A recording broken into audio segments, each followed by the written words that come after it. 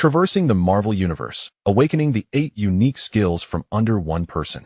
Early phase. Qing Huai diligently engages in exercise, steadfastly completing tasks, and deliberately refrains from associating with superheroes, opting for a cautious approach. Mid-phase. Qing Huai begins to weigh his hidden cards, contemplating the possibility of adopting a slightly more conspicuous demeanor. Late phase.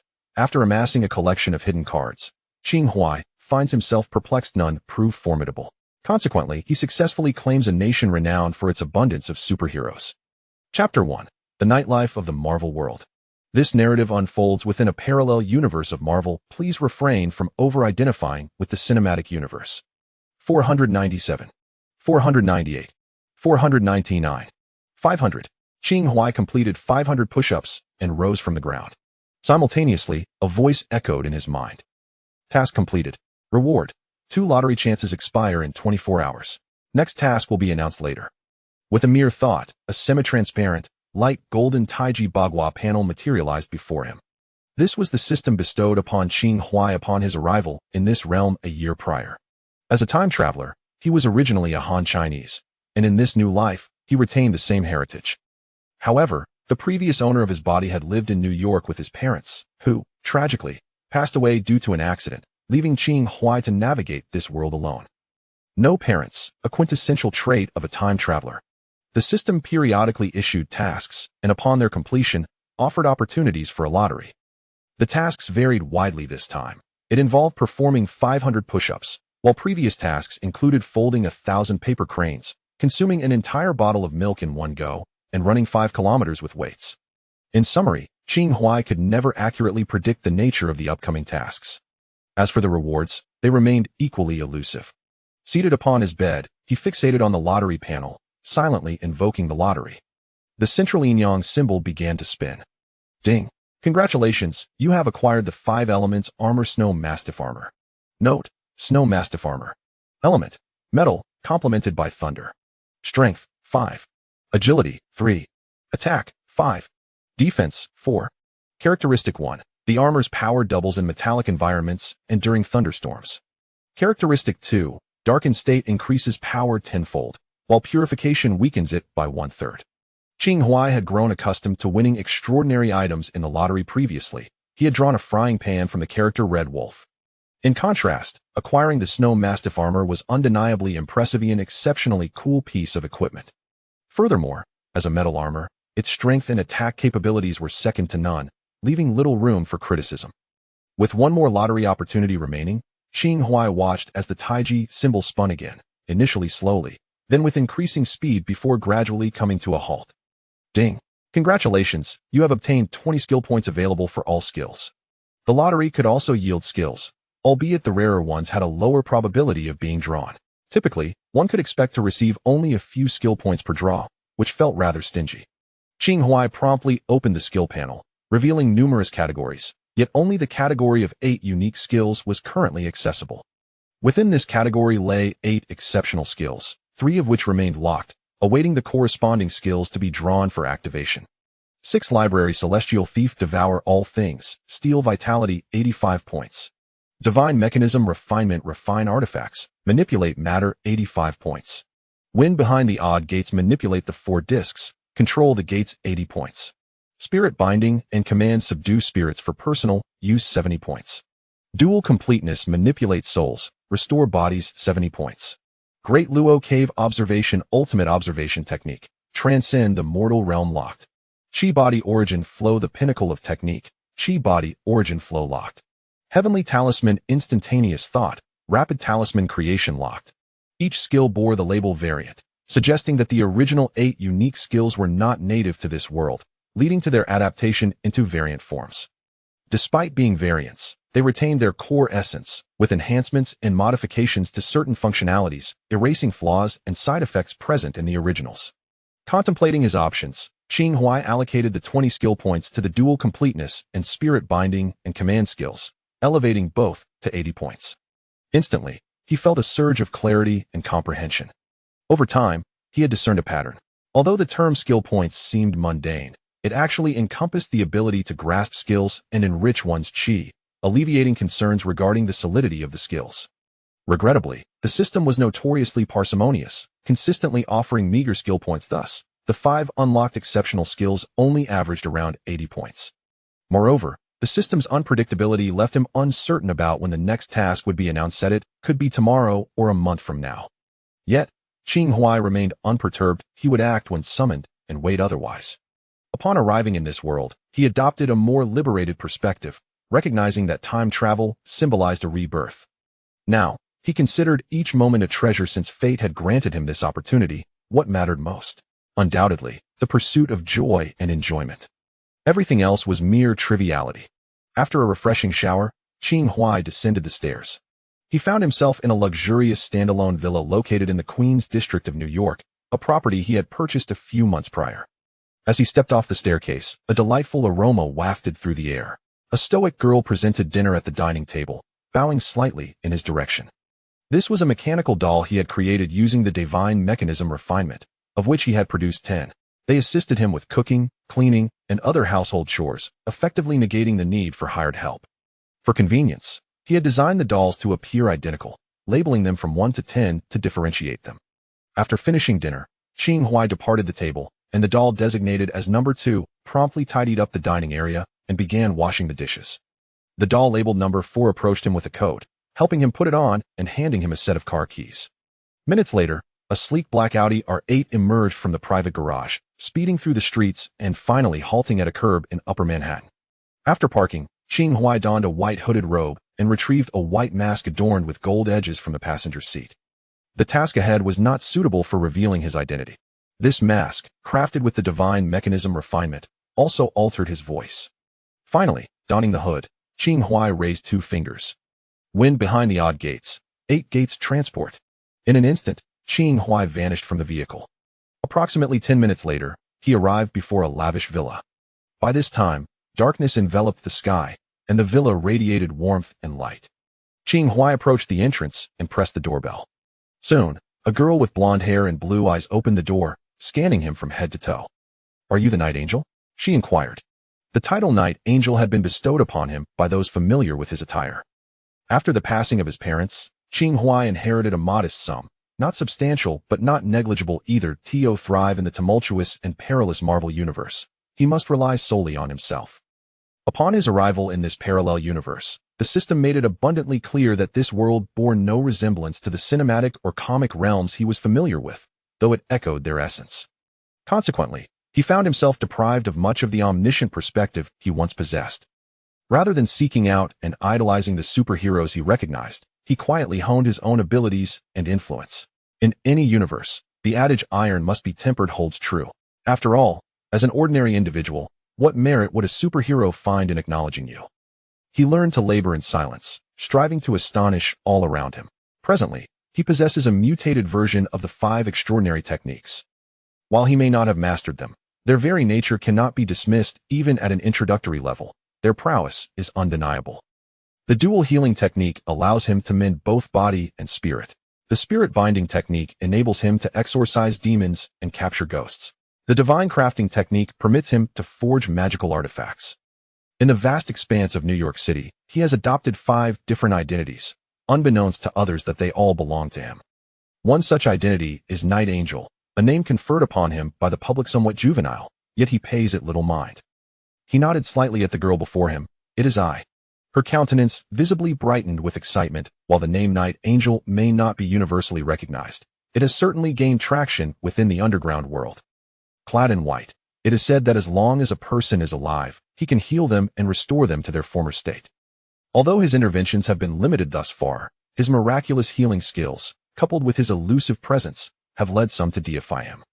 "Please, come in," the girl urged as she ushered him to the 2nd floor.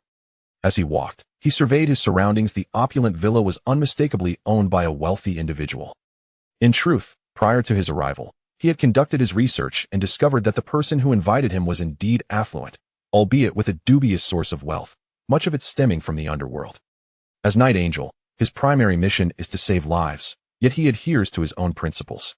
Before accepting any case, he conducts thorough background checks on the parties involved. He refrains from aiding the truly wicked, while doubling the compensation for lesser offenders, the multiplier dependent on the gravity of their transgressions. Occasionally, he offers his services for free to kind-hearted individuals in dire circumstances or those he finds particularly agreeable, though ultimately, it hinges on his mood. In essence, he possesses a discerning scale within his heart, dictating who deserves salvation and who ought to meet their end. This selective approach is possible because he has the capital to choose. The elderly gentleman before him, seated in a wheelchair, is ostensibly a magnate within a real estate firm, yet covertly, he leads a criminal syndicate. Based on his findings, this senior figure has committed numerous misdeeds, though he does not classify as an archvillain. Thus, he has come. Mr. Night Angel, I apologize for not being able to rise to greet you. The elder inclined his head slightly. It is of no consequence, he replied, approaching the elder and lifting the satin covering his lower body. Witnessing this, one of the elder's associates promptly drew a firearm. Lower your weapon. The elder barked at his subordinate, then turned respectfully to Night Angel. I apologize, my men are not well versed in etiquette. It is quite all right, Night Angel replied, casting a fleeting glance at the elder's severed limb before locking eyes with the elder's aquamarine gaze. An additional 200,000 for emotional distress. Of course, the elder nodded in agreement, understanding the customs of Night Angel.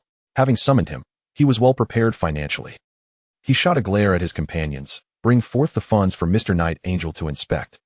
Shortly thereafter, several black boxes were presented, opened to reveal them brimming with US dollars. Please, Mr. Night Angel, do verify, the elder whispered. There is no need should there be any issues with the funds. I shall return, Night Angel stated, extending his left hand adorned with a ringen interspatial ring, a product of the divine crafting technique. He opened his palm, absorbing the cash into the ring, leaving behind empty boxes. The elder watched in astonishment, his excitement mounting. It appeared that he might truly regain his mobility. As for the money, he had no doubt about its legitimacy, he dared not risk it. Previously, someone had attempted to deceive Night Angel with counterfeit bills genuine on the surface, yet laced with fakes underneath. That individual cunningly arranged to meet Night Angel aboard a cruise ship, intending to detonate the vessel after his departure, hoping to escape unscathed. However, the following day, he was found dead in his newly acquired home, his body devoid of any visible wounds, passing away in a most enigmatic manner. It was as if his soul had been extracted by a demon. Since that incident, Night Angel has been entirely exalted. He possesses the power to save, yet can effortlessly take a life as well. Let us commence, Night Angel remarked, casting a glance at the individuals surrounding him, addressing the elder. The elder, understanding the unspoken command, signaled for everyone to leave the premises, leaving only the two of them on the upper floor. Night Angel returned to the elder's side, raising a hand that suddenly glowed with a crimson light. The mutated version of the dual healing technique, with the blue energy manipulating the soul and the red capable of directly repairing the body, even severed limbs. Chapter 2. Opening a shop for 2 employees. As a heavy object thudded from the upper floor, Night Angel descended the stairs. 2 of the elder's subordinates, stationed below, swiftly ascended, while the remaining few encircled Night Angel with their firearms drawn. Halt! Their duty was to ensure the elder's safety. Upon hearing the noise above, they needed to confirm his well-being, lest Night Angel be permitted to leave unchallenged. Lower your weapons, you fools. The elder, supported by aides, emerged from upstairs. Miraculously, his severed limb had regrown. Yet, due to prolonged reliance on the wheelchair, he struggled to acclimate to his newfound legs, resulting in a heavy fall as he attempted to stand. Night Angel surveyed the men slowly lowering their weapons, turning to the elder without a backward glance. I do not appreciate being threatened at gunpoint, especially not by the same group twice. At these words, the elder's newly restored legs buckled beneath him. I apologize, it is my failure in guidance. I am willing to offer an additional 200,000 as compensation. 50,000. Having labored to stand once more, he was unwilling to allow these imbeciles to jeopardize his hard-won mobility. The elder bellowed, you imbeciles. Kneel and apologize to Mr. Night Angel. There's no need, Night Angel interjected, dismissing the elder's commands as he continued his descent down the staircase. No one could decipher whether his no need referred to the kneeling or the additional payment. Just as the elder exhaled in relief, believing Night Angel had chosen to overlook the matter, the men in black suits suddenly collapsed without warning. Including the 2 who had assisted the elder, all 8 of the black-clad men in the room fell simultaneously. The elder, deprived of support, stumbled and fell heavily, glancing at the fallen figures beside him, trembling as he reached out to check for signs of life. They were dead, just like that, suddenly, inexplicably. It was as if their souls had been claimed by a demon. The elderly man was suddenly drenched in cold sweat. After years of navigating the underworld, only the notorious boss Jean had ever instilled such fear within him. This was not mere apprehension, it was the kind of terror that suggested he could lose his life at any moment. At that moment, the only occupants left in the house, apart from the Night Angel himself, were the old man and the blonde girl who had opened the door. Upon witnessing the elderly man collapse, the girl intended to rush upstairs to assist him, but was halted by his sharp cry, "Emily." She froze in her tracks, then heard the old man's tremulous command, "See Mr. Night Angel out." Emily followed Qing Huai to the door, bidding him farewell with a polite, "Please take care." The girl's earlier excitement upon meeting Qing Huai was now overshadowed by profound fear. She had thought she was in the presence of a hero, only to discover he was a demon capable of extinguishing lives in an instant. Qing Huai stood at the entrance, glanced around, and chuckled lightly. The sound sent a shiver down Emily's spine, rendering her speechless. Qing Huai, however, did not linger. He gradually receded into the night, becoming one with the shadows. Breathing a sigh of relief, Emily hurried back inside. At the same time, the hidden figures clad in black emerged from their concealment, entering the house. The elderly man, shrewd as ever, was aware that the Night Angel was not only a skilled healer, but also a perilous individual, prompting him to keep some men hidden in the shadows as a precautionary measure. Yet, it seemed that if the Night Angel truly wished him harm, these men would be of little use. Emily dashed upstairs to assist the elderly man, while the others entered, their faces a canvas of shock upon discovering the body on the floor. One of them leaned in and whispered, "Boss, should we pursue and eliminate him to reclaim our money?" The old man instinctively glanced towards the door, then delivered a sharp slap, exclaiming, "What the hell? Someone, toss him into the sea." Qing Huai settled back into his car, removing his mask, and tossed a cracked silver coin onto the passenger seat. One side of the coin bore the image of a clockwise clock, while the other depicted a counterclockwise Oni tool for pausing time. He now possessed a mutated version of the 5 odd techniques, which, when combined, yielded extraordinary results. This coin was a magical artifact he had created by merging the divine skill of refined craft and the wind after Strange Gate.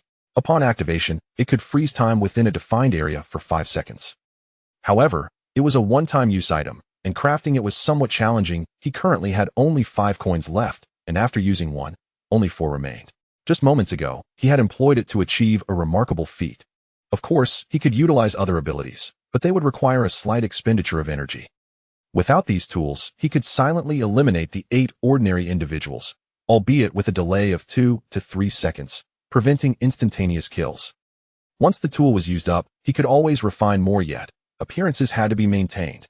As the saying goes, one can regain their life after 18 years, but one's charm lasts a lifetime. Upon returning home, it was nearly midnight. His mechanical assistants worked seamlessly. Some parked his car in the garage, others prepared his slippers and hung up his clothes, while a few had already filled the bathtub with warm water. As Qing Huai sank into the soothing bath, he contemplated the idea of writing a novel titled My Days as an Emperor in the Marvel Universe. Ultimately, he decided against it. He already had enough aliases, and his finances were secure, making it unnecessary to seek further complications. Moreover, who would even write a novel? Not even a dog would. This is specifically aimed at the author. After his bath, the mechanical girl presented him with a set of pajamas. Once changed, Qing Huai returned to his bedroom and powered on a sleek black laptop, an unexpected prize from a lottery draw. The system had described it as a fantastic computer. Indeed, it was exceptional, boasting vast memory and impressive battery life, showing no signs of lagging. Yet, it possessed more than just technical prowess. This computer was akin to Stark's Jarvis, but less intelligent. It allowed him to browse any website without the risk of being monitored. In other words, tracking his movements through the digital realm was nearly impossible for anyone else. Once online, Qing Huai accessed an underground trading site teeming with a mix of legal and illegal transactions. Ranging from weapons and organs to secondhand slippers, there was virtually no limit to what could be traded. He held 2 accounts on this platform, each representing one of his aliases, with Night Angel being one of them. In this world, as long as one possessed skill and audacity, amassing wealth was hardly a challenge. If one could not be a superhero, why not embrace the role of a villain? After perusing the site, he logged into another account belonging to a weapons dealer. After glancing through some messages and responding to a few, he exited the account and shut down the laptop. The earnings from today were sufficient to purchase another sports car. In fact, if Qing Huai had solely aimed to make money, a single alias would have sufficed for a lifetime. The reason for his multitude of aliases was twofold: to enhance his 8 odd techniques and to indulge in a bit of mischief. As for converting the underground earnings into legitimate funds, given his newfound prowess with the wind after Strangegate, he considered himself a novice sorcerer, more than capable of handling such trivial matters. At precisely 12:30, Qing Huai turned off the lights and retired for the night. The following day, he rose leisurely, proceeded to wash up, and enjoyed a relaxed breakfast. With no tasks assigned by the system, he habitually engaged in some exercise to maintain his fitness before jogging to his shop. Queens could almost be regarded as the most culturally diverse borough globally, and within it, he operated a jewelry store specializing in trinkets adorned with elements of Chinese culture. Upon entering the shop, a gentle chime of wind bells greeted him, and a lovely red-haired girl called out, "Good morning, boss." He waved back, "Good morning, Wanda." Currently, the shop employed just 2 staff members, a pair of twin siblings Wanda Maximoff and Pietro Maximoff, known to many as Scarlet Witch and Quicksilver. To understand their presence in his store, one must recount the system's singular significant mission assigned to Qing Huai. 6 months prior, the system had tasked him with preventing a disaster in a small town in Central Europe. Initially, he was bewildered, uncertain of the system's true intentions, until he encountered the siblings in that town. At the time, the newly awakened Wanda and Pietro were doing odd jobs when an employer, in a fit of rage, attempted to assault Wanda. In a moment of uncontrolled power, Wanda inadvertently killed the employer and wreaked havoc, drawing the ire of the townsfolk who branded her a witch. It was at this critical juncture that Qing Huai intervened, rescuing the two. Note: the twins have 3 different portrayals in comics and films. This narrative adopts the original comic version, wherein they are known as the children of Magneto. This storyline aligns with the original comic plot, albeit in the comics, it was Magneto himself who rescued them. Qing Huai brought them to New York, but did not allow them to reside with him, ostensibly to grant them freedom, while in reality, it was to facilitate his own clandestine operations. During their time in Central Europe, Qing Huai presented them with a choice: to part ways, inevitably encountering similar circumstances in the future, or to collaborate with him, wherein he would teach them to harness their powers. Clearly, they opted for the latter. In truth, Qing Huai was not particularly skilled in teaching, however. He was a devoted fan of numerous superhero films and believed that by emulating what he had seen, combined with his own unique abilities, he could manage adequately. Qing Huai accommodated them in his ancestral home and subsequently established a shop, providing them with a relatively formal employment opportunity. As the saying goes, this establishment was opened solely for the benefit of these 2 employees. Chapter 3: Transactions and Intelligence to establish oneself securely in a world teeming with extraterrestrials and deities. Merely enhancing one's own abilities proves insufficient. At times, it is essential to forge alliances with pivotal allies who can offer substantial support in critical moments. Among these, none is more formidable than the Scarlet Witch, a wielder of chaotic magic and an officially recognized core entity of the Marvel multiverse. Whereas Peter, Qing Huai observed that Wanda was the sole occupant of the shop. "I am here, boss." Pietro, with his silver hair, peeked out from a corner. Playing games during work hours incurs a $10 fine. Qing Huai cast a glance at the gaming console hidden behind the wall. "Oh no," Pietro lamented. "Please, boss, I was wrong. Forgive me this time, and I promise to work diligently moving forward." "You seem to have made a similar promise last time." Qing Huai raised an eyebrow and settled into a seat. During the early hours, the shop saw few patrons, but gradually, the number of customers began to increase. When Qing Huai initially decided to open a jewelry shop, he had prepared himself for a lackluster turnout, never anticipating that business would flourish unexpectedly. It surpassed his expectations significantly, despite his limited commercial experience. Some of the jewelry he created through meticulous craftsmanship was both aesthetically pleasing and elegant, attracting numerous foreign customers. Many foreigners today retain a keen interest in authentic Chinese culture. After lounging in the armchair for a while, it was time for lunch. "Peter, lock the door.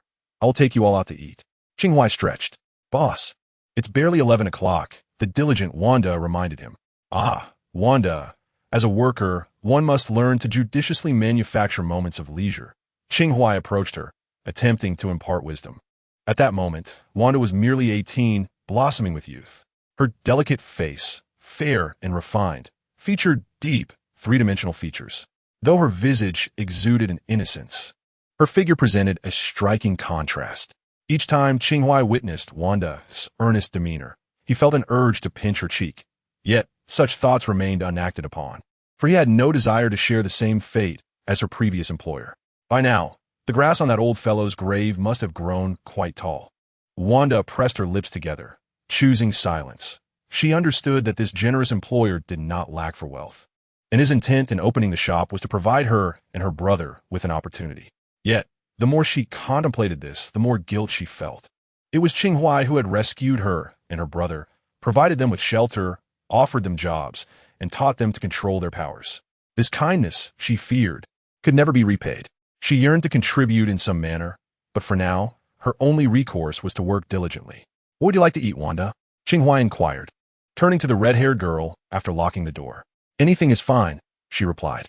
This phrase was likely the most frequently uttered by her in Qing Huai's presence, as he habitually sought their opinions on his choices, and Wanda's responses were consistently agreeable. "Everything is fine, or we could defer to the boss." However, Pietro consistently offers commendable suggestions. "I crave braised food," he exclaimed. Qing Huai and Wanda responded in unison. "Well, it's not that he always has brilliant ideas." Qing Huai, being of Huaxia descent, naturally holds a deep affection for Chinese cuisine, which prompts him to occasionally take his 2 employees to savor the delights of his homeland. Yet, ever since Pietro tasted braised food, he inexplicably bestowed it with an exceptionally high praise, incessantly clamoring for it whenever the topic of meals arose. Although Qing Huai once relished it, the prospect of eating it repeatedly became unbearable. "Wanda, it's up to you to introduce some novelty," Qing Huai said, his eyes glimmering with anticipation. Wanda blinked and suggested, "How about we have dumplings?" Qing Huai sighed softly, shaking his head. Dumplings were indeed among his favorite dishes, but a year ago, he didn't hold them in such high regard. However, since his arrival in this new world, he found himself unexpectedly enamored with dumplings. In his hometown, they were a staple during travels and festive gatherings, symbolizing familial unity. What once seemed trivial now resonated deeply with him. His fondness for dumplings now felt more like a yearning for home. He had previously shared this sentiment with Wanda at the dining table, though he refrained from mentioning his extraordinary circumstances, and she had kept it in mind. Now, when he inquired about her culinary desires, she chose something he adored. "Let's go," Qing Huai smiled, slipping his hands into his pockets as he led the 2 siblings to the restaurant. He understood that Wanda felt a sense of indebtedness towards him and thus often placed herself in a humble position. It would take time for Qing Huai to remedy this perception, but he was patient. There was plenty of time ahead. Although New York in the Marvel Universe was chaotic and perilous, it was ultimately Scarlet Witch, and the danger was more likely to befall others. While dining, the television broadcasted news of the Avengers dismantling a nefarious organization. Pietro leaned closer. "Boss, do you truly have no connections within the Avengers?" Qing Huai raised an eyebrow. "It seems there may be some." "Really?" Pietro's eyes widened with anticipation. "Not long ago, I met a girl at a bar who turned out to be quite a notorious terrorist. She was recently apprehended by Captain America," Qing Huai remarked, glancing at Pietro. "Is that connection sufficient, dear boy?" Pietro's expression instantly fell. "Boss, please don't jest. In this world, in this city, the Avengers remain the most renowned superhero team to date. Their spirit inspiring countless adolescents. Pietro Maximoff is one of those enthralled by them. To this silver-haired lad, the boss, possessing such strength and kindness, surely must be a superhero in his own right." Initially, Pietro merely inquired whether Qing Huai was a member of the Avengers. However, upon observing his employer's perpetual demeanor of indulgence and revelry, he soon abandoned that line of questioning. Consequently, he redirected his curiosity towards the nature of Qing Huai's connections within the Avengers. Qing Huai discerned that this brash young man, full of confidence, yearned to join the ranks of the Avengers, yet he possessed no substantial ties. Over the past year, he had deliberately steered clear of interactions with these superheroes, focusing solely on his own endeavors. In the parlance of cultivation novels, this was akin to avoiding entanglement in causality. Now, having acquired a modicum of capability, he felt emboldened to act with a touch more audacity. He turned to Pietro and asked, "Do you wish to join the Avengers? Is that possible?" Pietro's eyes sparkled with enthusiasm. "Of course it is, but you must act swiftly." Qing Huai first painted a vivid picture of possibilities for Pietro, then turned to Wanda. "What about you, Wanda? Do you wish to join?" Without hesitation, she shook her head, expressing her disinterest. Yet, as soon as she uttered those words, a flicker of regret washed over her. Perhaps, if she truly became an Avenger, she could utilize her abilities to contribute to her employer's endeavors. Qing Huai chose to remain silent, silently contemplating the notion that if Pietro genuinely aspired to join the Avengers, he would not mind subtly facilitating that ambition from behind the scenes. It would mean that he, too, would have genuine connections within the Avengers. However, he himself had no desire to join. It was not out of fear of danger, but rather because he believed that once one embraced the title of a hero, one would inevitably be burdened by the constraints of moral obligation. He wished to avoid such a fate.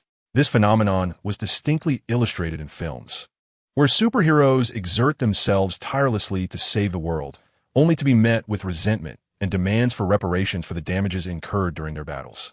Some even attributed the casualties resulting from villainous invasions to their actions. Was this not a blatant form of bullying towards the honest? Thus, while Qing Huai held deep respect for those superheroes, he did not aspire to become one of them. Nonetheless, this was merely his personal conviction, and he would not impose it upon others. Regardless of whether the siblings desired to join the Avengers, he would honor their choices. After finishing their meal, Qing Huai took a nap in the shop, and as the sun began to set, bid farewell to the siblings before returning home. As night fell, he departed Queens in an unremarkable black car. Having rested sufficiently in the afternoon, he found himself unable to sleep that night, providing the perfect opportunity to assume his alternate identity as a weapons dealer. He drove to a desolate area, parking his car. Shortly thereafter, a dilapidated pickup truck approached, casting a faint glow in the darkness. This place lacked even streetlights. Donning a cowboy hat, Qing Huai placed the white mask from his last encounter over his face, gently activating it. To his astonishment, the mask began to transform, ultimately morphing into a black mask entirely unlike the previous one. He exited the vehicle. The battered pickup had come to a halt, and several individuals emerged. They possessed diverse skin tones and wore tattered clothing, resembling denizens of a slum. A group of individuals approached Qing Huai, bowing their heads in deference, addressing him as boss. In truth, this assembly comprised the most marginalized members of society, yet they constituted a faction within Qing Huai's sphere of influence. Rather than referring to them as a faction, Qing Huai preferred to designate them as partners in trade. The city appeared resplendent on the surface, yet its filthy sewers were infested with rats. These individuals were akin to those rats, humble and diminutive, yet pervasive throughout the streets and alleys. Qing Huai sold them rudimentary magical artifacts, not in exchange for money, but for information. He adhered to a singular principle. These artifacts must not be used against the virtuous, as that could lead to complications. Beyond that, it mattered little to him whether they utilized the artifacts themselves, resold them at exorbitant prices, or discarded them into the sea. Boss, the leader of the group said, presenting a small booklet to Qing Huai. Despite Qing Huai's repeated assertions that they were merely collaborators, they continued to address him as boss. Living at the lowest echelons of society and subjected to oppression, they viewed Qing Huai as the one who granted them an opportunity. They had spontaneously formed an underground organization and regarded Qing Huai as their leader. "Thank you for your hard work," Qing Huai said, accepting the booklet and casually tucking it into his pocket. He then raised a hand gently, and 3 boxes materialized atop the vehicle's trunk. Opening one of the boxes revealed a neatly arranged layer of black beads. "Protection beads," he explained, when the wearer is subjected to malicious attacks. A layer of energy, qi, automatically envelopes their body, offering bulletproof defense, though it deteriorates with the frequency and intensity of assaults. Upon opening the second box, he unveiled items the size of ping-pong balls. Spatial orbs, he continued, capable of containing objects far larger than themselves, albeit limited to inanimate matter. While similar in function to Qing Huai's spatial ring, the latter's internal space was considerably more expansive, accommodating a broader range of items. The final, largest box contained functional gloves, which could be worn up to the forearm. The wrist could deploy an electric net, and the fingers could adhere to walls. A small circular device on the arm could emit waves to shield and create signals, useful for intelligence gathering. "I have included the instructions within the boxes," Qing Huai said, stepping aside to allow the individuals to experiment with the weapons. The leader accompanied Qing Huai to the side and remarked, "Boss, we have given our organization a name." "Oh," Qing Huai inquired with a hint of curiosity. "We call ourselves the Tongji Society. Though we dwell at the societal bottom, we believe that if we unite, we can change the world. What do you think of this name, boss? If it doesn't suit, we can change it." Yes, it is quite good. Qing Huai replied with a smile, patting his shoulder. Jason, this is your team. You shall decide for yourselves. A fleeting expression of disappointment crossed Jason's face, quickly replaced by a smile as he nodded and stood by, observing the others as they tested the weapons. After the trials concluded, they loaded the boxes onto the pickup truck they had arrived in. Qing Huai slipped his hands into the pockets of his trench coat and turned to walk toward his own vehicle. From beginning to end, he regarded this merely as a transaction. Qing Huai settled back into the car, observing the pickup truck as it drove away. The name Tongji Society echoed in his mind, piquing his interest. He had previously maintained a deliberate distance from these individuals, striving to avoid entanglement in causality, fearful of attracting troublesome matters. Qing Huai understood that such causality could never be entirely evaded. He simply believed that one ought to possess commensurate strength in any endeavor. Sometimes, when one's power is sufficient, certain troubles cease to be troubles. Moreover, when a force begins to rise, the leader must possess adequate capability. Frankly, he had lacked such ability before and could not assume the role of a leader, but now it seemed, as he had previously contemplated, that he could afford to be a bit bolder. However, there was no need to rush. Patience was key. Once they became accustomed to Qing Huai's indifference, even a slight gesture of kindness from him would evoke gratitude from them. It was akin to having consistently treated someone well. Any minor lapse would lead to resentment. Conversely, if one had been consistently unkind, a single act of kindness could alter their perception, even inducing profound gratitude. To be candid, it was rather petty, but that was the reality. Dismissing such thoughts, Qing Huai opened the small booklet that contained various bits of intelligence regarding the city over this period. The range was broad, detailing events such as, on a certain date, Tony Stark attended an upscale gathering. On another date, Daredevil eradicated a gang. Yet another date witnessed a clash between rival factions. And on yet another date, the Osborn Group unveiled new research equipment, which was subsequently banned due to excessive risk. Recently, reports surfaced of the emergence of mutants. Among other such matters, some of this information was gleaned from news, while other details could only be unearthed through discreet inquiries. After perusing the contents, Qing Huai had a general understanding. He merely needed to grasp the overarching trends within the city. However, he felt a twinge of regret that there was still no mention of Spider-Man. This indicated that, up to this point, Spider-Man did not yet exist. After all, Spider-Man was a superhero of extraordinary popularity. When Qing Huai first traversed into this world, many heroes he recognized were already making headlines, with the exception of Peter Parker, the Spider-Man. Qing Huai later conducted specific research and found that Peter Parker indeed existed and attended Midtown High School, yet he seemed merely an ordinary high school student. Thus, the most plausible explanation was that in this timeline, Peter Parker had not yet been bitten by that fateful spider. Other intelligence was unremarkable. Everything remained as usual, with blooms flourishing and decay continuing unabated. A city, in both its visible and hidden aspects, in daylight and darkness, each thriving in its own manner.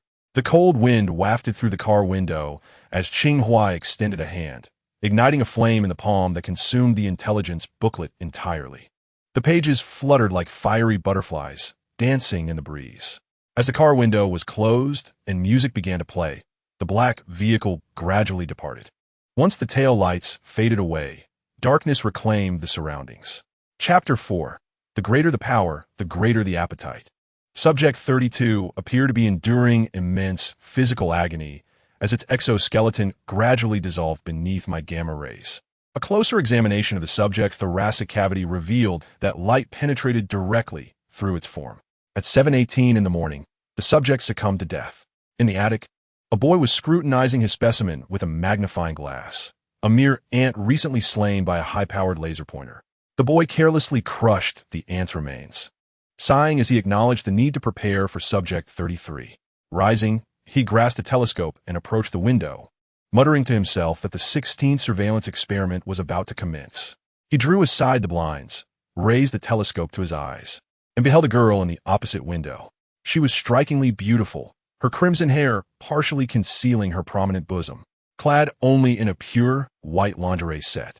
Her well-defined curves and smooth, taut skin were evident, devoid of any excess flesh on her waist and legs. At that moment, she was in the process of changing her attire. The subject remained oblivious to her state of being observed. Through the telescope, the boy gazed at this tantalizing scene, swallowing hard as he retrieved a pink softcloth from beneath his bed and unzipped it. The girl had finished changing, donning a pristine white short-sleeved shirt and form-fitting jeans that accentuated her physique. 3 minutes later, the boy zipped up the cloth, gently grasping it in his palm. Thinking he still needed to collect additional samples from the subject's vicinity for analysis. Suddenly, an irate voice erupted from downstairs. "Patton, hurry up and get down here. You're going to be late for school. I'm not driving you." At the same time, the girl across the way prepared to descend stairs, fastening her hair with a clip. "Okay, Uncle Ty, I'm coming." Patton concealed the soiled cloth back under his bed and slung his backpack over his shoulder as he descended the stairs. As Patton stepped outside, he noticed the girl from next door also emerging with her own backpack. Deliberately, he slowed his pace, stealthily trailing behind her, allowing him to observe the subject with unrestrained scrutiny. It seemed she had lost a bit more weight, he mused, watching her slightly swaying hips. Thus they proceeded, one in front of the other. Patton watched as the girl boarded the school bus, and he hurriedly followed suit. Then, an overwhelming moment unfolded. Only one seat remained on the bus, adjacent to the girl. Patton kept his head down, hesitating whether to approach. Just then, the girl cheerfully beckoned him. "Patton, over here." Instantly, all eyes in the bus turned to him. The elderly school bus driver turned and said, "Children, fasten your seatbelts. We are about to accelerate." Reluctantly, Patton steeled himself and took a seat. This was the first time he had been so close to the experimental subject, and he felt a flush of heat coursing through his body, his heart racing furiously. Yet, at the same time, he found himself involuntarily drawing in deep breaths, craving the air around him. The experimental subject carried a scent reminiscent of strawberries. Suddenly, the girl whispered to Patton, "Are you particularly excited about the upcoming science exhibition?" Patton glanced at her in surprise and responded with a voice barely louder than a mosquito's. You're a science enthusiast, aren't you?" she inquired with keen interest. To call him merely a science enthusiast was a euphemism, as his classmates often referred to him as a freak. He was reclusive, eccentric, and friendless, spending his days huddled in a corner, engrossed in science fiction comics, often stuttering when conversing with others. Patton nodded. "I suppose so. Did you know? I heard online that the organization behind this science exhibition has been secretly conducting animal experiments, chemical burns, and genetic modifications.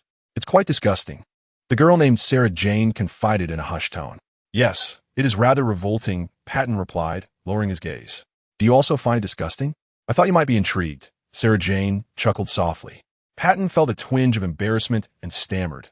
"What has said online ISN, T always accurate, right?" "I know," Sarah Jane teased, sticking out her tongue. "I was just joking. Are you nervous?" Patton was tense. Sitting beside Sarah Jane, felt as if surrounded by tigers. Since boarding the bus, he had barely dared to move. "And no," Patton stammered, "I'm just a bit excited." "That's good. Just stick by my side later," Sarah Jane said. "What?" Patton asked, surprised. "Why?" "Because we are neighbors," she replied, her eyes narrowing into crescent moons as she smiled. Patton lowered his head again, glancing at his shoes, and nodded almost imperceptibly, all right. Although they were neighbors, it was the first time Patton had engaged in such a lengthy conversation with Sarah Jane. She was attractive and well-liked, and they had never really interacted before, apart from the occasional greeting at school. The school bus soon arrived at the exhibition venue. The teacher organized the students, instructing them, "This exhibition involves more than just our school, so everyone, please stay together, especially avoid provoking students from other schools." Patton and Sarah Jane lingered at the back of the line. He turned to see a group from another school, where a boy with a camera caught his eye. They exchanged an awkward glance, and the boy nodded slightly at Patton. "Do you know him?" Sarah Jane asked curiously. "And no, I don't," Patton replied, scratching his neck. "What a pity. I thought you could help me with a contact number," Sarah Jane remarked half-jokingly. The two teams entered the exhibition hall, following one another as they explored the exhibits. Patton indeed possessed a peculiar fascination with science. Yet the presence of the experimental subject he monitored daily beside him rendered him somewhat uneasy. After the unified introduction of the exhibits, the students were allowed to explore freely. Sarah Jane and Patton found themselves before a transparent vessel, within which a spider was spinning its silk. It was truly beautiful. Sarah Jane shifted her gaze from the spider to Patton. "Do you like spiders?" "No," Patton instinctively replied, but quickly amended. "What I mean is, many people dislike spiders. but I find them fascinating. I enjoy studying their habits. Is that so? Sarah Jin looked at Patton with admiration. You are remarkable. Unbeknownst to them, their bodies inched closer together. Sarah Jin softly inquired, could you tell me more about them? About what? Patton asked, puzzled. Anything, spider habits, the movement of planets, everything, you know. She replied, her sapphire blue eyes sparkling like gemstones. I can sense that you are special, and I wish to know you better. May I? Of course, Patton stammered, feeling a bit flustered. Then it settled. Come to my house this weekend. Sarah Jin smiled and redirected her attention to the bizarre exhibits once more. Is this considered a date? Patton pondered, astonished that the experimental subject had invited him to her home. An unprecedented development. Sarah Jin gently bent down to observe the spider in the vessel, causing her white shirt to ride up, revealing her fair skin at her lower back. Patton stood behind her, momentarily entranced. He involuntarily reached out towards that creamy skin, entirely oblivious to a spider that had scuttled out from somewhere, climbing up his neck and delivering a sharp bite. Ah! Patton yelped in pain. What happened? Sarah Jin gasped in surprise. In nothing, Patton replied, clutching his neck as he glanced back. At that moment, the spider descended from his clothing and swiftly scurried away. As dusk fell, Patton returned home, his body weary and his head spinning. You're back. Go get me some alcohol. Uncle Tai, inebriated on the sofa, slurred. Uncle Tai, I'm not feeling well. I'm going to sleep, Patton replied, feeling as though he could barely stand. He steadied himself against the wooden railing as he ascended the stairs, collapsing onto his bed. Thud, thud, thud. Heavy footsteps climbed the stairs. You deaf? I told you to get me some alcohol. Uncle Tai kicked open the door, brandishing his belt and striking Patton. You think you can ignore me? After the blow, Patton's skin immediately reddened and swelled. I didn't mean to. I just feel unwell. I think I'm sick. Sick? You're the one who lost your mind. Uncle Tai, without a moment's hesitation, struck Patton once more, exclaiming, I should never have brought you back. You freak. Useless. I shall not buy you any medicine. Feeling unwell, are you? Let me cure you with this belt.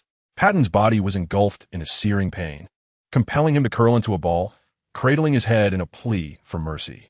Stop. Uncle, I beg you cease this. Time seemed to stretch indefinitely as Patton's consciousness gradually sank into darkness. He could hear Uncle Tai's curses fading away, and the pain in his body dulled to a mere whisper. He slipped into a profound slumber. When he awoke, the world outside had succumbed to night. Starving, Patton staggered down the stairs, opened the refrigerator, and hastily shoved leftovers into his mouth. However, before he could swallow, an indescribable wave of nausea overcame him, forcing him to expel the contents. What is happening to me? At that moment, he realized his body had undergone a peculiar transformation. He could no longer consume anything. He could see clearly without glasses. He felt everything. The dust particles dancing in the air, the pervasive scents, and the myriad of subtle sounds. Thump, thump, thump. The sound of his heartbeat. Yet, it was not only his own heartbeat he heard. The aroma of food wafted tantalizingly through the air. How delicious! This was the feast he deserved. What could it be? Patton pressed his limbs against the ground, quietly awaiting something. Suddenly, as if by instinct, he reached forward, and to his astonishment, a white silk thread shot forth from his wrist. What is happening? Patton stared in disbelief at the thread emanating from his body. Is it that spider? It must be. It bit me, transferring its power to me, turning me into the subject of my next experiment. Subject 33. Patton reeled in the silk, capturing a small mouse hidden in the corner. How delectable! A glint of greed sparkled in his eyes as he extended his tongue, licking his lips before sinking his teeth into the creature, severing half of its body. Blood coursed down his throat. He had never tasted such exquisite sustenance. Patton relished the mouse, devouring it with fervor, blood, and saliva trickling down his chin. His body felt invigorated. Was it truly that eating would make him stronger? His eyes began to glow an unmistakable crimson. Next, a grand feast awaited. Uncle Tai, unsteadily returning home with half a bottle of liquor in hand, found it was already deep into the night. Upon opening the door, a putrid, bloody stench assaulted his nostrils. Patton, what are you doing? He bellowed, fumbling to switch on the lights. As illumination flooded the room, Uncle Tai's inebriation began to fade. For a fleeting moment, he suspected he had stumbled into the lair of a spider demon. The room was in disarray, the floor soaked with scarlet liquid. The walls and ceiling were draped with cobwebs, and some objects tightly wrapped in the webs wriggled gently. Patton. Uncle Tai loosened his grip, and the bottle shattered on the ground, brown liquid gushing forth from its mouth. Patton's voice echoed from behind Uncle Tai. Turning around and looking up, Uncle Tai beheld Patton clinging to the ceiling like a colossal spider. His legs weakened, he collapsed to the floor. Patton? You.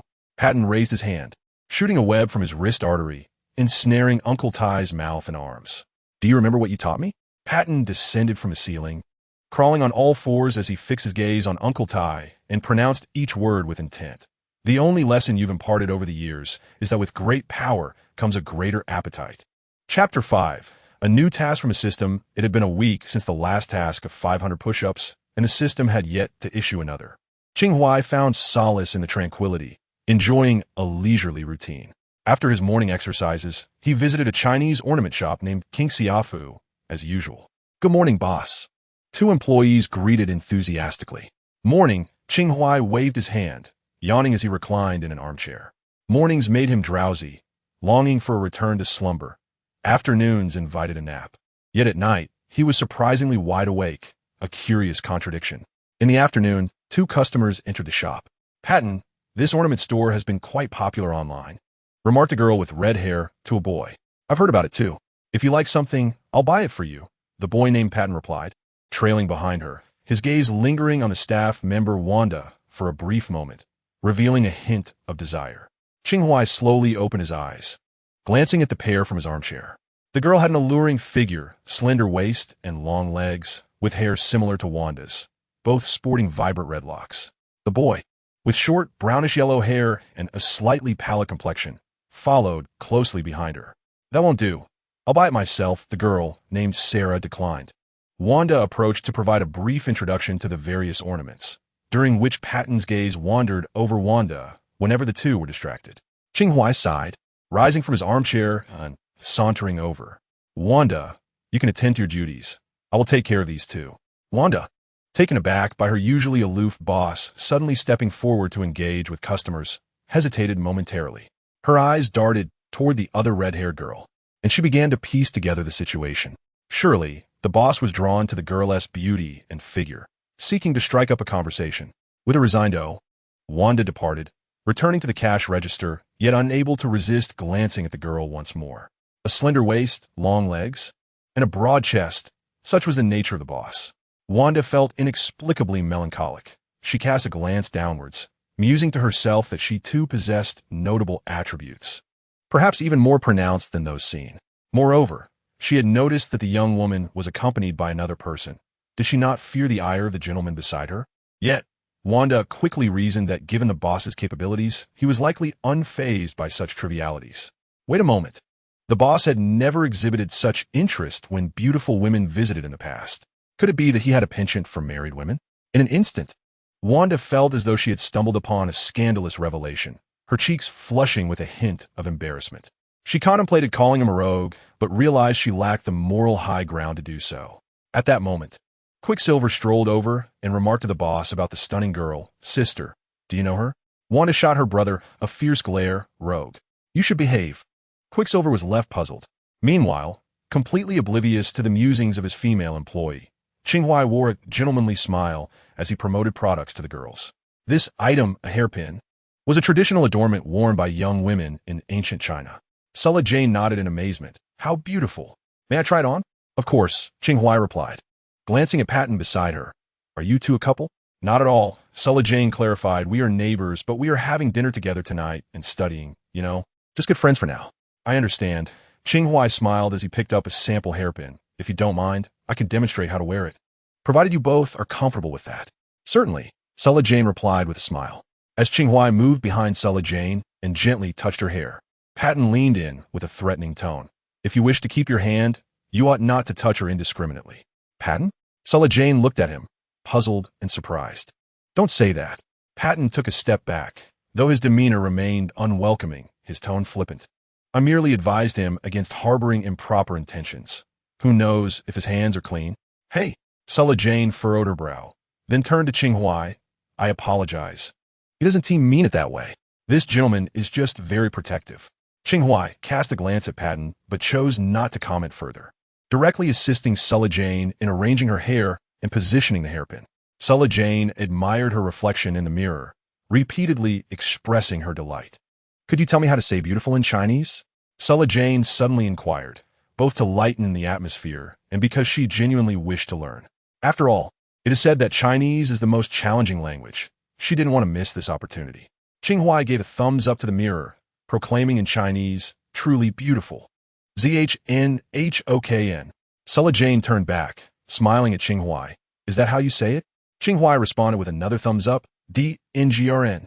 The two stood closely, and in the mirror, Qing Huai noticed Patton's fists clenched tightly, veins protruding. "Peter, please wrap the hairpin for our guest." Qing Huai turned at the opportune moment to greet his employees. Huai moved swiftly, efficiently handling the packaging, payment, and sending off the customers in one fluid motion. As he watched Sarah Jane and Patton depart together, Huai approached and remarked, "Boss, shall I teach that blonde a lesson? Rest assured, he will never suspect it was me." "There's no need," Qing Huai replied with a smile, patting Huai on the shoulder. "You may resume your duties." "Ah, by the way," Huai suddenly recalled, quietly warning Qing Huai, "my sister seems a bit off. She might be having her time of the month. If you can return home early today, please do." Qing Huai paused momentarily, then realized he had not seen Wanda at the cash register. He did not dwell on it and merely muttered under his breath, "It shouldn't be that time yet," before redirecting his gaze to the departing figures, his smile gradually fading. His intention to greet the customers was not solely due to his awareness of Patton's inappropriate gaze upon Wanda. Additionally, after those two entered the store, the system had issued a task. This was yet another mission that piqued his interest since he took Wanda and her brother back. That boy named Patton, he must be dealt with. Initially motivated by the task, he now found himself unwilling to let this brat escape, even in its absence. "The boss said we don't need to intervene," Huai whispered to Wanda, who stood by a window in another corner. He had been oblivious to the events occurring near Qing Huai, as it was Wanda who had been quietly observing and noticed someone disrespecting the boss. At that moment, a faint red glow flickered around her fingers. Should she wish, a heavy object suspended outside could accurately strike Patton. "Don't worry, after all this time, you should know the boss well enough. He can take care of himself," Huai reassured her, mimicking the pat Qing Huai had given him. Wanda then relinquished her powers, nonchalantly returning to her duties. Huai shook his head with a wry smile, bemused by his elder sister's enigmatic nature. Patton and Sarah Jane exited the accessory store. "Patton, are you really okay? I've sensed something amiss with you lately," Sarah Jane said. "It's as if you become a different person." "Jane, I'm just concerned about you being taken advantage of," Patton stammered. "I understand, but that's really quite rude," Sarah Jane explained. "Got it. Shall we head to the supermarket to buy some food?" Patton redirected the conversation. With a sigh, Sarah Jane ultimately chose not to press further, and the two departed together. Once they boarded the bus, Patton glanced back through the window at the accessory store, discreetly licking his lips. That red-haired girl would surely make for a delectable treat. Meanwhile, Sarah Jane was focused on opening an exquisite packaging box, gently caressing the newly purchased hairpin. "It's so beautiful. Using this to slice open someone's belly would surely be quite an experience." Chapter 6. Is this thing Spider-Man? Qing Huai departed from the jewelry store early, not solely due to the words spoken by Quicksilver, but rather because dusk was approaching, signaling the time for serious matters. Compared to the daylight, he found Marvel's nights far more exhilarating, as they brimmed with intrigue. In the shadows, some indulged in hedonism, while others wept in silence. Some committed crimes, and others fought against them. Everything that stood in opposition to the light manifested its true nature under the cloak of night. He had arranged for a discreet inquiry into the two individuals, and pertinent information was soon at his disposal. Sarah Jane, a 16-year-old high school student, had lost her mother at a young age, and her father had likely passed away 6 months prior. Originally from Texas, she had moved here alone following her father's demise. Patton Purnell, also 16 and a classmate of Sarah Jane, had been orphaned in his youth and was adopted by a man named Ty Parnell. The two indeed resided as neighbors in Queens. Thus, Qing Huai opted against driving, choosing instead to walk to the vicinity of his destination, stopping for dinner along the way. As he emerged from the restaurant, the moon had risen, casting its pale glow. He activated his phone, noticing a small red dot blinking, a miniature tracker he had discreetly affixed to Sarah Jane. although his mission was to eliminate the boy named Patton. The fact that Sarah Jane had indicated their neighborly connection and their shared dinner plans rendered the tracker's placement somewhat inconsequential. Intriguingly, the information suggested that Sarah Jane might possess a more captivating essence. Following the tracker's signal, Qing Huai arrived at a street lined with two-story buildings, mirroring the address he had obtained. The full moon hung high, spilling its ghostly light over the scene. He glanced at the lit attic, but refrained from entering immediately, opting instead to observe the surroundings for a moment. Inside, Patton Parnell lounged on the sofa, watching as Sarah Jane set a platter of roasted fish on the table. Ever since being bitten by that spider, Patton had forsaken cooked food, relishing the sensation of fresh blood coursing down his throat. Initially, he had fed on animals, but he soon began to hunt the homeless, perceiving them as the city's blight, while he considered himself a harbinger of its cleansing.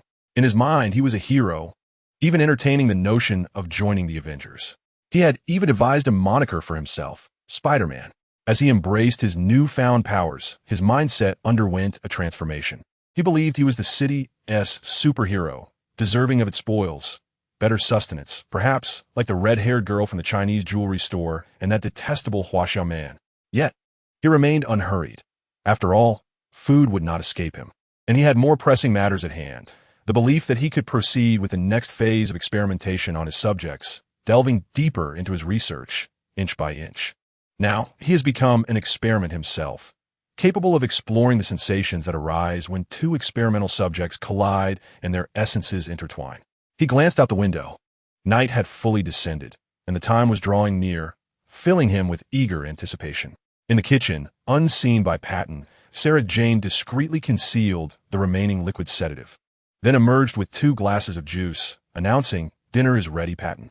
Patton approached the dining table, casting a glance at the roasted fish that failed to ignite his appetite. "Jane, there is something I wish to share with you," he said. "What is it?" Sarah Jane responded, momentarily taken aback. Suddenly, Patton grasped her hand and urged her. "Come with me." Caught off guard, yet driven by curiosity, she allowed him to lead her up to the attic, where he opened the window. Opposite them was Patton's room.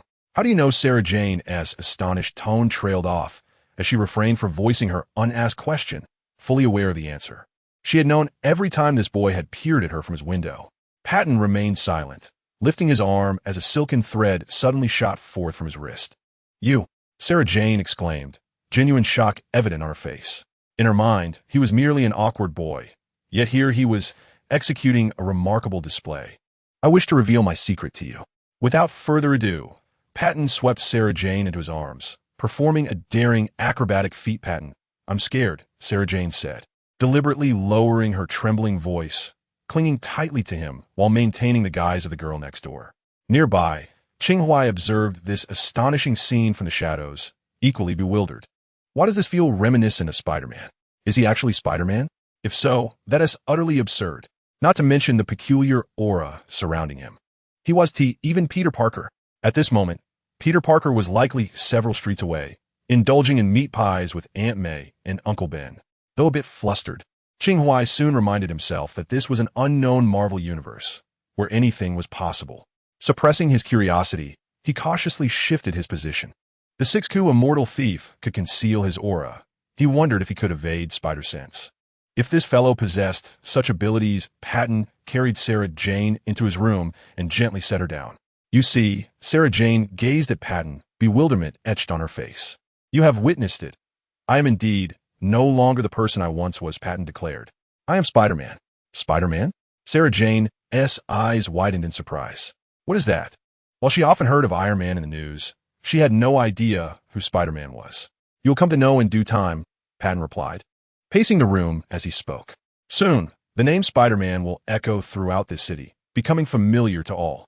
People will revere him, admire him, and regard him as their savior." Sarah Jane was taken aback, sensing that something was amiss with Patton over the past few days. Yet she never anticipated it would be this outrageous. However, at this moment, only you are deemed worthy of knowing the origins of it all. Patton continued, "Do you recall that science fair? I was bitten by a spider, a rather extraordinary spider endowed with remarkable powers, and now it has bestowed that power upon me." He stepped closer to Sarah Jane, extending his palm, from which countless fine barbs slowly emerged. Staring at this inhuman phenomenon, Sarah Jane was momentarily rendered speechless. She looked up at Patton and asked, "Why are you telling me all this? Don't you understand?" Patton gazed intently into Sarah Jane's beautiful eyes. "Because you're special too. To me, we are both unique specimens, and when we come together, it is the most wondrous thing in the world, isn't it?" "I'm sorry. Did you just say we should come together?" Sarah Jane furrowed her brow. "Indeed, that is precisely what I said." Patton slowly approached, gently wrapping his arms around her waist. "Tonight, Patton, I believe your state of mind is rather precarious. Perhaps we should both take a moment to compose ourselves." Sarah Jane tilted her head back forcefully, evading even the slightest brush of his lips against her lashes. Yet Patton seemed lost in the moment. The atmosphere having escalated to such a degree that was it not time for a passionate kiss? He slightly closed his eyes and leaned in. Just as he was about to kiss Sarah Jane, a sudden sharp pain pierced his shoulder. Chapter 7. Losing a fight, but not the show. Patton cried out, releasing Sarah Jane as he turned to see the hairpin that had once been nestled in her hair, now embedded in his shoulder. Crimson blood quickly saturating his shirt. Patton looked incredulously at Sarah Jane. "Why?" Sarah Jane exhaled a sigh of relief, glaring at Patton. "You were intent on ruining my carefully crafted persona, weren't you?" Patton, bewildered, neglected to remove the pin, staring at Sarah Jane in astonishment. "What do you mean? Who are you?" "Sarah Jane, the girl next door whom you've been spying on," she replied with a feigned smirk, taking 2 steps back. "You knew all along?" Patton furrowed his brow. "Of course," she shrugged. "Then why did you invite me to your home? What were you planning?" A hint of conspiracy wafted through the air. "I initially intended to share my secret with you, but it appears your secret is even greater." She shrugged again. "How about this? We return to the dining table, and as we eat, I will reveal my secret to you." She had laced the food and drink with a sedative. Whatever it was, she intended to incapacitate him first. Yet Patton seemed unwilling to comply, his expression darkening upon hearing her words. "So you deceived me?" Patton yanked the hairpin from his shoulder and snapped it in half. "How could you betray me? Are we not the closest of companions? How could you betray me? I believe you may be suffering from a bit of delusion," she retorted. Sarah Jane pointed to her own head, reminding him that their acquaintance was not as profound as he believed. She could distinctly perceive that this peculiar individual was not in a sound mental state. Supernatural powers wield a dual-edged sword. While some might rise as superheroes to protect the realm, the stark reality is that many become ensnared, losing their sense of self. The ideal is Superman, but the reality is the talent of one's homeland. Patton stared at Sarah Jane in disbelief, suddenly taking a step forward in an attempt to forcefully kiss her, only to be evaded as she swiftly retaliated with a resounding slap. Such agility was undoubtedly beyond that of an ordinary individual, a conclusion reached by Qing Huai, who sat on a nearby street bench, adorned with black-rimmed glasses, quietly observing the scene unfolding several dozen meters away. Simultaneously, a reconnaissance insect, meticulously crafted, stealthily monitored the events within the loft, relaying the information to Qing Huai's glasses. He eagerly anticipated a confrontation between the two, ready to reap the benefits as a bystander. After receiving the slap, Patton's expression transformed into one of anger. He glared at Sarah Jane, and the skin on either side of his forehead split open, revealing 6 additional eyes. Concurrently, 6 new arms protruded from his sides. This was no mere Spider-Man. It was akin to a spider demon. Qing Huai was momentarily entranced by the spectacle. Then, he observed Sarah Jane, without uttering a word, deliver a powerful kick that sent the door behind her flying open. Sprinting towards the living room on the first floor, Patton, now fully transformed, scuttled up to the ceiling, resembling a spider in pursuit. Qing Huai directed the reconnaissance insect to follow suit. The entire first floor was ensnared in webs, with cocoons suspended from the ceiling, some still writhing. Undoubtedly, these were the prey captured by Patton, including some larger cocoons, the contents of which were ominously implied. "Where do you think you're going?" At that moment, Patton Purnell, with 8 limbs and 8 eyes, his body covered in fine brown hairs and curved fangs protruding from his mouth, clung to the ceiling, gazing down at Sarah Jane. "You have truly disappointed me," he declared. "Since you are unwilling to cooperate, I shall be compelled to initiate the next experiment." Patton Parnell shot a web to block the door and then launched a strand of silk towards Sarah Jane. She evaded it with the agility of a swift leopard, narrowly escaping. However, The doors and windows of the house were ensnared in webs, sealing her fate. This was untenable. In such a state, escape was impossible. As Sarah Jian rolled on the ground to evade capture, she was struck by 2 strands of silk, collapsing in pain. Patton Purnell approached, crawling with his 8 limbs. Suddenly, Sarah Jian's gaze hardened as she tore off the necklace from her neck, breaking the outer layer of an unknown silver material to reveal a cylindrical object. No thicker than her pinky, it resembled a glass container filled with a blue liquid. Sarah Jian bit down on the container, shattering it and pouring the azure liquid into her mouth. Almost immediately, her body began to undergo a transformation. Her vibrant red hair fell away, replaced by a thick mane of tawny brown locks. She crouched on the ground, arching her back like a wild beast. And Qing Huai clearly observed the emergence of sharp claws from the tips of her 10 fingers. A mutant? Qing Huai was uncertain whether she was a mutant or merely a product of postnatal mutation. In any case, she was certainly no ordinary person. Ah, so you're not an ordinary person either, Patton Purnell remarked darkly. In that case, I shall have to consume you. Without further ado, Sarah Jian shifted from defense to offense, charging at Patton Purnell, and within moments, both were marked with numerous wounds. Qing Huai sat on a street bench, glasses perched upon his nose, as if watching an exhilarating film unfold before him. While Sarah Jian's combat skills were superior, it seemed that her strength and speed paled in comparison to Patton's, leaving her at a disadvantage. If this continued, Sarah Jian's chances of victory appeared slim. Indeed, after several exchanges, Sarah Jian ultimately found herself overpowered as a strand of webbing struck her in the abdomen. Soon after, a massive web descended upon her, pinning her against the wall. Patton Purnell took care to ensnare her wrists tightly with the webbing, preventing her sharp claws from slicing through the strands. Sarah Jian's body was stretched in H shape, her back pressed against the wall as she struggled fiercely. Being consumed by me would indeed be a form of union, Patton Purnell said, descending from the ceiling and licking his lips. The webbing was remarkably resilient, and after a few futile attempts to free herself, Sarah Jian ceased her struggles. Patton drew nearer, and in a moment of desperation, Sarah Jian began to cry out, "Help me. I'll do anything. Boss Qing, please help me." Astonished, Qing Huai, who was several dozen meters away, wondered how she knew he was there. Earlier, in the jewelry store, he had mentioned his surname, and now her calling him Boss Qing was quite specific. He had initially worried about being detected by the spider creature's senses, only to discover that it was Sarah Jian who had sensed his presence. This was indeed intriguing. "How did you know I was here?" Qing Huai inquired through the reconnaissance insect in the room. "By scent," Sarah Jian replied quickly. "I caught a whiff of your aroma." Qing Huai furrowed his brow. Ordinarily, one bearing the 6 library thief's essence would not exude an identifiable scent. Patton Purnell suddenly turned his gaze toward the insect resting on the sofa. "Is it you?" he asked, recognizing Qing Huai's voice. "Are you together?" "Don't misunderstand. I have known her for as long as I have known you." Qing Huai suddenly appeared in the living room. Utilizing the wind after Strange Gate's 8 doors, he was capable of traversing space within a certain domain.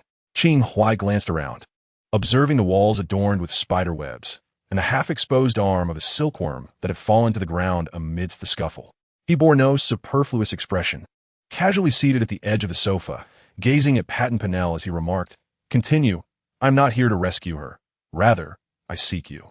Both Sarah Jian and Patton Purnell exhibited a flicker of astonishment. "You seek me?" Patton Purnell scrutinized Qing Huai with suspicion. "Why? Do not rush. First consume her, and then I shall enlighten you," Qing Huai replied, spreading his hands. However, Sarah Jian grew somewhat anxious. "Mr. Qing, please save me. I will agree to anything you ask, as long as you can rescue me." "I'm afraid I require nothing from you," Qing Huai stated. "I prefer to handle matters myself." "My body," Sarah Jian exclaimed loudly. "Do you desire my body? Just save me.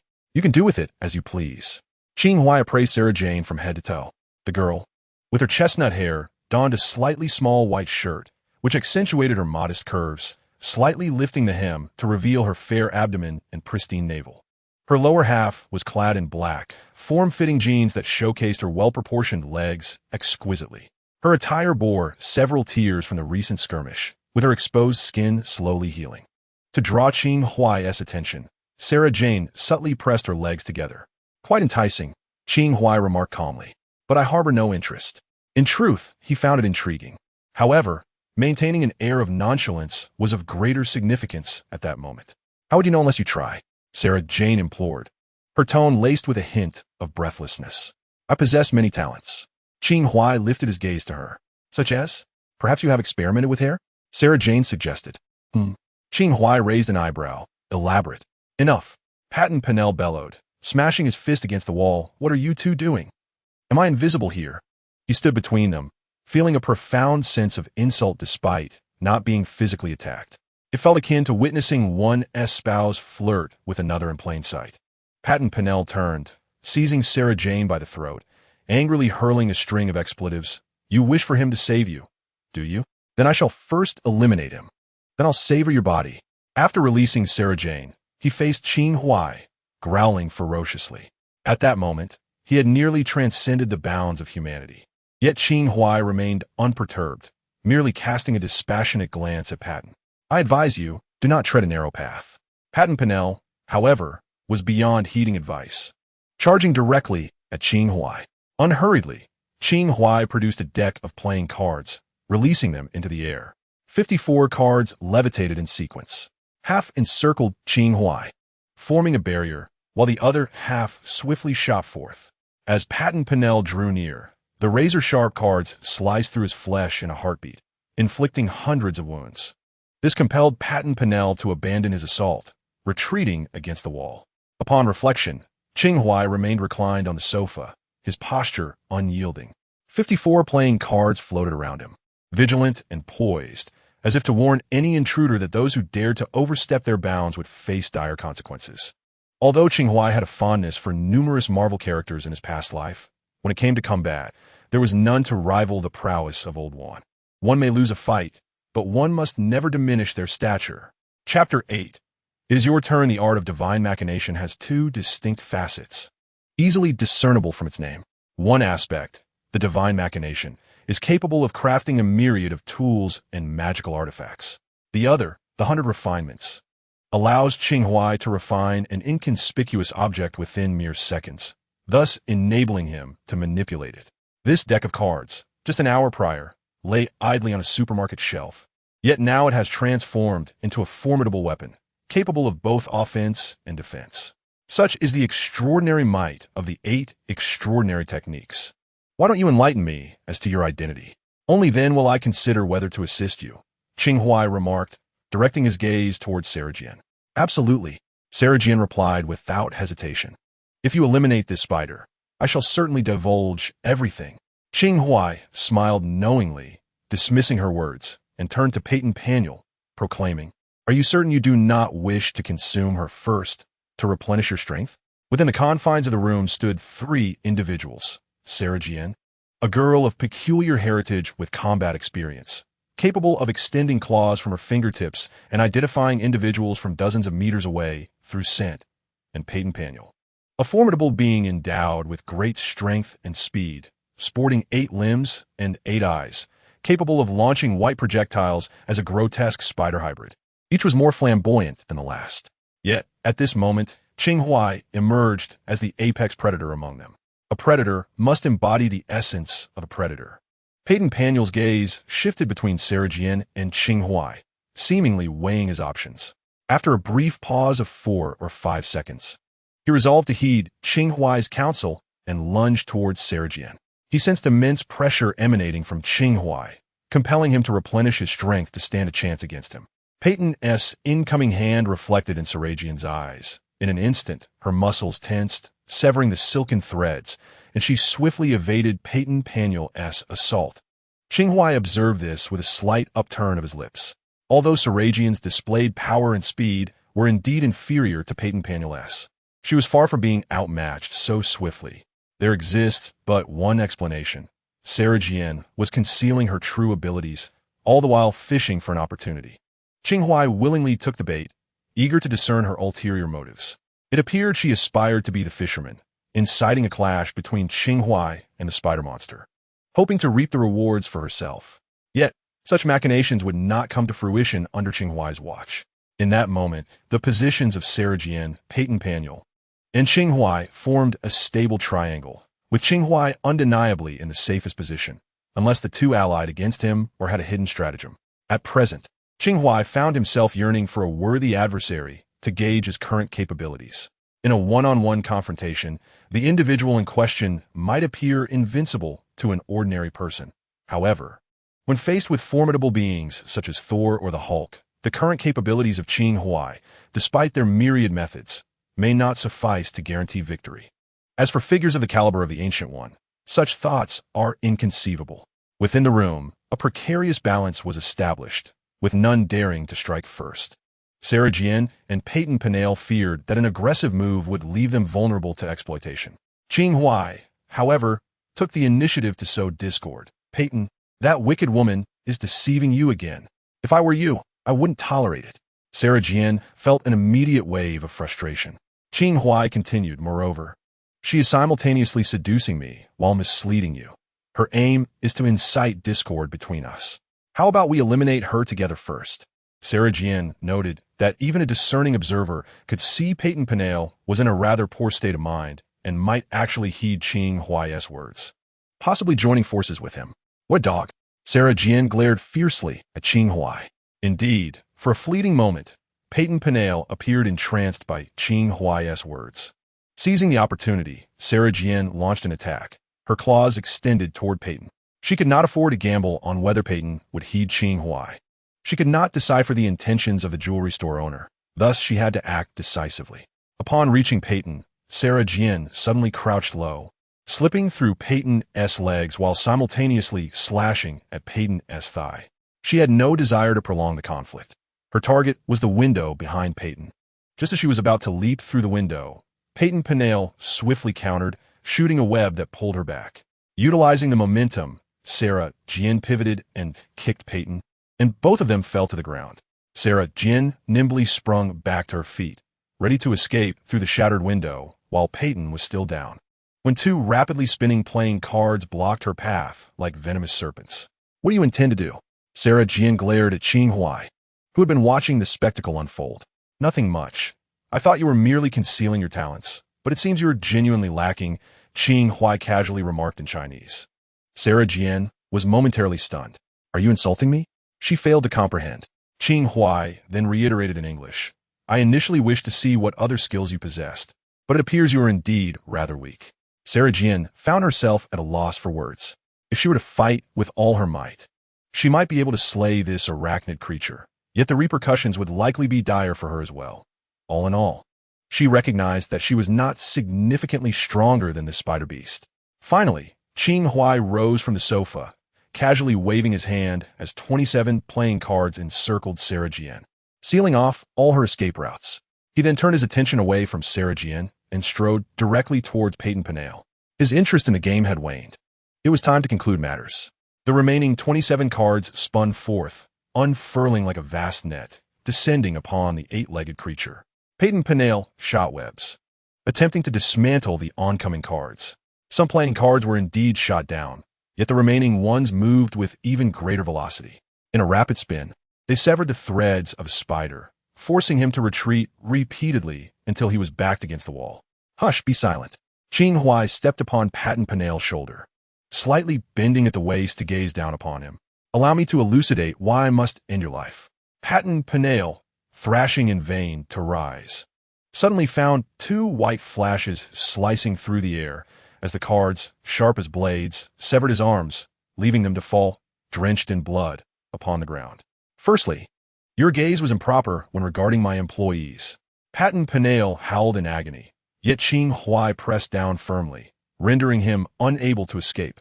Due to the influence of the Sixth Library Celestial Thief, Qing Huai's physical prowess now surpassed even that of Captain America. Lowering his head, he continued, secondly, you have shown me disrespect.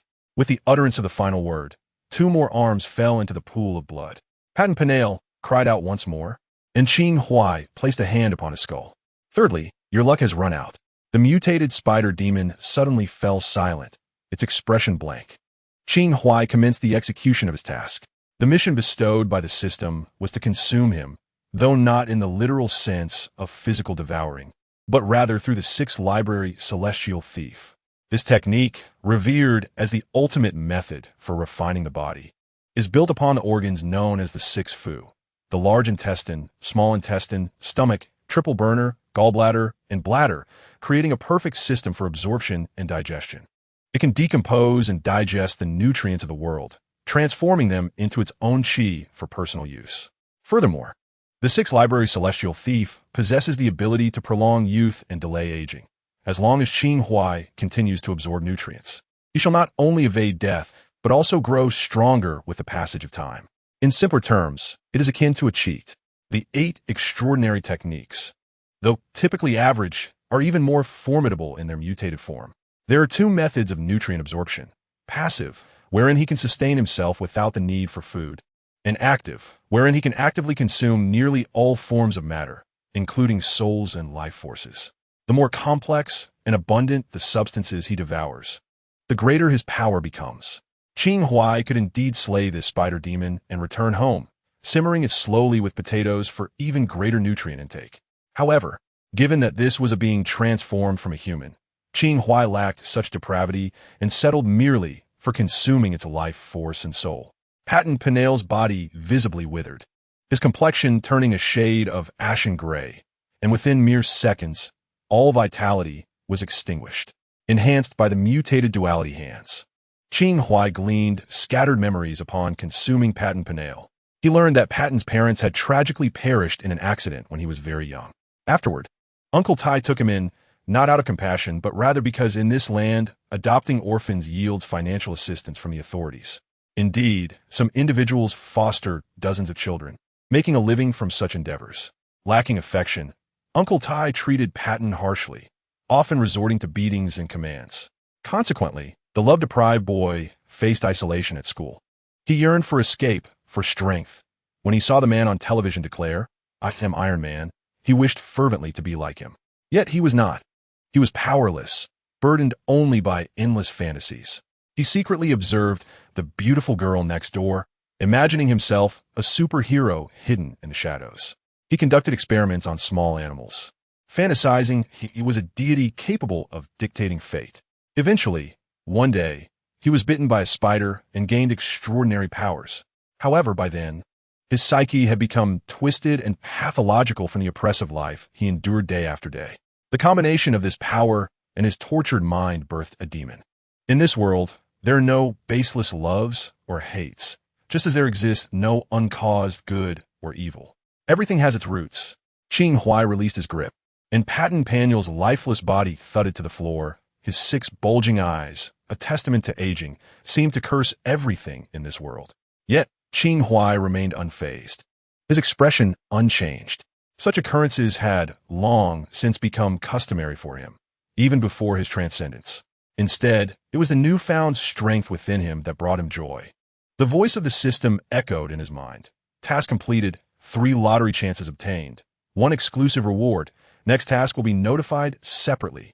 The difficulty of the task determined the richness of the rewards. Simple tasks like performing 500 push-ups only yielded 2 lottery chances, while this task offered not only 3 chances but also an exclusive reward. Qing Huai did not immediately inspect the rewards. He slowly turned, his pitch-black eyes calmly gazing at Sarah Jane on the other side of the floor. At that moment, Sarah Jane perceived this man from the east as a demon, sending chills down her spine. The demon approached her, gently crouched down, and displayed a seemingly harmless smile. It's your turn. Chapter 9. The spider sense detected the spider sense. Sarah Jane opened her eyes and rose from the floor. She surveyed her surroundings and realized she was in a small room furnished only with a sofa and a table. 3 walls enclosed her, while the remaining side featured a large floor-to-ceiling window, revealing a long corridor illuminated by incandescent lights. Where am I? Sarah Jane walked to the window and knocked forcefully, discovering its resilience rivaled that of bulletproof glass. Am I being held captive? She quickly deduced her predicament, and upon looking up, she indeed spotted a camera mounted in the corner. Tentatively, she called out, "Boss Qing?" Her final memory was of that man approaching her, after which everything became a blur. She examined her body, finding no pain anywhere, including between her legs. She called out once, receiving no response, and then again, but still there was silence. Growing increasingly anxious and restless, she pounded on the window, yet this place was as impenetrable as a fortress. No amount of banging could shake it. Qing Huai sat in the room, observing the frantic Sarah Jian on the surveillance screen, his expression unfazed. He parted his lips gently, and the doll-like maid beside him immediately offered him a grape. This scene resembled that of a debauched king and his enchanting consort. When it comes to happiness, without a doubt, the foolish monarch reigned supreme, caring not for the realm, but solely for himself, indulging in wealth, fine wine, and beautiful women. Even if they may eventually face rebellion, in those fleeting moments, they lose nothing. Returning to the matter at hand, 1 hour prior, Qing Huai forcibly delved into Sarah Jian's memories. In this world brimming with superheroes and supervillains, her experiences seemed somewhat cliché. Orphaned at a young age, she had lived with her father, a man who was both a gambler and a philanderer, who had repeatedly violated her and eventually sold her to a facility conducting human experiments. There, Sarah Jian endured the most harrowing months of her life, acquiring a flawed power. This power was deemed flawed as the experiments were not entirely successful. She gained superhuman abilities, yet they remained dormant, only briefly ignitable through medication. From her memories, Qing Huai learned of her powers: an extraordinary physique, remarkable regenerative abilities, a heightened sense known as beast sensing, and an exceptional sense of smell. This explained how Sarah Jian could detect Qing Huai from several dozen meters away. Though Qing Huai himself emitted no scent, his clothing and surroundings carried a distinct aroma, and having not changed his attire since leaving the accessory shop, coupled with her beast-sensing ability, she was able to identify him. Such abilities were well suited for reconnaissance or the life of an assassin. In fact, Sarah Jian had been brainwashed by the facility to serve as a killing machine for a time. However, the necessity of medication to unleash her powers gradually rendered her immune to the facility's brainwashing techniques, enabling her eventual escape. Upon escaping, her first act was to orchestrate an accident that resulted in the death of her biological father, after which she relocated to this place. Once there, circumstances led her to take several lives, including a wanted rapist featured in the news, a lecherous hand on a bus, and a street thug who had whistled at her. Regardless of whether their crimes warranted death, anyone who disrespected her met with her wrath. Qing Huai was neither a champion of justice nor a ruthless killer, so he refrained from taking Sarah Jian's life. Certainly, the primary counterpart is merely a flawed mutant induced by pharmaceuticals. Consuming her would not bestow any extraordinary nourishment. However, within her memories lies a surprising element: the weaponization program. Indeed, it pertains to the infusion of adamantium into Wolverine and the creation of Deadpool. This individual, known as Sarah Jane, is also a product of this experiment, albeit not from the same era as the aforementioned two. This revelation piqued Qing Huai's interest. In the narrative of Under One Person, the master of unparalleled ingenuity, Ma Xianhong, possesses a refining furnace capable of transforming ordinary individuals into mutants, even mass-producing them. This is an exceedingly terrifying capability, signifying that he could, at will, create an army of superhumans. With such a legion, he could potentially obliterate an empire. Naturally, Qing Huai yearned for such an aberrant power. He had long endeavored to construct a refining furnace, yet his attempts had repeatedly ended in failure. Now, unexpectedly confronted with someone who had participated in a human evolution experiment, he deemed it a missed opportunity not to investigate further, as it might prove beneficial to him. Thus, he brought her back with him. In that spider den, Sarah Jane had sought to exploit Qing Huai in a struggle against the spider monster. Now, he merely turned the tables on her, ignoring her loud protests. Qing Huai was aware that she would eventually tire and fall silent. He began to catalog the fruits of his endeavors from the evening. Firstly, he had consumed the spider monster, resulting in a significant enhancement of his physical attributes and chi. Subsequently, he acquired 3 chances for a lottery draw and 1 exclusive reward. He opened the exclusive reward first. Congratulations! You have gained a superpower of spider sense. A thrill coursed through Qing Huai as he felt a newfound, enigmatic ability within himself. Spider sense. In simple terms, it is the capacity to perceive impending danger, even autonomously aiding the body in anticipating threats. Essentially, a hallmark of Spider-Man. Is it possible that the character truly embodies Spider-Man? Qing Huai found this notion difficult to accept, yet simultaneously thrilling. If true, this parallel universe might hold unforeseen delights. If Spider-Man has become a man-eater, the The possibility of Captain America being a Hydra spy is not beyond contemplation. However, he momentarily set aside such musings and proceeded with the lottery draw. Congratulations! You have received 60 skill points. The last time he acquired such a substantial number of skill points was when he brought Wanda and her brother back. Qing Huai promptly distributed the skill points evenly among his 5 signature skills. After the division, the 6 libraries of celestial thieves, devouring all. Stealing vitality, 100 points the divine machine of refined craft. Mastering artifacts, creating entities, 100 points the wind after mysterious gates, manipulating the 4 discs. Controlling the mysterious gates, 90 points the spirit summoning and commanding, subduing spirits for one's own use. 90 points the dual completion techniques, manipulating souls. Restoring bodies, 90 points the great Luo cave observation, ultimate observation techniques, transcending the mundane. Unlocked, the Qi body source flow, the pinnacle of techniques. Qi body source flow, unlocked, the heavenly talisman. In a moment, rapid talisman formation. Unlocked, feeling the surge of newfound power and understanding. Qing Huai began his second draw. Congratulations! You have obtained the sword box of the 10 famous swords 110. To his astonishment, it was a sword box, exuding a sense of grandeur unlike anything he had encountered before. Without further ado, Qing Huai summoned the sword box, which stood about 4 feet tall, crafted from wood. Upon pressing the switch, only a single sword emerged. Initially believing it to be stuck, he pressed harder, yet it remained immobile. The system could no longer contain itself, displaying a line of red text before Qing Huai. Stop pressing. Currently, only one sword can be unlocked. Well, Qing Huai had overlooked the 110, feeling a deep sense of frustration over the system's antics. He had yet to fully unlock the 8 extraordinary techniques, and now he was faced with the 10 famous swords.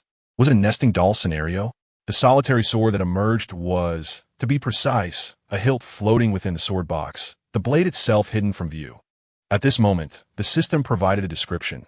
The shadow blade, a sword of exquisite elegance, possesses an invisible blade that can only reveal its shadow during the fleeting moment between day and night, vanishing thereafter with the arrival of either light or darkness. Gently grasping the hilt, Qing Huai felt the presence of the unseen blade, an extraordinary sensation. He swung it lightly twice, and to his amazement, the nearby vase was cleanly sliced with an impeccably smooth cross-section, showcasing its razor sharpness. Having learned the name of this sword, he could surmise the identities of the remaining 9 swords. If his guesses were correct, the last 4 would be true divine weapons. Excitement bubbled within him.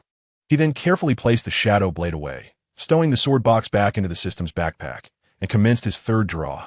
Congratulations! You have obtained the Book of Talismans. A thick, paper-bound book materialized in Qing Huai's hand, its cover adorned with the Chinese characters for Book of Talismans. Upon opening it, he discovered a wealth of information regarding talismans, filling him with joy, as this was precisely what he needed. With 3 of his 8 extraordinary techniques still locked. One of them, the Heavenly Talisman, was closely related to talismans. To harness the power of the Heavenly Talisman, he must first master the art of talismans. Unfortunately, finding such materials in this city was a daunting task, so he felt fortunate to have drawn the Book of Talismans today. Qing Huai skimmed through the records, which detailed various talismans, presenting a comprehensive array. Henceforth, he would rely on his own memory to note the styles and functions of each talisman. This system primarily served as an auxiliary tool, granting Qing Huai the opportunity for autonomous learning, which resonated with his nature. There is no such thing as a free lunch. One must sacrifice to gain.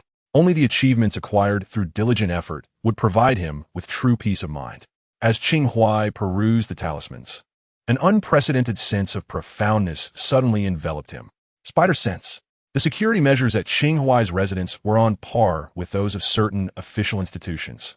No one could easily intrude. Furthermore, this sensation did not seem to signal an impending threat. Rather, it appeared to indicate the emergence of similar power in his vicinity. In other words, another being endowed with spider sense had manifested around his home. Chapter 10. The Anti-Hero Plan in the Depths of Night. A man sprinted down the street. Hot on his heels was a figure cloaked in a hood, relentlessly pursuing him. The hooded figure moved with remarkable speed, even able to leap sideways against walls, evoking a sense of flying along rooftops. In a matter of moments, the cloaked figure caught up to the man, leaping high from behind and driving his knee into the man's back, forcing him to the ground. With a swift motion, he rolled up the man's sleeve to inspect his wrist. It was bare, not the person he sought. "Who are you?" The man cried out in pain, pressed against the ground. The hooded figure ignored his pleas, instead dragging him forcefully to a nearby wall, tying him to a stone pillar with a rope, and then, with the hood pulled tight, swiftly departed. Only the man remained, shouting in despair. The entire scene was witnessed by Qing Huai from a vantage point above. He had not seen the assailant's face, but if his deductions were accurate, this was indeed the genuine Spider-Man. Qing Huai surmised that the figure was currently in pursuit of the murderer of Uncle Ben, a man adorned with a star tattoo on his wrist. However, logically, if Qing Huai could sense the other, then the other should also be able to sense him. Yet, it appeared that the figure was oblivious to his presence. This was perplexing. To ascertain the identity, Qing Huai discreetly followed the hooded man, observing him return home. The location matched the results of his previous investigation. It was indeed Peter Parker's residence. Simultaneously, he was nearly certain that the other had not detected him. Could it be that the 6-coup immortal thief was at play? Speaking of which, it seemed that Pat and Paniel had also failed to notice him back in the Spider's Den system. "Are you there?" Qing Huai wished to consult the system, but all he received in response was the whisper of the wind and the distant wail of police sirens from 2 streets away. Truly, what a harmonious and benevolent system. What a quaint and unpretentious city. With no expectations of the system, Qing Huai adjusted his collar and turned back, disappearing into the night. Upon returning home, Qing Huai observed through the surveillance footage that Sarah Jian appeared to have resigned herself to her fate, sitting motionless on the ground. It was time.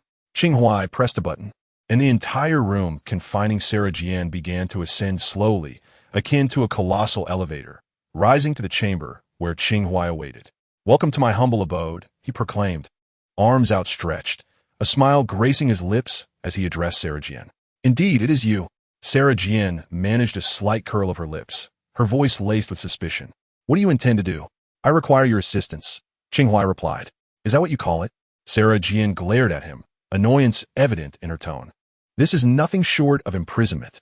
"Then feel free to contact the authorities," Qing Huai remarked nonchalantly, reclining in his chair, his gaze fixed on Sarah Jian. "Strictly speaking, she is a serial killer. Is there any issue with confining a murderer?" "There is none." Sarah Jian was momentarily rendered speechless, ultimately managing to utter a few words. "What exactly do you want?" With a smile, Qing Huai pressed another button, causing a massive transparent floor-to-ceiling window to part in the center, revealing an entrance. "Let's converse." Sarah Jian regarded Qing Huai with caution, her body still. "Rest assured," Qing Huai raised a hand, "I have implanted a micro-explosive device at the nape of your neck. Should you attempt to flee or engage in any further transgressions, the device will detonate. Regardless of your self-healing capabilities, you would not withstand it." Sarah Jian retorted internally, recognizing the threat veiled in a guise of reassurance. She reached for the back of her head, but found no wound. The effects of her medication had already worn off, and even the most advanced medical techniques should not be so sophisticated. Yet, as she beheld Qing Huai's smiling visage, she dared not gamble on the possibility of deceit. After a moment's hesitation, she complied and stepped outside. Qing Huai raised an eyebrow, turning to lead the way. He brought Sarah Jian to a door, entered, and switched on the lights. This space lay beneath his standalone villa, serving as the training ground for him and Wanda Quicksilver. The venue spanned the size of a football field, encircled by a circular track, a training facility crafted by Qing Huai in homage to the Flash for Quicksilver. Additionally, various electronic devices and equipment adorned the area. Sarah Jian's gaze was drawn first to the imposing apparatus at the far end of the room, a half-finished refining furnace. Following Qing Huai inside, she noticed several mannequins displayed within a glass showcase, each adorned with corresponding battle attire and weaponry. Among them were the golden-red Iron Man armor, a circular shield, a hammer, bows and arrows, the Widow's Bite, an enormous pair of blue briefs, and other gear she had never encountered before. Are these not the artifacts from the Avengers? A curious thought escaped Sarah Jian's lips. All mere replicas, Qing Huai waved his hand dismissively. When I initially acquired the extraordinary machine, I whimsically crafted numerous superhero outfits, yet most only bore resemblance to the originals. I could not procure sufficient vibranium, let alone the materials required for the creation of Thor's hammer. However, This did not hinder his research into the art of repeated connections. The Avengers, as the most renowned organization in New York, possessed formidable strength, capable of handling the majority of villains on their own. To establish a firm footing in this world, power was the ultimate truth. In anticipation of various potential scenarios that might arise in the future, Qing Huai had long begun to study certain anti-hero tactics and equipment. He explored not only the heroes within the Avengers, but also other characters he was aware of, including villains. Naturally, he would not disclose this to Sarah Jane. He walked directly to the side of the cultivation furnace, where several chemical substances were arranged. Then, Sarah Jane witnessed Qing Huai pull a blue vial from his pocket. "How'd you get that?" Sarah Jane exclaimed in astonishment. This blue potion was designed to enhance her powers. She had stolen a few when she escaped from the facility. "Oh, this? I found it beneath the floor in your house," Qing Huai replied, gently shaking the small blue bottle between his fingers. "Damn it. Give me a drop of your blood," Sarah Jane demanded. Qing Huai glanced at her and handed her a needle. When he noticed her reluctance, he extended the needle forward, and suddenly his upper arm vanished as if entering another dimension. At the same time, he appeared behind Sarah Jane and pricked her sharply. The 8 gates transportation technique was somewhat akin to a low-tier version of Dr. Strange's portals. "You'd best cooperate with me. Otherwise, you may not survive," Qing Huai stated. Locking eyes with Sarah Jane. "I can still make use of your corpse." In truth, he could have easily altered Sarah Jane's memory using the blue duality hand, making her believe she was his slave. Yet, Qing Huai opted not to take that route, detonating a bomb. In his view, seemed far simpler. Sarah Jane pressed her lips together.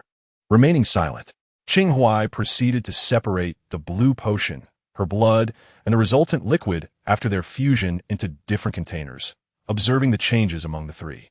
In the original work of Under One Person, the core of the cultivation furnace was a mass of living flesh, presumably created by the duality hand. Qing Huai was not yet capable of replicating that. However, he did not intend to get bogged down in a dead end. He wanted to explore alternative methods. After all, in this world where magical technology coexisted with extraterrestrial civilizations, there was a notable degree of tolerance. Upon completing his observations, Qing Huai gained some insights. Mastery required specialization. He feared that he might struggle to accomplish his ambitions alone. He needed to find a partner. He glanced back at Sarah Jane. She was not suitable, but there was someone who might be able to assist. Peter Parker, whom he had just encountered. Chapter 11. Peter Parker and the beautiful ant. May the following day. Qing Huai rose leisurely as usual, engaging in his morning exercises and breakfast before strolling to the jewelry store. He was not one to rush towards results. Although he had identified a potential ally, he understood the importance of patience. His mindset was one of taking time to eat when the moment called for it and choosing to sleep on decisions that were unclear. Do not speak. Such a mindset has alleviated at least 60% of his worries. Throughout the morning, Qing Huai lay within the confines of the jewelry store, engrossed in his study of talismans. By noon, he ventured out with the 2 siblings for a meal. "Boss, have you not trained in quite some time?" Pietro inquired while savoring his food.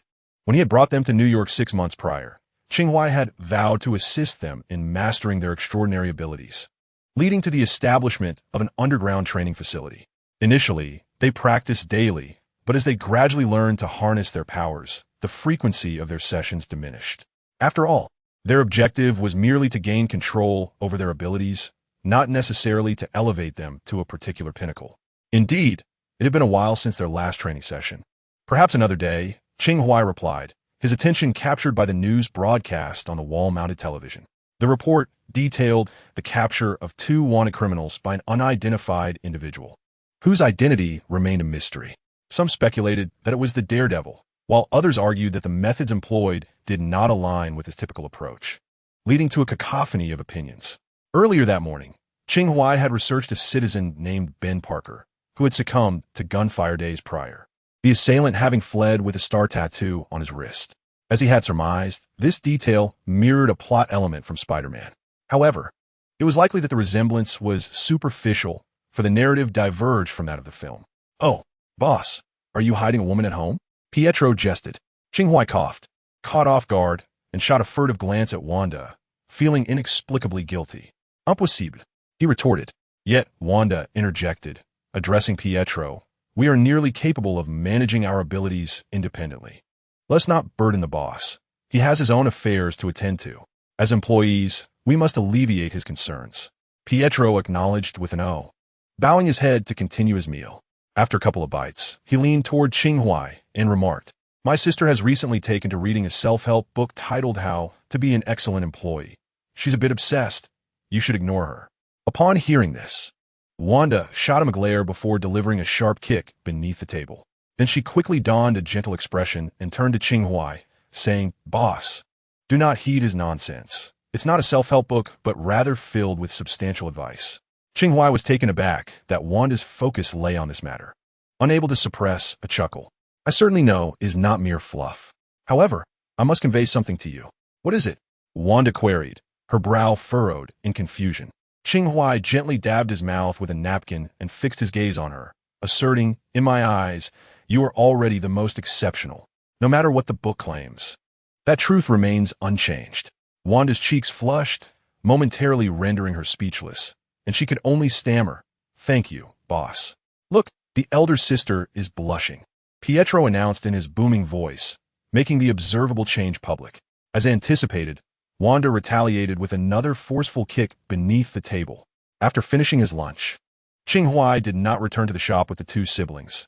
Instead, he ventured alone to a flower shop to purchase a bouquet before boarding the subway towards his destination. On the subway, Qing Huai accessed his phone to view the images from the basement at home. He had transferred Sarah Jane from her temporary confinement to a proper cell, which now boasted an additional bed and a bathroom, along with daily meals delivered by a doll-like girl, ensuring her sustenance and shelter. Qing Huai, not inclined to invade the privacy of others, merely glanced at her activities before closing the screen, continuing to ride the subway in silence until he reached his stop. It was Sunday, and there were no classes at school. Peter Parker had spent the morning volunteering with his classmates, an endeavor he had been reluctant to undertake until Gwen insisted he join her. He understood that Gwen aimed to help alleviate the grief he felt following Uncle Ben's passing. The volunteering extended into the afternoon, and after bidding farewell to Gwen Stacy, Peter returned home alone. Upon entering, he overheard Aunt May engaged in conversation with someone. As Peter stepped inside, he noticed a young man seated on the sofa, comforting Aunt May. The man waved at Peter upon noticing him. "Hi," Peter politely responded, then turned to Aunt May, inquiring, "Who is this?" Before Aunt May could respond, the man stood and introduced himself, saying, "Allow me to introduce myself. My name is Qing Huai, a friend of your Uncle Ben." "Hi," Peter greeted him again, then quietly remarked to Aunt May, "When did Uncle Ben make such a young friend?" Aunt May smiled at Qing Huai, while softly replying, "I just found out myself." Qing Huai stood at a distance, although he was not intentionally eavesdropping on their hushed conversation. His heightened senses allowed him to easily discern their quiet exchanges. He chose not to speak, merely offering a smile to Aunt May, whose physique and appearance belied her age. Indeed, she hardly resembled someone on the verge of becoming an aunt. "You must be Peter," Qing Huai said as he approached Peter Parker to shake his hand. In that moment, Peter's demeanor shifted to one of solemnity. Having just recently acquired his abilities, Peter sensed a connection with this man upon their interaction. Spider sense. Qing Huai patted Peter on the arm, expressed his condolences, and then turned to Aunt May, saying, "I shall not intrude any further." He subtly exchanged a glance with Peter before departing. Just as Aunt May was about to move, Peter stepped ahead of her, addressing Qing Huai, "I'll see you out." The two exited the house, walking side by side, and after a short distance, Peter glanced back at his home, his guard raised as he asked, "Who are you?" Qing Huai placed his hands in his pockets and smiled as he retorted, "And who might you be?" Peter Parker halted his steps, maintaining a distance from Qing Huai. "So, you're not my Uncle Ben's friend." "Indeed not," Qing Huai candidly acknowledged, "but perhaps the two of us could become friends." Noticing Peter's silence, Qing Huai continued, "You attended a science fair recently, did you not?" Peter remained unresponsive. Qing Huai was not merely inquiring. He had glimpsed Peter Parker in the recesses of Patent Panel's memory. The boy at the science fair, the one wielding a camera, was indeed him. Thus, it appeared that the spider had bitten both Patent Panel and Peter Parker in succession. However, this raised a question. Why had Patent Panel transformed into a creature with 8 eyes, while Peter Parker had not? Or was it possible that Peter Parker merely had not yet undergone such a transformation, and might eventually become a monster himself? Chapter 12. Jean Bing, you're not the only one bitten by a spider, Qing Huai stated calmly. Peter Parker exhibited a flicker of surprise. What do you mean, you two? Not all. Qing Huai shook his head. Yesterday, I encountered someone else who was bitten by a spider, much like you. Where is he? Peter inquired. I killed him. Qing Huai replied. Peter responded. He transformed into a monster. Qing Huai handed Peter a photograph, an image he had taken of Patton Panel's lifeless body the previous night. Peter accepted the photograph, his brow furrowed. But how do you possess spider sense? Qing Huai replied nonchalantly. I seized that monster's abilities through my own means. You refer to this ability as spider sense? Peter looked up at Qing Huai and asked, So, will I become a monster as well? Difficult to say. Qing Huai sighed, his tone laden with implication. What we must do next is to prevent such an occurrence. In other words, I am here to assist you. Why? Peter scrutinized Qing Huai, remaining wary of this unexpected benefactor. Because you are of use to me, Qing Huai stated plainly, articulating his needs while subtly implying that Peter also required his assistance. To foster swift collaboration, one must not only express one's needs, but also articulate what one can offer in return. What do you want me to do? Peter asked Qing Huai. No rush. Qing Huai did not immediately divulge his intentions, but instead handed Peter a note. When you have time, come find me at this location. With that, Qing Huai turned and departed without looking back. To ensure a smoother collaboration, it was vital not to appear overly eager, lest it become a disadvantageous position. Moreover, Qing Huai was not in a hurry. He did not seek to bring about the world's end. His intentions were not driven by strong purpose. He simply desired to construct a self-cultivation furnace, merely because he wished to. After bidding farewell to Peter Parker, Qing Huai returned home, first visiting the underground prison to deliver a book to Sarah Jane. What is this? Sarah Jane asked, puzzled. I feared you might grow bored, so I thought you could read a bit. Upon completing his explanation, Qing Huai promptly turned and departed, leaving Sarah Jane alone, clutching a copy of the Analects in disarray. I truly cannot comprehend this, she exclaimed. Qing Huai paid her no further heed and proceeded to the third basement level. Entering a room, he was enveloped by a chilling atmosphere, akin to stepping into a cold storage facility. At the center lay a table resembling an operating table, upon which rested the corpse of Patton Parnell. He had retrieved this body using a spatial ring the previous night for experimental purposes, hoping to transform the lifeless creature into a valuable asset. Crafting peculiar and even sinister inventions using the divine mechanism was among his many delights. This inclination aligned with certain villainous archetypes, yet Qing Huai remained unburdened by any profound obsession. His pursuits were merely for enjoyment. Analysis suggested that 90% of villains emerge due to deep-seated desires. Qing Huai spent the better part of the afternoon in the basement. As evening approached, the lights on the second underground floor flickered abruptly. Soon after, Sarah Jane, lying on her bed, turned to see a shadow darting down the corridor. Her brows furrowed slightly as she rose from her bed and approached the glass door, gazing into the elongated hallway. Suddenly, the shadow darted back, moving too swiftly to be discerned by the naked eye. A pang of anxiety gripped Sarah Jane as she called out towards the dimly lit staircase. Boss Qing, is it you? No response came. However, footsteps echoed from the staircase. Hud, hud, hud. Moments later, the owner of the footsteps emerged from the gloom.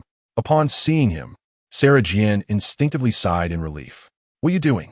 She inquired. Qing Huai, lollipop in mouth, approached the glass door. Did I startle you? He asked. Sarah Jane paused her expression slightly before replying, No. When you plan to let me go? What's the rush? Wait until I finish my work, Qing Huai replied, offering no definitive answer. I have school tomorrow. Sarah Jane shot a glance at Qing Huai. Aren't you worried someone might notice my absence and the police come looking for you? Fear not, Qing Huai reassured her. I've arranged for a leave of absence for you at school. What? Sarah Jane exclaimed in astonishment. How could you do that without my consent? I have the means, Qing Huai replied nonchalantly. It's not a difficult task. Just a bit of money to enlist a friend as help. Sarah Jane fell silent, realizing that wealth indeed granted one the power to act with impunity. So, what was that shadow I just saw? She shifted the topic. My pet, Qing Huai replied casually. It won't cause me any trouble, will it? Sarah Jane asked, looking at him with concern, not overly concerned about the creature's nature, but rather fearful of potential harm. No, even if it wanted to, it couldn't. Qing Huai said proudly, turning away from her. This is glass. Upon returning to the surface, he found that the doll-like girl had prepared dinner. He instructed the doll to deliver a portion to Sarah Jian, while he himself had a light meal. As night fell, Qing Huai drove out under the moonlight, ready to engage in an exchange of information with members of the Tongji Society. He possessed Jason's contact details and typically utilized his phone for minor inquiries. However, for matters of this nature, he deemed a face-to-face, tangible transaction far more secure. Navigating his vehicle to the designated meeting spot, he spotted a pickup truck parked in the distance, accompanied by several individuals. As Qing Huai's car approached, those individuals unexpectedly knelt before the headlights. Raising an eyebrow at this display, Qing Huai halted the vehicle and stepped out, adorned with a black mask. The first to kneel was the man named Jason, whose face was marred by bruises, as if he had recently been assaulted. What has transpired? Qing Huai inquired, his tone measured. Without hesitation, Jason bowed his head deeply, proclaiming, "Boss, I understand that you regard us merely as partners in trade, and we have no right to demand anything from you. Yet, we are in dire straits. Only you can assist us. I implore you to help. Calm down and articulate your predicament," Qing Huai replied, leaning against the front of his car, gazing down at the group, and not permitting them to rise. In this scenario, he was the one in power, and he maintained the posture befitting his status. Jason remained prostrate, his forehead touching the ground, too fearful to lift his gaze. He sustained this position for 3 minutes before recounting the unfolding events. As their notoriety grew, Jason and his cohorts transitioned from a ragtag band of misfits to a recognized entity within the Tongji Society, with access to resources they ought not to possess. They began to draw attention in the city, including from a man named Jin Bing. The emergence of the Tongji Society inevitably piqued the curiosity of various individuals. Speculations arose regarding the identity of its leadership, the nature of its strengths, and its affiliations. Once these inquiries were resolved, the next step would involve either recruitment or absorption, though the latter appeared more probable. While others hesitated, that man took action. Wilson Fisk, known as the Emperor of New York's underworld, Jin Bing. He wielded control over more than 90% of the city's criminal activities, encompassing vice, narcotics, human trafficking, and organ trade. The catalyst for the current turmoil was the abduction of women and children from the Tongji Society by Jin Bing's associates. Whether intentional or merely coincidental remains uncertain. In their quest to rescue the captives, Jason and his group encountered conflict with the gang and became aware of Jin Bing's name. "So, you wish for me to assist you in rescuing those individuals?" Qing Huai inquired, his voice steady. Jason lifted his gaze to meet Qing Huai's, stating that they had a proposition and wished to meet him in person. "Meet me?" Qing Huai looked down upon Jason, intrigued. Their original words were that those behind the scenes were supporting us. I claimed to be one of them, yet they refused to believe me.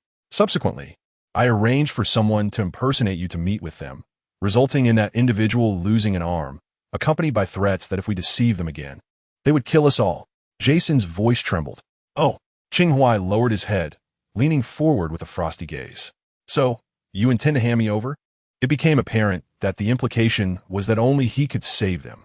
No, that's not it," Jason and the others hastily denied. "We merely seek your assistance. Someone of your caliber must have a solution." Although Jason had no knowledge of the appearance behind the mask, he sensed that the identity of this figure was far from ordinary. They were at their wits' end, having sought Qing Huai, not to betray him, but to implore him for help. "Let me ponder." Qing Huai straightened up, feigning a thoughtful gesture at his temple, then snapped his fingers as if struck by inspiration. "I have a solution." A flicker of hope ignited in Jason and the others, only to be extinguished moments later. "Call the police." Qing Huai stated matter-of-factly, "When in trouble, seek the authorities." "We've tried." Jason bit his lip, refraining from elaborating. In truth, even without his words, Qing Huai could surmise the outcome. Either the New York police would refuse to take their case, or the officers they encountered would be in cahoots with Jin Bing. Ultimately, they were merely individuals struggling at the bottom of society, and if both the law and the underworld turned against them, they would be utterly helpless. At this juncture, Qing Huai might be their sole glimmer of hope. As for those superheroes brave enough to reveal their identities, like Stark, they were beyond their reach. The street-level heroes who concealed their identities were also temporarily inaccessible. In their eyes, Qing Huai was their only viable option. "I ask you," Qing Huai's dark eyes beneath the mask fixed on Jason, "who are the individuals that have been abducted?" "Primarily women and children," Jason promptly responded, "Not only members of our society, but also others who are impoverished. What would happen if I did not meet with them?" Qing Huai continued to inquire. "Those individuals might perish or suffer a fate worse than death," Jason reiterated, though he sensed an ambiguity in Qing Huai's demeanor. However, what came next left him astounded as Qing Huai inquired, "Is that all?" Jason and the others were taken aback, slowly raising their gazes to the man cloaked in black before them. "Is that all?" To this man, the potential fate of those women and children, being mutilated, sold into the red light district, tortured to death, was merely a trivial matter. What did you say?" Jason questioned, struggling to believe his ears. "Do you have any relatives among them?" Qing Huai countered with a question of his own. Without hesitation, Jason instinctively responded to Qing Huai's inquiry. In his heart, he held Qing Huai in higher regard than any superhero, for it was Qing Huai who had bestowed upon them their opportunities. Yet now, he realized that he knew nothing of the man before him. Qing Huai once again leaned down, patting Jason's shoulder, and remarked, "Well, only some inconsequential women and children have perished. As long as you refrain from wading into this murky water, you shall remain unharmed." "But what about them?" Jason exclaimed incredulously, fixing his gaze upon Qing Huai. "They are merely ordinary people who harbor hope for the world. They seek nothing but to live peacefully. They joined us to seek warmth in unity and to assist others. Now you ask us to abandon them?" "No," Qing Huai replied. "I'm not asking you to forsake them. I am merely offering you a piece of advice, for this matter has no bearing on me whatsoever." He straightened up and took a couple of steps to the side. "As you have stated, we are merely parties to a transaction. That man, Jin Bing, is someone I need not expose myself to for your sake. Allow me to suggest that you disband the Tongji Society, for it has become futile in my eyes." Qing Huai's role now was merely that of a facilitator. If the Tongji Society was indeed oppressed by envy from their peers, it bore no consequence to him. Self-preservation is a natural instinct for all. After speaking, Qing Huai returned to his vehicle, started the engine, and drove away without a backward glance. Jason and his companions knelt in the night breeze, their emotions tumultuous. They had anticipated that their employer would not assist them, yet they had not expected the outcome to be so cold and heavy. It felt as though their dreams had been shattered in an instant, confirming that their employer's initial support had merely been a means to exploit them. Now that they had ensnared him in crisis, they had become expendable pawns. Objectively speaking, the employer was not in the wrong. He had no obligation to aid them. Yet the reality was that they were now utterly cornered. As Qing Huai's vehicle gradually receded from view, its headlights fading into the darkness, it seemed to carry away the last glimmer of hope. "What shall we do now?" One of the individuals rose and approached Jason. "The final deadline set for us is tomorrow night." Another person joined Jason's side, gazing into the distant lights, hesitating for a moment before saying, "Actually, I think he has a point." "What?" Jason looked up at the individual. "We have done our best. Those people are indeed not our concern. There is no need to risk ourselves," the person murmured slowly. "Let us disband the Tongji Society, hand over the equipment to Jin Bing and his crew, and we can ensure our safety." "Jason, there's no shame in this. We are not superheroes. We merely wish to earn a living." At that moment, a man on the fringes suddenly lunged forward and struck the individual. "What are you saying?" "My daughter is still in their hands." The man, unyielding, retorted. "That is your daughter, not mine. You go save her yourself." The man who struck fell silent, his fists clenched, his body heaving with labored breaths. Jason rose to his feet and spoke in a hushed tone, suggesting they should return. The remaining individuals exchanged no further words, their expressions betraying their discontent. With no accomplishments to show and time pressing, the atmosphere was laden with tension. No one could afford to feel at ease. Jason took a couple steps forward. Bennett picked something up. He examined it briefly before discreetly stowing it away in his pocket. Subsequently, the group entered their vehicle in succession and departed from the site.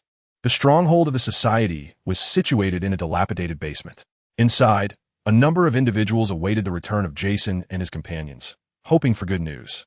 However, upon witnessing the expressions on their faces, it became abundantly clear that no favorable tidings awaited them, and perhaps even worse news loomed ahead.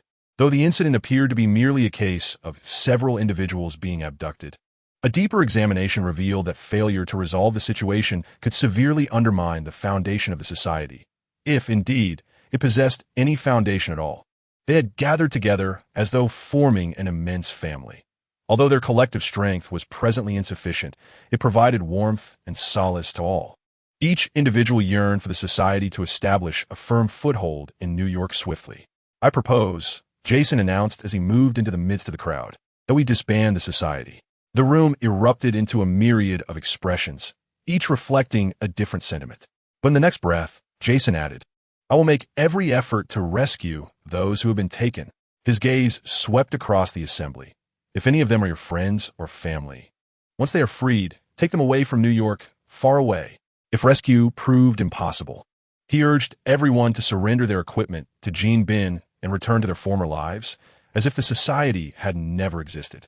Jason intended to seek out Jean Bin with the equipment acquired through his dealings with Qing Huai. Whether through negotiation or force, he would endeavor to rescue the captives. Even if he failed, perhaps the equipment, combined with the disbandment of the society and his own life, could bring closure to this affair. He was uncertain whether this plan would succeed, but at this juncture, he felt compelled to try. Suddenly, a hand rested upon Jason's shoulder, its owner locking eyes with him. "I will go with you." Before Jason could respond, another hand joined, then a third, a fourth. An increasing number of individuals expressed their solidarity, whether through words, gestures, or mere glances, all conveying a singular message: "You are not alone." As night deepened, Qing Huai did not return home. Instead, he drove to Brooklyn, parking outside the back door of a bar, donning a black mask before entering. Inside stood a considerable number of individuals, adorned with tattoos, firearms tucked at their waists, faces bearing scars. Upon seeing Qing Huai, they all nodded in respectful acknowledgement. He bypassed them, making his way directly to a door and stepping inside. A tattooed, bald man with a scarred face was diligently polishing a firearm.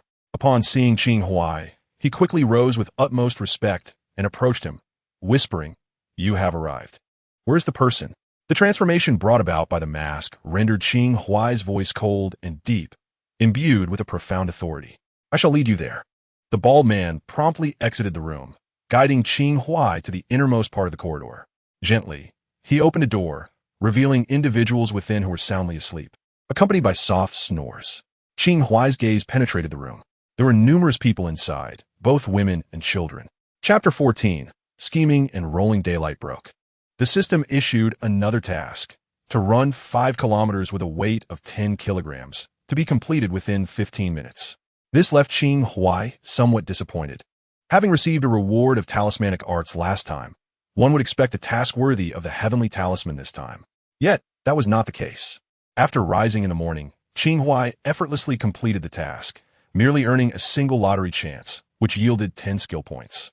Although, given his current physique, completing the task felt like child's play, he could not help but lament the increasing severity of the system. "Oh, system brother, does your conscience not ache?" He allocated all 10 skill points to the Feng Ho Chiman, elevating it to a level of 100.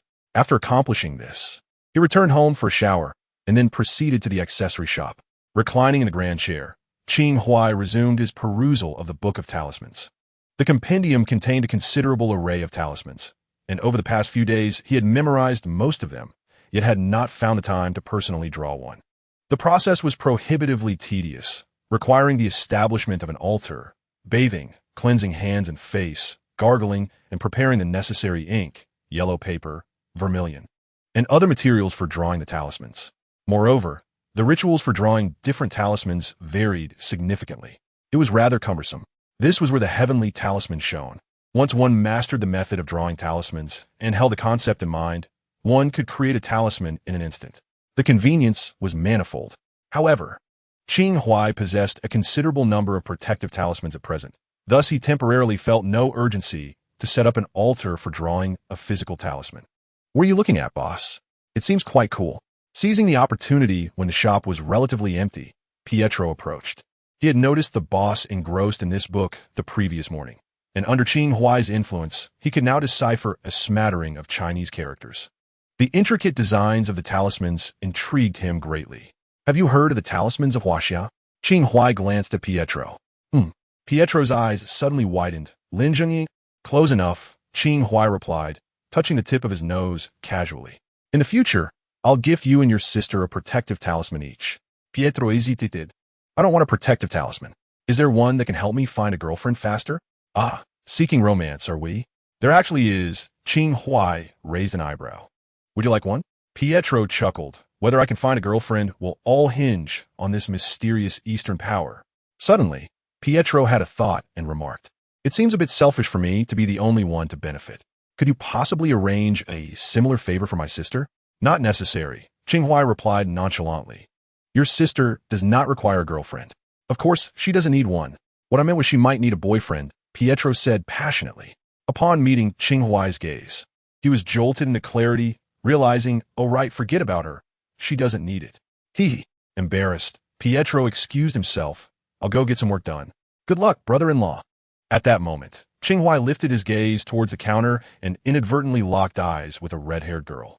She seemed taken aback by his attention, hastily averting her gaze, attempting to feign nonchalance despite appearing guilty.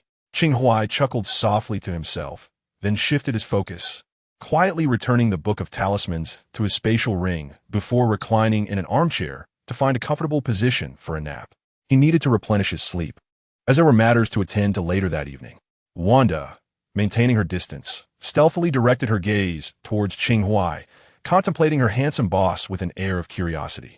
Just then, Pietro ambled past her, and she reached out to halt him. "What were you discussing with the boss just now?" "I asked him to help me find a girlfriend," Pietro replied, suddenly struck with a playful impulse to tease his sister, adding, "And perhaps you should ask him to find you a boyfriend as well." "Did he agree?" Wanda inquired casually, though her heart was slightly anxious. Pietro's eyes gleamed with mischief. "Oh yes, he agreed." He patted Wanda's shoulder reassuringly. "Don't worry. The boss employs Eastern mysticism, which is quite effective." Wanda replied, "What is there to be reassured about? Who needs that to work?" She cast another furtive glance at Qing Huai, muttering under her breath, "How could he possibly agree?" In the evening, Qing Huai emerged from a Chinese accessory shop named Qing Xiaofu, not returning home, but instead taking the subway to Brooklyn. While on the train, his phone suddenly chimed twice. He retrieved his phone and opened the notification. It was a video feed from the camera at his doorstep. A young man with a backpack appeared in the frame. It was Peter Parker. Qing Huai had previously given him his address, suggesting he come find him after careful consideration. Now, Peter had arrived, but Qing Huai was not at home. Clearing his throat, Qing Huai activated the microphone. "Hey, Peter, you're here, but you should head back for now." Through the camera, Qing Huai observed Peter Parker momentarily freeze, looking quite embarrassed. "I'm so sorry. I should have called ahead, but I didn't have your contact information." As he spoke, Peter rummaged through his backpack, pulled out a notebook, wrote down his number, waved it in front of the camera, and then tore out the paper, sliding it into the door. "You can call me later." Peter Parker waved at the camera, bidding farewell. He then departed from the opulent villa, his mind occupied with thoughts. Initially, he suspected that the man offering assistance had ulterior motives, perhaps seeking to deceive him. However, upon observing the grandeur of the residence, it was evident that wealth was not an issue. Furthermore, the man's demeanor suggested a lack of urgency. Had Qing Huai been overly eager to discuss a so-called collaboration, Peter would have approached him with skepticism, deeming him unreliable. Yet now, Peter had alleviated at least 30% of his apprehensions. This was precisely the outcome Qing Huai desired. Patience is essential in the pursuit of success. Upon the subway's arrival at his destination, Qing Huai exited the station and walked toward the bar he had visited the previous night. This time, he entered through the front door without donning a mask or taking the back entrance. New York's underground is rife with criminal organizations. While the majority is dominated by Gene Bing, several smaller factions operate independently. The bar's clandestine Eagle Gang is one such group. Over the past week, Qing Huai had not been entirely at ease. He had taken a brief moment to assert his dominance over this minor gang and had them assist him with a task. Gene Bing may have noticed the progress of the Tongji Society, but had yet to take action. Consequently, the truth is, Qing Huai impersonated Gene Bing, orchestrating the abduction of certain individuals and meticulously planning the entire scheme. Since meeting a particular individual last week, Qing Huai had been devising his strategy. To fully integrate the Tongji Society under his command, transformation was imperative. Thus, he set forth a test. If the Tongji Society were likened to a torch, individuals would gather around it for warmth. However, when that torch is seized, how many would attempt to reclaim it, and how many would turn away indifferently? Under Qing Huai's leadership, the Tongji Society could champion justice and assist others, Yet it must not devolve into a mere charitable organization. He sought to ascertain whether the interim leader of the Tongji Society possessed potential for growth, and whether the members shared a sense of camaraderie in adversity. Tonight, Qing Huai awaited someone, or rather, a resolution. Yet, he held no expectations. Regardless of the outcome, his mood would remain unaffected. Such an intelligence organization could be cultivated anew. Should he choose to do so, it was merely a matter of sacrifice for a certain individual. Qing Huai approached the bar and ordered a whiskey sour, adorned in black-rimmed glasses.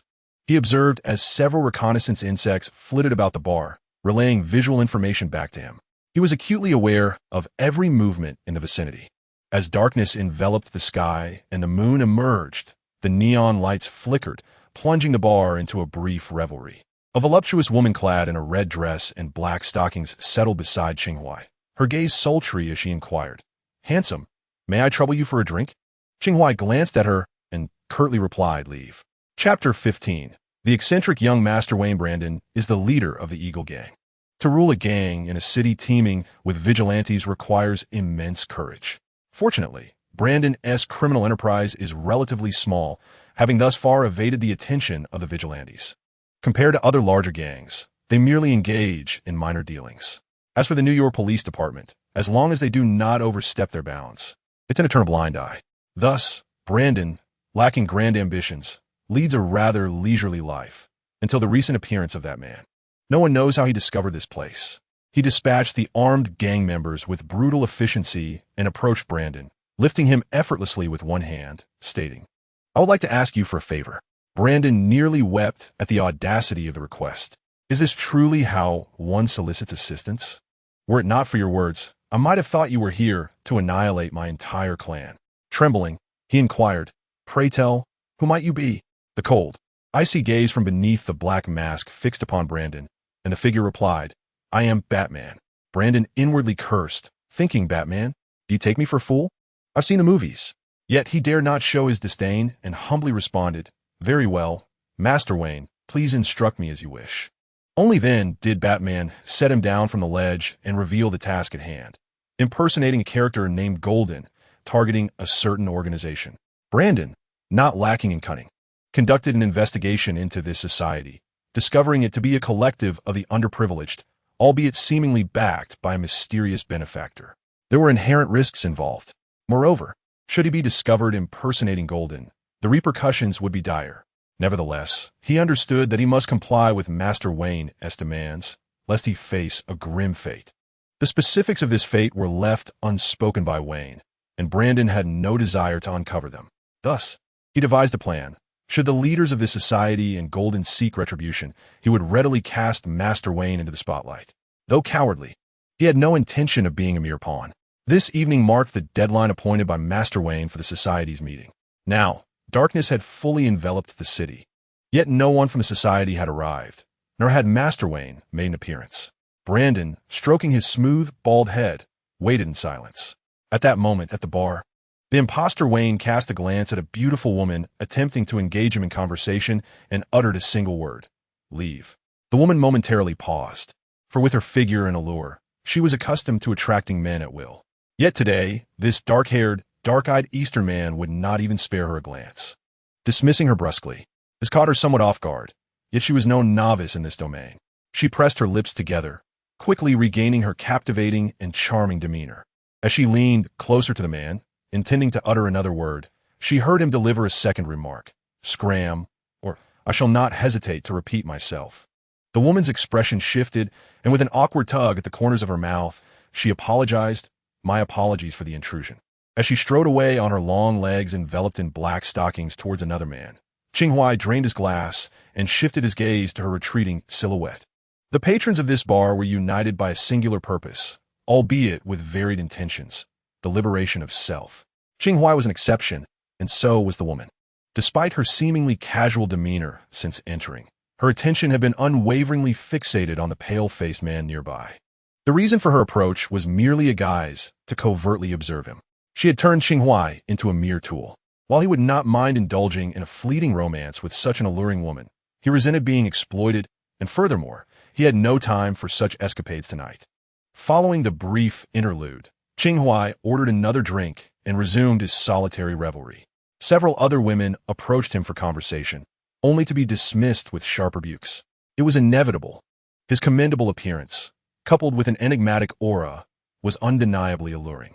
The woman in the red dress and black stockings felt a sense of relief upon realizing that Qing Huai's indifference was not a personal affront. Redirecting her focus to the elongated-faced man, she observed him finish his last sip before departing the bar. However, the suitcase that had accompanied him upon entry was now in the possession of another bearded man. The woman in red discreetly watched the scene unfold, her soft lips parting slightly as she murmured, "Captain, the transactions involving Bunny 1 and Bunny 2 have been successfully executed, and they are now leaving the exchange point in succession. Should we proceed with the capture?" A voice from the wireless communicator responded, "Follow them for now. Act once we are in a deserted area." At that moment, another man's voice joined the channel. "Shauna, what is the matter?" The woman in red whispered back, "After the mission concludes, I shall treat you to a drink. Fear not, I shan't let you go." The voice on the communicator was clearly stifling laughter. She rolled her eyes. "Clint, can we not forget this?" No, I intend to remember this for a lifetime." The man on the communicator burst into laughter. The voice of the one referred to as Captain then solemnly remarked, "Do not be disheartened, Shauna, when it's all over. Both Barton and I will treat you to a drink." "Captain, that jest is far from amusing." The woman shook her head as she exited the bar. The two bunnies parting ways. Bunny 1 headed towards her, while Bunny 2 was the bearded man departing with the suitcase. "We also acted separately," the captain directed. "Patton will continue to observe from above. I will head to intercept number 1, while Xiao Na will follow number 2, finding a secluded spot to deal with him." A capture operation unfolded outside the bar. After observing the woman in the red dress leave the bar with the help of reconnaissance drones, Qing Huai ceased his attention. Minutes later, a pickup truck arrived behind the bar, and several individuals emerged, carrying boxes. It was Jason and his companions. After finishing his last drink, Qing Huai discreetly departed from the bar. Jason led several members of the Tongji Society to the back door, where someone awaited their arrival. They took the boxes from Jason and his group, searched them, and escorted them to the basement. Entering a corridor, they arrived at the door of a room. Brandon stood at the entrance, glancing at Jason and the others, inquiring, "Where's the person my boss requested?" Jason, with a hint of earnestness, asked, "May I speak with him directly?" With a gun in hand, Brandon scanned the group once more, hesitated for a moment, then gestured for Jason to enter, saying, "He's in there. You can go in." Brandon was uncertain whether Master Wayne was inside. Indeed, he and his men had been guarding the place all night, and Master Wayne had yet to make an appearance. However, Master Wayne had expressly instructed him to keep a room available for their arrival, allowing the leader to enter and meet him. Brandon felt a sense of unreality about the situation, as if it were a magic trick. Nevertheless, that man who claimed to be Batman certainly had something about him. For instance, he seemed to have anticipated that the Tongji Society would send someone to impersonate the elusive mastermind, specifically instructing Brandon not to trust anyone they brought along. The truth proved him correct. Hence, at this moment, Brandon was filled with curiosity.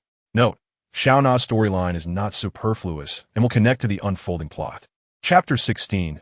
The development of the Tongji Society. Jason glanced back at his companions before stepping into the room. Indeed, a figure sat in the chair behind the desk, facing away from him, obscuring their face. "Are you Jean Bing?" Though Jason had heard of Jean Bing's notorious reputation, he had never encountered him in person.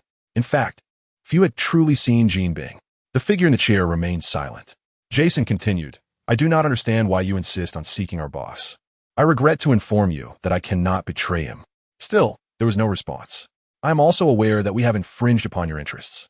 Jason paused for a few seconds, then added, "Rest assured, from this day forward, the Tongji Society will cease to exist, and I will willingly relinquish all our equipment to you, only asking that you spare those innocent individuals." The person in the chair maintained their silence, leaving Jason increasingly unsettled. He was uncertain of Jean Bing's intentions, and the rumors surrounding him cast a shroud of fear of the unknown over Jason. He continued, "With all the equipment, coupled with the dissolution of the Tongji Society and my own life, I hope to exchange it for the lives of those people." Finally, Jean Bing broke the silence, asking in a tone Jason had never heard before, "Is it worth it?" "What?" Jason was momentarily taken aback. "I am asking, is it worth it?" Jean Bing did not turn around, stating, Even if you were to exchange these for their lives after your demise, I will continue my business and traffic more individuals. Do you truly believe your actions hold value? Jason pondered for a moment. I am uncertain if it holds worth.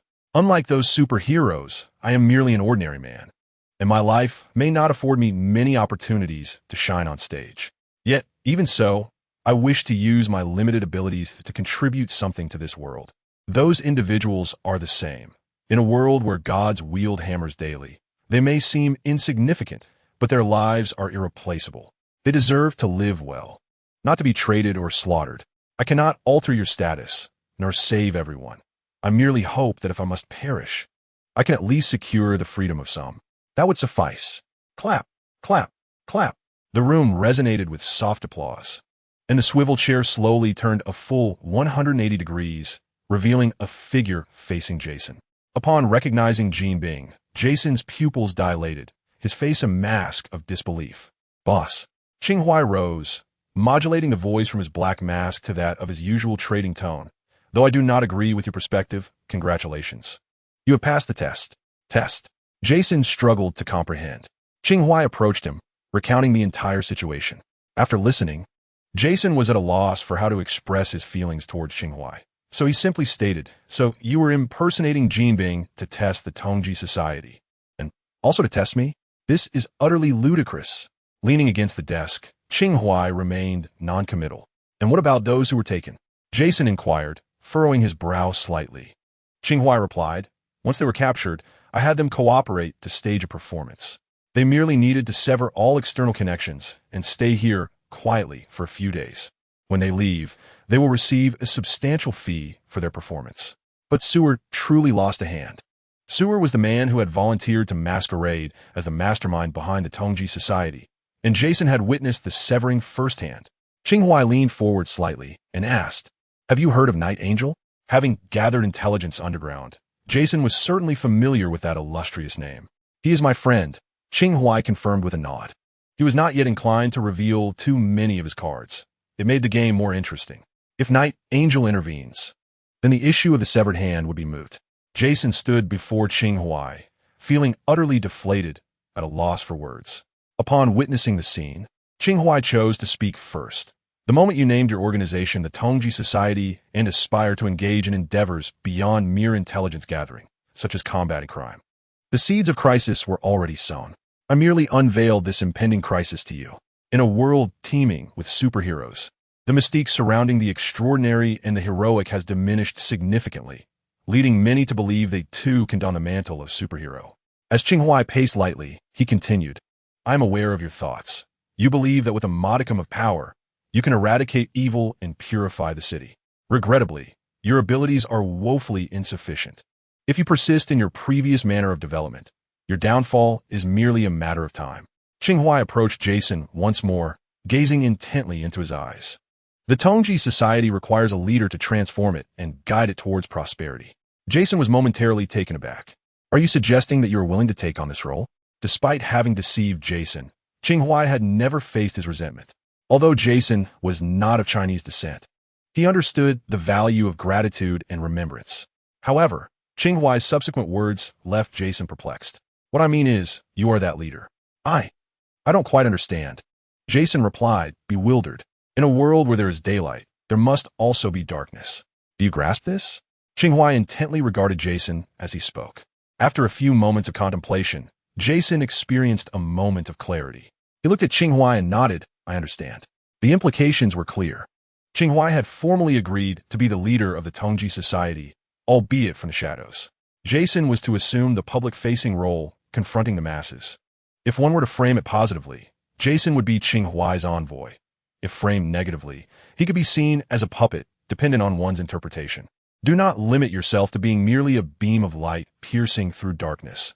Aspire to be the sun in the sky, born to illuminate the entire world. Qing Huai articulated with a poetic cadence. Yet, Jason perceived the immense tide behind those words. Initially, he aimed to ensure the Tongji Society's survival in New York. But after absorbing his boss's words, he realized that the organization would not confine itself merely to intelligence collection. Its destiny might unfold in ways he could scarcely envision. Tell me, are you willing? Qing Huai's voice resonated with a cold, ironclad authority. Jason felt a surge of fervor at the very utterance of those words. He was uncertain whether this enigmatic boss would exploit, deceive, or abandon him. Yet, he knew this mysterious benefactor had once aided him. He recognized this as an opportunity he must seize. There could be no hesitation, for hesitation leads to defeat. "I am willing," Jason declared. In the corridor, Brandon and the few individuals who had accompanied Jason kept their distance, awaiting the emergence of those within. Brandon surmised that since the person had been inside for quite some time, there must indeed be someone present. "Hey, quite remarkable." Not long after, the door swung open, and Jason emerged. "How is it?" His companions gathered around him. Before Jason could utter a word, a voice resonated from within the room. "Brandon, take them to release the captives." Indeed, it was the voice of young Master Wayne. Brandon nodded towards the room, then closed the door, leading Jason and the others to the quarters where the women and children resided. Although, as Qing Huai had mentioned, they were not mistreated, the accommodations were somewhat cramped, with a dozen individuals sharing a single room. However, considering the exorbitant performance fees, few were disinclined. After all, they would be staying here for a few days, and since the host had provided them with a dignified arrangement, they would proceed accordingly. Otherwise, the situation would have been far less respectable. Brandon blindfolded the captives and personally guided them, along with Jason and the others, out of the basement and directly into the pickup truck that Jason had arrived in. "Are we just leaving like this?" One companion looked at Jason, noting that their equipment remained in their possession and that they had not followed through with a plan to hand it over to Jean Bing.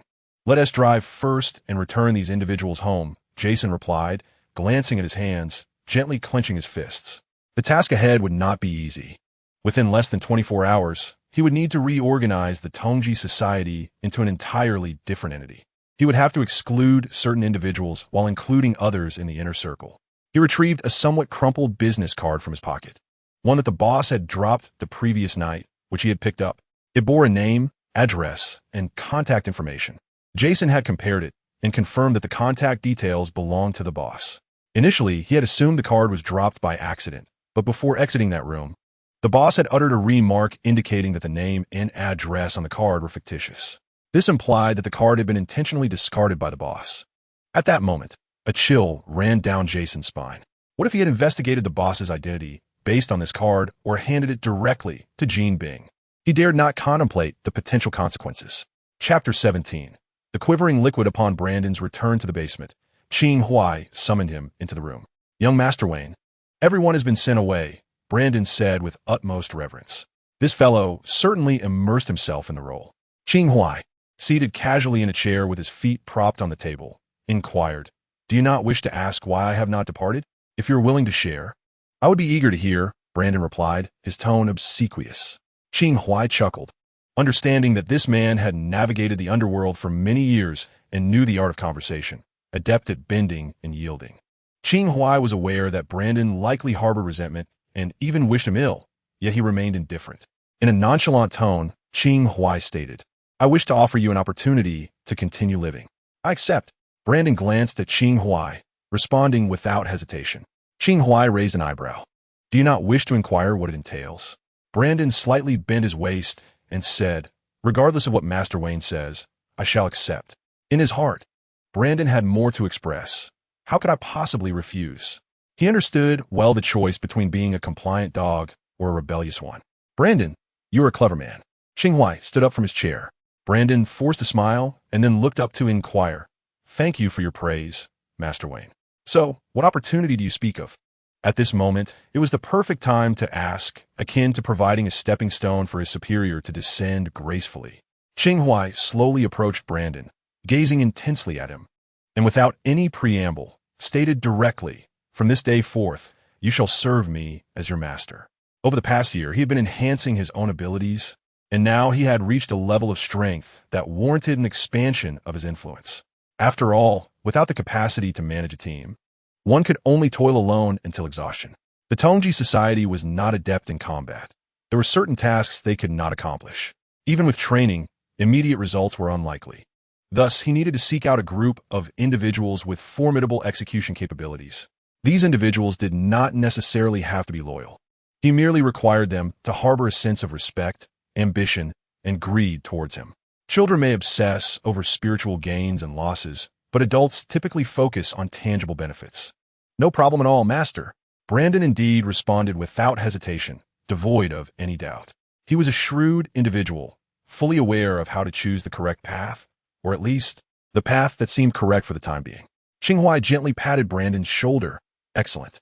Now, I shall bestow upon you a gift. Brandon was momentarily taken aback. Close your eyes, Qing Huai instructed. After a brief hesitation, Brandon obediently shut his eyes. Having witnessed Qing Huai's capabilities, he knew that if Qing Huai intended to eliminate him, there would be no need for theatrics. Qing Huai moved behind Brandon, placing one hand at the nape of his neck, where his spine met. His palm began to emit a faint red glow. The red dual hand could indeed enhance physical constitution, but only to the peak level of an ordinary human, far from the capabilities of those enhanced by super soldier serum. Qing Huai had just elevated Jason's physicality to the highest level attainable for humans. Now he extended this boon to Brandon. Minutes later, Brandon gently opened his eyes, breathing softly, his face aglow with vitality, feeling an inexhaustible reservoir of energy coursing through him. Lifting his shirt, he discovered that his former belly had been replaced by distinctly defined abdominal muscles, and even his skin appeared to have improved. Gazing at this extraordinary man before him, whether in sincerity or pretense, he uttered, "Thank you, Master Wayne." Qing Huai replied, "Do not call me Master Wayne. It sounds peculiar. And do not refer to me as Master either. That feels even stranger." Brandon understood the unspoken message. "I comprehend, boss." Qing Huai smiled, recognizing that this fellow indeed knew how to navigate the situation. "So, what is it that you require me to do next?" Brandon inquired earnestly. "There is nothing to be done. Maintaining the status quo is sufficient," Qing Huai replied. "But what if, hypothetically, Gene discovers that we are impersonating him to apprehend individuals? What then?" Brandon tentatively probed. "The boss may be elusive and indifferent, but his subordinates cannot afford such luxury." After much contemplation, he resolved to voice his concerns. "Then we shall await his arrival," Qing Huai remarked succinctly before turning to leave. However, after taking a few steps, Qing Huai abruptly pivoted, addressing Brandon once more. "Of course, you could always sacrifice me to save your own skin and seek his favor." In that instant, Brandon felt as though he had plunged into an icy abyss, his hairs standing on end. He understood that his secret intentions had been laid bare. In truth, he was aware that the boss might have suspected his thoughts. Yet, conjecturing was one matter. Exposing those thoughts was quite another. Fortunately, the newly acquainted boss said nothing further, departing with a smile. He walked towards a wall, only to vanish upon reaching its edge, as if traversing from hell to hell. Brandon wiped the sweat from his brow, acutely aware of the boss's unwavering confidence. This formidable figure had bestowed upon him extraordinary physical prowess without imposing any controlling measures, such as placing a bomb behind his head. Brandon did not possess a penchant for masochism. Rather, the more enigmatic the boss became, the more unsettled he felt. Was this confidence absolute, or was there something else at play? Confusion enveloped him. Wait, perhaps the control measures had already been executed unbeknownst to him? What if, aside from enhancing his physique, the boss had poisoned him or implanted a curse within? Or perhaps something akin to the life-and-death talismans depicted in Chinese novels. The very thought of not being informed of such schemes, only to be eliminated upon his betrayal to instill fear in others, was not entirely unfathomable given the tropes he had encountered in countless Chinese narratives. With this realization, Brandon suddenly found the allure of his chiseled abs diminished. He even felt a twinge of discomfort in his back and waist. Meanwhile, in a serene night under a luminous moon and sparse stars, a bearded man with a suitcase ventured down a narrow path. Suddenly, he glanced up to see a woman clad in a red dress and black stockings. He recognized her from the bar. After all, her striking beauty and sensuality were hard to forget. Yet, her sudden appearance in this location did not strike him as mere coincidence. "Beautiful lady, are you lost?"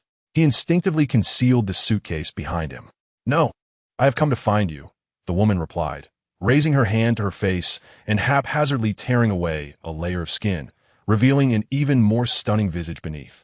The bearded man's heart raced, not solely due to her beauty, but because he recognized this face from television.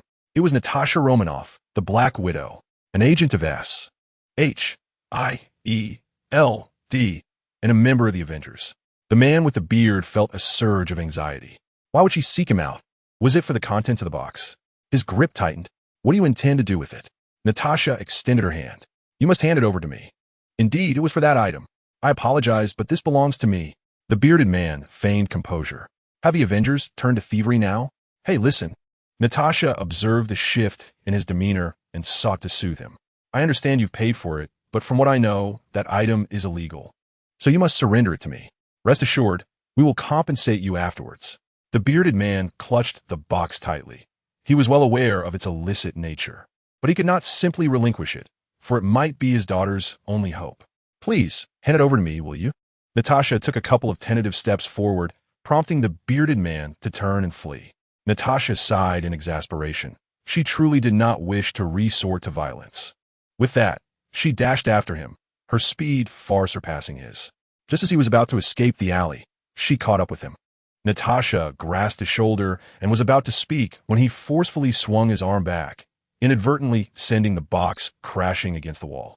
The suitcase burst open, and its contents tumbled out, rolling to the roadside, bathed in the dim glow of the streetlight. Natasha discerned the full nature of the object within, a cylindrical glass vessel containing a mass of yellow semi-liquid, writhing as if alive. What on earth is this? Natasha furrowed her brow. At that moment, the bearded man hurled the suitcase towards Natasha and dashed forward recklessly, performing a somersault to retrieve the glass vessel. His swift movements indicated he possessed some fighting skills. Though he could not match Natasha, she had never intended to strike him with full force. Her primary objective was to acquire that peculiar item. Observing the man clutching the glass vessel tightly, Natasha shook her head in resignation. Captain, your theory does not always seem effective. My patience is wearing thin. She rolled her shoulders and declared, I am offering you two choices. Either you surrender that item to me immediately, or I shall incapacitate you and take it myself. The bearded man hesitated, holding the glass vessel. After a few moments, his grip seemed to loosen, as if he were willing to cooperate. If I give it to you, will I truly receive compensation? I assure you, Natasha replied, cautiously extending her hand in preparation to receive the vessel. The man glanced down at the glass vessel. Seemingly having made a decision, he extended it forward, cradling it with both hands. Yes, just like that. Natasha's lips curved into a slight smile. Suddenly, the bearded man cradled the glass vessel once more, turning and fleeing with a swiftness that was almost startling. A resounding crash echoed as a passing truck struck him. Damn! Natasha exclaimed as she witnessed the scene unfold. How audacious to cross the street. Just how vital was this object to him that he would risk his very life for it? Natasha hurried over to inspect the situation, only to find the bearded man lying on the ground, bloodied and contorted in a manner that defied human anatomy, with at least a dozen fractures visible. Suddenly, Natasha's pupils dilated. The glass vessel that had contained the yellow substance lay shattered, its contents vanished. Simultaneously, the bearded man's body began to perform strange, zombie-like movements, as yellow liquid seeped from his skin, mending his injuries. Natasha looked down at the bizarre scene, her brow furrowed, and spoke into her communicator. Guys, we have a problem. Qing Huai, now donned in the guise of an ordinary person, strolled along the street, replaying the events of the day in his mind. In truth, for the gang to which Brandon belonged, he could easily rule through sheer force. Yet, he had to concede that while brute strength could be effective at times, it was not always the most reliable approach. More often than not, force instilled fear rather than genuine respect. Occasionally, one must employ alternative tactics. In any case, establishing a team that is wholly submissive to one's will is no simple endeavor. Patience is essential. Rubbing the bridge of his nose, Qing Huai cleared his mind and made his way toward the subway station. Suddenly, he heard a cacophony of noise nearby, reminiscent of a scuffle. Raising his eyes, he observed people fleeing in terror ahead. Such scenes were not uncommon, especially in a world rife with heroes and villains, akin to the crowds in a video game. Which villain had descended this time? Driven by a flicker of curiosity, Qing Huai continued forward, maintaining a safe distance to discern the site of the disturbance. A colossal yellow creature hurled a car toward a woman. The woman evaded swiftly, keeping her distance from the monstrous being. It was the same woman from the bar, though her face appeared different. However, given DS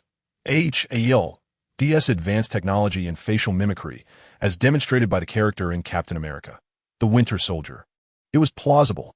Indeed, despite the distance, Qing Huai recognized her as the woman known as Black Widow, though he had sensed something amiss about her at the bar. He had never imagined she would turn out to be Black Widow.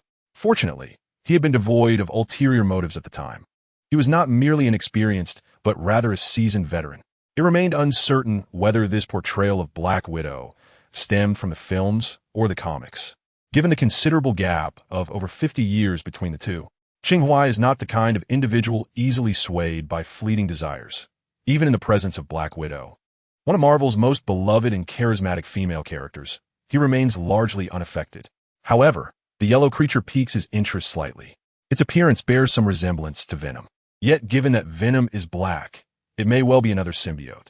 At that moment, two more figures arrive on the battlefield, joining Black Widow in the fray. In contrast, these two are much easier to identify: Hawkeye, Clint Barton, and Captain America, Steve Rogers. Amidst the night, the monstrous entity emerges, prompting the crowd to flee in panic while the heroes rush to confront the danger. A quintessential scene straight from a superhero narrative. In the past, Qing Huai would have merely glanced at such commotion before turning away. Yet now he hesitates. It is undoubtedly a symbiote. Frankly speaking, given Qing Huai's current physical condition, he has little need for a symbiote. From his perspective, the weaknesses of symbiotes are glaringly apparent, and they tend to amplify the innermost thoughts of their hosts. Qing Huai does not consider himself a paragon of justice. Allowing a symbiote to latch onto him might inadvertently give rise to a truly terrifying monster. Thus, a symbiote holds limited utility for him, bordering on superfluous. But who says it must necessarily be a host? It could certainly serve other purposes. Upon this realization, he contemplates its potential applications, albeit uncertain, and decides to give a try. Gazing out at the battlefield, he resolves one thing. He shall possess this symbiote. A cloud, drifting from an unknown origin, temporarily obscures the full moon. Adjusting his collar, Qing Huai turns and melds into the crowd, vanishing into the shadows. In the heart of the battlefield, the yellow creature is entangled with Black Widow, Hawkeye, and Captain America. Initially, the creature intends to flee, but Hawkeye's arrows effectively block its escape route. Captain America stands firm, shield in hand, slightly raising his gaze towards the yellow creature, attempting to reason with it. Calm down. We need not be adversaries. Before he can finish, the yellow creature hurls a car at him. Captain, it seems this fellow is not inclined to listen, Hawkeye remarks, knocking a specialized arrow to his bow. Captain America takes a deep breath. I'll hold him off. You find a chance to rescue those trapped. Verbal persuasion has proven futile to prevent further catastrophe. The creature must be subdued swiftly. The battle rages in the middle of the street, where many remain trapped inside their vehicles. Captain America charges forward, using his shield to force the yellow creature back several paces, then unleashes his combat skills with fervor. Although his super soldier physique may not rival that of a symbiote, the characteristic of parity shines through, enabling him to exchange blows effectively. However, as the yellow creature extends several blade-like tendrils from its head, Captain America suffers a grievous wound to his leg. As the remaining razor-sharp tendrils were poised to strike, Captain America swiftly shielded his head with his iconic shield, executing a graceful mid-air somersault while forcefully repelling the yellow creature with his feet, thus maintaining a safe distance. The creature, its mouth grotesquely split to reveal jagged teeth and a viscous tongue, refrained from pursuing or retreating, instead surveying its surroundings. It was in desperate need of sustenance to replenish its strength. Soon, its gaze fixated on the nearest prey, a child being cradled by Black Widow from outside a car window. It shall be you. With barely a moment's hesitation, the yellow creature leapt toward the child. In a moment of crisis, Captain America instinctively charged toward the creature, intent on colliding with it. In that instant, time seemed to freeze. The scene was suspended. The yellow creature hung in the air, defying the laws of physics. While Captain America, akin to a sprinter poised at the starting line, tensed every muscle in his body, Black Widow was in the process of pulling the child out, while Hawkeye was readying an arrow on his bow. Everything was frozen within a mere 5 seconds. The time-stopping coin activated. The countdown began. 1. The one solid ground beneath the yellow creature began to ripple. 2. A figure emerged from the waves, akin to a dragon rising from the sea. 3. This figure grasped the legs of the yellow creature. 4. The figure pulled the creature downwards. 5. The dragon returned to the depths, taking the monster with it. The earth returned to its normal state. The time halt concluded. Life resumed its ordinary course, with the only changes occurring silently and imperceptibly. Captain America and Hawkeye's attempts were rendered futile as they stared in bewilderment at the empty space. Every onlooker was filled with astonishment and confusion, their expressions echoing a collective "what on earth?" In their eyes, the yellow creature had vanished in an instant without a trace. It was utterly unscientific, so profoundly unscientific. Several kilometers away, in a clearing, the ground suddenly began to ripple as if it had transformed into liquid. Following this, a massive yellow creature was violently expelled from the earth, tracing an imperfect parabolic arc before crashing heavily to the ground, kicking up a cloud of dust. Emerging from the earth was a figure clad in a black mask. Qing Huai. The 8 Wonders technique, Feng Ho Chimen, encompasses a multitude of spells, most of which require the activation of a formation to be utilized. However, due to the peculiar nature of this variant, many spells could be cast without the formation, including the Earth Dragon swimming technique that Qing Huai had just employed, to avoid drawing attention and harming innocents. Qing Huai had dragged such a creature for several kilometers beneath the surface before locating this clearing. Were it not for the immense energy coursing through him, akin to a surging river, he would never have been able to accomplish such a feat. But his energy reserves were indeed abundant, allowing him to indulge in such recklessness. Qing Huai slowly approached the yellow creature. To be precise, it could no longer be referred to as a yellow monster, for the symbiote had retreated back into the bearded man's body. To prevent the creature from moving erratically underground, Qing Huai had adorned it with a metallic restraint, binding its arms. However, it now appeared that such measures were unnecessary. The symbiote, having experienced the tumultuous ride underground, was likely disoriented. As Qing Huai reached the bearded man, who lay on the ground, still recovering, he looked down upon him, unfastened the restraint, and then raised his hand to summon a lion's head from his spatial ring. Roughly the size of a basketball, it hovered beside him. This was a magical artifact, inspired by the character Ma Xianhong from the work Yi Ren Ji Xia, known for its ability to unleash sound waves. Unlike the original, Qing Huai's version allowed for the modulation of the sound wave's power. The symbiote had its strengths, yet 2 critical weaknesses: ultrasound and flames. Targeting the bearded man, Qing Huai released a harmless ultrasound. However, a peculiar event unfolded. The bearded man did not seem to suffer, nor did the symbiote show any intent to emerge. Was the symbiote impervious to sound waves? Qing Huai was momentarily taken aback before suddenly recalling a crucial detail. It was that fellow. At that moment, the yellow symbiote appeared to have regained its composure, swiftly enveloping the bearded man's entire body, its sharp tendrils launching towards Qing Huai with lightning speed. Qing Huai reacted with remarkable agility, stepping back a few paces. 8 gates of transportation. It was as if several invisible doors had materialized in space. The blade-like tendrils that were meant for him were forced to pass through one of these doors, only to emerge from another, stabbing into the back of the yellow creature itself.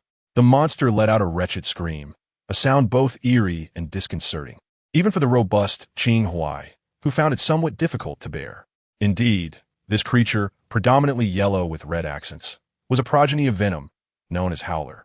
This offspring was not only unafraid of sound waves, but could also emit them. No wonder. Qing Huai, suppressing his physical discomfort, gritted his teeth and activated the wind after strange door formation, then raised his hand to cast the fire-flowing meteor.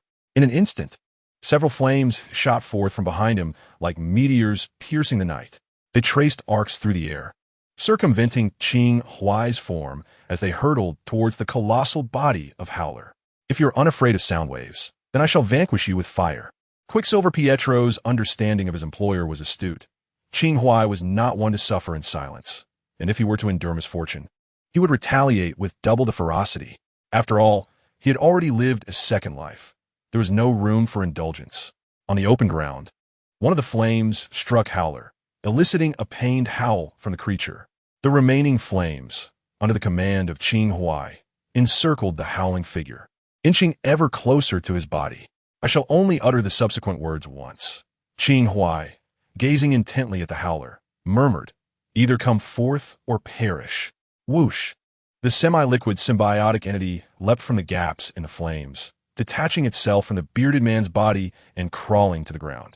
Only then did Qing Huai dissipate the flames, collecting his emotions before retrieving a suitable vessel from his spatial ring and placing on the ground. Before he could utter a word, the symbiotic entity willingly crawled inside. Qing Huai couldn't help but raise an eyebrow. It was quite perceptive. After reclaiming the vessel containing the symbiotic entity back into his spatial ring, Qing Huai approached to examine the bearded man, noting that he was largely unscathed. He turned to leave. However, the bearded man, temporarily weakened by the separation from the symbiote, grasped Qing Huai's pant leg, exclaiming, "No, you cannot leave. Return it to me."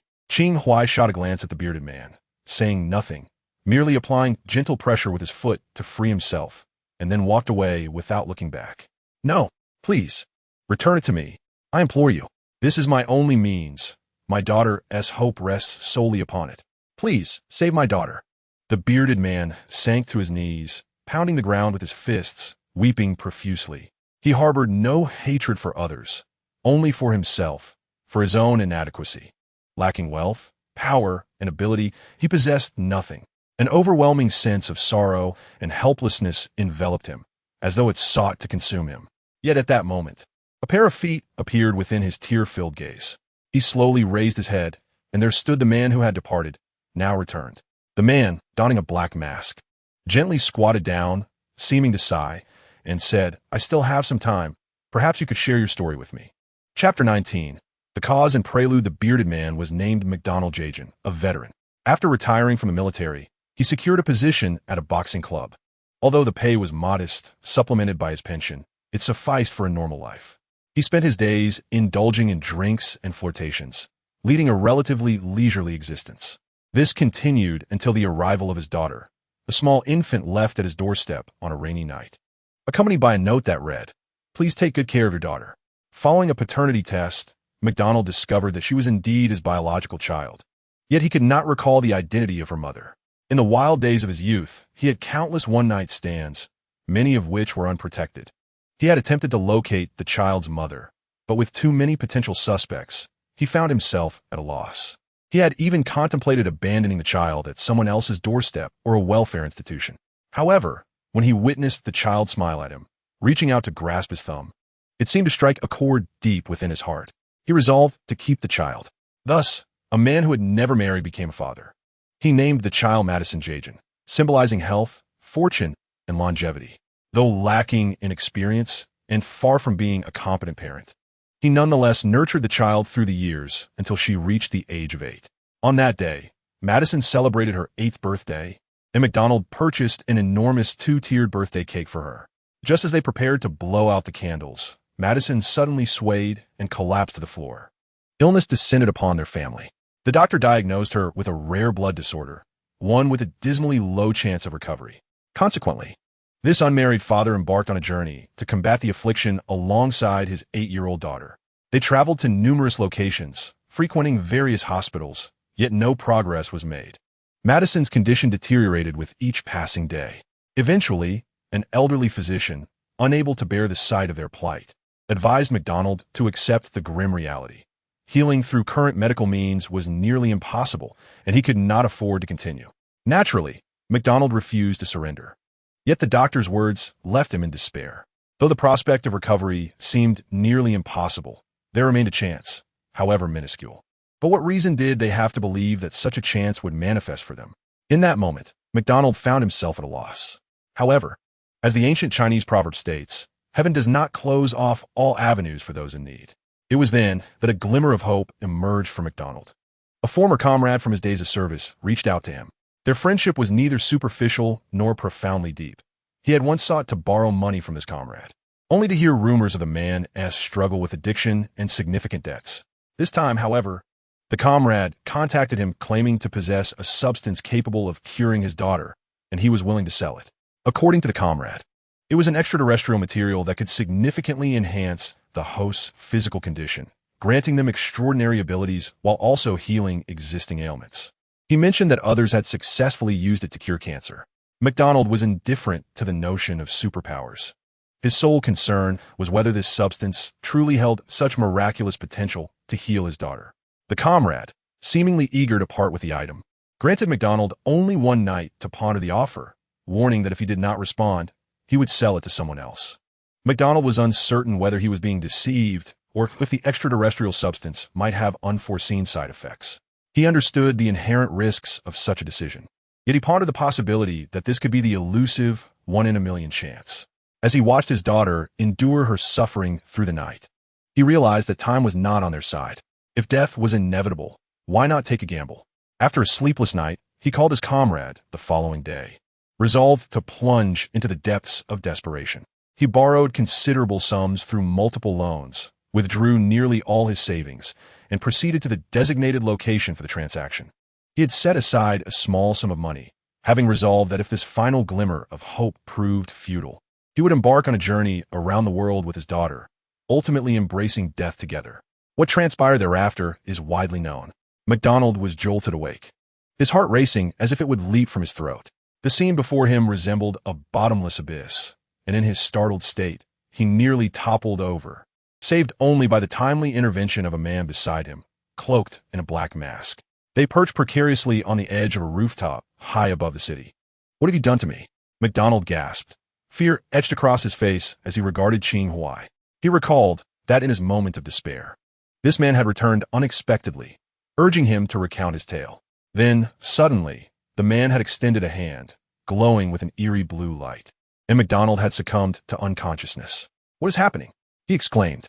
"Nothing of great consequence, merely a slight curiosity regarding your narrative," Qing Huai replied, gazing into the night sky with an air of nonchalance. He had intended to listen to MacDonald's story, but the latter's emotional turmoil rendered him uncooperative. Thus, he had resorted to forcibly delving into MacDonald's memories with his altered abilities. MacDonald widened his eyes in astonishment, inquiring, "Who are you? Truly? That is not for you to question," Qing Huai retorted, rising from the ledge to overlook the city cloaked in darkness. "You need only to understand that I have taken your symbiote, and, barring unforeseen circumstances, it shall not be returned." Upon hearing these words, MacDonald sprang to his feet, ready to confront Qing Huai in a desperate struggle. Yet, the latter continued, "However, I possess the means to cure your daughter's ailment." A vehicle traversed the road, 3 individuals within it enveloped in silence. Hawkeye was at the wheel.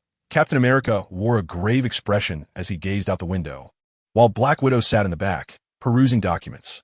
Just hours prior, Black Widow had been engaged in another mission on the opposite side of the city, concluding it when she received Hawkeye's call.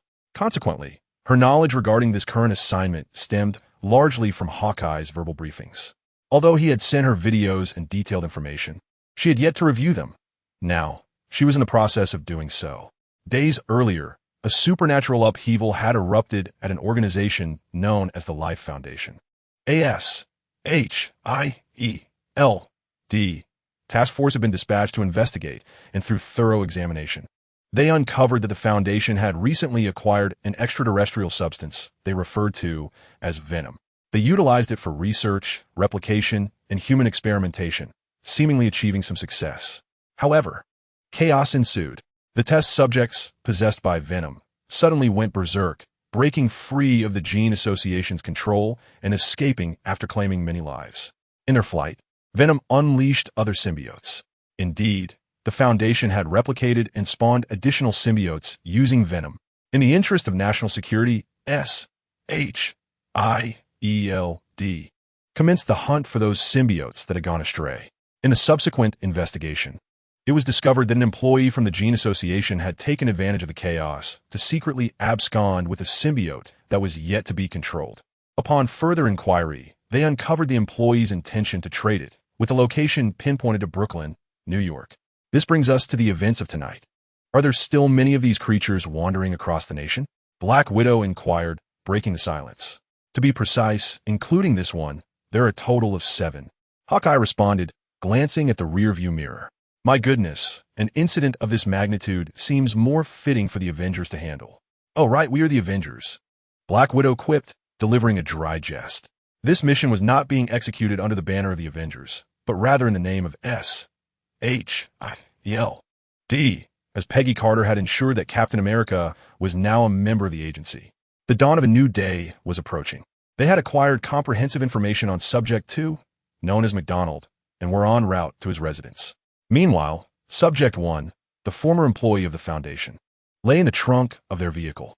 He had divulged everything. He was a comrade of the buyer, MacDonald, working at the Life Gene Association. During the riot that night, he had seized the opportunity to steal a symbiote. He refrained from using it himself, knowing the immense risks involved, with potential fatal consequences. Hence, he resolved to sell it. As for his choice of MacDonald, it stemmed from his awareness of MacDonald's plight, by merely highlighting the advantages of the symbiote.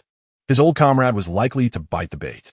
Additionally, he recognized the item as a hot potato, eager to offload it, but struggling to find a suitable channel. Given its peculiar nature, it was unlikely that just anyone would be interested in making a purchase. Thus, his old comrade MacDonald was indeed the optimal choice. Little did he anticipate that he would attract the attention of the Avengers, especially since he was a fan of Captain America. Now, captured by his idol, he was in for a rather intriguing predicament. This foolish individual, clinging to a sense of luck in trying to profit from the turmoil, was perhaps oblivious to the consequences he would soon face. As a member of the Foundation, he was implicated in human experimentation. As a citizen, he was suspected of trading in hazardous materials, and, to put it bluntly, imprisonment was inevitable. Before long, they arrived at MacDonald's residence. Chapter 20. The use of the symbiote. The vehicle pulled up outside MacDonald's house, and the three emerged, observing the modest abode illuminated from within. Stealthily they approached, peering through the curtains to glimpse two shadows, presumably two adults. Captain America gestured for silence, while Black Widow, gripping her firearm, circled to the back of the house. Hawkeye loosed several specialized arrows around the perimeter, prepared to prevent the yellow creature from escaping should it return to this location. Once ready, Captain America burst through the door. The yellow monsters have severely impacted societal safety. In a certain sense, they can enact captures. Yet, upon entering the house, they encountered only MacDonald and his daughter Madison. The father and daughter were slumped on the sofa, heads bowed, eyes closed. Were it not for the faint rise and fall of their chests, one might have assumed they were lifeless. Meanwhile, Captain America and Black Widow swiftly searched the entire room. There was no back door, no hidden passages, no place to conceal oneself. Yet, it was evident that another adult was present. Had they vanished into thin air? "Clint, is there any commotion outside?" Captain America inquired through the communicator to Hawkeye's station outside. Hawkeye replied, "No, Captain. This is peculiar." At that moment, MacDonald stirred awake, as if merely roused from a brief nap. Upon seeing the two figures before him, a look of sheer terror crossed his face as he shielded his daughter, exclaiming, "Why are you in my home?" He initially intended to ask who they were, but upon noticing the iconic five-pointed shield, the question seemed superfluous. Black Widow furrowed her brow, sensing something amiss. She approached MacDonald slowly, saying, "We have just met. Do you remember?" Although she was now clad in a tight suit, MacDonald had recognized her in the alley. Yet now, he appeared utterly bewildered, questioning their intrusion into his home. This reaction was decidedly unusual. Indeed, after hearing Black Widow's words, MacDonald was profoundly astonished. "What? We have not met. I mean, just a minute ago, I only saw you on television." In an instant, it felt as though the temperature in the room had dropped several degrees as Captain America and Black Widow exchanged glances. How bizarre. As the sun began to rise on the East Coast, Qing Huai had returned home. The day's plans had deviated. He could have returned early to rest, but instead, he encountered a yellow brute assaulting the widow midway. He could have simply taken the symbiote and left, yet upon hearing a man kneeling and wailing, he found himself intrigued by MacDonald's story. Thus, he returned. Like a deity, he perused MacDonald's memories. In exchange for healing MacDonald's daughter, he erased MacDonald's memories, primarily seeking to obliterate those concerning himself. However, erasing a single person or event from memories in a manner that maintains coherence can be quite complex. So he opted to erase MacDonald's entire recollection of the night. Though MacDonald might later be crushed by loans or pursued by S.H.L.D. and the Avengers for investigation, such matters were of no concern to Qing Huai. He saved MacDonald's daughter merely to ease his own conscience. Nothing more. After the doll girls assisted Qing Huai in changing her attire, she chose not to take a nap. Instead, she turned and ventured into the underground prison, rapping on the glass door to rouse Sarah Jane. "Time to rise and read." Qing Huai tossed an item to Sarah Jane and returned to the lower level. Hearing her lament about not understanding Chinese characters, Qing Huai thoughtfully presented her with a new Chinese dictionary. Sarah Jane emerged from her cocoon of blankets, her hair tousled. Resembling a disgruntled puppy, teeth gritted. I don't even have to attend school. Yeah, I must wake early to read? This is absurd. Let us be clear. I am the one in prison here. What nonsense is this about reading? And this dictionary is entirely in Chinese. How am I supposed to look anything up? Should I risk my life for it? This is infuriating. At that moment, Qing Huai had no time to ponder Sarah Jane's thoughts. She had matters of her own to attend to. She approached the cultivation furnace on the lower level, retrieving the symbiote howler from her spatial ring. This symbiote was a remarkable entity. It resembled a liquid form and, upon merging with a human, could significantly enhance the host's strength, speed, endurance, and reflexes, as well as replicate and store the host's superpowers. Additionally, it possessed extraordinary self-healing abilities and could disguise itself in various forms. In essence, had it not been for its two apparent vulnerabilities, sound waves and flames, it would undoubtedly be a formidable existence. Fortuitously, the howler Qing Huai encountered was a mutated variant birthed from venom, endowed with immunity to sound waves. This meant that one inherent weakness had already been eradicated.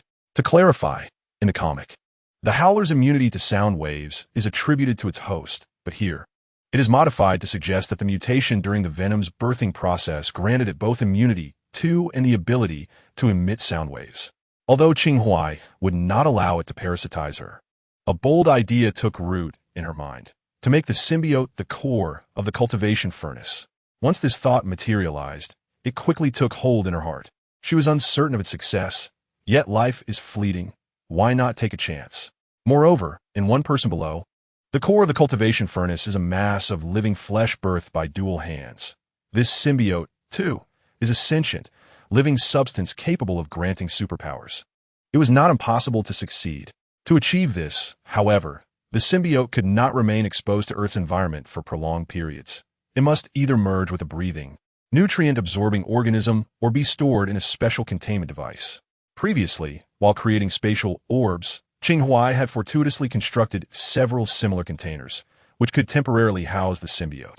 The next steps involved forging an external apparatus to enable the howler to serve as the core of the cultivation furnace, along with modifying the howler itself. This was no small undertaking.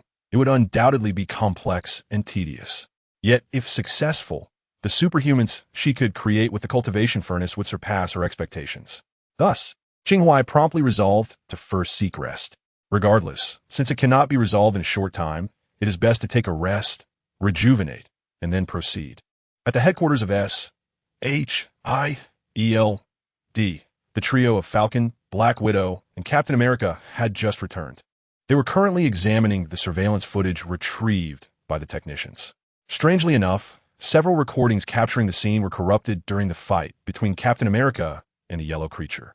Coincidentally, the surveillance footage from near the McDonald residence was also found to be damaged.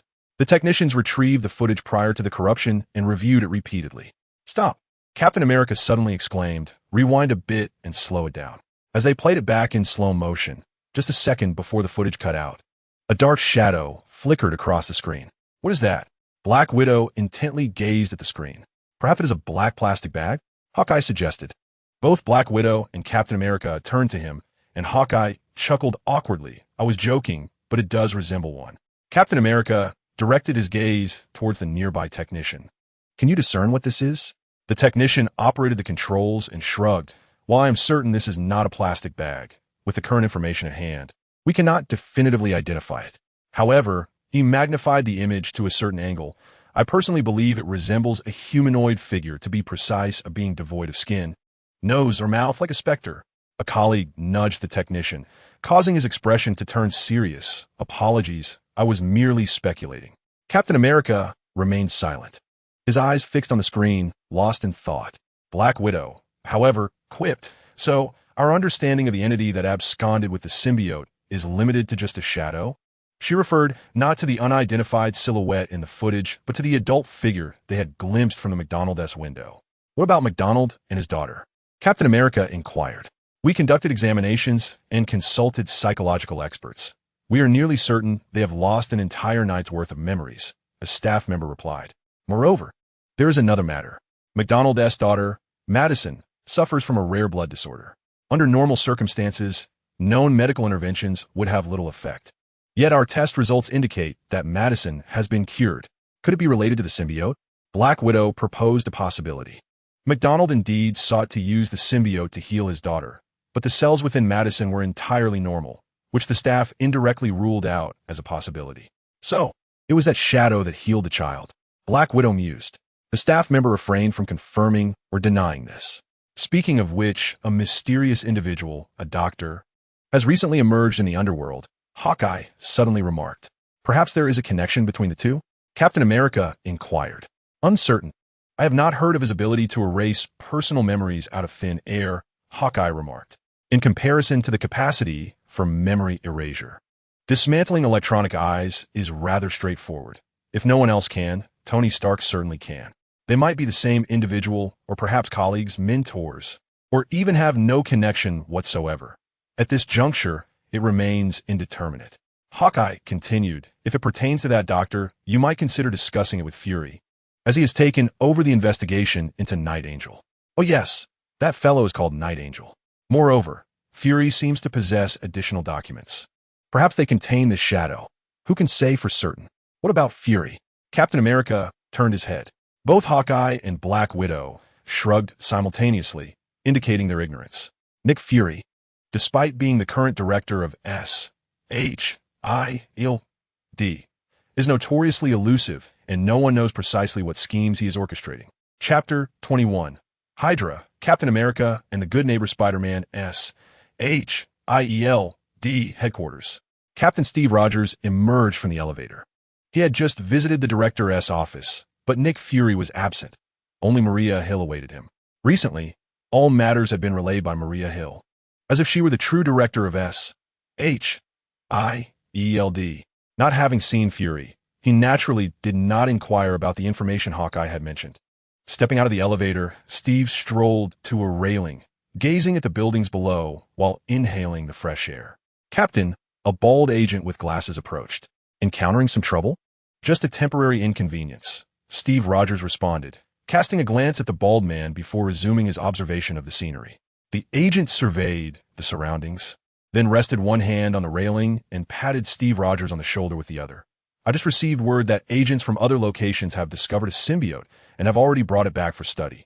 There is no need for concern. We are drawing ever closer to our grand endeavor. Steve Rogers turned to face the bald agent. Their eyes met, and they both whispered almost in unison, "Hail Hydra." Today, Qing Huai did not go to the shop. After catching up on sleep until the afternoon, he called Peter Parker to express his apologies and invite him over. Even though it was already afternoon, Qing Huai did not neglect his exercise routine. He practiced on the wooden post, sparred with the sandbag, and concluded with a set of Tai Chi after showering. The doorbell rang. Peter Parker had arrived. Qing Huai welcomed Peter into his home. "I apologize. I had some matters to attend to last night and returned quite late." "Not a problem," Peter Parker replied while surveying the slightly luxurious villa. "Someone of your stature must have numerous engagements, gatherings, and the like. It's understandable." Qing Huai held many concealed identities in this city, while his public persona was quite simple. The owner of Qing Xiaofu jewelry, a discreetly affluent individual. Certainly, the term wealthy is relative. In comparison to Peter Parker, Qing Huai undoubtedly qualifies as affluent. However, when juxtaposed with someone like Tony Stark, Qing Huai's status resembles that of a pauper. Although he has crafted a persona of a low-key millionaire, a diligent inquiry would easily unveil his opulent identity, as he requires a legitimate facade to lavishly expend his resources. "I am only a few years your senior, so we could be considered contemporaries." Qing Huai offered a bottle of beverage to Peter Parker, encouraging him to feel at ease. He deliberately refrained from introducing the doll-like girl into Peter Parker's line of sight. The vast residence contained only the two of them. "Thank you," Peter Parker replied, accepting the drink, then casually inquired, "By the way, how did you find me that day?" "Spider sense," Qing Huai responded, opening a bottle for himself. "Do you remember? You possess it too, though it appears my sensitivity is somewhat superior at this juncture." Qing Huai was merely fabricating. His spider sense had been bestowed upon him after consuming the spider monster, skipping the developmental phase entirely. In contrast, Peter Parker had only recently acquired his abilities and was still unrefined in their application, rendering any comparison of strength moot. Moreover, With his mutated variant of the 6-coup immortal thief, it was exceedingly challenging for Peter Parker to sense him unless there was physical contact, a fact Qing Huai discovered after consulting the system. Typically, the system would not respond to Qing Huai's inquiries. It was only on rare occasions, when Qing Huai's persistent questioning became bothersome, that it divulged any information. However, such revelations were often trivial, and in matters of greater significance, the system remained resolutely silent. Most of the time, it functioned as a cold, mechanical tool for issuing tasks and rewards, leading Qing Huai to perceive the system as possessing a certain enigmatic quality, distinctly different from ordinary systems. Despite his lack of experience with others, observing Peter Parker's silence, Qing Huai inquired, "How has your health been lately? Any peculiarities?" "My body has never felt better," Peter Parker shrugged, his tone laced with resignation. Yet, that is precisely what feels most amiss. Initially, upon gaining his powers, Peter Parker was elated, believing he could become a superhero and save the world. However, when Qing Huai confronted him with the possibility of transforming into a monster, his enthusiasm waned dramatically. Qing Huai chuckled softly, dismissing further trivialities as he led Peter Parker into the experimental area. "I obtained some blood from that spider creature. Perhaps we can draw some comparisons," he said, handing Peter Parker the sample from patent panel, and stood by to assist in the analysis. In this field, Peter Parker was the expert. As dust descended, their research concluded, revealing that the cellular mutation in patent panel was over twice that of Peter Parker. If patent panel were to mature unchecked, he would undoubtedly surpass Peter Parker. However, the spider genes within patent panel have already overwhelmed his own genetic makeup, ultimately leading him to become a complete monstrosity. In contrast, Peter Parker's spider genes have achieved a harmonious equilibrium with his inherent DNA. In other words, patent panel embodies excessive mutation, whereas Peter Parker epitomizes perfect transformation. This discrepancy likely stems from the fact that the spider first bit patent panel before it encountered Peter Parker. Upon reaching this conclusion, both Peter Parker and Qing Huai let out a sigh of relief, for their friendly neighborhood Spider-Man was preserved.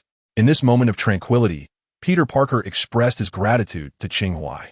Although, objectively speaking, Qing Huai had merely provided Peter Parker with some equipment support, Peter still held a deep appreciation for him.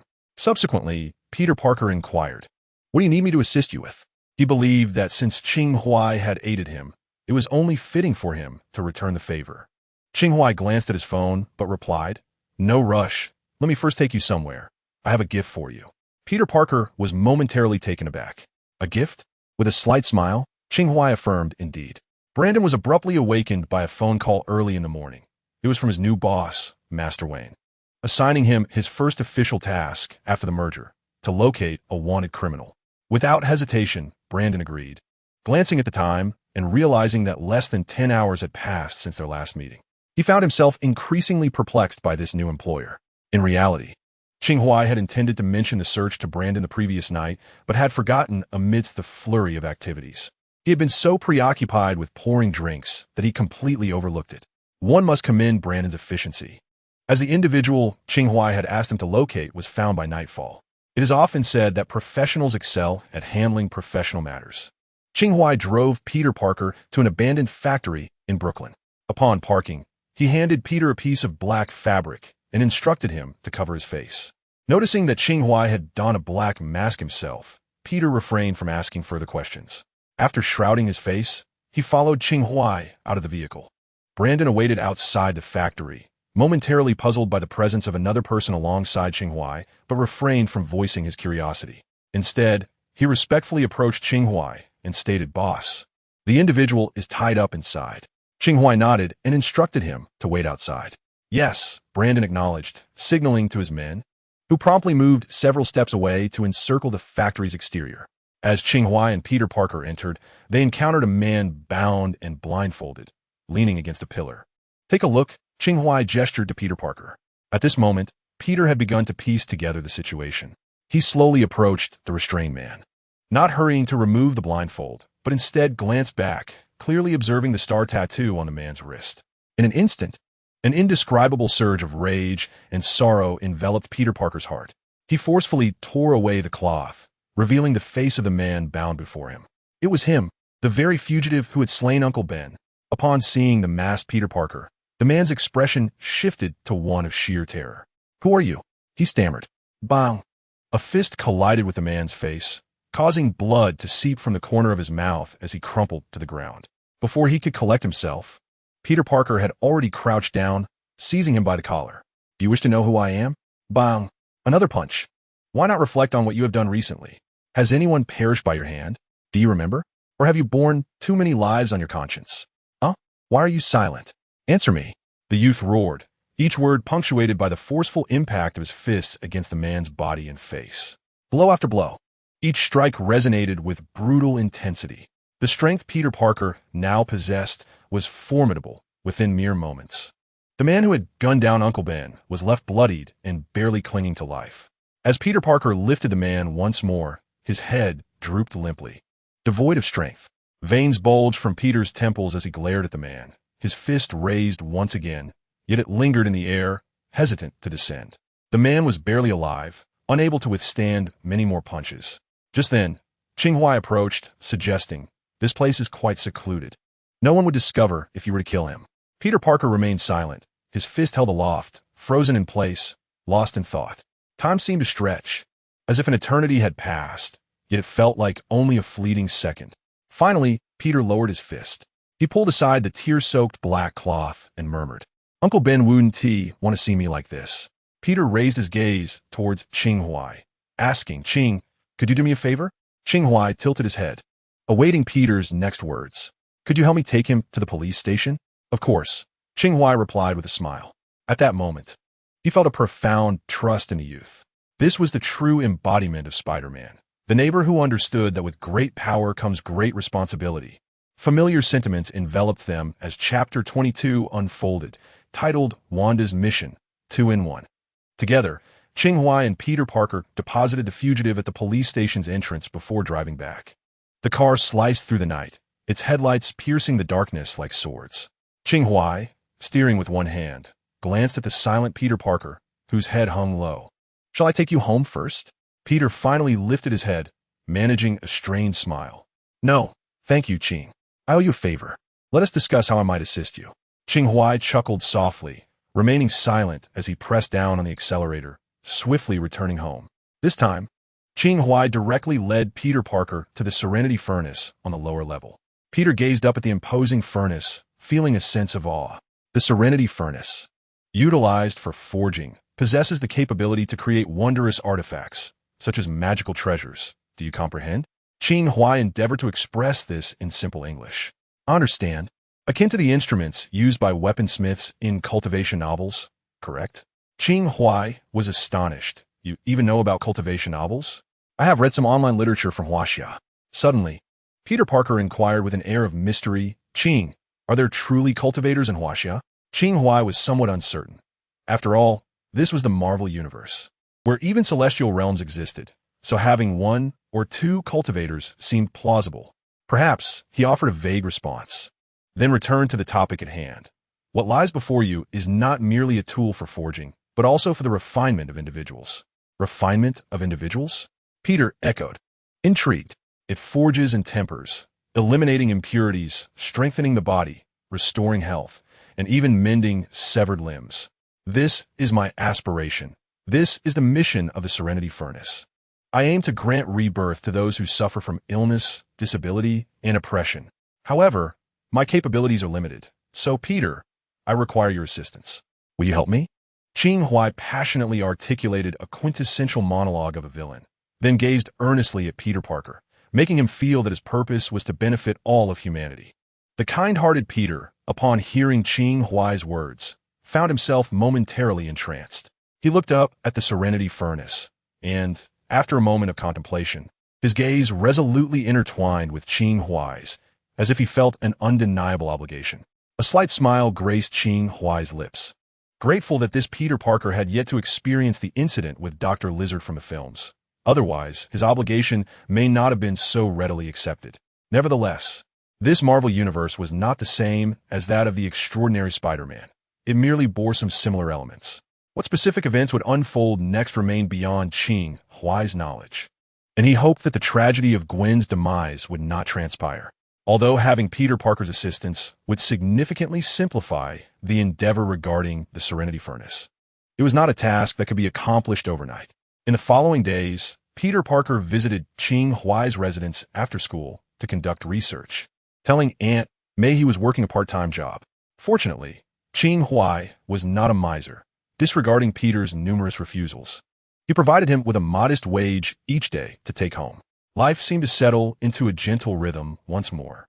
By day, Qing Huai tended to the jewelry store, while by night, he collaborated with Peter Parker to enhance the Serenity Furnace. The gang led by Brandon exhibited no unusual activity, and thus far, they had not faced retribution from Kingpin. Perhaps Kingpin had not even noticed this fleeting impersonation incident, or he may have been aware, but chose not to respond for some reason. Who could say? Yet, it was Brandon who bore the burden, as if a sword of Damocles hung over him, filled with daily anxiety, while harboring concerns about both gold and the potential for bodily harm.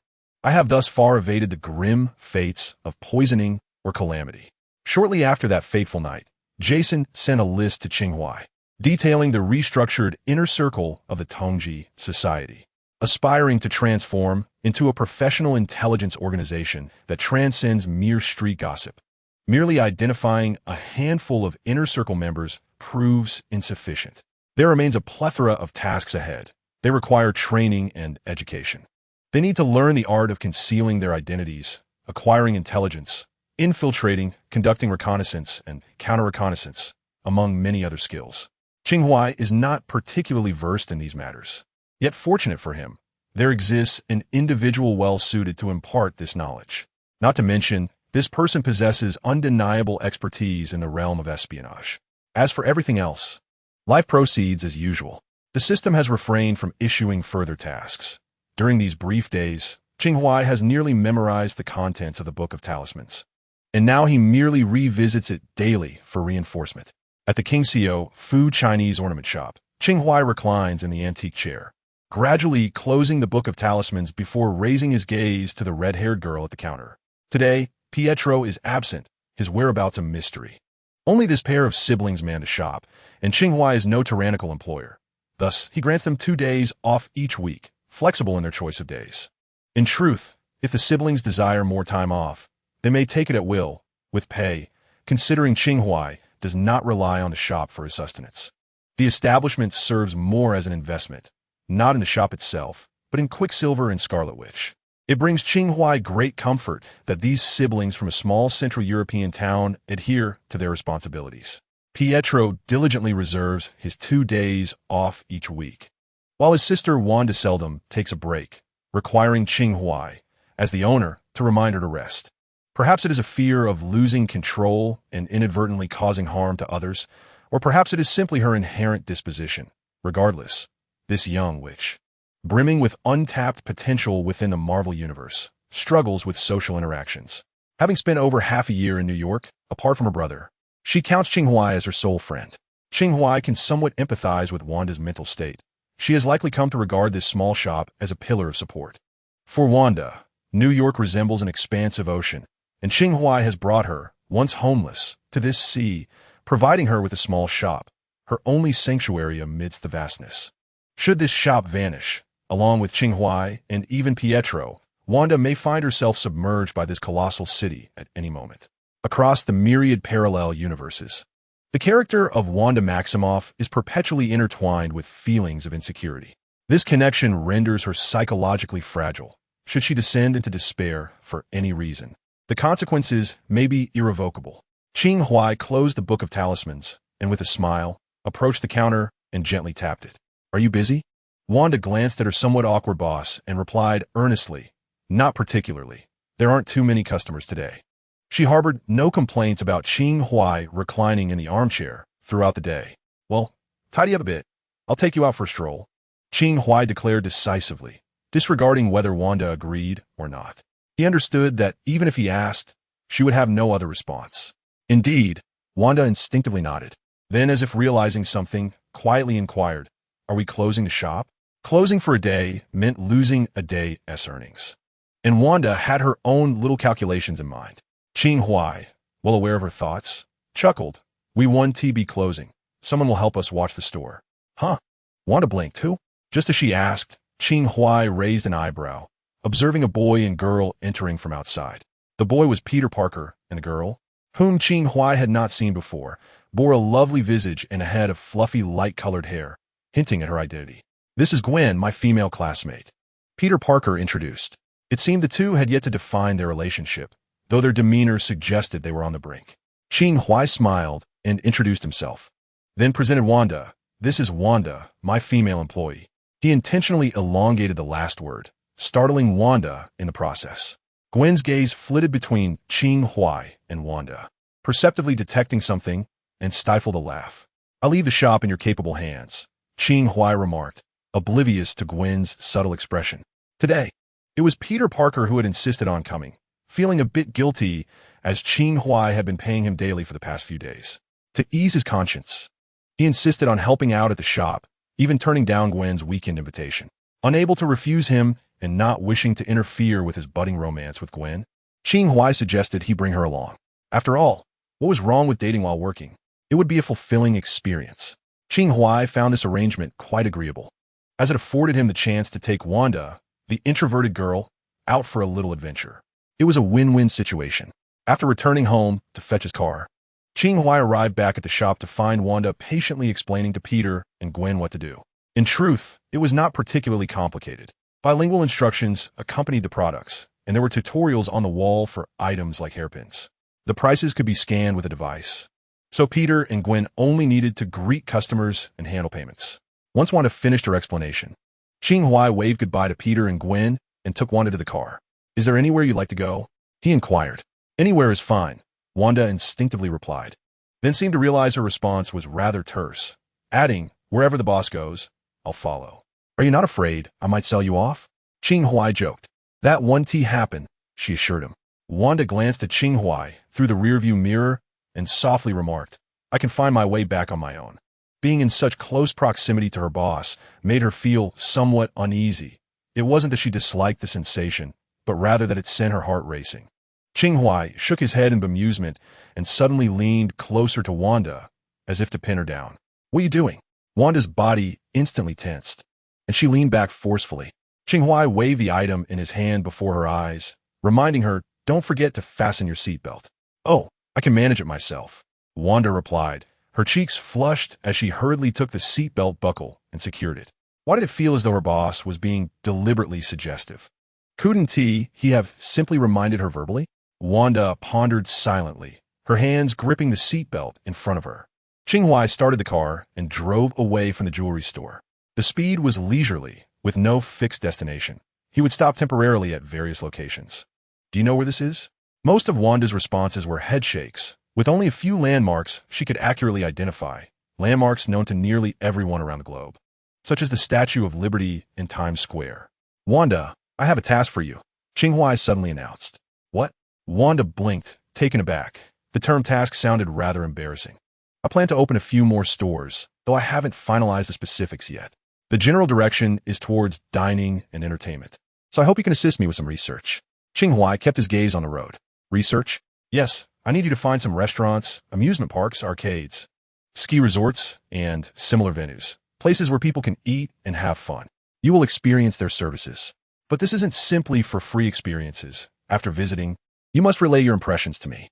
For instance, what are the strengths and weaknesses of each establishment? You must be thorough. You can either verbally recount your thoughts to me or document them in writing like a diary. Do you understand?" Wanda nodded earnestly with wide eyes. "Lastly, you need to take photos and check in," Qing Huai added. "This is how I will oversee your work. Can you accept this?" "Yes," Wanda affirmed, nodding again. "Let's aim for 100 places to research. This may take some time, but there's no need to rush. We aren't short on time. You can go with Peter or invite me along, or perhaps make some new friends. New female friends," Qing Huai added. "Don't worry about the expenses. Work-related costs will be reimbursed." Wanda nodded again, slowly lowering her head.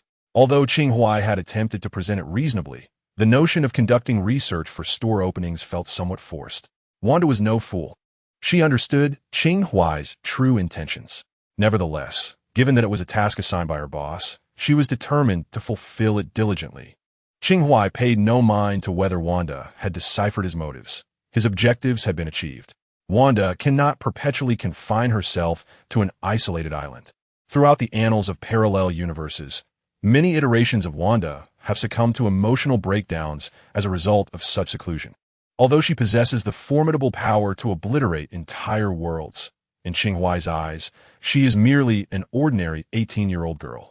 She ought to lead a life akin to that of a normal person, free from guilt over her extraordinary gifts. Qing Huai halted the vehicle, opened the door, and encouraged her. "Come on, I shall accompany you for now." After alighting, Wanda quickened her pace to match Qing Huai's stride, and the two proceeded side by side, merging into the bustling crowd. "What would you like to eat later?" "My treat." "You mustn't say anything is fine. And you cannot suggest dumplings. I am not in the mood for them today." "Oh, then let me think." Chapter 23. The black suit and the little white rabbit. By the time Qing Huai escorted Wanda home, night had fallen. After bidding farewell with a wave, he returned home. Peter Parker would not be visiting that evening, as he was to dine with Gwen, although he had intended to come over after dinner. Qing Huai had graciously declined his kind offer.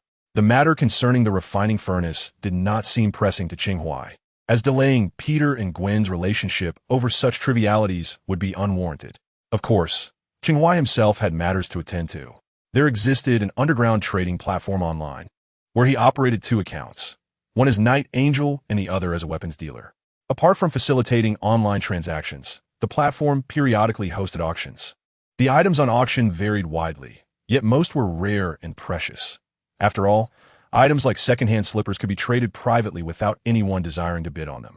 Qing Huai's persona as a weapons dealer primarily profited through these auctions. He submitted some low-grade goods forged with divine craftsmanship to the platform, and upon passing their review, these items were auctioned off. The profits were split, with Qing Huai retaining 80% while the platform claimed a 20% transaction fee. This practice was not exclusive to Qing Huai. Many users on various platforms engaged in similar activities, auctioning their possessions for profit. Auctions were held exclusively at night, continuing until dawn, and each event spanned 5 consecutive days, allowing the platform to amass substantial earnings through transaction fees alone. Today marked the inaugural day of the auction, and the platform had sent invitations to both of his accounts. The invitation to the weapons dealer account was due to his status as one of the sellers, while the one sent to Night Angel was a recognition of his sheer prowess. A figure capable of healing all ailments and external injuries is regarded as a treasure in any realm. Night Angel had garnered significant renown in the underground world, and, barring unforeseen circumstances, would likely attract even greater recognition, admiration, and perhaps even envy in the future. This was, after all, a result of Qing Huai's deliberate effort to maintain a low profile. Most items at the auction were not acquired through legitimate means, and therefore, no one revealed their true identities. Qing Huai was no exception. Although the exclusive platinum mask of the Night Angel does not constitute a public appearance, Qing Huai was reluctant to utilize the Night Angel's guise for such a tedious affair. Thus, this evening, he donned an exquisite black suit, adjusting his multi-functional mask into a half-mask of black and gold, and entered the auction house nestled underground in Manhattan, armed with an electronic invitation from a weapons dealer. After passing through security, a steward adorned in an all-white mask inspected Qing Huai's invitation with a slight bow, ushering him inside. Despite being subterranean, the interior was unexpectedly spacious. Adorned with minimalist yet elegant decorations, and a lavish chandelier illuminated the entire space. Under the soft glow, men and women donned in various masks swayed to the rhythm of the music. As customary before the auction commenced, a ball was held. Qing Huai deliberately arrived fashionably late, only to find himself unable to escape the tedium of the event. He sought refuge in a corner, observing the scantily clad women and their male companions engaging in indecorous acts under the guise of dance. They twirled, embraced, and groped one another, their intimacy bordering on the inappropriate, despite having known each other for scarcely an hour. Those invited to this auction were either powerful individuals, wealthy magnates, sellers at the auction, or extraordinary beings with unique abilities, each one remarkable in their own right. Perhaps beneath one of those masks lay the visage of the current mayor of New York City. They donned their deceptive masks, liberating long-repressed personas and desires. This soiree could even be aptly described with the term debauchery. Casting a glance at the time, Qing Huai noted there was still half an hour until the auction began. Some attendees had already retreated from the dance floor, seeking secluded spots to indulge their primal sins. Sipping on an overpriced drink he retrieved a flip phone, engaging in a game of Tetris. A provocatively dressed woman approached him, swaying her hips and pressing her voluptuous form against his arm as she sat down. "Shall I keep you company for a drink?" She purred, her voice laced with seduction. Since taking his seat, he had already deterred several women who attempted to engage him in conversation. Yet, some overly confident women believed they could captivate this enigmatic man, striving to prove themselves superior to other alluring competitors. Alas, life is rife with comparisons. However, fortune was not on her side, for just as Qing Huai's game faltered, he turned to glare at the woman with annoyance. "If you press closer, I'll scatter your ashes," he remarked in Chinese, likely incomprehensible to her. Nevertheless, in that fleeting moment of eye contact, the woman froze, as if a towering mountain had suddenly loomed before her, casting a shadow over her. The aura surrounding Qing Huai was a curious phenomenon, palpably evident at that moment. Before the weight of that metaphorical mountain could crush her, the woman hastily sprang up from beside him, retreating awkwardly. No sooner had she left than another woman approached him. Qing Huai felt a sense of speechlessness within. Had it not been for his desire to maintain an air of understated elegance, he would have considered adopting the guise of a vagrant. However, the woman who accompanied him this time seemed markedly different from those he had encountered previously. She seated herself at a socially acceptable distance from Qing Huai, remaining silent as she craned her neck to observe him engaged in his game. This peculiar behavior piqued Qing Huai's curiosity, prompting him to glance at her more closely, and he found himself struck by her unique appearance. Unlike most women on the dance floor, she donned an outfit that was excessively conservative and rather peculiar. Clad in a fluffy dress, she revealed only a small portion of her fair calves beneath the hem, with her head and neck being the sole parts of her body exposed. She wore white silk gloves adorned with fluffy embellishments, and her face was obscured by a rabbit mask, rendering her a vision of adorable whimsy. Could she truly believe she was merely playing? Yet I must admit, it was rather endearing. Her attire, combined with her petite stature, measuring barely under 5 feet, left Qing Huai momentarily unsure whether to regard her as a woman or a girl. He inadvertently cast a glance at her flat chest, contemplating the possibility of her being a young boy. "Hello," the rabbit greeted, tilting her head as she acknowledged Qing Huai's gaze. "Am I interrupting you?" Her voice was soft and delicate, unmistakably that of a girl. "No, not at all. Please, make yourself comfortable," Qing Huai replied, gesturing with his hands before returning his attention to the game. Thus, an incongruous scene unfolded in this otherwise debauched establishment. A man in a black suit and mask sat in a corner playing Tetris, while beside him, a fluffy little rabbit watched intently. "Do you play?" After carelessly creating a chaotic stack, Qing Huai extended his flip phone toward the rabbit. "Thank you," she replied, dutifully accepting the device and immersing herself in the game. While Qing Huai played merely to pass the time, the little white rabbit was genuinely engrossed in her activity, reminiscent of a child at a mall, easily distracted with a phone, finding the situation somewhat comical.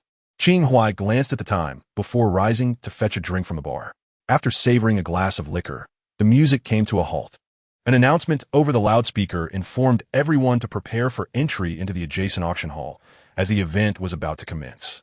Setting down his glass, Qing Huai turned to find, to his surprise, that a new figure had seated themselves next to the rabbit. The individual, clad in a bull warrior mask, was a portly figure who pressed closely against the rabbit, exuding an unsettling demeanor. Amongst this crowd, there existed a myriad of peculiar fetishes, and the rabbit's fluffy attire was particularly provocative for some, were it not for his need to uphold his own image. Qing Huai would have been tempted to touch the plush fabric of her costume. However, it was evident that the bull warrior harbored intentions far beyond mere tactile curiosity. He was seen rubbing his ample flesh against the rabbit, effectively cornering her against the sofa. The little rabbit appeared to be frightened, abandoning the game, clutching her phone tightly in her hands, her lake blue eyes timidly gazing at the bull warrior. "Please step aside. I need to get up," she implored. "No ruse. We still have time," the bull warrior chuckled, a greasy laugh escaping his lips as he unzipped his jacket with one hand and prepared to grasp the little rabbit's hand with the other. The few minutes required for everyone to enter the auction hall were ample time for the bull warrior. He possessed an extraordinary ability to accomplish human reproduction in the briefest of moments. He leered at the fearful gaze of the little rabbit beneath her mask, which only heightened his exhilaration, giving him an inexplicable thrill. However, at that moment, he noticed the little rabbit's gaze shifting past him to a point above and behind him. The bull warrior turned to see a man in a tailored suit adorned with a black and gold mask approaching. Suddenly, he felt a pang of anxiety. He had been eyeing this little rabbit for some time, and from his observations, she had come alone, unfamiliar with the suited man. Thus, as soon as the man would leave, he intended to make his move. Yet, he did not anticipate the man's return. Moreover, the man's demeanor suggested he intended to play the role of a hero. The bull warrior fixed his gaze on him, filled with fury. If that were the case, he would have to concede, albeit begrudgingly. The man, however, paid no heed to the bull warrior, directly approaching the little rabbit. He lowered his head to regard her for 2 seconds, extending his hand and coldly stating, "Return my phone." Chapter 24. This gadget couldn't possibly be vibranium, could it? Return my phone. Huh? The little rabbit's lake blue eyes widened slightly. Return my phone, Qing Huai reiterated in a frigid tone. Oh, the little rabbit replied, extending her hands to offer the phone to Qing Huai, who took it and turned away without casting a glance at the bull warrior. As he reached the entrance of the auction hall, he glanced back at the sofa, where the bull warrior's actions had already been intercepted by a servant wearing a white mask. The servant would not concern himself with how guests engage in procreation under the lights, but mutual consent was essential. Conflicts were not permitted, at least not in this venue. Qing Huai withdrew his gaze and entered the auction hall. He had never entertained the notion of playing the hero, even without the servant's intervention. He had no intention of meddling. He recognized the nature of this place. No one who appeared here was unremarkable. The auction hall was somewhat smaller than the exterior, dimly lit, with most illumination focused on the auction stage. Qing Huai found a spot in the back corner and had scarcely settled when a white figure approached and took a seat beside him. It was the little rabbit who had nearly been assaulted moments earlier. Qing Huai looked up to see many attendees still outside, with ample vacant seats available. He whispered to the little rabbit, "Why are you following me?" The little rabbit quietly responded, "Can I continue playing your mobile game?" Qing Huai replied, "You cannot." "Oh," she said. The auction commenced. The masked auctioneer ascended the stage, initially delivering a customary monologue of little substance, before a servant presented the first item for auction, an abstract painting. The atmosphere was rather lackluster. The attendees were aware that the initial items were mere formalities, with the true treasures awaiting in the latter part of the event. After enduring several tedious artifacts, the underground auction finally commenced in earnest. The first genuine auction item was a small prop manufactured by Qing Huai, a diminutive lighter. At this juncture, the curtain behind the auctioneer parted, revealing a small, glass-enclosed testing area. This space was designated for the demonstration of certain weaponry prior to their auction. The auctioneer showcased the lighter's design, instructing the servant to take it to the rear for testing. The servant pressed the lighter against the dummy, and in an instant, a vibrant flame erupted, engulfing the effigy in a fiery embrace. The sudden blaze illuminated the entire auction hall, igniting excitement among the crowd. The interplay of fire and violence invariably stirs the passions of the audience. "This item was graciously provided by our esteemed client," the auctioneer proclaimed, before revealing the starting bid, 100,000. This figure represented the minimum price for the auction, with each subsequent bid required to exceed 50,000. In truth, sellers possess the liberty to set their own prices, which the platform subsequently evaluates for value. Qing Huai, disinterested in the pricing process, entrusted the entirety to the platform. He sat in a corner, observing the bidding unfold before him, occasionally raising his paddle to adjust the price. Ultimately, the lighter was sold for $550,000, yielding Qing Huai a net profit of $444,000 after deducting fees. While not insignificant, it was merely a modest trinket, and Qing Huai held no expectations of a high return. One must learn to be content. Qing Huai submitted a total of a dozen auction items. Yet the platform typically refrains from auctioning items from the same batch consecutively, opting instead to shuffle their order. Hence, the next item was not from Qing Huai, but rather a pink diamond. As before, when discussing the provenance of this exquisite gem, the auctioneer merely mentioned that it was sourced from a platform client, without further elaboration. However, the crowd was acutely aware that such treasures rarely enter the market through legitimate channels. This seemingly innocuous diamond had likely been stained by the blood of many before finding its way here. Coupled with the inherent rarity and value of pink diamonds, It was anticipated that its price would far exceed that of Qing Huai's humble lighter. Indeed, the auctioneer, amidst the avaricious gazes hidden behind masks, announced the starting bid for the pink diamond, 5 million, 5,500,000. No sooner had the auctioneer uttered the words than several paddles were raised in fervor. One bid followed another, rapidly escalating the price to 10 million. Qing Huai raised his paddle twice, not out of a desire to purchase, but simply to partake in the revelry. After all, at his level of existence, material possessions such as diamonds held little value. The little rabbit gazed eagerly at Qing Huai and inquired, "Are you very wealthy?" Qing Huai responded with a slight affirmation. The rabbit leaned in closer, whispering, "Could you support me?" Qing Huai was momentarily taken aback, asking, "What did you say?" The rabbit tugged at her collar, revealing a glimpse of her fair shoulder, and reiterated, "Could you support me?" Qing Huai frowned, questioning her sanity. "Is there something wrong with you?" The rabbit quickly adjusted her collar, gazing quietly at the auction stage for a moment before reluctantly looking up and stating, "This is my first time." The rabbit fell silent, fixated on the auction stage. At that moment, Qing Huai noticed a subtle movement behind him. Turning around, he saw the bull warrior stealthily approaching, settling himself a few meters away. Like a predator, ever watchful of his prey. The attendants here were strict about maintaining order, but once outside, there would be no such restraint. It seemed this little bull was resolute in his intentions. Qing Huai glanced at the rabbit, pondering whether her earlier remarks were prompted by the bull warrior's presence. But what did it matter? It was of no concern to him. He redirected his attention to the auction stage, where a pink diamond was ultimately sold for the staggering sum of $27 million to a masked millionaire. The auction continued, presenting an array of items: weaponry, narcotics, advanced technology, and even women bound with chains and blindfolded. The atmosphere was suffocatingly dark. Qing Huai sat amidst this assembly, observing with a detached gaze. This world remained unchanged, despite the presence of countless superheroes, and he felt equally powerless. He recognized his inability to alter the course of the world, nor did he harbor any desire to do so. Having grown accustomed to navigating the darkness in his previous life, such occurrences were second nature to him. If one could not swim against the current, then one must flow with it. There was no shame in that. Subsequently, 2 items crafted by Qing Huai were introduced: a multifunctional bulletproof umbrella and a wearable mechanical arm.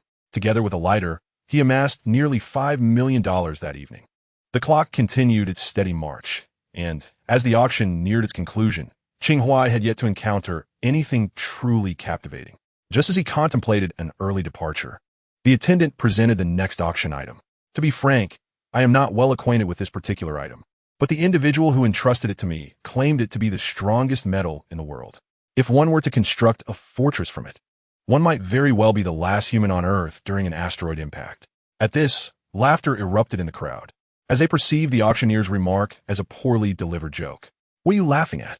If you don't believe it, you could buy it and wait until the asteroid strikes to test it," the auctioneer jested, glancing at his paddle. "The starting bid is 5 million. Upon hearing the price, a murmur of discontent arose from the crowd. "Could it be that your platform devised this scheme to extract money?" "Apologies. Although we have long desired to undertake such an endeavor, I assure you, this price has not been set unilaterally by us." The auctioneer shrugged, inviting those interested to raise their paddles. Yet, no one responded.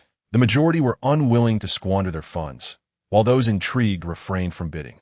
Although the platform had approved a base price of 5 million, no one could ascertain its true worth. As some speculated, it might very well be a ploy by the platform to profit.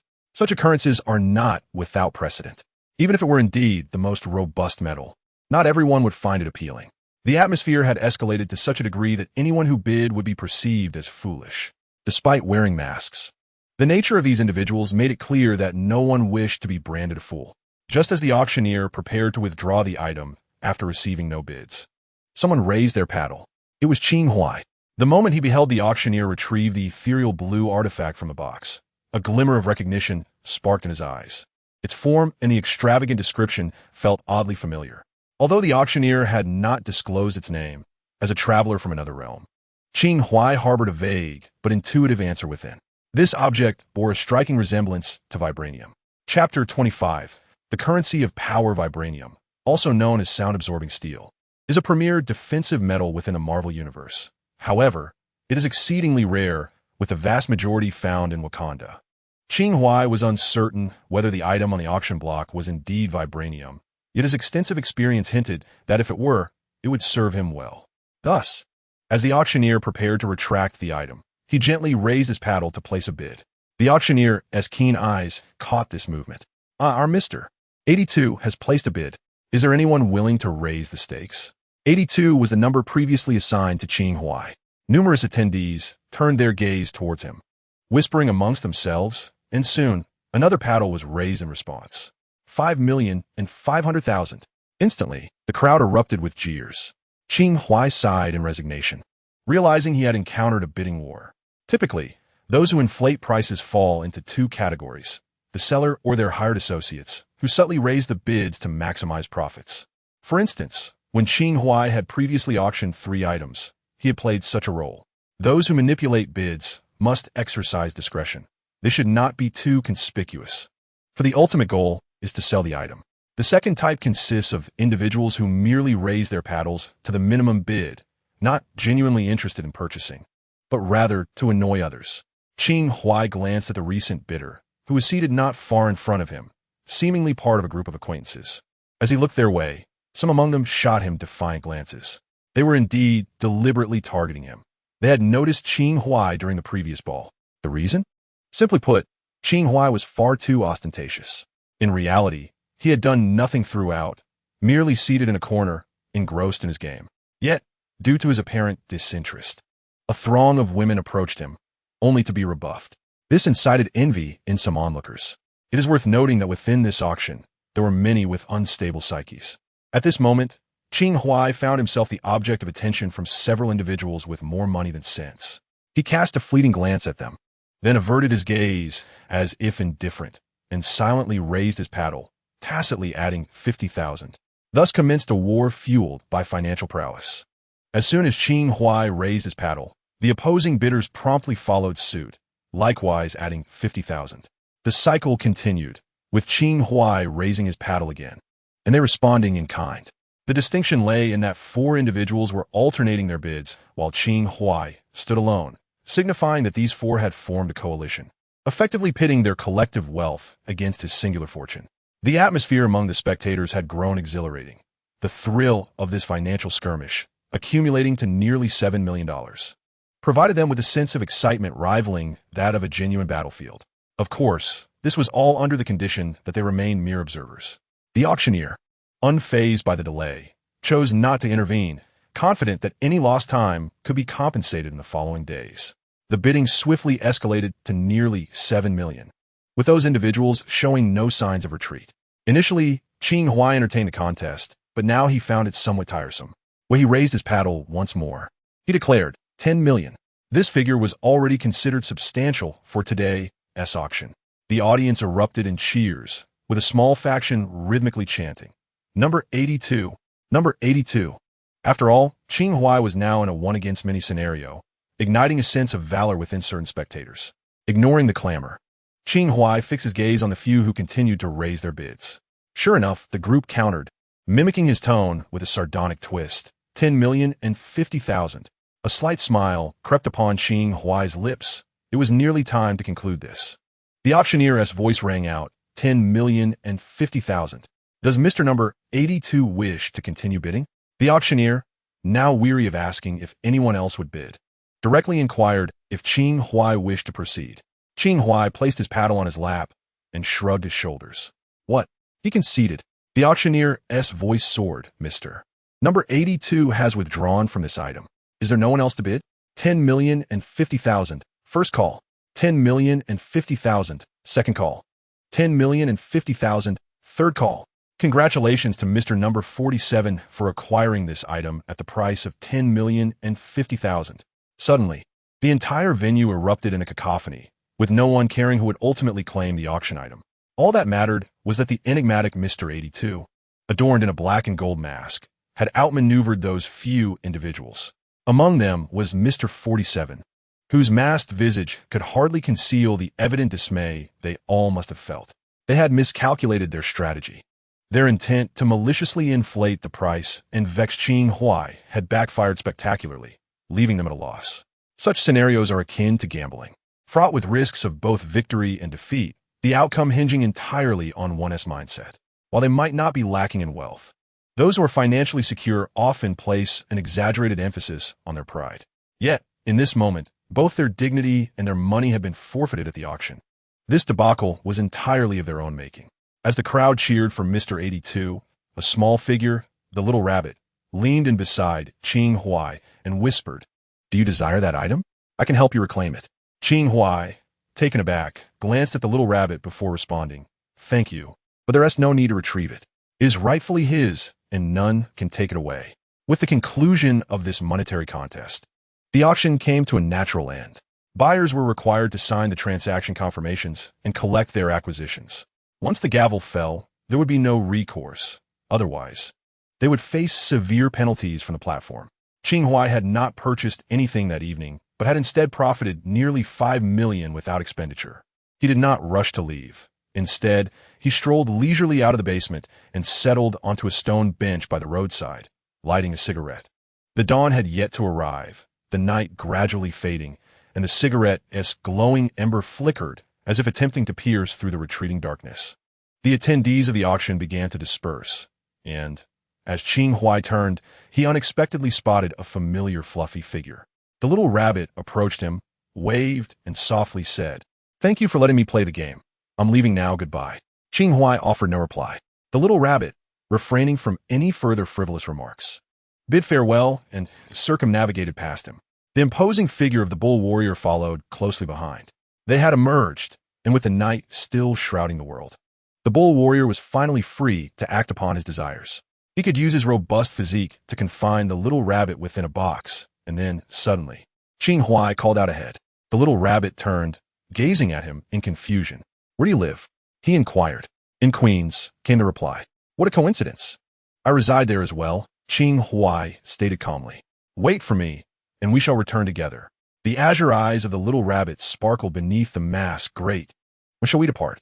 Qing Huai glanced behind him, extinguishing his cigarette, but immediately, the individuals who had successfully bid on the precious metal were now emerging with their boxes. Indeed, they were all in cahoots. After the auction concluded, 2 of them went to collect their items while the other 2 covertly kept a watchful eye on Qing Huai.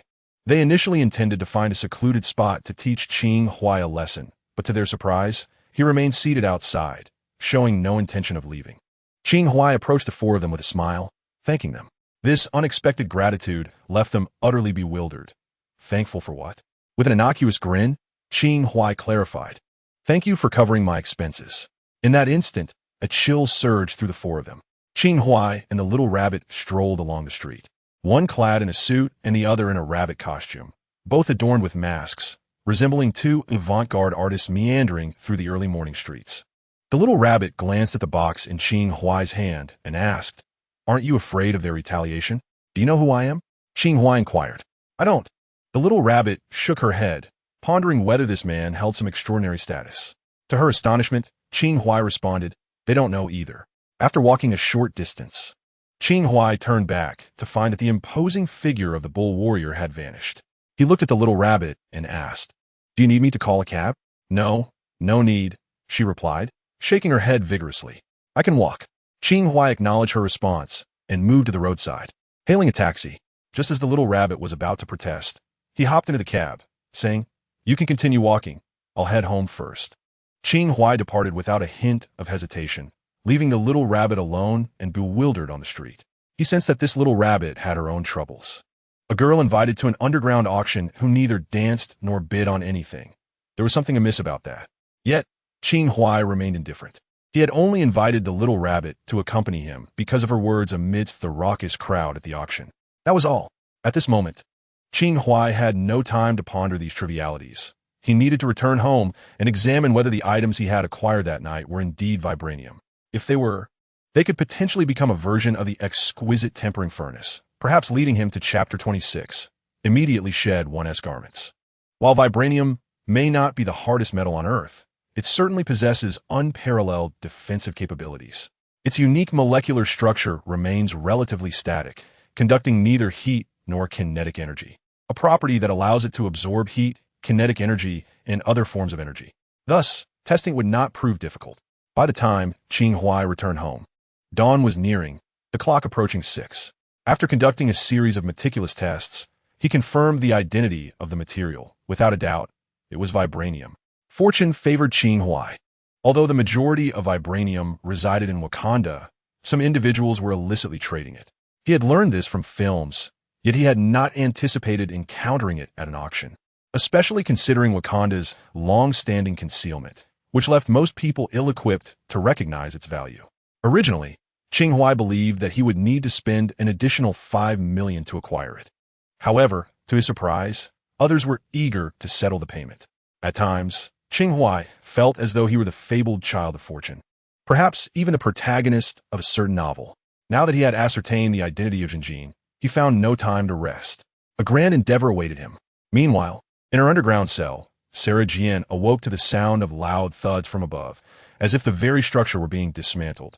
At that moment, she was diligently practicing yoga. In recent days, she had maintained a balanced diet and adhered to a regimen of early rising and sleeping, nourishing herself despite her captivity. Remarkably, she seemed to have gained a couple of pounds. This was hardly imprisonment. It felt more like being kept in a pen. The sole downside was the lack of freedom, compounded by the occasional blood draw. Yet, she had grown accustomed to it. After her yoga session, she would devote some time to reading, as Qing Huai had eventually provided her with materials to learn Chinese. She had nearly grasped some fundamental Chinese sentences and could comprehend a bit of the Analects. The master said, "Since we are here, let us find peace in our burial," she recited, her rudimentary Chinese struggling with the profound text, undeterred by the cacophony above. She immersed herself in her studies. The relentless noise continued from morning until night. By this time, her stomach began to grumble, and she wondered why the automaton girl had not come to deliver her meal that day. Just as she prepared to express her grievances to the camera in the corner, Qing Huai descended the stairs, his face and clothes smeared with grime, as though he had just emerged from a construction site. "What on earth are you doing?" Sarah Jian glared at him, displeased. Qing Huai opened the door and said, "Do me a favor." Suspecting another round of unsolicited blood donation, she replied, "I'm not in the mood for that." Qing Huai chuckled, "This time, I need to utilize your body." Sarah Jian crossed her arms, alarmed. "What do you intend to do?"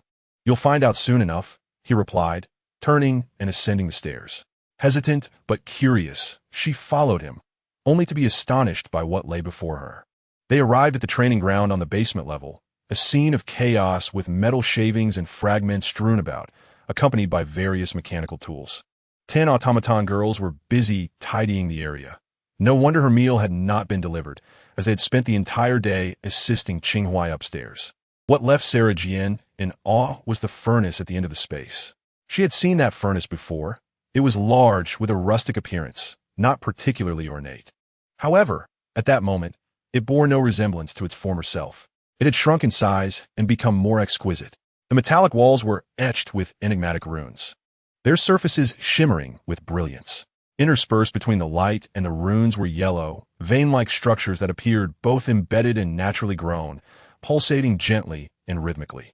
Sarah Jian felt that this was no longer an inanimate object, but rather a vibrant heart pulsating with life. This realization shook her to her core. It was something that could render one perfect. Qing Huai casually remarked, "Perhaps you will no longer need to rely on inferior serum to activate your abilities."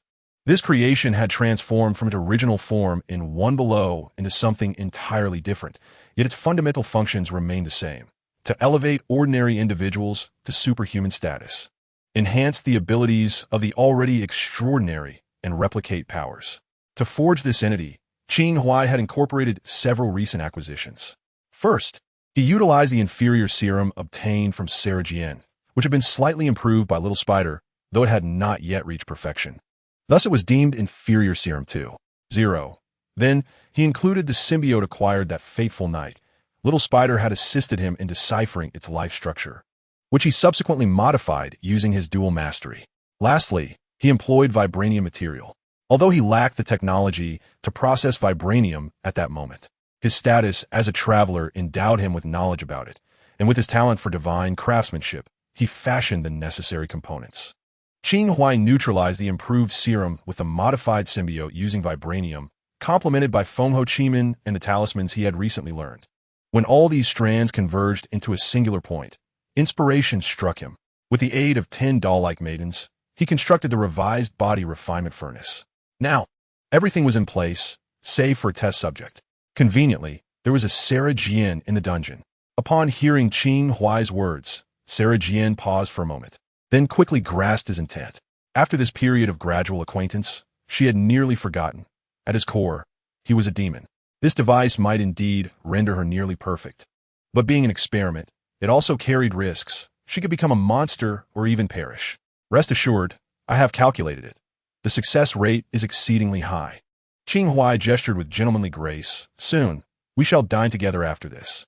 Upon hearing his final words, Sarah Jian raised her gaze to Qing Huai, let out a soft sigh, and stepped into the immense heart, allowing him to close the furnace door behind her. It seemed she had no other path to take. Qing Huai inserted the improved red serum into the slot, seated himself in the operator's position, and his hands radiated a crimson glow. The experiment commenced. Liquid light, resembling blood, coursed along the furnace walls, while the symbiote's tendrils pulsated, drawing in the essence. Time became elusive. Perhaps an eternity elapsed, or merely a fleeting second. When the furnace gradually reopened, a rich scarlet mist emanated forth. Sarah Jian's form emerged from the haze, drenched in fragrant perspiration, as if she had been utterly drained. Yet, her eyes sparkled with brilliance. Her fangs protruded from her mouth, and her fingers bore sharp, wolf-like claws. She had undeniably transformed. 2 puppet maidens assisted Sarah Jian in her emergence, while a 3rd puppet maiden approached with an instrument to draw blood, subsequently handing it over to Qing Huai for analysis.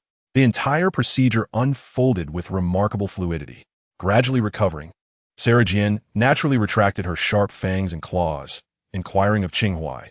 Was it successful? We shall know shortly, Qing Huai replied. Please take a moment to sit. Very well, master, Sarah Jian responded. Qing Huai looked at Sarah Jian in astonishment. What did you just say? Sarah Jian, equally bewildered, covered her mouth in disbelief. What am I saying? Qing Huai paused, then seemed to deduce something extraordinary. Narrowing his eyes at Sarah Jian, you must, at once, remove your garments. Chapter 27. The silken maid Sarah Jian was in the process of donning her attire once more, her cheeks flushed with heat. Beside her, Qing Huai stroked his chin, deep in thought. According to the blood cell analysis, Sarah Jian had indeed transformed into a bona fide superhuman, no longer requiring inferior serum for activation. This indicated the experiment had succeeded, a result that Qing Huai had anticipated, given the substantial resources and effort he had invested. A failure would have seemed illogical. However, he had not foreseen that this success would lead to a peculiar transformation in the subject, Sarah Jian. Casting a glance at Sarah Jian, Qing Huai commanded, "Call me father." Instantly, Sarah Jian's expression darkened. Her facial muscles tensed as if grappling with an intense internal struggle. Yet, ultimately, she uncontrollably uttered, "Father." Indeed, an extraordinary link had formed between Sarah Jian and Qing Huai, a connection that could only be perceived through careful introspection. If this bond were to be named, master-servant link will be most fitting. Qing Huai was the master, and Sarah Jian the servant. Qing Huai himself was uncertain of the origin of this phenomenon. Perhaps it stemmed from his role as Sarah Jian's creator, or it might be due to the canine genes within her. Or perhaps it was a consequence of their symbiosis. Regardless, Sarah Jian now existed in a state of absolute obedience to Qing Huai. This condition posed no detriment to Qing Huai, who could refuse the addition of a compliant little maid. However, a pressing question arose. Was Sarah Jian the only one to experience this? Or would all those transformed by the furnace exhibit the same behavior? If it were the latter, Qing Huai could easily manufacture superhuman servants who would be utterly obedient, eliminating the need for brainwashing. Imagine a day when a legion of superhumans, entirely compliant with his commands, followed Qing Huai. The efficiency of such an army would be astonishingly formidable. Subsequently, Qing Huai inspected the furnace and noted visible signs of wear in certain areas. Although this did not pose an immediate issue, it evidenced that the furnace's durability was still lacking. After all, the quantity of vibranium he had acquired was limited, sufficient only for the creation of critical components, while the remainder of the structure comprised ordinary metals. Though the cultivation furnace has achieved success, it is far from perfect. To further refine it, Qing Huai requires additional vibranium. Nevertheless, he feels content with the current state of affairs, and the matter of acquiring sufficient vibranium can be postponed. Shortly thereafter, Qing Huai retrieved 2 vials of serum 20 and poured them into the furnace. The symbiote has now effectively integrated with the furnace. Yet, as the furnace is not a living entity, Qing Huai must employ arcane techniques to position it within a specific formation. The runes above will absorb qi energy in a rhythmic manner, using serum 20 as a nourishing agent to sustain the symbiote. This method, while somewhat depleting of serum, is feasible since he can now mass-produce serum 20, thanks to the efforts of young Peter Parker. Tonight, he fabricated an excuse to keep Peter from coming over, as Peter remains unaware of the existence of Sarah Jane in the dungeon. Each time he drew blood, he ensured it was done before Peter arrived. Moreover, Peter is rather honest and does not pry into matters that do not concern him. Of course, he had no intention of concealing the success of the cultivation furnace from Peter. He was not one to abandon a loyal ally. The doll-like girl had tidied up the scene, and Qing Huai glanced at Sarah Jane, who was keeping her distance, before heading to the dining area. A good master indeed. Sarah Jane begrudgingly swallowed the shameful title. With a smile, Qing Huai walked ahead, and Sarah Jane dutifully followed. Once we finish eating, you may leave, Qing Huai stated as they reached the first floor. You intend to release me? Sarah Jane inquired, somewhat taken aback. What? Do you not wish to leave? Qing Huai cast a glance at her. No, of course I want to leave, she replied, her words betraying her true feelings. Due to that wretched link. Instead of feeling joy at Qing Huai's statement, she experienced a sense of loss, akin to a puppy fearing abandonment by its master. I will go take a shower, Qing Huai said, turning to Sarah Jane. Would you care to join me? To her own surprise, Sarah Jane felt a thrill at the suggestion, as though sharing a shower with Qing Huai were a reward. How infuriating! How shameful! What sort of wicked Eastern sorcery is this? She thought, furrowing her brow and biting her lip to suppress her true feelings. Observing her reaction, Qing Huai found amusement and clarified, do not misunderstand. I meant to bathe at the same time, not in the same bathroom. Sarah Jane sighed in relief, yet the inexplicable sense of loss returned. Qing Huai refrained from further teasing her and led the doll-like girl to shower.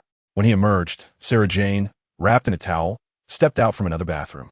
The doll-like girl had prepared dinner and set the table. Sit down and eat, Qing Huai instructed. Sarah Jane took a seat across from him but wore a troubled expression, appearing restless. Noticing this, Qing Huai chuckled, I command you to sit there and eat. Sarah Jane exhaled, feeling considerably more at ease. After dinner, it was already past 10 in the evening. Qing Huai turned to Sarah Jane and inquired, are you leaving now or staying the night before departing? Donning her freshly dried clothes, Sarah Jane paused momentarily before responding, I will leave now. Xiao Qi will escort you out, Qing Huai said with a yawn as he turned and ascended the stairs. Following the girl-like automaton known as Seven, Sarah Jane stepped out of the doorway, an increasing sense of despondency engulfing her, as though it threatened to consume her whole. Her footsteps growing heavier with each passing moment. Eventually, she halted and cast a glance back at the expansive villa, just as Qing Huai had changed into new attire. A knock echoed through the air. A faint smile graced his lips as he approached the door. To his surprise, he found Sarah Jane, who was supposed to have left, standing outside with a forlorn expression. Can I not leave? She implored. Oh, Qing Huai regarded her with an inscrutable gaze. I wish to stay and serve you. Sarah Jane's complexion flushed once more. Certainly, you are welcome, Qing Huai replied with a smile. He recognized that the master-servant bond would likely prevent her from departing, yet he wished to test the waters. It appeared he was correct. Having an obedient, superhuman girl remain was not disadvantageous for him. Qing Huai instructed the automaton to prepare a room for Sarah Jane on the first floor. With the experiment deemed successful and the master-servant bond established, there was no need for Sarah Jane to reside in the dungeon any longer. Are you tired? Qing Huai asked. Not particularly. Do you wish to go out? Sarah Jane inquired, her gaze fixed upon Qing Huai, who was clad in a suit. Shall we go together? He raised an eyebrow. All right, she acquiesced. Can you drive? I don't have a license. That is of no consequence. Qing Huai tossed the car keys to her, providing the address. You drive, I shall rest. Although his body could endure long periods without food or sleep, today's construction of the refining furnace had indeed drained a significant amount of his energy, making this a perfect opportunity to recuperate. He was to attend an auction, albeit at a different location than the previous day, due to its entirely illicit nature. The auction venue changed daily. Who knows how many secretive places the platform could offer, despite lacking a license. Sarah Jane possessed a modicum of driving skill and skillfully navigated the vehicle to their destination. The auction permitted one guest entry with an invitation. Along the way, Qing Huai even purchased a black dog face mask for Sarah Jian, which looked rather cool. Upon entering, they found the auction already in progress, and Qing Huai quietly settled himself in a corner at the back. Sarah Jian instinctively stood behind him. "Why are you standing?" "Sit down," Qing Huai instructed, glancing up. Only then did Sarah Jian take a seat, chastising herself internally. How infuriating. Why am I so adept at being a servant? Chapter 28. The dark version of fishing for evidence. This evening's auction held no remarkable allure, at least not in Qing Huai's eyes, as nothing of notable value was presented. Initially, he had intended to acquire a person at the auction to serve as his second experimental subject, to ascertain whether the master-servant bond was unique to Sarah Jian. After observing the proceedings for an entire evening, Qing Huai found nothing suitable, or rather, nothing pleasing to the eye. After all, when one is to serve as a servant, it is only natural to seek someone aesthetically agreeable. It seemed today endeavors were in vain, and he could only await the upcoming auctions for a better opportunity. However, the night was not entirely fruitless, as he managed to sell 2 inferior items at the auction, garnering a sum of 120,000. As the auction concluded, Sarah Jian resumed her role as the driver on their journey back at dawn. Through the rearview mirror, she observed Qing Huai, who was resting with his eyes closed. This shadowy auction only solidified her suspicions regarding his demonic nature. Yet, she herself bore the weight of lives lost, which gave her an unsettling sense of compatibility with him. The thought struck her, was she not a fitting companion for the great fiend and his fierce canine maid? Sarah Jian shivered at the notion and quickly shook her head, admonishing herself for indulging in such romantic fantasies. She forced her mind to clear, concentrating solely on the task of driving. The car maintained a steady speed, but after a few moments, she sensed something amiss. "Boss," she ventured, opting for a more casual address rather than the more formal master. "Focus on driving." Qing Huai had opened his eyes, unbeknownst to her, his dark gaze as chilling as a winter night. Understood.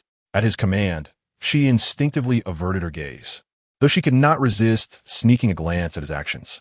She watched as he casually picked up a flyer from beside him, folded it, and meticulously tore it in half, running his fingers over it.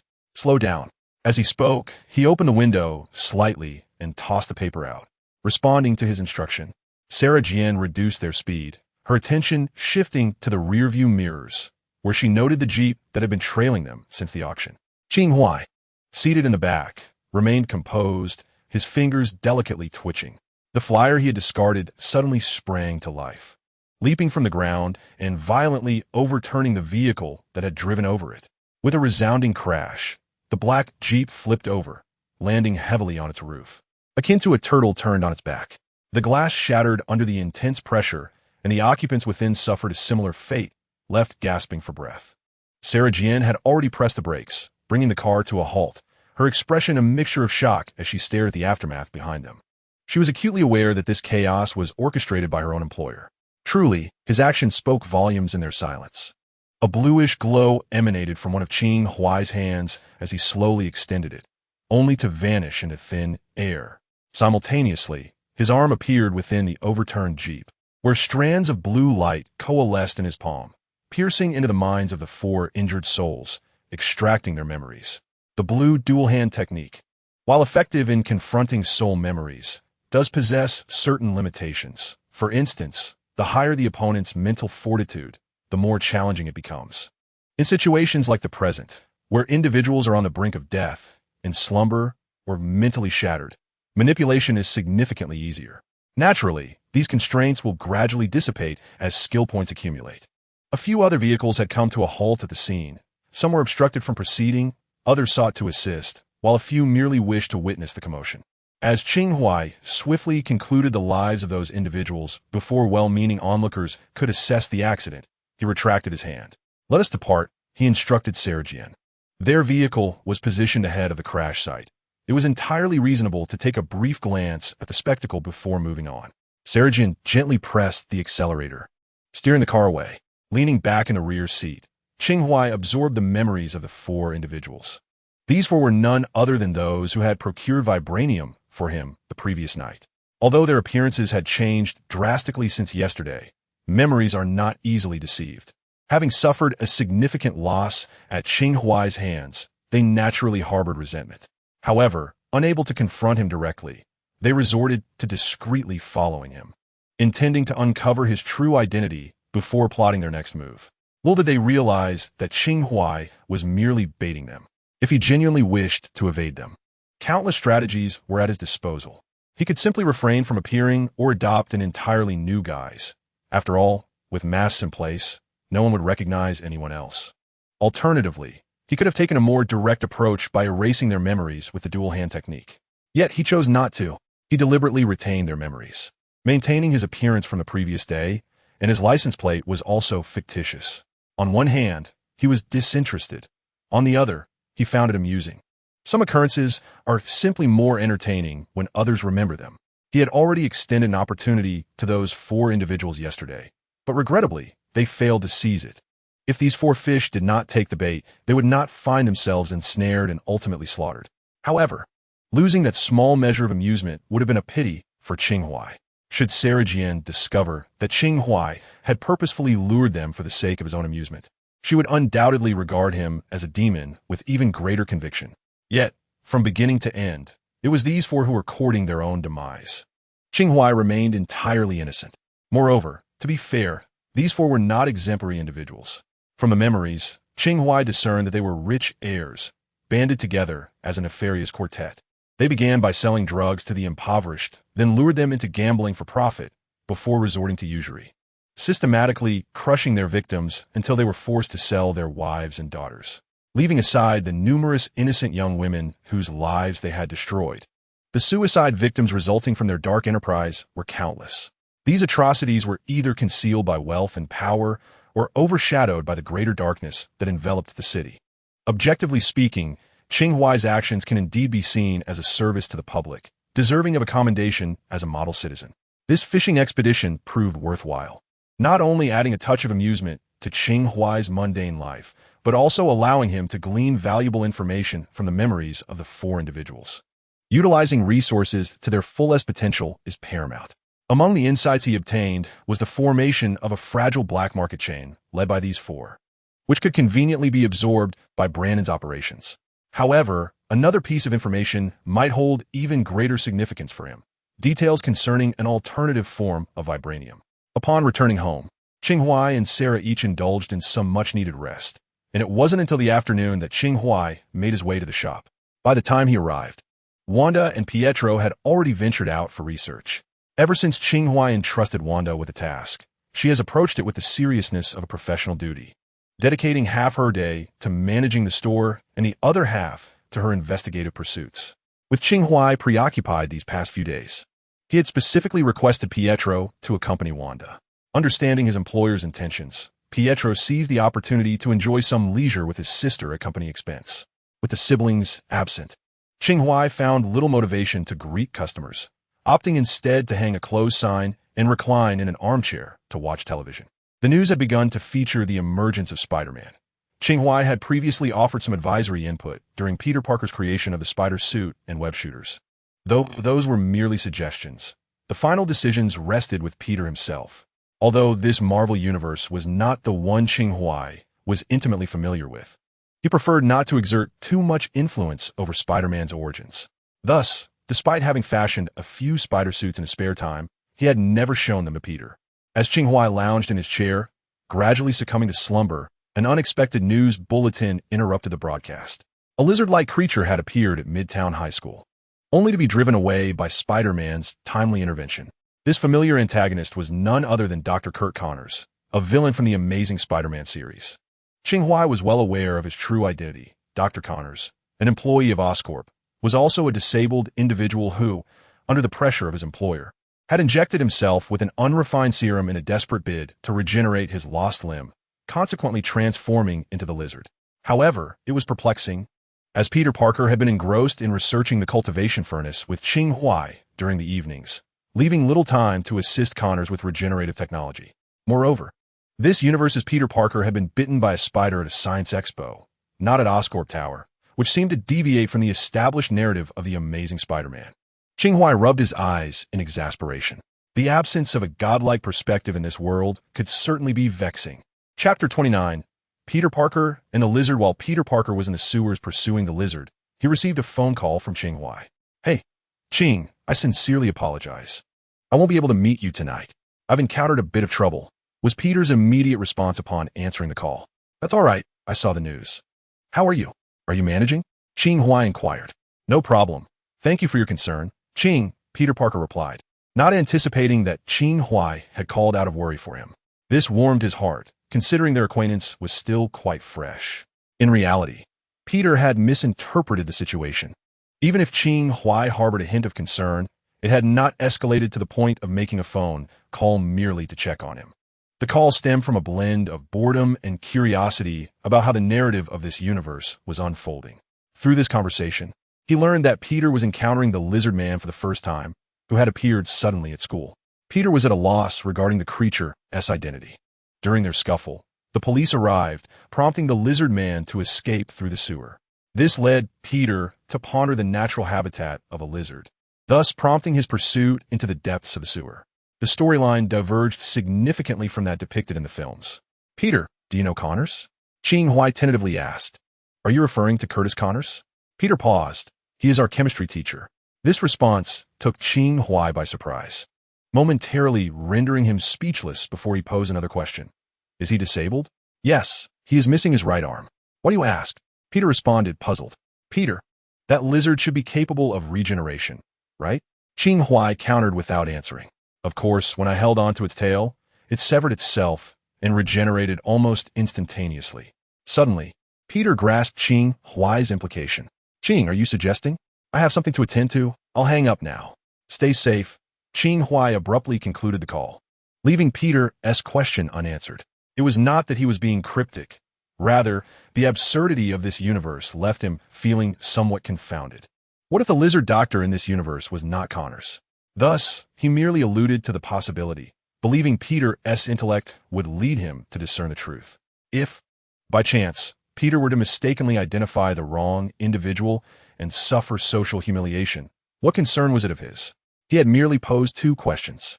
After all, the persona he held in Peter Parker's mind was that of a mysterious Eastern man, and this approach only solidified that image. Qing Huai reclined in the shop until dusk. As he observed the sun's fading light, he appeared to be deep in thought. When night fully enveloped the sky, he resolved to take action, closing the shop and stepping outside. After all, a powerful, articulate lizard was too remarkable an opportunity to pass up for dissection and study. Peter Parker arrived at Connor's residence, the address provided by Gwen, who was likely the second person in the world to know of his Spider-Man identity. The first is Qing Huai. Peter Parker arrived in plain clothes, for he was merely speculating based on Qing Huai's words. It would be unfortunate to create a misunderstanding.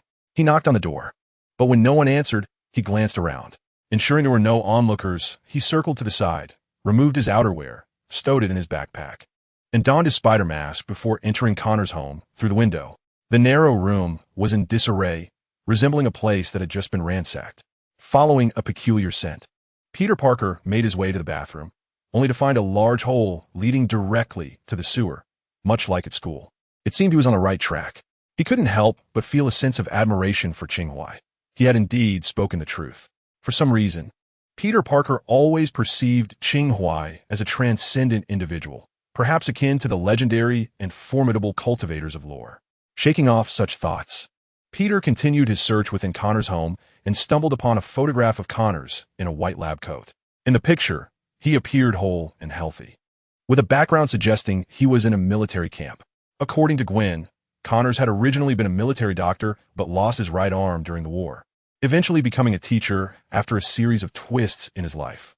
As Peter entered a room filled with instruments, chemicals, and small white mice in glass containers, he surmised that Connors had been secretly researching regenerative technology. However, something must have gone awry during the injection process, resulting in his transformation into the lizard. While perusing the experimental logs, Peter pondered whether he could concoct an antidote to help Connors revert to his original state. The last entry in the log was dated this morning, indicating that after injecting a small white mouse with the experimental serum, the mouse had grown back its lost leg. Overjoyed by the success of his experiment, Connors had hastily bypassed human trials and injected himself with the serum, leading to his unfortunate transformation. It appeared that Connors had only recently transformed into the lizard during his class at school that afternoon. Now it seemed the lizard had already returned, having departed before Peter's arrival. Where could he have gone? As Peter pondered this, Gwen called him, urging, "Peter, turn on the news. The lizard has reappeared." Peter switched on the television in Connor's house, and as the screen flickered to life, he was met with a live broadcast. The lizard hurled green serum from a black backpack, releasing a green mist into the night, causing affected police officers to writhe in agony on the ground, seemingly undergoing mutations. When reinforcements arrived, the lizard swiftly turned and fled. Suddenly, Peter had a revelation. He opened his phone's map and confirmed that the lizard was heading towards Oscorp Tower. Recently, the Oscorp Corporation had launched a fleetingly popular device known as the Canali device. It is said that by equipping it with an antigen, one could create a medicinal mist capable of enveloping an entire area or even a whole city. In theory, with this innovation, polio could be cured in just half a day. Undoubtedly, this represents a monumental invention. However, it was fleeting as the product was unveiled in the morning, only for Norman Osborn to hold a press conference by afternoon, declaring the Canary device too risky for deployment, relegating it instead to an exhibit within the corporation, available for those interested to view. Speculations arose that the internal discord within the Osborn Group, apart from Chairman Norman Osborn, who had several other stakeholders, led to this debacle. This incident briefly flickered in the city, overshadowed by countless supernatural forces, and was soon forgotten by the populace, except for Connors. Connors had repeatedly mentioned in his journal his aspiration to create a world free of pain and had frequently praised the Canary device. When these points converged, Peter Parker arrived at a bold hypothesis. Could he be attempting to transform the entire city's populace into lizards? With this thought racing through his mind, Peter Parker dashed out of his house, swung into action, and made his way to Osborn Tower. As night deepened, just before reaching his destination, he received another call from Qing Huai. "Qing, you were right. How did you know Connors was a lizard?" Peter Parker perched atop a rideshare vehicle, connecting the call. "It's a long story," he replied. "Where are you now?" Qing Huai inquired. "I'm on my way to apprehend the lizard. I've reviewed his experimental logs. His aim is to use the Canary device within Osborn Tower to transform the entire city into his brethren. I must stop him at once. Be careful," Qing Huai advised before hanging up, glancing at Sarah Jane in the front seat. "Drive on." "To where?" Sarah Jane asked as she started the engine. "Osborn Tower," Qing Huai instructed softly. Peter Parker arrived at Osborn Tower, only to witness the colossal lizard man bursting through a window, the Canary device strapped to its back, scaling the building towards a vantage point. The shattered glass exuded a green mist, indicating that those within had suffered. Peter Parker, agile as a true spider, climbed upward with fervor. On the ground, the police had arrived and were skillfully dispersing the crowd. The onlookers, accustomed to such chaos, retreated to a safe distance, many pulling out their phones to capture the scene. For them, small disasters required no escape, while large calamities were inescapable. Thus, they opted to film and share on social media. Qing Huai instructed Sarah Jane to park nearby, observing the two figures scaling the towering Osborn building. "Take a moment to rest," he advised her, donning a pair of glasses. Four flying insects were released from his spatial ring, all crafted from the exquisite God machine, utilizing the legs of glasses as a medium for control via brainwaves. Each of these four insects belonged to a distinct category. The first was a reconnaissance insect, diminutive in size and adept at concealment, enhanced with external reflective materials to blend seamlessly with its surroundings, capable of recording and preserving visuals, yet devoid of lethal capabilities. The second was an assassin bee, resembling a small honeybee, armed with a sharp stinger and venomous abdomen, capable of silently dispatching an adult. The final two were explosive ladybugs, resembling the seven-spotted ladybird, aptly named for their explosive potential. The latter three were also equipped with external reflective materials, rendering them difficult to detect. The four insects flew out of the car window, heading toward the Osborn building, simultaneously transmitting 4 video feeds to Qing Huai's glasses. Qing Huai sat leisurely in the car, engrossed in the viewing experience. How delightful it would be to have some sunflower seeds. When Peter Parker reached the rooftop, the lizard had just completed the installation of the Canali device, preparing to inject the green serum into it. Its objective was to transform the serum into a mist that would envelop the city. The human body was too frail.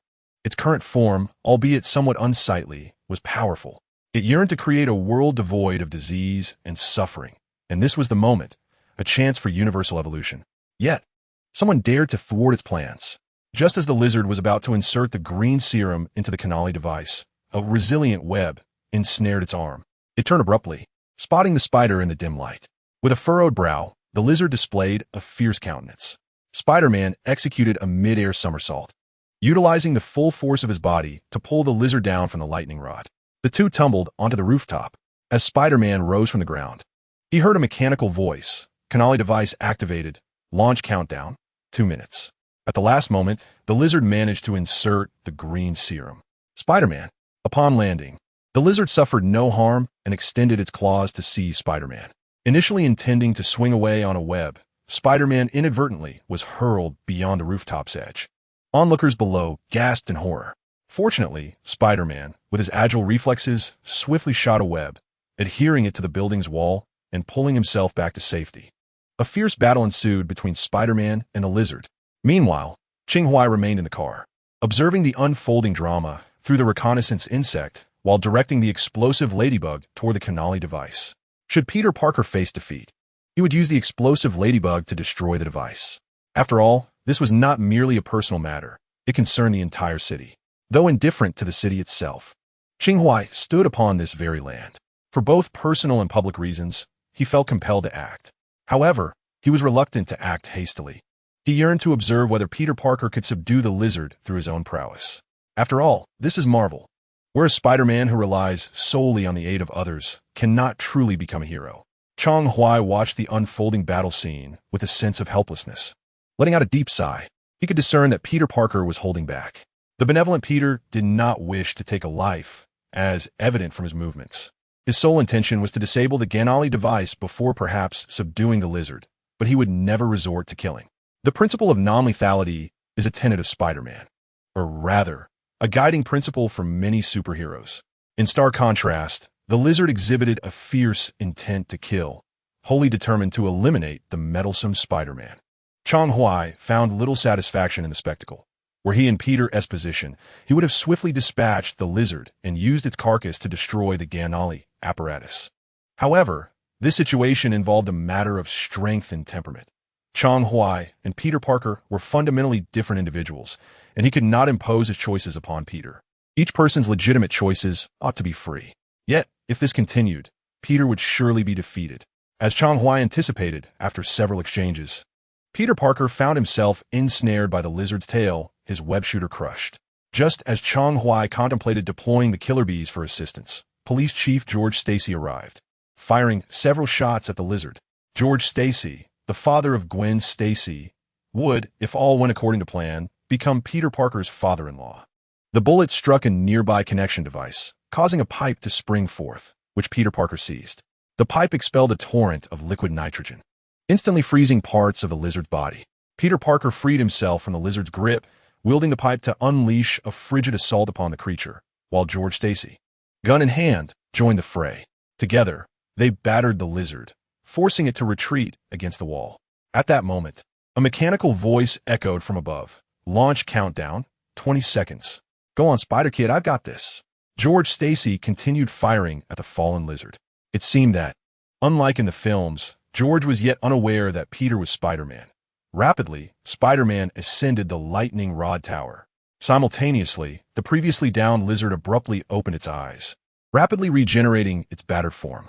George persisted in firing, but without the aid of liquid nitrogen, the lizard dismissed the bullets as inconsequential. The lizard advanced, swiping George's gun away, preparing to plunge its claws into George's body when suddenly, it felt a bullet pierce its temple from the side. The lizard swayed unsteadily, nearly collapsing. That was no ordinary bullet. It was Qing Huai controlling the killer bees, which had flown at high speed, penetrating the lizard's skin and releasing toxins within. However, the dosage within was far too trivial for a mutated lizard of such stature, merely rendering the lizard man momentarily dazed. Shaking its head, the lizard man roared at George once more. The countdown commenced, 10 seconds. The lizard man looked up, and Spider-Man was nearing the canali device. Infuriated, the lizard man could not permit any interference with its plans. Thus it abandoned its assault on George and began to ascend. Countdown 5, 4, 3, 2. In the final moments, Peter Parker extracted the serum, rendering the device inoperative. The lizard man charged forth with a roar, and just as it leapt to seize Peter Parker, its head erupted violently. Though the explosion was not immensely powerful, it obliterated a significant portion of the lizard man's skull. Its massive form plummeted like a meteor to the ground, creating a significant crater upon impact. When the police arrived at the site, they found the lizard man had vanished. Unbeknownst to them, a black vehicle was slowly departing from a distance outside the crowd. After the killer bee pierced the lizard man's skin, a bomb-laden ladybug followed suit, infiltrating the lizard man's temple. In the final moments, Qing Huai detonated the bomb, employing a sorceress technique to transport the lizard man's corpse away. Indeed, it was a corpse. The creature had perished. Despite its formidable regenerative abilities, it was not truly immortal. With half its head obliterated, survival was virtually impossible. The lizard man incident reached a conclusion, with the police set to manage the aftermath. As for the civilians affected by the serum, one could trust that Peter Parker would devise an antidote. These matters were no longer of concern to Qing Huai. He had come solely to collect scrap. Temporarily, he stored the lizard man's body within his spatial ring before attending the auction that evening. The auction was as unremarkable as ever, shrouded in darkness, debauchery, and futility. Reflecting on it now, the small rabbit that had appeared 2 days prior was rather intriguing, adding a modicum of amusement to the otherwise tedious event. However, that little rabbit had yet to reappear. By the conclusion of the auction, Qing Huai successfully sold 2 small items, garnering over $800,000. Upon returning home in the early morning, he ventured alone into the cold depths of the 3rd basement, releasing the lizard man's corpse. He cast the body onto the frigid operating table, donned a white lab coat, and began to employ both his dexterous hands and meticulous techniques for modification. The spider he had previously transformed into a monster soldier was now joined by this lizard. It would not be long before he could assemble a quintet of venomous soldiers. Yet, he would not deploy these too easily. He intended to keep them as trump cards. Upon reflection, it seemed he possessed quite an array of such cards now. Chapter 31. The transformation of Norman Osborn upon completion of the modifications. Qing Huai immersed the lizard man into a vat filled with nutrient solution. Thus, Curtis Connors met his demise. After learning from Peter Parker that Connors was a teacher at Midtown High School, Qing Huai embarked on an investigation, discovering Connors' identity as a military doctor. Intriguingly, the war that cost him his arm had some ties to China. Although many years had elapsed since then, Qing Huai felt no qualms about utilizing it to create his death soldiers. As he emerged from the basement, the puppet girl had already prepared breakfast. No sooner had he finished his meal than the system issued a new task. To Qing Huai's disappointment, it was yet again a trivial assignment, merely disassembling and reassembling a semi-automatic pistol within 15 seconds. Such tasks had been encountered before, akin to a mere exercise in futility. Qing Huai effortlessly completed the task and earned a chance for a lottery draw. With a lack of novelty, he drew 10 skill points, which he allocated to the mutated version of dual wield. Now, only the mutated version of spirit binding remained at 90 points, while the rest stood at 100 points. After accomplishing all this, Qing Huai returned to his room to sleep. Given that Connor's household contained information on the production of green serum, he swiftly concocted an antidote. The employees at Oscorp who had been infected by the lizard serum were promptly sent to designated locations for the antidote injection. An urgent board meeting was convened within Oscorp. The agenda was straightforward, primarily addressing the infected employees, the Canali equipment, and the group's security concerns. Following the meeting's conclusion, the shareholders departed the conference room one by one. Yet Norman Osborn lingered in his seat, reluctant to leave. He astutely perceived the division within the board, which had now splintered into 2 factions, with few remaining loyal to him. He understood the reasons well: his prohibitions against the development of super soldier serum and human experimentation. Since New York had endured a catastrophic event a year prior, many corporations sought to profit within the realm of the extraordinary. Some clandestinely replicated the super serum. Others covertly modified alien technology, and some delved into the existence of deities. Naturally, Oscorp, wielding considerable influence in biotechnology, yearned to partake, yet Norman Osborn vetoed all such endeavors. The reasons for his decisions were known only to him. He had previously conducted comprehensive human enhancement experiments, achieving success. However, they resulted in significant side effects. He had even committed some misdeeds in the process. Norman Osborn did not consider himself a paragon of virtue, yet he had no desire to be cast as the villain. In an effort to atone for his transgressions and for his own psychological solace, he annually allocated a substantial portion of his private wealth to charitable endeavors, supporting various causes including healthcare and education. It is precisely because he comprehends the immense risks associated with human enhancement experiments that he wishes to keep the Osborn group uninvolved. The emergence of this lizard man has only solidified his conviction. However, seated alone in the conference room, Norman Osborn slowly rolled up his sleeve beneath the table, revealing his arm adorned with bluish-green veins, with a small patch sprouting scale-like formations. Last night, when the great lizard released a green mist-like substance within the Osborn Tower, Norman was present on that floor as well. He inhaled a small quantity of the green gas, yet unlike others, he did not succumb to madness and transform into an unsightly half-lizard creature. Rather, he underwent a different kind of transformation. Qing Huai did not visit the store in the afternoon, but attended the auction as usual in the evening. This was the penultimate auction, and when Qing Huai arrived with Sarah Jian, the auction had yet to commence, as the ball was still in progress. As Qing Huai settled into a seat, he spotted a familiar figure, entirely clad in white fur and wearing a rabbit mask. Since Qing Huai had not changed his attire, the little rabbit recognized him and approached directly. "Good evening, it's nice to see you again." The little rabbit, quite at ease, sat beside Qing Huai and then glanced at Sarah Jian on the other side, inquiring, "Is this your dance partner?" "She is my employee," Qing Huai replied calmly. "Bringing a female employee to such a place?" The little rabbit leaned closer to Qing Huai and, shifting the topic, asked, "Are you in need of more employees?" "I can do anything." "Anything?" Qing Huai cast a glance at the little rabbit. "Can you create a perpetual motion machine?" The little rabbit opened her mouth, momentarily at a loss for words. "I see you are putting me in a difficult position, fat rabbit. Did you come the other day?" The little rabbit changed the subject. "I did not attend the previous gathering," Qing Huai casually lied. "Will you come tomorrow?" The little rabbit continued to inquire. "I'm not certain," Qing Huai replied, withholding a definitive answer. "I see." The little rabbit pondered with her head lowered. "Then let us become friends. We could have a meal together sometime." Qing Huai regarded the little rabbit and asked, "Do you have no friends in real life?" Just then, the music and the dance floor concluded and the auction officially began. Qing Huai rose and entered the auction hall, taking his customary seat in the corner. Sarah Jian sat to his right, while the little rabbit, quite instinctively, occupied his left, occasionally exchanging casual remarks to which Qing Huai responded with measured indifference.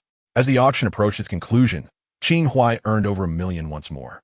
However, much like the previous 2 sessions, there were no appearances of vibranium, no enticing slaves caught his eye, nor any items of significant value to him. Nevertheless, Qing Huai did purchase a beautiful ruby necklace as a gift for Sarah Jian.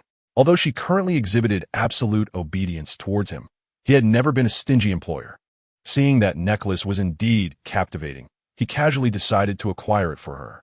As for the reason why he refrained from purchasing Wanda, it was because he was aware that the items in question were far from pristine. Qing Huai and Sarah Jian were individuals already entrenched in darkness, while Wanda still resided in the realm of light. The presence of a potentially illicit gemstone necklace around Wanda's neck could very well lead to her troubles. The auction continued, with only a couple of items remaining before its conclusion. A servant rolled in a cage draped with black cloth, adorned with a small white emblem. Upon seeing this emblem, a flicker of excitement ignited in the eyes of some attendees. Everyone understood that the contents of the cage were not wild beasts or birds of prey, but rather human beings, living, breathing individuals. The servant unveiled the black cloth, and the spotlight illuminated the cage, revealing the figures of 2 girls. Each was merely draped in a white cloth, their striking resemblance suggesting they were twins. Under the spotlight, the twins' exquisite features, figures, and the expressions of fear and despair in their eyes were laid bare for all to see. The atmosphere within the hall began to boil with excitement. The auctioneer made no effort to quiet the crowd. Instead, he amplified his voice through the microphone, proclaiming, "This next item up for bid is a pair of twin sisters. The starting price is $100,000. His words reverberated throughout the venue. Amidst the cheers and uproar of the crowd, Qing Huai furrowed his brow. Chapter 32. The Pursuit of Desire. Initially, the tedium of the auction that night was on par with the previous 2, and Qing Huai felt himself on the verge of slumber until he glimpsed the 2 young girls of mixed descent confined within the cage. Technically speaking, they could no longer be considered citizens of Huaxia, Yet Qing Huai still felt a sense of discomfort. Generally, girls of that age, like the ones on stage, have been born here with certain choices beyond their control. However, Qing Huai was not overly concerned about such matters. He became sentimental at the sight of them, and a thought began to form in his mind, compelling him to act. After all, with his ability to delve into the depths of human emotion, if his intentions proved misguided, he could simply resell them. As the crowd commenced bidding, the price quickly escalated from 100,000 to 1,500,000. Yet, as the bidding reached this level, the hands raised began to dwindle, for those present at the auction were not lacking in men or women. The distinction lay in the audacity with which they could wield their acquisitions. In the eyes of these individuals, 2 lives were worth less than a mere fragment of stone. Qing Huai, immersed in the scene, observed and listened with an expression of indifference. Ultimately, the 2 girls were purchased by a figure adorned with a black skull mask.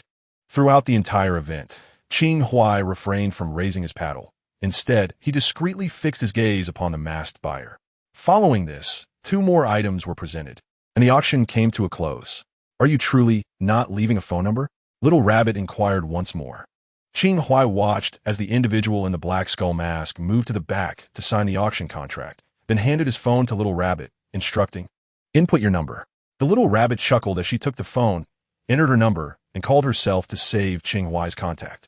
"I shall take my leave now, goodbye," she said, returning the phone to Qing Huai and departing with the crowd. Qing Huai retrieved her phone and glanced down, noticing that the Little Rabbit had even saved her name as Emma Frost. With a peculiar expression, Qing Huai watched the retreating figure of the Little Rabbit, pondering whether she understood the reason behind people wearing masks. "Boss, aren't we leaving?" Sarah Jane inquired from the side. Qing Huai shifted her gaze to see a black skeleton emerging, flanked by 2 attendants, each carrying large black packages containing the twins. "Let's go." Qing Huai smiled and followed them. Sarah Jane glanced at the trio and instantly grasped Qing Huai's intention, quietly trailing behind her as they exited. Outside, the sky was dim. The attendants assisted in loading the drugged twins into the trunk of the black skeleton's vehicle before departing. The black skeleton whistled, preparing to drive out of the parking lot when suddenly, a figure blocked the car's path. The headlights illuminated the silhouette of a slender woman adorned with a black dog mask. The black skeleton honked several times, but upon seeing the woman remain unmoved. The expression beneath the skull mask grew serious. The platform prohibited users from instigating conflicts during the auction. Once it concluded, they could engage in a gunfight without interference. Nevertheless, such duels were rare, for no one knew the identities concealed beneath the masks, and encountering a formidable opponent could spell disaster. The earlier quartet had merely been reckless youths lacking discernment. The black skeleton drew a gun, maintaining a calm facade as he focused on the approaching woman. Her fingers extended into sharp claws, gently scratching the car's hood, producing a harsh sound and leaving deep marks. Frowning, the black skeleton opened the car door, gun in hand, attempting to initiate a dialogue. "Miss, we shouldn't be acquainted." Before he could finish, Sarah Jane pounced like a feral beast, seizing the black skeleton's body and slamming it against the car roof, causing a significant dent. Clearly, the black skeleton was merely an ordinary individual. Unable to withstand the sudden agony, he lay weakly on the car's roof, moaning in discomfort. Qing Huai emerged from the shadows. Sarah Jane glanced at the black skeleton and asked, "Did you kill him?" "No rush." Qing Huai smiled at Sarah Jane. "We are law-abiding citizens, after all." Sarah Jane's delicate features twitched slightly before she obediently replied, "You're right, boss." Qing Huai approached the rear of the vehicle, lifted the trunk, and unwrapped the black packages, revealing 2 faces that were strikingly similar. She slowly crouched down, her palm emanating a faint blue glow, the light condensing into threads that pierced the minds of the 2 girls, as if a celestial being were casually perusing their memories. The dark skull on the roof, after a moment of pain, attempted to grasp the gun beside him, but without hesitation, Sarah Jane broke his arm. The agony of the fractured bone compelled the dark skull to emit a harrowing scream. Sarah Jane reached out and ripped off his mask, inserting the gun's muzzle into his mouth, shushing him with a command for silence. Shortly thereafter, Qing Huai regained his focus, rising to confront the dark skull. Only then did Sarah Jane withdraw the gun from the dark skull's mouth, who, in a state of terror, pleaded, "What do you want? Do you desire those 2 girls? I could deliver them to you, to spare my life." Qing Huai remained unresponsive, his expression impassive as he extended his palm, still glowing with blue light, towards the skull. hoping that he did not harbor any peculiar predilection for the marginalized. Threads of consciousness pierced into his mind. The Dark Skull's memories unfolded like a hefty comic book. Laid bara for Qing Huai to peruse. With a mere thought, he could freely alter the content of this narrative. Yet, erasure proved far simpler than modification. Through this man's recollections, Qing Huai discovered that he was, in fact, a celebrity of some renown, though his own disinterest in the entertainment industry rendered him oblivious. Who could have anticipated that beneath the glamorous facade of a star lay such a wretched individual? How unfortunate for the fervent fans. As he perused the final memories, the Dark Skull confirmed the absence of any peculiarities as described by Qing Huai. He was simply a base and lascivious man. Qing Huai, not a murderer by nature, harbored no intentions of killing him, yet he had no plan to let him go. He gleaned several account passwords, including those for social media, from the man's memories. Utilizing a computer rewarded by the system, Qing Huai swiftly exposed this individual's crimes to the public. Thereafter, some would face ruin, while others would tread carefully. Yet none of this bore any relation to Qing Huai, the humble five-star citizen. Morning dawned. A taxi halted outside a residence in Brooklyn, from which emerged a weary couple. Their faces were drawn, for their two daughters had been missing for nearly a week, leaving no trace. They had reported the matter to the authorities, but as of now, there was still no news. Today, they returned to the police station for inquiries, only to receive the perpetually cold response. Still under investigation, await further information. The husband had slipped numerous red envelopes to the officers handling the case and sought help from various acquaintances, but thus far, progress remained elusive. Some suggested seeking assistance from superheroes, yet the issue lay in the fact that superheroes could not simply be summoned at will. As the number of superhumans grew, ordinary individuals felt increasingly insignificant. This was also the reason why mutants were not embraced by the public, and why those superheroes lacking influential backgrounds often concealed their identities. Take it slow, my dear, the husband urged, supporting his wife as they ascended the steps, fumbling for keys to unlock the door. Is it possible that we will never find him again? The wife, on the verge of tears, lamented, her mental state having deteriorated since their children went missing. The husband sighed, remaining silent. The words of comfort had run dry, and at such moments, uttering anything proved futile. He opened the door and stepped inside the house alongside his wife. Suddenly, the couple's eyes sparkled with brightness. Their long-lost twin daughters were lying on the living room sofa. Tears streamed uncontrollably down their faces as they rushed to embrace their daughters, desperate to confirm that they were not ensnared in a dream. The twins blinked awake, as if just roused from slumber, still somewhat dazed. When the couple inquired about their whereabouts over the past few days, the girls could only exchange bewildered glances, unable to articulate a single coherent thought. Their memories from those days had vanished. The mastermind behind this ordeal was sitting in a car, making a phone call. For the two girls, the absence of these memories could easily inflict psychological trauma, prompting Qing Huai to erase them altogether. Although Qing Huai could not directly discern which group had abducted the girls from their memories, he had gleaned some clues. He shared these clues with Brandon, urging him to investigate the individuals responsible for trafficking the twins. Qing Huai considered himself a selfish man.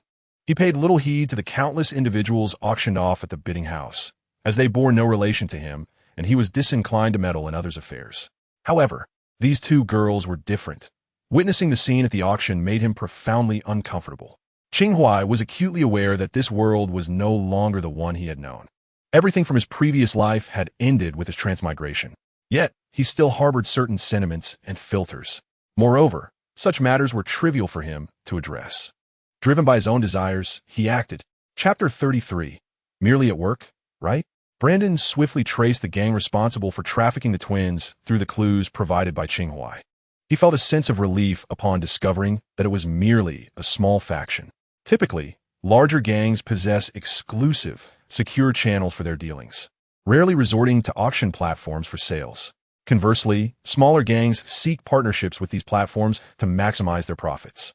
After briefing Qing Huai on his findings and receiving further instructions, Brandon led a team to confront the gang that very night. Ultimately, they achieved their objective without any casualties, seizing control of the small gang's operations. Their success was largely due to Qing Huai's support, ever since they apprehended the wanted criminal adorned with a star wristband that night. Qing Huai had consistently provided them with substantial funding and peculiar equipment. With these resources at their disposal, subjugating a gang of similar scale was entirely feasible. Just days prior, Brandon had utilized information from Qing Huai to dismantle a segment of the illicit trade network. It was fair to say that since the emergence of Qing Huai, the business of the Eagle Brigade had flourished remarkably. When Brandon relayed the outcome of their endeavors to Qing Huai, he was attending the final auction. With an expressionless face, Qing Huai hung up the phone, observing the auction stage before him where a black man was being auctioned. He understood that merely absorbing a small gang would hardly make a dent in the broader environment. As he had previously told Jason, with one gone, others would inevitably arise. Given his current capabilities, he had no means to eradicate such phenomena entirely. Of course, he never intended to. He was not Spider-Man. Bound by the creed that greater power entails greater responsibility, everything he did was for his own benefit. In simpler terms, it was to attain a semblance of psychological comfort. When one imposes excessively grand responsibilities upon oneself, such as vowing to eliminate all criminal activity, it is easy to become overwhelmed. There is no need for that. Presently, he found satisfaction, having garnered psychological solace while the Eagle Gang further expanded its power, a double benefit. That said, the name Eagle Gang was rather unappealing, and he contemplated whether to have Brandon change it. The final auction of the day did not conclude until the early hours of the following morning. Qing Huai earned an additional $600,000, but still did not see Vibranium take the stage.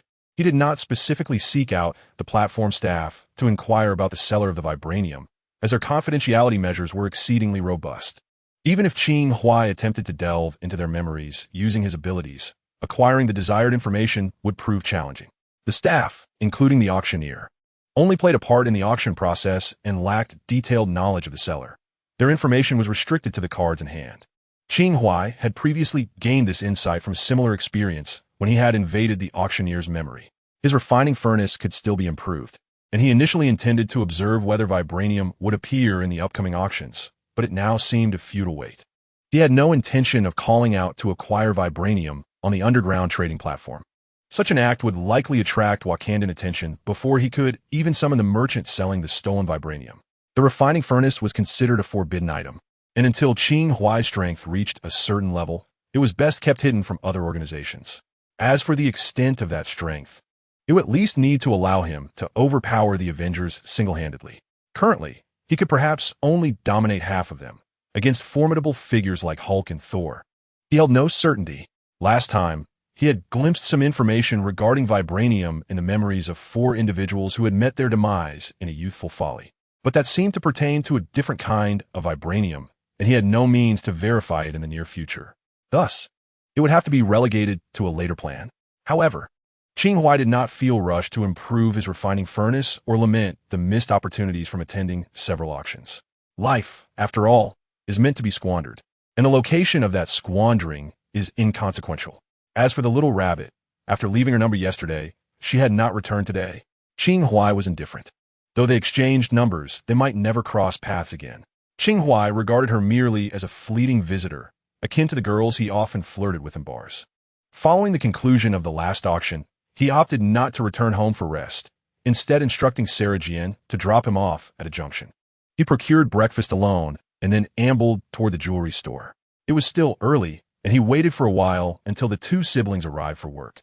Surprised by his early presence, "You didn't go home last night and came straight here, did you?" Pietro inquired mischievously. "You guessed it right," Qing Huai acknowledged with a sip of coffee. "Oh, where did you go?" Pietro asked with curiosity, while Wanda, tidying items at the counter, discreetly perked up her ears. "I attended an auction," Qing Huai replied candidly, stifling a yawn. Pietro immediately lost interest in gossip, aware that his boss had other business ventures beyond his shop, which did not pique his curiosity. "Wanda, are you going for research this afternoon?" Qing Huai approached her. "I am," Wanda nodded. "I'll accompany you." "No need. If you're busy, Pietro can go with me," Wanda suggested. "I'm not busy." Qing Huai stretched lazily, gazing out at the street, anticipating a rather idle period ahead. Suddenly, he leaned closer to Wanda. "I can frequently accompany you to do many things." Wanda's cheeks flushed as she looked at Qing Huai, parting her lips but ultimately saying nothing, merely nodding gently. Pietro, standing a short distance away, discreetly raised his phone and captured a photograph, keeping it as a memento. After enduring a tedious morning, Qing Huai and Wanda ventured out for a leisurely afternoon. No research. Qing Huai drove home briefly before returning to pick up Wanda. Their first stop was a mall, where they purchased several attractive outfits, humorously dubbed work attire. Each of the trio, Qing Huai, Wanda, and Pietro, acquired 2 identical sets, while the 3 indeed appeared in work uniforms. The absence of one would render it rather different. Following their shopping spree, Qing Huai took Wanda to engage in pottery, reminiscent of the iconic scenes from Ghost. The 2 gifted individuals ended up covered in clay, producing nothing of utility, yet both were thoroughly delighted. For Qing Huai, it was a worthwhile endeavor, as at least his hands had been immersed in the experience. Emerging with 2 lopsided clay pots, they proceeded to watch a film. Noticing Wanda's bemusement, Qing Huai solemnly declared, "This is also part of the research, to evaluate the quality of films at this cinema, so that we might consider opening one ourselves if it proves appealing." Wanda's belief in Qing Huai's words was of little consequence.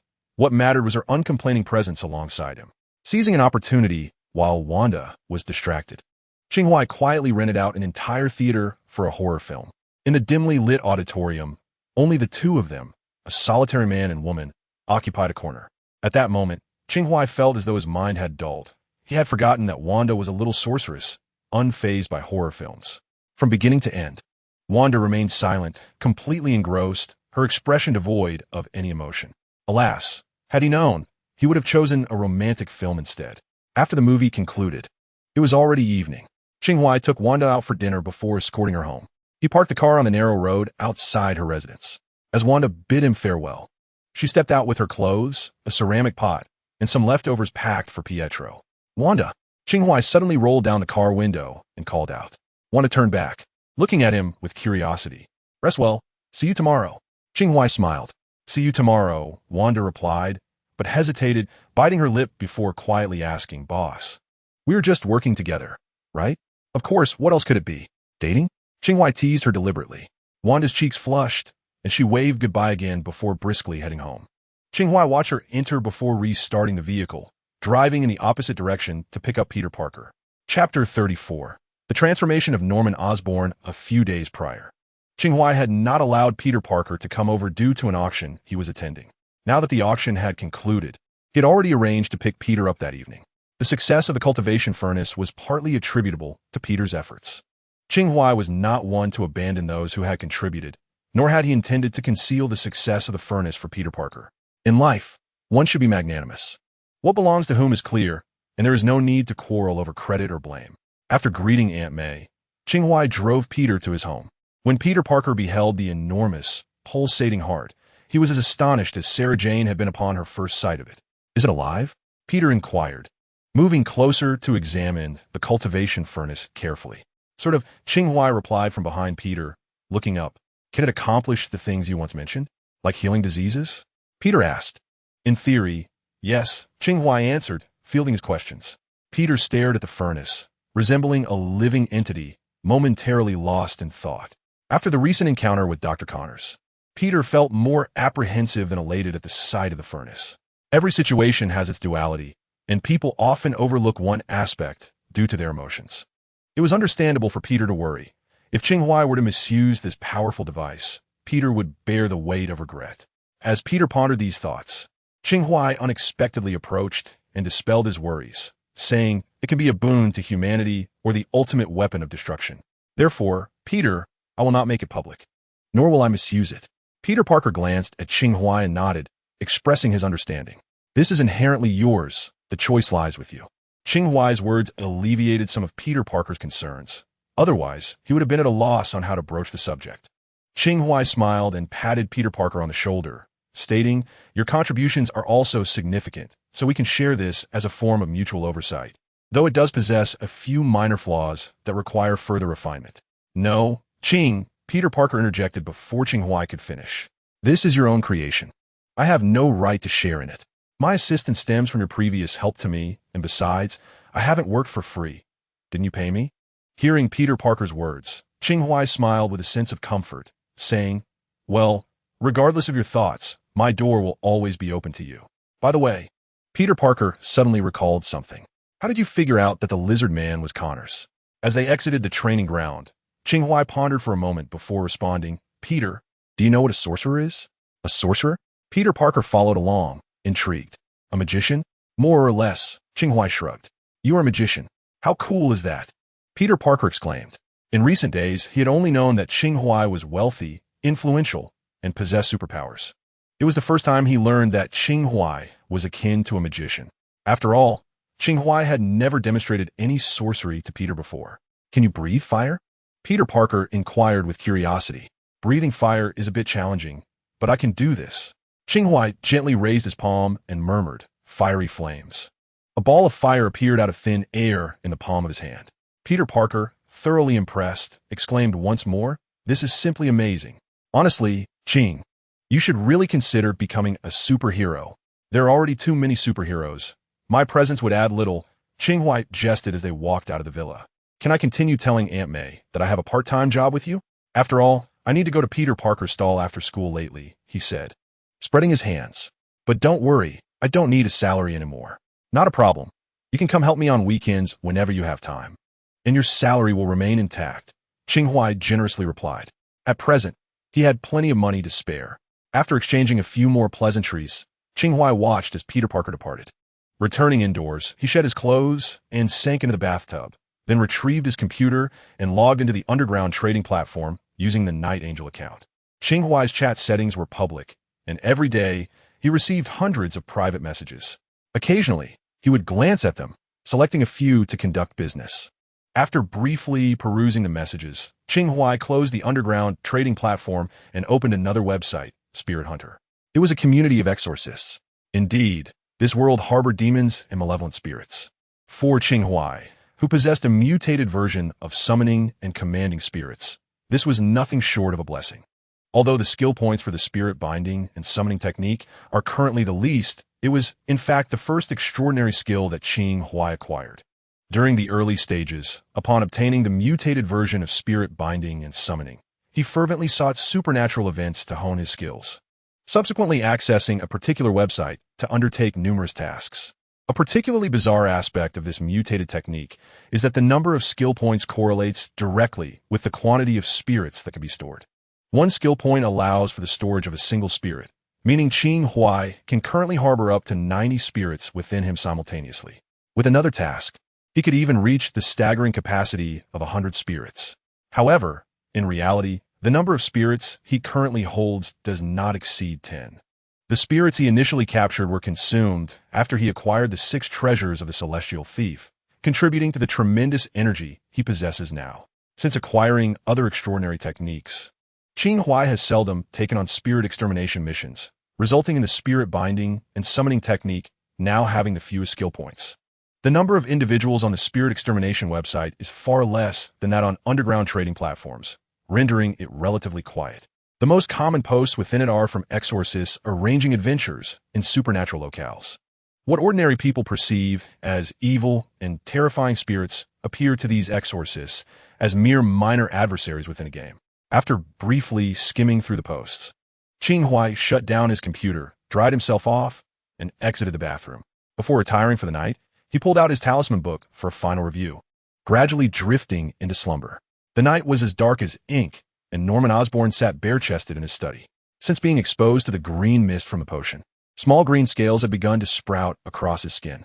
Gradually, they seemed to multiply, nearly covering his entire forearm within just 2 days. He suspected that the green potion had somehow intertwined with his already extraordinary constitution, leading to this transformation. A sense of fear gripped him, worried that this aberration might unleash the demonic persona he had long suppressed within, allowing it to resurface. He refrained from seeking help from others, haunted by the many regrettable actions taken while that persona had dominion over his body.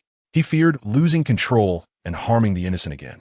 Fortunately, he was an expert in the field of biological genetics. With a little time, he might resolve this aberration. In fact, he had already developed a second version of the antidote serum targeting the lizard potion, which, after blood simulations, should eliminate the current changes in his body without causing side effects. Yet, as he held the syringe in his hand, he hesitated. His gaze drifted to a photograph hanging on the wall, his deceased wife's image. It was, after all, to prevent her from succumbing to illness that he relentlessly pursued the development of human enhancement serums, subjecting himself to experimentation once progress was made. The experiment could be deemed successful, for his physical constitution had indeed been enhanced. However, it had simultaneously birthed another terrifying demonic persona within him. The malevolent persona seized control of his body, resulting in the demise of numerous individuals, including the elderly and children. When he finally emerged from his endless slumber and regained his senses, he was confronted with the heartbreaking reality that his beloved wife had passed away. In his quest to eradicate this demonic identity, he conducted several experiments, yet each attempt only provoked the resurgence of the malevolent entity, which once again commandeered his form. Thus, he sought alternative methods, among which meditation proved to be the most efficacious. Over the years, this practice successfully kept the demonic persona at bay. It was these past experiences that led Norman Osborn to hesitate with the syringe in hand. Gazing at a photograph of his wife, he lingered in contemplation until his resolve gradually solidified, and he injected the antidote serum into his body. As the serum coursed through his veins, the fine scales on his arm began to dissipate slowly. Indeed, it was effective. A smile emerged on Norman Osborn's face, a sigh of relief escaping him. However, this tranquility was short-lived as he grimaced. His expression contorted in agony. An aberration occurred. His pupils glowed green, his body began to swell, and the scales reappeared, nearly enveloping him entirely. In a mere moment, a monstrous creature adorned with dual horns and wings filled the entire study with its imposing presence. Lowering his gaze towards the mirror, he let out a derisive laugh. "Oh, poor Norman, did you truly believe you had contained me for over a decade?" Chapter 35. The deal with Nick Fury combined. Time swiftly passed, and nearly half a month had elapsed. Qing Huai, as he had previously confided to Wanda, found himself with an abundance of leisure. Each morning was spent catching up on sleep in the jewelry shop. Afternoons were dedicated to outings with Wanda, and, occasionally, evenings were filled with poker games alongside Sarah Jane. Life was a tapestry of tranquility. At this moment, Qing Huai was idly perusing a tome on talismans. The pages were on the verge of wear from his incessant flipping. Yet the task of matching the celestial talisman remained elusive. Occasionally, he contemplated urging the system, but it seemed as if the system had become nonchalant, disregarding his prompts entirely. Although he had yet to encounter any crises demanding immediate upgrades, the allure of new skills was undeniable.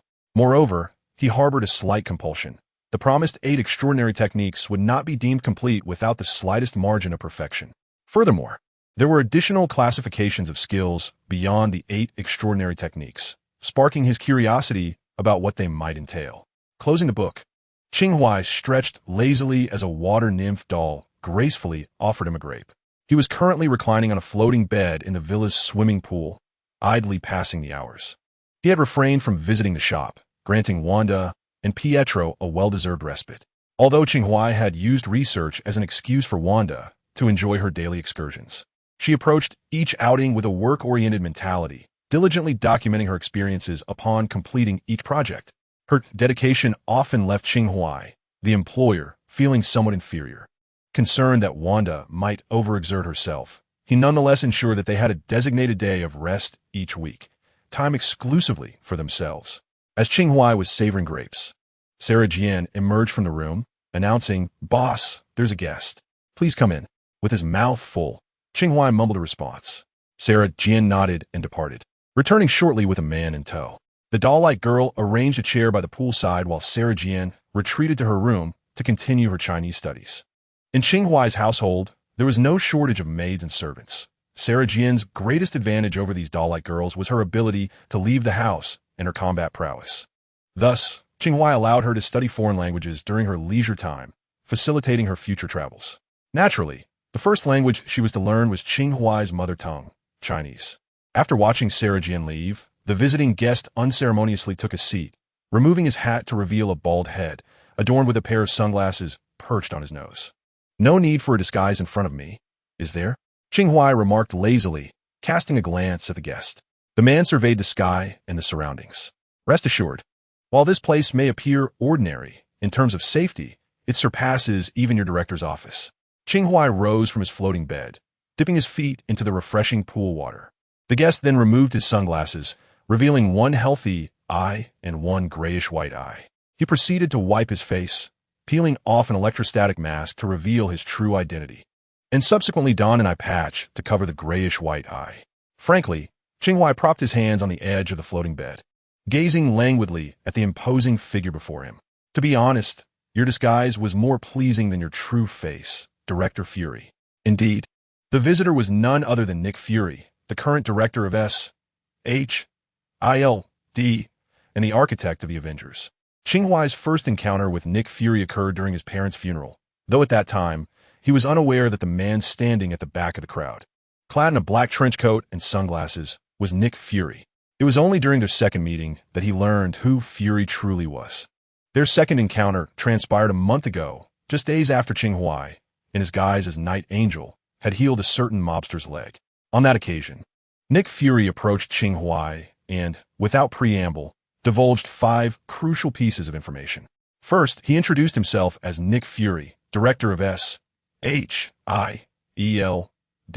and the founder of the Avengers. Second, he revealed his awareness of Qing Huai's superhuman abilities, despite not knowing their specifics, and acknowledged the existence of a small civilian intelligence organization under Qing Huai's purview. Upon hearing this, Qing Huai was somewhat astonished. His concealed identity had been meticulously guarded, aided by a system that rendered him invisible online, and for Nick Fury to uncover, it was truly unexpected. The third piece of information was Nick Fury's assurance that Qing Huai's hidden identity was known solely to him. Even excluding Nick Fury, very few within S.H.I.L.D. possessed the authority to investigate Qing Huai, as his identity information is highly classified within the agency. The reason for this secrecy is intertwined with the fourth piece of information. Qing Huai's parents were comrades of Nick Fury, having previously served in S.H.I.L.D. during its formative years, when the agency was dedicated to maintaining world peace. However, circumstances arose that drastically diminished this noble endeavor, transforming the agency's mission from global preservation to the safeguarding of national security. Discontented with this shift, Qing Huai's parents chose to depart rather than serve a nation they no longer wished to uphold. Qing Huai had contemplated inquiring whether his parents' demise was somehow linked to S.H.I.L.D., given the cinematic trope where agents who exit the organization meet untimely ends due to their knowledge of sensitive information. Yet, before he could voice his concerns, Nick Fury preemptively dismissed such notions. At the time of his parents' departure from S.H.I.L.D., Qing Huai was merely 2 or 3 years old. If they had indeed been silenced, it would not have taken this long for such a fate to befall them. Their deaths were merely unfortunate accidents, a cruel twist of fate. In truth, the notion of succumbing to misfortune seems far more difficult to accept than the idea of being silenced. It feels rather abrupt that a legendary couple of agents would meet their end due to an accident. According to Nick Fury, when Qing Huai's parents left, he orchestrated a form of psychological conditioning for their benefit and the agency's. For years, Fury had been discreetly watching over their family of 3, and the reason for his sudden appearance to seek out Qing Huai was twofold. He had observed changes in Qing Huai and had a request to make. Fury's fifth piece of information was quite direct. He sought to enlist the help of the Tongji Society.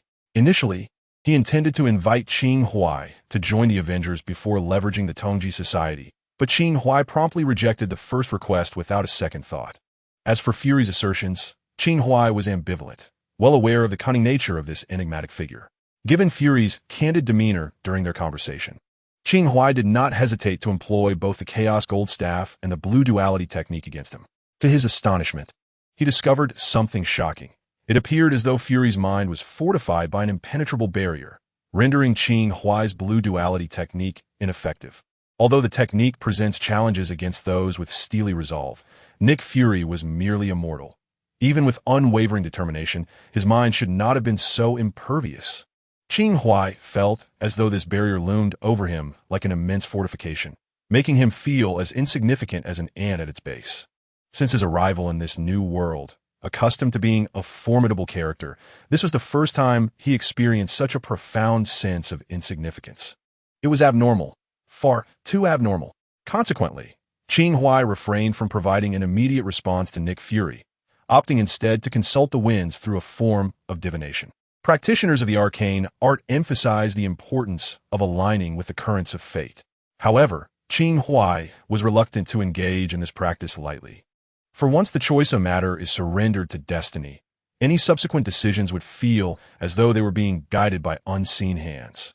Nevertheless, the arrival of Nick Fury and the constraints swirling in his mind ignited both curiosity and competitiveness within Qing Huai. Thus, he employed the wind behind the strange gate to delve into the inner realms, seeking to unveil the essence of things. Yet, to his astonishment, he found himself unable to penetrate the truth.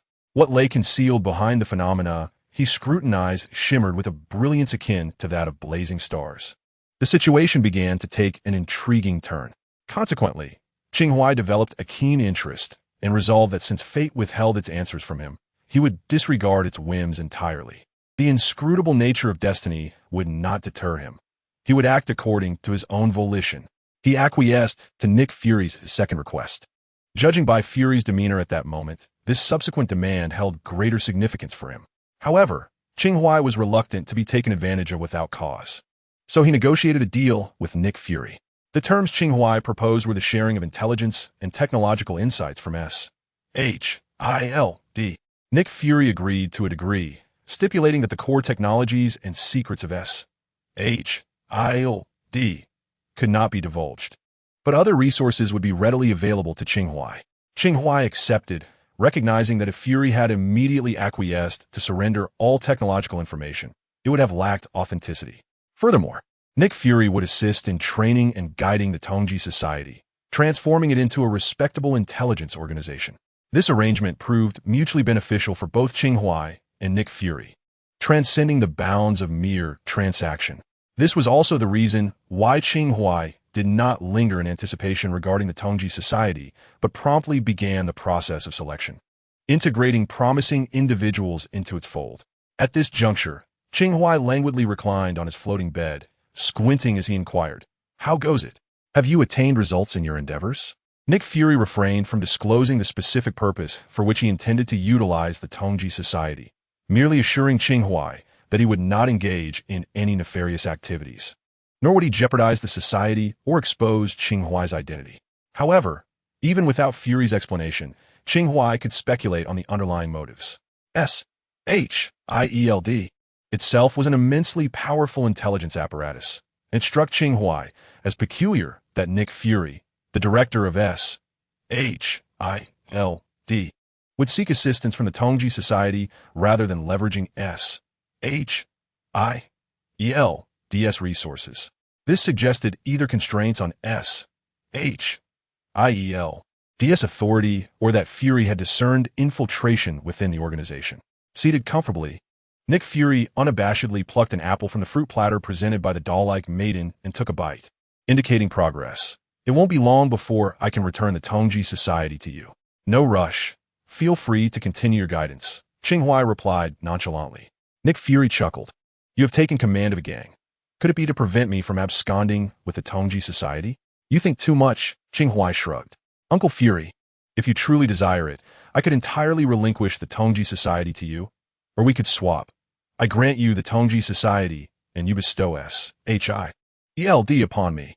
Given the relationship between his parents and Nick Fury, Qing Huai's address of him as uncle was not unfitting. Yet Qing Huai did not acknowledge this kinship, for he was not the biological son of this world's parents. Thus, the term was devoid of reverence and served merely as a jest. "Trust me, you wouldn't desire the S.H.I.E.L.D., Nick Fury said as he discarded an apple core, reclining comfortably in his chair. "Honestly, those folks at the Freemasons are quite promising. You, my friend, are fortunate." "Fortune has nothing to do with it," Qing Huai replied, glancing skyward and stretching his neck before turning back to Nick Fury. "You didn't come to see me merely to share an apple, did you?" "Of course not. I also require a banana," Nick Fury retorted, casually peeling one. Qing Huai observed him finish the entire banana before speaking. "You know, you bear a striking resemblance to your father." "Stop right there," Qing Huai swiftly interrupted. "Such a cliché remark is best avoided. It's rather banal." Nick Fury opened his mouth, reconsidering his casual banter, and stated directly, "I intend to assemble a new team. I've already identified several candidates in New Jersey. They're rather unconventional individuals, and I hope you can lead them." "Why me?"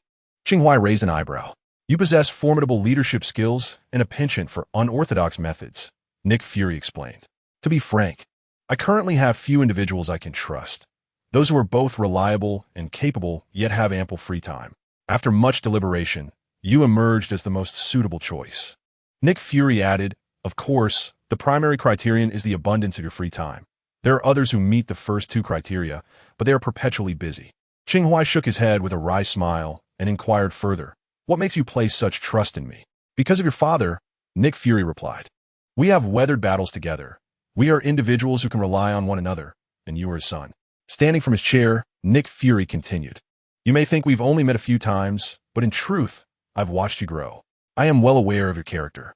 Although you've become somewhat peculiar in the past year, my trust in you remains steadfast, for you are among the rare few unaffected by the curse of power. The curse of power? Qing Huai paused, perplexed. In simpler terms, when an individual acquires power, they often become ensnared by a curse, governed by that power rather than being its master. This power can refer to wealth, influence, or the extraordinary. Those ensnared by the curse of extraordinary power are the most numerous and severely afflicted. Thus, it is no surprise that villains often outnumber superheroes significantly. And you uniquely embody all three, yet remain true to yourself, Nick Fury remarked, gazing intently at Qing Huai. Qing Huai, you possess the potential to be a hero. Suddenly, Qing Huai burst into laughter. Fury, I now understand why humans have two eyes. With just one, clarity is indeed elusive. Nick Fury shook his head, choosing not to pursue that line of conversation. Instead, he shifted the topic, saying, there are benefits to this. Do elaborate. Qing Huai responded, suddenly intrigued. You will discover them upon your arrival. Nick Fury sighed. There is no rush. You likely have about a month to ponder this matter. Should I choose to join, would that mean I am part of S.H.I.E.L.D.? Qing Huai inquired. If you prefer, you may enter in the capacity of an advisor. Nick Fury replied, much like Stark. Stark? Qing Huai feigned ignorance. Tony Stark. He serves as an advisor to S.H.I.E.L.D., although he has never shown up when they needed him. I shall consider it. Qing Huai reflected before responding. There's another matter, Nick Fury suddenly recalled, asking, Peter Parker is your friend, ISNT? That boy possesses remarkable qualities, Nick Fury smiled, exuding a sense of justice. Chapter 36, Brandon Swagger. Hey, he is just a child. Qing Huai immediately sensed Nick Fury's ulterior motives. Like you, he has the potential to be a hero, Nick Fury stated, and he is far more virtuous than you. I have temporarily recruited him. In your name? What do you mean? Qing Huai frowned. Not quite in your name. I merely revealed my identity to him, including your familial connection, Nick Fury smirked. He is eager to serve the people and has already agreed to assist me. Hasn't he mentioned it to you? I assumed you were good friends. Damn it. Qing Huai rubbed his forehead. You truly are quite the fool. Just as Nick Fury was about to retort, Qing Huai's phone, resting by the poolside, began to ring. Nick Fury picked it up, glanced at the screen, and handed it back to Qing Huai. All right, I retract my previous statement. You indeed share a solid friendship. The doll-like girl handed the phone to Qing Huai, who saw that the caller was none other than Peter Parker. In front of Nick Fury, Qing Huai answered the call. Peter Parker was calling to inform Qing Huai about Nick Fury's visit. Qing, is he really your uncle? Peter Parker asked. No, he is not, Qing Huai outright denied. He's merely a dog. Huh? Peter Parker was taken aback. However, if you truly wish to collaborate with him, follow your own judgment, and, Qing Huai sighed, do stay safe. Although Nick Fury may indeed be untrustworthy, he currently appeared to be on the right side. Qing Huai considered himself merely a friend of Peter Parker and felt unqualified to dictate Peter's choices. Moreover, Peter Parker's collaboration with Nick Fury could be advantageous for Qing Huai. Reflecting further, as long as Qing Huai employed some means, it would effectively position Peter Parker close to Nick Fury. After ending the call, Qing Huai noticed that Nick Fury had devoured yet another banana. Disposing of the peel into the trash, Nick Fury produced a plate from his pocket and tossed it to Qing Huai. Here is the technical information you requested. As for vibranium and extraterrestrial metals, I cannot procure them at this time. Qing Huai accepted the plate and, observing Nick Fury's retreating figure, suddenly called out, wait a moment. No need to see me off, Nick Fury replied without turning, waving his hand. You misunderstand. Qing Huai chuckled and said, 2 bananas and 1 apple, a total of $30. How shall we settle the payment? Nick Fury nearly twisted his back in disbelief, turning around with an annoyed expression and retorted, the technology on that plate is worth billions. The plate is what you owe me, the fruits come at a separate price. Qing Huai, reclining on his floating bed with an air of entitlement, inquired whether he preferred to pay by card or cash. Meanwhile, the doll-like girl had approached Nick Fury, one hand clutching a device while the other held an empty fruit plate. Fury's already dark complexion seemed to deepen, and he rummaged through his pocket, producing a few crumpled bills which he tossed to the doll-like girl before storming off. Qing Huai observed this scene and deliberately laughed aloud. He certainly did not lack the $30, but found joy in aggravating the dark-skinned man. After indulging in his amusement, Qing Huai turned and lay on the floating bed, retrieving his system computer from his spatial ring, into which he inserted the plate. Inside, there were several folders labeled with titles such as holographic projection technology, artificial intelligence, mechanical engineering, and nanotechnology. Some of these held little value for Qing Huai, for he possessed the divine mechanism, a tool of great prowess. However, even the divine mechanism was not omnipotent. Thus there were indeed certain technologies that Qing Huai required. To say he needed them would be an understatement. Rather, he believed that an abundance of resources could prove advantageous in the future. At present, Qing Huai's most pressing needs were vibranium and other metals. Yet Nick Fury was unable to provide them. Nevertheless, these technologies would at least alleviate his boredom. After basking in the sun for a sufficient duration, he stretched lazily and strolled into the villa to commence his research. It was not until nightfall that Qing Huai, accompanied by Sarah Jane, exited his home and made his way to the Eagle's Claw Gang's headquarters. Over the past fortnight, Qing Huai had been continuously supporting the gang with funds and equipment, resulting in an expansion of their territory. Notably, during this period, Qing Huai had managed to refine Brandon in his cultivation furnace. After failing to find a suitable test subject at the last auction, he had carelessly set the matter aside. For it was not the conduct of a law-abiding citizen like Qing Huai to abduct someone off the street for experimentation. By chance, Brandon was shot during a gang skirmish, prompting Qing Huai to retrieve him for refinement. This course of action seemed hasty in retrospect, yet it was not as reckless as it appeared. At that time, Qing Huai had been playing poker with Sarah Jane when he received a call from Brandon. The essence of the message was that he had sustained grave injuries and might not survive, wishing to convey some final arrangements to his boss. He expressed that, should he perish, the Eagle's Claw Gang should remain under the boss's control and urged that his brothers not be abandoned, suggesting several individuals he deemed suitable to succeed him. Qing Huai felt a twinge of confusion, for Brandon typically carried a protective talisman. Unless faced with heavy firepower, he should not have been shot. Upon inquiry, Qing Huai learned the truth. In the heat of the battle, Brandon had not anticipated the sudden appearance of an enemy's child, and in a moment of impulse, he had given his protective talisman to the child. Qing Huai then asked him why he had done so. His response exuded a certain swagger reminiscent of the underworld. He asserted that if his adversary were indeed an enemy, he would not hesitate to unleash a heavy machine gun, leaving nothing but remnants in its wake. Yet, he regarded the child with a different sentiment. Regardless of the child's father, religious beliefs, or nationality, he vowed unconditionally to protect that child. This was his creed as a man. Qing Huai inquired further, questioning whether he feared that the child might seek vengeance upon reaching maturity, should he survive this ordeal. Brandon's reply bore a newfound openness. He acknowledged that having slain the child's father, retribution would be entirely justified. He welcomed the prospect of vengeance, asserting that if the moment came, he would fire upon the adversary with the same unwavering resolve he would employ to protect them. Should he tragically fall to gunfire, he would attribute it to the tremors of age, a sign that his time had come to descend into the depths. Such responses prompted Qing Huai to reassess his perception of this gang leader, leading him to personally visit the scene. At that time, Brandon's injuries were indeed grave, yet survival was not out of the question. The gang members had taken a surgeon hostage to perform the operation. During Brandon's phone call, the surgeon was under duress, navigating the shadows of numerous firearms as he extracted bullets from his body. Nevertheless, Brandon's last words proved impactful, compelling Qing Huai to grant him the opportunity to attain extraordinary powers.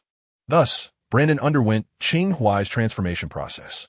The results were favorable. Brandon acquired a remarkable physique and a healing ability second only to Sarah Jane's. However, he did not gain Sarah Jane's formidable fangs or other abilities, including superhuman olfactory senses. Yet, it was confirmed that the master-servant bond was not exclusive to Sarah Jane. Brandon possessed it as well. However, there seemed to be a distinction. While Sarah Jane's loyalty was tinged with affection, Brandon's was marked solely by absolute fidelity. This was satisfactory. Loyalty alone sufficed, as Qing Huai had no desire for a servant harboring romantic inclinations. Thus, Qing Huai firmly established his grip over the Eagle Stick Gang. That evening, Qing Huai visited the gang's headquarters primarily to deliver supplies. In truth, he need not have made the trip himself. A mere call to Brandon would suffice. However, he found himself rather unoccupied. The provisions primarily consisted of firearms, ammunition, defensive and offensive artifacts, as well as Super Serum 30. Indeed, he had developed Serum 30 based on Serum 20, capable of tripling human physical capabilities within normal limits without adverse effects. However, there was one caveat. It required 3 consecutive injections, with no less than 3 days between each, to achieve efficacy. Should every member of a gang become super soldiers, it would undoubtedly attract attention. Therefore, Qing Huai had allocated an exceedingly limited supply of the serum, with only 3 members having received Serum 30, all handpicked by Brandon himself. Yet, as the influence of the Eagle Stick Gang expanded, even if it did not garner the attention of official organizations, it would inevitably draw the scrutiny of rival gangs, much like the previous Tongji Society had experienced. Currently, Nick Fury is guiding the Tongji Society toward a gradual transformation into a legitimate underground intelligence organization, alleviating concerns regarding this matter for the time being. However, the Eagle Gang, which once masqueraded as Kingpin, is inevitably bound to attract attention as it expands its territory. Fortunately, the intrinsic difference between the Eagle Gang and the Tongji Society lies in the fact that the former consists of a cadre of criminal thugs. They are unperturbed by scrutiny. If anyone dares to challenge them, they will respond with force. Do you all think the name Eagle Gang is somewhat out of place? If we were to consider a name change, what suggestions might you have? Chapter 37. Kingpin and the Green Goblin Kingpin is not merely a name, it is a title. The true identity of Kingpin is Wilson Fisk, a fact known to very few, as most who are aware have met untimely ends. Numerous rumors swirl around Kingpin. Some say he stands 2 meters tall, his physique akin to that of a miniature Hulk. Others claim that his muscle mass is an astounding 90%, capable of shattering a wall with a single punch. There are also whispers of his extraordinary intellect, a master of politics, deftly navigating the shadows and light of this city, adept in both the criminal and legitimate realms. All these legends hold a degree of truth. Kingpin is indeed a formidable figure, and none in the underworld dare to oppose him. Yet, it is difficult to fathom that such a terrifying individual is presently kneeling on the ground, allowing his son to ride upon his back. Yes, Kingpin has a child. The strong are often solitary, and as Kingpin ascended to his throne as the emperor of the underworld, he found himself enveloped in loneliness. He married, and thus, he became a father. Kingpin crawls around the living room with his son on his back, emitting playful sounds, utterly devoid of the dignity befitting an underworld emperor. Meanwhile, his loyal subordinate, Tombstone, stands at the door, observing his boss's antics with a heavy heart. As a single man, he struggles to comprehend his boss's behavior. In his view, a man should carve out his dominion with his fists. Anyone who dares to dissent should be met with a crushing blow. This was the essence of the man Kingpin once was, and it is for this reason that Tombstone vowed to follow him for life. However, since Kingpin's son arrived, everything has changed. He has become less ambitious, more tolerant, and perhaps even timid in the face of conflict. Recently, Tombstone noticed that someone outside seemed to be committing crimes under Kingpin's name. In the past, Kingpin would have sent Tombstone to break the knees of those imposters and seize their resources. Yet now, when Tombstone reported the matter to his boss, Kingpin dismissed it, stating that Kingpin is merely a title, and those impersonating him do so out of admiration. He suggested allowing them some leeway and giving others a chance. Tombstone found this incomprehensible and began to question whether his decision to follow Kingpin had been a sound one. At that moment, Kingpin's wife emerged from the room, saying, "Wilson, it's time for the child to sleep." Jean Bing allowed his son to ride on his shoulders. After standing up and glancing at the clock, he walked over to kiss his wife. "Perhaps we can play for another half hour." Upon hearing this, his son raised his hands in cheer, exclaiming they could play for an additional 30 minutes. However, his wife promptly lifted their son off Jean Bing's shoulders, stating, "I would love for you both to play for another half hour, but your guests have arrived." She then took their son back to the bedroom to sleep. Jean Bing adjusted his attire and was soon called by his name. Wilson, it seems I have interrupted your playtime with your son. Jean Bing turned to regard the guest. Norman, who wore a sorrowful expression. Wilson, do not utter that name. The one who has supported you all along is not that useless Norman. Norman Osborn believed he had suppressed his demon persona for over a decade, but in truth, it was the demon persona that had been evading him all along. This demon persona, more accurately referred to as the Green Goblin, operated through nefarious means.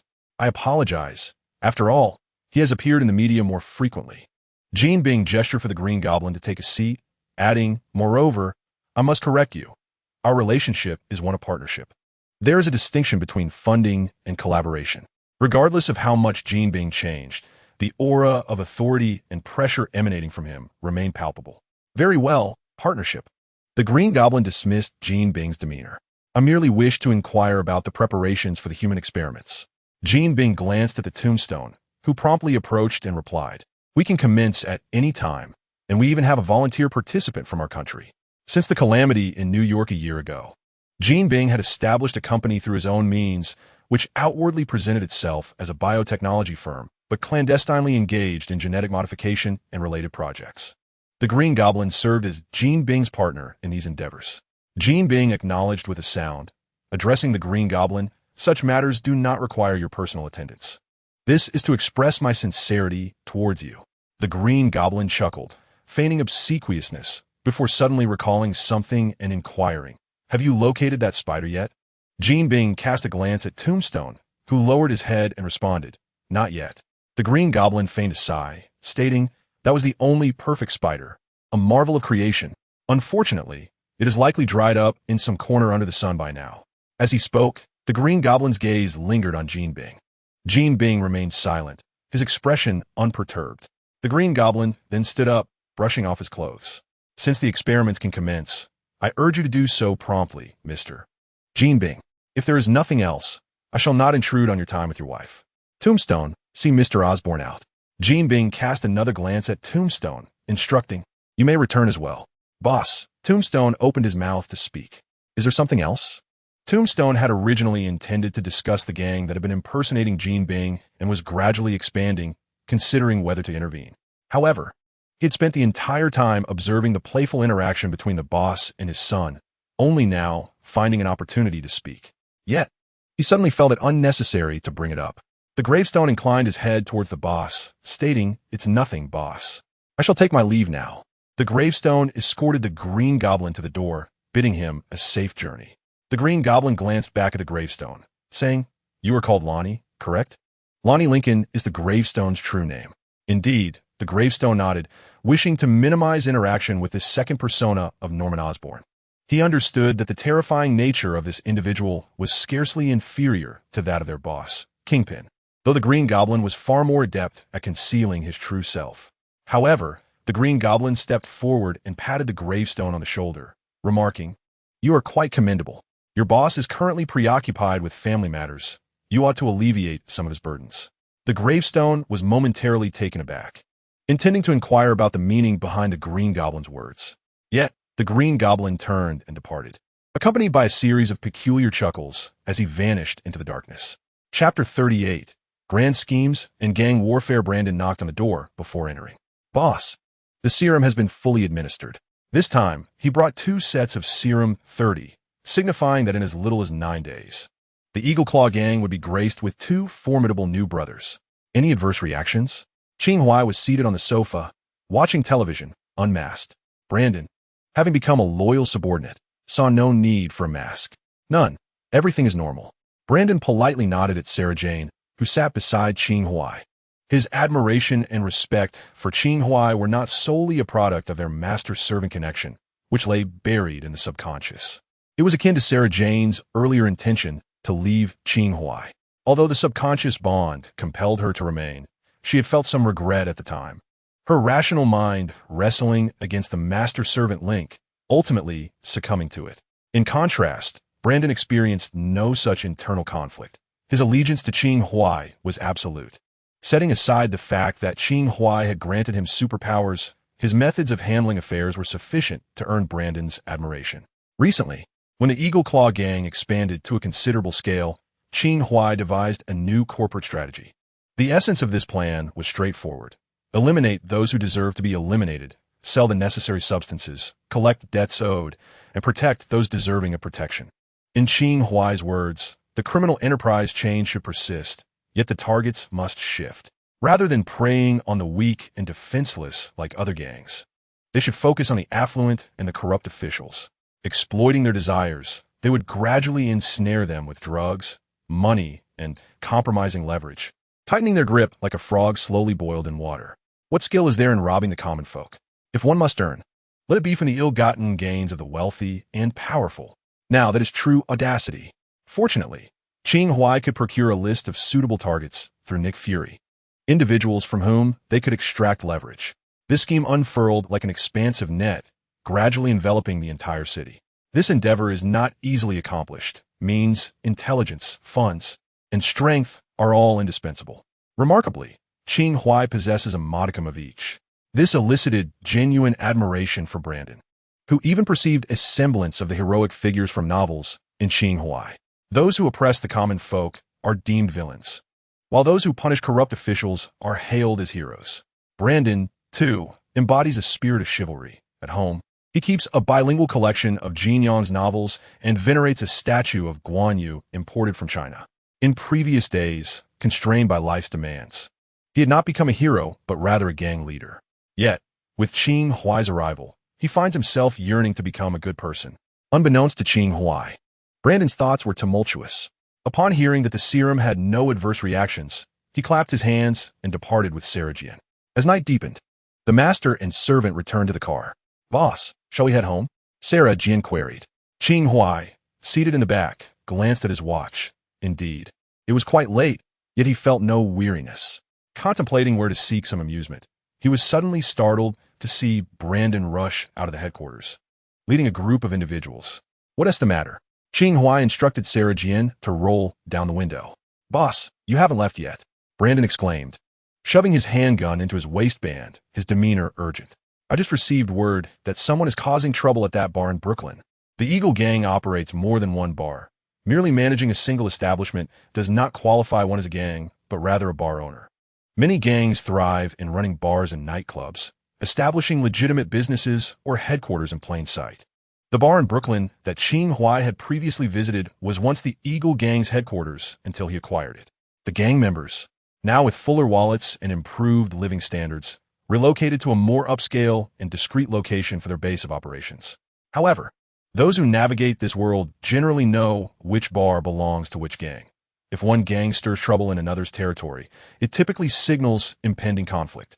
The Eagle Gang has been flourishing of late, and for someone to challenge them suggests either ignorance or audacity. "Don't worry, boss. It's just a minor affair. You should head home and get some rest. I'll brief you in the morning," Brandon reassured, slapping his chest as he climbed into a nearby vehicle. "Boss." Sarah Jian glanced at Qing Huai through the rearview mirror, inquiring about his thoughts. A subtle smile graced Qing Huai's lips. He was still in search of amusement, and it seemed to have arrived. "Follow them. Let us witness the spectacle." He had yet to witness an authentic gang confrontation in reality. Generally, he had not clashed with gangs, save for that one encounter with the Eagle Gang, which had been more a matter of overwhelming them rather than a true confrontation. Inside the Brooklyn bar, the furnishings, tables, chairs, and glasses had been thoroughly smashed. All patrons had fled, leaving only a handful of gang members. They were divided into two factions, one comprising fewer than 10 individuals, disarmed and huddled together in the center, kneeling in surrender. A multitude of individuals, perhaps 9 to 10 times greater in number, loitered in the corners of the bar, some brandishing weapons directed towards a mere handful of men. The leader of this group, known as Tombstone, sat at the bar, downing a glass of brown liquid, his eyes glinting with ferocity as he awaited the arrival of the Eagle Gang as chief. The words of the Green Goblin had ignited an epiphany within Tombstone. The owner, Jean Bing, now burdened with a child and family, was unable to manage numerous affairs. As a trusted confidant, it was Tombstone's duty to alleviate his employer's burdens. How infuriating that such a simple realization had eluded him for so long. It was not that he lacked the insight, but rather that under Jean Bing's command, the notion of overstepping boundaries had never crossed his mind. However, the Green Goblin's words, the image of Jean Bing crawling on the ground, and the jarring sound of a horse's whinny combined to unlock a floodgate within him, releasing a terrifying thought that resonated with Tombstone's primal nature. Once this thought took root, it consumed him entirely. After departing from Jin Bing's opulent mansion, he promptly called his subordinates to surround the bar. He was aware that this establishment served as the stronghold of the Eagle Gang, though he was uncertain of their current headquarters. Nonetheless, it mattered little. He had already made the call, and he could afford to wait. It had been far too long since he had crushed someone's skull, and he yearned for that sensation once more. Tombstone was a man of African descent, yet due to albinism, he bore a skin as pale as snow. This peculiarity subjected him to ridicule and scorn from those around him in his youth, shaping his eccentric and violent disposition. From the moment he shattered the teeth of his mockers with a single punch, silence fell, and he comprehended a fundamental truth: nothing could not be resolved with a fist. If there was, then 2 fists would suffice. If that failed, a barrage of bullets would do. He believed himself to be a born warrior, and after a fateful encounter with radioactive material rendered him impervious to harm, his conviction only deepened. He could have established himself as a ruler through sheer brute force, until he witnessed Jin Bing obliterate a man's skull with a single strike. Thus, he resolved to follow this man, who embodied a violent aesthetic. Tombstone's allegiance to Jin Bing was rooted in his love for brutality.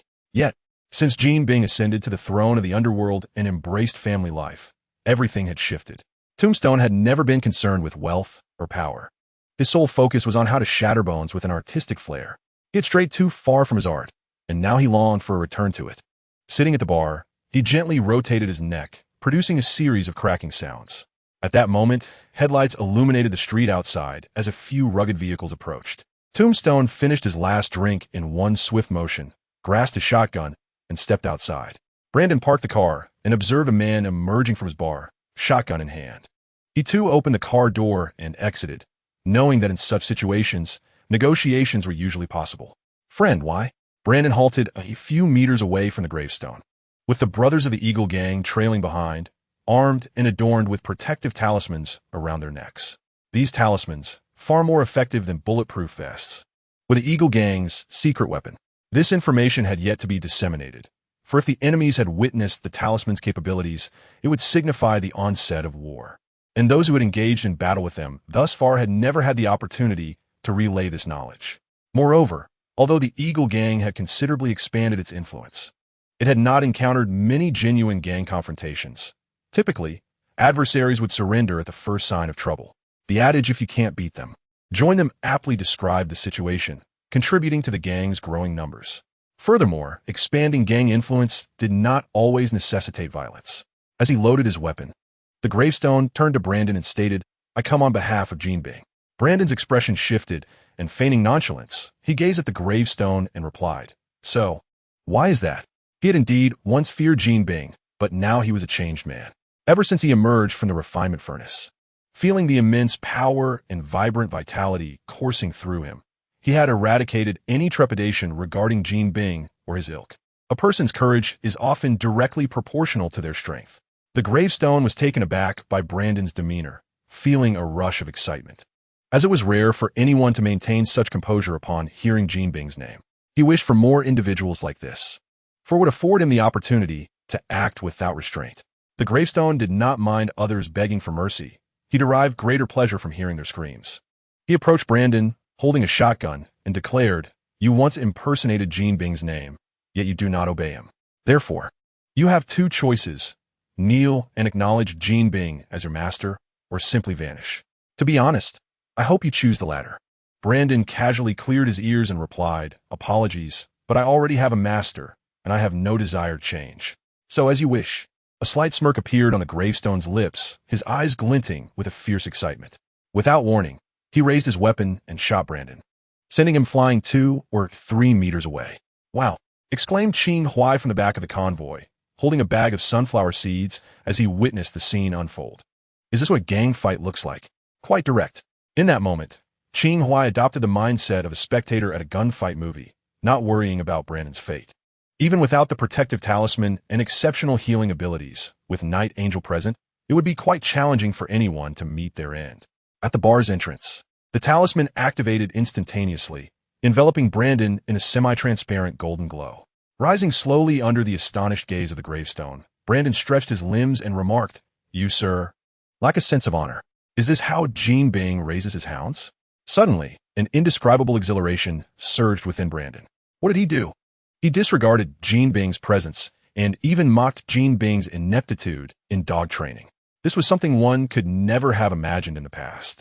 Yet now, it is all thanks to the boss. In that fleeting moment, he firmly resolved within his heart that this boss was indeed the right choice. Absolutely the right choice. Brandon approached the gravestone with a sinister grin, suggesting, "Let me offer you two choices.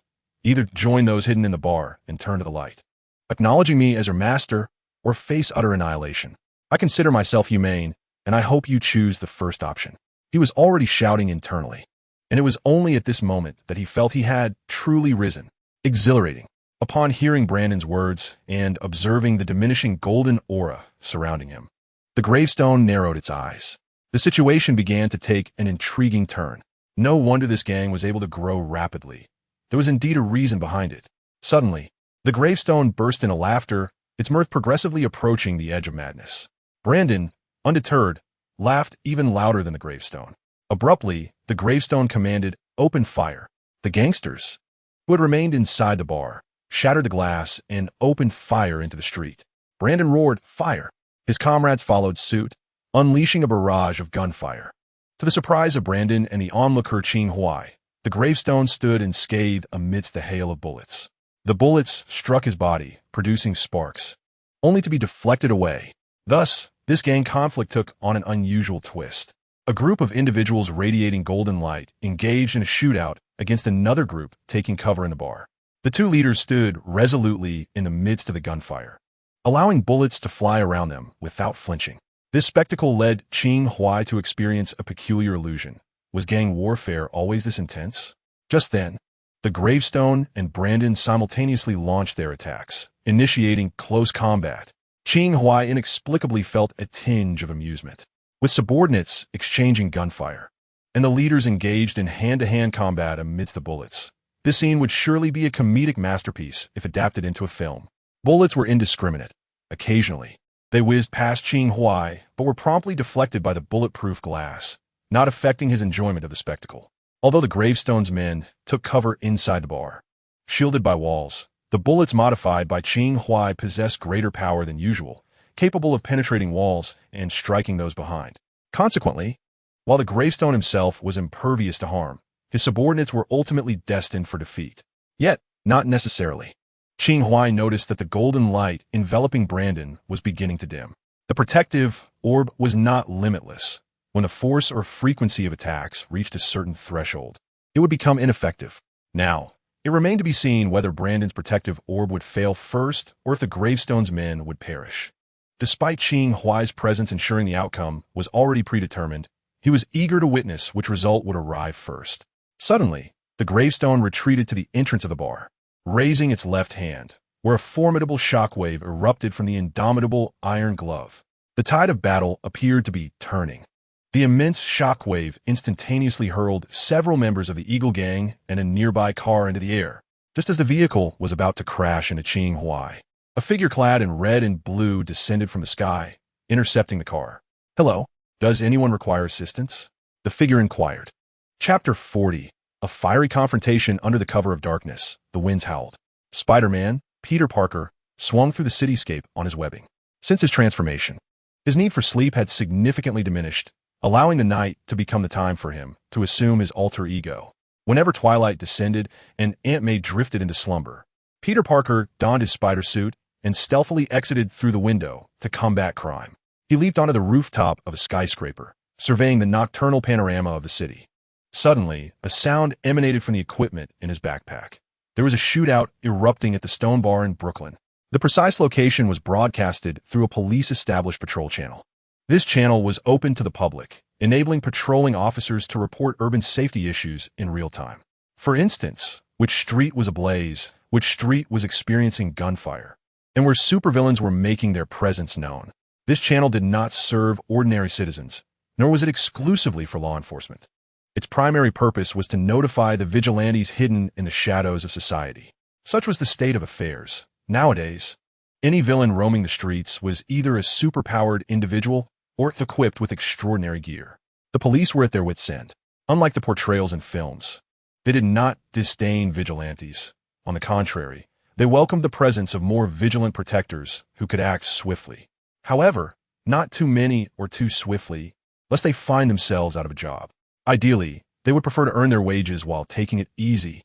The shootout outside the Stone Bar, clearly a gang conflict, was of a scale that officers wished to avoid, so they placed their hopes on superheroes, hoping they would arrive in time to restore order, allowing the police to subsequently mop up the aftermath.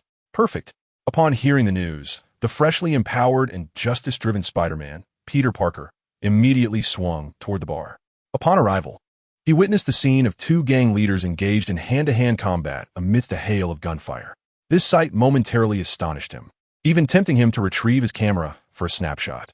However, the current circumstances evidently did not permit such distractions, as he observed one of the gang leaders suddenly retreating a few steps, raising his gloved hands to unleash a powerful shockwave. In the blink of an eye, Peter Parker discarded his backpack, darting forward to shield the car. Standing atop the vehicle, he surveyed the crowd, exclaiming, "Hello, does anyone need assistance?" The combatants paused, their attention converging upon Peter Parker. At that moment, Peter Parker glanced at Brandon with heightened curiosity. "Hey, buddy, haven't we met somewhere before?" Peter had indeed encountered Brandon once, outside the abandoned factory, where he had confronted the fugitive responsible for Uncle Ben's death. However, at that time, Brandon had been bald, and, after undergoing some transformation, his hair had grown back, leaving Peter momentarily unable to recall their previous meeting. There was no time for him to ponder further, as the mobster, Tombstone, witnessing Spider-Man conversing with Brandon, raised his hand once more to unleash a shockwave. Not long ago, Spider-Man had disrupted their operations, but none knew the true identity of the web-slinger. The losses they incurred were minor, and they had begrudgingly swallowed their indignation. Now, to their astonishment, Spider-Man had returned, and regardless of any alliance, Tombstone was determined to eliminate him. After all, who among villains wouldn't relish the chance to take down a superhero? A shockwave, even more potent than before, obliterated the car beneath Peter's feet. Peter leaped into action, using his webbing to hurl a severed car door at Tombstone. The door struck Tombstone's head, causing him to stagger back. "Let us not be hasty, my friend. Why don't we sit down and discuss this? Your actions are quite disruptive and might affect the children heading to school tomorrow." As Peter landed, he engaged in his characteristic banter, for the Spider-Man mask seemed to unlock a flood of words within him. However, Tombstone had no interest in Peter's chatter and prepared to unleash another shockwave. Quick as lightning, Spider-Man shot out a web, ensnaring Tombstone's iron glove just as he raised it, yanking it downwards and redirecting the shockwave into the ground. Boom! The shockwave erupted, shattering the surface and sending debris flying. The recoil from the blast sent Tombstone tumbling to the ground. Peter swiftly shot out webs to bind Tombstone's hands and turned to Brandon. "I remember where we met. I'm friends with your boss. So, please refrain from shooting at my backside." With the memory firmly in place, Peter patted the bewildered Brandon before striding toward the center of the battlefield. "Come on out, everyone. The police will be here soon. You would when your family's visiting you in prison, would you? That is, if you have families."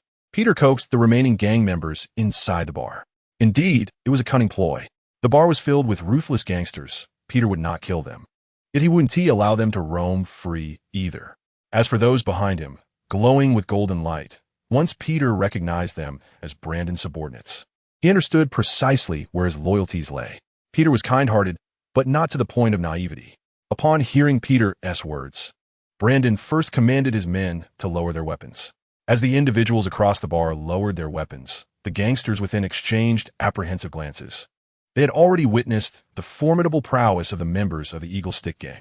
In this confrontation, their leader was impervious, their foes were invulnerable, and they alone were mere mortals. Just as the patrons of the bar hesitated, the ground beneath them erupted with searing heat, shattering the webbing that had bound the figure known as Tombstone to his skin. With a furious roar, he discharged his weapon and unleashed another shockwave. Hearing Tombstone's bellow, some of the gangsters, who were previously wavering on the brink of surrender, instinctively pulled their triggers. Peter Parker narrowly evaded the bullets with his spider sense. Yet he could not escape the shockwave. The immense force propelled him backward, and in that fleeting moment, He could hear the wind whistling past his ears. But soon, the rush of air slowed, as if an enormous hand were cradling his back, gently setting him down. Turning to look, he was greeted by a familiar face. "Qing?" he exclaimed. "You should have disarmed him first," Qing Huai remarked. "What exactly is happening here?" Peter Parker inquired, aware that Qing Huai commanded a gang, and he had discreetly sought answers from him, receiving a response that indicated this gang differed from others. Qing Huai shrugged. "You've seen it all. A lonely midnight. A fervent clash." Before Peter could pose another question, Qing Huai strode purposefully toward the bar. The situation had been urgent, and Peter had almost collided with his car, leaving him no time to don his mask. In truth, it was unnecessary. The individuals present were either acquaintances who knew his true identity or comrades of the Eagle Stick Gang. As for the enemies, Qing Huai had little faith in their survival, let alone their capacity for retaliation. Furthermore, being unconnected, he felt no fear of vengeance. The two individuals closest to him were merely employees from the jewelry store. If the enemies possessed the means to threaten him with Wanda and Quicksilver, there would be no need for such threats.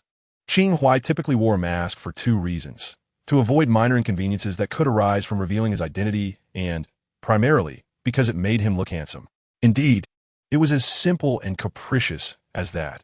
Living without the pursuit of attractiveness seemed a wasted endeavor. Approaching Tombstone, he recalled that he had been eavesdropping on the dialogue between Tombstone and Brandon. Now, a realization dawned upon him regarding this individual. Lonnie Thompson, a white-skinned African-American, was one of the most formidable gang leaders in the comics. In this universe, much like the Marvel parallel universe, he appeared to be a subordinate of Kingpin. Tombstone's abilities included formidable physical strength, invulnerability, electrical insulation, and the capacity to generate intense heat. However, the iron gauntlet in his possession, capable of unleashing shockwaves, presumably belongs to another villain known as Tombstone. Thus, does this universe witness a fusion of the antagonists, Tombstone and the Thrill? Regardless, Tombstone est un pur-view physique. Paired with the formidable shockwaves, creates a perfect synergy, rendering him a highly mobile humanoid tank.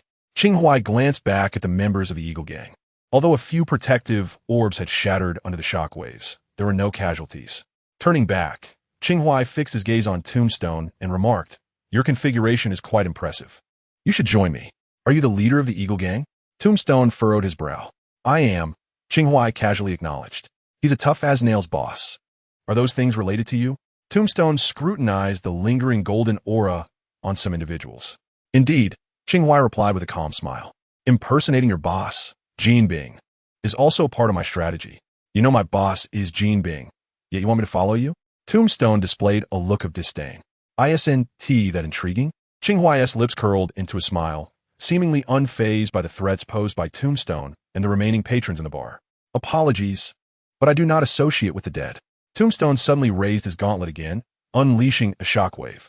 Brandon, Sarah Jane, and even Peter Parker felt a tightness in their chests. They understood Qing Huai's formidable prowess, yet they had also witnessed the devastating power of that shockwave. At such close range, it could easily reduce steel to rubble. Yet, Qing Huai stood steadfast, maintaining his posture without a hint of discomfort, even after enduring a direct hit. Conversely, Tombstone staggered backward from the immense recoil, crashing against the wall. When Tombstone regained his composure and looked back at Qing Huai, astonishment flickered in his eyes. At that moment, Qing Huai was enveloped in a golden glow, radiating an ethereal aura that appeared more pure and substantial than that of others. He could produce protective orbs in bulk for his subordinates. It was only reasonable for him to possess some form of protective artifact himself. The artifact he bore was known as the Three Treasure Orb, crafted in imitation of the magical item of the renowned figure, Ma Xianhong, sharing the same name for convenience. The defensive capability of the Three Treasure Orb far surpassed that of the protective orbs, augmented by the mystical powers derived from the Feng Ho Chi Min's A trigrams. In that moment, Qing Huai stood like an unyielding mountain, resolute and formidable. To soften him would indeed require considerable effort. Under Tombstone's astonished gaze, Qing Huai raised a hand. Li Zi Fire Meteor. 3 streams of fire erupted from his palm, expanding as they shot past Tombstone, crashing into the bar. Following a brief explosion and the sound of screams, silence fell. The dust in the air gradually settled. Qing Huai stood beneath the night sky, amidst the gazes of the crowd, turning his palm upward as if awaiting something. Suddenly, Tombstone felt a slight disturbance from the wreckage of the shattered bar behind him. As he gazed at Qing Huai, his eyes unexpectedly transformed into a ghostly white, emanating a faint, ethereal glow. He raised his arm and lightly beckoned, summoning forth the deceased gangsters from within the bar, who astonishingly began to rise from the ground. No, they were not resurrected. Their bodies remained motionless on the floor. What ascended was their very souls. The spirit summoning technique. Dozens of spectral forms, shrouded in dense shadows, were compelled to glide toward Qing Huai, encircling him protectively at the center. Everyone stood in astonishment. Those behind Qing Huai were aware that he possessed some extraordinary abilities. Yet they had not anticipated such an overwhelming display. It was both transcendent and eerie. No one could fathom the extent of the prowess hidden within this young man, with bushy eyebrows and striking eyes. "Fear not, I am not so easily vanquished," Qing Huai proclaimed, stepping once more before the gravestone. His seemingly innocuous, even somewhat handsome visage was reflected in the quivering eyes of the gravestone, as if something within it was leaping with joy. This was artistry, an art form unlike the aesthetics of violence. It was hellish in its beauty. Initially, when he resolved to follow Jin Bing, he did not immediately pledge his allegiance, but instead provoked Jin Bing, only to be subdued and pummeled into submission. He was a warrior. Even after choosing his path, he needed to be physically conquered. Yet now, confronted by this youthful Eastern man, the arm clad in an iron gauntlet began to tremble ever so slightly. It was a reaction of fear in the face of the uncanny and exhilaration in the presence of strength. Qing Huai lifted his palm, a blue luminescence coalescing into strands intended to pierce the gravestone's head. Though the gravestone was impervious to blades and bullets, the blue power targeted the very essence of the soul. He harbored no illusions that a mere display of power would sway the gravestone to betray Jin Bing. That was unrealistic. There was no need for persuasion. Seizing such a humanoid tank outright would be far more appealing. He deliberately orchestrated this grand spectacle, both to intimidate the Eagle gang members witnessing his true form for the first time and to unsettle the gravestone, provoking a mental disturbance that would allow him to hypnotize it with his azure hand, subsequently stowing it in his spatial ring. When the time came, casting it into the refining furnace would determine who would truly reign supreme. However, just as the blue strands pierced the gravestone's head, its eyes suddenly regained clarity, interrupting Qing Huai's incantation and seemingly preparing to retaliate. With a mere thought, the spirits behind him swiftly surged forward to restrain the gravestone's iron gauntlet and body. Observing the struggling gravestone, Qing Huai felt a twinge of surprise. Unbeknownst to him, the gravestone possessed a peculiar will, harboring not only fear, but also a perverse thrill. "What do you intend to do to me?" The gravestone protested, straining against its bonds. Qing Huai sighed. He merely wished for the gravestone to rest in a dignified manner. Yet it seemed reluctant to comply. Very well, there were undignified methods at his disposal. With a casual motion, Qing Huai retrieved a frying pan from his system's inventory, gripping it tightly and raising it high, bringing it down forcefully upon the gravestone. The gravestone's form resembled a seasoned gymnast, spinning gracefully in midair before crashing heavily to the ground. The impervious mobster succumbed to unconsciousness. Qing Huai cushioned his fall with a sturdy frying pan, a testament to the quality of the Red Wolf brand. With that blow, the atmosphere shifted dramatically. He then stored the gravestone within his spatial ring and opened his palm once more, gathering the ethereal spirits hovering around him into his grasp. These spirits, once in their adult forms, were reduced to the size of tadpoles, then coalesced and compressed into a small black orb, which he consumed. These were merely ordinary spirits, of little use to him. Yet, the techniques of spirit summoning and the consumption of spirits by the 6 treasury celestial thieves, when combined with unique mutations, posed no adverse effects. However, the exhilarating rush of acquiring a vast amount of spiritual energy in an instant required Qing Huai to remain steadfast and true to his core. Thus far, he had succeeded admirably. This was why he diligently cultivated a tranquil mindset. Each day, he lounged about like a sloth, indulging in leisure without suppressing his desires. He pursued what he wanted, and if his efforts yielded no results, he would pause to nourish himself, living freely and in accordance with fate.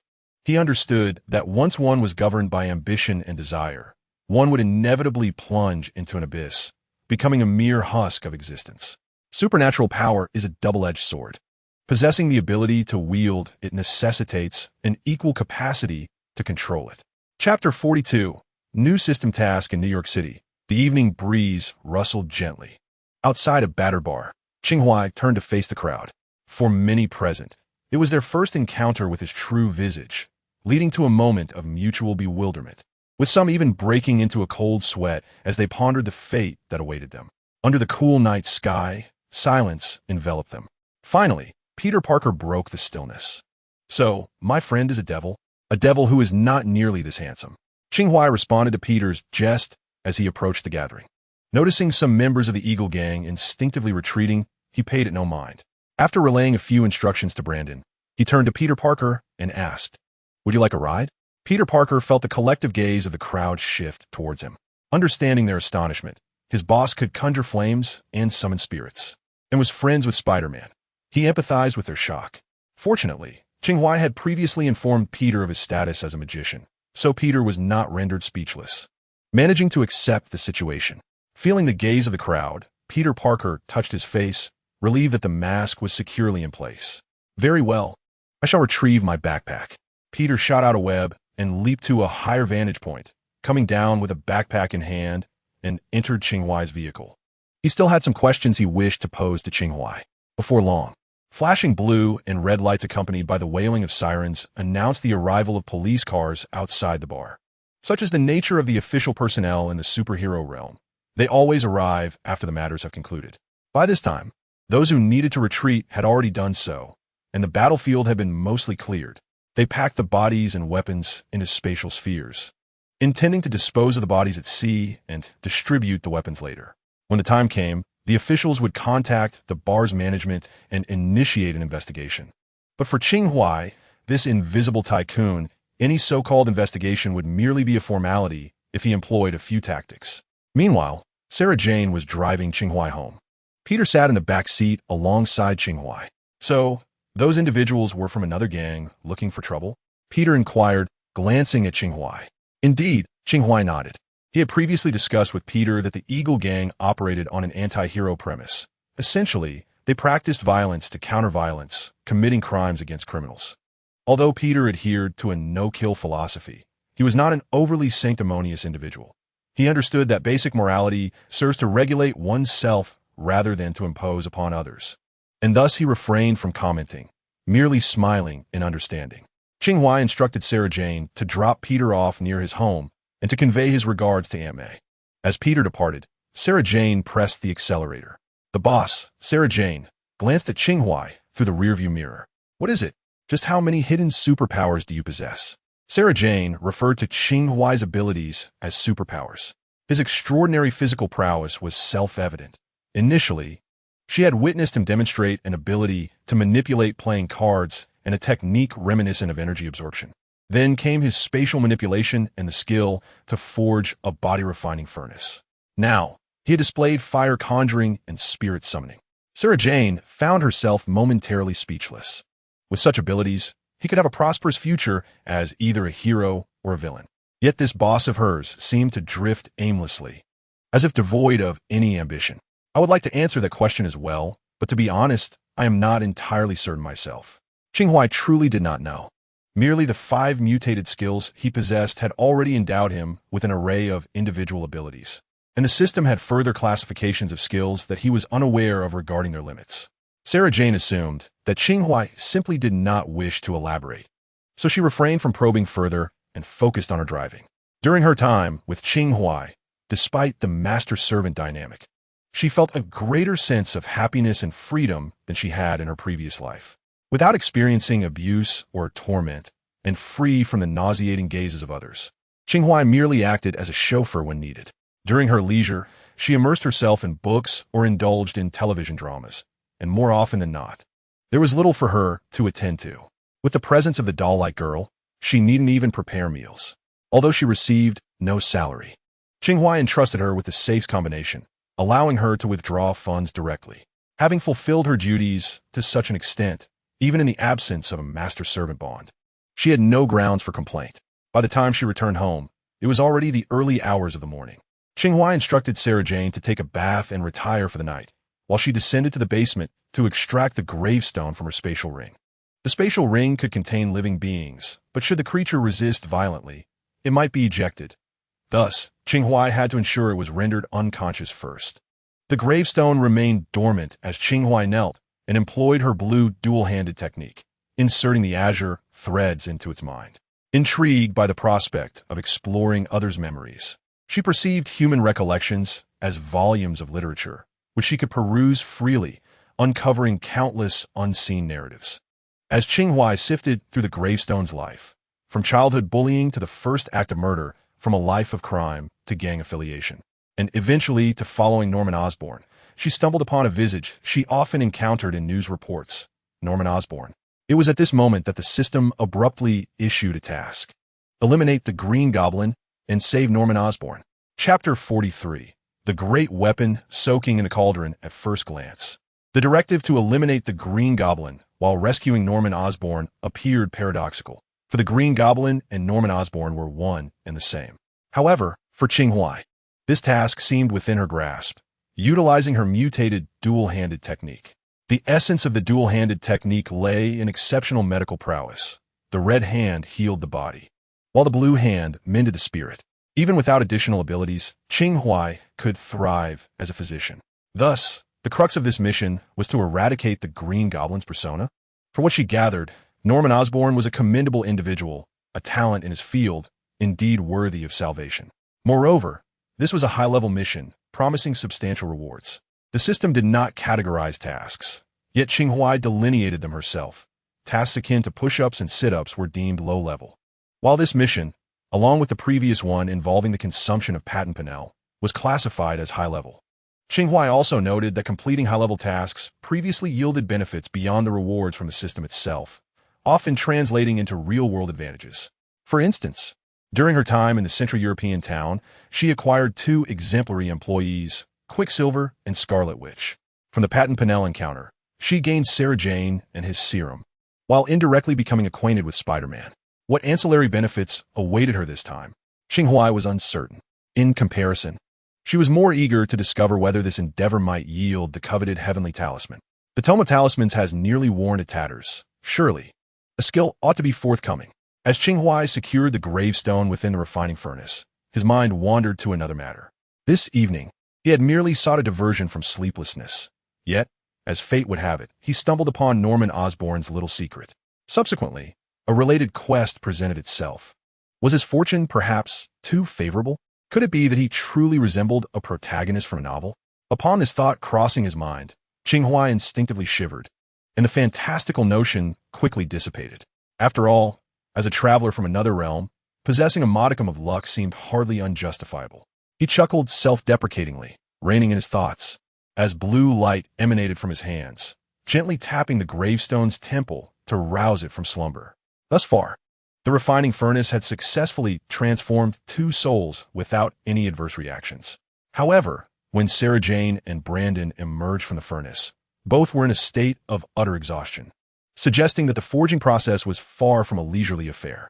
Even though the gravestone possessed formidable physical prowess, Qing Huai could not guarantee that allowing it to remain unconscious throughout the forging would yield no unforeseen consequences. Upon awakening and perceiving both Qing Huai and his predicament, the gravestone uttered a curse. Yet, before further words could escape, Qing Huai promptly sealed the furnace. Excessive chatter could lead to unfortunate repercussions. Taking his place at the furnace's helm, his hands glowed crimson as he initiated the refining process. Sarah Jane and Brandon had initially entered the furnace as ordinary individuals, albeit with differing outcomes. Sarah Jane's inherent mutation activated the furnace completely, her self-healing abilities being replicated and bestowed upon Brandon. The gravestone, however, entered as a mutant, igniting Qing Huai's anticipation for the transformations that might ensue. The furnace roared to life, its body shimmering with radiance, akin to tumultuous waves.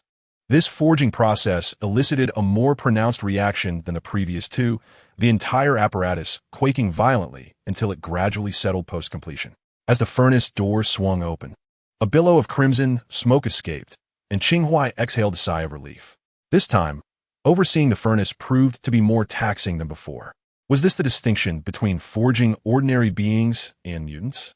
Descending from his post, Qing Huai observed as the automaton girl liberated the gravestone from its constraints and assisted it from the furnace. The gravestone forcefully shoved the automaton aside, only to succumb to its weakness and collapse to the ground. Looking up at Qing Huai, it inquired, "What have you done to me?" Sensing the profound and enigmatic connection, Qing Huai approached the gravestone and commanded, "Rise." At that moment, an overwhelming sense of submission blossomed within the gravestone, its body trembling as it struggled to stand. Gazing at Qing Huai in disbelief, what had this demon done to it? Qing Huai offered a slight smile, and thus another transformation was complete. However, Qing Huai noticed that certain parts of the cultivation furnace had sustained considerable damage. Although he could replace those components later, it would indeed be somewhat cumbersome. Prioritizing the immediate situation, he gazed at the gravestone and responded, in simple terms, "You have grown stronger and more obedient." The gravestone, which had harbored intentions to insult Qing Huai and even assault him, discovered to its dismay that it could neither open its mouth nor move its legs.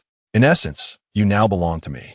Qing Huai turned to leave, saying, "Let us observe the enhancements to your abilities." He led the gravestone into a small room while he stood outside the window. The gravestone seemed to follow Qing Huai uncontrollably, complying with his instructions to enter the small room, where it underwent rigorous training. In summary, the gravestone retained its original abilities, though it claimed to be stronger than before. Qing Huai had anticipated acquiring some new powers. When they emerged from the basement, the dawn was just breaking. Qing Huai did not retain the gravestone, but instead sent it back. Its mission was to eliminate the Green Goblin, and from the gravestone's memories, he learned that, barring unforeseen circumstances, Jean Bing's industrial group would conduct human experiments that night, and the Green Goblin was expected to be present. He was unaware of Norman Osborn's private residence, and with the approaching dawn, he decided to wait another day. After all, there were no time constraints from the system. When you return, act as if nothing occurred. You must devise a means to deal with Jean Bing regarding last night's conflict. Qing Huai instructed at the door.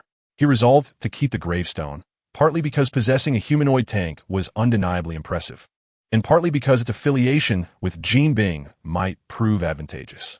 The gravestone gritted its teeth, its facial muscles tensing, but ultimately succumbed to the master-servant link. Qing Huai said nothing further and simply closed the door behind him. The gravestone stood at the entrance of the villa, fists clenched, seemingly battling against its so-called fate. Yet ultimately defeated, it turned away dejectedly. Qing Huai observed the gravestone's retreating figure through the window and smiled gently. In the morning, Qing Huai headed directly to a jewelry store to rest. Just as he was dozing off, someone poked him with a finger. He opened his eyes to find Wanda standing beside him, handing him a thick envelope. "The items you requested," she said. Qing Huai accepted the envelope, and Wanda, blushing, returned to her work.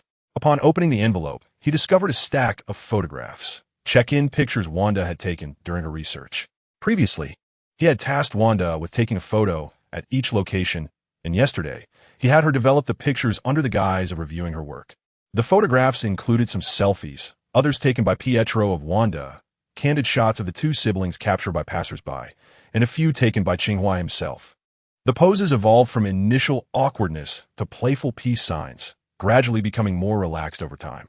After flipping through the photographs, Qing Huai carefully returned them to their envelope and stored it within his spatial ring. Once these tasks were completed, he lifted his gaze to catch a glimpse of Wanda, who coincidentally was also stealing a glance in his direction. Their eyes met, and Wanda offered a slightly bashful smile. Qing Huai reciprocated with a gentle smile of his own before averting his gaze and closing his eyes, indulging in a moment of repose. In the afternoon, Wanda and Pietro ventured out together for research once more. Qing Huai took a nap, and upon awakening, locked the shop's door and set off alone for Brooklyn. The organization covertly controlled by Kingpin was known as Alpha Industries. While its reputation was not particularly grand, the revelations of its activities, if disclosed, would undoubtedly attract widespread attention. On the surface, Alpha Industries presented itself as a legitimate enterprise, yet it was deeply entangled in various illicit dealings, including genetic engineering, extraordinary weaponry, and experiments involving both animals and humans. Notably, one of the companies behind the scientific exhibition a month prior was indeed Alpha Industries. Furthermore, from the memories of the gravestone, Qing Huai learned that Alpha Industries had lost a genetically engineered spider a month ago. This spider was dubbed a perfect creation by the Green Goblin, as it had emerged from uncontrollable factors, making it nearly impossible to replicate, even for him. It was rumored that it could be harnessed to forge formidable weapons. Qing Huai ventured a blind guess, though it may not necessarily be accurate. Could that spider be the one that bit Peter Parker? And was the so-called formidable weapon a creature akin to Patton Purnell? If that were the case, then it had indeed become a weapon, simmering within Qing Huai's vast concoction. Chapter 44. An unexpected incident with the Green Goblin as the sun dipped below the horizon and night enveloped the world. The employees of Alpha Industries had long since concluded their workday. The building stood empty, yet below ground, certain tasks were only just commencing. In the shroud of night, the gravestone followed Kingpin into the depths of Alpha Industries, prepared to witness human experimentation. Although the contemporary world appeared to be brimming with superpowered individuals, they were merely a drop in the ocean compared to all of humanity. Among them, only a handful had succeeded in enhancing human capabilities, while the failures went unnoticed. Having witnessed the devastation of New York, Kingpin was left profoundly shaken. From that moment, he became acutely aware of the impending turmoil that awaited the future world and discerned its developmental trajectory. Thus began his foray into the realm of the extraordinary. With the technological support provided by the Green Goblin, he employed his own methods to establish Alpha Industries, stepping into the role of a shadowy mastermind. Thus far, progress had been relatively smooth. He even contemplated the possibility of bringing the true face of Alpha Industries to the forefront, aspiring to become a capitalist. As for the vast underground criminal organization, the truth is Kingpin yearned to wash his hands of it all. Now, with a wife and children, the happiness of family had dulled his once ambitious aspirations. He found solace in the simplicity of domestic life, content with the warmth of home. Jean Bing has recently begun to contemplate who should succeed him as the emperor of the underworld. At present, he has one candidate in mind, and that is Mu Shi. Although most of his subordinates are ruthless and unflinching in their violent deeds, not everyone possesses the gravitas of a true leader. He recognizes that Mu Shi is a commendable warrior, and over the years, Jean Bing has observed significant growth in him. He has become more discreet, contemplative, and capable of managing various intricate affairs.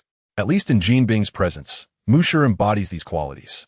Barring any unforeseen circumstances, Jean Bing intends to focus on nurturing Mu Shi as his successor. Within the vast underground arena, encased by bulletproof glass, Jean Bing sits in the observation platform, watching as the participants prepare for the proceedings below. Mu Shi stands behind him, surveying the surroundings.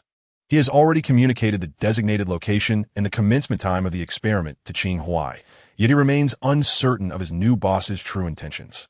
At this juncture, Mu Shi must concede that he has undergone a forced transition of allegiance, though it is evident that this shift was not voluntary.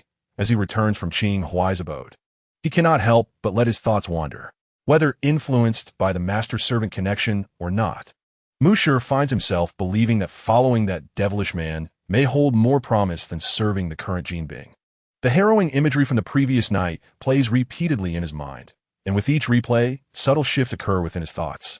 Upon rejoining Jean Bing, Mu Shi contemplates revealing Qing Huai's existence, but the notion dissipates as swiftly as it arises, vanishing without a trace.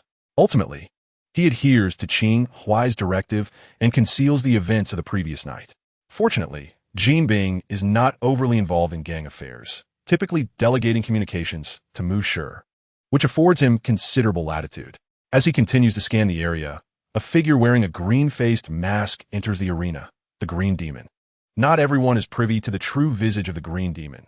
Otherwise, it would become common knowledge that Norman Osborn engages in unspeakable activities under the cover of night. Mu Shi fixates on the Green Demon's entrance, attributing all that has transpired to this malevolent figure, despite the fact that the Green Demon merely uttered a brief remark to him. The Green Demon casually takes a seat beside Jean Bing, remarking, "I thought you wouldn't come." Jean Bing glances at him, replying likewise. Together, they share a wealth of suspicion, seated side by side, observing the arena below. Mu Shi continues his watchful gaze, seeking any signs of disturbance. At that moment, a burly, bald man strides into the arena, exuding a menacing aura. He is the volunteer participant in the experiment previously mentioned by Mu Shi. This particular experiment primarily aims to enhance the human body from external sources. The personnel will employ radiation and genetically modified chemicals to affix a robust polymer layer onto the specimen's skin, akin to the hide of a rhinoceros. The anticipated outcome is that the specimen will gain extraordinary strength, speed, stamina, and endurance. A bald giant reclines on the apparatus, exhaling deeply, awaiting the commencement of the experiment. Suddenly, darkness envelopes the entire venue. What's happening? Is it a circuit malfunction? Quick, activate the backup power. The big boss is watching. And such a failure at this moment is unacceptable. Voices of reprimand resonate within the laboratory, and before the backup power can be engaged, a coin is gently tossed. Hovering in the air, a countdown of 5 seconds begins. An arm, glowing with a bluish hue, seemingly emerges from another realm, materializing on the spectator platform. Just behind the green goblin, its fingers poised against the goblin's head. The owner of this hand, Qing Huai, stands shrouded in darkness. Qing Huai had arrived long before, effortlessly infiltrating the premises using the information gleaned from the tombstone's mind and his extraordinary skills. At this moment, he does not bear his own visage, but rather that of an inconspicuous staff member. Although he possesses the ability to alter his appearance with his crimson dual hands, he opts for the static camouflage mask provided by Nick Fury. After all, when one has props, why not utilize them? He has been lurking under the guise of an Alpha Industries employee for some time. Having acquired the memories of Tombstone, he is intimately familiar with the layout of the facility. Before Green Goblin and Kingpin's arrival, he had nearly explored the entire area. The subsequent plan is straightforward. He will hypnotize the Green Goblin with his dual hands, then confine him within a spatial ring, and subsequently utilize either teleportation or the 8 gates technique to depart from this location, seeking a secure place to execute his plans. Eliminating the Green Goblin's persona without harming Norman Osborn equates to performing a mental surgery, a task not easily accomplished in a mere moment. Hence he must transport the Green Goblin to an undisturbed locale. However, to Qing Huai's surprise, the Green Goblin's mental fortitude proves to be exceptionally high. Even after exerting an additional 20% of his strength, he encounters some resistance. Reluctantly, he musters another 20% of effort. This time, no unforeseen event occurs, and he successfully lulls the Green Goblin into slumber before confining him within the spatial ring. As he retracts his arm, the time-stop effect concludes. Seizing the opportunity while the lights remain dim, Qing Huai stealthily exits Alpha Industries. The preliminary tasks have been remarkably effortless. As he strolls along the street, contemplating whether to take the Green Goblin directly home or to a more secluded location, an anomaly suddenly manifests. The spatial ring begins to tremble uncontrollably. Before Qing Huai can react, the recently captured Green Goblin is unexpectedly ejected. Chapter 45. The Steel Man Who Cannot Cast Spells is not a good Green Goblin. The lights in the underground space of Alpha Industries flicker back to life. The experiment supervisor nervously casts a glance at the viewing platform. The onlookers on the stage were far too preoccupied to pay attention to the audience below. For beside Jean Bing, an angle from the gravestone, the Green Goblin, who had been seated, had vanished. What was happening? This green brother had indicated he would perform a grand transformation. At that moment, within the arena, a staff member, after rebooting the device, approached the experiment's head with a stiff expression, stating, "Boss, it's over. The apparatus has malfunctioned." The experiment leader immediately broke into a sweat. Standing on the viewing platform, the gravestone observed the unfolding anomaly, contemplating a hypothesis. This must be connected to the new boss. Although uncertain of how the new boss achieved this or the rationale behind it, the gravestone's conviction in the formidable nature of the new boss deepened as he glanced at Jean Bing, who wore a similarly bewildered expression. At that very moment, this imposing figure stood upon the long street, watching the Green Goblin, who was meant to be in slumber within the spatial ring, rise from the ground. The Green Goblin shook his head, surveying his surroundings, momentarily disoriented. Meanwhile, Qing Huai, witnessing the spectacle, felt a slight shock. He had clearly put the Green Goblin to sleep. Even if not indefinitely, it should not have awakened so soon. Something was amiss. Qing Huai stared at the Green Goblin with an impassive expression. The Green Goblin, through the mask, locked eyes with Qing Huai. Though uncertain of the circumstances, he knew that this man before him was involved. The Green Goblin scrutinized Qing Huai, asking silently, "Do we know each other?" "If you're Norman Osborn," Qing Huai raised an eyebrow and asked straightforwardly, "Is that you?" Though he had yet to unveil the other's face, he recognized from the gravestone's memories that this guy's must indeed belong to the Green Goblin. In Qing Huai's understanding, the Green Goblin was merely an augmented human and should not have awakened so swiftly from the state induced by the dual-handed hypnosis. The Green Goblin tightened his grip on his wrist, ready to speak. Suddenly, a coin was tossed. Time froze, or rather, space was momentarily suspended before resuming. Qing Huai swiftly approached the Green Goblin. With one hand, he lifted the mask, revealing without a doubt the face of Norman Osborn. Simultaneously, his other hand emanated a brilliant blue light, gently resting upon the Green Goblin's head as if a celestial being was bestowing a blessing. He did not require the Green Goblin to articulate a response. If he truly sought information, he had his methods. With his blue hand upon the Green Goblin's head, Qing Huai commanded imperiously, "Sleep." Time resumed. The Green Goblin collapsed to the ground, succumbing to slumber. However, Qing Huai did not hasten to store the Green Goblin within the spatial ring. Instead, he remained standing, observing the fallen figure, seemingly awaiting something. In the tranquil night street, after less than a minute, the Green Goblin awoke once more. A flicker of intrigue passed through Qing Huai's dark eyes. Indeed, just as he had anticipated, the soul of this Green Goblin was extraordinarily powerful. The limitations of the dual control technique necessitate that it be deployed only when the opponent is either mentally weakened, emotionally volatile, entirely submissive, or completely compliant. In truth, Qing Huai should have anticipated this. During his initial attempt to use the time stop coin to control the Green Goblin and subsequently hypnotize him with dual control, he encountered a hint of resistance. It is evident that the Green Goblin's soul possesses immense strength. Qing Huai had contemplated that the Green Goblin's spirit might be somewhat more robust than that of an average individual. Yet it now appears that it is vastly more formidable. The Green Goblin has already risen to his feet. Qing Huai could utilize another coin to freeze him, just as he did previously. However, the unfortunate reality is that the time stop effect lasts merely 5 seconds. After this brief interval, the Green Goblin would swiftly break free from the control of dual control and awaken, whether modifying the Green Goblin's perceptions or performing direct surgery. The time required far exceeds 1 minute. Should he resort to using the chaotic golden club? It seems rather laborious. Observing the Green Goblin, who wore Norman Osborn's visage, displaying confusion and anger, Qing Huai sighed. Currently, the most straightforward and effective approach is to deliver a solid beating to this fellow, followed by employing the blue hand. After all, Qing Huai still possesses the red hand. At worst, he could heal the injuries once Norman Osborn regains control of his body. Was what you just did magic? The Green Goblin inquired, gazing at Qing Huai. Sort of, Qing Huai replied, retrieving something from his pocket while maintaining eye contact with the Green Goblin. "I apologize, Mr. Osborn, but for your safety, and to be precise, for the sake of my mission, I must give you a good thrashing." "A mission?" The Green Goblin seized upon a key term. "Has someone hired you to kill me?" "From your perspective, that interpretation is not entirely unfounded," Qing Huai responded as he extracted several banknotes from his pocket, unfolding them one by one and resting them in his palm, then placing his hands together as if in reverent prayer. "For money?" The Green Goblin assumed. Qing Huai's gesture indicated that he was motivated by financial gain and tempted. "Whatever they are paying you, I will offer you 3 times as much. If only you tell me who commissioned you to do this."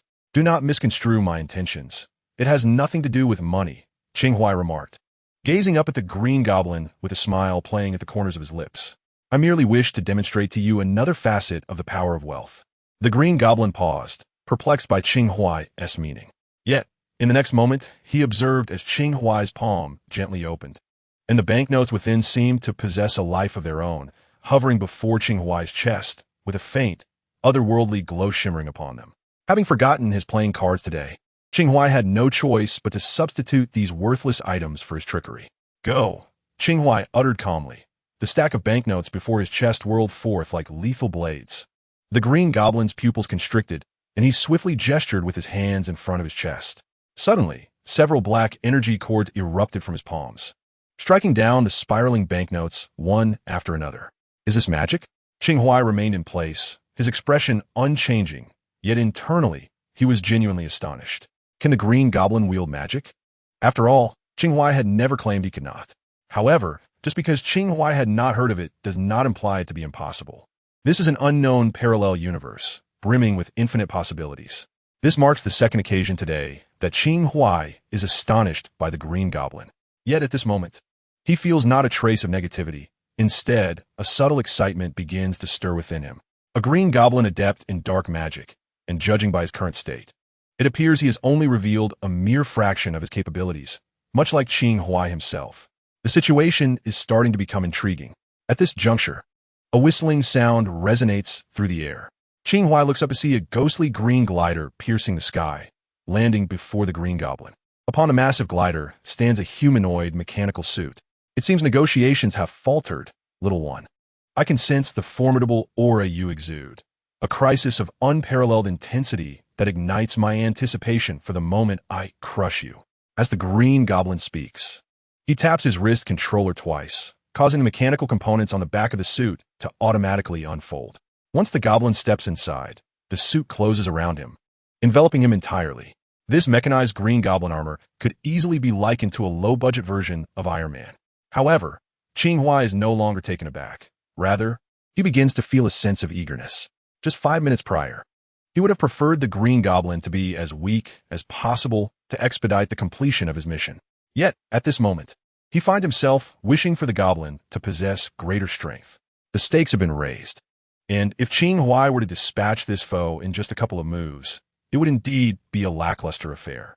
On the breezy street, as he gazes at the fully armed Green Goblin slowly ascending on the glider, a glimmer of intrigue lights up in his eyes, and a slight smile graces his lips. Ah, so you merge with your armor, do you? How pedestrian. Chapter 46. A true man never looks back at explosions. Perhaps it is due to Qing Huai's earlier intent to remain inconspicuous, or perhaps he is simply fortunate. In any case, since his arrival in this realm, he has experienced a remarkable string of successes. Coupled with his prudent nature, both his external circumstances and internal strength have been steadily advancing, allowing him to maintain a relatively invincible state thus far. He is quite eager to test the limits of his current abilities, yet he knows that it would be folly to challenge someone at 177 Brick Street. That would not be a test of limits, but rather a reckless act. Now, he suddenly realizes that the Green Goblin before him is not merely as superhuman as depicted in films. Thus, his excitement begins to swell. He even hopes the goblin will display greater strength.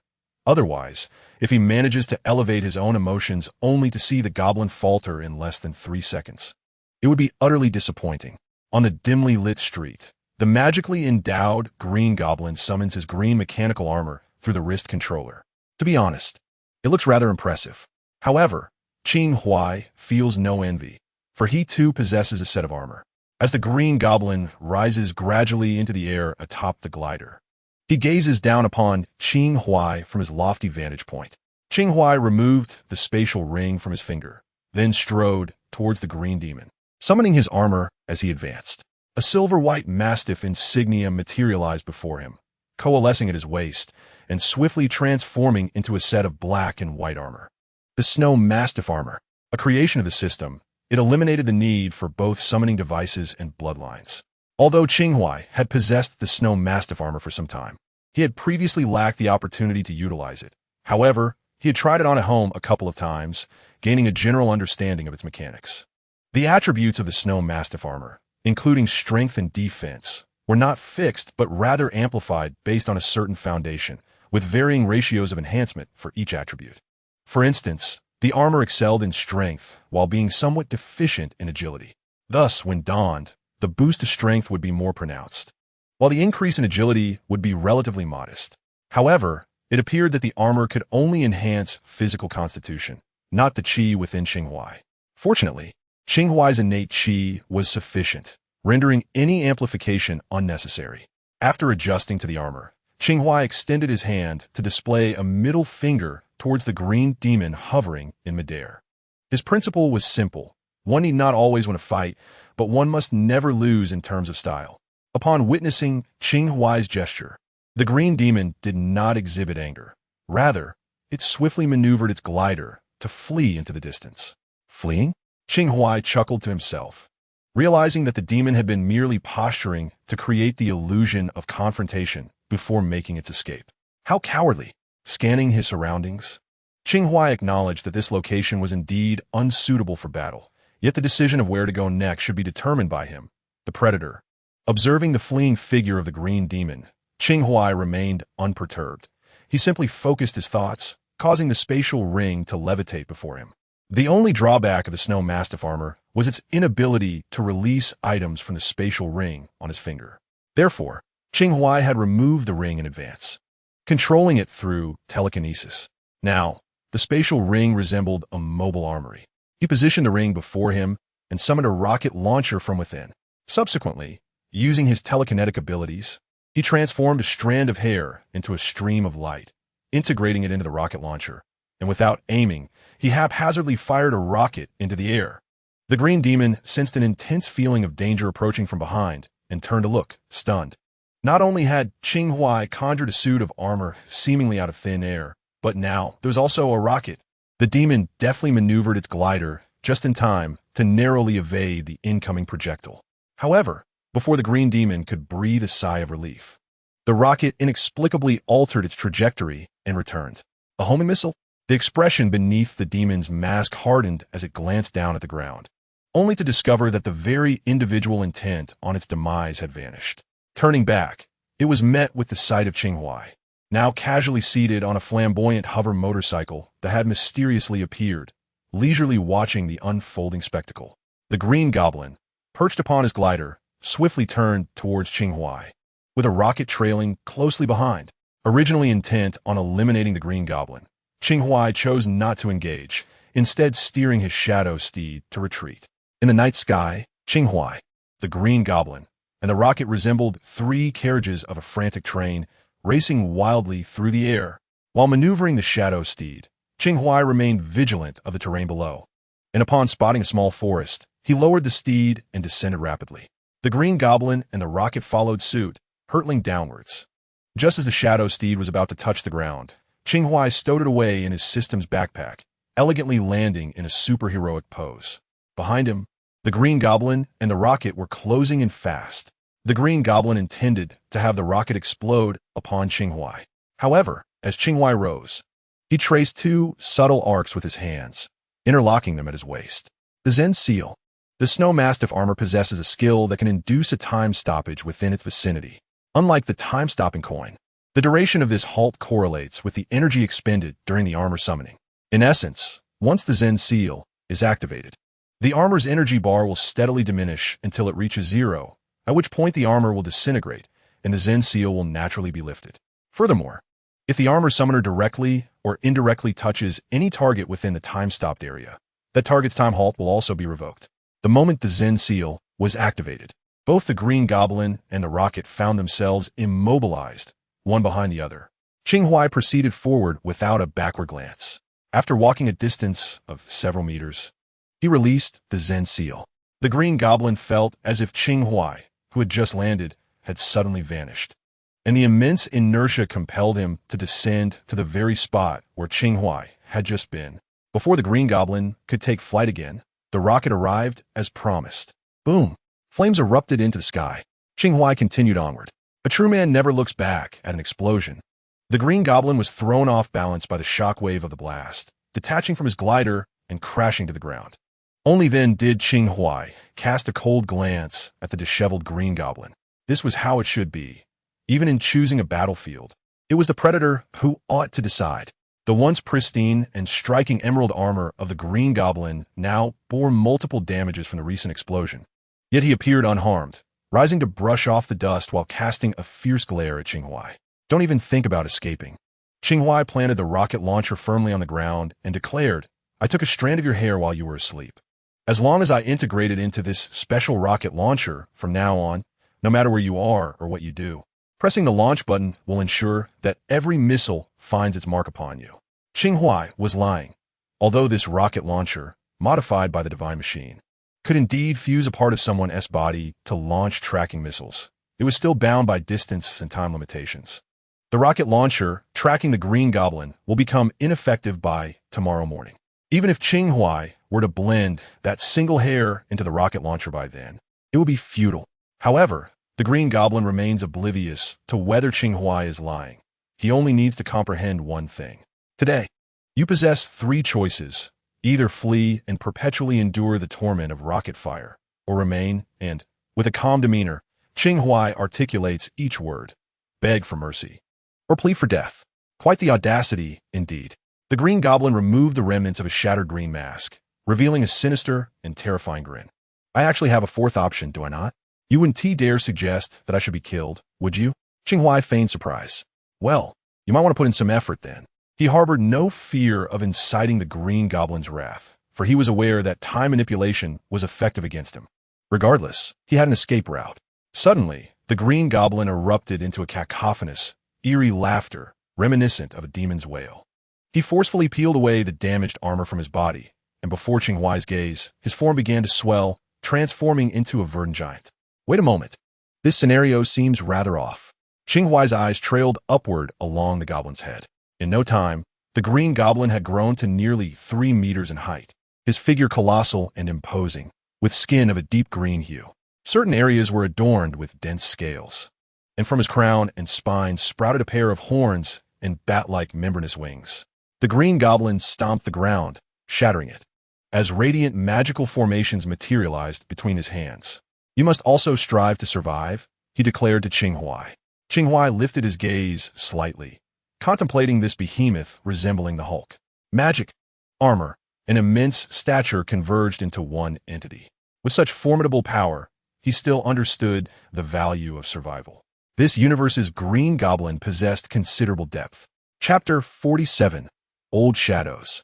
Utterly disgusting, combined, gazing up at the giant magical Green Goblin, towering half a head above him, Qing Huai saw reflected in his eyes the two dark, golden magical formations. This must be the goblin's true strength, he mused, though he was unaware of what transpired within this universe's Green Goblin. Qing Huai was almost certain this creature was the most powerful iteration of the Green Goblin he had encountered across parallel universes. He twisted his neck, hoping this foe might indeed provide him with some excitement. The Green Goblin took another step forward, looking down upon Qing Huai. Little one, I shall grant you another chance. Reveal who hired you to kill me, and perhaps I may spare your life. Due to his enlarged stature, the goblin's voice had taken on a more guttural tone. Come now, spare me the theatrics. Qing Huai waved dismissively. This old fellow was truly tenacious, still attempting to intimidate him with mere words at this juncture. Qing Huai gazed at the green demon, his tone laced with mockery. If you don't come, I shall. Before his words could fully resonate, Qing Huai charged forward. The adversary, immense in stature, presented a rather imprudent choice for close combat. Nonetheless, as this was a test of strength, every aspect must be addressed. 2 circular magic arrays were hurled by the green demon, slicing through the night like luminous discs, leaving trails of fierce light. In a swift motion, Qing Huai twisted his body, narrowly evading one disc, while raising his forearm to shield against the other. Sparks erupted as the magical discs dissipated among the trees. With ferocity, Qing Huai leaped high, delivering a punch aimed at the green demon's visage, only to be met by the demon's clasped arms, which shielded its face.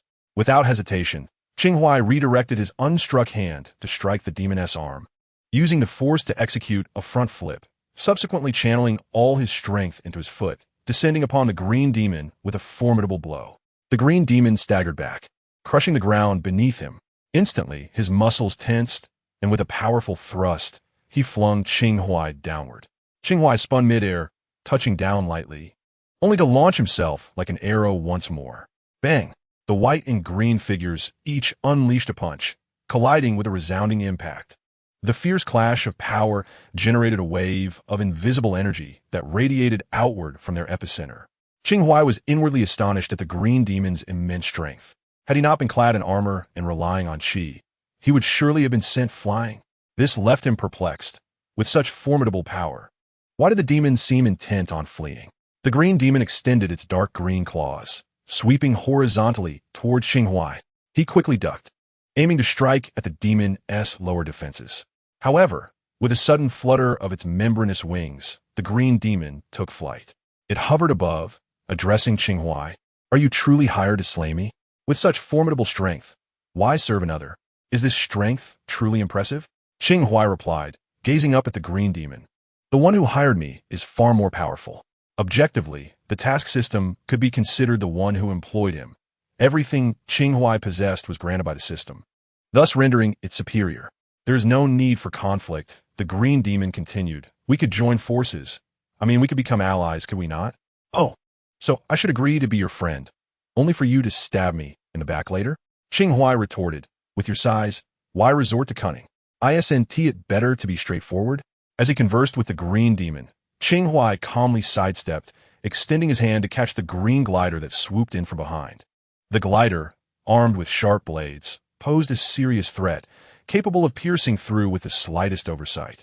Though clad in armor, Qing Huai had no desire to be struck by such a contraption. Qing Huai let out a sigh. He genuinely wished to engage in a fair confrontation with the green demon. However, his opponent resorted to underhanded tactics, which began to test his patience. As Qing Huai caught the glider with his hand, the green demon conjured two magical circles, forming two fireballs that were hurled towards him. With remarkable swiftness, Qing Huai executed a full 360-degree spin, launching the glider into the air to collide with the fireballs, resulting in a spectacular explosion. During their earlier conversation, he had already activated the wind behind the mysterious gate formation. At that moment, time seemed to slow as he gazed through the fiery chaos at the green demon, raising his arm with his palm directed towards him, softly chanting, "The wind of Sun roars." Boom! A fierce gale erupted, akin to cannon fire, surging in a singular direction. The flames and debris from the explosion were then propelled towards the green demon, engulfing him entirely. He was forcefully thrown to the ground, landing several meters away and crashing into a few large trees. Yet, he appeared largely unscathed, merely shaking his head before rising once more. Despite enduring such a heavy assault, he bore not a single scratch, showcasing the astonishing resilience of his physique. Now truly enraged, the green demon's emerald eyes seemed to shimmer with fury as he bellowed and charged towards Qing Huai, once again manifesting a dark golden magical disc between his hands. Now this is more like it. A true man should meet force with force, Qing Huai thought, a subtle smile playing at the corners of his lips as he casually retrieved a frying pan from his system backpack, advancing towards the towering figure of the green demon. The snow mastiff armor came equipped with its own weaponry, including the thunder rod and thunder axe. However, the thunder rod was too short, and the weight of the thunder axe seemed to increase in tandem with the armor, rendering it cumbersome and unsuitable for the current skirmish. After all, Qing Huai sought a battle that allowed for maximum physical expression. Thus, he opted for the pan, which proved surprisingly convenient, neither too light nor too heavy. It was versatile for both offense and defense. Bang, bang, bang. In the moonlit forest, the two figures surged through the trees, colliding at high speed. After just a few exchanges, Qing Huai discerned the disparity in their combat abilities. Both he and the green demon were evenly matched in strength, while in agility. Though the large opponent was quite nimble, he fell slightly short of Qing Huai's speed. In terms of combat skills, the green demon was inferior to Qing Huai. Nevertheless, this was sufficient for Qing Huai to enjoy a robust bout. However, it seemed the green demon had recognized these disparities, realizing that he would struggle to overcome Qing Huai in close combat. Consequently, he took to the air once more, unleashing two magical ropes from his hands, ensnaring a pair of trees and hurling them down upon Qing Huai. With a flicker of thought, Qing Huai summoned two pieces of heavy artillery from his spatial ring, Gatling guns. These weapons had been refined from the Divine Machine's forges, achieving a level of mastery that allowed him to wield them. Although conventional firearms and ammunition had diminished in effectiveness, they certainly possessed an undeniable flair. Two Gatling guns hovered on either side of Qing Huai, resembling newly sprouted mechanical arms, indiscriminately unleashing tongues of fire. Before the tree could crash down, it was already obliterated by bullets. The green goblin's gaze fixated on the spatial ring suspended behind Qing Huai, realizing that Qing Huai's ability to produce such an array of bizarre items may be linked to that ring. The green goblin prepared to cast a magical rope once more, intent on seizing the spatial ring, but the surrounding air swiftly solidified, ensnaring him like a series of ropes. The wind rope of Sun. The green goblin furrowed his brow, struggling fiercely in midair, eventually breaking free from the wind ropes through sheer brute force. Qing Huai, not expecting the wind ropes to restrain the green goblin for long, initiated another arcane technique, the Earth River Cart of Kuan. The ground heaved, forming a colossal serpent entirely composed of earth and stone, which then lunged toward the green goblin with its head. Once more, this formidable creature slammed him into the ground. In an instant, dust erupted, enveloping the entire forest.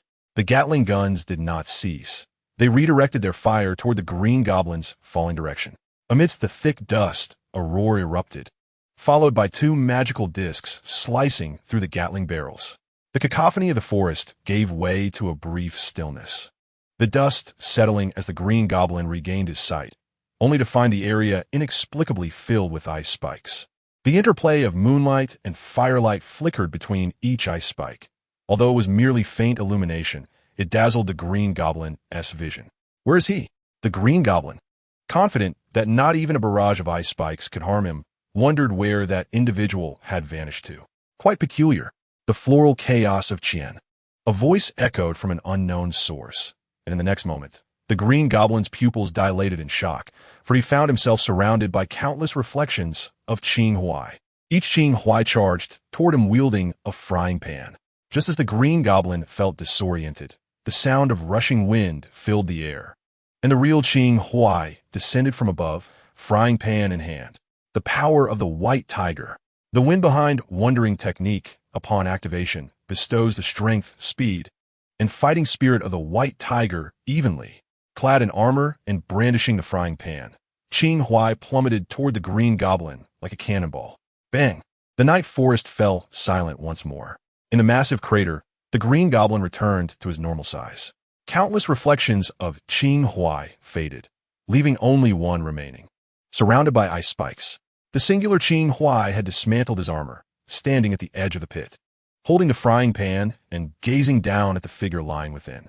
The green goblin coughed violently several times, spitting blood, and when he lifted his head, disbelief and astonishment filled his eyes. Where's this place? How did I end up here? The green goblin, bare and struggling, crawled out of the pit, staring at the ravaged forest, panic-stricken. What has happened? Norman? Qing Huai cautiously called out his name, observing the green goblin, who appeared to have transformed into an entirely different person compared to moments ago. Who are you? What is going on? The green goblin appeared, both bewildered and powerless. Qing Huai retracted his frying pan, extending his hand toward the green goblin at the edge of the pit, urging him to ascend first. Gratefully, the green goblin grasped Qing Huai's hand, using it as leverage to extricate himself from the earth's embrace. In the fleeting moment when their bodies drew near, warm, damp blood dripped from the sharp weapon. The green goblin held a jagged shard that had fallen from the glider, staring in astonishment at Qing Huai. Qing Huai, gripping the green goblin's wrist to prevent injury from the shard, held in his other hand a seemingly transparent short sword. The Chungying sword, originally formless, had been sheathed in a layer of soft material crafted from S-H-I-E-L-DS reflective substances. Although it lacked the invisibility of its blade, it was sufficiently concealed in the twilight. As Qing Huai gently twisted the hilt, blood flowed along the intangible blade, momentarily granting it form. Old man, I knew you'd resort to this, Qing Huai whispered into the green goblin's ear. The latter, initially gritting his teeth in pain, soon revealed a sinister grin. Wow, little guy, I am increasingly impressed by you. Such words are ill-suited for you. In this scenario, they would be better spoken by me, Qing Huai replied, gazing steadily at the green goblin. However, I do not admire you, you despicable creature, truly revolting. Upon finishing his words, Qing Huai suddenly gripped the hilt and twisted violently anew. The green goblin, feeling excruciating pain, retaliated with a powerful punch. Qing Huai met the blow head-on, advancing instead of retreating. He pressed his knee against the hilt and unleashed a vibrant blue light as he seized the green goblin's head with one hand. Qing Huai had achieved his aim. It was time to get down to business. Sleep deeply. Chapter 48. Soul Surgery and the Truth combined. Qin character, Thousand Edges, condensing moisture from the air, forming ice spikes. DUI character, Drum Flash, manipulating rhythmically flickering light to induce a hypnotic state in the target. When combined with Thousand Edges, it significantly enhances the effects of hypnosis. From the outset, Qing Huai had no intention of employing physical attacks with the ice spikes against the green goblin. Instead, he aimed to collaborate with Drum Flash to induce hypnosis, ultimately delivering a fatal blow. Well, it wasn't fatal. merely reducing the creature to its normal size and causing it to spit up a bit of blood. At this point, the Green Goblin had been stored within a spatial ring. Tonight's ambition to test his limits against such a formidable opponent had been thwarted. Yet the fact that this creature compelled Qing Huai to utilize such techniques was commendable. It should be noted that Qing Huai typically faced adversaries that could be vanquished in mere 2 moves. Just a month prior, Patton Purnell, if allowed to grow, might have reached a similar level. Yet, he had not been afforded the opportunity for growth. Overall, the Green Goblin was among the strongest opponents Qing Huai had encountered thus far. After a series of bombastic assaults, employing 1,000 edges, followed by a vigorous strike, and the blades grinding, he had finally rendered the Green Goblin unconscious with his blue hand. Previous foes had not received such treatment. Thus, this confrontation was indeed satisfying for Qing Huai. Qing Huai collected the shattered pieces of the Green Demon's armor and some components of the glider, as if he were gathering scraps, and then prepared to depart. The commotion in this place had escalated, and treating the Green Demon on site would inevitably attract unwanted attention. Thus, he decided to take him home instead. Before leaving, Qing Huai took care to extinguish the fire in the forest with his water-based magic. After all, it would be a disaster to ignite a blaze that could disrupt the ecological balance. Protecting the environment is a collective responsibility, after all. When Qing Huai had been chasing the Green Demon in the air, it was not aimless. He had been steering towards the vicinity of his home, hoping to complete his task and return home for a good night's rest. Initially, he had assumed the Green Demon was merely a simple enhancement of a person and intended to finish his mission in a random location. However, after witnessing the Green Demon's unique attributes, he had developed new plans. One of the functions of the body refinement furnace is the ability to replicate and store capabilities. He had already stored the super healing ability of Solijan and the physical hardness and high temperature generation of the gravestone, but the materials were still relatively scarce. The Green Demon presented an excellent opportunity for material. To save time, Qing Huai summoned the Snow Mastiff armor once more and mounted the Shadow Steed to return home. Unfortunately, the Shadow Steed could not be summoned alone. It could only be ridden while donned in armor. On the way back, Qing Huai did not remain idle. Instead, he reflected on the battle of the evening. Though he had not been able to test his limits, there were still aspects worthy of analysis. After all, his purpose in battling the Green Demon was not only to facilitate the operation of his dual hands, but also to gauge the extent of his current abilities. By comparing himself to the Green Demon, Qing Huai concluded that his victory was primarily due to his numerous hidden cards. He possessed an abundance of advantages. In close quarters, he benefited from the robust energy and physique bestowed by the 6 library Celestial Thief, along with the augmentative properties of a Snow Mastiff armor. For mid-range and long-range combat, he wielded various esoteric spells and an array of refined hot and cold weapons. Coupled with his considerable combat experience, Qing Huai found that he had not even needed to summon spirits or generals. The Green Demon had succumbed unconscious. His current strength seemed to surpass his earlier expectations. Before his traversal, he had encountered an unofficial ranking of powers within the Marvel Universe Online. The hierarchy from lowest to highest included Earth level, Celestial level, Single Universe level, Multiverse level, Megaverse level, and Omniversal level. Being unofficial, it merely provided a rough classification. For instance, beneath Celestial level, there could exist Subcelestial level. Moreover, since Marvel is not a realm of cultivation or fantasy, these levels are not fixed. Every character possesses boundless potential. For example, Iron Man could be classified as Earth level or Single Universe level, depending on the strength of his armor. Similarly, Qing Huai considered the Little Witch Wanda from his store. Though she may currently exhibit only Earth-level power, the potential within her is boundless. A careless surge could effortlessly rend Thanos asunder, akin to tearing paper decorations. As for Qing Huai, he estimates his strength to be somewhere in the upper echelon of Earth-level prowess, give or take. Alas, further training is required. Upon returning home, Qing Huai dismantled his armor and proceeded directly to the basement, where he released the Green Goblin. Exercising caution, he secured a metallic confinement device around the Green Goblin before storing him within a spatial ring. Although he was uncertain if it would function when needed, he deemed it prudent to employ it. Qing Huai refrained from immediately placing the Green Goblin into the refining furnace, opting instead to complete his task to avert any unforeseen complications. The original refining furnace from under one person appeared capable of directly accessing the consciousness of the individual within. Had he possessed such a furnace, healing the Green Goblin could have been considerably more straightforward. Yet he did not. Hence, this furnace required enhancements not only in terms of materials, but also in its functionality. With a deep breath, Qing Huai dispelled distractions and diligently activated his blue hand. Akin to a highly skilled physician, as he gently delved into the Green Goblin's soul. During this process, he glimpsed the memories of Norman Osborn. Norman Osborn believed himself exceptionally fortunate. Born into a prosperous family and endowed with remarkable intellect, he consistently excelled throughout his academic years. However, his advantageous circumstances did not foster any detrimental traits. On the contrary, he was kind-hearted and eager to assist others, even responding to harsh words with a smile, embodying the ideal model student. Following graduation, Norman's life continued to unfold smoothly. He secured a commendable job, married a wonderful wife, and welcomed a healthy son. He believed this streak of good fortune to be a divine blessing, and thus felt compelled to maintain his benevolence towards the world. However, one day, it seemed that fate reversed its course, and he was met with divine retribution. His wife fell ill, afflicted by a rare hereditary disease.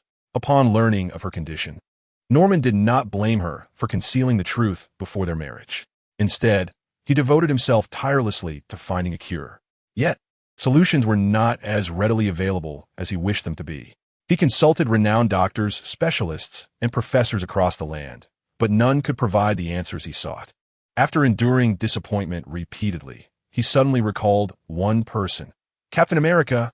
At that time, Captain America was still encased in ice. Surely, the super serum that created him could cure his wife's ailment. Hope rekindled within Norman. However, the formula for the super serum was held by the government. And how could an ordinary man obtain it? Initially, Norman naively saw connections, attempting to liaise with government officials in hopes of purchasing the formula with money. Later, upon discovering the futility of his previous endeavors, Norman made a bold decision to create the serum himself. Possessing an innate genius in the realms of biology and chemistry, he believed he could succeed.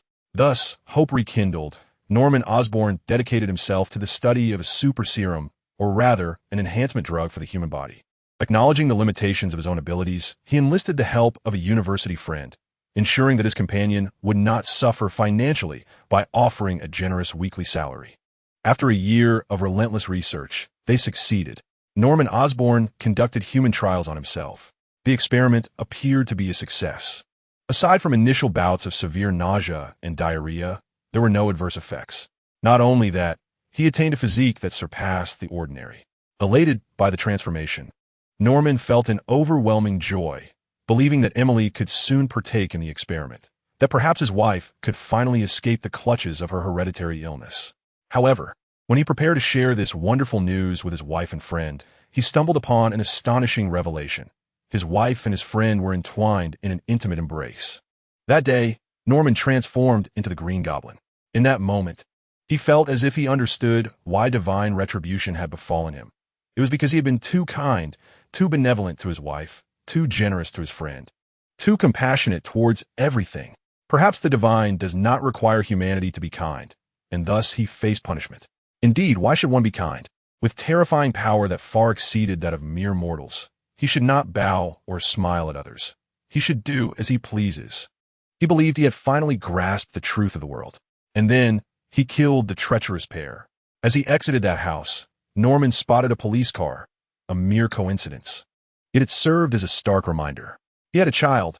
His son, Harry Osborn, was only 3 years old. What would happen to him if Norman were apprehended for murder? In that moment, with his mind already twisted, Norman made a frantic decision. He conjured a green demon to rampage through the city. He fabricated an alibi, convincing the authorities that he and the Green Goblin were two distinct entities. He led them to believe that his wife and friend had perished at the hands of this monstrous creation, rendering Norman Osborn a pitiable figure. Subsequently, Norman Osborn fled with his child to New York. He retained his identity, still known as Norman Osborn, without adopting a new persona. Yet he wove a fresh narrative for himself. He was Norman Osborn, who had researched a human enhancement serum to save his ailing wife, and conducted human trials on himself. However, the experiment did not succeed. The serum birthed within him an evil persona. The malevolent persona wielded control over his body, committing numerous transgressions. By the time he regained mastery of himself, his wife had already passed away. The Green Goblin is indeed Norman Osborn's alter ego. It was not birthed from a serum, but rather conjured forth by Norman himself. For over a decade, the Green Goblin had never been subdued by Norman Osborn.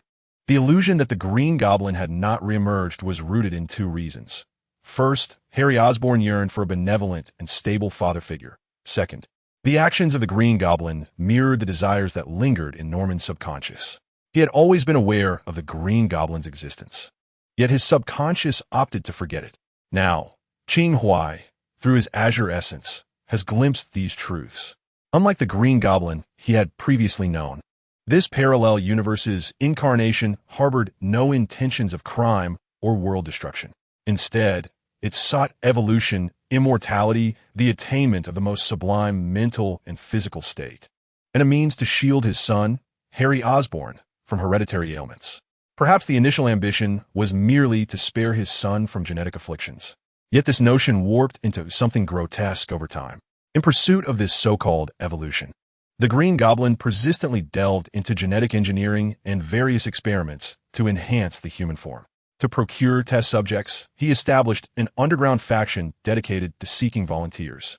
Previously, the Green Goblin had a clandestine laboratory in New York's underbelly, but regrettably, it was discovered and sealed by disaster response agencies following the New York crisis. By a twist of fate, the Green Goblin encountered Gene Bing, leveraging his resources to pursue his endeavors with minimal risk. His colossal form is the result of repeated so-called genetic evolutions. Recently, he absorbed a lizard serum, which led to the emergence of scales on his arms, even in his untransformed state. Fortunately, the antidote serum fabricated by Norman Osborn expedited this absorption. As for the methods and magic to enhance the soul, they bear no relation to genetics. Qing Huai discerned from memories that a mysterious figure had imparted this knowledge to Norman Osborn. Clad in a green cloak, the figure donned a metallic mask and a suit brimming with technological prowess. The outfit seemed vaguely familiar to Qing Huai, yet he could not recall the identity. It became evident to him why this individual had resorted to such desperate measures. The Green Goblin sensed peril in Qing Huai and instinctively considered flight. Upon realizing escape was futile, he resolved to eliminate Qing Huai, only to find himself on the brink of being countered. With eyes closed and breath held, Qing Huai wielded his azure essence like a razor-sharp scalpel, slicing through the air. Norman Osborn and the Green Goblin are, in essence, one and the same, one soul. What Qing Huai must now accomplish is to pierce the veil obscuring their connection, dismantling the wall that separates them, allowing Norman Osborn to confront the truth of his own existence. In doing so, the Green Goblin shall cease to exist. Indeed, there exist alternative methods, such as completely burying the existence of the Green Goblin while leaving Norman Osborn's memories intact. However, Qing Huai does not consider this a true salvation for Norman Osborn. The rescue of the soul is far more intricate than that of the body, for the soul cannot be measured solely by life and death. Just as one can never ascertain whether a despairing individual who takes their own life faces annihilation or redemption in the afterlife, so too does burying the existence of the Green Goblin resemble planting a bomb. This approach is inherently precarious. It is likely that the system would still determine he had failed to complete the task as time inexorably ticks away. In truth, the entire procedure did not consume much time. However, due to the complexity of the soul surgery, compounded by the fact that the Green Goblin's essence is significantly more potent than that of an ordinary person, Qing Huai found beads of sweat trickling down his forehead within those few minutes. Fortunately, the surgery was successfully completed. Chapter 49. The new system reward Norman Osborn awoke. Seated in a chair, his head bowed, pallid complexion, and expression vacant, with tears streaming down his cheeks. Qing Huai had already dissipated the blue light emanating from his hands and washed his face. The recent battle, combined with the intricate soul surgery, had left him with a long-forgotten sense of fatigue. He hastily requested the doll-like maiden to prepare a cup of goji berry tea, which he drank eagerly. When Qing Huai presented another cup of goji berry tea to Norman Osborn, he remained with his head lowered, still struggling to regain his composure. A torrent of information intertwined and fused, although Qing Huai took protective measures to prevent Norman Osborn from succumbing to mental collapse. It was evident that he required time to properly digest the experience. Qing Huai, unhurried, seized the opportunity to access the system's lottery interface. Indeed, the task had been accomplished. Regardless of the enigmatic figure in the green robe's motives for imparting basic magic and enhancing soul capabilities to Norman Osborn, it was clear that their intentions were not pure. During the healing process, Qing Huai glimpsed a door deep within the recesses of Norman Osborn's soul. More precisely, it was a peculiar energy substance that shared a common origin with Norman, yet did not belong to him. He referred to it as a door because he discerned that this entity was operating covertly, subtly siphoning away Norman Osborn's vitality. Though this door was strange, removing it was not overly difficult. Qing Huai speculated that the latter part of the task, saving Norman Osborn, might pertain to this very phenomenon. Sure enough, as soon as Qing Huai extracted that entity, a prompt notifying him of task completion appeared, although he initially wished to study this peculiar substance further. The moment he withdrew it from the depths of Norman Osborn's soul with his azure hand, it promptly dissipated. Alas, his efforts bore no fruit. Nonetheless, the task had been accomplished, and the reward was once again 3 lottery chances and a special reward. Qing Huai first opted to examine the special reward. Congratulations! You have obtained a recipe for the ultimate green goblin enhancement potion. In an instant, a black notebook materialized within the system. Qing Huai retrieved and opened it, revealing an array of equations and experimental data. Although he had previously developed Serum 20 and Serum 30 with the assistance of Peter Parker, the truth remained that neither was perfect. Presently, Serum 20 primarily served to augment the refining furnace and provide nourishment for the symbiote, while Serum 30 could enhance human capabilities. It required 3 injections to be effective and still had a ceiling that confined its effects within human limitations. The prefix of the formula awarded by the system was Ultimate Green Goblin Edition. This implied that the concoction derived from this formula could potentially create a colossal green goblin in one fell swoop. Undoubtedly, it was a remarkable asset. Yet what Qing Huai truly desired at this moment was not this. He returned the notebook to the system's backpack and initiated a lottery draw. Congratulations! You have received 60 skill points. There was nothing surprising about this outcome. Qing Huai continued the draw. Congratulations! You have unlocked the legendary sword from the sword box, Pure June Sword. Another illustrious blade had appeared.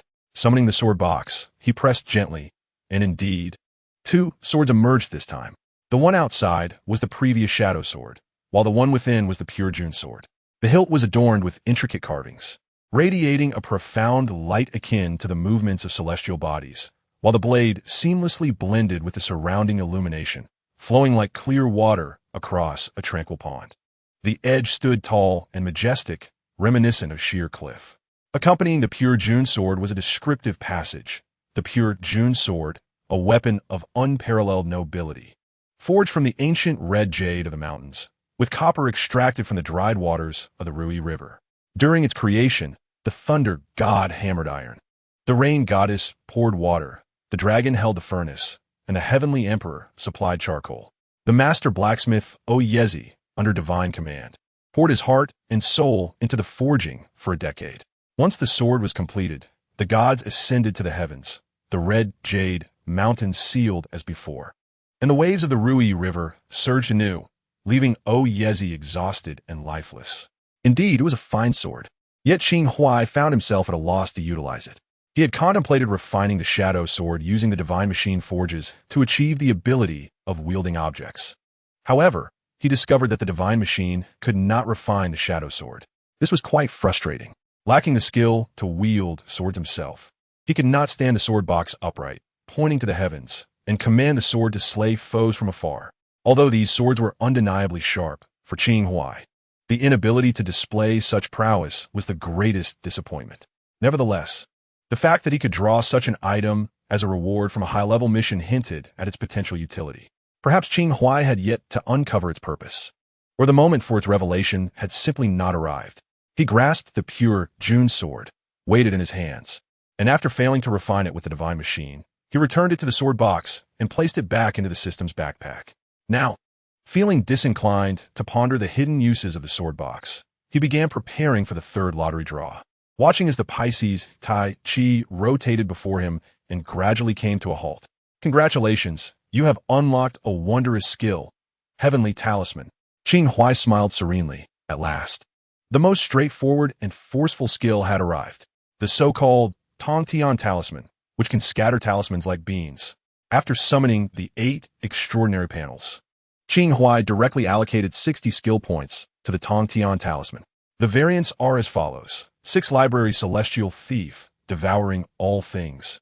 Stealing life force, 100 points. Divine Mechanism Refined variant, crafting artifacts, manipulating creations, 100 points. Wind's Rear Mysterious Gate variant, manipulating the 4 discs. Controlling the Mysterious Gate, 100 points. Dual Mastery variant, controlling souls. Repairing bodies, 100 points. Spirit Conjuring variant, subduing spiritual entities for personal use, 90 points. Tongtian Talisman variant, instantaneous understanding. Rapid Talisman creation, 60 points. Great Luo Cave Observation variant, ultimate observation technique, transcending the mortal realm, unlocked. Qi Body Source Flow variant, the pinnacle of techniques. Qi Body Source Flow, unlocked. Feeling the increasing qi within and the profound changes in his mind, Qing Huai gradually comprehended the principles behind the Tongtian Talisman. After a while, he slowly opened his eyes, refraining from immediately experimenting with the talisman. There was still Norman Osborn at home. He needed to complete the final tasks first. Qing Huai approached Norman Osborn, nudging the water cup. Is it better now? Norman Osborn grasped the cup, glanced at Qing Huai, and said, "Thank you." "Well, at least you have some conscience," Qing Huai remarked, taking a seat before Norman. "What do you wish to do next?" "I don't know." Norman Osborn shook his head. "My mind is quite chaotic right now." "I understand," Qing Huai replied. "Let's go home and get some rest."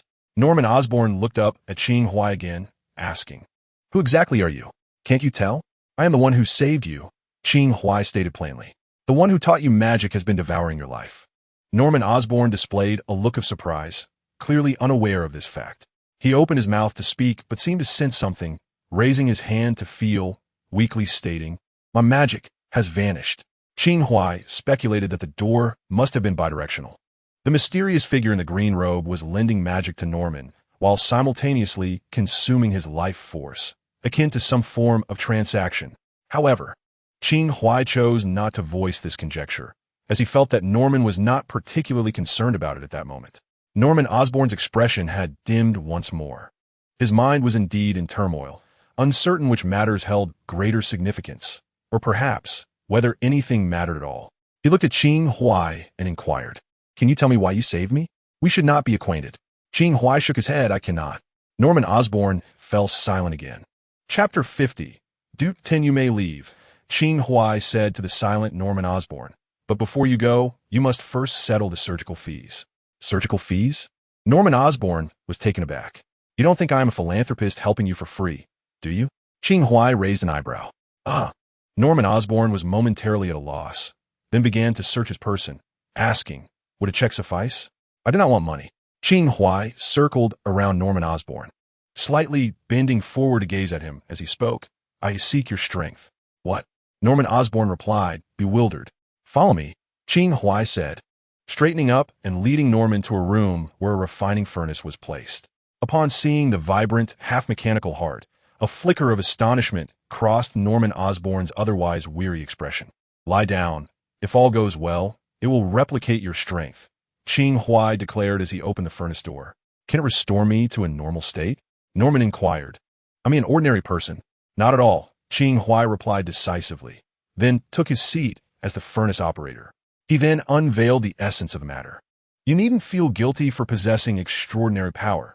After all, it is not your strength that caused this turmoil, but rather that cowardly self of yours, which merely wishes to evade reality, is it not?" Listening to Qing Huai's words, Norman Osborn let out a self-deprecating laugh. "Indeed, it is my own weakness." During the treatment, Qing Huai glimpsed other scenes. He discovered a fortress deep within Norman Osborn's soul. Whenever the Green Goblin seized control, Norman instinctively retreated into this small fortress. Within it was a tiny house where Norman Osborn and his family lived blissfully together. Happiness, yet illusory. Qing Huai could sense Norman's love for his wife. Even amidst those events, he had preserved a place for her within the safety he had woven for himself. Perhaps this was precisely why Norman Osborn had consistently chosen to evade the truth, even forcibly altering his own memories. "Let me offer you a phrase," Qing Huai suddenly said. Looking at Norman Osborn, Norman looked up bewildered. "The past is unavoidable. The future can be altered." Qing Huai spoke with a gaze akin to the starry river, calmly stating, "What has transpired is a fact. It would be wiser to contemplate the path ahead." "Thank you," Norman Osborn murmured softly. "No need for gratitude. I am merely speaking without consequence." Qing Huai shrugged. "If there are no further issues, please proceed." After a moment of silence, Norman stepped forward and lay down. He understood that even the Green Goblin was no match for this young man, feeling that if the latter wished him harm, there would be no need for such courtesy. As the furnace door closed, Qing Huai began operating the refining furnace. He had no intention of forging Norman Osborn or bending him to his will, thus refraining from bloodletting. Instead, he utilized his own chi and the characteristics of the symbiotic entity to replicate Norman's extraordinary abilities through alternative methods. The refining furnace whirred to life, paused, and the door slowly opened, completing the process in one fluid motion. When Norman Osborn emerged from the furnace, he did not exhibit the same sense of exhaustion as others. Yet he appeared far from well, his legs giving way as he knelt on the ground. Qing Huai remained seated at the furnace operator's position, as he sensed a familiar connection in the air. Master-servant link. However, it is somewhat weaker compared to the likes of Sarah Jian and Brandon. Thus, does mere replication of abilities also forge a master-servant connection? Qing Huai felt a flicker of understanding within. He had initially believed that only by forging a human body could such a connection be established. It now appeared that the essence of forming a master-servant bond lay within his chi and this colossal heart, rather than being contingent upon any particular function. Pondering this, Qing Huai descended from the position of the furnace master and gazed at Norman Osborn. Without a doubt, having another servant endowed with both financial resources and strength would be immensely beneficial to him. Yet, given the relative fragility of this master-servant link, Qing Huai chose not to clarify the situation with Norman Osborn. Instead, he feigned nonchalance and extended a hand, asking, "How about it? Can you stand?" "Thank you." Norman Osborn grasped Qing Huai's hand and rose, feeling somewhat peculiar. "Did you succeed in what you aimed to accomplish?" Qing Huai nodded. "So may I take my leave?" Norman Osborn inquired. "Of course." Qing Huai smiled, briefly inspecting the refining furnace before stepping before Norman Osborn. "You may proceed." "Yes." Norman Osborn instinctively complied, though his mind was a tumultuous mess, seemingly oblivious to this minor peculiarity. Qing Huai led him to the elevator, arriving at the entrance. "You may go now." As Norman Osborn passed by him, Qing Huai added, "Should you require anything, do not hesitate to seek me out, though I am not particularly fond of disturbances. Do you understand?" Norman Osborn glanced upward at Qing Huai. "I understand." Qing Huai smirked, waving his hand. "Now go home and get some rest. I shall not see you off." With that, he closed the door behind him and returned. Norman Osborn stood bewildered for a moment before looking up at the sky and then turning to leave. Indeed, given the circumstances, it was best to rest for now. He needed to recuperate, gather his thoughts, and plan his next steps. Qing Huai returned to the basement, making his way to the training ground. Now, he intended to experiment with a new skill, the Tantian Talisman. Entering one of the sturdy chambers, he stood still, closed his eyes, and meticulously contemplated the talisman knowledge he had previously committed to memory. Soon, vibrant talismans of various colors began to coalesce, suspended around him. Qing Huai opened his eyes to find 12 talismans hovering at his sides, ready to be commanded at will. Beyond this number was unfeasible. The mutated version of the 8 extraordinary techniques currently had no upper limit. The more skill points one possessed, the greater the chi, leading to a more comprehensive understanding of the corresponding extraordinary techniques and thus amplifying their power. In addition to power, understanding, and chi, the data associated with skill points was also intimately linked to certain attributes of the extraordinary techniques. For instance, the number of spirits that could be stored by the spirit conjuring technique or the range of the wind post's magical array. In the case of the Tantian Talisman, this data manifested in the number of talismans that could be drawn simultaneously. 5 skill points per talisman meant that Qing Huai could currently manipulate a maximum of 12 talismans at once. Qing Huai felt a profound sense of contentment, as he had finally reached a point where he could freely invoke his symbols. However, A hint of perplexity lingered within him. The essence of talismans lies in harnessing divine and natural powers. Even the transcendent talismans require prior acknowledgement from those formidable entities before one can wield them at will. Yet, Qing Huai was able to conjure various talismans he had previously inscribed without so much as a greeting. Was this an anomaly of his unique abilities? Another query arose. Was the power invoked by the transcendent talismans derived from the deities and nature of this realm, or from a system itself? Embracing a spirit of inquiry, he sought clarification from the aloof Tongzi Gu, who remained unresponsive and distant. Relinquishing his concern over these questions, Qing Huai prepared to formally experiment with the transcendent talismans. He summoned 10 doll maidens, encircling him. This night, he intended to engage with all 10. Chapter 51. Mr. Night Angel, can you assist me? At 10 o'clock in the morning, Sarah Jian was busy with household chores. Typically, this was the time when the doll maidens would attend to such tasks, and Sarah Jian would hardly get a chance. However, today was strikingly unusual. Upon rising, she discovered that the doll maidens were nowhere to be found. There was no one to prepare meals, tend to the flowers, or tidy up the house. Even her master, Qing Huai, had yet to awaken. Recalling faint sounds from the basement the previous night, she ventured downstairs to investigate. In one of the rooms, she found the doll maidens in disarray. Upon seeing them, her eyes widened in astonishment. Each doll maiden was in pieces, some charred as if struck by lightning. Had her master really taken such drastic measures against them? This seemed excessively harsh. Thus, Sarah Jian finally embraced her role as the little maid. She watered the flowers, prepared meals, and diligently cleaned every corner of the house, except for her master's room. Once she completed her tasks, adorned in an apron and gloves, she surveyed her efforts with a profound sense of accomplishment. Just then, footsteps echoed on the stairs. Qing Huai descended, clad in his pajamas, exuding a languid demeanor. "Good morning, master," Sarah Jian greeted, instinctively hoping for praise. However, Qing Huai merely returned a casual good, leaving it at that. Hurriedly, she approached the dining table and presented the breakfast she had kept warm. "Are you hungry, master? Please eat." Qing Huai glanced at her in mild surprise. "You made this?" Yes, yes." She nodded vigorously. As he picked up his chopsticks for a taste, he silently set them down again. "It's quite good, but you mustn't do this again." Sarah Jian watched as Qing Huai took a sip of water and made his way to the basement. The previous night, he had spent some time experimenting with the transcendent talismans, resulting in a scattering of doll parts across the floor. Though these doll maidens are not particularly adept in combat, they sufficiently demonstrate the formidable power of the celestial talisman. Henceforth, Qing Huai possesses an additional trump card in this perilous world. Regrettably, for the time being, there are no suitable adversaries to match. Leaving him to practice on these unfortunate doll maidens, Qing Huai finds himself in a state of contradiction, yearning for stability while simultaneously craving excitement. Such is the nature of humanity, seeking thrills within tranquility and solace amidst turmoil. Everything Qing Huai undertakes, be it his efforts to enhance his strength a year ago or his current endeavors to expand his influence, is aimed at preparing for the unpredictable challenges that may arise in days that are likely to be anything but serene. It is merely a prudent consideration of potential dangers while in comfort. For now, Qing Huai has chosen not to repair the current doll maidens, instead releasing a new batch of 10, each with distinct roles and functions.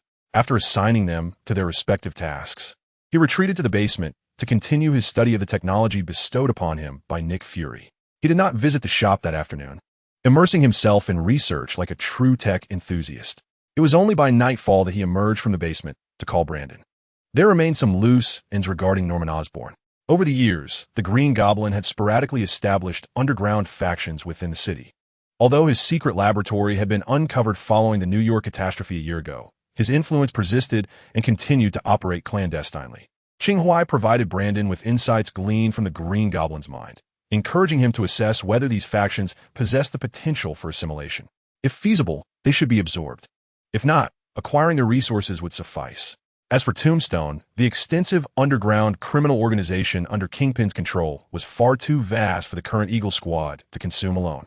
Thus, Qing Huai planned to allow Tombstone to maintain his position under Kingpin, gradually working to replace the resources under Kingpin's command. It remains uncertain whether Norman Osborn has recovered.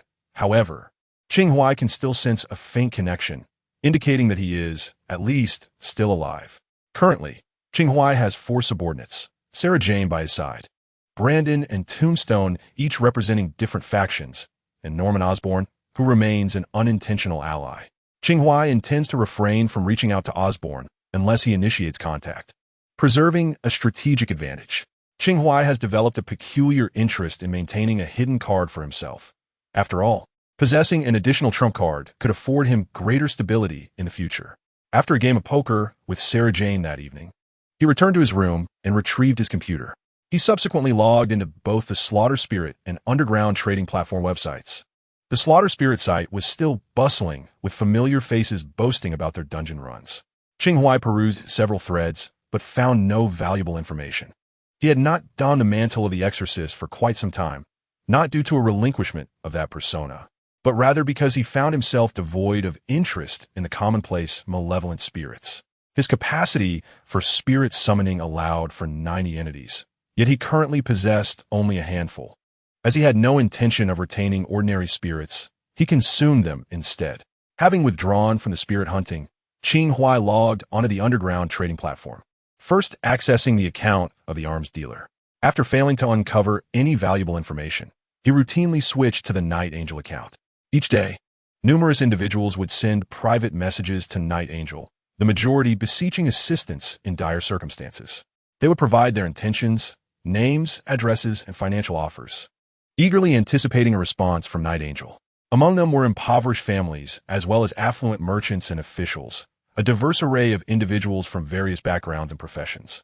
Qing Huai surveyed the messages, some pleading, others helpless, and some tinged with threats, yet his heart remained unperturbed.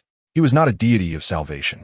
To put it plainly, his actions were motivated by self-interest, pursuing wealth, indulging in morbid curiosities, and occasionally seeking a semblance of moral justification. As Qing Huai perused the messages, his fingers suddenly paused over one that captured his attention. The content was brief yet laden with significance. Mr. Night Angel, can you help me kill my father? Emma Frost. Chapter 52. Family Matters. He retrieved his phone to cross-reference the name, confirming it was indeed the same as that of the little rabbit from the auction. Was it the same person, or merely a coincidence of names? Given the potent implications within the message, it bore a resemblance to something that Little Rabbit might articulate. Qing Huai opened the dialog box and responded, "I am not an assassin." After a brief wait, a reply arrived. "Is it really you, Mr. Night Angel?" "You actually responded." Qing Huai replied, "Lung Chi Bo Hua." The other party sent another message. "I know you are not an assassin, but I heard that you're equally adept at killing and saving lives, so I thought I would test it out. I didn't expect you to reply." "Oh, great and compassionate Mr. Night Angel. Can you help me kill my father?" "Rest assured, my dad is not a superpowered individual, nor is there any indication that he is a mutant. He is quite easy to kill. Quite easy to kill. What a peculiar line of thought." Qing Huai inquired, "Why would you wish to do this? Why kill your father?" "Because he is a bad person. Bad people deserve to die, don't they?" Qing Huai refrained from answering Emma Frost's question and instead replied, "Send me the information about your father." The response arrived promptly, accompanied by an address and details regarding compensation. "I don't know how much you typically require for your services, but my father is quite wealthy. Once he is gone, I will give you all the money I can inherit." "Oh, indeed, how filial and devoted." It was not correct. It should be daughterly devotion. Qing Huai gazed at the string of addresses, all located in Queens. Previously, after a certain auction concluded, he had inquired about Little Rabbit's residence and received the same answer, Queens. Could it truly be the same individual? At that moment, it appeared that Emma Frost, noticing Qing Huai's silence, sent another message, "Mr. Night Angel, may I impose upon you for one more request?" Qing Huai replied succinctly, "Speak." Emma Frost continued, "If I were to say, hypothetically, that I had a change of heart halfway through the act of killing, could you revive him?" Qing Huai paused momentarily. What was this maneuver? Was she attempting to test his limits? "No." Qing Huai coldly responded, "Think it through." After a few minutes, the other party replied, "I have made my decision. Let it be done. I entrust this to you." Qing Huai chose not to engage further. Instead, he glanced at the information regarding her father that she had sent and attempted to search for the name online. Winston Frost, a wealthy businessman with extensive industry involvement, had made appearances in various newspapers related to his field. The information gleaned from the internet did not reveal whether this man was virtuous or nefarious. Yet Emma Frost had inscribed a note at the bottom detailing Winston's crimes. Winston Frost, who killed his own son. Seated before the computer, Qing Huai quietly contemplated the messages from Emma Frost, ultimately refraining from replying. Moments later, he smiled faintly, closed the computer, and retired to bed. The following day, after completing his morning exercise, Qing Huai arrived at the jewelry store as usual. Wanda and Pietro were diligently at work. Qing Huai settled into an armchair, sketching and jotting notes. At noon, the trio ventured out for lunch. "Are we conducting research this afternoon?" Qing Huai inquired of Wanda.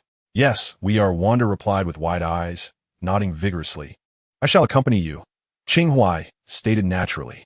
"All right," Wanda agreed, just as effortlessly. Pietro, observing the exchange, interjected, "Does that mean I need not attend?" "You must still keep an eye on the store. No wandering," Wanda admonished, instantly aware of Pietro's intentions. "Oh," Pietro pouted, casting a pleading glance at Qing Huai. "Boss? Listen to your sister," Qing Huai said, sipping his juice without hesitation. "Fine," Pietro bowed his head in resignation. "However, if the afternoon is quiet, you may leave early," Qing Huai added, setting down his cup. "Did you hear that? I can leave early," Pietro boasted toward Wanda. Wanda shot him a secretive glare, but chose not to respond further. Qing Huai observed the sibling pair with a knowing smile. Initially, if he had viewed their presence as an investment, he had since come to regard them as some of the closest people in his life. The reason was simple. In them, Qing Huai saw familial affection and a sense of belonging. After their meal, Qing Huai and Wanda set out together for their research in the afternoon. What was ostensibly a research endeavor was, in truth, a shared understanding among the three individuals in the shop that they were merely indulging in leisure. Therefore, each time Qing Huai observed Wanda jotting down notes in her little notebook, he experienced an inexplicable sense of amusement, yet he never voiced his thoughts, choosing instead to cooperate with Wanda's whims. The brief yet delightful afternoon soon came to an end. As night fell, Qing Huai escorted Wanda home. After casually parking his vehicle, he sauntered towards the location Emma Frost had provided the previous night. Although his Night Angel vest was not that of a killer, he held a mild curiosity regarding Emma Frost, prompting him to investigate further. As for those who partake in the art of sound, Mr. Wu might offer a few intriguing tales, which could serve as an entertaining read during moments of ennui. Chapter 53. Mind reading and mental control. The night air was thick with mystery as moonlight filtered through the clouds. On a bench by the street, a fair-haired young woman awaited someone.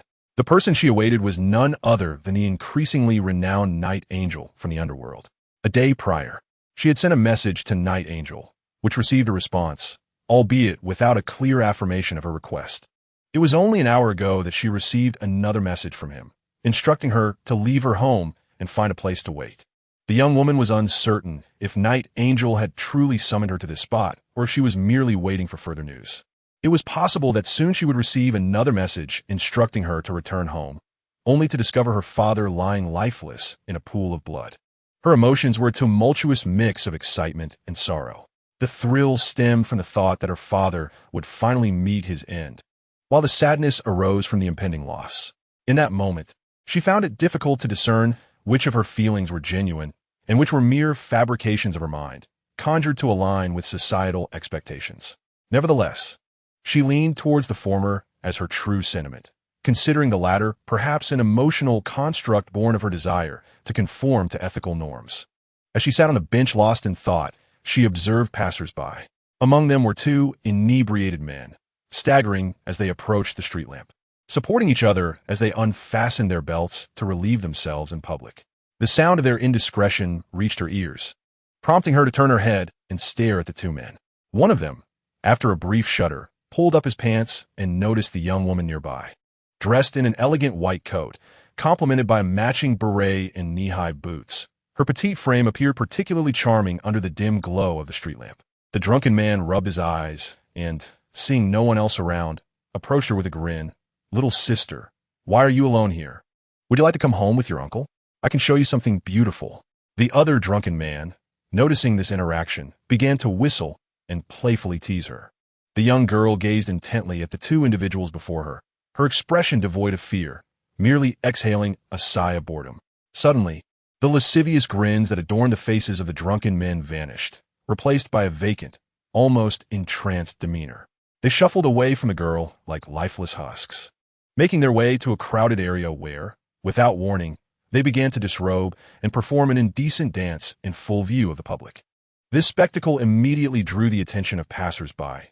Gasps erupted, phones were extracted to capture the moment, and some nervously bit their lower lips. Before long, patrolling officers arrived to put an end to the farce.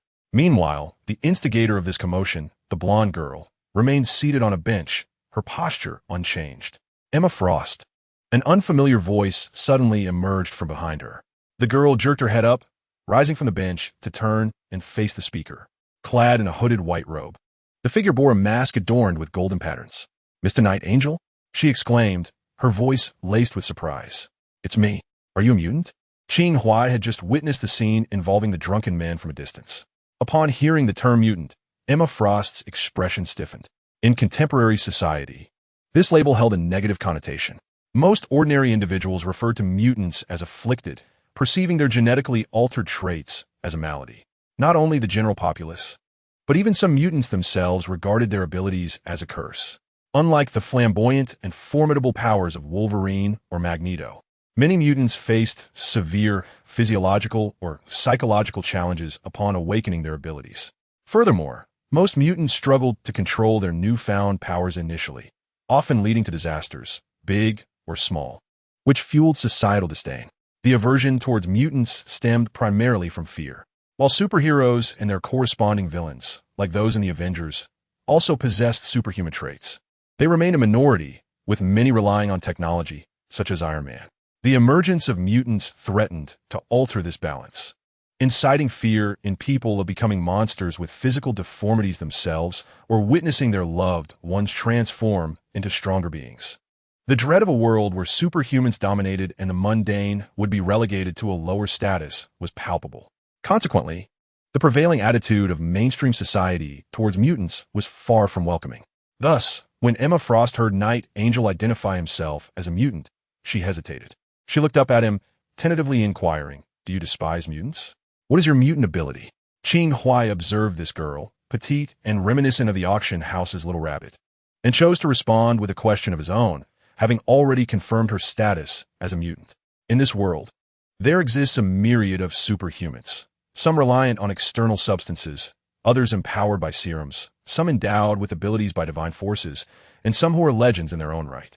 The reason he did not speculate further into other forms of superhumans was that the little rabbit had previously emphasized in her messages that her father was not a mutant. Her father was not. She was. The little rabbit fell silent for a moment. Just as she was about to utter something, she noticed Night Angel suddenly turn and walk down a distant, winding path. The little rabbit hurriedly followed. "You must have seen that I can temporarily control thoughts, and even read minds." The little rabbit revealed only a fraction of her abilities, withholding the full extent from Qing Huai. "Reading minds?" Qing Huai glanced at the little rabbit, pondering whether she had employed her mind-reading abilities on him during the auction. "Rest assured, I will not use mind-reading on you," the little rabbit quickly replied. "Moreover, mind-reading is not always successful. At the auction, I encountered a brother who was exceedingly difficult to read. I couldn't penetrate his thoughts at all." "A brother who is exceedingly difficult to read?" Qing Huai walked calmly, contemplating whether that challenging brother was himself. Logically, possessing dual abilities should make it difficult for others to invade his mind. However, he had never encountered anyone with mind-reading capabilities, nor had he validated such phenomena. If that were the case, it would explain why the little rabbit sought to approach him. Yes, he is a very mysterious and intriguing brother, accompanied by a rather lascivious dog. The little rabbit refrained from hastily inquiring about the matter of her father's alleged murder of her brother. Instead, she maintained a demure demeanor, obediently trailing behind Qing Huai. Qing Huai was fairly certain that the person the little rabbit spoke of was indeed himself. Nevertheless, a question lingered in his mind. If his passive ability as a dual wielder shielded him from mind-reading without his awareness, was that a normal phenomenon? For the moment, Qing Huai chose not to delve deeper into this issue. He averted his gaze to the little rabbit and slowed his pace, saying, "Tell me about your father." "My father is a wicked man," the little rabbit replied. "You claim your father killed your brother," Qing Huai interjected, "but in truth, your brother committed suicide." Chapter 54. money and value Winston France's only son had taken his own life. Although this incident stirred no ripples in the broader Marvel universe, it was known among certain circles. Qing Huai had come across this information online. A funeral had recently been held, publicly attributed to mental illness. It was indeed a suicide, but it was my father who drove him to it, the little rabbit said, walking alongside Qing Huai, her expression betraying no unusual emotion.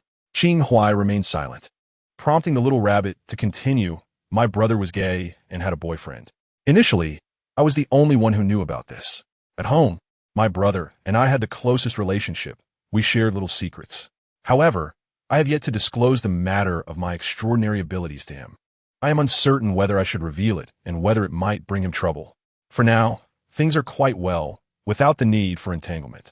The little rabbit spoke with an air of nonchalance, as if recounting someone else's tale.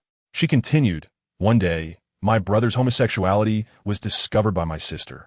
She secretly captured photographs and informed our father, who subsequently intervened to separate them. Do you know what father did? He bestowed a substantial sum of money upon that young man, compelling him to hire a girlfriend, thus subjecting my brother to profound humiliation. Following this, he summoned a group of women to violate my brother, under the guise of allowing him to experience the company of women. Such cruelty! He believed that this would lead my brother to repent and conform to what he deemed normal. But little did he realize that the brother, who had always been somewhat timid, found the audacity to take his own life. To be honest, the moment I laid eyes on my brother's lifeless body, the first emotion that surged within me was not sorrow, but rather joy. I felt that my brother had finally risen, that he had triumphed over father, and that was truly remarkable. Of course, none of this would ever make it into the news. They would merely state that my brother's fragile psyche led him to suicide. Qing Huai listened silently to the little rabbit's narrative and posed a question. Why not eliminate your sister as well? She is the informant. The little rabbit glanced at Qing Huai. Although her sister was somewhat bothersome now, she understood that this was all due to father. Her sister had once been kind to her in their childhood, often sharing treats and aiding her in skirmishes with other children. However, as they matured, she too underwent a transformation, becoming a mere instrument of father. No, to be precise, they were all tools for father, aiding him in his mercantile pursuits. Father frequently admonished them that being born into this family necessitated contributions. Hence, he began training them from a young age on how to manifest their own worth. He tore apart my brother's artwork, sought the finest business school tutors for him, and forbade him from engaging in any so-called trivial pursuits. He instructed my sister and me in the art of drinking and smoking, teaching us the ways to charm men. For in his eyes, our greatest value lay in paving the way for his financial gain. In his misguided wisdom, he established a system of rewards and punishments to better mold us. Excelling at his despicable teachings would yield rewards, whilst failure would incur penalties. Through the relentless training, my sister gradually transformed, becoming increasingly unrecognizable, a stranger to me. I do not blame her. She had little choice in the matter.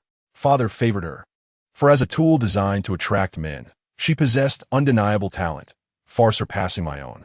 Do not be deceived by my lackluster appearance. My sister's figure is quite remarkable, curvaceous and alluring. Qing Huai interjected, glancing at the little rabbit. Her expression remained unchanged, devoid of emotion, as though the events she had just recounted held no significance whatsoever. Qing Huai inquired, "Why not take matters into your own hands? You possess that capability, do you not?" The little rabbit, somewhat dejected, lowered its head and replied, "I have tried, but I cannot. I have never used my powers to take a life. Although I know I perhaps should eliminate him myself, I simply cannot bring myself to do it. I am sorry, Mr. Night Angel. There is no need for apologies." Qing Huai paused, stating, "Regardless of the veracity of your words, I have means to ascertain the truth. If you are not deceiving me, I can assist you in eliminating him, but the terms of compensation must change. How much do you desire?" The little rabbit asked, lifting its gaze to Qing Huai. Throughout this exchange, Qing Huai had not specified a clear price. It was merely the little rabbit who had mentioned that it would give him the inheritance upon its father's demise. "No, money serves merely as a medium for healing." Qing Huai replied calmly. "Healing and killing are inherently different. Thus, the compensation must reflect that." "What do you mean?" The little rabbit hesitated momentarily. "Something far more valuable than currency," Qing Huai remarked, his eyes piercing through the darkness. "As for its worth, that is for you to determine." Chapter 55. Persona and three corpses as night deepened. Distant flashes of lightning illuminated the horizon. Within the Frost family mansion, the lights had long since dimmed, leaving only darkness in their wake. Qing Huai surveyed the opulent structure before him and asked, "Have you fully considered the terms I proposed?" "I have considered them, and I agree," the little rabbit responded. Meeting Qing Huai's gaze, Qing Huai glanced at the little rabbit but chose to remain silent. Clad in white with golden hair, possessing the ability of mind control, named Emma, she had an unhappy childhood and was of similar age to Little Spider. A myriad of factors began to coalesce in Qing Huai's mind, leading to a tentative identification of this girl. His prior knowledge of Marvel was not extensive, primarily derived from films, including the Marvel series, Spider-Man series, and X-Men series. He had mostly indulged a curiosity to search for related original storylines based on these cinematic characters. Thus, there were characters whose names eluded him, yet when various elements converged, a vague silhouette emerged in his mind. The White Queen, a future Omega-level telepath. If it truly is her, then Qing Huai's journey here would not be in vain. For in many parallel universes, this woman would become a formidable figure. However, at present, she, like Wanda, Quicksilver, and Peter Parker, was merely a budding seedling, albeit one with some temporary complications. "Let us proceed to find your father," Qing Huai said, directing his attention to the lavish building ahead. The little rabbit stepped forward and opened the door, a wave of opulence washing over them. Qing Huai halted the little rabbit's motion to turn on the lights, advising, "Let's not disturb others." The little rabbit paused for a moment before nodding, leading Qing Huai up the staircase. They arrived outside a room. "Is this your father's room?" Qing Huai inquired flatly. "Yes," the little rabbit affirmed with a nod. Qing Huai refrained from saying more and directly pushed the door open. Moonlight streamed through the curtains, which fluttered gently in the breeze. The bedroom contained a bed, yet it was devoid of any occupants. The room appeared to have been uninhabited for quite some time. As Qing Huai stepped inside and surveyed the surroundings, he shook his head and smiled. He had anticipated this scene. Emma Frost indeed had a father named Winston Frost, a sister named Adrian Frost, and a mother named Hazel Frost. However, they had all perished 3 months prior. "Mr. Night Angel, I apologize for summoning you under such pretexts," came the voice of Little Rabbit from behind. Qing Huai turned to see Little Rabbit's gaze cast downward, as if transformed into a different person. "Allow me to introduce myself. My name is Christian Frost, and I am Emma's brother." Qing Huai sighed inwardly, recognizing yet another case of dissociative identity disorder. It seemed he had stumbled into a veritable nest of such cases over the past few days, resolving one only for another to emerge. "Do tell, what is the matter?" he inquired, taking a seat on the bed with an air of casual indifference. It's dirty," Christian pointed to the bed, indicating that the room had not been cleaned in ages. "So, did you come looking for me? Or was it Emma Frost who sought you out?" Qing Huai bypassed Christian's well-meaning warning and got straight to the point. "Both my sister and I," Christian replied humbly. "In my understanding, it was to seek your help in saving her, while in her perception, it was to enlist your aid in killing. Saving a sister while slaying a father. How intriguing." Qing Huai chuckled. "So, you are indeed the personality birthed after Christian's demise?" "Yes," Christian nodded. "What Emma told you is entirely true regarding our father, our sister. Everything she said is accurate, though there are slight differences at the end." "Oh." Qing Huai adopted a posture of attentive interest. Christian then recounted the entire tale. According to him, after Winston had committed those acts against Christian, the latter had attempted suicide but failed. Subsequently, Winston deceived Christian into a psychological treatment center, during which Emma, having just awakened her abilities, was discovered by Winston. Having just dispatched a disappointing son, Winston, in his frustration, sought to send Emma to an official institution. In the midst of their quarrel, Emma experienced a psychological outburst, damaging parts of their home and inadvertently igniting a great fire. In the aftermath of that blaze, Emma's father, sister, and her mentally unstable mother all perished. Afterward, Christian exited the treatment center, bringing Emma to another house under the Frost estate, this very place. On one hand, Christian found himself compelled to legally inherit his father's estate. On the other, he began to assume the responsibility of caring for his sister, ensuring that her identity as a mutant remained undisclosed. Within the confines of their original family, only the two of them resembled true kin, and now they had become each other's sole family. Unbeknownst to Christian, His sister possessed mutant abilities that were not only unique, but also far more potent than those of the average mutant. Unwittingly, Kristen was affected by the latent psychic powers invoked by Emma during her slumber, leading to a gradual decline in his mental state. The journey was fraught with twists, but the conclusion remained unchanged. He took his own life. Presently, the persona of Kristen residing within the little rabbit is akin to Emma's self-protective identity. In a bid for self-preservation, this protective persona sought out the underground healer, Night Angel. Upon hearing this, Qing Huai felt no stirrings of emotion. It was a cliché narrative reminiscent of a melodramatic American series, and Emma Frost's predicament bore a faint resemblance to that of Norman Osborn. Truly, there was nothing novel about it. I have completed the transaction with your sister, so I shall fulfill my promise and eliminate the father in her mind, Qing Huai declared as he stood before Kristen. Now, let us discuss the terms of our agreement regarding the matter of saving her and the material value involved. A flicker of hope ignited within Kristen. If Mr. Night Angel spoke thus, there must be a way to assist his sister. Though the Frost family's holdings were modest, they were still relatively affluent. Please, name your price, Kristen replied softly. Very well, Qing Huai smirked. Is there anything else you wish to express? Once my sister is restored, I will cease to exist, correct? Kristen inquired, gazing at Qing Huai. The latter offered no definitive response. After a moment of silence, Kristen declared, nothing more. Thank you for your assistance. Following an online transaction for the medical fees, Qing Huai's palm emanated a blue luminescence as he slowly approached the rabbit's head. Remember, do not resist. Endeavor to cooperate with me, he instructed Kristen. Complying, Kristen closed his eyes. Initially, Qing Huai glimpsed the rabbit's memories, which bore no significant difference from what Kristen had described. What followed would be a surgical intervention targeting the soul and psyche, one that was even more intricate than that performed on the Green Goblin. A day later, Qing Huai seemingly grasped that invisible surgical instrument once more, striving to gradually restore the rabbit's mental landscape to its original state while guiding her formidable psychic energy onto a righteous path. However, Qing Huai's guidance could only exert temporary influence. Whether she would maintain control thereafter depended solely on her own resolve. After the procedure, beads of sweat dotted Qing Huai's forehead.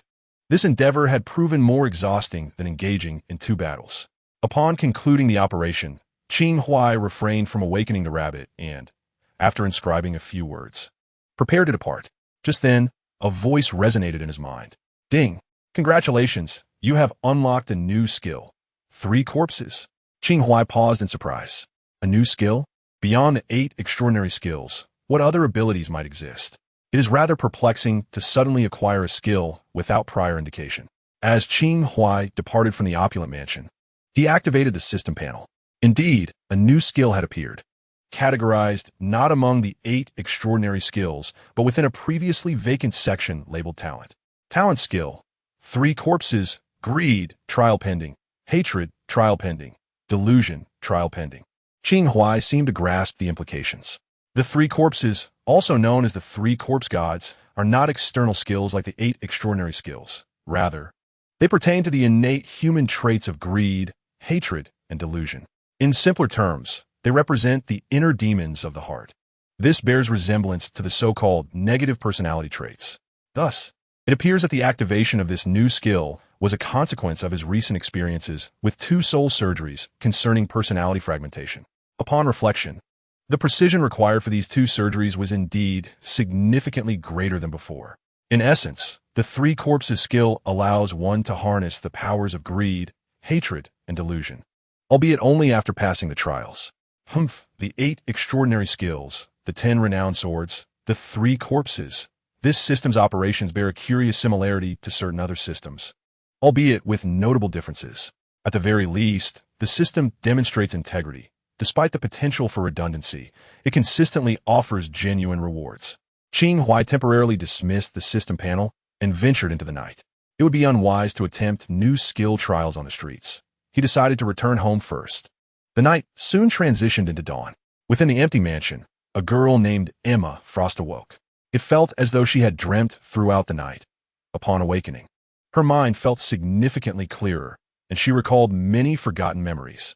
She sat on the floor for a long while, collecting her thoughts, silently allowing tears to cascade down her cheeks.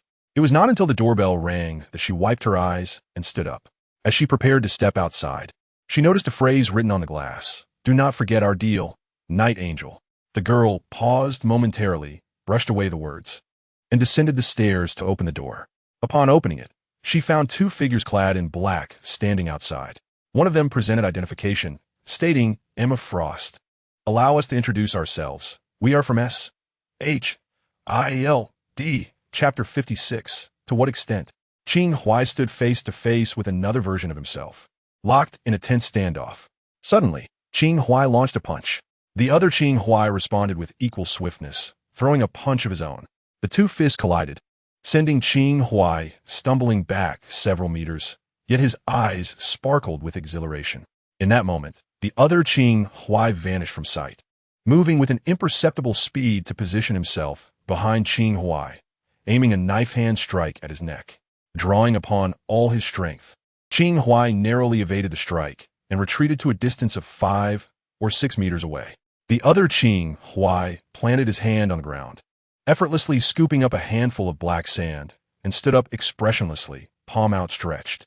The black sand that he had grasped mere moments ago was now refined through an intricate process, each grain levitating before shooting towards Qing Huai like countless tiny bullets. Qing Huai's pupils suddenly constricted, his form darting away like a bolt of lightning, adrenaline surging as he cast aside the black sand that the other Qing Huai had manipulated from afar. His feet seemed to ignite as he sprinted toward the other Qing Huai. Yet, the other Qing Huai stood his ground with an unhurried demeanor, raising 2 fingers. Kuan character. Earth River Cart. A serpent of earth rose from the ground, charging toward Qing Huai. Reacting swiftly, Qing Huai lowered his body just as the earth serpent made contact, followed closely by the black sand piercing into the serpent's head, creating a multitude of small craters. At that moment, Qing Huai was nearly upon the other Qing Huai, his gaze sharp as he leaped high, executing a flying kick aimed at the other Qing Huai's head. The other Qing Huai, however, remained expressionless, almost like a puppet, merely taking a half-step back before raising his hand to wave at the approaching Qing Huai. The shadow sword instantaneously cleaved Qing Huai's body in two. Qing Huai defeated. In the next instant, Qing Huai opened his eyes in the real world, letting out a sigh. Unsurprisingly, he had failed once again. Today marked the 3rd day since he had acquired the new skill. 3 corpses. The trial of the 3 corpses was a mechanism for advancement. He needed to first pass the trial of greed to harness its power before proceeding to the subsequent trial of hatred. Similarly, only after conquering the trial of hatred could he wield its strength to undertake the trial of delusion. He had attempted several trials, but without exception, he had failed each time. The trial of greed was not overly complex. It involved entering a trial ground akin to a spiritual realm and battling another self. Defeating this other self was the criterion for passing the trial. However, upon entering the trial ground, Qing Huai discovered that all his extraordinary skills and equipment were gone, leaving him with only a reasonably capable body and combat awareness. In stark contrast, the other self was nearly fully equipped. For a fleeting moment, Qing Huai felt as if the system was toying with him. How could one possibly win under such circumstances? Yet, upon reflection, he considered that although the system was aloof, it wasn't so frivolous as to make a fool of him. After several rounds of trials, Qing Huai had begun to glean some insights into the trial of greed. If nothing else, viewing this trial ground as a diversionary game was rather amusing, reminiscent of a metaverse, and surprisingly realistic. Qing Huai chose not to re-enter the trial ground as closing time approached. He languidly stretched in his armchair, his gaze naturally drifting to the red-haired girl behind the cash register. The setting sun cast its golden rays through the glass, enveloping her in a delicate halo of light. Rising from his seat, he approached Wanda and inquired if she was tired. Wanda's response was predictably uninspired. It was Pietro who chimed in, "Boss, I'm utterly exhausted, both tired and hungry. When shall we dine?" "Not yet. Peter and the others have yet to arrive," Qing Huai replied. Even though Peter Parker has long ceased to collaborate with Qing Huai on research, Qing Huai continues to send him a salary. When Peter Parker humbly declines, Qing Huai ardently insists that it is for the people of New York. After all, this salary is for the superhero Spider-Man. How cool is that? This leaves Peter Parker feeling somewhat embarrassed. However, after recent interactions, coupled with the connection to Nick Fury, Peter Parker does not perceive any ulterior motives from Qing Huai. Upholding the principle of not accepting unearned rewards, Peter Parker assists at the shop during his free time, when he is not attending classes, dating Gwen, or acting as Spider-Man. Most of the time, he brings Gwen along, who possesses an exceptionally amiable personality, allowing her to quickly bond with Wanda and Pietro. This newly established couple has nearly become half of Qing Huai's staff. This evening, as everyone is free, they decide to dine together. Qing Huai graciously treats them, marking it as a corporate gathering. Wanda, Pietro, Peter, and Gwen each hold significant identities within the expansive Marvel universe. Even Gwen Stacy has the potential to become Ghost Spider. Qing Huai is undoubtedly investing in the future. Just after Qing Huai converses with Pietro, Peter Parker and Gwen Stacy arrive together. "Ah, speak of the devil, and he shall appear," Pietro exclaims in his clumsy Chinese. Wanda corrects Pietro's rather awkward phrase, articulating it with remarkable fluency, which indicates her diligent efforts in mastering the language. With a smile, Qing Huai glances at Wanda. Having intentionally refrained from pressuring the siblings to learn overly formal Chinese, only teaching them some basic phrases. Yet Wanda diligently practices Chinese in secret, often sitting at home with her computer. This was revealed to Qing Huai by Pietro. It is said that Wanda has already watched all 3 seasons of Family with Children and is currently engrossed in the legend of the martial arts. However, Wanda has never voluntarily shared this with Qing Huai, who thus pretends to be oblivious. After gathering their belongings, they lock the door and depart. The barbecue restaurant they have chosen is not too far away, so they opt to walk instead of driving. Gwen and Wanda stroll behind, while Qing Huai and Peter Parker walk in the middle. Quicksilver Pietro strides ahead, frequently turning back, wishing he could use his powers to transport the leisurely four directly to the restaurant. Not eager to eat? Something must be wrong with your mindset, Qing Huai teases, intentionally slowing his pace to discuss serious matters with Peter Parker. What has Nick Fury been having you do lately? So far, nothing at all, Peter Parker shrugs, a hint of disappointment in his tone. He just mentioned that he would notify me when the time is right. Time? Qing Huai ponders silently. He has already gleaned some information through Jason. Previously, the Templar had been engaged in training, only recently commencing formal collaboration with Nick Fury, primarily in the realm of intelligence work, discreetly investigating certain individuals and uncovering various matters. Qing Huai employed alternative methods to scrutinize those under investigation, including affluent tycoons and officials, all wielding a modicum of influence. He mentioned he would notify us, or perhaps we would receive news of his demise, Peter Parker remarked. Demise? Qing Huai cast a glance at Peter Parker. Honestly, I'm a bit perplexed myself, Peter Parker replied, shrugging his shoulders. Qing Huai refrained from further inquiries, his mind occupied with speculation. He surmised that Nick Fury might be resorting to the ruse of faking his death once more, likely tied to matters within S.H.E.L.D. Qing Huai lifted his gaze to the rustling branches swayed by the breeze. A change in the weather was imminent, indeed. Upon finishing their meal, they stepped outside to find a torrential downpour had commenced. The boss truly has a knack for predicting the future, Pietro exclaimed, raising his umbrella in admiration. Midway, the boss suddenly declared a change was coming, then turned to purchase 3 umbrellas at the nearby convenience store, and lo and behold, it truly began to pour. Remarkable. Peter Parker had grown accustomed to such occurrences. After all, it was only natural for a sorcerer to be attuned to the weather. After exchanging farewells, Peter Parker and Gwen Stacy shared an umbrella as they parted ways with Qing Huai and the others. Pietro, with keen insight, unfurled another umbrella and dashed into the rain. Qing Huai had no choice but to awkwardly share the last umbrella with Wanda. Moving a bit, you're getting wet, Qing Huai remarked, observing Wanda deliberately maintaining a distance. Her shoulder was already dampened by the rain. Oh, Wanda murmured, inching closer to Qing Huai, perhaps by a mere centimeter. Qing Huai sighed internally, then subtly switched hands to hold the umbrella, shifting it slightly to the left. Consequently, Wanda, positioned to Qing Huai's right, found not just her shoulder, but her entire side succumbing to the rain. Wanda glanced up, unperturbed, and discreetly inched closer to Qing Huai, pressing against his arm. Pietro ahead, turned back and unexpectedly burped. That meal was truly filling, he exclaimed. Was it large? Qing Huai inquired. Huh? Wanda's bewildered expression hinted at her confusion. The umbrella. Qing Huai gestured upward. Oh yes, Wanda replied softly. Not only is it large, but it's dark too. as long as it can accommodate. Qing Huai stated earnestly, gazing ahead. Wanda, with a slightly flushed face, pondered the implications of such a sizable umbrella. Indeed, it could easily shelter 2 individuals. Oh, Wanda, do not let your thoughts wander.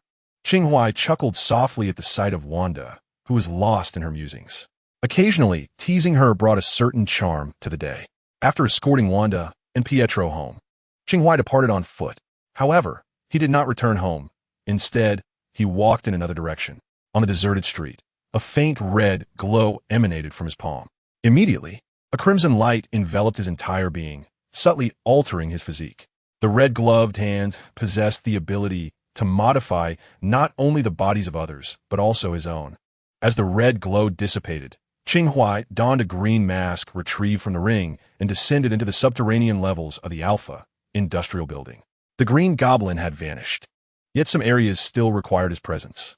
In truth, there were alternative methods to achieve his goals without manifesting, but an ingenious and entertaining idea suddenly struck Qing Huai. Armed with the memories of the Green Goblin and the ability to alter his own form, he could easily wear a specially designed mask that would allow him to masquerade as the Green Goblin. Truth be told, with his current capabilities, if he truly wished to embody a villain, he could wreak havoc upon New York from the shadows. However, he was not inclined towards such ambitions at present. Being idle had its own appeal. Outside, the rain poured down as Qing Huai, adorned with the green mask, entered the underground of the Alpha industrial building. The employees were engrossed in their research, exploring genetic engineering, extraterrestrial materials, and advanced weaponry. Upon seeing Qing Huai in his Green Goblin guise, they nodded in acknowledgement. The previous human experimentation had ceased following the mysterious disappearance of the Green Goblin, and Qing Huai had skillfully fabricated excuses to defer proceedings with Jean Bing. Preoccupied with familial matters, had gradually shifted his focus away from work, delegating most responsibilities to the gravestone. Coincidentally, the gravestone was now also aligned with Qing Huai, and thus, this master-servant duo had seamlessly ascended to the roles of the second and third in command at Alpha Industries.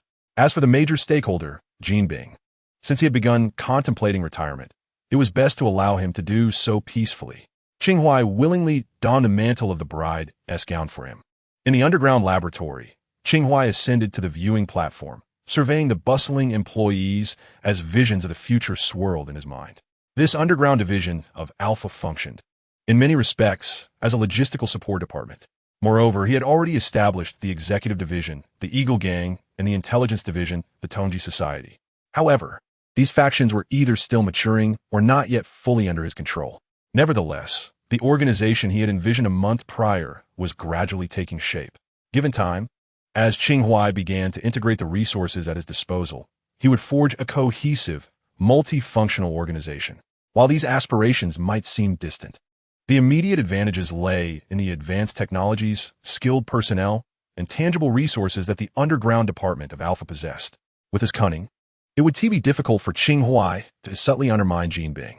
He had even contemplated binding him and casting him into the refining furnace, but upon reflection, he deemed such drastic measures unnecessary for the time being. Among his 4 servants, only 2 were aware of the master-servant bond that would form should he choose to cast them into the furnace.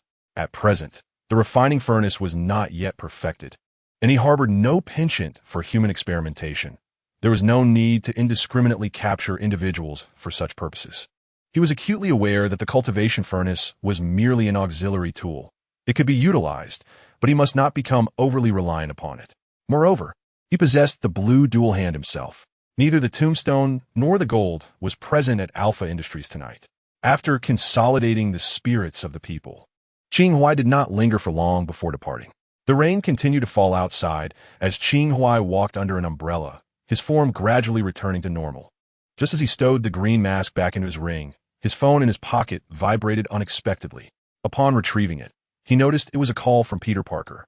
Qing Huai pressed the answer button and heard Peter Parker's anxious voice. "Hey, Qing, could you come over? I'm in a bit of a predicament." "Oh no, to be precise, it's Nick Fury who's in a bit of a predicament. I'm dropping Gwen off at home tonight before heading back. When I return, May hasn't gone to bed yet.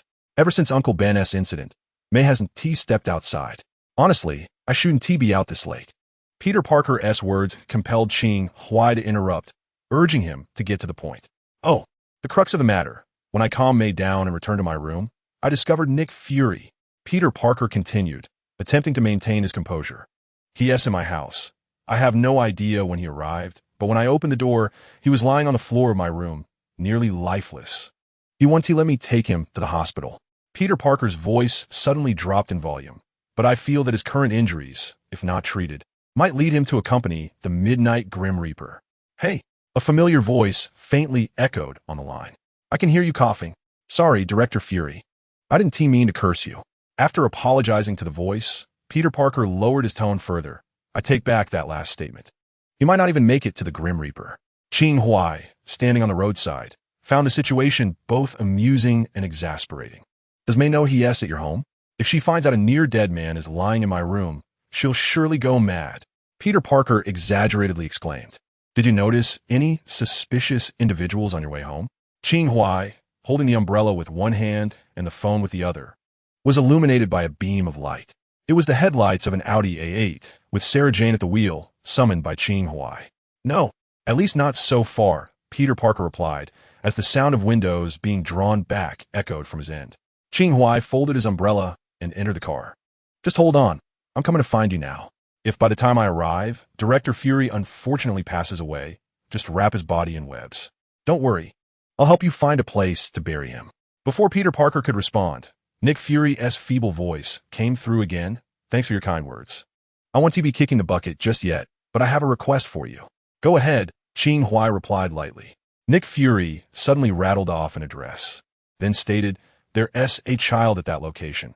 She could be in danger at any moment, and I hope you can help me bring her out. A child? Qing Huai was taken aback. Your daughter? I had never heard that the black marinated egg had a daughter. No, her name is Madison Gaken, and she is merely 9 years old. The situation is somewhat complicated. I shall explain further once you bring her out. Nick Fury's voice carried a slight breathlessness. Qing Huai, this request falls outside our agreement. I implore you. Qing Huai repeated the name Madison Gaken softly, feeling an inexplicable sense of familiarity. Wait, Madison Gaken, the 9-year-old girl. Qing Huai suddenly recalled who she was. He had once used his full abilities to treat her ailments. However, logically, Nick Fury should have no connection to that little girl whatsoever. Boss, Sarah Jane cast a questioning glance. Shall we head home? Qing Huai glanced at his phone, noticing that the call had already ended. He put his phone away and looked out at the rain, which was relentlessly tapping against the glass. After a moment of contemplation, he relayed the address to Sarah Jane. Let us go here. I want to see what the black marinated egg is up to. Chapter 58. This is what a good child looks like. The heavy rain continued to pour. The streets were shrouded in mist, resembling a blurred canvas of colorful ink under the neon lights. Sarah Jane parked the car beneath a towering building. Wait for me here, Qing Huai instructed before stepping out with an umbrella in hand. Upon entering the building, Qing Huai took the elevator, pressing the button for his designated floor. He glanced down at his feet, noticing a few water stains on the floor. The elevator ascended steadily, reaching the 25th floor. Qing Huai exited and made his way toward the room number Nick Fury had provided. The corridor was enveloped in silence as Qing Huai swiftly approached the door. With a gentle twist of the doorknob, it opened effortlessly, not due to Qing Huai's strength, but because the door was left unlocked. Qing Huai wrinkled his nose as he caught a whiff of the damp scent of rain before even stepping inside. The room was unlit, illuminated only by the neon glow from outside and the occasional flash of lightning. It was spacious yet minimalistic, devoid of excessive decorations, maintaining an unperturbed demeanor. Qing Huai silently traversed each room. Upon entering the bathroom, a slight smile crept onto his lips. With a swift motion, he drew back the curtain to reveal a small girl curled up in the bathtub, trembling with fear. Indeed, it was the Madison Gaken he recognized, the daughter of MacDonald Gaken. Qing Huai's symbiotic entity had been seized from her father. He had perused the memories of this father-daughter duo, discovering that in their previous lives, they had no connection whatsoever to Nick Fury. What exactly was the current situation? It seemed only Nick Fury could elucidate that. Alternatively, he could once more delve into the girl's memories. The little girl, her face awash with terror and dread, looked up at Qing Huai with tear-filled eyes, instinctively shrinking back. Though there was no escape, as the wall loomed behind her. Ah, indeed, the little girl no longer recognizes Qing Huai for he had erased the memories of their father-daughter bond. After locking eyes with her for a few moments, Qing Huai dispelled the notion of invading her memories and instead offered her a smile, extending his hand. "Madison, come with me." The little girl gazed at Qing Huai, and suddenly, a wave of intense fear erupted in her eyes. Simultaneously, thunder and lightning raged outside, illuminating the cramped space. Accompanying the thunderclaps was the sudden, violent rush of wind. Qing Huai continued to smile at the girl in the bathtub, but with a gentle lift of his hand. He seized the object that was hurtling toward him, a dark green appendage resembling a tail. The tip of the tail bore venomous spines, and upon being grasped by Qing Huai, it immediately released a plume of dark green toxic gas. As the noxious fumes swiftly enveloped the bathroom, the dark green tail was relinquished by Qing Huai. Feeling the immense grip dissipate, the tail gradually retracted.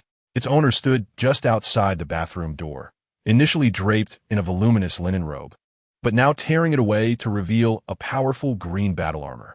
Every inch of his body was encased, even his eyes shielded by glass-like exterior, on which faint data flickered. The robust tail arched slightly behind him, resembling a scorpion stinger. To be precise, this fully armored figure resembled a humanoid scorpion. The scorpion man stood still, staring into the smoke-filled bathroom, hearing only the rain outside and the occasional rumble of thunder, without perceiving any sounds of human discomfort from within the toxic haze. This was abnormal. An order crackled through the scorpion man's earpiece, prompting him to step forward and investigate the bathroom. Just then, a sharp whistle echoed from behind him, akin to calling a dog. The scorpion man paused, then abruptly spun around. But before he could discern the man's face, a large hand pressed against the glass panel before him. Qing Huai's fingers curled with force, causing the glass to shatter instantly, the data upon it flickering twice before vanishing. Thus, those observing the battle through the glass panel lost their sight. Likewise, the scorpion man, blinded by Qing Huai's hand, raised his tail's stinger once more, thrusting it fiercely toward Qing Huai. With a swift motion, Qing Huai summoned the Chungying sword and swung it. The scorpion man's tail was cleaved cleanly from his body. Yet, an astonishing phenomenon occurred. The severed tail's flesh transformed into a dark green, semi-liquid substance, seemingly alive, writhing as it burrowed back into the scorpion man's form. Was this yet another symbiote? Qing Huai glanced at the ground. Now only a metallic skeleton remained. Was this the product of a symbiote fused with high-tech armor? At that moment, the scorpion man removed the shattered glass panel from his eye, revealing a pair of eyes filled with fury exposed to the outside world. The little girl, carried from the bathtub by Qing Huai, gazed wide-eyed in astonishment. "Dad, MacDonald?" Qing Huai, observing the half-visible face, furrowed his brow slightly. This symbiotic scorpion man was, astonishingly, the girl's father. It seemed almost surreal. What had S.H.I.E.L.D. truly done to them after he departed that night? The scorpion man appeared not to recognize his own daughter. After briefly scanning the confirmed threat that was Qing Huai, he received a command through his earpiece. "Scorpion, retreat." Obeying immediately, the scorpion man seized a nearby wooden cabinet and hurled it toward Qing Huai while rushing toward the window. Qing Huai deftly cleaved the cabinet in two with his sword and, witnessing the scorpion man shatter the glass and leap outside, swiftly activated a spell formation. Xuanzi Wind Rope. The elemental winds coalesced into multiple ropes that ensnared the scorpion man's arms and legs, restraining him in midair.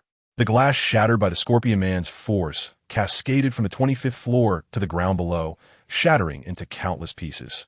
Inside an Audi 8, Sarah glanced upward through the front windshield before retrieving her phone to capture a photograph. She understood her boss's capabilities and felt no need to assist in such circumstances. Meanwhile, on the upper floor, Qing Huai approached the window, blocking Madison's attempt to rush forward to her father. The scorpion man thrashed violently in the air, but the more he struggled, the tighter the wind ropes constricted around him. Realizing this, he ceased his resistance, glaring at Qing Huai while ignoring Madison's cries. There was no dramatic familial awakening to be witnessed here. Qing Huai, disinterested in the unfolding scene, summoned a sonic weapon from his ring and unleashed a torrent of sound waves upon the scorpion man. Even the advanced symbiote could not overcome its innate fear of sonic vibrations, and it began to peel away from the armored form, plummeting to the ground below. Qing Huai noticed that the scorpion man's skeletal armor bore varying sized holes, through which the symbiote had likely rooted itself to extract sustenance. As the Scorpion Man suffered the forced separation from the symbiote, he appeared significantly weakened. Qing Huai released the wind ropes, and the Scorpion Man was immediately drawn down by gravity from the heights. Proceeding methodically, Qing Huai paid no heed to Madison's willingness, scooping her up and leaping from the 25th floor. Nick Fury only wished for Qing Huai to ensure the girl's safe extraction, confirming that no other significant items remained within the house. Enveloped by a protective aura, Qing Huai and Madison landed safely, after which he summoned the Xuanzi wind rope once more. The Scorpion Man, descending rapidly, found himself ensnared once again by the wind ropes. Qing Huai first captured the retreating symbiote in a glass container before advancing toward the Scorpion Man. An urgent voice crackled through the Scorpion Man's earpiece. "What is happening? Scorpion, answer me." Qing Huai directly shattered the vital components of the skeletal Scorpion battle armor with his sword, then removed his headset and crushed it underfoot.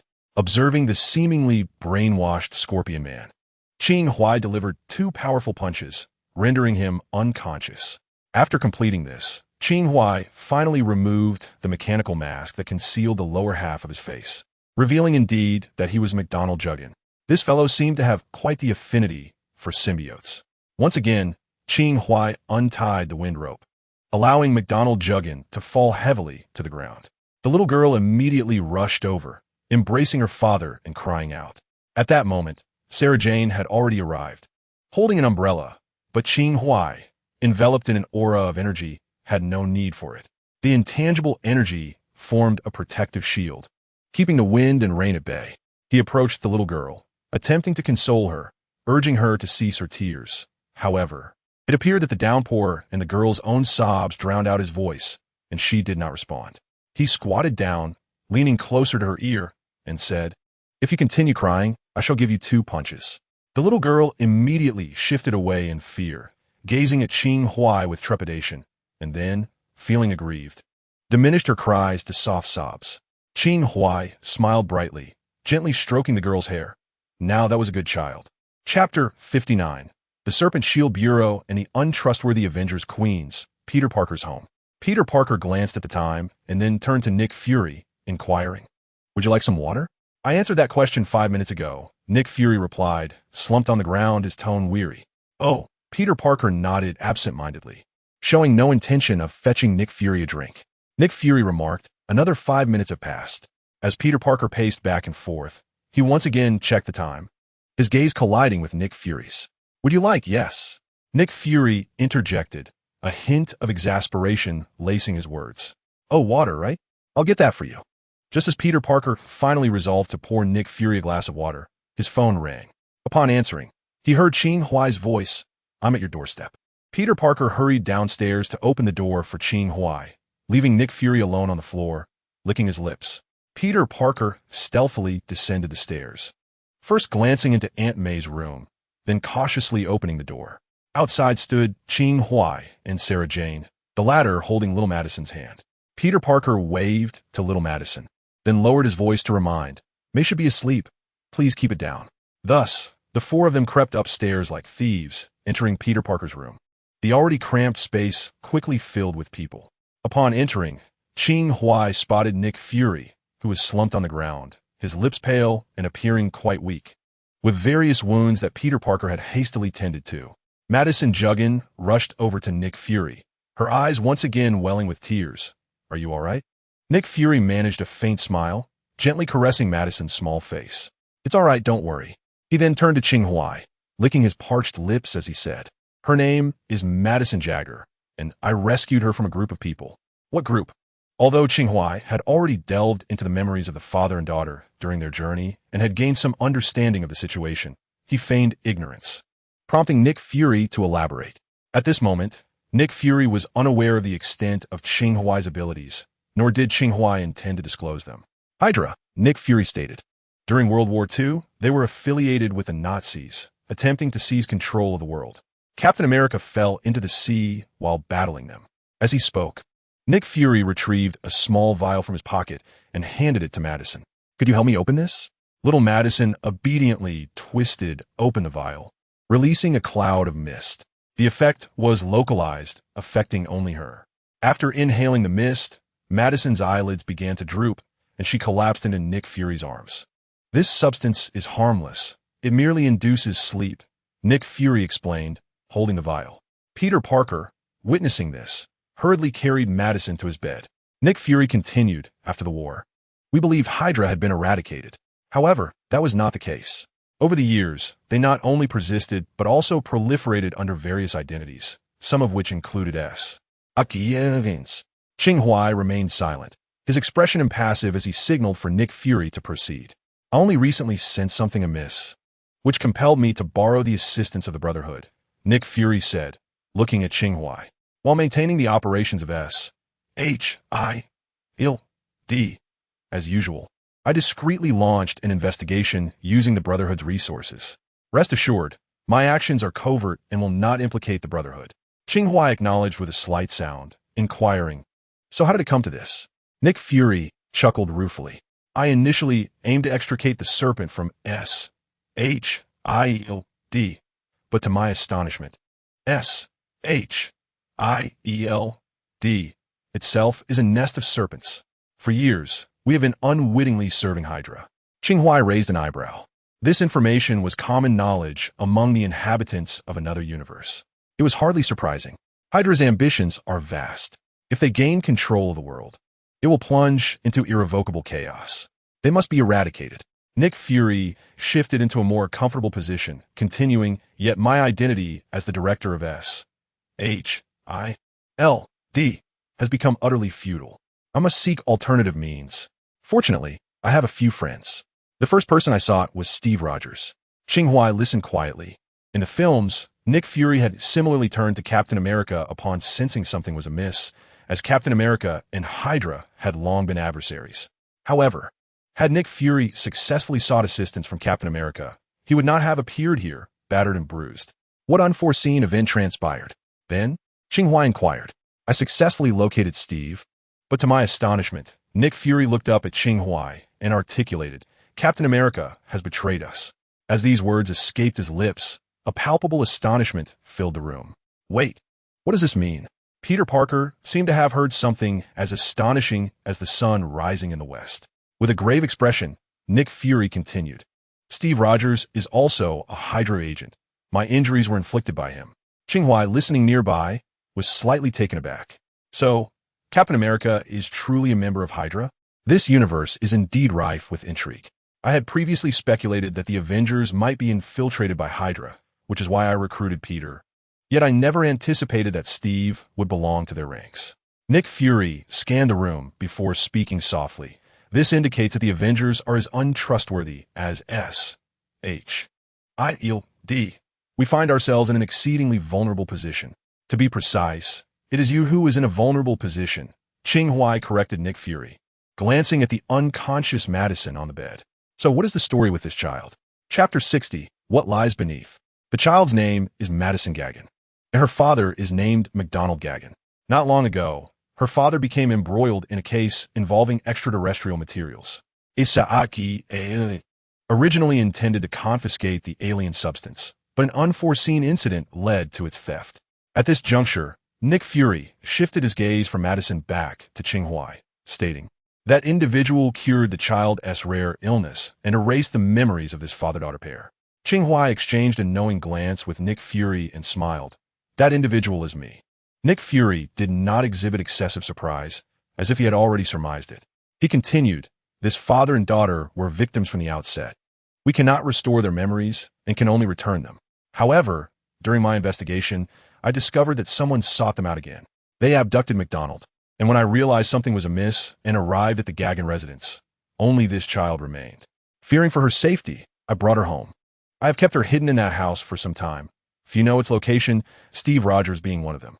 After escaping from Steve tonight, I suspected they would search there, which is why I sent you.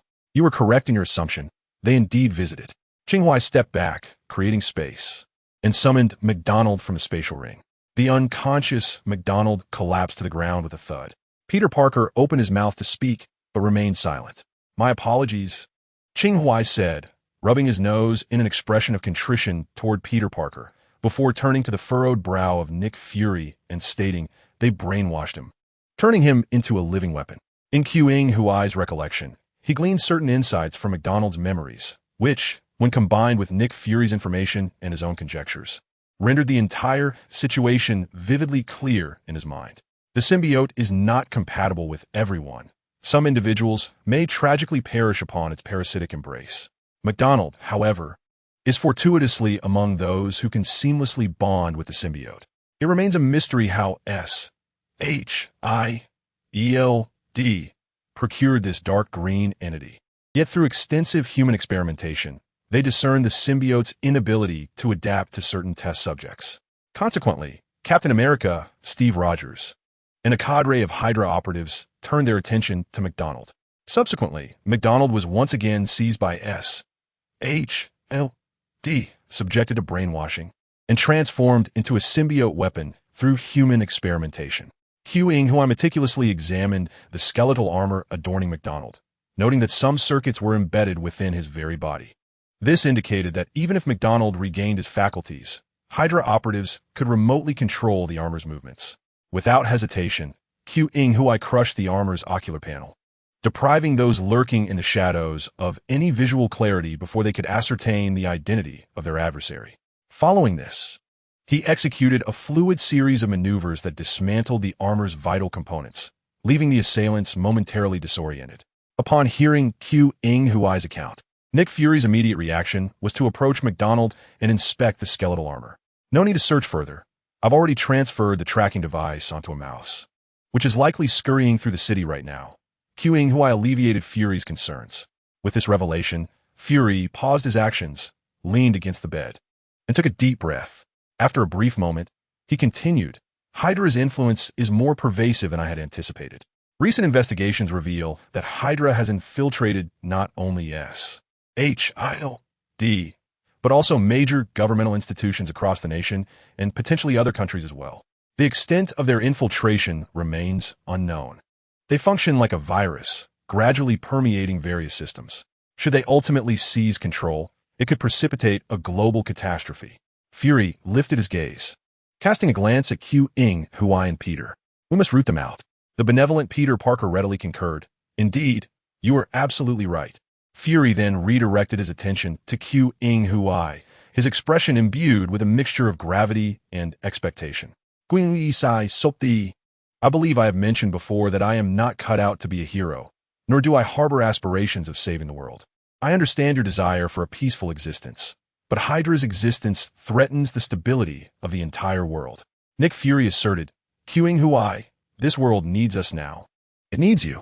Enough with that rhetoric. Such words hold no sway over me. Qing Huai interjected, digging into his ear before stepping closer to Fury. Let me be frank. I can assist you in capturing Hydra. However, I have one condition. Fury looked up at Qing Huai. This is not the time for negotiations. Rest assured, I shall provide you with what you seek. Qing Huai revealed a smile that blurred the line between good and evil. Nick Fury paused in silence before inquiring, what do you desire? A truth, Qing Huai replied, gazing intently at Nick Fury. A truth regarding why you trust me so implicitly. Do not attempt to convince me that it is merely because you were comrades with my parents. Such a claim would hardly be credible. In moments like this, Nick Fury could place his trust in Peter Parker. For Peter was of untainted lineage, a benevolent youth aspiring to be a hero, truly deserving of trust. However, his trust in Qing Huai was somewhat perplexing. Qing Huai's parents had once served in SHIELD, which raised the possibility that they could have aligned themselves with Hydra. The notion of two former Hydra agents feigning retirement only to nurture a young Hydra operative was not far-fetched. Even though Nick Fury had previously kept a watchful eye on the original occupant of Qing Huai's body, convinced of his innocence. The events following Qing Huai's arrival a year prior, his acquisition of extraordinary powers, wealth, and a gradually rising status, were exceedingly unusual compared to the original owner of Qing Huai's body. The Black Egg would certainly have noticed these anomalies. Moreover, Qing Huai had just revealed that he had once seized a symbiote coveted by SHIELD. Yet, despite all this, the Black Egg appeared willing to trust Qing Huai unconditionally. Was it simply due to a lack of personnel on his part? Clearly not. Nick Fury was astute, not foolish. He understood the principle of quality over quantity. Thus, The only plausible explanation was that Nick Fury's steadfast mind harbored knowledge pertaining to Qing Huai that Qing Huai himself was unaware of. Perhaps it was this very insight that had led Nick Fury to seek Qing Huai's assistance with the Tongji Society. A significant portion of Qing Huai's willingness to engage in trade with Nick Fury stemmed from his curiosity regarding this hidden information. Chapter 61. Another high-stakes mission outside. The tempest raged, and a flash of lightning illuminated the room, casting light upon the faces of Qing Huai and Nick Fury as they locked eyes. Ultimately, Nick Fury exhaled deeply and offered a wry smile. I knew it. Raising his head once more, he addressed Qing Huai. Indeed, there are other factors involved, but they are of considerable consequence, and I lack the authority to disclose them. Is it related to me? Qing Huai asked, maintaining a calm gaze on Nick Fury. Yes. Nick Fury affirmed with a nod. I cannot comply with your request, but I assure you that what I withhold and the actions I undertake will bring you no harm. Well, I believe you, but is that all? Qing Huai arched an eyebrow. Nick Fury hesitated, scrutinizing Qing Huai for a moment before continuing. Once this matter is resolved, I can recommend someone to you, someone with greater authority than mine. You may pose any inquiries to her. Qing Huai furrowed his brow, pondering the implications of a hierarchical structure in this situation. Moreover, the matter concerning the black marinated egg seems to carry an undertone of empty promises and blame shifting. Enough of this. Whether you survive after all is said and done remains uncertain. Qing Huai fixed his gaze upon Nick Fury, speaking in a calm demeanor. Now, enlighten me. Nick Fury glanced out the window, seemingly conceding 177 Brick Street. That individual resides there. Qing Huai paused momentarily. While the significance of 177 Brick Street may elude others, as a traveler between realms, was acutely aware of its legendary status as the sanctum. Thus, this matter holds some connection to that esteemed individual. Intriguing. Standing before Nick Fury, Qing Huai slightly bent forward, a smile re-emerging on his face as he extended a hand. A fruitful collaboration. Nick Fury appeared momentarily taken aback, but nonetheless returned the gesture. Qing Huai resumed his position, continuing the conversation. The individual Nick Fury referenced would certainly warrant a visit. The current Hydra crisis indeed required resolution. If Nick Fury's assertions were to be believed, Hydra's infiltration into various global organizations posed a grave threat. Moreover, just minutes prior, the system had issued a new mission, resolve the Hydra crisis, an advanced task arriving within less than a week of the last. This caught Qing Huai quite off guard. However, he merely cast a brief glance at the mission before maintaining his composed expression, listening intently to Nick Fury's discourse. Even if it were not for the sake of the world, he would selfishly agree to join Nick Fury's serpent hunting team to fulfill the system's task. Since he was bound to acquiesce, why not extract some information from this black marinated egg first? As for the veracity of the information, he had his means of verification. Yet, Nick Fury's mention of that individual was indeed unexpected. We need to formulate a plan, Nick Fury stated, using his hand for support as he rose from the floor. Peter Parker attempted to assist him, but was astonished to find that Fury's injuries had significantly improved, with some minor wounds already healed. Qing Huai noted this as well. Nick Fury possessed an extraordinary healing ability, albeit not on par with that of Sarah Jane, but certainly beyond the capabilities of an ordinary person. In the perilous world they navigated, it was inevitable to possess some extraordinary means. Noticing Peter Parker's gaze, Nick Fury casually offered an explanation before returning to the matter at hand. We must prepare for the worst, ready ourselves to stand against the entire S.H.I.E.L.D. and the Avengers. With such a configuration, I find myself somewhat ashamed, Peter Parker remarked. Have you not kept any trump cards over the years? Something to utilize in dire circumstances? Qing Huai feigned ignorance. Nick Fury glanced at him. It's not yet necessary. Indeed, it was unnecessary. Qing Huai merely wished to ascertain whether the black marinated egg possessed any hidden resources. The extensive reach of Hydra signified that this would be a protracted battle, necessitating a meticulously devised plan, which Nick Fury proceeded to outline. Once again, a distant rumble of thunder resonated outside, as Qing Huai turned his head to gaze through the window at the golden currents branching out in the night sky. A prolonged struggle, perhaps. He glanced at his watch. It was still early. If he completed his task before dawn, he could return for a brief respite. Chapter 62. Captain America is Hydra. The mission assigned by the system was to eliminate the Hydra crisis. The known threat of Hydra, as articulated by Nick Fury, involved its infiltration into various global institutions, significantly impacting the world order. Thus, it was imperative to eradicate this menace. At this juncture, the most critical element was obtaining a list. Where was the list? Within the minds of individuals. Extracting information from the minds of agents is indeed a daunting task for the average person. However, fortune favored Qing Huai, for he possessed such means. Moreover, the system's task was rather astute. It called for the neutralization of the Hydra crisis rather than its resolution. This implied that Qing Huai only needed to eliminate the threat. After more than a year of interaction with the system, he had come to understand its intentions well. Although Qing Huai lacked an omniscient perspective, he was somewhat prescient regarding certain established parameters. He had a general understanding of the internal structure of Hydra's membership, and in terms of combat prowess, there was little to fear. The strength of the antagonist is closely tied to that of the protagonist. Of course, if this universe were absurd enough to position the head of Hydra as Dormammu from the Dark Dimension, then there would be no discussion. Qing Huai would simply give a dismissive gesture. Nevertheless, the system, while somewhat indifferent, had proven reliable. It had never assigned him a mission that would lead to his demise. After all, if Qing Huai perished, the system would also be deprived of its existence. Since the system had disclosed this task to him, it indicated that it fell within a manageable scope. Observing that Qing Huai did not seem overly concerned with his plans, Nick Fury directly relinquished command to him. This further solidified Qing Huai's sense that Nick Fury harbored an excessive trust in him, akin to entrusting one's very life. In Qing Huai's prior understanding, the formidable Black Egg had always exuded an air of invincibility, seeking to control every situation. Yet now, there seemed to be a hint of acquiescence towards Qing Huai. Casting a glance at Black Egg, Qing Huai pondered whether he had, in some past time, traversed the ages to engage in a passionate narrative with the younger version of Black Egg. Such a notion would be utterly kitsch. Without pretense, Qing Huai accepted command. He was not accustomed to following orders. Destiny and freedom, after all, were best held firmly in one's own hands.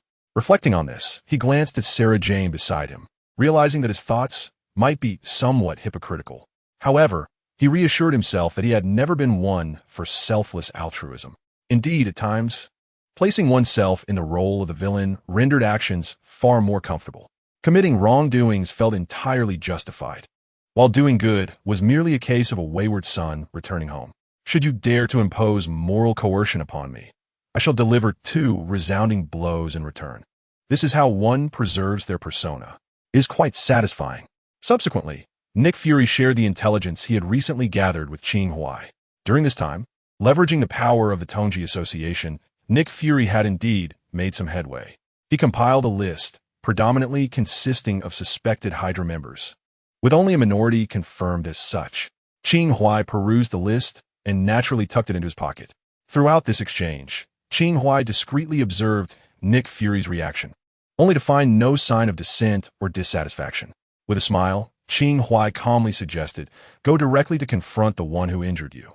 In Brooklyn, Steve Rogers had just concluded a secure phone call. The Scorpion, dispatched to locate Nick Fury's residence, had encountered a mysterious figure and had since lost contact. Hydra's undercover agents mobilized, tracking the signal to investigate, ultimately discovering a tracking device embedded within a rat. Steve Rogers first inquired whether there had been any unusual activity within S.H.I.E.L.D., receiving an answer in the negative. His expression turned grave. Indeed, beyond the resources of the Avengers and S.H.I.E.L.D., that individual had other allies. Emerging from his room, Steve Rogers entered the living area. The glass by the window had shattered. It was through here that Nick Fury had made his escape. A few hours earlier, Nick Fury had sought him out, divulging the treachery within S.H.I.E.L.D. At that moment, Steve Rogers had considered eliminating Nick Fury, only to unexpectedly discover that Fury was also a super soldier.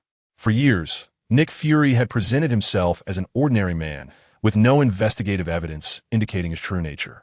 However, following the skirmish that night, Steve Rogers realized the truth. Nick Fury possessed immense strength, yet had concealed it, deceiving everyone. Rainwater splashed through the window, and the cold wind struck Steve Rogers' chiseled visage. Within this seemingly modest residential building resided dozens of Hydra operatives, ever ready to heed the commands of their captain. They had intended to repair the glass, but Steve Rogers halted them. He needed clarity, a moment for introspection. Had he not underestimated the situation? Nick Fury would not have escaped. He understood that Fury was likely hiding in some corner, devising ways to counter their efforts. Fortunately, the current circumstances favored them. He had just communicated with senior Hydra operatives within SHIELD. From this point forward, all SHIELD agents would engage in rigorous operations, employing various means to apprehend Nick Fury for treason. Concurrently, another investigative team would secretly scrutinize Nick Fury's recent movements and interpersonal connections to unearth his clandestine allies. Steve Rogers had been frozen for 70 years, losing 70 years of time. After the lifting of restrictions, during his time spent in the New World, he often marveled at the formidable nature of the information age. Everyone is laid bare under the scrutiny of big data. The pros and cons are exceedingly apparent. Outside, flashes of lightning illuminated Steve Rogers' face, casting in a chiaroscuro of light and shadow. Just as Steve was contemplating once more, a voice crackled through the specialized wireless communicator from a Hydra agent on the same floor. "Captain, there's a situation in the southwest direction." Following Nick Fury's escape, the Hydra agents within the building had become notably vigilant. After revealing his identity to Nick Fury, Steve intentionally chose to remain here, partly to fish for information, as the hidden Hydra agents within this building served as a trump card. However, they did not harbor overly optimistic hopes for this fishing expedition. After all, Nick Fury was currently a fugitive, and he and his companions needed to prioritize their safety. Preserving one's life must come before any further considerations. Upon hearing the message from the communicator, Steve approached another window, cracking it open to gaze outside. The physique of a super soldier endowed him with superior vision compared to the average person. Through the night and storm, Steve's eyes discerned a figure clad in black and white armor, holding a sign approximately 2 meters tall. The armored individual positioned the sign in such a way that it effectively concealed their form, leaving onlookers inside the building to see only the sign, emblazoned with bold, waterproof lettering in various languages. "Captain America is Hydra," Steve Rogers exclaimed. "So ostentatious? Let us investigate." He issued orders through the communicator. Soon, someone draped in a black raincoat descended. Chapter 63. Hydra as Captain America outside. The rain poured relentlessly as 2 men affiliated with Hydra, clad in raincoats, approached the sign. Armed with guns, they maneuvered sideways, attempting to circumvent any blind spots to catch another glimpse of the armored figure. Yet, until they reached the sign, they saw no trace of the person. The armored individual had seemingly vanished into thin air. The Hydra agents communicated this information back to their comrades inside the building, causing Steve Rogers, the captain of the Hydra contingent, to furrow his brow slightly. The notion of vanishing without a trace reminded him of someone. Suddenly, Steve's expression changed dramatically. The glass before him reflected his image, and in that moment, an armored figure appeared behind him. Slowly, Steve turned, fixating on the enigmatic figure who had both disappeared and reappeared within his own space. "Who are you?" Steve Rogers inquired in a low voice. "I am Bucky," replied the figure within the armor. Steve Rogers responded, "What the hell, Bucky? I see you're a traitor." After a moment of astonishment, Steve composed himself and said, "You are an accomplice of the traitor Nick Fury, aren't you?" No, I am Bucky." Qing Huai spoke in a calm tone. "Bucky Barnes, do you not recognize me?" A distorted grid seemed to appear on Steve Rogers' forehead. Damn it, is this never-ending? He did not ponder too much on how Qing Huai knew the name Bucky Barnes. If he was an ally of Nick Fury, it was only natural for him to possess such information. Steve glanced behind Qing Huai, noticing his shield leaning against the wall. Upon sensing Steve's gaze, Qing Huai took 2 steps back and bent down to retrieve the shield. At that moment, Steve Rogers shouted, "Open fire." His communicator had been live since he uttered the words, "Who are you?" The Hydra agents within the building had already arrived silently. With Steve's command, the agents outside immediately pulled their triggers. Bullets pierced through the door, striking Qing Huai's armor and igniting sparks. Yet, Qing Huai appeared utterly unfazed, effortlessly picking up the shield and hurling it at the dilapidated door, shattering it completely and sending one of the firing Hydra agents flying. "Are you all right? Can't you see what I'm wearing?" Qing Huai remarked, exasperated. Beyond its offensive power and strength, the Snow Mastiff armor boasted exceptional defensive capabilities. As he spoke, Qing Huai raised a finger towards the door, conjuring a spell with his thoughts. 5 might talismans. As the name suggests, it summoned 5 mighty warriors to join the fray. With a thought, the talisman inscribed with the surnames Zhang, Liu, Zhao, Zhong, and Shi materialized, and 5 shadows burst forth, rushing towards the door. Hearing the screams from outside, Steve Rogers' expression turned grim, and in the next moment, he launched himself into action, flipping a table and throwing it at Qing Huai. Qing Huai dodged swiftly, appearing before Steve in an instant, delivering a punch to his face, followed by a kick that sent him crashing against the wall, cracking it. Steve Rogers pushed himself up from the ground, fists clenched defensively, and rolled his shoulders. Is that all you've got? I could fight you all day. Qing Huai raised an eyebrow, thinking to himself that even in his darker state, this iconic line remained unchanged. Wait, could it be that he still retained the quality of being evenly matched? There was no time for Qing Huai to be distracted, as Steve Rogers was already swinging his fist again. According to Marvel's official data, Steve Rogers possessed a remarkable combat skill level of 7, which was top tier. Even an experienced fighter like Qing Huai would not dare to claim absolute dominance in this regard. Unfortunately, as Steve charged at him, Qing Huai took half a step back and summoned a Gatling gun from the spatial ring affixed to his back. Holding the Gatling gun, a smirk played at the corners of Qing Huai's mouth. My dear, times have changed. Steve Rogers' eyes widened in disbelief at the sight. Where on earth did that large, dark weapon come from? Why didn't he have one? Neglecting his daze, Steve Rogers leapt against the wall, one hand striving to suppress the muzzle of the Gatling gun. Yet, the strength of Qing Huai, clad in the snow mastiff armor, was so formidable that even the force of gravity could not compel the weapon downwards. Nevertheless, Steve, utilizing his agile physique, maneuvered to position himself behind Qing Huai. Just as he believed he had evaded the line of fire, he witnessed a second Gatling gun materialize. Hovering ominously behind Qing Huai, its 6 ominous barrels aimed directly at his face. Steve's pupils dilated slightly. Damn. How can one speak so crudely yet kiss their mother? Qing Huai leisurely turned to face Steve Rogers. Meanwhile, the hallway outside echoed with gunfire and screams, the cacophony growing ever closer. The 5 warriors were solely responsible for dealing with the Hydra agents at the door, in addition to Sarah Jane, who had once dabbled as a professional assassin, now embroiled in the fray. As for Nick Fury and Peter Parker, they had ventured elsewhere. Confronted by the dual Gatling guns, Steve Rogers wore a grave expression, fixing his gaze on Qing Huai as he stated, "You should not have aided Nick Fury." "You are correct. I did not assist him. I merely sought to aid myself," replied Qing Huai nonchalantly, motivated solely by the desire to complete his assigned task. "Join us." Steve Rogers unexpectedly extended an olive branch to Qing Huai. "We shall demonstrate that our path is the righteous one." "Very well," Qing Huai acquiesced. Steve was momentarily taken aback, hardly believing Qing Huai's swift acceptance. Yet, in the next instant, he realized that Qing Huai's agreement was mere bravado. The Gatling gun's barrels trembled slightly, unleashing a torrent of fire. Remarkably, Steve Rogers, with his exceptional reflexes, evaded the onslaught once more, channeling an immense force to deflect the gun's aim. The essence of their confrontation lay in the balance of power. It was fundamentally Steve Rogers' indomitable will. His physique may not have been overwhelmingly strong, but he could compel his body to exert itself to that intensity, creating the illusion of parity. It must be said that Captain America indeed possessed remarkable attributes. However, for Qing Huai, such attributes proved insufficient. Releasing the Gatling gun, Qing Huai clamped Steve Rogers' fist with his arm, and, with a sudden surge of strength, the sound of bones fracturing echoed in the air. Steve Rogers did not utter a sound, gritting his teeth as he continued to throw punches with his other hand.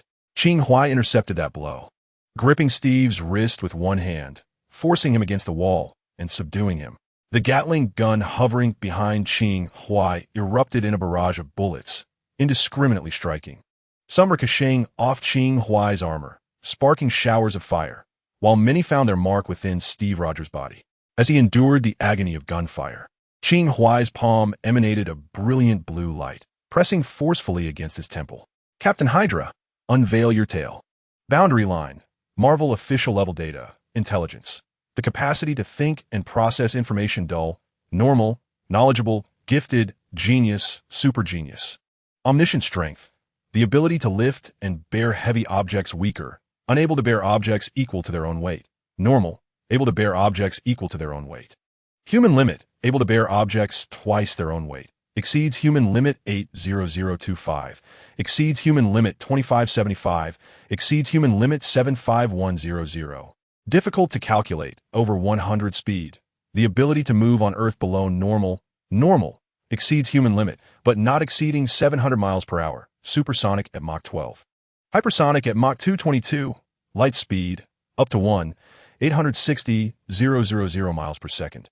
Warp speed, faster than light. Stamina, the ability to withstand or recover physically weak. Normal, enhanced. Regenerative, bulletproof, exceeds human limit. Near immortal energy projection.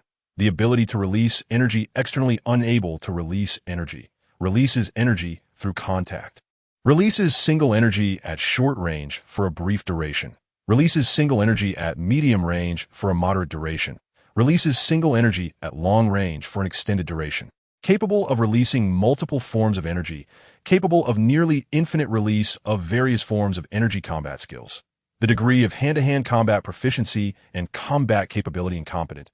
Average. Some training. Experienced warrior. Master of one fighting style. Master of several fighting styles. Master of all fighting styles. Chapter 64. The false memories of Captain America. Bullets rain down. The blue double-handed power surged into Steve Rogers' mind. Despite enduring the agony of shattered bones and gunfire, Steve Rogers' will remained steadfast as a rock. Qing Huai could not help but cast a respectful glance at this Hydra Captain America, then delivered a punch to his forearm, fracturing another bone. At this point, Steve Rogers, riddled with bullet holes, lay on the brink of death. Qing Huai also breached the mental barrier, successfully invading his mind. However, upon entering, he discovered that the fragments of Steve Rogers' memories were somewhat peculiar. If one were to liken a person's memories to a book, then Steve Rogers' book seemed to have been torn apart and reassembled, still a complete volume, yet marred by distorted cracks. Qing Huai initially disregarded those cracks and directly opened the memory book belonging to Hydra's Captain America. Steve Rogers, male Hydra spy, enlisted in the military to access the super soldier program. After overcoming numerous obstacles, he finally became a test subject and successfully transformed into a super soldier. He publicly assumed the identity of Captain America while covertly working for Hydra all along. 70 years after a fateful mission led to his descent into the ocean, the frozen form of Steve Rogers was retrieved from the depths by Hydra operatives hidden within S.H.I.L.D., awakening him to continue his former pursuits. Ostensibly serving as the spiritual leader of Captain America, he secretly operated as a member of Hydra. Steve Rogers firmly believed that Hydra's methods would enhance humanity, convinced that by governing all of humankind in a centralized manner, akin to the management of animals in a zoo, much of the conflict and calamity could be eradicated. Thus, despite his moral corruption, his resolve remained unshaken, as he was convinced that his actions were for the greater good.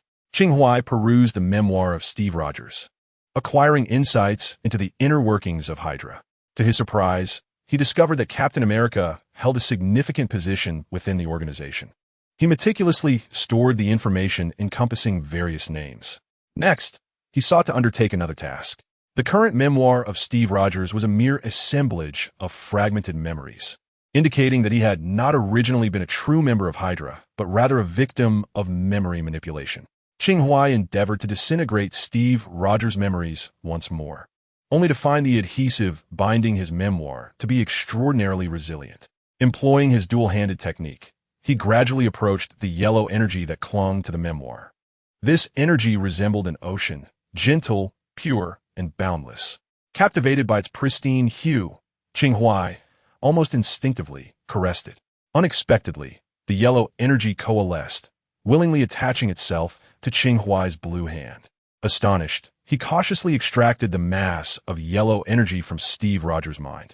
Rather than dissipating, the energy gently nestled between Qing Huai's palms, akin to a feline companion.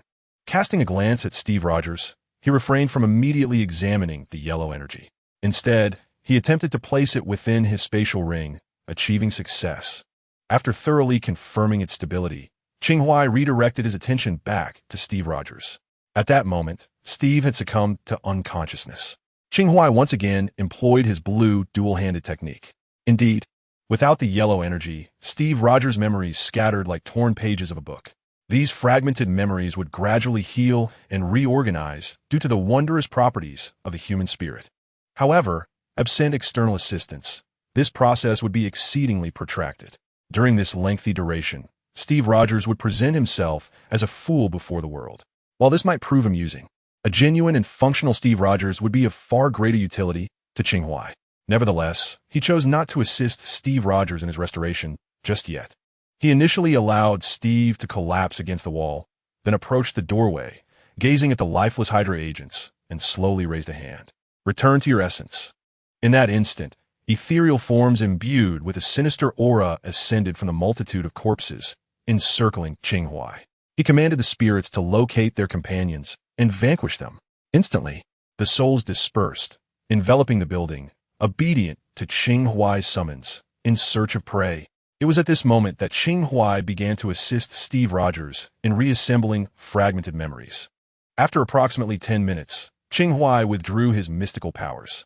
He had delved into the genuine memories of Steve Rogers, discovering them to be largely consistent with his own perceptions. A lad from Brooklyn, driven by a sense of justice, enlisted in the military, and due to his exemplary character, was chosen for the Super Soldier program. After becoming a superhuman, he showcased his abilities for a time before engaging in battles against the Hydra Nazis, until he plunged into the sea. The subsequent memories remained unchanged, mirroring what Qing Huai had witnessed previously. This indicated that Steve Rogers' memories had been tampered with after being unlocked. 70 years prior, Steve Rogers was Captain America.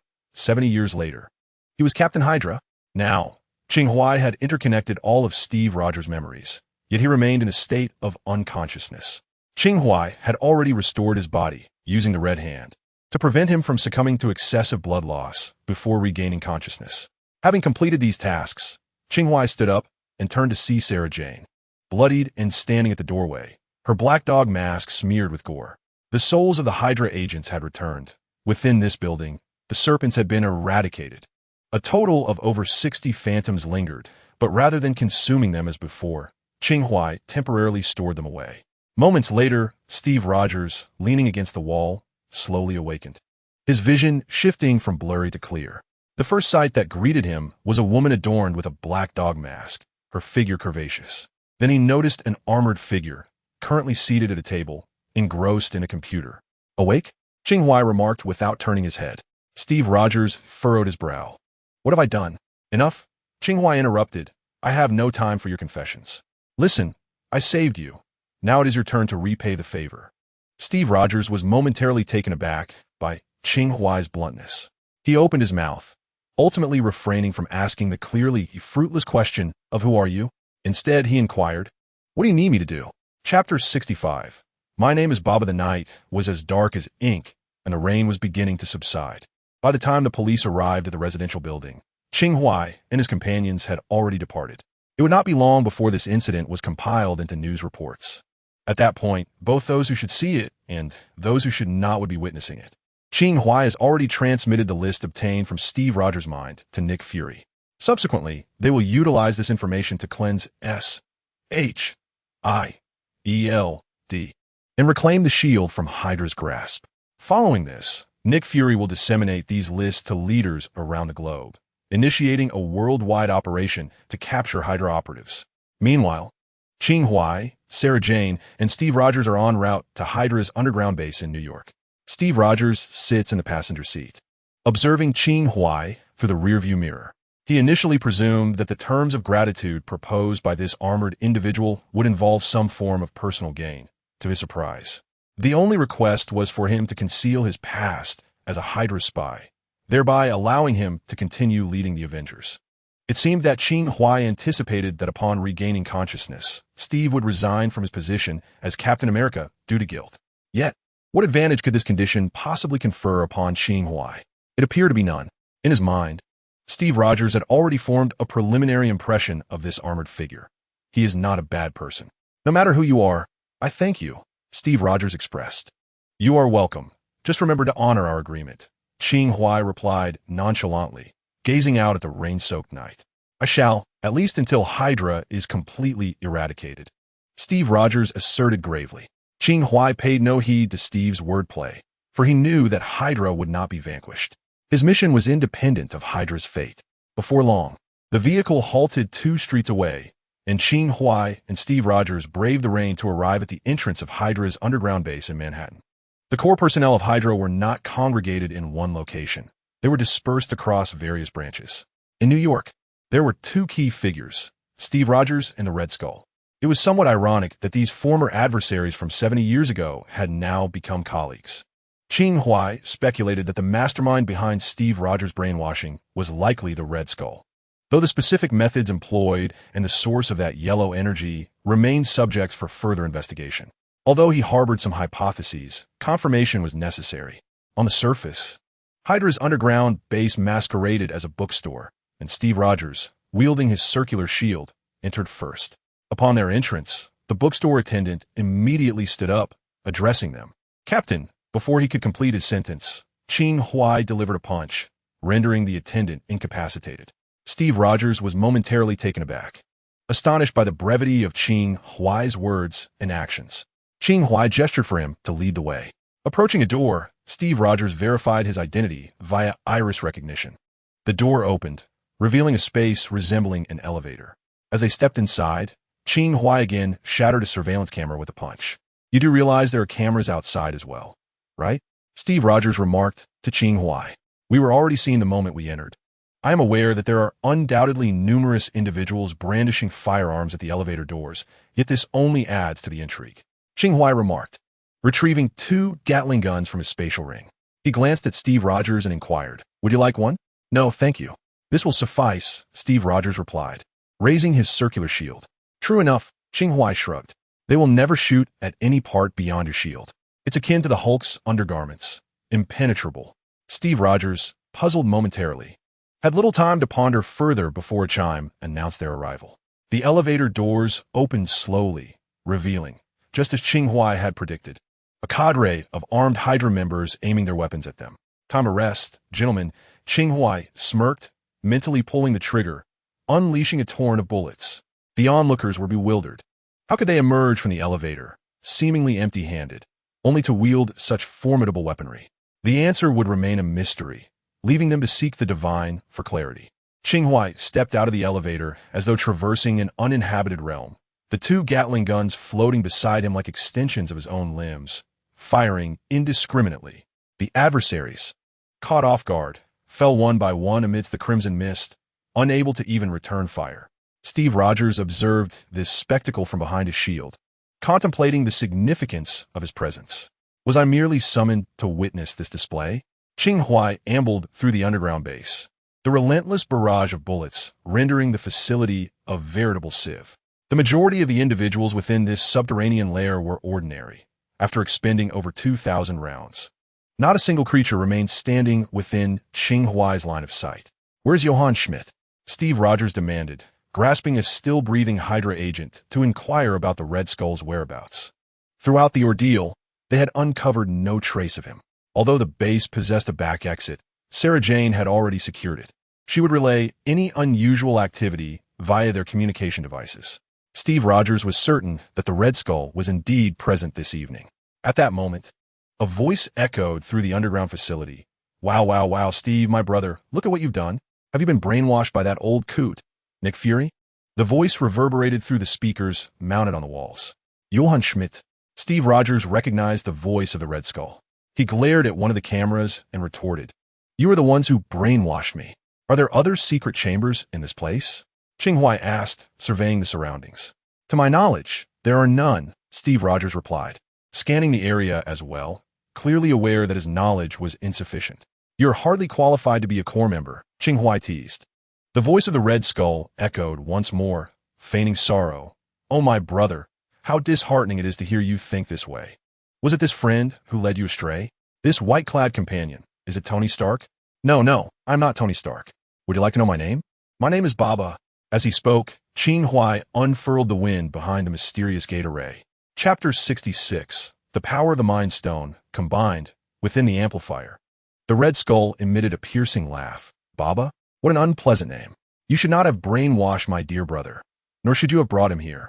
Under the camera's gaze, Steve Rogers raised his head, declaring, "The only thing I must do now is to expose you. Oh, my brother, you truly disappoint me, compelling me to teach you a lesson."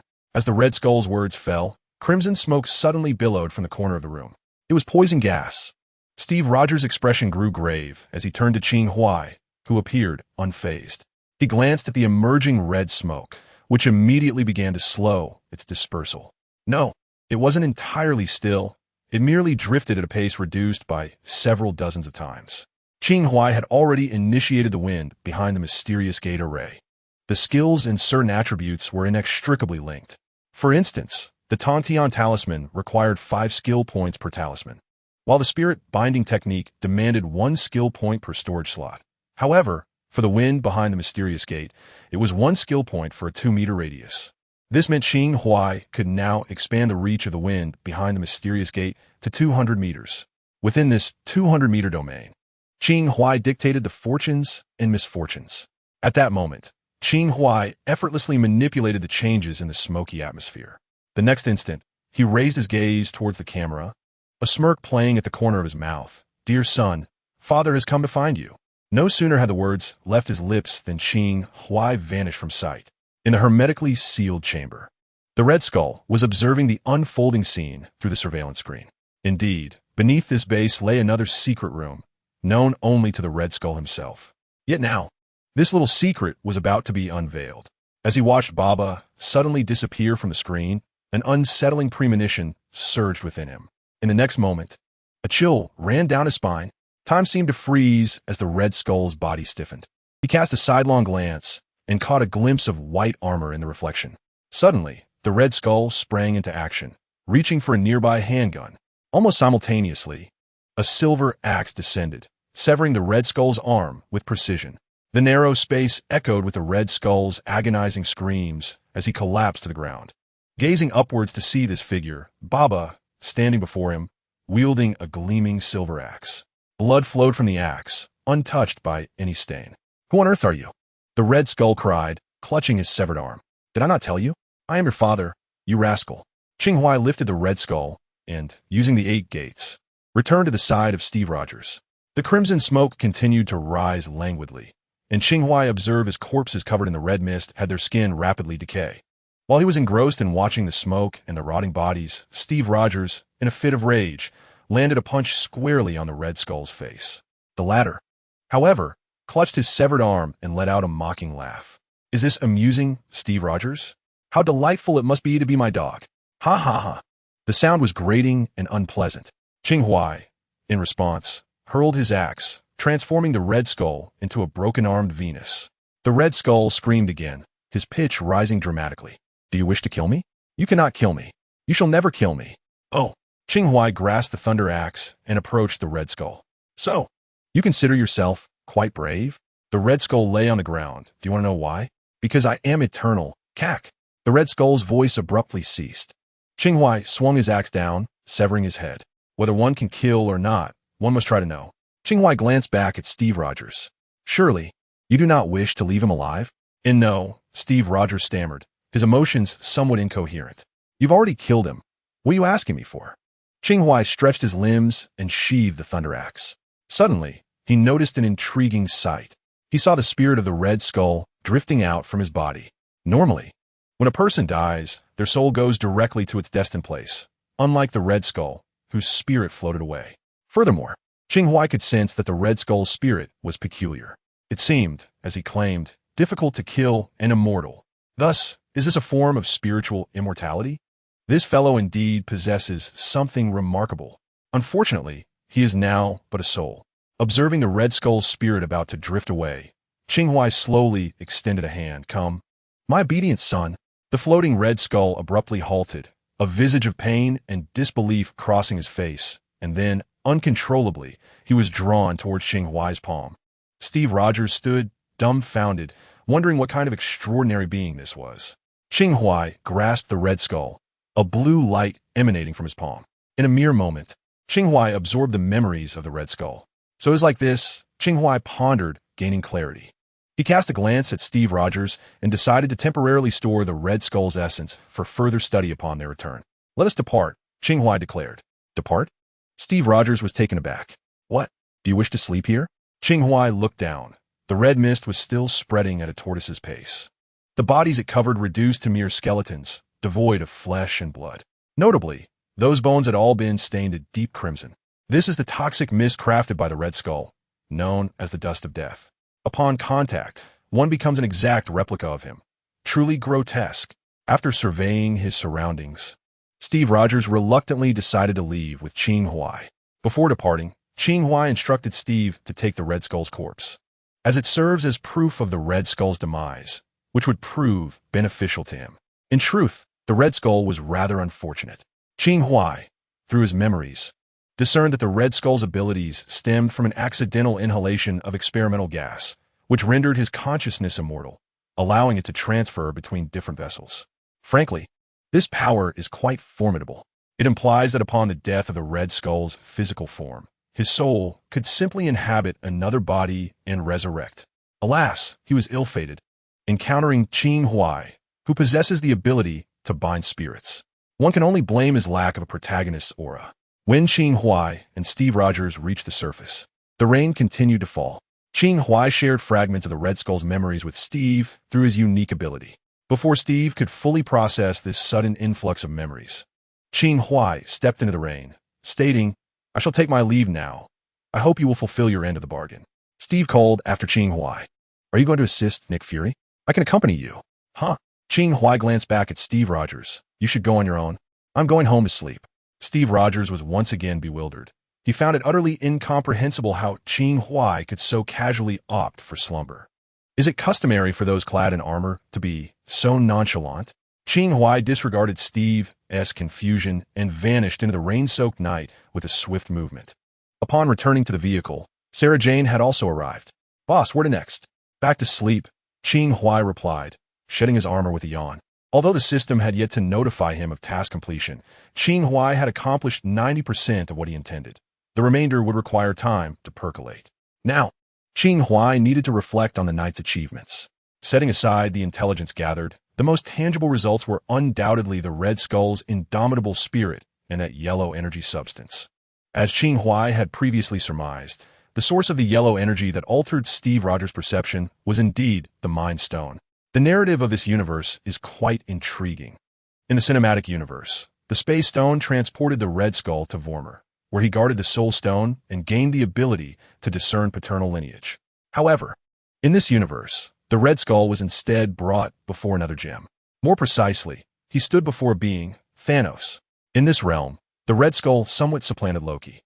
His everlasting spirit garnered Thanos' favor, leading to the bestowal of the Mind Scepter. This aligns perfectly with the events of the Cataclysm in New York a year ago, when Loki summoned the Chitauri army. Yet he did not wield the Mind Stone as depicted in the films, for he simply did not possess it. It is even possible that Loki's invasion was not orchestrated by Thanos. Instead, it was Red Skull, who admired Loki's malevolent ideology, that bestowed upon him the Mind Stone and granted him 3 years to seize dominion over Earth. Now, more than a year has elapsed, which implies that there are less than 2 years remaining until Thanos arrives. No, with Red Skull's failure, time has become irrelevant. Thanos may arrive sooner than anticipated. Nevertheless, Qing Huai remained relatively composed. After all, this universe's superheroes extend beyond the Avengers, and other formidable beings still exist, making Thanos' invasion uncertain. Furthermore, Thanos' ambitions in this universe may not align with those of his cinematic counterpart. Perhaps this version of Thanos merely seeks to dominate humanity, compelling them to serve him. Maybe serving Thanos would offer better benefits than laboring for those inept scholars. The infinite multiverse harbors boundless possibilities. Yet, despite maintaining his composure, Qing Huai recognized the necessity of further enhancing his own powers. He retrieved the orb of yellow energy, cradled it in his palm, and after a moment of contemplation, placed it into his mouth. The six-path immortal thief enabled him to absorb and digest all organic matter, as well as chi and spiritual entities. But what of the energy from the Infinity Stone? Could he absorb it? Qing Huai resolved to find out. The yellow energy orb gradually vanished within his mouth. Yet he could feel this energy flowing like a refreshing spring, permeating his body. He could absorb it. A wave of joy filled Qing Huai's heart, but in the next instant, he seemed to plunge into a bizarre state of existence. Everything was void. Yet he could see and hear all. It was as if he were the sovereign of this realm, the mind sovereign. This extraordinary sensation was fleeting. When Qing Huai regained consciousness, he heard the voice of the system. Congratulations! You have acquired a new skill category, Mind. Chapter 67. Let the bullets fly. For a while, unexpectedly, he had unlocked a new skill category in such a disorganized manner. Qing Huai had assumed he would need to unlock all 8 extraordinary techniques before gaining access to new skills. However, this mind skill category was not present in the system's original skill repository. Qing Huai surmised that it was the result of absorbing the energy of the Mind Stone. Just as he was about to examine the new skill category, he heard Sarah Jane, seated in the driver's seat, say, "Boss, you're awake?" "What?" Qing Huai blinked in surprise. "You've been asleep for quite some time," Sarah Jane replied, glancing back at him. Qing Huai checked the time and realized that over an hour had passed. What he had perceived as a fleeting moment was merely an illusion. Sarah Jane had already driven them home without waking him, patiently waiting in the car. "You should return and rest," she advised. Qing Huai said to Sarah Jane, "I will remain in the car for a while longer." Only then did Sarah Jane open the car door and exit the garage. After watching her leave, Qing Huai continued to examine his results. He opened the system's skill menu and sought out the category of mental abilities. Current mental power index, 100. Mental reading, ability to perceive living beings' real-time thoughts. Proficiency level, 1. Mental modification, ability to alter living beings' perceptions. Proficiency level, 1. Mental manipulation, ability to control the minds of living beings. Proficiency level, 1. Mental creation, ability to generate mental constructs for living or non-living entities. Proficiency level, 1.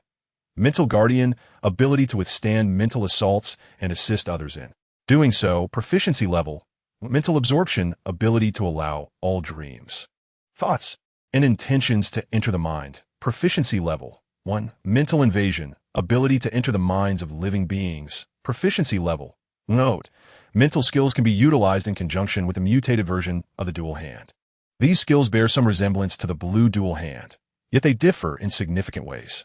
For instance, the dual hand requires substantial emotional fluctuations in the target to be effective, whereas these mental skills do not. Unfortunately, the current proficiency of these mental skills is merely level 1, indicating that he cannot yet wield them with dexterity.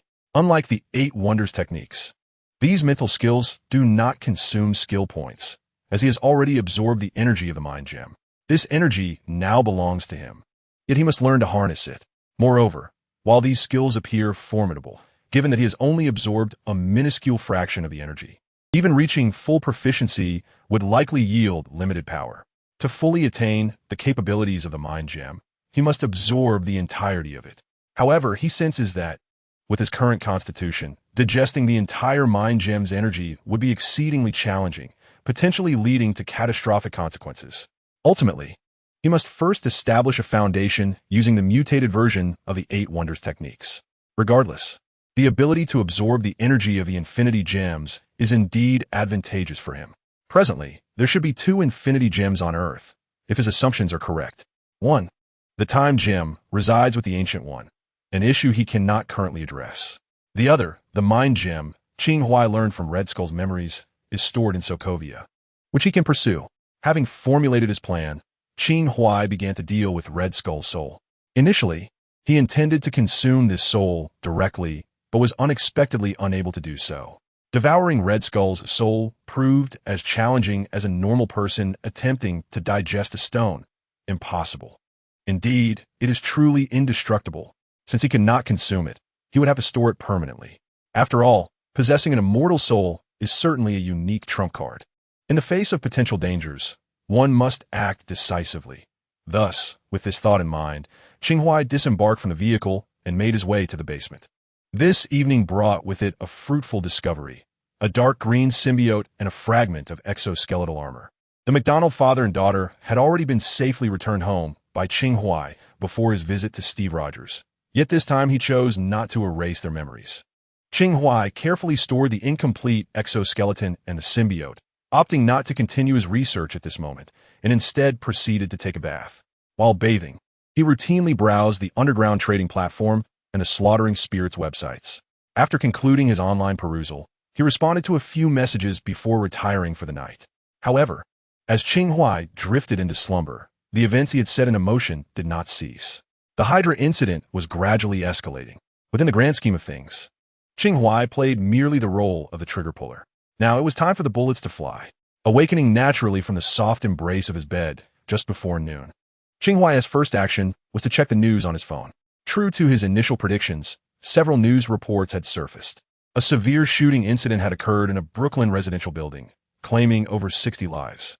Subsequently, Captain America, Steve Rogers, addressed the situation on social media, asserting his involvement and, as agreed with Qing Huai, weaving a narrative of deception. He revealed to the public that he had been covertly battling Hydra for some time, and that progress had finally been made. The deceased were, in fact, members of Hydra, after delivering a brief yet impassioned speech steeped in righteousness. Steve Rogers unveiled a mysterious armored ally who had fought alongside him the previous night. The introduction of this enigmatic figure was rather vague, as even Rogers lacked specific information. Furthermore, a message from Nick Fury informed Qing Huai that SHIELD had completed a purge, with other official agencies following suit.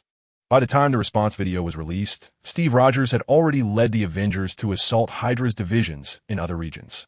With a former core member of Hydra as their guide, the task became considerably simpler. In just one night, Hydra had shifted from an offensive to a defensive stance.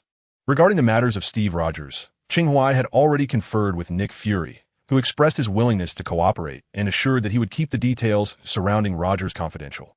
This solidified Qing Huai's belief in Nick Fury's extraordinary disposition towards him. During mealtime, Qing Huai organized his thoughts. The system had yet to announce the completion of his task. Consequently, he intended to embark on a journey to the homeland of the Wanda siblings, Sokovia. However, before his departure, there remained several tasks to accomplish and places to visit, including 177 Brick Street, the Sanctum Sanctorum. Chapter 68. The death of Ancient One after the cleansing rain of the previous night. Everything seemed to awaken anew. With the air imbued with the scent of damp earth, MacDonald and Madison had both roused from their slumber. Upon regaining consciousness, MacDonald recollected the memories that had been erased by Qing Huai. Following an emotional reunion, he comforted his daughter and began to gather his thoughts. He understood that he had unwittingly become entangled in a perilous supernatural affair. The catalyst was his desperate acquisition of extraterrestrial substances for his daughter's ailment, which were subsequently stolen by a mysterious individual who, nonetheless, cured her affliction. Soon after, he attracted the attention of an organization that captured him for nefarious experiments. The subsequent memories blurred, but he retained a vague recollection of being under their control, during which time he committed acts of violence. Now, with his consciousness restored and his daughter back by his side, he realized that, despite some unclear details, it was imperative for him to make critical decisions that would ensure their safety. For instance, fleeing. Although he had no concrete destination in mind, he knew he could no longer remain in this perilous abode. At that moment, the doorbell rang unexpectedly. MacDonald became alert, seizing a baseball bat and concealing it behind him as he approached the door. "Who is it?" he inquired. The figure outside offered no response, instead disregarding the locked door and entering uninvited. Startled, MacDonald recoiled a few steps, fixating on the man who had intruded. The man entered with an air of nonchalance, casting a fleeting glance at MacDonald before shifting his gaze to Madison, whereupon he displayed a congenial smile. MacDonald instinctively moved beside his daughter, shielding her from the man's view, and he vaguely recognized this intruder as the individual who had previously assaulted him. More accurately, the one who had liberated him from the clutches of that enigmatic organization. "Who are you, sir?" MacDonald maintained a courteous tone. "A person who can provide you and your daughter with a life of happiness," Qing Huai replied, audaciously settling himself into a seat while fixing an intense gaze on MacDonald. "I'm afraid I don't quite comprehend your meaning," MacDonald murmured. "In simpler terms, I can offer you a position, one that will ensure your financial stability and guarantee a safe life for your daughter." Qing Huai spoke softly, a hint of a smile playing on his lips. The reason Qing Huai refrained from erasing MacDonald's memories this time was due to his newfound intentions to recruit this highly compatible Scorpion man, who not only matched with the symbiote but also possessed certain needs. With the addition of skeletal armor, he would indeed become a formidable scorpion man. In Qing Huai's basement, there already resided a spider and a lizard. Adding a scorpion would be exceedingly fitting. However, this scorpion was not yet destined to become an assassin. "Are you the one who treated my daughter?" MacDonald inquired tentatively. He sensed an unmistakable familiarity in Qing Huai, reminiscent of the man who had once healed his daughter. Coupled with his memories, he had ample reason to suspect that they were indeed the same individual. Qing Huai smiled, but did not answer MacDonald. Instead, he casually picked up a pen from the table and inscribed an address, instructing MacDonald to report to a man named Brandon at that location. Having spoken, Qing Huai stood and departed. He had not come to negotiate with MacDonald, but rather to inform him. He understood that what MacDonald and his daughter needed most at this moment was safety and financial support, both of which he was more than capable of providing. Should MacDonald choose not to accompany Qing Huai, it mattered little to him, for he retained possession of the skeletal armor and the symbiotic entity, ensuring that he would not incur any loss. As Qing Huai exited, MacDonald picked up the note from the table, scrutinizing it. "He is with that bald uncle," Madison remarked as she approached. MacDonald paused momentarily, then forced a smile as he caressed his daughter's hair, quietly resolving his thoughts. After leaving MacDonald's residence, Qing Huai drove slowly to a street. Visiting MacDonald was merely a detour. His primary destination remained the Sanctum Sanctorum at 177 Brick Street. Once he parked his vehicle, he approached the modest entrance of the sanctum. After confirming its authenticity with a glance upwards, he reached for the doorbell. However, before he could press it, the door swung open automatically. How intriguing, Qing Huai mused, a slight smile gracing his lips as he stepped inside.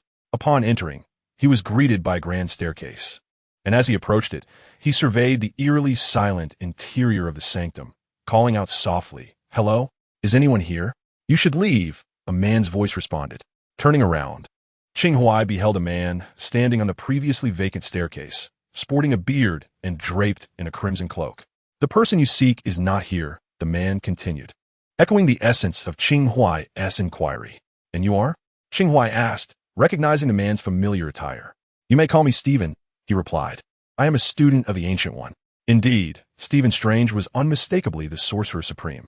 "I have come to find your master," Qing Huai communicated from across the staircase. "He is not here," Stephen responded. "Please leave." Qing Huai astutely noted that Stephen had referred to the Ancient One as he, suggesting that in this universe, the Ancient One was male. "Does he know I am coming?" Qing Huai queried, addressing Stephen, who seemed to be awaiting his arrival. "Does he not wish to see me?" Stephen, who had been about to ascend the stairs, halted and sighed. "It is not that he does not wish to meet. It is that he cannot." "What does that mean?" Qing Huai pressed, finding himself increasingly vexed by those who spoke in such ambiguous terms. Although he was also a sorcerer and understood this behavior, understanding did not alleviate the annoyance. After a moment of silence, Stephen turned back, his expression grave as he looked at Qing Huai. "He is dead." Qing Huai was taken aback by such a response. This was rather absurd. If he had simply said that the individual was in seclusion, Qing Huai would have found that acceptable. However, the assertion that he is dead left Qing Huai utterly speechless. He pondered, a distinguished archmage would not merely feign death to evade him. So could it truly be that he had perished? "I'm sorry," Qing Huai replied politely, then inquired, "May I ask when this occurred?" "Yesterday," Stephen Strange answered. After a brief pause, he continued, "He indeed knew you would come. He said that if you have any uncertainties, you should follow your heart and do what you wish." Qing Huai couldn't help but smile wryly. He was not a superhuman and could not simply act on every whim. "Is that all he conveyed to you?" Qing Huai asked. "Yes," Stephen nodded, "only that." Qing Huai and Stephen exchanged glances across the staircase, his gaze settling on Stephen's chest, ultimately abandoning the thought of probing into Dr. Strange's memories here. With a smile, Qing Huai remarked, "My apologies for the intrusion." Chapter 69. The first encounter. As Qing Huai turned to leave, Stephen suddenly spoke again. "He mentioned to me." Qing Huai looked back at Stephen, who spoke earnestly. "He said you're someone who could become a friend. My name is Stephen Strange, and I look forward to becoming friends." Having said this, the sorcerer known as Stephen Strange stepped through a portal and vanished. Qing Huai stared at the now empty staircase, a weighty expression settling upon his face. How infuriating! He had been deceived. He should have made his exit first. However, this visit was not in vain. At the very least, He had confirmed what Nick Fury had previously said. Within their secrets, he was considered benign. Moreover, Qing Huai surmised that Doctor Strange must have been withholding some information, likely inherited from the Ancient One. He simply did not wish or was unable to divulge it to him. It was unrealistic to expect to extract information from Doctor Strange through forceful means. For clarity, he would need to consult the Dark Egg. Qing Huai contemplated that his previous inability to access Nick Fury's mind stemmed from his own lack of skill. But what if he obtained the Mind Stone? The formidable barrier of will erected by the Dark Egg could hardly surpass the power of an Infinity Stone. Could it? Qing Huai resolved to prepare and set off for Sokovia. The Red Skull had stored the Mind Stone there, and in addition, his cloned bodies awaited. Originally, upon his demise, he could have been resurrected through the Mind Stone device located far away in Sokovia. Unfortunately, he encountered Qing Huai and lost that opportunity forever. Qing Huai refrained from sharing this information with Steve Rogers, harboring intentions of keeping it for himself. In truth, the acquisition of the Mind Stone by the Avengers may not be a boon. Should this universe's Tony Stark contemplate harnessing the Mind Stone to create Ultron, it could precipitate a new Ultron age, leading to yet another catastrophe. In light of this, Qing Huai has indirectly saved the world once more. How remarkable! He is on the verge of ascending from a model citizen to a quietly selfless hero. Upon exiting the sanctum, Qing Huai drove to find Wanda and Pietro. The two had ventured out for some leisure, with Pietro selecting an ice rink for their outing, inviting his sister to join him. After obtaining the address from Pietro, Qing Huai hastened to the location. Upon arrival, he parked and entered the rink. The place was bustling with people, and Qing Huai quickly spotted Wanda, her striking red hair unmistakable. Today, she donned a loose black knit sweater paired with dark jeans, accentuating her exquisite form perfectly, though it is often said that black is slimming. This notion seemed inaccurate in Wanda's case. She was leaning against the railing, gingerly shifting her weight, when she glanced up to see her brother, who was fervently engaged in skating with a blonde girl at the center of the rink. What a little rascal, prioritizing romance over sisterly affection, Wanda muttered under her breath, only to suddenly remember something, clumsily pulling out her phone to prepare for a selfie. Need any help? A familiar voice called out, followed by a familiar face appearing on her screen. Wanda's eyes widened in surprise as she turned around. Boss, what brings you here? It was evident that Pietro had not informed his sister of their boss's visit. I followed the red thread, Qing Huai quipped, then took a moment to appraise Wanda, asking, first time? Qing Huai might have assumed Wanda wouldn't grasp his jest, but her deep understanding of Chinese culture allowed her to comprehend the reference to the red thread. A blush crept onto her cheeks as she feigned ignorance, nodding earnestly, yes, it's my first time. Realizing the potential ambiguity in her words, she quickly added, first time ice skating. Indeed, she had never skated before and, without the aid of magic, felt somewhat uncertain. Qing Huai smiled, just wait, I'll teach you. After changing into skates, he stepped onto the rink. Give me your hands, he instructed. With a rosy hue on her cheeks, Wanda extended her hands toward him. Relax your body and spread your legs apart, Qing Huai advised gently. Huh? Wanda glanced at him, sensing something was amiss. Otherwise, you might fall, Qing Huai explained matter-of-factly. Oh, Wanda complied, slightly spreading her long legs apart. Don't be afraid, slowly lean towards me. Qing Huai lightly supported her arms, and the two began to glide slowly across the ice. The initial experience was indeed somewhat challenging. However, once that psychological barrier was breached, proficiency would follow naturally. Qing Huai patiently guided Wanda, exhibiting both seriousness and earnestness. Wanda, her head bowed and cheeks flushed, appeared innocent, yet her understanding ran deep. The duo, one eager to teach and the other willing to learn, circled the perimeter a couple of times before Wanda, displaying her cleverness, could glide effortlessly on her own. Nevertheless, Qing Huai showed no intention of releasing her hand, nor did Wanda seem inclined to break free. They maintained an unusual, yet harmonious connection, hand in hand.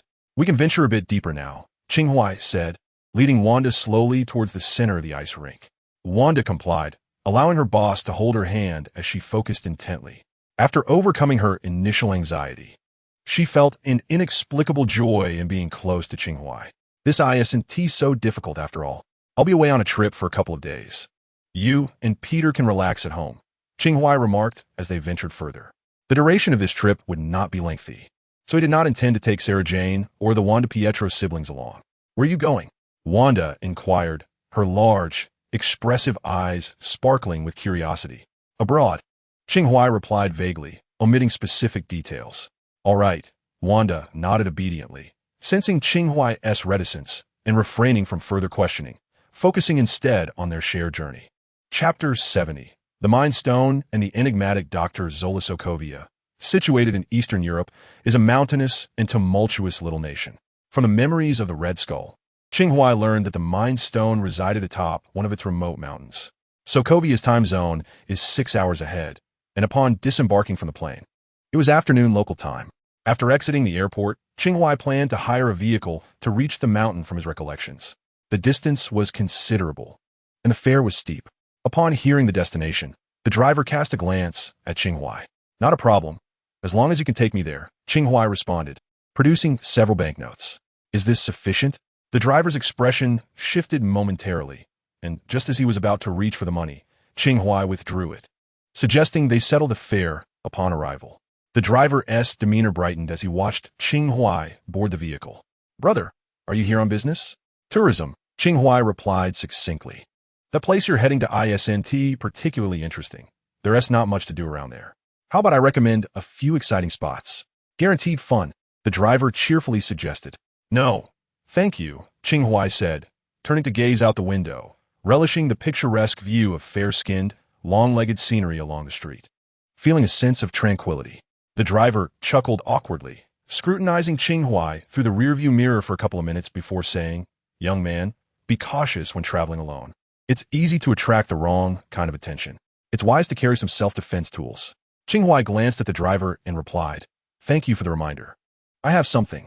With that, he casually reached back and revealed a handgun. The driver's smile abruptly faltered, and he fell silent. For the remainder of the journey, Qing Huai idly toyed with his firearm, disassembling and reassembling it with a practiced ease. The driver remained mute throughout, occasionally wiping the sweat from his brow. Upon reaching the foot of the mountain, as Qing Huai stepped out of the vehicle, the driver, without a word, pressed the accelerator and drove away. Qing Huai paused for a moment, surprised that he had not even collected the fare. Shrugging, he recalled the memory of the Red Skull and ascended the mountain. Entering a wooded area, before long, he spotted a structure amidst the trees. The building, a somber shade of slate gray, stood resolutely on the mountainside, resembling a formidable bastion. Approaching it like a long-lost friend, he was met by two bearded Caucasian men who emerged from the edifice. "Greetings, friend. Do you require assistance?" One of them greeted with apparent warmth. Qing Huai glanced at the bulging waistbands of the two men and replied with a smile, "I am here to collect something." Exchanging glances, the men queried, "We are quite familiar with this area. What is it you seek? Perhaps we can assist." Qing Huai donned an innocuous smile. "Indeed, you can be of help." As he spoke, he summoned the ethereal form of the Red Skull. The spectral figure, imbued with a hint of malevolence, hovered before the two men, who were instantly taken aback but did not react with overt hostility. Qing Huai discerned faint yellow threads emanating from the Red Skull's spirit, connecting to the minds of the two men. Additionally, more threads extended towards the gray bastion ahead. This place served as a repository for clone bodies and mind gems, necessitating the presence of individuals whom the Red Skull could utterly trust. Yet, in this world, absolute trust was a rarity. Thus, the Red Skull had employed a mind control staff to dominate them.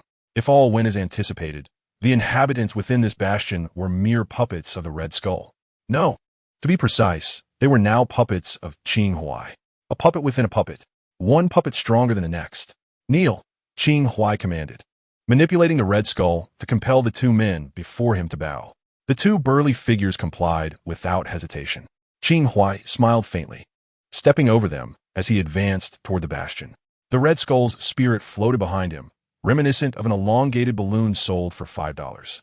As he pushed open the grand doors of the bastion, the command to kneel echoed, prompting all within to humbly prostrate themselves on the ground. Such a display could rival that of an ancient emperor on a royal procession. As Qing Huai walked, he surveyed his surroundings. The occupants, previously engaged in work, researching weapon fabrication and gathering intelligence, had been interrupted. Some extraterrestrial weapons from the Battle of New York had also been transported here by Hydra for their examination. It must be said that that conflict had indeed sustained numerous villains, akin to a great whale's fall nurturing myriad life forms. Qing Huai did not explore the facilities above, but instead descended directly underground. The location where the Red Skull stored the Mind Stone lay beneath the surface.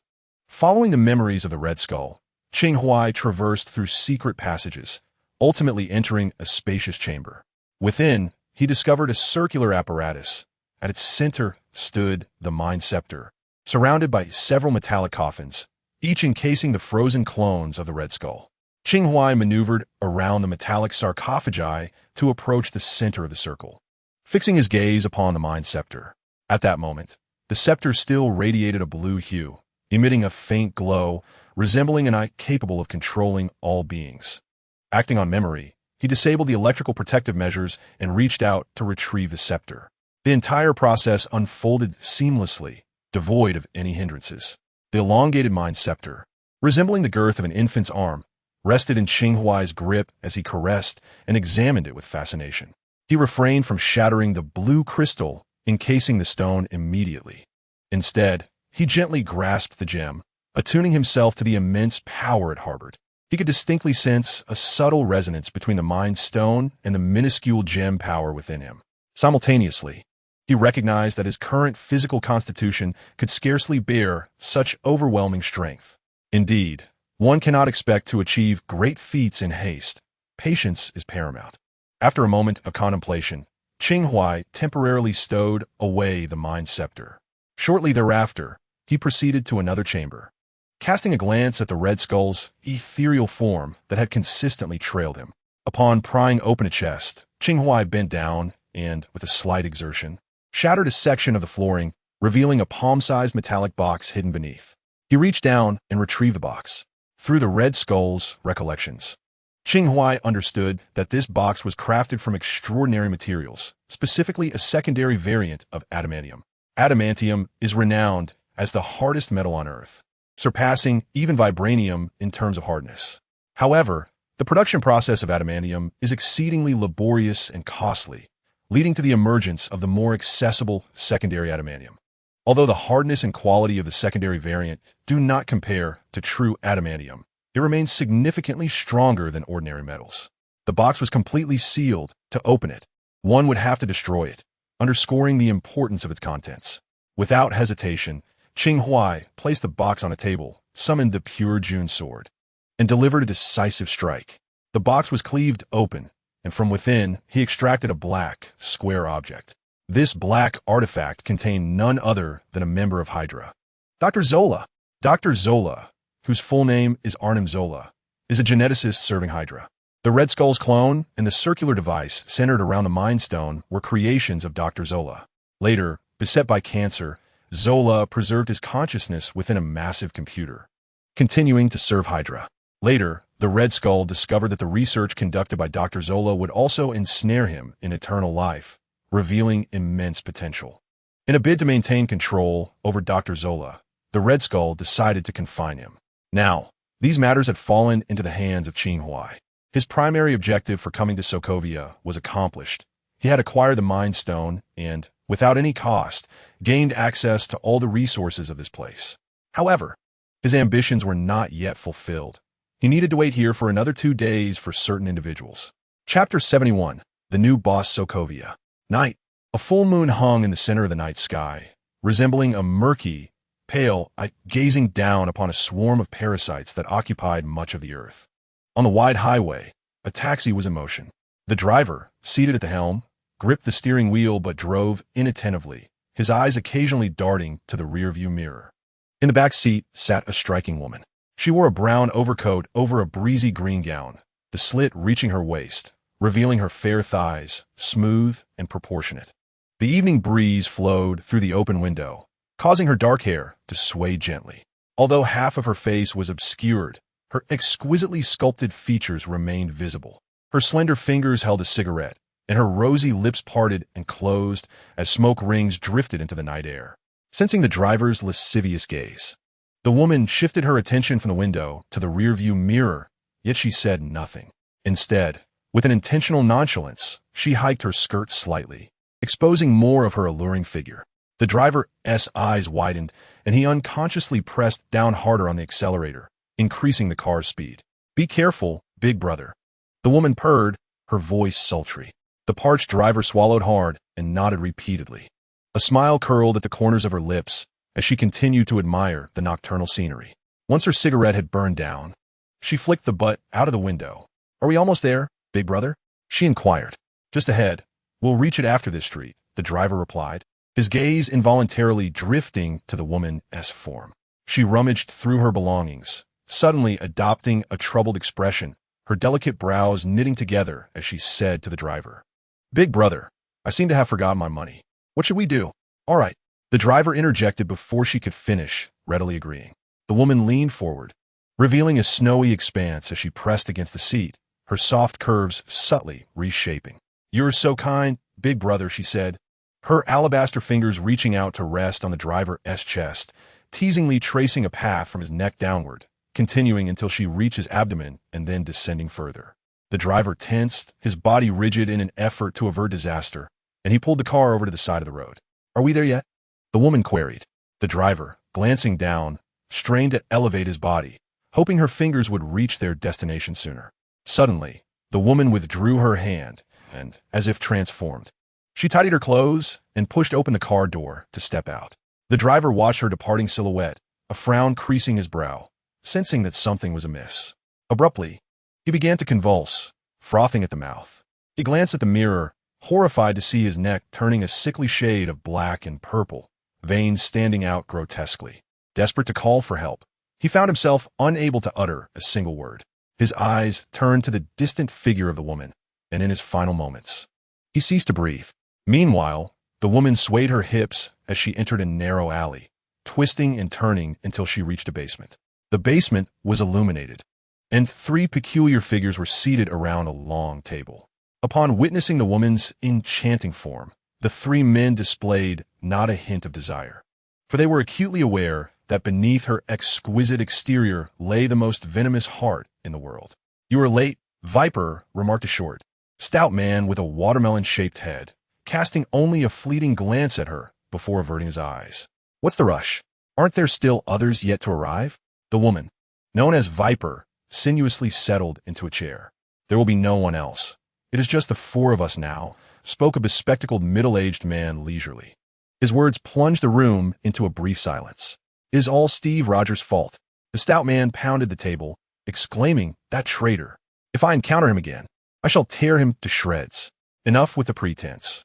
If you truly had such resolve, you wouldn't be hiding here like a mouse." Viper sneered at the stout man, then turned to the others, inquiring, "Where's John Schmidt? Wasn't he the one who summoned us?" "I do not know. I have yet to see him," replied a creature with tentacles sprouting from its head, distinctly non-human in appearance. "Not seen him?" Viper paused momentarily. "How long have you three been here?" "Perhaps a little over 10 minutes, the tentacled being responded truthfully. A flash of anger crossed Viper's striking visage. "Are you three imbeciles? Do you not fear a trap?" Before the trio could reply, the sound of firm footsteps echoed from a staircase. As they turned to look, a robust man descended.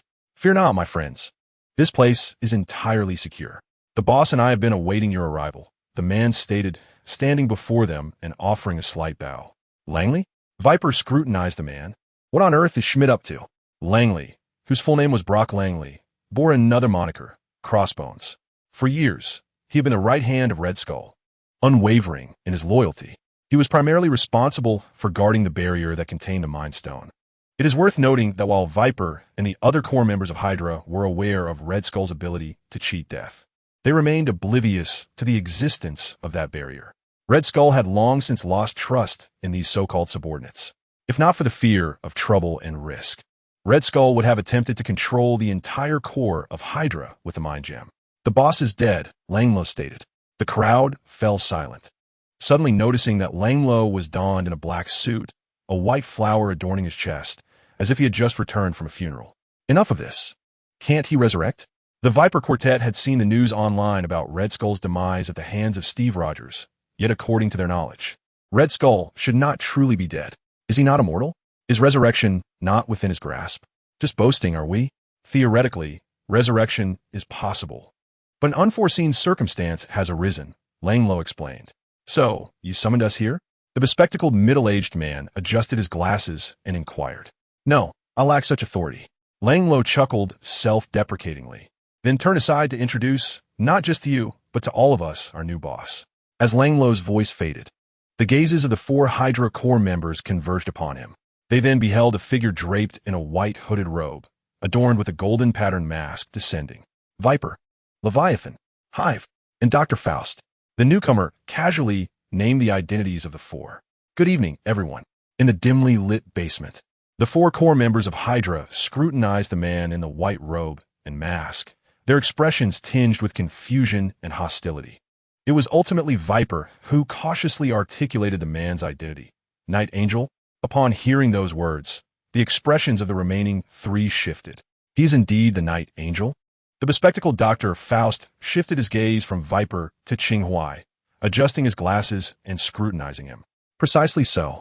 Qing Huai nodded like a gentleman, surprised that Viper could so readily deduce his identity. It seemed his current renown surpassed his expectations. You just mentioned he is our new boss? Langlo, John Schmidt is dead. Have you betrayed us too? The stout Leviathan barked at Langlo, as he had never heard of any connection between this so-called Night Angel and Hydra. It is precisely because I remain eternally loyal to Boss Schmidt that I have pledged allegiance to Mr. Night Angel as my new leader, Langlo replied. Mr. Night Angel is the new leader personally designated by Boss Schmidt. Indeed, Qing Huai has already brainwashed everyone within a barrier. Nonsense. Leviathan retorted angrily. You are Red Skull's dog. We are not. Even if what you say is true, when did it become Red Skull's prerogative alone to designate Hydra's new leader? Langlo. Now that John Schmidt is dead, Hydra is indeed facing tremendous peril. It is time we choose a new leader. Dr. Faust twirled a golden fountain pen in his hand, occasionally tapping its end against the table. He cast a glance at Qing Huai and continued, however, I believe the new leader should be chosen from among the living core members, rather than solely appointed by the deceased John Schmidt. After all, as the leader of Hydra, it is paramount to have the support of the people. What do you think, Mr. Night Angel? The old man spoke with a genial demeanor, a quintessential smiling tiger. His words bore 2 implications. Firstly, that even if the Red Skull had indeed designated Night Angel as the new leader of Hydra, the Red Skull was now dead, rendering his arrangements obsolete. Secondly, as an outsider, Night Angel was unqualified to lead them. Qing Huai discerned the underlying message in the old man's words and, remaining calm and unperturbed, responded. I wholeheartedly agree with your perspective. Indeed, a Hydra leader should have the support of the people. As he spoke, he took a few steps towards the end of the long table. The 4 core members of Hydra fixed their gazes on Qing Huai, each with a different expression. Dr. Faust maintained his benevolent appearance, while the sea monster seethed with anger. The grotesque, tentacled visage of the hive offered no discernible emotion, and Viper's face revealed a glimmer of intrigue. Qing Huai leaned slightly, placing his hands on the corners of the table, and proposed. How about we hold a show of hands for a vote, fair and square? A subtle shift occurred in the eyes of the 4. There were 4 of them, while Qing Huai stood alone, and even with the addition of Langlo, they would only number 2. Clearly, this method of voting would not favor Qing Huai. As Dr. Faust pondered the nature of Qing Huai's intentions, the sea monster slammed his hand on the table, exclaiming, All right, let us see what trick you're trying to pull. Dr. Faust gently rubbed his forehead, lamenting the presence of such a troublesome ally. Nevertheless, he had no choice but to acquiesce to the sea monster's sentiment, as both the Hive and Viper expressed their agreement thereafter. In terms of raw power, he was the weakest among the Hydra Corps members. The others, be it the sea monster, Hive, or Viper, were all superpowered beings. Although Dr. Faust was not particularly well acquainted with Night Angel, he had heard that Night Angel excelled in the medical arts.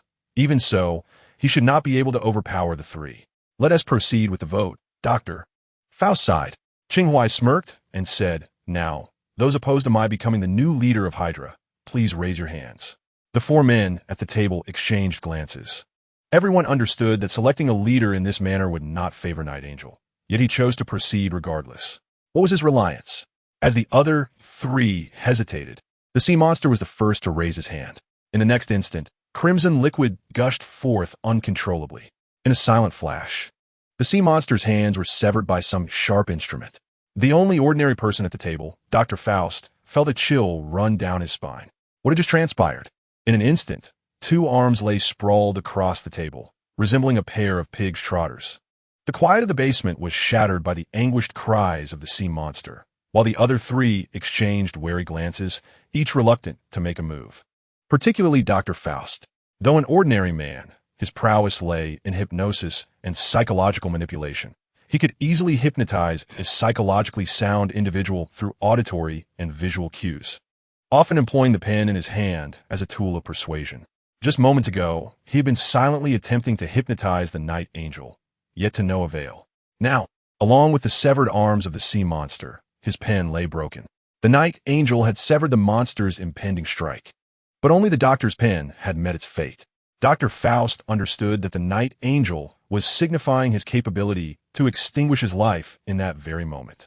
Not only Dr. Faust and the sea monster were present, but also the hive, a grotesque amalgamation of countless parasites. In an instant, a fiery red, elongated rune materialized around the hive, encircling it tightly. The hive tentatively reached out to touch the rune, only to be seared by its intense heat, causing the solitary parasites it harbored to emit cries of agony. As for the sole woman in the vicinity, the viper bore no visible scars. Yet her expression was far from serene. She had observed the sudden appearance of various items near the night angel: cigarettes, lipstick, nail polish, and chewing gum. These seemingly mundane objects bore a common trait. They were all laced with deadly toxins, suitable to be regarded as the viper's personal arsenal. In the blink of an eye, the night angel had subdued the 4 core members of Hydra. Beads of sweat began to form on Dr. Faust's brow. He realized he had miscalculated.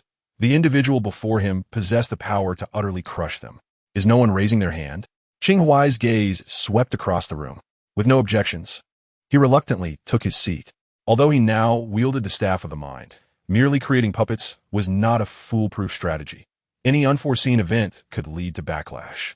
Moreover, while it was exhilarating to exploit advantages, constant reliance on them would inevitably diminish the enjoyment of the game. Seated at the head of the long table, Qing Huai glanced at the others. Does anyone remember the tenet of Hydra? Sever one head, and 2 shall rise in its place. Langulo stepped forward, reciting Hydra's declaration as he attempted to assist the dismembered sea monster back to the table. Damn it, get lost. The sea monster cursed, I'll kill you.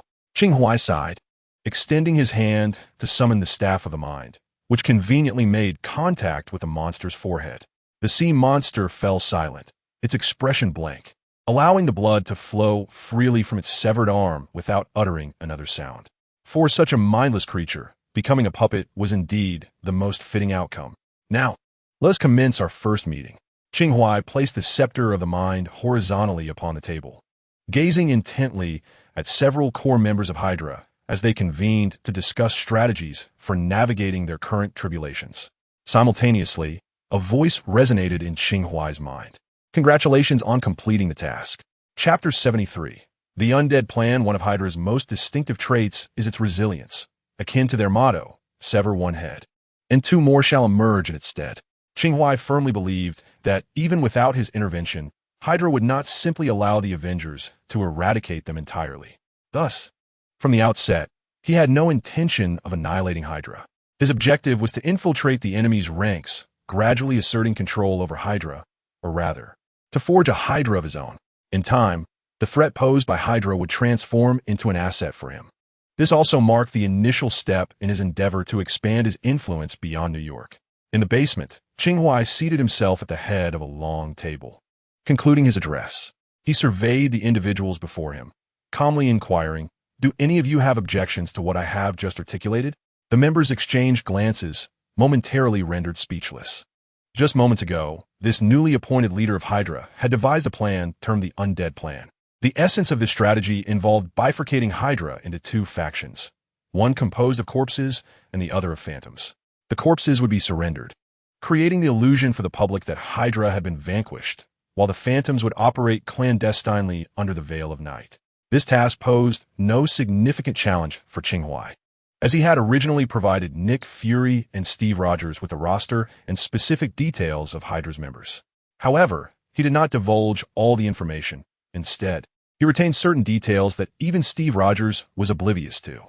This resulted in a disparity of information between the Avengers and Qing Huai.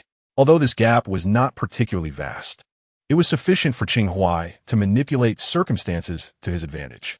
Yet, Steve Rogers was aware of their existence, and as long as he drew breath, the completion of Qing Huai's plan appeared precarious.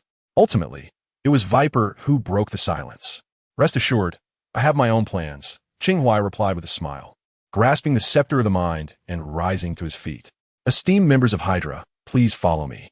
Leading the way, Qing Huai ascended the stairs from the basement, trailed closely by the creature of the deep and Ram Lao, both under the scepter's control. The remaining three understood the implication of following Qing Huai. It signified their allegiance to him as their new leader. As Dr. Faust contemplated the reactions of the others, Viper rose, swaying her hips. "Let us see what our new boss has in store." With a sigh, Dr. Faust also stood, following suit, conforming to the collective. Upon exiting the basement, two vehicles awaited them at the alley. Qing Huai entered one, with Ram Lao and the creature of the deep occupying the primary and secondary seats, respectively. The remaining trio boarded the other vehicle, attended by a designated driver. As the vehicles roared to life, one in front and one behind in the rear car, Dr. Faust gazed at Viper, remarking on his apparent intention to acknowledge this individual as a superior. Viper, adjusting his appearance with a compact mirror, quipped that anyone could assume the role of a boss, suggesting that Faust could take the lead instead, offering to support him when they exited the vehicle. Faust fell silent. At that moment, Hive interjected, asserting that Viper's prowess far surpassed that of any among them. After a brief pause, Hive elaborated, clarifying that Viper could easily eliminate them all. The atmosphere within the car grew somber, the only sound being the gentle whisper of the wind outside. In the front vehicle, Qing Huai, seizing a moment of tranquility, accessed the system to review the rewards for the evening. Once again, he was granted 3 opportunities to draw prizes. He began the first draw, which yielded him 50 skill points. Without hesitation, he allocated these points to Tontian Talisman and Spirit Summoning, elevating all 6 extraordinary skills to a level of 100. His mild obsession with symmetry brought him great satisfaction as he beheld the identical figures. The second draw produced a remarkable handgun designed to channel chi within it, ensuring an almost infinite supply of bullets as long as the chi remained abundant. This was perfectly suited for Qing Huai, whose chi flowed like an endless river. Rather than rush to experiment with this extraordinary firearm, he proceeded to the final draw. "Congratulations! You have unlocked the sword box containing the renowned sword, Yuchong." The Yuchong sword, a blade of unparalleled valor, was followed by an extensive description that could be deemed superfluous. Qing Huai raised an eyebrow. Indeed, another famed sword had come his way. Before he could react, he was met with another announcement from the system. "Congratulations! You have unlocked 3 renowned swords. The Sword Spirit Trial mode is now available. Would you like to enter the trial?" This unexpected revelation intrigued Qing Huai. It appeared that completing this trial would grant him a sword spirit. Was immediate entry into the trial mandatory? He inquired of the system with intent. In this phase, the trial scene will exist for only 168 hours. Should you fail to complete the trial by the deadline, you will have to await the next opportunity. The system, unusually candid, responded to Qing Huai. Seemingly, 168 hours equated to 7 days, a generous time frame. He promptly chose to decline the invitation, resulting in the appearance of a sword spirit trial option on the system interface, accompanied by a countdown ticking in seconds. He had yet to complete the 3 corpses trial, and now another sword spirit trial had emerged. Was this an endless nesting of challenges? System, are you perhaps peddling a product of infinite layers? The system lapsed into its customary silence. In the confines of the vehicle, Qing Huai found no opportunity to test the handgun or examine the Yuchong sword. He resolved to defer those matters until the current situation concluded. The 2 off-road vehicles ascended the mountain, and upon disembarking, Qing Huai led the 4 core members of Hydra into the stronghold. Noticing the hint of confusion on their faces, he inquired, "Is this not Red Skull's secret base? Has he not mentioned it to you?" Subtle expressions flickered across the 4 faces. At this moment, Langmulo aptly elucidated. The former boss once stated that even the closest of individuals are not inherently trustworthy. Should a crisis arise within Hydra, this would become his trump card. This statement clearly indicated to the others present that the Red Skull harbored no trust in them.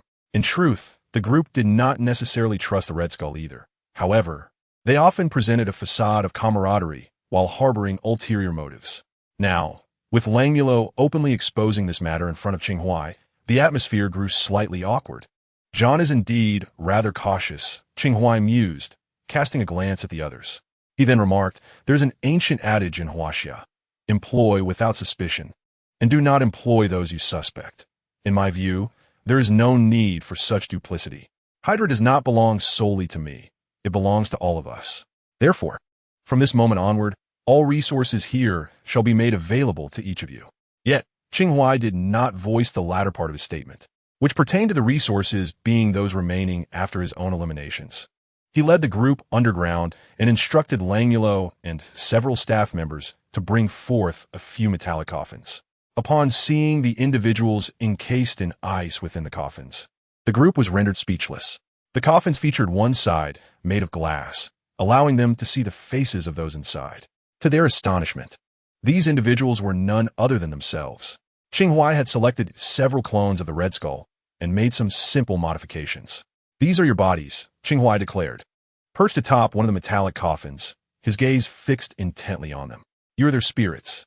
Viper opened her own metallic coffin, a wave of chilling air escaping, revealing her bare form to the eyes of those present. In full view, she then touched her own chest. "Well, some details are not quite consistent and will require your assistance to amend," Qing Huai stated as he approached her. Viper placed her finger on her chest, glanced at Dr. Faust, and the Hive then smiled. "In that case, let us begin with me, shall we, boss?" Chapter 74, The Sword Spirit Trial Task, Combined, Midnight.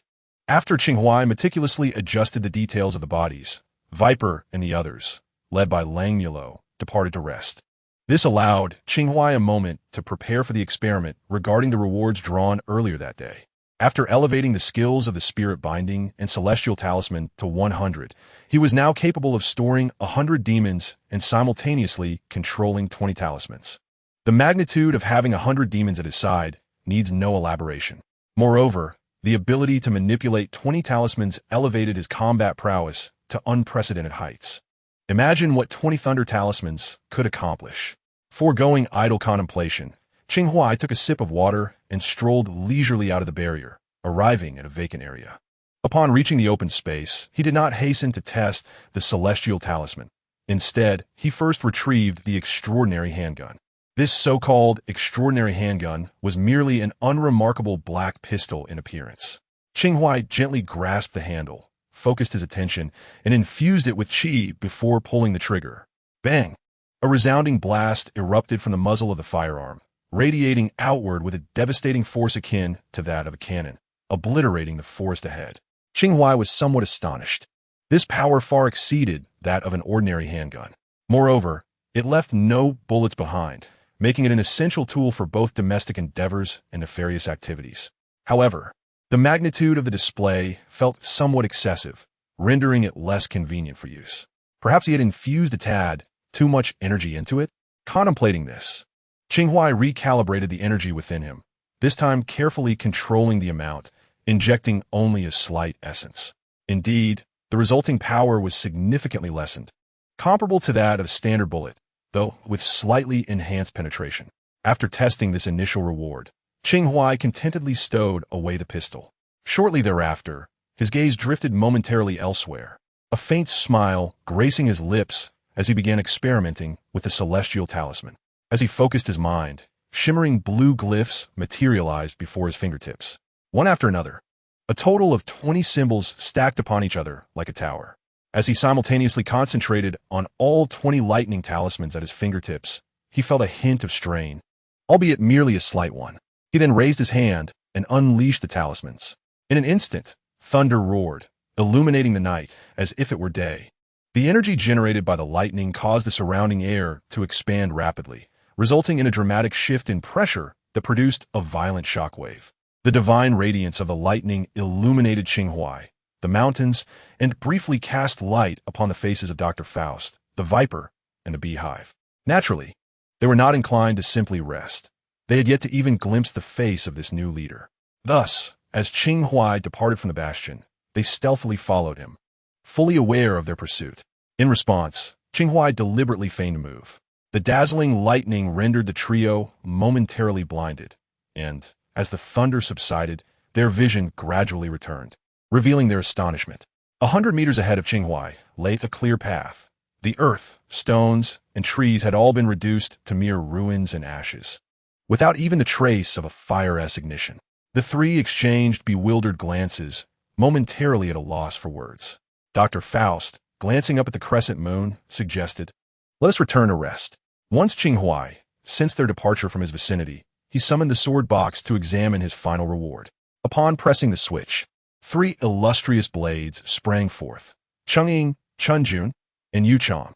The Yuchong's sword, relatively shorter in length, gleamed with a cold light, its blade adorned with ancient, intricate patterns. Qing Huai grasped the sword, finding it perfectly balanced, neither too heavy nor too light, and its sharpness rivaled that of the preceding 2 blades. He weighed the short sword in his hand, pondering for a moment before accessing the system panel. Having spent 3 days in Sokovia, he had largely completed his tasks and only needed to finalize a few details before concluding his affairs here. Thus, Qing Huai activated the Spirit Sword trial mode. Shall I enter the Spirit Blade trial mode? Indeed, Qing Huai was rather curious about this so-called Spirit Blade trial mode. You have entered the Spirit Blade trial mode. This trial consists of 3 tasks: elegance, nobility, and valor. Each task has a duration of 168 hours.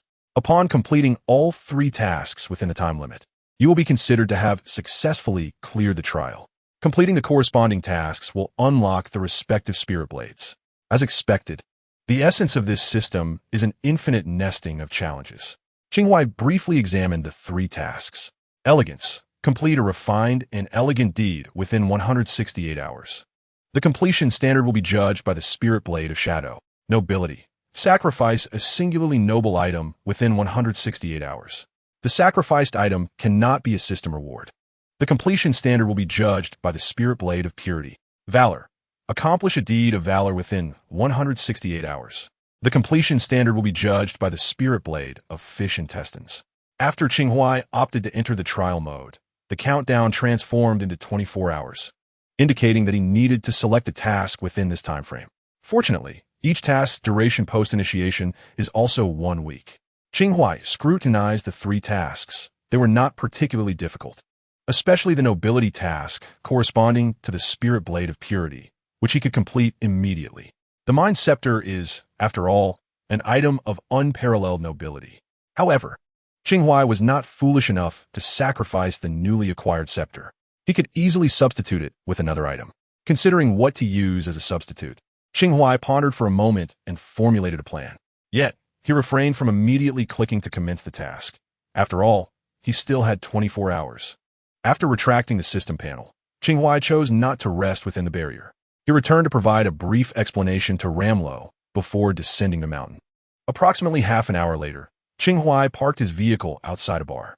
By dawn, he awoke in a hotel. After dressing and exiting the hotel, he sought a place to dine. While eating, Qing Huai habitually checked the news on his phone.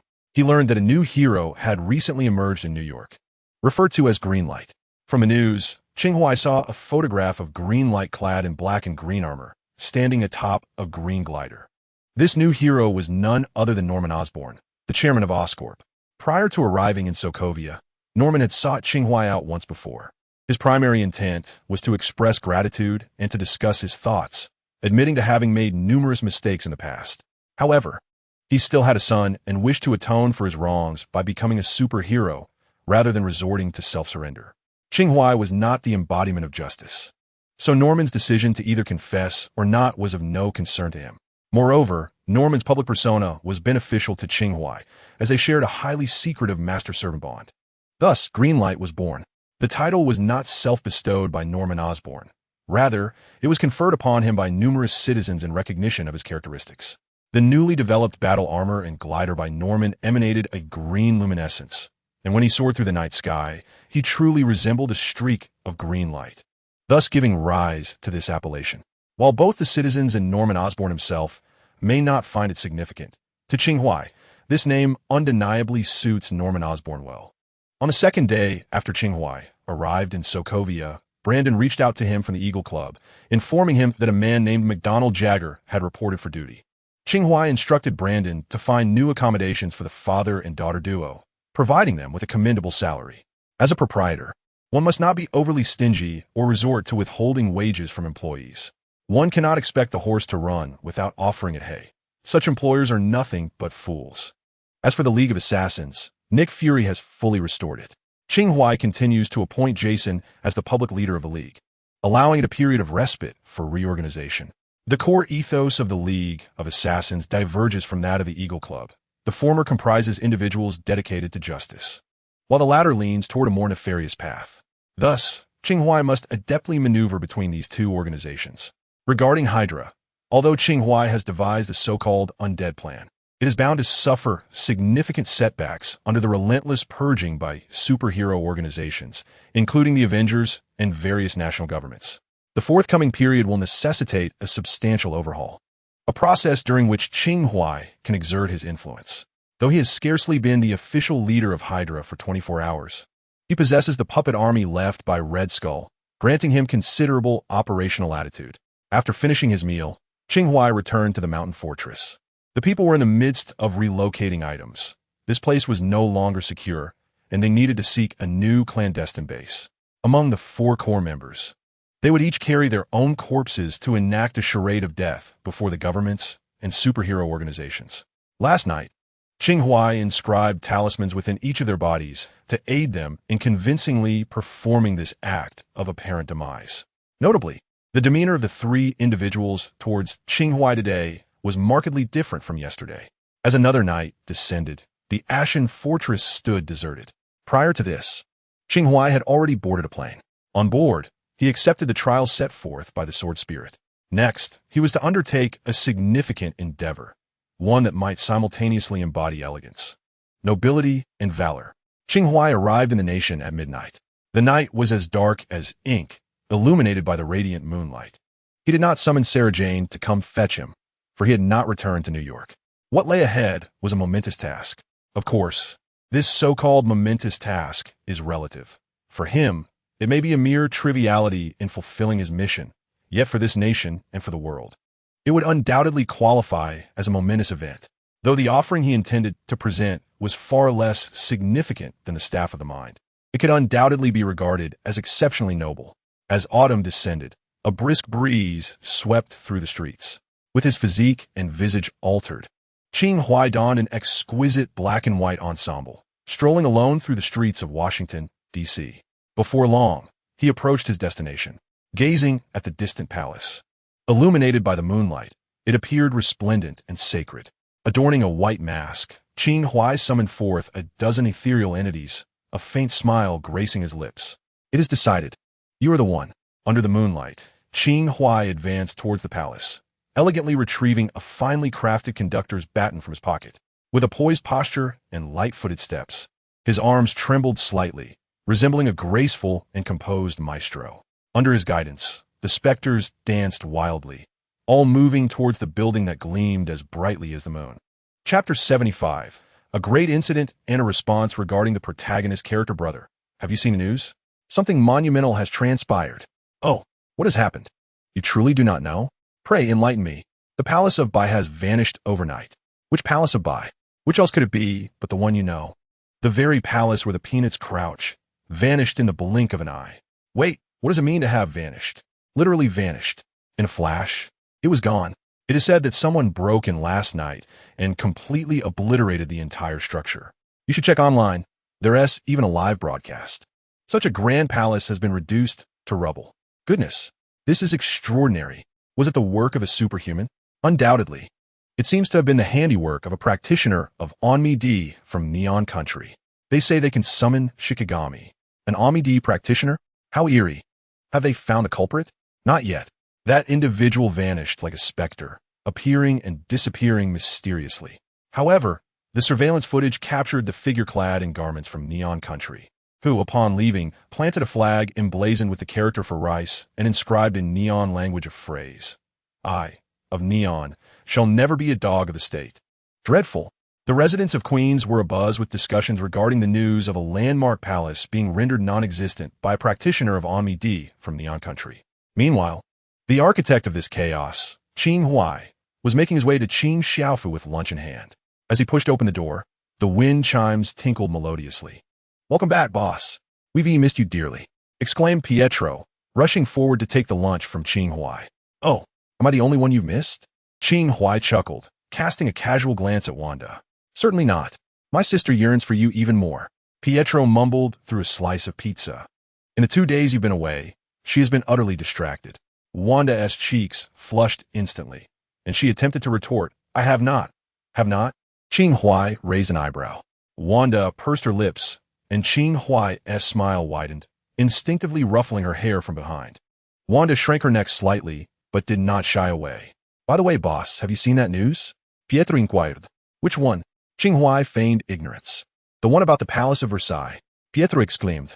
"Oh, I have," Qing Huai replied in agreement. "The audacity of that neon nation is astonishing. How could they undertake such actions? It is detrimental to nuclear peace." While speaking, Qing Huai retrieved 2 red talismans from his pocket and tossed them to the siblings. "What is this?" Pietro asked, puzzled. "Talismans," Qing Huai stated as he settled into his old armchair. "I promised you both these a while back." With a wink at Pietro, he added, "For safety and to seek romantic fortune."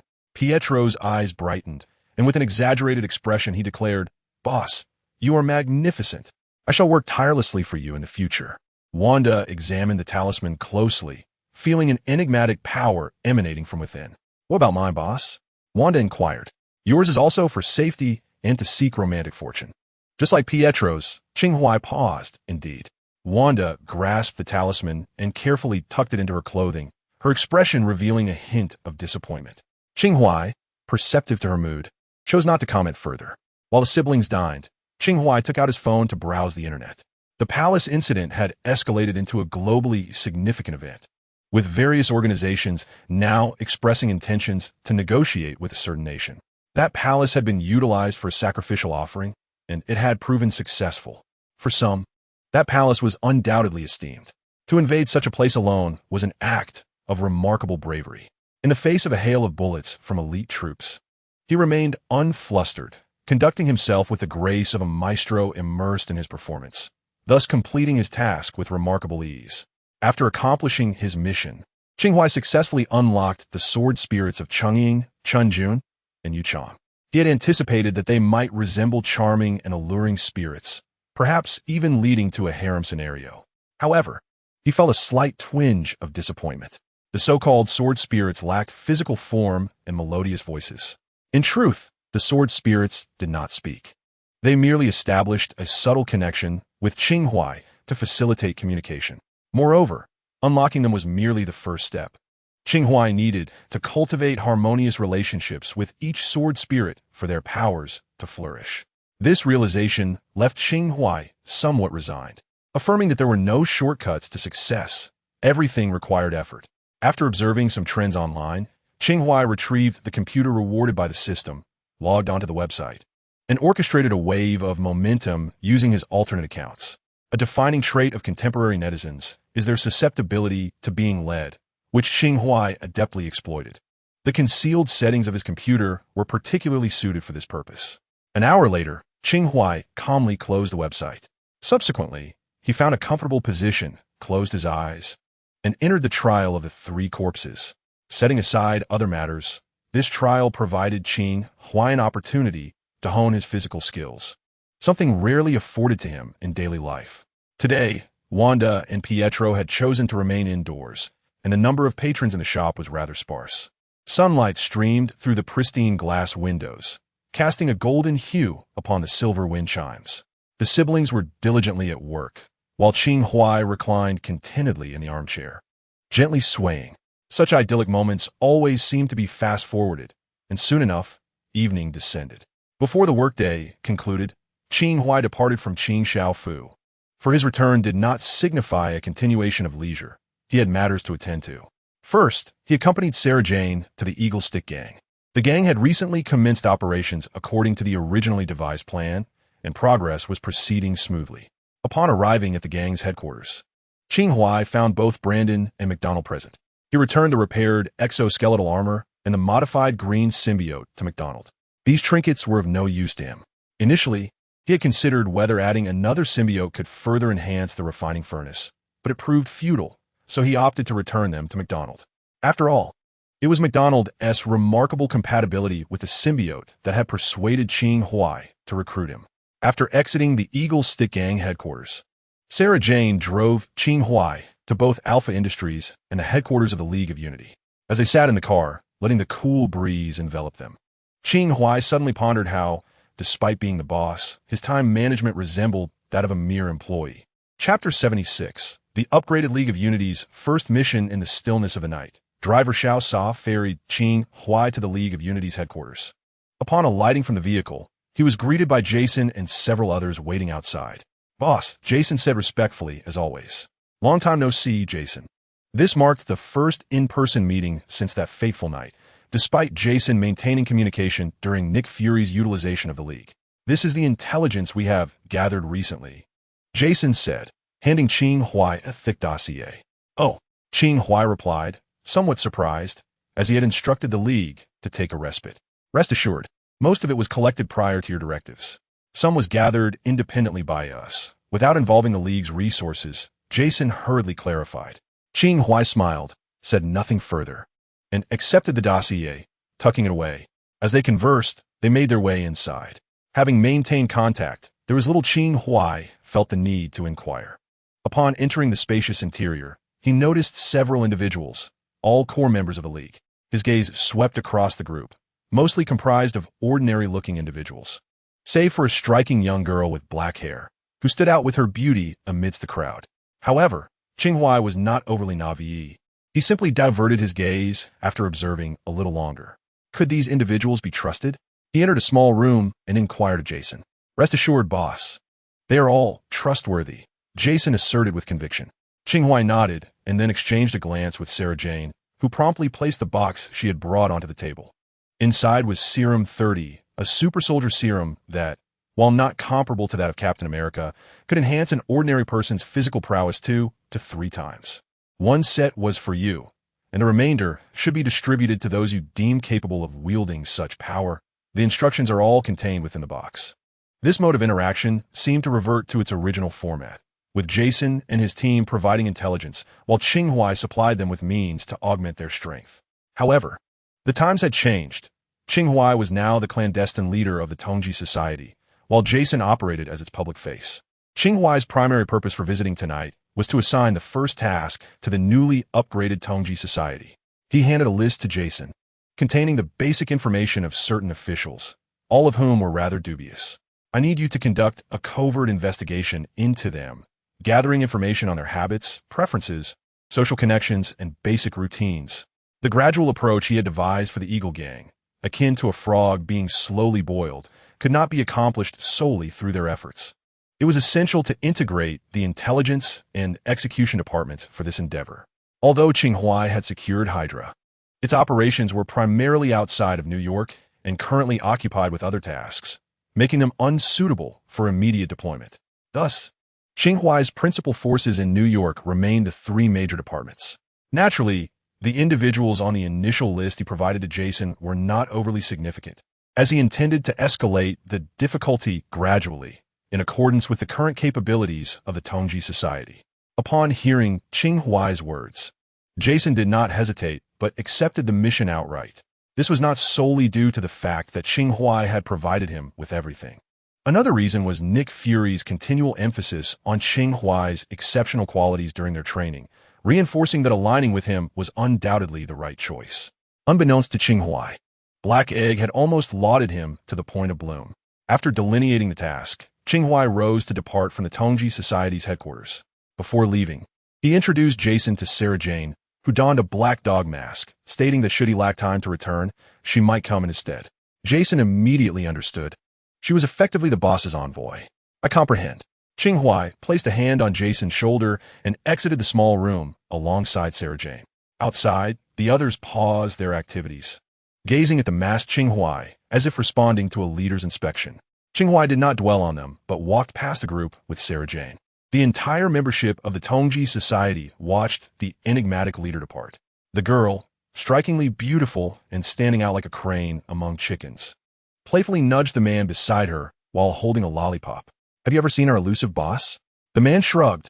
Only Mr. Jason has. The girl sighed. Ah, this mysterious boss possesses quite an imposing aura. I wonder if he is handsome. The man cast a glance at her. Jessica, do not fall for this boss. His standing is far superior to ours. He is a superhuman. The girl watched the enigmatic figure depart, letting out a soft "oh" before resuming her serious licking of the lollipop. Chapter 77. The New Metal of Antarctica after departing from the headquarters. As he sat in the car, Qing Huai retrieved the notebook Jason had given him from the back seat. Upon opening it, he found it filled with various information. Qing Huai perused the entries with diligence. Some news items were readily available, while others required a bit of investigative effort. For instance, a few days ago, a mysterious organization had clashed with SHIELD, seemingly in an attempt to capture a mutant. Recently, a certain anti-hero known as Venom had emerged in San Francisco.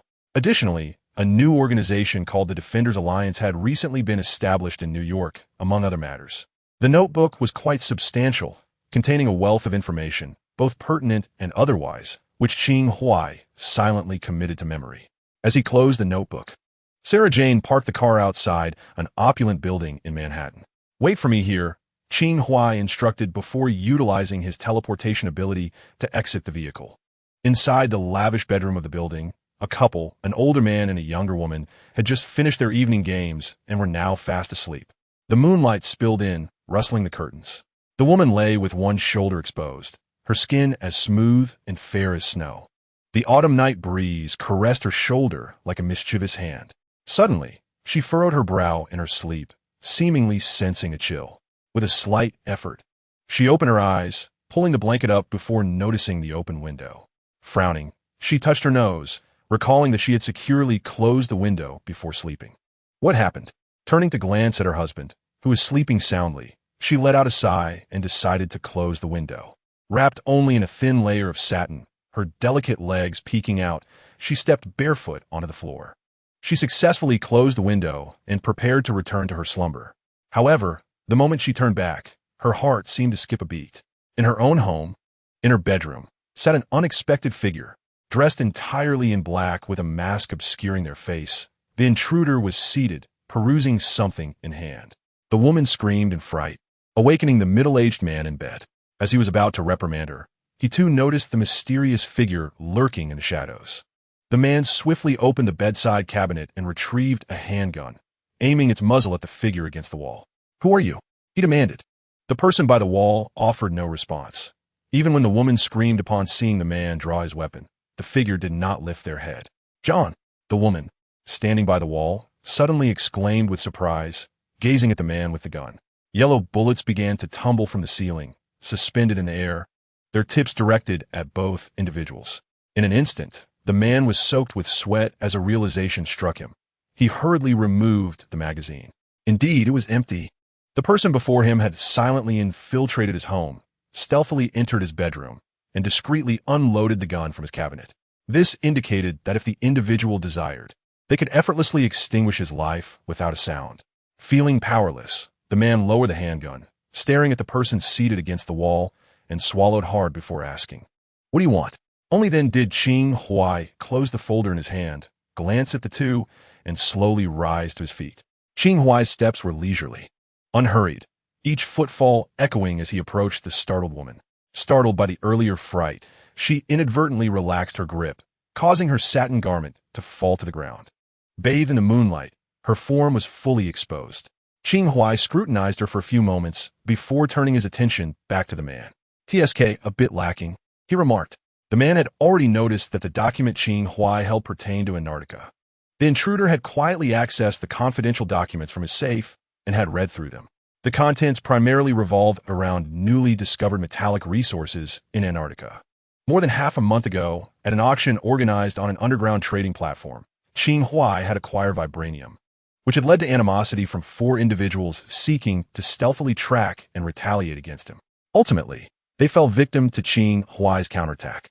He had gleaned their memories, witnessing a conversation regarding Antarctica and the new metals through one of them. Of course, That conversation was only tangentially related to the man who had been killed. He had merely overheard it. The corpulent middle-aged man before him was one of the participants in that discussion. Chapter 78. Threats are best resolved by others. Antarctica. Metal. When these two terms intertwined in Qing Huai's mind, he recalled something. Vibranium, distinct from the Wakandan variant, represented another form entirely. The Wakandan vibranium was also known as antimetal. Meanwhile, the Antarctic variant was referred to as antimetal. Qing Huai had observed the characteristics of this so-called new metal in the document he had just perused. Unlike the Wakandan vibranium that absorbed kinetic energy, the isotopes of Antarctic vibranium had the capability to dissolve other metals.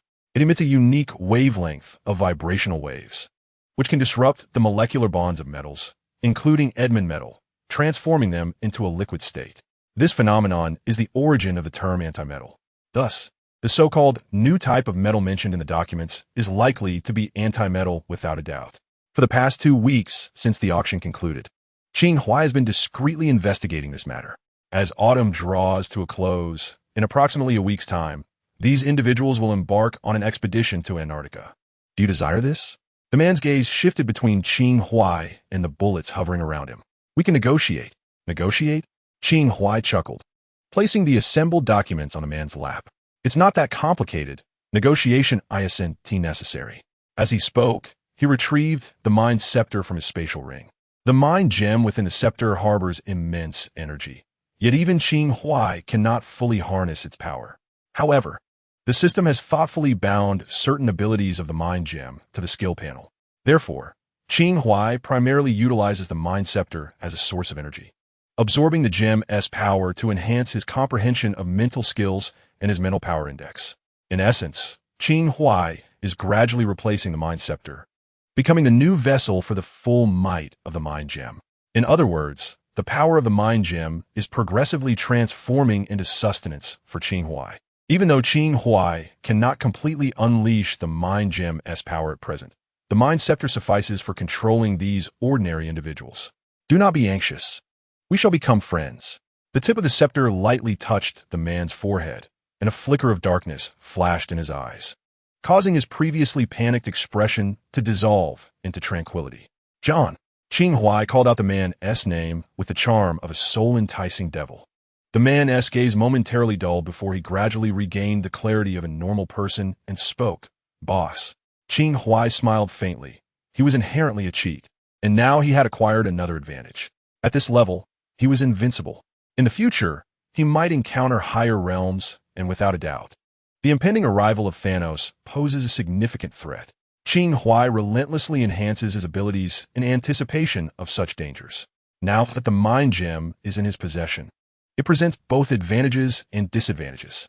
The benefit lies in his capacity to significantly augment himself by absorbing the gem's power, while the drawback is the potential attention it may attract from Thanos in the future. Naturally, Qing Huai would not relinquish the mind gem merely out of fear of drawing Thanos' gaze. If a threat is destined to arrive, it is imperative to confront it. However, within the vast Marvel universe, threats akin to Thanos are far from rare. He has been fortunate this past year, having yet to encounter a cataclysmic disaster. Now that he is aware of an impending calamity, he must take action. The continuous enhancement of one's capabilities is imperative, whether in terms of internal strength or external influence. Thus, he yearns to wield the scepter of the mind in his own grasp. He seeks to acquire antimetal and other advantageous resources, prompting him to have the eagle's staff and the Freemasons subtly control the affluent and officials like a frog in boiling water. Yet, this is insufficient. Elevating oneself serves merely as a final safeguard. However, when it comes to threats, it is more prudent to have others resolve matters rather than exert oneself unnecessarily. After concluding negotiations with the men, as a precaution, Qing Huai also ensured the control of the young woman. With a mind gem in hand, subduing ordinary individuals becomes exceedingly effortless. Upon exiting, he noticed clouds gradually shifting around the moon, and after a brief glance upwards, he returned to his vehicle, heading home. This evening, he had consoled the 3 major departments and laid the groundwork for his upcoming travels. The tasks at hand were already ample. After driving home, Qing Huai ascended to wash up, donning a bath towel as he returned to his bedroom, where he habitually retrieved his computer to browse the internet.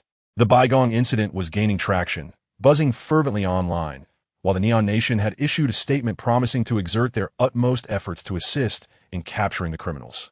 Qing Huai held little expectation that this incident would impact the relations between the two nations.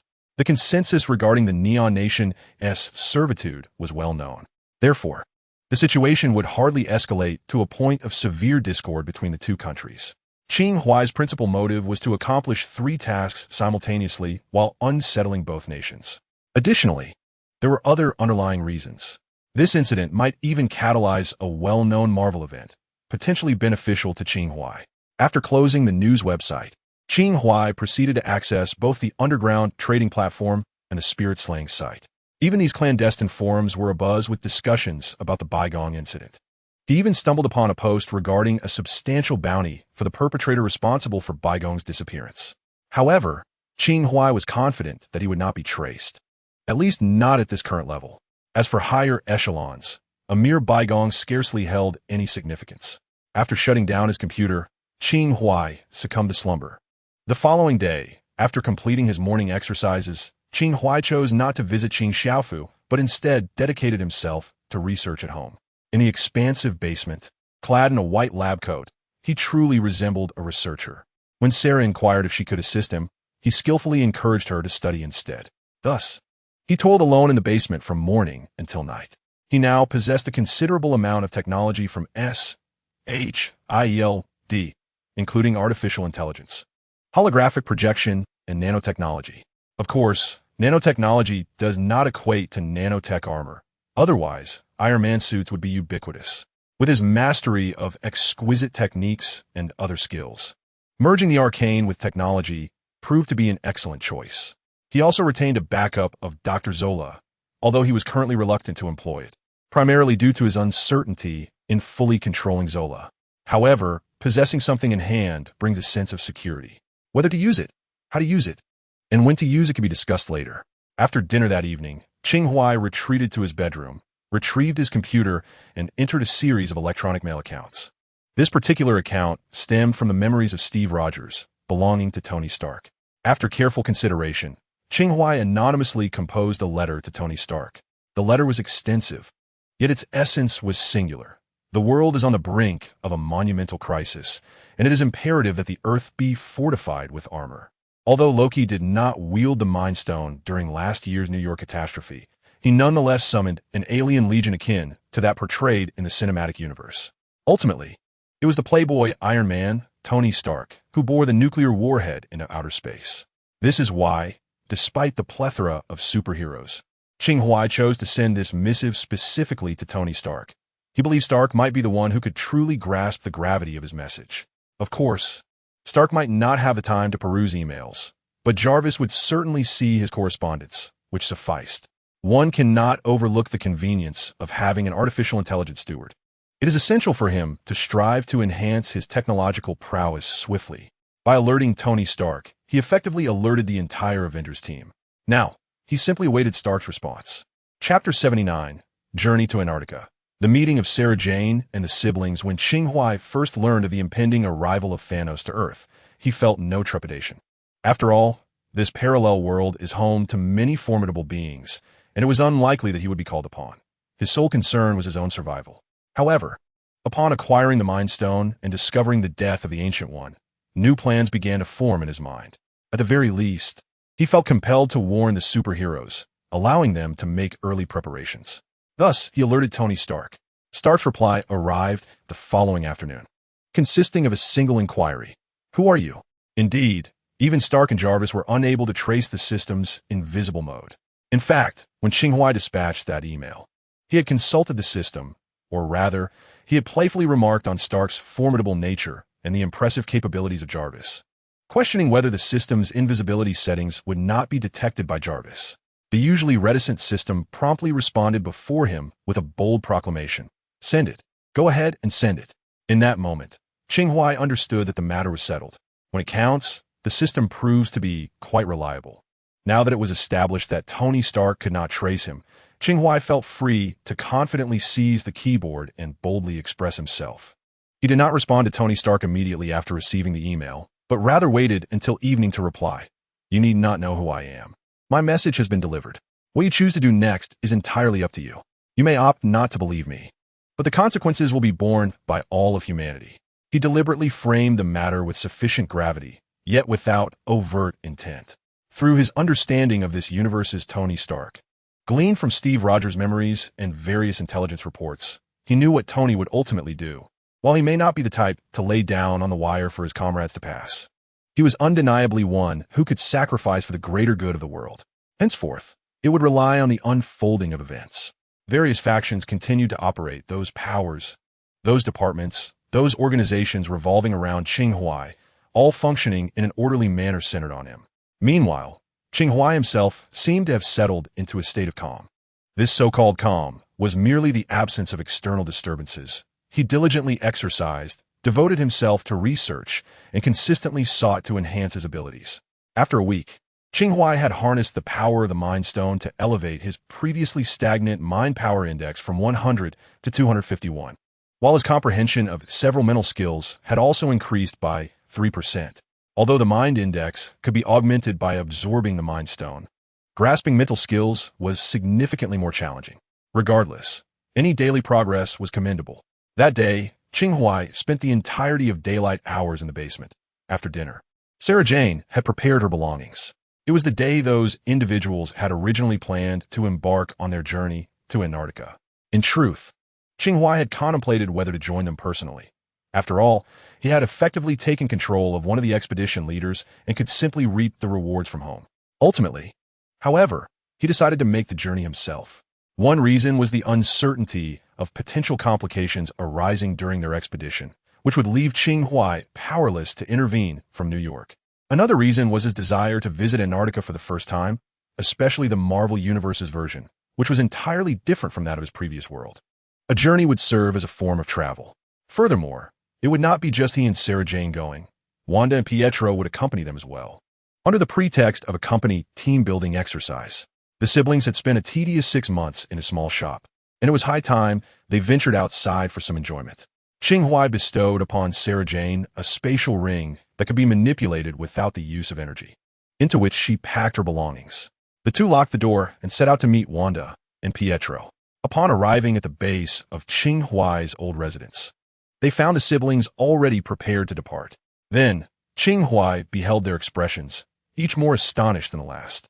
It was inevitable. Today marked the first encounter between the two parties since Sarah Jane became Qing Huai's servant. "Boss, what is this?"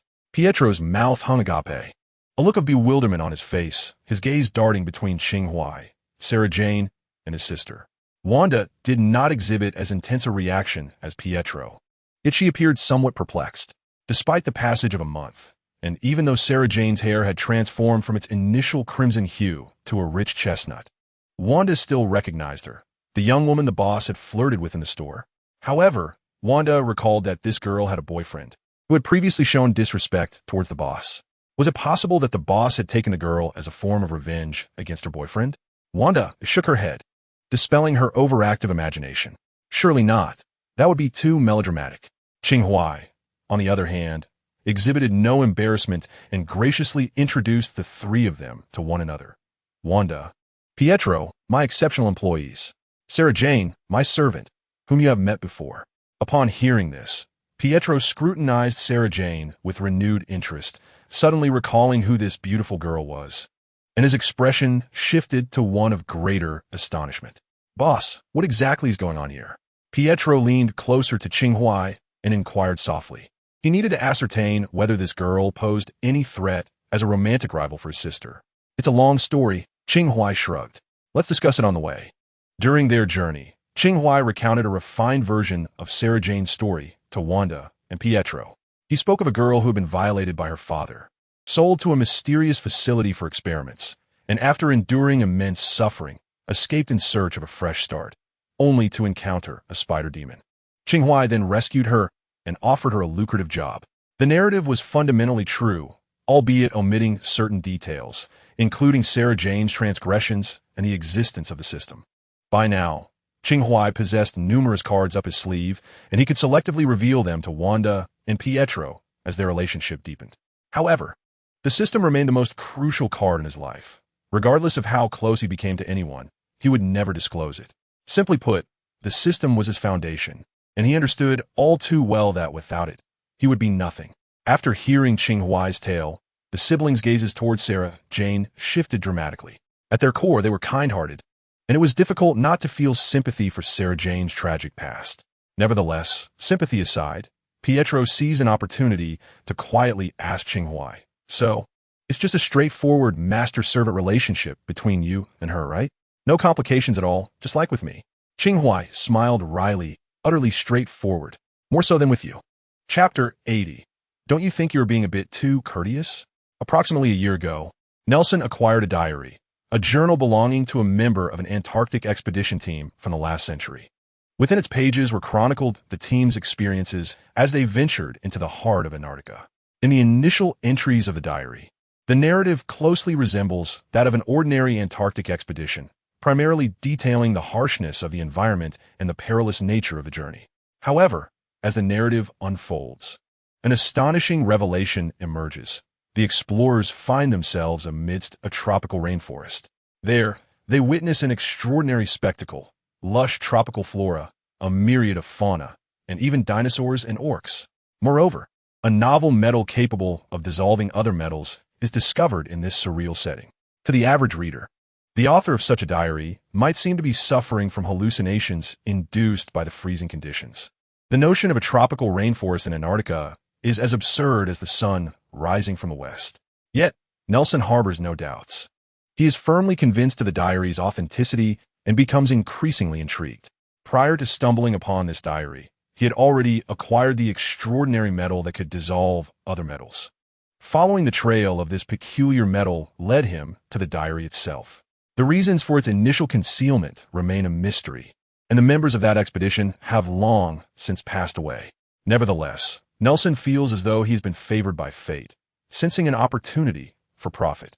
In a world where superheroes and supernatural events abound, many ordinary individuals yearn for distinction. No one wishes to remain inconspicuous. Everyone desires a place in this world. Although Nelson is nearing 50, he still harbors dreams. No, more accurately, ambitions. He enlisted the help of a few old friends, but only John and Torres agreed to join him. After considerable deliberation, the trio resolved to embark on this venture. At this juncture, a colossal icebreaker navigates the sea, measuring over 100 meters in length and 20 meters in width, accommodating nearly 100 individuals on board. Among them are the 4 members of the expedition, led by Qing Huai. The personnel aboard the vessel can be broadly categorized into several groups: leaders, crew members, guides, mercenaries, and a handful of mutants. The mutants have boarded under the guise of Nelson's private security, for which he is paid handsomely, though only Nelson is aware of their true identities. Owing to his influence over John, Qing Huai was among the first to board the ship. Presently, he sits at the end of a rectangular table, a cup of coffee in hand, savoring it with methodical composure. Beside him, the so-called leaders John Thomas and Nelson are all subjugated by the power of the scepter of the mind. At times, Qing Huai reflects on how Loki, during his initial invasion of Earth in the cinematic universe, squandered the potential of the Mind Scepter. It is an artifact capable of controlling minds, yet he often employed it as a mere weapon. Such a waste. However, considering Loki's position as the foremost sorcerer of the 9 realms, yet consistently opting for an assassin's approach, this paradox seems somewhat justifiable. In summary, Qing Huai, following John, quietly took control of Nelson and Torres. He also delved into their memories, thus learning of the 5 personal bodyguards that Nelson had brought, who were mutants. Furthermore, Torres' second son was one of the 4 individuals who, after the auction, was tracked down and subsequently killed by Qing Huai. Qing Huai had come with the intention of tourism. Otherwise, he would not have allowed Wanda and Pietro to accompany him. Controlling the 3 ordinary leaders aboard the ship would undoubtedly make their journey more pleasant. Upon exiting the conference room, Qing Huai encountered 2 of Nelson's personal bodyguards, who appeared momentarily taken aback upon seeing him. Just 10 minutes prior, they had only seen the 3 leaders enter the conference room, with no one else present, and now, inexplicably, another person had appeared. One of them glanced inside and noticed that the 3 leaders were engaged in conversation, unharmed, and thus refrained from questioning Qing Huai's presence, allowing him to depart. They were being paid for their services and saw no need to complicate matters further. Qing Huai chose not to waste time controlling others, as it was unnecessary. Returning to the lounge, he found Pietro still awake, engrossed in a video game. "Boss, those guys are armed with the real deal," Pietro exclaimed excitedly upon seeing Qing Huai return. Clearly, he had already inspected the mercenaries' equipment. "Indeed, mercenaries," Qing Huai replied. "One adventure we are embarking on." Pietro's excitement intensified. The Antarctic environment was undeniably perilous. But this was relative to ordinary individuals. For a superpowered being like Qing Huai, he could don snow wolf armor and venture into outer space if he so desired. The so-called bitter cold posed no threat to him. Before their journey, Qing Huai had clearly explained the situation to the siblings and had given them a choice to join him or not. It was evident that they both chose to come, just as they had previously chosen to follow him. "Are you afraid?" Qing Huai raised an eyebrow. "Not at all," Pietro responded, brimming with enthusiasm, eager for the adventure ahead. "But don't expect too much. Treat it as an ordinary trip," Qing Huai chuckled. Although there was a notebook from the last century, it did not guarantee that they would successfully locate the tropical area and vibranium hidden deep within Antarctica. There was still a possibility of a fruitless journey. While Qing Huai possessed a mutated version of the wind door, reducing this likelihood, it was not entirely impossible. After a night of rest, dawn arrived swiftly. As the first rays of sunlight illuminated the deck, Qing Huai emerged from the cabin. Pietro was still asleep, and Qing Huai did not wake him. Upon stepping outside, he noticed that Wanda and Sarah had also come out together. Qing Huai and Pietro shared one room, while Wanda and Sarah occupied another. It was uncertain how awkward the two young ladies had felt the previous night. "Good morning." The three of them set off together toward the dining hall. The dining area was spacious, with some burly men dining within. Upon witnessing Qing Huai enter with two young ladies, many pairs of eyes were irresistibly drawn to the trio. Aboard this vessel, where 90% of the passengers were men brimming with hormones, the presence of two beautiful girls naturally captivated their attention. "Who are these three? Are they from the entertainment industry?" Someone whispered at a nearby table. "They must be brought by the employer," another responded. "Don't cause any trouble. At least not until the mission is completed." The speaker exchanged a glance with his companion, fell silent, and resumed his meal. At that moment, a burly man at a neighboring table stuffed a piece of steak into his mouth, chewing and swallowing before wiping his lips and standing up, striding toward the trio. Qing Huai watched the imposing figure approach and sighed quietly. Such ostentatious confrontations were far too kitsch. The man arrived before the three, his facial muscles twitching slightly, and then he bowed slightly, lowering his voice deliberately. "Hello, my name is Gonzalez. May I have the pleasure of getting to know you?" Qing Huai thought, "Brother, don't you think you're being a bit too courteous?" The man named Gonzalez slightly inclined his body, standing before them. The unexpected politeness took Qing Huai by surprise. He had anticipated an obnoxious braggart, but instead encountered a respectful individual, nearly leaving him speechless. Finally, it was Sarah Jane who gently replied to Gonzalez, "Apologies, but please do not disturb us while we are dining." Gonzalez seemed unfazed by the rejection, simply smiling and responding, "I apologize for the interruption," before departing. His gentlemanly demeanor and attitude were entirely incongruous with his imposing physique. Indeed, one should not judge a book by its cover. After watching Gonzalez depart, Qing Huai cast a couple of glances at him, but remained unconcerned about the brief encounter. After finishing their meal, they ascended to the deck. Qing Huai leaned against the ship's rail, gazing at the boundless horizon of the sea, where the sunlight cascaded like a layer of silver gauze. As they were traveling by water, it would take several days to reach their destination, yet Qing Huai was in no rush, treating the journey as a leisurely expedition. To pass the time, he brought along mahjong and taught the three of them how to play. Initially, the other passengers on the ship were filled with curiosity regarding Qing Huai and his companions. But upon observing the respectful demeanor of Nelson and the others towards Qing Huai, they began to surmise that their status was not to be underestimated. Thus, no one dared to instigate trouble at first. Although this group of mercenaries was not a formal military unit, most would remain compliant, at least temporarily, for the sake of money. However, there were still a few individuals harboring ulterior motives. At that moment, two dark-skinned men were walking through the ship's corridor, heading toward Wanda and Sarah Jane's cabin. "Are you sure we should do this?" one asked. "What are you afraid of?" "I have this. I guarantee that once we're done, they won't be able to find anyone." The man withdrew a gaseous anesthetic from his pocket, unperturbed by the possibility of being discovered. After all, they were at sea, armed. And even if the others learned of their indiscretions with their women, it would bear no consequence. A faint aroma of alcohol lingered between the two, as they were permitted to indulge in moderation aboard the vessel, provided it did not interfere with their mission. Clearly, after several days of idle leisure, they had cast aside caution and overindulged. The pair approached the cabin door of Wanda and Sarah Jane, poised to knock, when suddenly a voice interrupted. Calm and measured. What do you intend to do? They turned to find Gonzalez, exhaling in relief. Mind your own business, Gonzalez, one of them retorted. Gonzalez had been dispatched for this mission only recently, and despite their brief acquaintance, he was already regarded as an oddity among them. Though robust in physique and somewhat intimidating in appearance, his temperament was remarkably gentle. As they would jest, he resembled a woman. Nevertheless, even upon hearing such remarks, Gonzalez maintained his amicable demeanor, unruffled and patient. With Antarctica approaching, it would be wise to avoid trouble, he advised, his tone neither harsh nor lenient. The man holding the anesthetic shot Gonzalez a glare. You can either pretend you haven't seen us and walk away, or join us inside.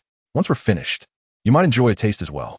Gonzalez's expression remained inscrutable as he sighed softly. I've already warned you. Do as you please. With that, he turned to leave. The man muttered a curse at Gonzalez's retreating figure before redirecting his attention to the door, ready to knock. Yet in an instant, they felt a disconnection from their surroundings, a fleeting blur before their eyes. The next moment, a chilling sensation enveloped them, accompanied by a profound loss of weight.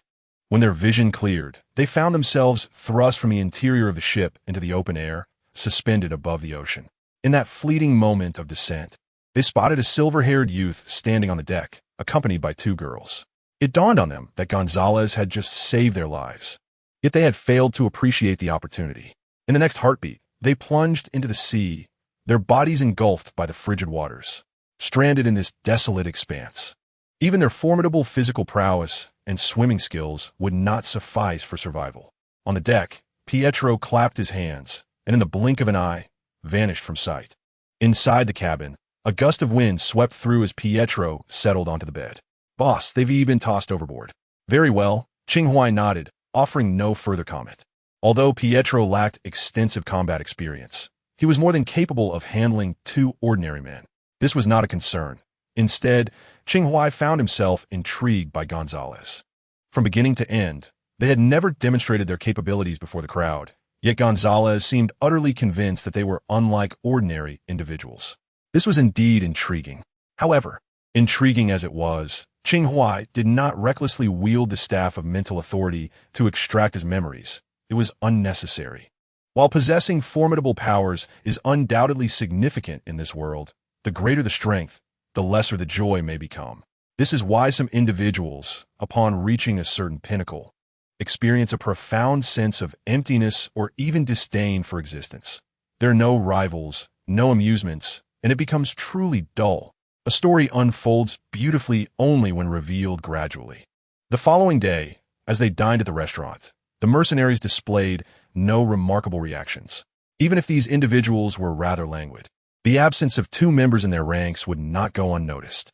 The most reasonable explanation was that someone had resolved the matter, at least preventing it from escalating. During the meal, Qing Huai cast a glance at Gonzalez, who seemed to sense his gaze and turned to meet it. He returned a polite smile and nodded, seemingly responding to Qing Huai, assuring that there was no need for concern.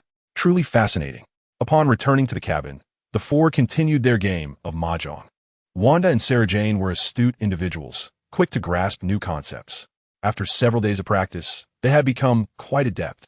Particularly impressive was Wanda, who, in just a few days, had honed her skills to an exceptional level, an extraordinary talent. It was not solely talent. Her diligence also played a significant role. According to Sarah Jane, Wanda had been muttering phrases in her sleep, oscillating between the terms 2 dots and 10,000. Sarah Jane lay quietly in bed, listening as Wanda seemingly played mahjong throughout the night, eventually hearing her murmur, "Little Qing, don't be afraid. I won. I will take care of you from now on." This was a secret that Sarah Jane quietly shared with Qing Huai, who, upon hearing it, regarded Wanda with a different look. This girl, who usually presented herself as a demure maiden in front of him, exhibited a stark contrast in her dreams. Was it a disparity? Qing Huai insisted that Sarah Jane keep this matter strictly confidential.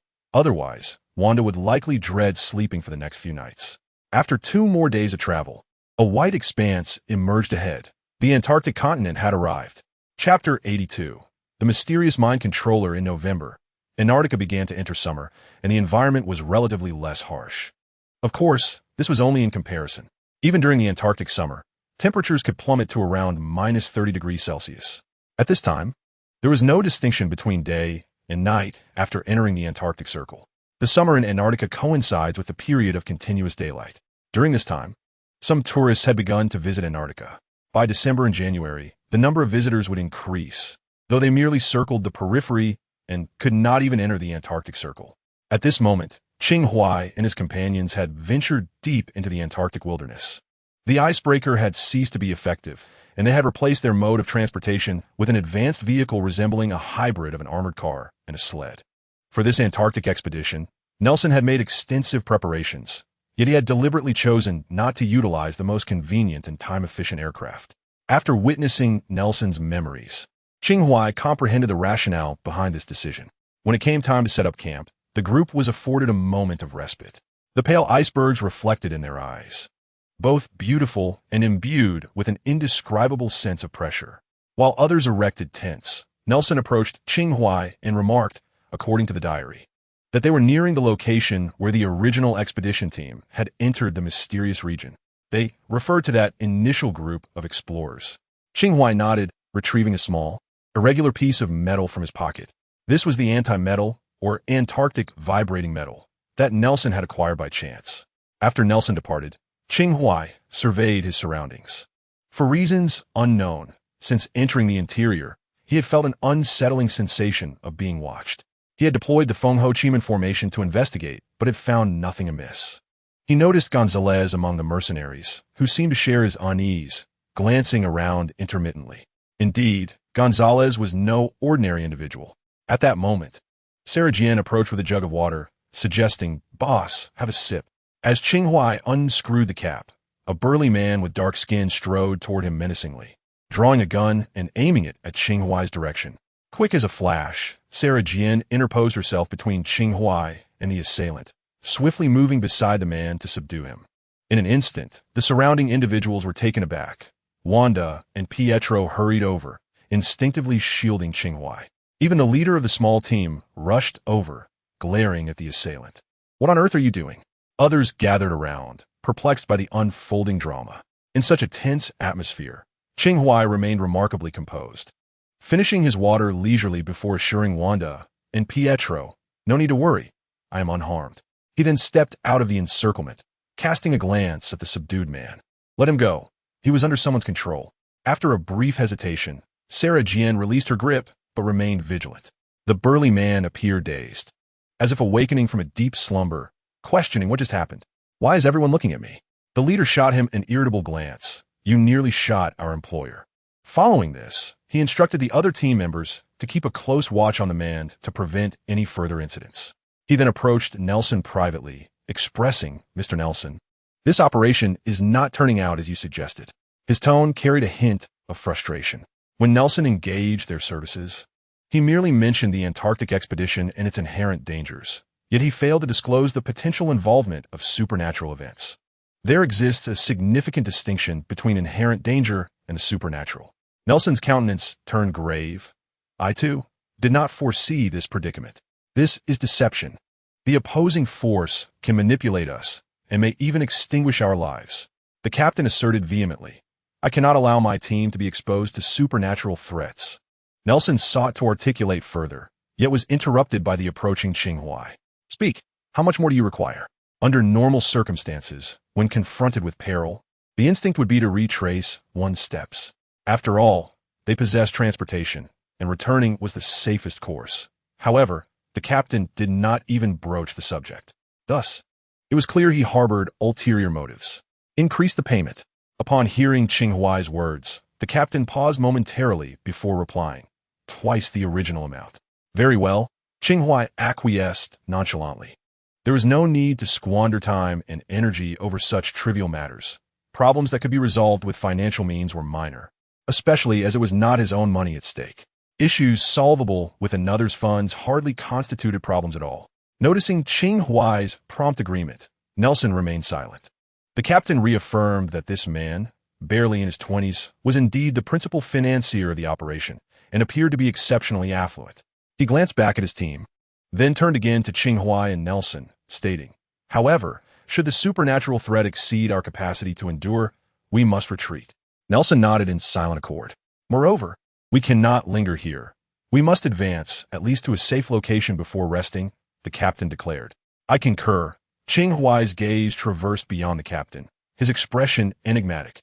"Yet your team seems to harbor contrary sentiments." The captain was momentarily taken aback, turning to look back, bewildered. He beheld that many of his armed team members had already chambered their rounds, their eyes vacant as they encircled them. "Jack, lower your weapons. What are you doing?" The captain yelled at his team, yet it was of no avail. Qing Huai probed the minds of those under control with his psychic abilities, discovering that the force controlling them wielded a significantly greater psychic power than he could currently muster.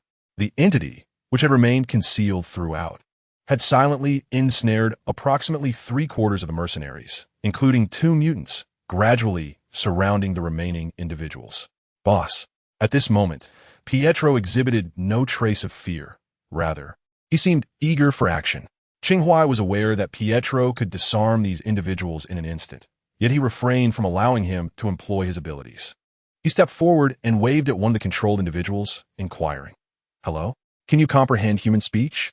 The first individual under control was evidently approaching with intent, leading Qing Huai to believe that this formidable mind controller must have ulterior motives. "What do you desire? Do you wish for us to depart from this place? Or do you intend to eliminate us?" The individual remained silent, yet pointed towards Qing Huai's pocket. In response, Qing Huai retrieved a metallic object from his pocket, cradling it in his hand. "Do you covet this?" The person across from him turned his palm upward, signaling Qing Huai to hand it over. Indeed, it was for this piece of vibranium. However, Qing Huai had no intention of relinquishing the vibranium. Instead, he returned it to his pocket and stepped back into the crowd, fixing his gaze upon the man's eyes, wearing an innocent smile. No, although the opposing party had commanded armed figures to encircle them, the 4 of them were not intimidated by bullets. As for mind control, it was an even lesser concern. Not only did he possess a mutated version of dual abilities, but he also held the Mind Stone, rendering him quite fearless. Furthermore, many remained unshackled, making it unlikely for them to take the lead. Otherwise, hiring these individuals would have been a waste of resources. Moreover, he was keen to witness the abilities of Gonzalez, the superpowered individual amidst the mercenaries. Chapter 83. The Antarctic being with mind control. The mercenaries, now under the sway of the mysterious mind controller, had effectively surrounded the remaining individuals. Qing Huai gradually retreated behind the crowd, discreetly unfolding the wind rear. Although they were unafraid of bullets, a gunfight in such an environment could potentially trigger an avalanche. In an instant, a 200-meter radius around Qing Huai fell under his command, yet he still could not discern the whereabouts of the mind controller. The person who had just conversed with Qing Huai continued to extend his hand, advancing towards him. Simultaneously, the remaining individuals mirrored the first, hands outstretched as if they were a horde of vengeful spirits seeking to claim their lives. They drew nearer, and during this time, Pietro frequently cast glances at Qing Huai, eager to take action, but Qing Huai restrained him, knowing that the moment had not yet arrived. Just as the 2 parties were within 4 or 5 meters of each other, Gonzalez, standing at the periphery, suddenly sighed and shouted, "Get down." In the next moment, with a flick of his wrist, Gonzalez forcefully slammed his arm down to the ground. Dozens of dark golden lines, as swift as lightning, erupted forth, striking the controlled individuals. Those people, as if struck by thunder, were hurled backward. Among the remaining individuals, whether they were mutants or mercenaries, all were taken aback, save for Qing Huai, who merely curled the corners of his mouth. The objective had been achieved, and it was easier than anticipated. However, he was slightly surprised. He had assumed Gonzalez to be a mutant, yet the display he had just executed was clearly magic. Gonzalez furrowed his brow slightly, seemingly vexed by the premature revelation of his powers, and he directly approached Qing Huai, stating, "At 3 o'clock, approximately 500 meters. Qing Huai instantly comprehended the meaning behind his words. It referred to the location of that enigmatic mind controller. This revelation astonished him once more.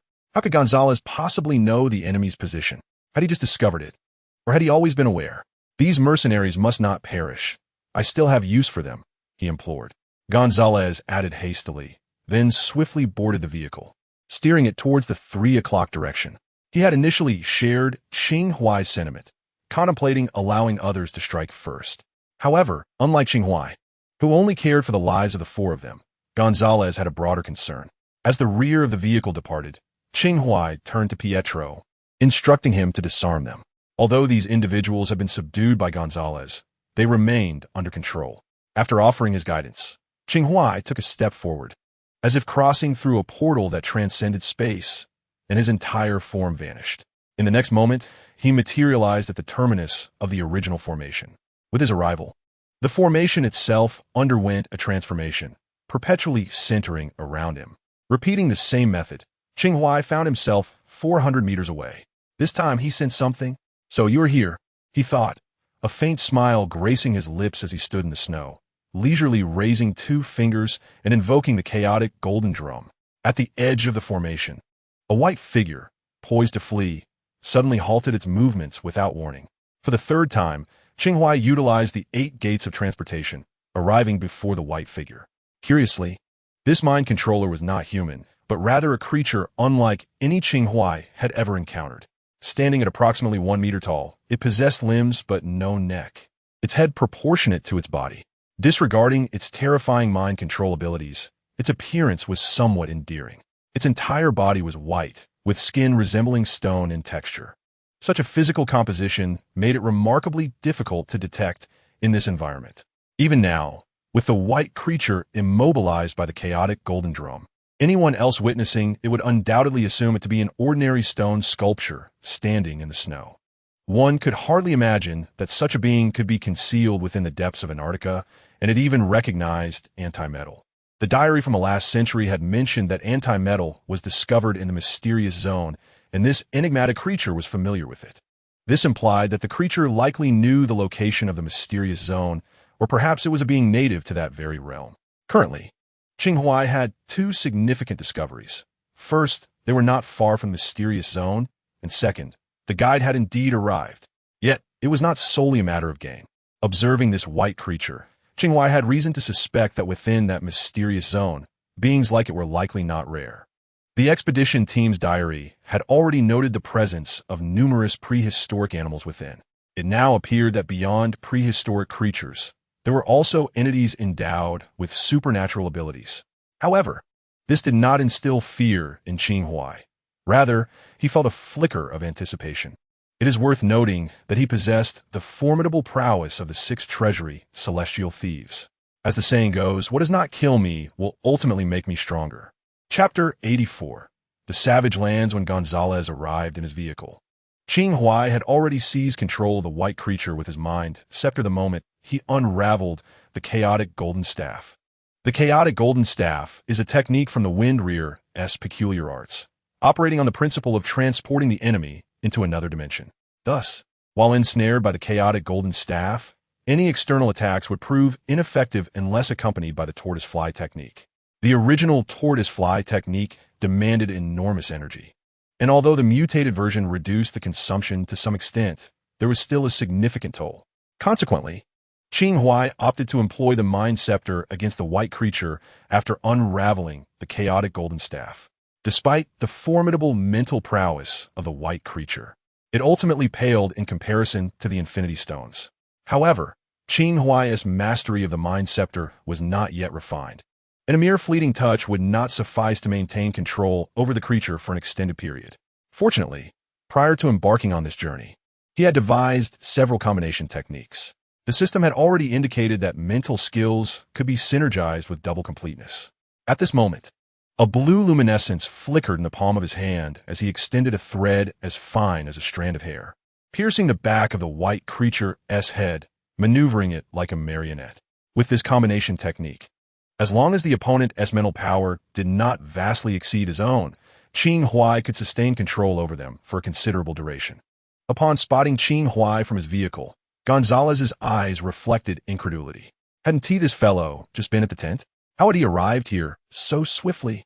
Qing Huai cast a glance at Gonzalez, disregarding his expression, and inquired, "Have you encountered this creature before?" Gonzalez scrutinized the white creature for a moment, first shaking his head, then replying, "You have taken control of it?" Qing Huai refrained from responding directly, leading the white creature into the armored sled, and gazing intently at Gonzalez, he asked bluntly, "Are you a magician?"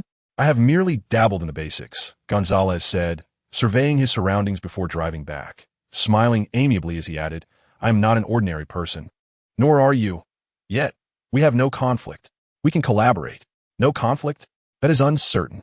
With a smile, Qing Huai regarded Gonzalez and suggested, "Perhaps you should first reveal your true identity and intentions."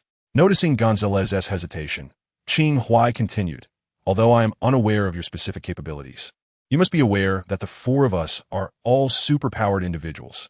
Now, with our numbers, if we wish to avoid being bullied, we must demonstrate some sincerity." Gonzalez was momentarily taken aback by Qing Huai's words. He had just stated that cooperation was possible. So how had it morphed into a threat in this man's mouth? Wasn't this a blatant intimidation? Moreover, it was a simplistic, even juvenile, threat. To speak or not to speak. The sort that implied, "If you don't, I will make you." Gonzalez felt a twinge of frustration, his mutant perception abilities informing him that he was indeed no match for the individual before him. What had initially been a straightforward task had grown complex due to the presence of several formidable opponents, including Qing Huai. After a brief moment of hesitation, Gonzalez stammered, "I am Ari Gonzalez. I infiltrated the mercenaries to gain access to the wasteland. That is all I can divulge for now. I cannot disclose anything further." "The wasteland?" Qing Huai mused, intrigued by this novel term, referring to a mysterious region hidden deep within Antarctica. Gonzalez cast a sidelong glance at Qing Huai and remarked, "You're also heading there, are you not?" "Where?" Qing Huai retorted, feigning ignorance. Gonzalez clarified, "In any case, we shall not engage in conflict before entering there." He amended his statement to specify that they would not clash prior to entering the wasteland. Having resolved that he stood no chance against the individual before him, Gonzalez planned to discreetly lead the mercenaries into the wasteland and swiftly complete the mission to return home. Qing Huai pondered for a moment before producing the piece of antimetal and inquired, "Is this what you seek in the wasteland?" This object had already made an appearance earlier, rendering any further concealment unnecessary. "No, I do not even know what that is," Gonzalez replied, glancing at the white creature. However, judging by its reaction, it seemed to belong to the wasteland. Gonzalez's demeanor suggested authenticity. Thus, his objective was not the anti-metal, but rather something else within the wasteland. How intriguing. Qing Huai chuckled softly and patted Gonzalez on the shoulder, opting not to answer his question. Upon disembarking, a group awaited them outside. With the white creature under Qing Huai's control, the mental manipulation over the mercenaries had been lifted. Upon seeing the peculiar white creature, the mercenaries tensed, uncertain of what it was. "Do not be alarmed," Qing Huai reassured. "It is merely a small animal." He then glanced at the hastily erected tents and stated, "This place remains unsafe. We must continue our journey." Without consulting anyone, Qing Huai understood that anyone with a modicum of sense should grasp the gravity of the situation. Superhumans, sorcerers, mutants. At this moment, the mercenaries had little sway. A few mercenaries looked to their captain, who snapped, "What are you waiting for? Move. What else can we do?" As the others dismantled the tents, Qing Huai found a spot to open the memory book of the white creature, curious about what intriguing information he might uncover within its pages. Chapter 85. The behemoth before the wasteland. The armored sled traversed the snowy expanse, with Qing Huai seated in the passenger seat, directing the path ahead. He had perused the memories of the white creature, though somewhat obscure. He had discerned the route to the wasteland. They were indeed nearing the wasteland, yet whether they could gain entry remained a question. The untamed wilderness concealed within Antarctica has existed for countless years, yet throughout this extensive period of human exploration and exploitation, few have ever discovered its existence. This is not without reason. Their original position was not far off. Otherwise, they would not have been attacked by this enigmatic white creature.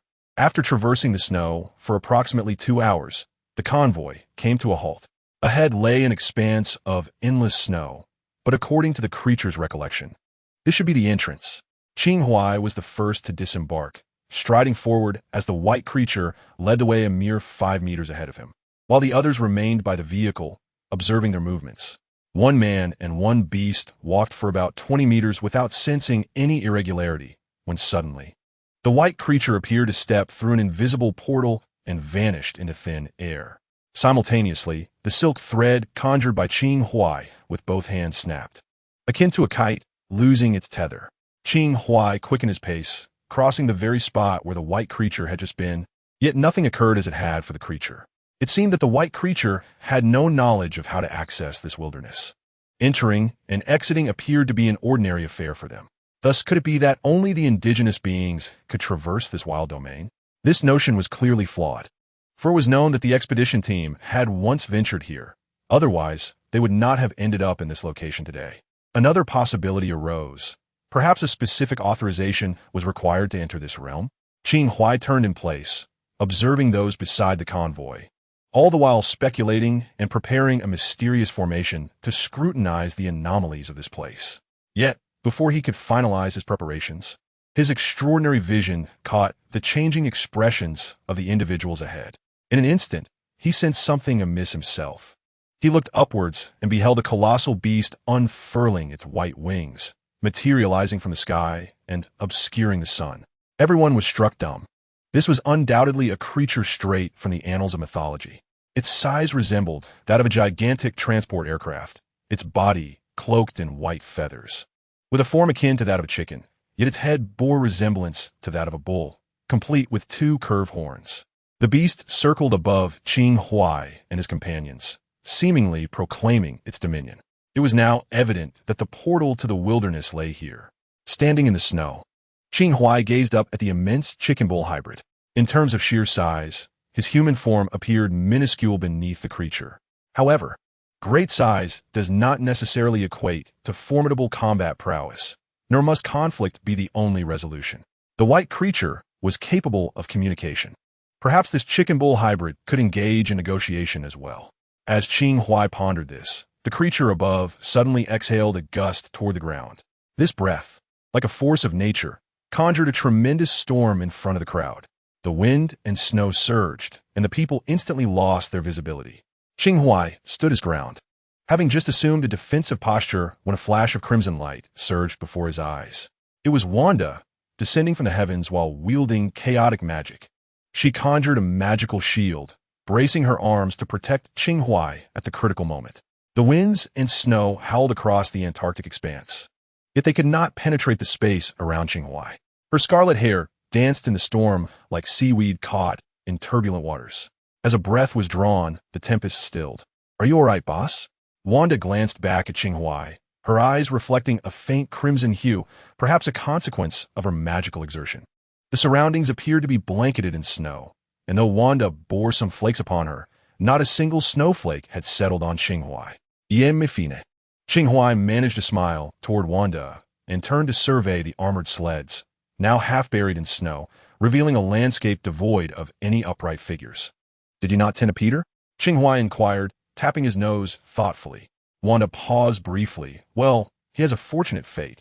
Before the massive chicken beast unleashed its breath, Wanda had already begun advancing toward Qing Huai, positioning herself directly in front of him without hesitation. Suddenly, figures began to emerge from the snow. Sarah Jian was the first to rise, brushing off the snow from her attire. Qing Huai noticed that beneath her, Peter was sheltered. In the face of the impending storm, Sarah Jian prioritized Peter's safety, not even affording him a chance to use his abilities. Beyond Sarah Jian and Peter, only a handful of individuals remained unscathed by the fierce winds. There was Gonzalez, along with several other mutants, and a few who had managed to take refuge behind the sleds, thus escaping the calamity. Notably, Nelson and Torres, whose physical conditions were the most precarious, remained unharmed due to the protection of the armored sleds. The colossal chicken beast continued to circle ominously in the sky, seemingly intent on entombing these unwelcome guests rather than engaging in communication. Qing Huai gazed at the creature, a plan forming in his mind. "Let us just fly into this wild land." Chapter 86. Entering the wilds in the heart of Antarctica, the enormous chicken beast loomed in the sky. Qing Huai and his companions stood atop the thick snow, leaving deep imprints upon the surface.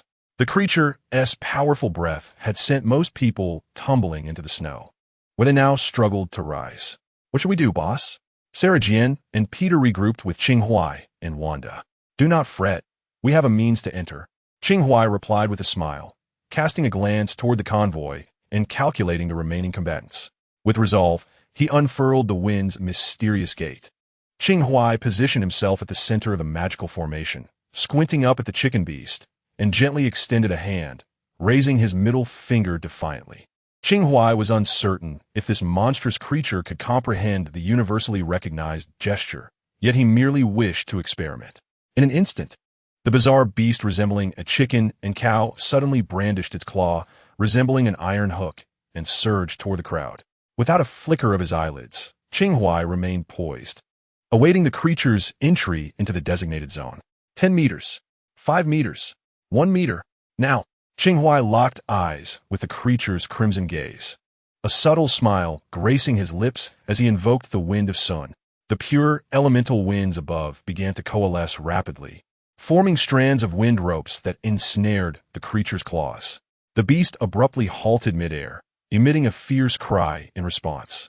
At that moment, Qing Huai exerted force beneath his feet, darting forward a few paces before vanishing from sight through the 8 gates of transportation.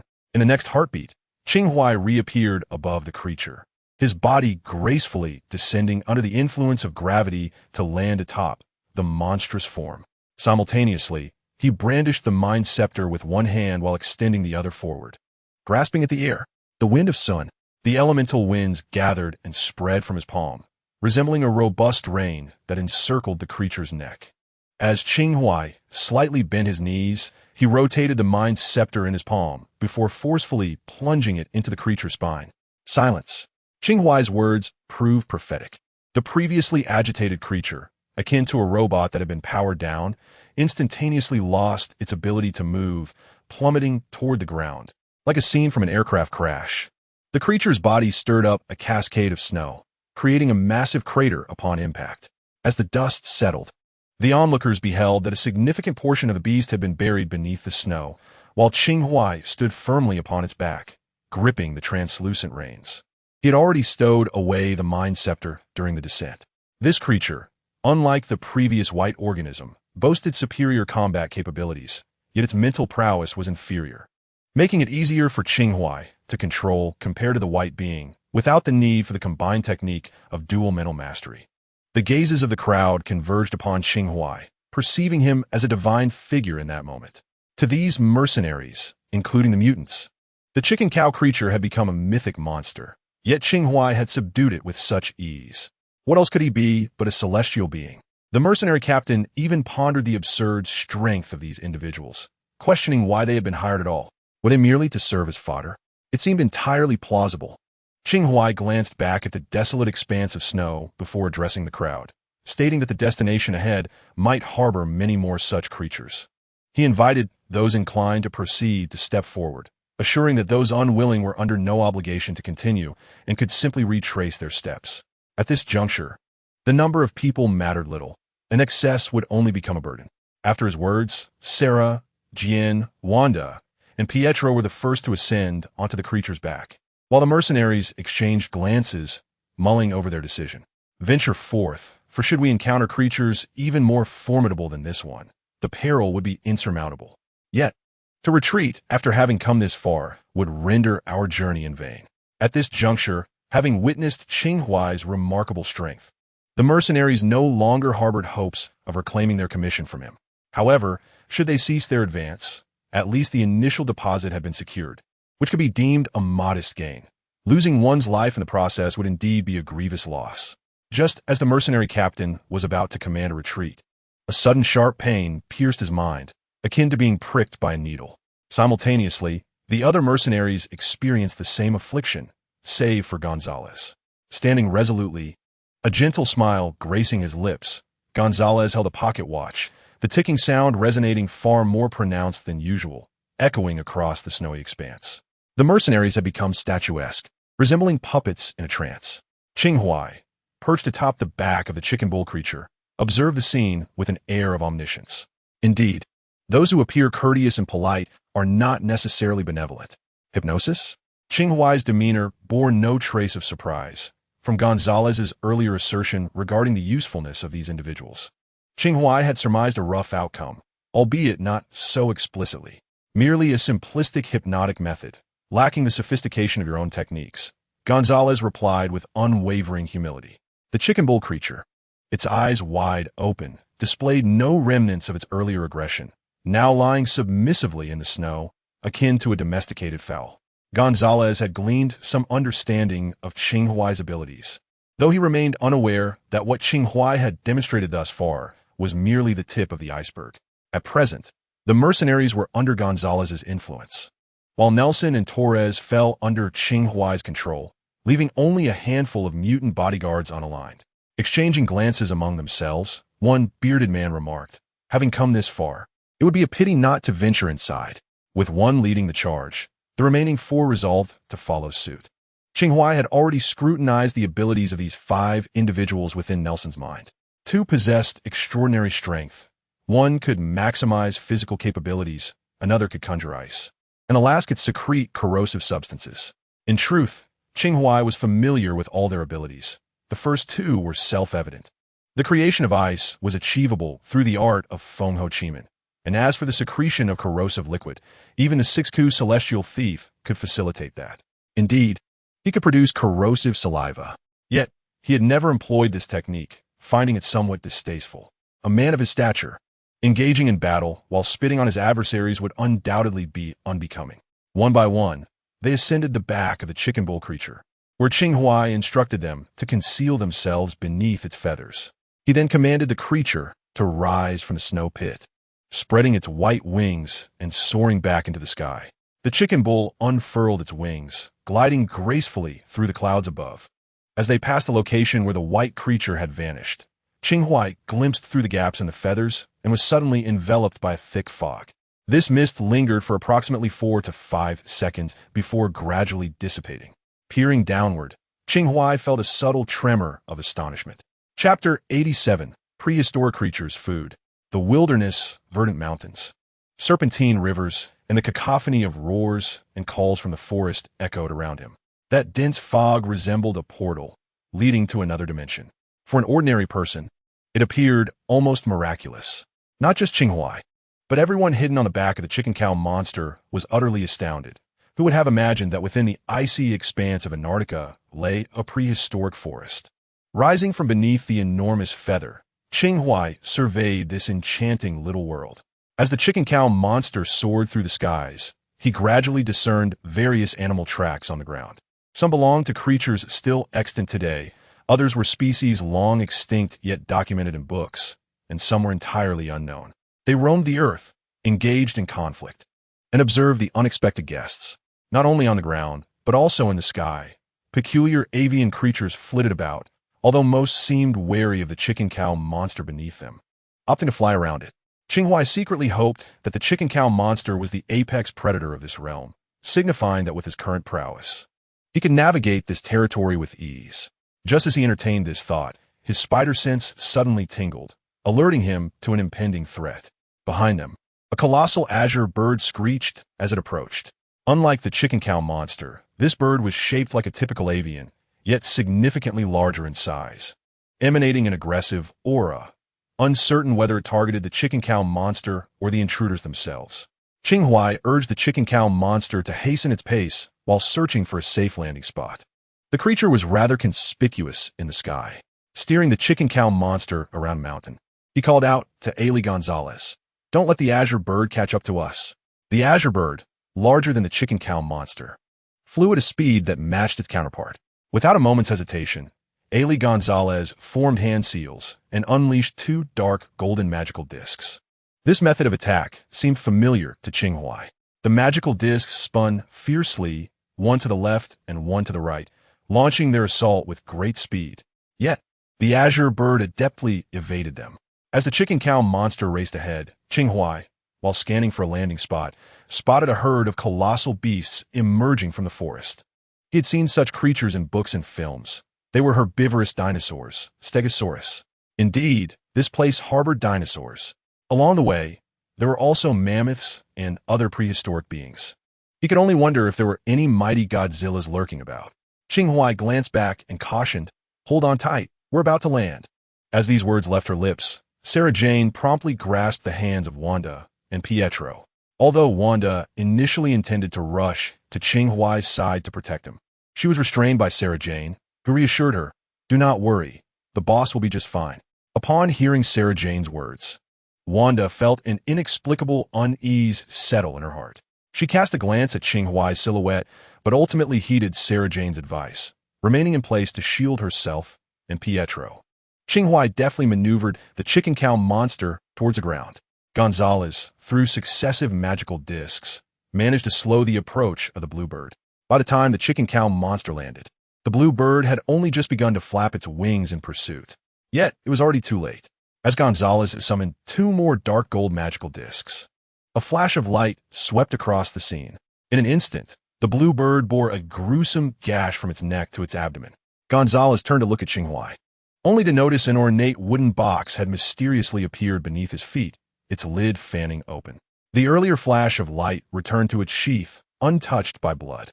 Gonzalez observed as the sword box was closed and then vanished into thin air at Qing Huai's command, choosing to remain silent. As a mutant himself, possessing a unique sixth sense akin to an extrasensory perception, he could sense a life force akin to a biological field emanating from every living creature. Each being possessed its own corresponding biological field, and Gonzalez not only sensed their existence, but also discerned their strength. The potency of Qing Huai's biological field ranked among the top 3 he had ever encountered. The red-haired maiden who constantly accompanied Qing Huai also exuded an extraordinary strength, similarly placing her within the top tier. The biological fields of the other 2 individuals were no less formidable, confirming to Gonzalez their remarkable nature upon his first sight of the quartet. Gonzalez sincerely wished to befriend them. In other words, he yearned to align himself with such powerful entities. It would be folly to consider them as adversaries. The bluebird's body skidded across the ground due to inertia, coming to a stop right before them. Qing Huai was the first to leap down from the back of the chicken cow monster, turning to catch Wanda, saying, "Give me your hand." Wanda placed her hand in Qing Huai's, allowing herself to be gently lowered. Pietro jumped down effortlessly, his speed and physical prowess far surpassing that of an ordinary person. He had intended to assist Sarah Jane, but she landed gracefully all on her own. The remaining individuals descended in succession. Qing Huai approached the bluebird and gazed up at the sky. Curiously, although it was polar day in Antarctica, this desolate land still experienced a distinction between day and night, with dusk settling upon them. What role did this enigmatic region play on Earth?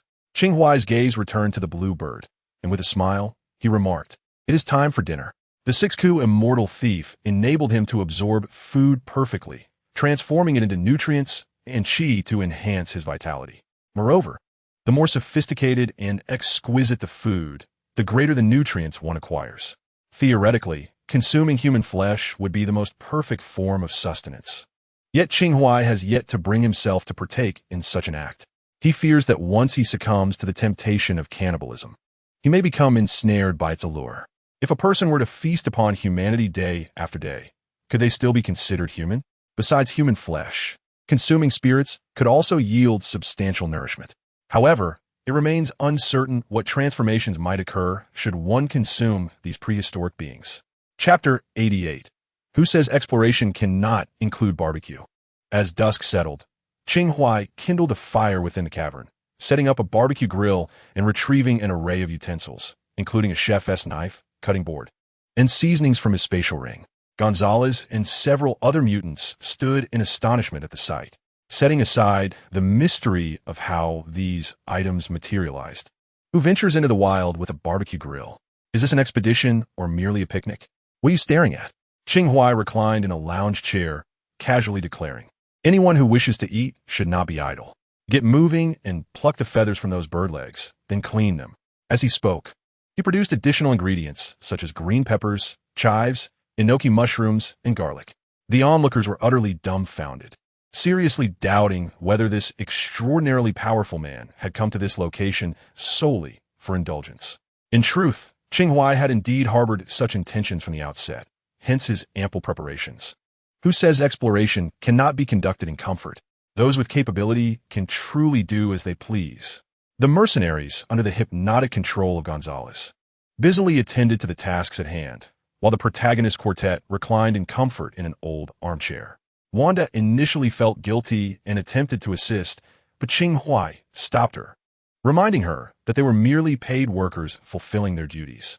Though he spoke thus, Qing Huai understood that whether this group would emerge from the expedition alive remained a pressing concern. As the others busied themselves, Qing Huai began to strategize for the forthcoming events. Their primary objective for this venture was to locate anti-metal resources. Nelson had specifically crafted a device for detecting such materials, which now rested with Qing Huai. Since neither Nelson nor Torres possessed combat capabilities, Qing Huai had refrained from bringing them into the fray, uncertain if they would survive to return to the ship. In addition to the anti-metal resources, Qing Huai was keen to observe whether these prehistoric creatures might aid in his cultivation. If so, he intended to make the most of the valuable resources available here. Furthermore, there was Gonzalez, who claimed he had no interest in anti-metal, suggesting that this place might harbor other resources unknown to Qing Huai. To the inhabitants of Earth, this seemingly idyllic sanctuary was a treasure trove. If they failed to discover this location, it would be of little consequence. At worst, it would merely be a fruitless journey. Yet, having found it and entered, it would be remiss not to fully exploit this precious bounty. The thief still lingers, and, as a bastion of justice, Qing Huai feels an obligation to safeguard this precious land, akin to protecting his own home. After nearly 2 hours of diligent effort, the fragrant bird legs were finally cooked to perfection. Wanda had taken 2 skewers of meat, intending to present them to Qing Huai, only to discover that Sarajian had already delivered the meat to Qing Huai's side. Wanda gazed at the meat in her hands for a moment before handing it over to Pietro. Qing Huai, on the verge of slumber, had just risen from his reclining chair when he noticed Gonzalez approaching, still unaware of his name. Qing Huai casually picked up a sizzling skewer, dripping with juices, and savor bite. Wayne. Qing Huai, he remarked nonchalantly. Gonzalez nodded in acknowledgement and proposed, "Let us collaborate. I can assist you in acquiring what you seek, and in return, I hope you will help me obtain what I desire." As Qing Huai munched on his skewer, he cast a sidelong glance at Gonzalez, who was evidently oblivious to Qing Huai's current intentions. Rather than declining Gonzalez's offer, he managed a warm smile. "Very well. I prefer not to owe anyone a favor. I shall assist you first, and then you can help me."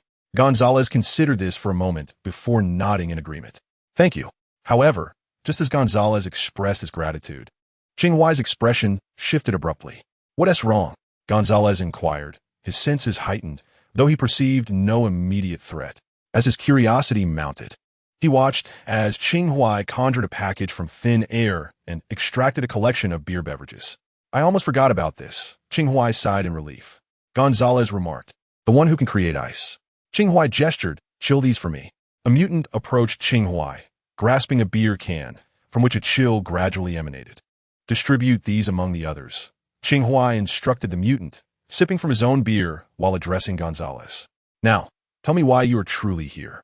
After a brief silence, Gonzalez began, "I am here to assist my employer in locating a particular item." "Your employer?" Qing Huai raised an eyebrow. "Yes," Gonzalez confirmed. "He once saved my life, and in gratitude, I pledged 10 years of service.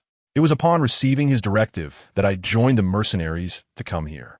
As for the identity of my employer and the specifics of what I'm searching for, I truly cannot disclose that. I hope you understand." "Understand," Qing Huai replied with a dismissive smile. Given his current capabilities, whether or not the other party divulged such information was no longer of consequence. Raising his drink towards Gonzalez, he declared, "To a fruitful collaboration." Gonzalez reciprocated the gesture. After satiating his hunger, Qing Huai reclined in his chair. The meat from the bluebird had begun to be digested within him, and he could distinctly feel that the nourishment it provided was second only to consuming a soul. Should he remain here for an extended period, he would undoubtedly soar to new heights. Moreover, after slaying the creature, one also acquires its soul. Once the blue bird had drawn its last breath, Qing Huai detained its essence, yet he had no intention of consuming it, as it might possess other unforeseen benefits. This, however, highlighted the considerable advantages that the local fauna bestowed upon him. Outside lay the remains of the creature, and Qing Huai initially contemplated feeding it to the cow chicken beast. But alas, the latter was herbivorous. Consequently, he directed his companions to construct a rudimentary trap several hundred meters from the cave, utilizing the carcass of the bluebird, in hopes of ensnaring some game. The night had fully enveloped them, and within the cave, the occasional roars of wild beasts echoed from outside, posing a significant threat to any ordinary individuals who might find themselves in this perilous location. Yet, for Qing Huai and his entourage, such dangers were hardly a concern. As night fell, they erected tents within the cave to rest. The cow-chicken beast stood guard at the entrance, effectively shielding it with its bulk, while the mercenaries under Gonzalez's command took turns keeping watch, and the night passed without incident. At dawn, awakened by the cow-chicken beast's bellowing, Qing Huai opened his eyes, rousing the others who peeked out from their tents. He sauntered from the cave, the morning light filtering through the branches of distant colossal trees, casting a gentle glow upon him. Stretching lazily towards the sun, he finally cast his gaze forward, only to behold a group armed with spears. Chapter 89. The indigenous people of the wilderness and powerful mind control the individuals outside don crude armor and peculiar helmets. Their attire markedly different, yet somewhat similar to that of the outside world. There were approximately a dozen of them, wielding metal spears as they eyed Qing Huai and his companions warily. "Who are you?" inquired the leader. A single phrase left Qing Huai momentarily stunned. They were speaking in Chinese. "Who are you?" He responded in kind, having surmised that these individuals were likely the indigenous people of this untamed land. Yet why do they speak Chinese? Could this truly be a prototype of a hidden paradise? That seemed far-fetched. "This is our home. You are the outsiders," the man replied, his tone unfriendly. Indeed, they were natives. Gazing at the dark golden spears they held, Qing Huai pondered for a moment before breaking into a smile. "Fellow countrymen, we are merely here for a visit, having inadvertently lost our way." The leader cast a glance at the docile cow-chicken beast beside him, which was far too amicable towards humans. It wanted to attack us, so we were compelled to restrain it. "My apologies. I shall release my control over it right away." As he spoke, Qing Huai raised his hand, carefully observing the expressions and movements of the individuals before him. Upon his mention of releasing the cow-chicken beast, a flicker of fear crossed the faces of several onlookers. Noticing this, the leader cleared his throat and said, "Wait, there's no need." Qing Huai smiled subtly. It appeared that relations between these people and the cow-chicken beast were far from harmonious, as inferred from the leader's earlier remarks. The peculiar beings, resembling a fusion of chicken and cow, would not exhibit such familiarity with humanity, for they too are human. Furthermore, one can glean from the previous statement that these individuals possess an awareness of their own humanity. Specifically, they are likely cognizant of the world beyond. The diary of the expedition from the last century merely mentions encounters with wild men, omitting any reference to normal humans. Was it that they never encountered them, or did the original chronicler deliberately conceal this fact? It remains uncertain. The man cast a brief glance at Qing Huai and his companions before inquiring, "Was that azure bird outside also slain by you?" Qing Huai shrugged, opting for ambiguity. After a moment of contemplation, the leading man replied, "You claim to be lost. We can assist you in finding your way out." He was clearly a perceptive and cautious individual. Yet, Qing Huai and his companions had no intention of departing so easily. Having made the arduous journey to arrive here, it would be folly to leave without purpose. Thus, Qing Huai gestured towards Gonzalez, suggesting that he sought a particular item from their domain. Gonzalez, though lacking comprehension of Chinese, felt an inexplicable sense of foreboding. "What?" The man furrowed his brow. Skeptical of the notion that this group was merely on a leisurely excursion, it was evident to any observer that they were not just tourists. Behind Qing Huai stood a cadre of armed mercenaries who travels for leisure armed to the teeth. Qing Huai did not expect the indigenous people to believe him. He was merely indulging in a verbal exercise. The man wielding the spear had clearly assessed the power dynamics at play.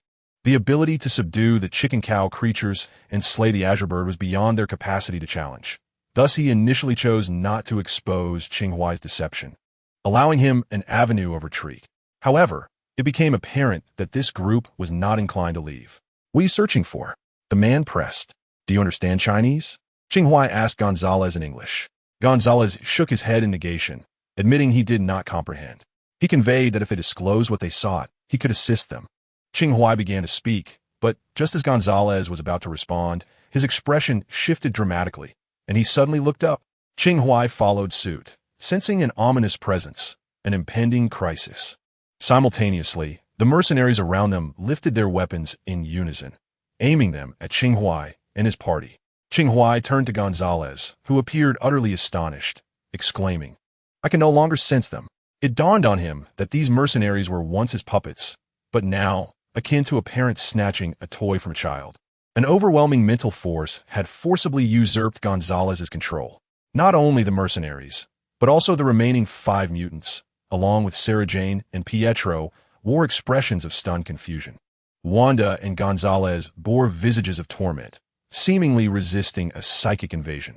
Even Qing Huai, endowed with dual defenses from both his unique abilities and a formidable mental index, could faintly perceive a potent psychic force thrusting itself like a blade into his consciousness.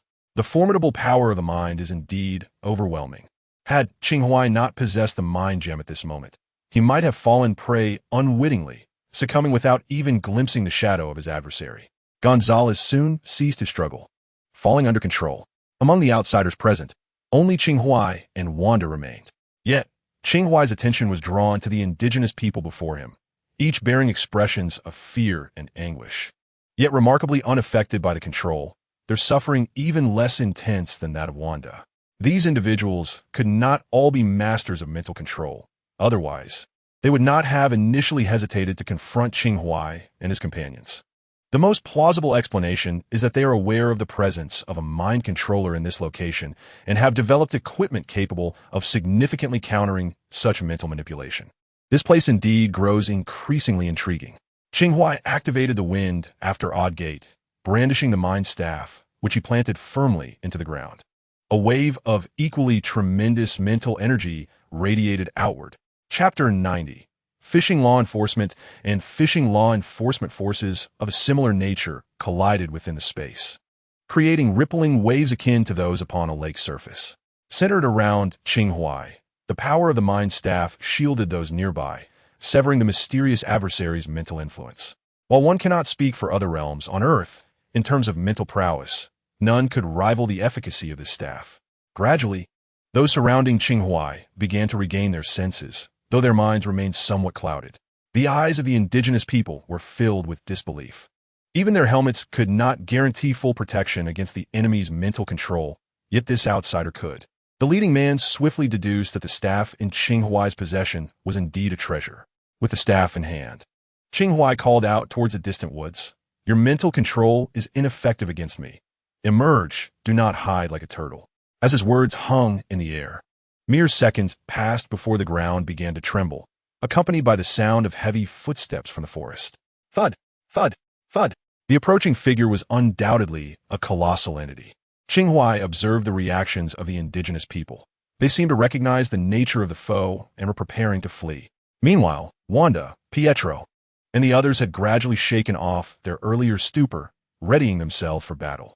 The mercenaries, however, fell prey to Gonzalez's hypnosis once more, raising their weapons towards the forest. The footsteps grew nearer, the tremors more pronounced. Before long, the outline of the enemy emerged from the woods. A gigantic black creature stood before them, towering an estimated 5 meters, its limbs resembling a dark mountain as it advanced towards the group. Qing Huai narrowed his eyes. This creature was nothing short of an ultimate magnification of the white beast previously encountered on the snowfield, save for its coloration, which appeared to be a proportional enlargement. Indeed, as it approached, Qing Huai and his companions observed the small white creature trailing behind the black behemoth. Tiny and pale, the white creature had to take several steps for every one taken by the black giant, creating a strangely comical scene. Thus, is this a return home to report to mother? The colossal black creature loomed before Qing Huai, standing a good 20 to 30 meters away, resembling a small mountain that obscured the sunlight and emanated an overwhelming sense of pressure. However, a grand size does not necessarily equate to formidable combat prowess. This notion, I believe, is well understood by both the chicken bull monster and the azure bird. As the dark creature approached, the indigenous people had already retreated to a safe distance. Yet they did not depart entirely. Instead, they covertly observed from afar. The black being stood before them, its lantern-sized eyes gazing down at Qing Huai, or more accurately, at the mind scepter in his hand. Soon after, a tremendous wave of mental energy emanated from the creature's consciousness. This was not an attack, but rather a form of communication. Leave, you're not welcome here. A clear consciousness permeated the minds of everyone present, devoid of any language or script, yet possessing an exceptionally explicit intent. Apologies, but not at this moment. Qing Huai tilted his head to glance at Gonzalez, who was there in search of something. Gonzalez began to doubt the practicality of clinging to such a powerful ally.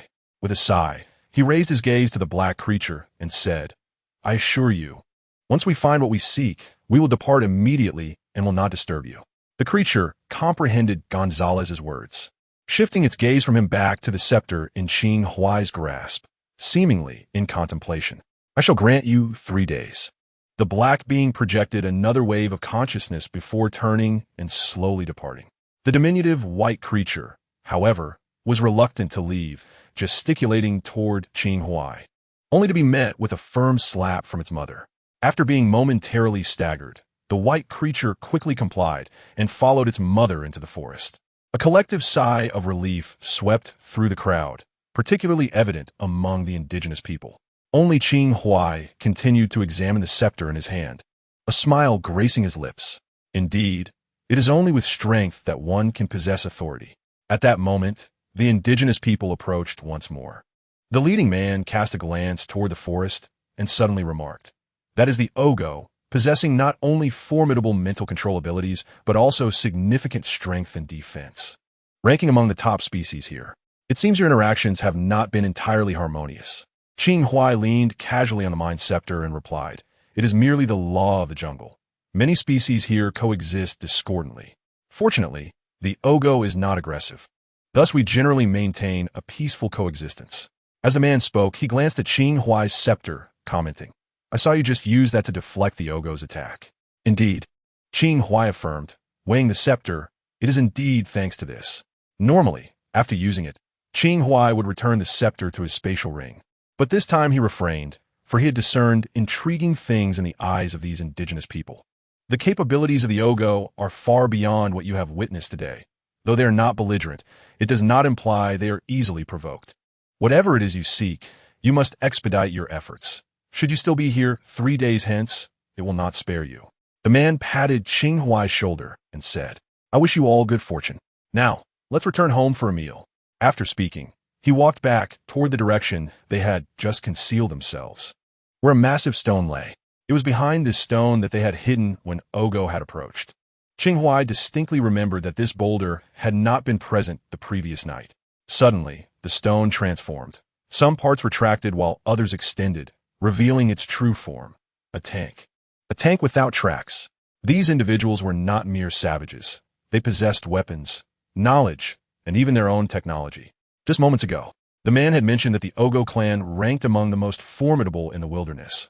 One wondered what level of capability these indigenous humans possessed. As Qing Huai observed the retreating figures of the indigenous people, he smiled and suddenly spoke up, Brothers, we require your assistance. The leader among them turned back, a hint of confusion on his face. We are unfamiliar with this area and lack sufficient resources. Considering we are all human, we beseech your help. Qing Huai continued, rest assured, we shall not be overly burdensome. We will find what we seek and depart within 3 days. The man remained silent for a long moment, seemingly conflicted, before he sighed and said, we can aid you, but we must establish some ground rules. No problem. Any number of rules is acceptable, Qing Huai replied, offering an innocent smile.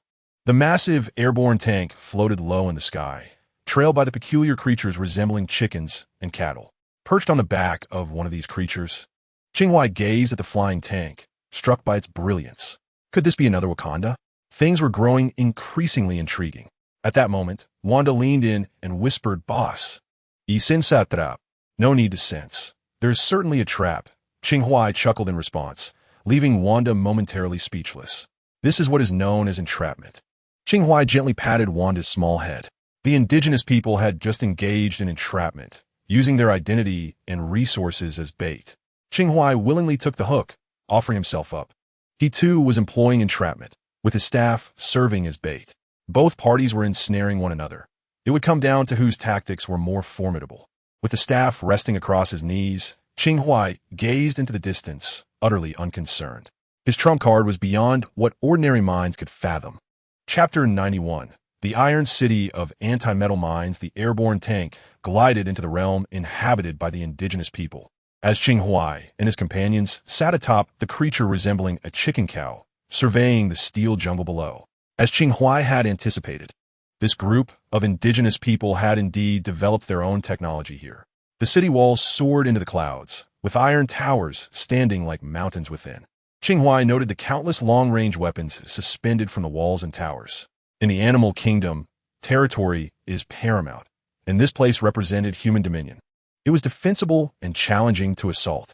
As Qing Huai and his companions rode the peculiar chicken cow creature above the territory of humankind, a distinctive signal emanated from the hovering tank, prompting the long-range weapons that had been aimed skyward to pivot their barrels.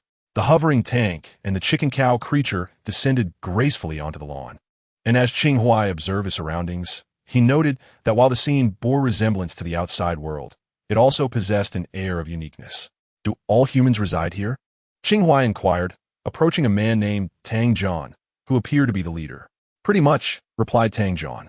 Qing Huai had just estimated the area of the human domain from above. It was not extensive, merely comparable to a small city in Huaxia. Our physical prowess may not match that of the wild beasts outside, but we possess intellect. We have managed to thrive here by utilizing the resources and wealth passed down through generations, Tang John explained as he guided them away from the lawn. On their path, Qing Huai observed a diverse array of individuals, people of yellow, white, and black descent, as if all ethnicities from the outside world had congregated in this place. Among them were numerous mixed-race individuals, and Tang John himself bore the traits of a blend. Qing Huai also heard various languages being spoken, and despite the linguistic differences, communication seemed unaffected. Noticing Qing Huai's gaze, Tang John elucidated, although our population is small, we communicate in thousands of languages. Thus, you will indeed comprehend what he says, he said, gesturing towards Gonzalez. Of course, Tang John responded in English. Interesting. I shall first take you to meet the king, and then we shall dine together. Leading Qing Huai and his companions to a grand palace, Tang John turned back to caution. The king is within, but it is not suitable for many to enter, nor for weapons to be brought inside. Then I shall enter with Gonzalez, Qing Huai declared to the group. Boss, both Wanda and Sarah exclaimed in unison. Do not worry, it will be fine, Qing Huai reassured the two girls with a smile. By the way, for the safety of your belongings, please refrain from bringing metallic items. Tang John reminded them, adding that even bodily metal counts. Gonzalez cast a glance at Qing Huai, who feigned difficulty for a few moments before reluctantly removing his watch, rings, and other adornments, handing them to Sarah. He also entrusted his scepter to Wanda. Reluctantly, Gonzalez complied, producing his firearms and other metallic possessions, including his pocket watch.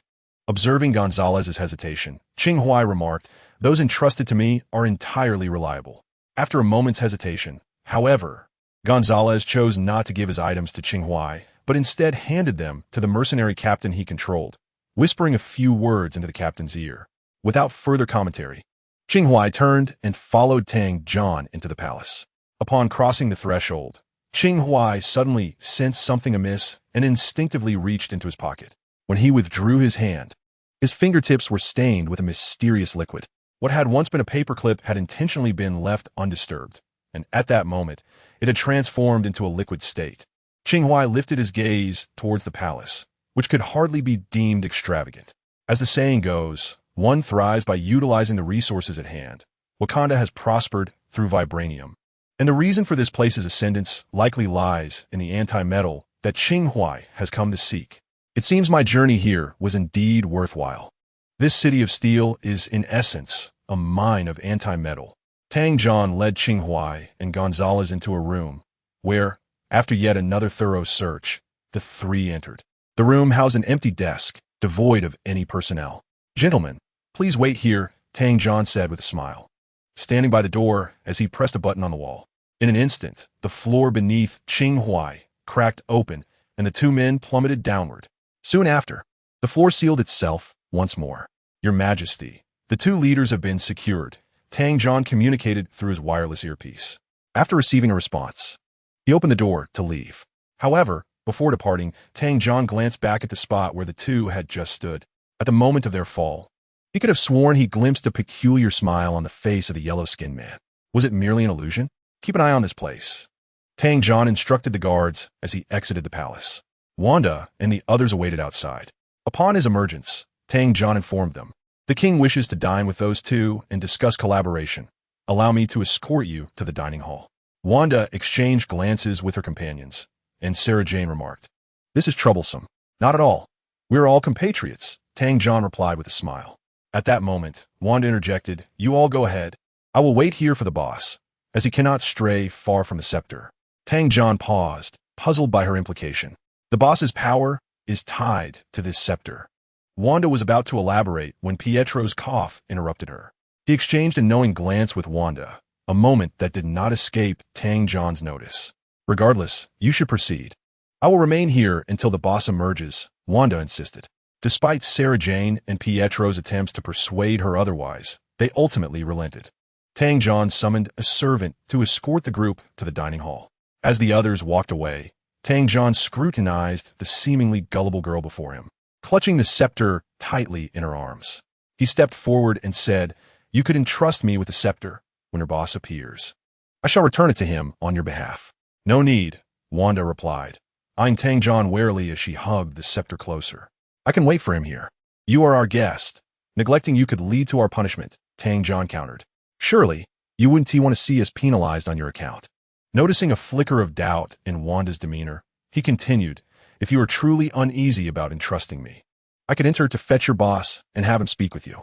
"Please don't," Wanda interjected. "Do not disturb the boss." Wanda glanced at Tang Jian, and after a moment of contemplation, slowly handed him the staff, saying, "I entrust this to you. Once the boss emerges, please deliver it to him, and ensure that the staff remains close to him. Rest assured, go enjoy your meal," Tang Jian replied with a warm smile as he accepted the staff. Wanda offered several more reminders before departing. Holding the staff, Tang Jian watched Wanda's retreating figure and couldn't help but muse. The people outside are so easily deceived. Is the young man's power derived solely from the staff? He murmured to himself, then wrapped the staff in a piece of black cloth and left the palace. Shortly thereafter, someone followed him, walking alongside Tang Jian. "Now that we have secured the item, is there still a need to administer the drug at the cafeteria?" "Proceed as planned," Tang Jian replied. "We will consider whether to release them once we have thoroughly understood this item." As previously surmised by Qing Huai, in this isolated prehistoric world, a myriad of formidable beings congregated here. These natives managed to construct such a grand steel city and even crafted armor to counter the formidable mental assaults of the Ogo. Their strength could not be underestimated. Even if they were not the overlords of the wilderness, they resided at the upper echelons of the hierarchy. When an individual or a group dwells at the bottom, their thoughts revolve around survival or escape. Conversely, those who already inhabit the upper tiers contemplate how to ascend further, how to reach the pinnacle, and how to command the entire landscape. In this realm, Ogo stood as their competitor. Possessing this staff, which even the dark Ogo feared, would bring them one step closer to the summit. "Ah, wait," Tang Jian suddenly halted and said, "Summon the wizards to study this together." In the entirely white, square dungeon, Gonzalez conjured a magical wheel with both hands, propelling it towards the metallic ceiling. Upon collision, the pristine metal plate suddenly revealed faint golden patterns that flowed like water. Simultaneously, the wheel, formed from magical energy, left behind a few sparks before vanishing. Gonzalez widened his eyes, runes. In the next moment, he felt a surge of joy. Qing Huai, observing the subtle shift in Gonzalez's expression, inquired, "Did you come here specifically for this?" Gonzalez turned to Qing Huai, but did not answer his question. Instead, he retorted, "Wayne, you seem remarkably unperturbed.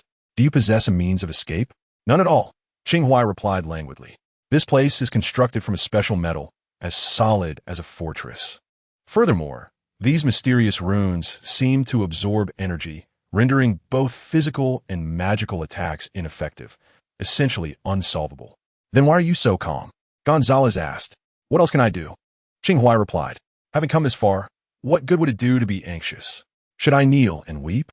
Gonzalez was rendered speechless, realizing the undeniable logic in Qing Huai's words. Gonzalez fell silent, sensing that Qing Huai's composure was not merely a product of the circumstances they found themselves in. From his observations of this Eastern man over the past few days, it was apparent that he was not one to recklessly place himself in danger. As Gonzalez recalled Wayne's behavior during their journey and the whispers shared among the four of them atop the strange creature, he became increasingly convinced that Qing Huai possessed the means to navigate through this situation. The astute Gonzalez quickly recognized that the most prudent choice was to align himself with Qing Huai. If not now, then when? I have come here in search of a certain secret art, Gonzalez suddenly declared. Qing Huai cast a glance at him, but remained silent. Gonzalez continued, saying, "It is a technique said to lead to the underworld. My employer merely informed me that it might be found here and sent me to investigate. It would be ideal to locate this secret art. However, if it eludes us, then so be it. No way out?" Qing Huai chuckled, finding this predicament amusing.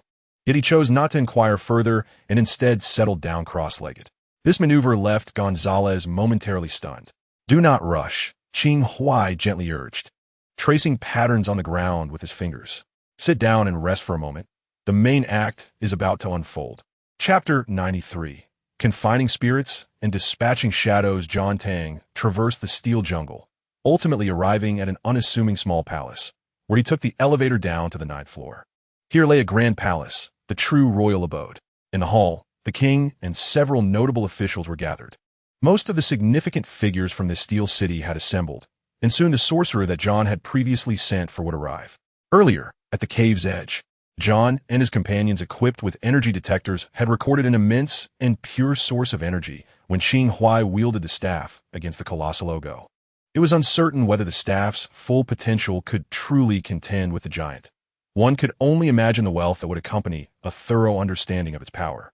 "Have we ascertained their purpose for being here?" the king inquired. "They only mentioned searching for something, but I haven't had the chance to ask for specifics. As I was preoccupied with delivering the staff," John replied, carefully unwrapping the black cloth that shrouded the staff and laying it horizontally on the stand. "Regardless, we now have control over them, making their intentions less significant," someone remarked. "Once the individuals in the cafeteria lose consciousness, we can throw them into the dungeon and interrogate them. If there is no need to keep them, we can eliminate them."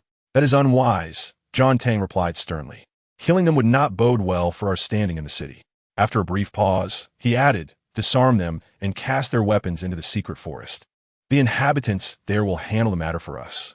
In the stark white confines of the dungeon, Qing Huai opened his eyes. "Let us depart," he proclaimed. "But how shall we escape?" Gonzalez inquired, finally breaking the silence, as he had begun to suspect that Qing Huai had fallen into a deep slumber. Yet, he could not fathom how Qing Huai would orchestrate their exit. As Qing Huai had stated, the physical and magical defenses of this place were nearly flawless. Any attempt to breach them only fortified their hold, unless one could shatter the very essence of magic.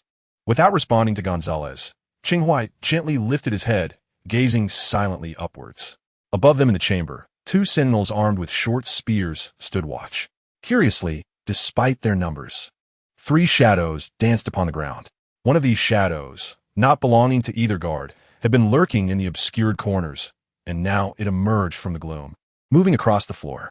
Evidently, the 2 guards remained oblivious to this eerie spectacle.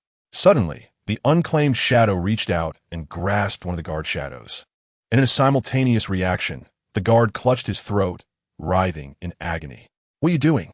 the other guard exclaimed, bewildered by his colleague's strange behavior.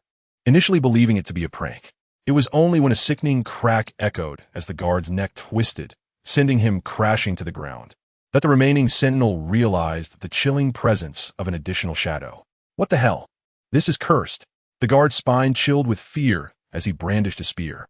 Unleashing a beam of laser light, the ground erupted with a gaping hole, yet the unclaimed shadow appeared undeterred. It adhered to the surface.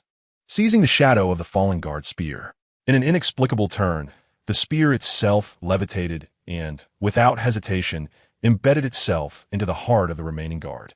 Hearing the commotion, those outside rushed in, but before they could comprehend the situation, they too were ushered into the realm of the dead by the unclaimed shadow. Subsequently, this shadow animated the corpse of the fallen guard, manipulating it like a marionette, and pressed down on a switch. The ground fractured, layer upon layer.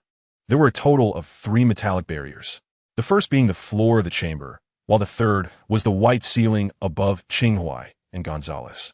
Gonzalez fixated on the ceiling for half a minute, guided by Qing Huai's gaze, before it was suddenly unlatched. Once the two ascended, Gonzalez did not behold Wanda and the others as he had anticipated. This is simply extraordinary, he marveled, unaware that as Qing Huai's feet touched the floor of the room, a shadow swiftly overlapped with his own. Qing Huai's spirit-binding technique had previously stored 8 functional spirits, and this shadow demon was one among them. Its abilities were formidable, capable of attacking an enemy's shadow, inflicting identical damage upon the physical form, while simultaneously rendering it impervious to physical assaults. Yet, its weakness was glaringly evident. It was averse to light, easily evaded by even the simplest of flashlights. Thus, the shadow ghost could only assume the role of an assassin, delivering a fatal blow before the enemy could react. Qing Huai concentrated a stream of azure energy in one hand, extending 5 threads that pierced the napes of 5 corpses, causing them to rise simultaneously. He commanded these guard soldiers to exit the hollow palace, a smile gracing his lips as he gazed towards the distant tower. His delay was attributed to several reasons, one of which, albeit minor, was to alleviate his own psychological burdens. After all, he considered himself a righteous adventurer, incapable of engaging in acts of active plunder. However, circumstances had changed. These individuals sought to imprison him and might even resort to harvesting his organs. Thus, he was compelled to resist fiercely for his survival. Now that he had emerged, he did not wish to flee. His noble heart of justice forbade such an escape. He intended to remain and attempt to sway these nefarious marauders with love and compassion. Quite reasonable. In the outside world, constrained by various rules, one often felt bound. In this unknown realm, perhaps he could finally unleash his full potential. Chapter 94. The exchange of falsehood for truth in the wilderness, within the royal palace of human territory. The wizards had arrived. Clad in black robes, they appeared to be individuals of considerable prestige. They gathered before the staff, as a seasoned black-robed wizard cautiously lifted the scepter, examining it intently. For reasons unknown, he did not perceive any significant energy fluctuations emanating from the staff. Was it due to it not being activated? The seasoned wizard gently traced the ancient runes engraved on the staff's handle, as if the primary power emanated from these inscriptions.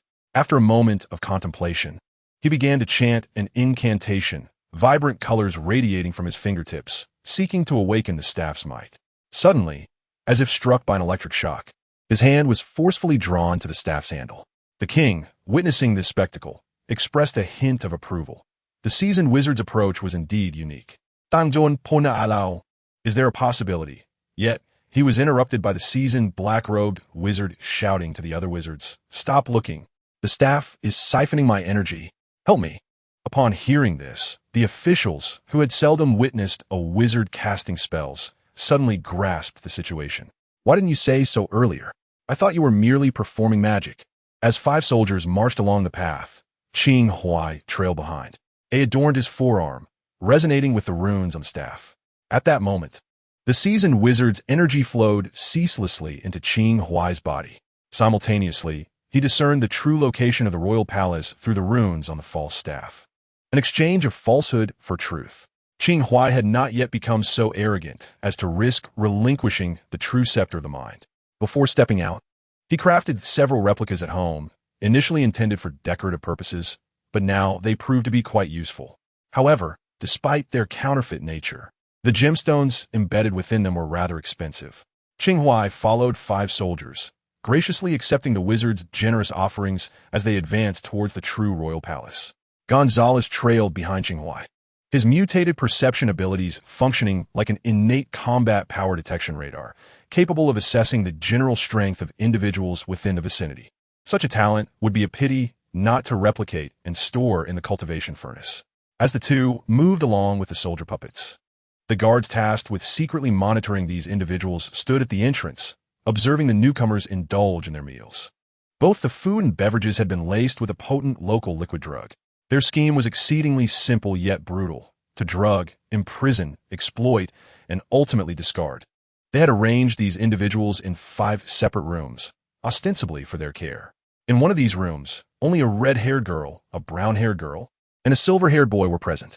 From the perspective of the guards, the trio appeared to be eating quietly, with the silver-haired boy's mannerism being somewhat boorish. Yet nothing seemed amiss. However, should a newcomer enter at that moment, they would discover that the room was in fact empty. Wanda's abilities, even in their nascent form, were extraordinarily formidable. Altering thoughts was trivial for her. Qing Huai's confidence stemmed from three main sources: his hidden trump cards, the Mind Stone, and Wanda. After all, in other parallel universes, she had the capability to effortlessly annihilate the Illuminati. The palace, unassuming in appearance, was heavily fortified. In a nearby alleyway, Qing Huai and his two companions had successfully reunited with Wanda. Prior to their arrival, Qing Huai had anticipated several potential scenarios. One possibility was that they would be shot upon landing on the lawn, but this was unlikely, as any intelligent native would first ascertain the use of the scepter before dealing with them. Moreover, given their acknowledgement of the scepter's power, a direct confrontation was improbable. Thus, the remaining possibility was a conspiracy. Yet, this conspiracy lacked sophistication and amounted to mere brute treachery. Perhaps these natives were confident in their own strength, believing that they could not be bullied by a group of outsiders on their own turf. Sarah Jian, armed with a talisman and an invisibility material umbrella, joined the two siblings in Qing Huai. While the siblings possessed high abilities and potential, Sarah Jian had the edge in practical experience. "Boss," Wanda remarked. Though she was aware of Qing Huai's plan, she still harbored concerns for him. Only upon witnessing Qing Huai's safety, as per the plan, did she feel completely at ease. "Are you afraid?" Qing Huai inquired. "Not afraid," Wanda replied, shaking her head. Undoubtedly, Wanda's heart was kind, yet it was not devoid of boundaries. Indeed, her character exhibited a certain contrast, perhaps due to the influence of chaotic magic. This is evident from her reaction upon witnessing Patton Pinnell's insult towards Qing Huai. The girl, who had long suffered from a lack of love, encountered Qing Huai in that small town. Over the subsequent months, as Qing Huai selflessly provided them with unwavering support, her emotional boundaries solidified around two pivotal figures: her own younger brother and the man before her, who perpetually wore a smile. Qing Huai offered a gentle reassurance to Wanda, while Pietro eagerly sought excitement. "Where are my people?" Gonzalez craned his neck, only to find the mercenaries under his control were nowhere to be seen. "The target is too large to transport," Sarah succinctly stated. Gonzalez found himself at a loss for words. Suddenly, the street buzzed with urgency as fully armed soldiers rushed about, some exiting and entering the modest palace. They had discerned something amiss. Qing Huai turned to Gonzalez, inquiring if he sensed anything unusual. Gonzalez shook his head. To this moment, these two individuals remained the pinnacle of combat strength he could perceive in this city. "Let's proceed." Qing Huai accepted the spatial ring handed to him by Sarah, adorned it on his finger, and stepped out of the alley. Chapter 95. Overwhelming force and deceptive maneuvers outside the modest palace. Soldiers clad in light armor and brandishing long spears stood guard. Although these spears appeared to be mere cold weapons, they were in fact crafted from anti-metal materials capable of emitting laser beams and folding into pockets. Objectively, they were far superior to the firearms outside. The soldiers wore wireless earpieces, ready to report any unusual activity to their superiors. A gentle breeze swept through, failing to capture their attention. In the next moment, a slender finger, glowing with red light, appeared behind one soldier. The crimson magical energy invaded the soldier's mind through his temple. A fleeting red glimmer flickered in his eyes, altering his thoughts. The so-called chaotic magic encompassed far more than mere energy projection and telekinesis. Meanwhile, within the depths of the 9-story palace, senior wizards, aided by their colleagues, had managed to free their hands from staff. Initially, they speculated it was the staff's protective mechanism, never considering the possibility of a counterfeit. After all, who could create an identical imitation in such a short time? Who would be so frivolous as to manufacture multiple fakes before even entering the wilderness? As they continued their examination of the staff, news from the cafeteria broke. 3 individuals were missing. At this moment, they realized something was amiss. Yet they still did not suspect the staff was a forgery. The data transmitted by Tang John was too astonishing, leading them to subconsciously reject the notion of the staff being fake. Until, within the 9-story underground palace, a series of thuds echoed, as if something were striking the ground, one after another, reminiscent of a demon's gnashing teeth. In an instant, the atmosphere turned tense. The soldiers raised their spears, the wizards brandished their black umbrellas, and Tang Jian drew his short sword to shield the king. At this moment, he realized with a sinking feeling that they had fallen into a trap, primarily due to his own miscalculations. He had believed he had returned with a flock of innocent lambs, yet unbeknownst to him, they were a pack of ravenous wolves. Are there any anomalies with the ground forces? Tang Jian inquired through his wireless earpiece, but was met with an unsettling silence. A deathly quiet enveloped the air, interrupted only by the approaching sound of steady footsteps as a figure began to emerge from the shadows. It was unmistakably Qing Huai, the very individual he had brought along. In that fleeting moment, both Tang Jian and the others felt their blood run cold. Only those familiar with the structure of this palace and its dungeons could comprehend the sheer horror of Qing Huai's unexpected presence here. When he should have been confined below, not only had the outer guards failed to report, but even the elevator leading to this location had not been operational. This man moved through the steel city like a ghost. Tang Jian's gaze shifted from Qing Huai to the scepter he held. Reluctantly, he had to admit that they had been deceived. Defend yourselves, Tang Jian bellowed, hastily donning his helmet. If Qing Huai were to gain control over them all at this juncture, it would indeed be a farce. Qing Huai chose to disregard them. Though he was loath to admit it, he did not yet possess the ability to control the group entirely. While he could unleash immense power through the Mind Scepter, he lacked the finesse to manipulate all the gem's energies simultaneously. Objectively speaking, it was the Mind Gem that was formidable, not him. However, Qing Huai did not require collective control. Wanda and her companions were tasked with managing the ground forces.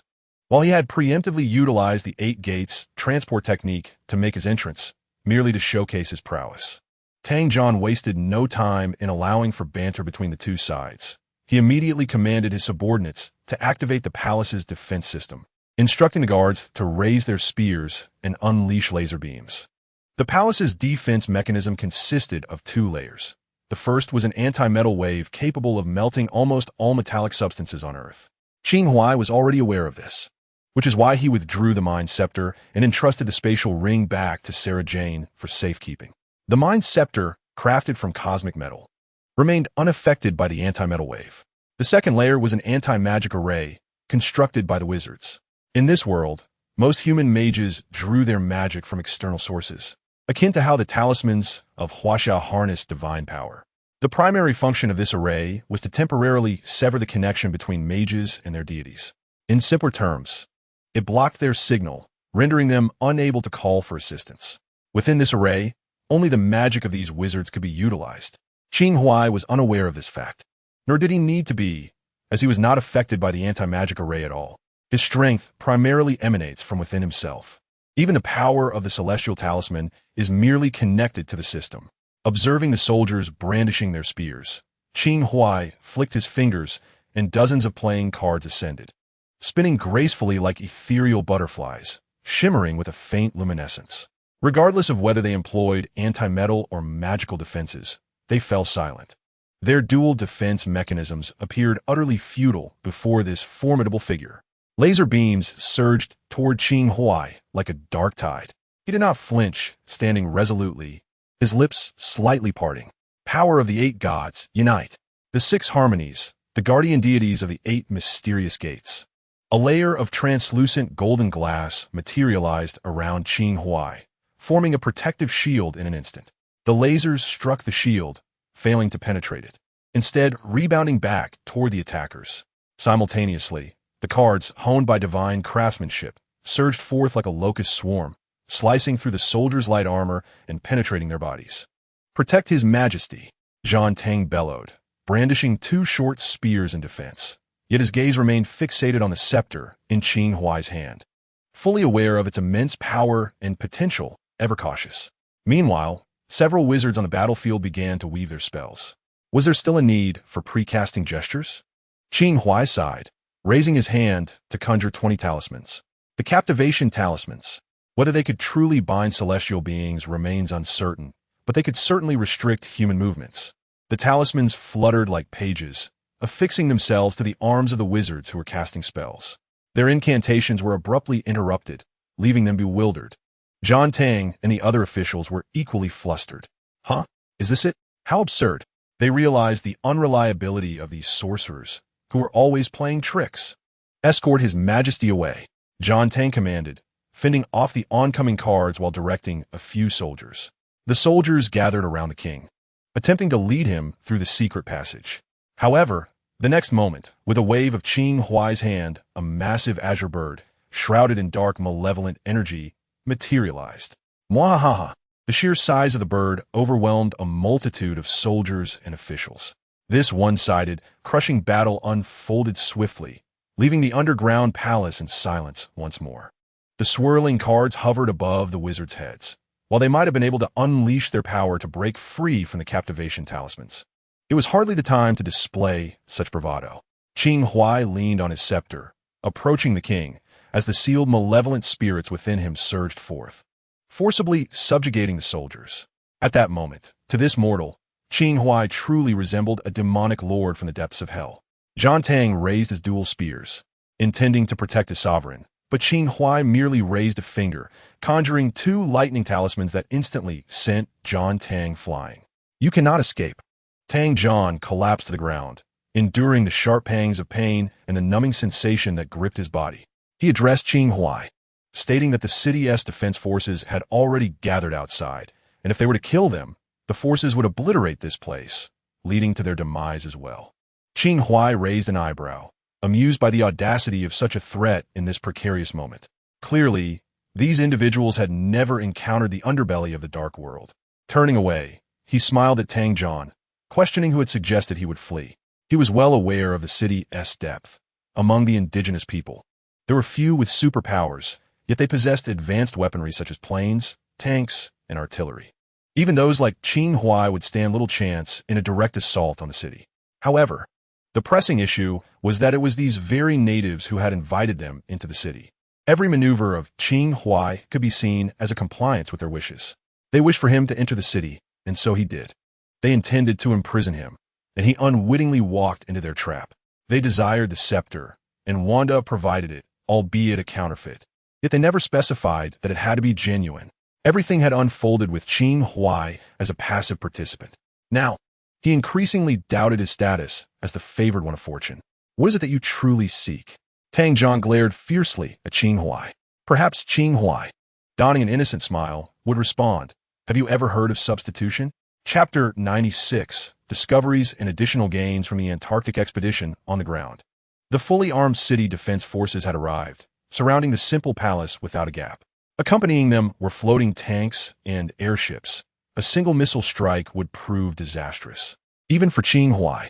Yet, they dared not launch an indiscriminate assault, for numerous important officials, including the king, were inside.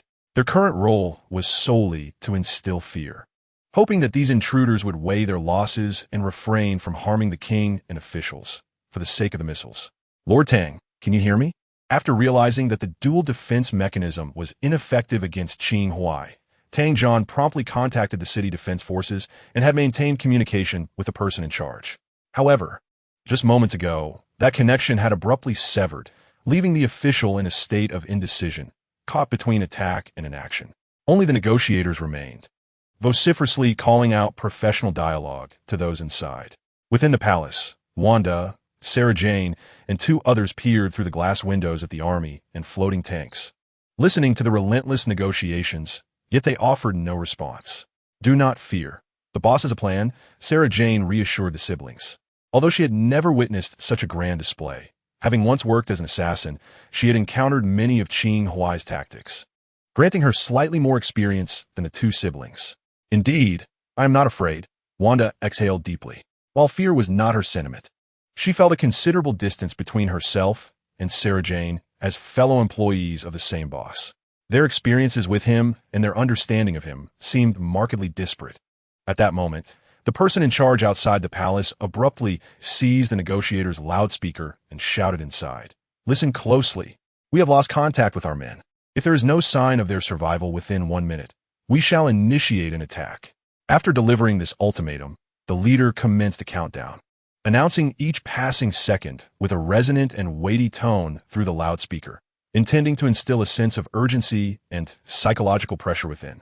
30, 29, 28, 27, 14, Time trickled away, yet there was still no response from within. Were it not for the fact that they had cordoned off the area so tightly that not even a fly could escape, the leader might have believed that they had already fled. In truth, escaping would not have been difficult for the 5 individuals, given their capabilities, but they had no intention of retreating. Otherwise, all of this would be rendered meaningless. As the countdown finally reached 0, the leader's heart sank. However, he refrained from ordering the launch of missiles, as he could not bear the responsibility without confirming the situation inside. Consequently, he resolved to dispatch 2 small teams to infiltrate the palace from the rear. Just then, he was startled by a cacophony of sounds emanating from within. Suddenly, the grand doors swung open, revealing Tang Yohan along with several guards and a few robed sorcerers emerging. The leader was taken aback. How had they managed to come out? Following the throng, he noticed the guards escorting 5 captives, among whom was a man with black hair and eyes, looking particularly haggard, his body smeared with blood. A short spear piercing through one leg, blood gushing forth. Had they fought back? Tang Yohan approached the leader, breathing heavily, and said, "My communicator was damaged, rendering me unable to contact you. Thankfully, several sorcerers assisted me in subduing this group. Please take them away." The soldiers moved in to escort the invaders. Tang Yohan patted the leader's shoulder, saying, "You did well. The king wishes to see you." The leader's expression hardened. "Now, do you have other matters to attend to?" Tang Yohan countered. No, it's fine now," the leader replied hastily. With that, he followed Tang Yohan into the palace and ascended the elevator. As the elevator doors slowly closed, the leader caught a glimpse of a man appearing out of thin air in the reflection of the door behind him. Startled, he drew his dagger and turned around, but it was too late. The man merely raised his staff lightly, tapping it on the leader's brow. A flash of unusual light flickered in the leader's eyes before he fell under Qing Huai's control. Qing Huai stowed away the invisibility fabric and stepped out of the elevator. In the depths of the palace on the 9th floor, the king and officials stood in 2 rows, bowing respectfully to Qing Huai. The principle of capturing the king to catch the thief was known not only to these indigenous people, but also to Qing Huai himself. Moreover, Qing Huai fared far better than the indigenous inhabitants. As for those previously escorted away by the guard, they were merely puppets, their corpses altered by Qing Huai's adept hands and subsequently controlled by restless spirits. Since Qing Huai and his companions were fresh faces in this realm, it sufficed to modify their appearances slightly. The rest could be overlooked. This place, rife with anti-metal properties and purported arcane secrets, was one Qing Huai certainly would not let slip away. However, he also desired not to be shackled by such a locale. Thus, assuming the role of a clandestine emperor was most fitting for him. He possessed ample experience in such matters, indeed. Yet, his current proficiency with the Mind Scepter was regrettably low. Although a gentle touch could enable him to control these individuals for an extended period, it was not without limits. Therefore, Qing Huai needed to linger here for a few days, exerting additional effort to amplify his control. With practiced ease, Qing Huai settled upon the throne and began to peruse the memory tomes of these individuals. Their recollections were not particularly remarkable, but from the knowledge gleaned, Qing Huai wove a narrative concerning the untamed expanse. These inhabitants were unaware of the origins of this wilderness. They merely remembered that their ancestors had dwelled here for generations, with legends suggesting a divine connection. They employed abundant anti-metal resources to construct fortifications and weapons, surviving through the ages. Interestingly, they were cognizant of the existence of the outside world, even maintaining a dedicated intelligence organization to gather information about it. However, due to factors such as transportation signals and geographical constraints, the intelligence they received was often somewhat delayed. These people could not be classified strictly as virtuous or malevolent.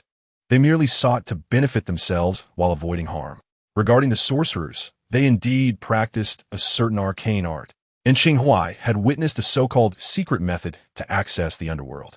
This was a formidable teleportation spell, capable of transdimensional travel, but it necessitated the establishment of anchor points between the 2 locations prior to the transfer. In other words, to traverse to the underworld, one must first set an anchor within it. Furthermore, this technique was forbidden. It consumed vast amounts of mental and physical energy, and each teleportation would disrupt the molecular structure of the body, which would then have to be reassembled post-transport.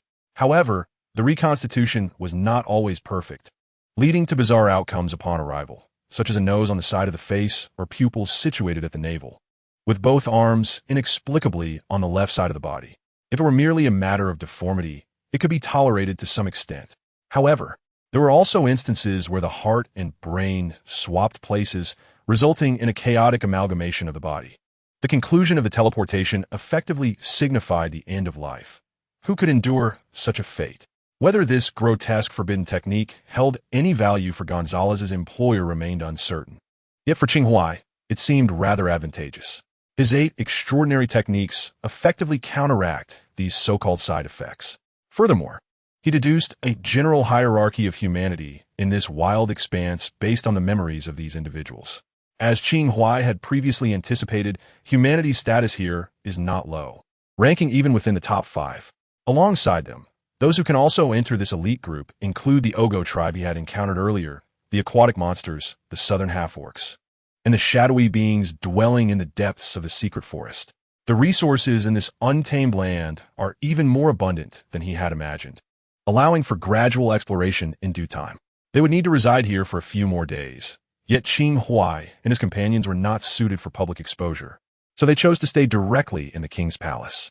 That night, Qing Huai ventured alone into Gonzalez's chamber. His initial objective for this journey to Antarctica had been accomplished, and now he needed to address some unexpected gains. As previously stated, such an ability to directly perceive biological fields would be a shame to overlook. Chapter 97. Defenders and the Aberrations of New Jersey. With Gonzalez emerging from the cultivation furnace, Qing Huai's additional gains from this Antarctic expedition were finally secured. Indeed, from the very beginning, he had brought the cultivation furnace along, as this place was abundant in materials, and he might require it for some practice. Seizing an opportunity while Gonzalez was distracted, Qing Huai stealthily attacked him with the Mind Scepter, probed his memories with the Duality Hand, deepened his control over him, and ultimately cast him into the cultivation furnace. As a torrent of red smoke billowed forth, Qing Huai noticed the furnace's condition had deteriorated even further. Although he had acquired resources of Antarctic vibranium, it possessed different attributes compared to Wakanan vibranium. Thus, upon experimentation, he discovered that it could not replace the shattered components of the cultivation furnace with antimetal. However, this did not imply that antimetal was devoid of utility. He could utilize it to reconstruct a new refining furnace, likely enhancing both the speed and quality of his refining processes. Moreover, antimetal, being the nemesis of all known metals on Earth, certainly held value. Additionally, while delving into Gonzalez's memories, Qing Huai uncovered another intriguing revelation. He glimpsed the employer referred to by Gonzalez, a figure he had encountered previously. In Norman Osborn's recollections, he had seen this individual, a person clad in a green cloak and mechanical armor, who had imparted magic to Norman Osborn.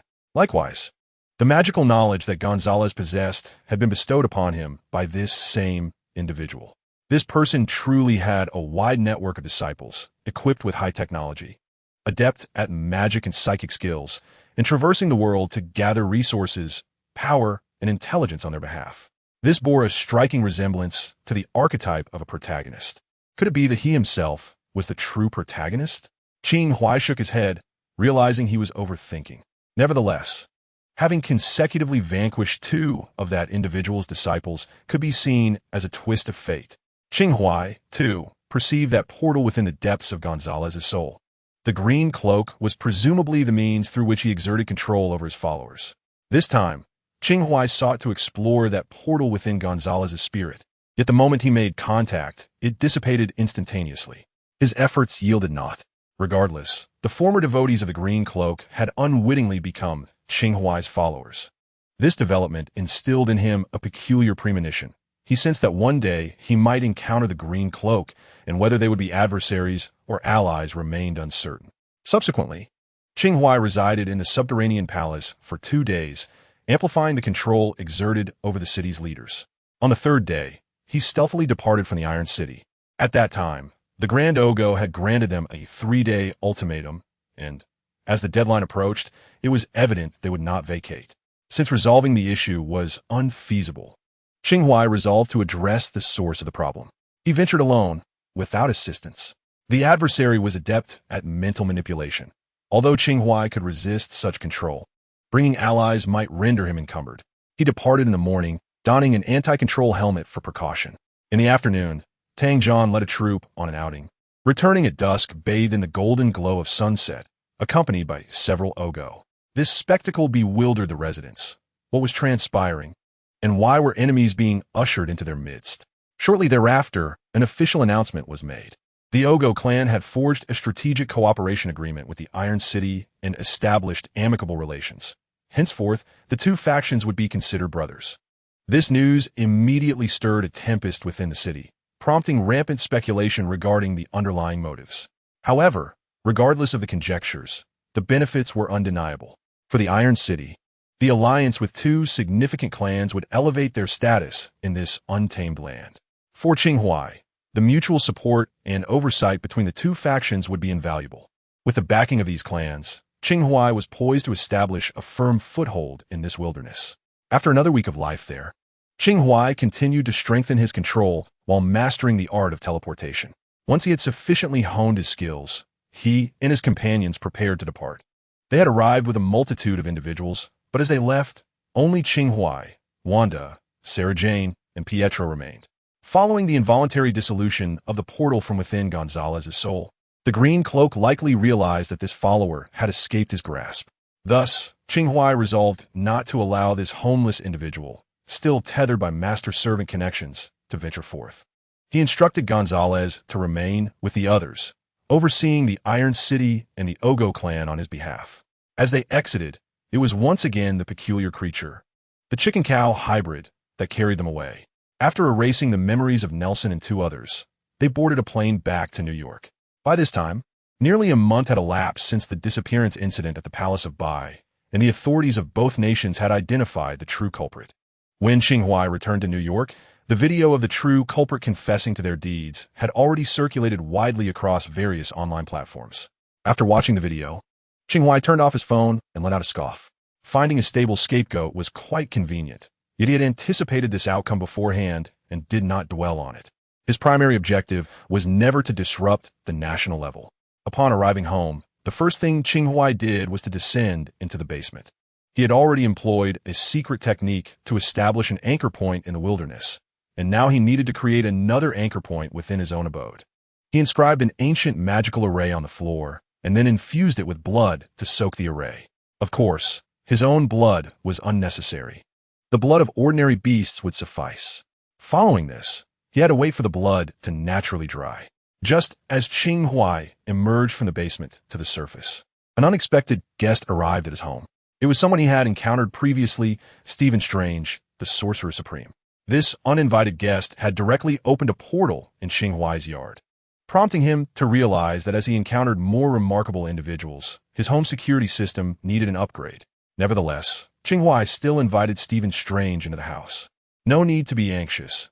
I'm not here to hold you accountable for the events at the palace," Stephen Strange casually remarked. Qing Huai had not connected Stephen's arrival to the palace incident, but the latter's words seemed deliberately directed at him. From the beginning, this Sorcerer Supreme was aware of the true mastermind behind the palace's disappearance. Yet, he had chosen not to disclose this information publicly, even stating that he was not here to hold anyone accountable. Was it because the matter was not worthy of his intervention, or was there another reason? "Then what brings you here?" Qing Huai disregarded his previous statement and directly posed his inquiry. "An invitation," Stephen Strange replied without any hesitation. "What?" Qing Huai was momentarily taken aback. "Beyond Earth, numerous unknown threats exist, and in comparison to them, Earth can sometimes appear as fragile as a glass orb," Stephen stated. "The world requires defenders, and I am here to invite you to join an alliance composed of such defenders." Qing Huai squinted slightly. The Alliance of Defenders, abbreviated as the Defender League. Although in films, the Defender League was led by characters like Daredevil and Iron Fist, in the comics, this organization was indeed founded by individuals such as Stephen Strange in its early days. "I see." Qing Huai glanced at Stephen and replied, "I'm not interested." Stephen Strange was momentarily taken aback, but continued, "He mentioned you possess great talent and potential. The lurking threats could manifest at any moment, and if we have the ability but choose not to act, we will surely live with regret when disaster strikes. A classic case of the greater the power, the greater the responsibility." This he must refer to the Ancient One. That one tea happened. Qing Huai remarked, "You need not worry about me. I am quite selfish and seldom feel shame." Stephen responded, who admits to selfishness so grandiosely. However, before Stephen could elaborate, Qing Huai continued, "I can certainly recommend someone to you." 5 minutes later, within the grand hall of the sanctum, a circular portal ignited with sparks, from which emerged Stephen Strange. "Well, did he agree?" inquired a mage named Wang. Leaning in, "I shouldn't have sought him out," Stephen replied, his expression grim. "Moreover, your script was flawed. Suggesting he would feel guilt when disaster strikes is misguided. What if he is truly selfish?" Wang recognized the signs. The newly ascendant supreme mage had encountered a setback. So, was it all for naught? Wang stifled a laugh, questioning Stephen. Stephen brushed off his sleeves. "Not entirely. He has directed us to another individual." As he dramatically opened the portal and departed, Qing Huai sipped his tea. Stephen must possess some knowledge about him. Although Qing Huai had acquired the Mind Stone, if Stephen's Eye of Agamotto contained the Time Stone, he might still not be a match for Stephen. Hence, Qing Huai refrained from impulsively confronting him. The most suitable person to unveil the truth remained Nick Fury, yet since the Hydra incident, Fury had seemingly vanished, deliberately evading Qing Huai. This old fox, if he genuinely desired to hide, would prove challenging to locate. The last message Fury had sent him on social media was a coordinate, and thereafter, regardless of Qing Huai's attempts to engage, the old man remained unresponsive. The coordinates, situated in New Jersey, refer to a place where Fury had previously mentioned needing Qing Huai's assistance in managing some rather unusual individuals. Initially, Qing Huai had no intention of going, but now, he had changed his mind. Forming a team, is it? Qing Huai shall assist in their discipline, with a staff and a furnace, most rigorously. Chapter 98. The Teleportation Magic Circle and the Creatures of the Secret Force. Shortly after Dr. Strange's departure, Qing Huai made several calls to the Avengers, the Illuminati, and the Gravekeepers, inquiring about recent developments. By nightfall, the blood in the grooves of the magic circle had dried, and Qing Huai returned to the basement to formally establish the anchor point. He released a drop of his own blood, allowing it to fall freely into the center of the magic circle. Then he seated himself cross-legged atop the circle, gestured, and began to chant incantations. This teleportation spell, in the realm of the Savage Land sorcerers, was considered a grand spell, requiring dozens of gestures and a full minute to recite the incantation from start to finish. Far removed from the simplicity of Dr. Strange's sling ring. I must find a way to acquire a sling ring in the future. If nothing else works, perhaps Pietro could steal one. Indeed, although he had no intention of joining the Defenders Alliance, he introduced Pietro to Dr. Strange. Pietro had expressed his desire to join a superhero organization to Qing Huai long ago. Initially, Qing Huai intended to assist him in joining the Avengers, but when Nick Fury sought his help, it led him to suspect that there might be issues within the Avengers, prompting him to temporarily set aside that matter. Now, although the Hydra incident is drawing to a close, Nick Fury has already introduced Spider-Man, Peter Parker, to the Avengers. Furthermore, the current leader of the Avengers, Steve Rogers, had already received a hint from Qing Huai, which could prove beneficial in critical moments. Thus, Qing Huai has already established a safety net within the Avengers, and allowing Pietro to join as well would seem like a squandering of resources. Meanwhile, the Defenders Alliance, spearheaded by Dr. Strange, is just in its nascent stages. However, as a traveler through dimensions, Qing Huai understands that this organization may hold a status that rivals or even surpasses that of the Avengers in the future.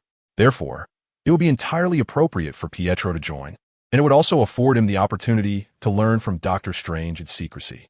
As for Wanda, she had previously expressed her reluctance to participate, and Qing Huai was not keen on having her deal with dangerous matters constantly, so it seemed best for her to remain by his side for now. If Pietro were to find himself unable to manage both responsibilities, Sarah Jane could step in to assist. After some contemplation, Qing Huai decided against the idea of having Pietro steal the suspended ring. Though he himself was unencumbered by such concerns, sending a child to commit theft felt inappropriate. When the time and opportunity arise, he could consult with Dr. Strange about procuring one. Setting aside these myriad thoughts, Qing Huai focused on forming seals and chanting incantations. As he completed the final line of the spell, the space within the magic circle began to ripple, layer upon layer. Qing Huai enveloped himself in a crimson aura, securing his body as if it were a mold. As the fluctuations intensified, His entire being began to disintegrate and dissipate. After a wave of dizziness, when he reopened his eyes, he found himself back at the anchor point in the underground palace of the wilderness, having left the basement behind. Thanks to the duality hand, his body remained intact. His clothing was also unharmed. However, as a precaution, he had refrained from bringing the spatial ring and the mind scepter. The teleportation process of the array is akin to the transmission of network data. It requires prior calculations of human anatomy before proceeding with the transmission. In contrast to the complexity of the human body, the simplicity of clothing makes it easy to compute. The intricacy of the mind stone far exceeds that of human tissue. Thus, carrying the mind scepter during teleportation would inevitably lead to complications. Nevertheless, he did not arrive empty-handed. He had the contents of his system backpack, and with his own abilities and the items gifted by the system, he possessed sufficient means for self-preservation. The energy expenditure during the teleportation was indeed considerable.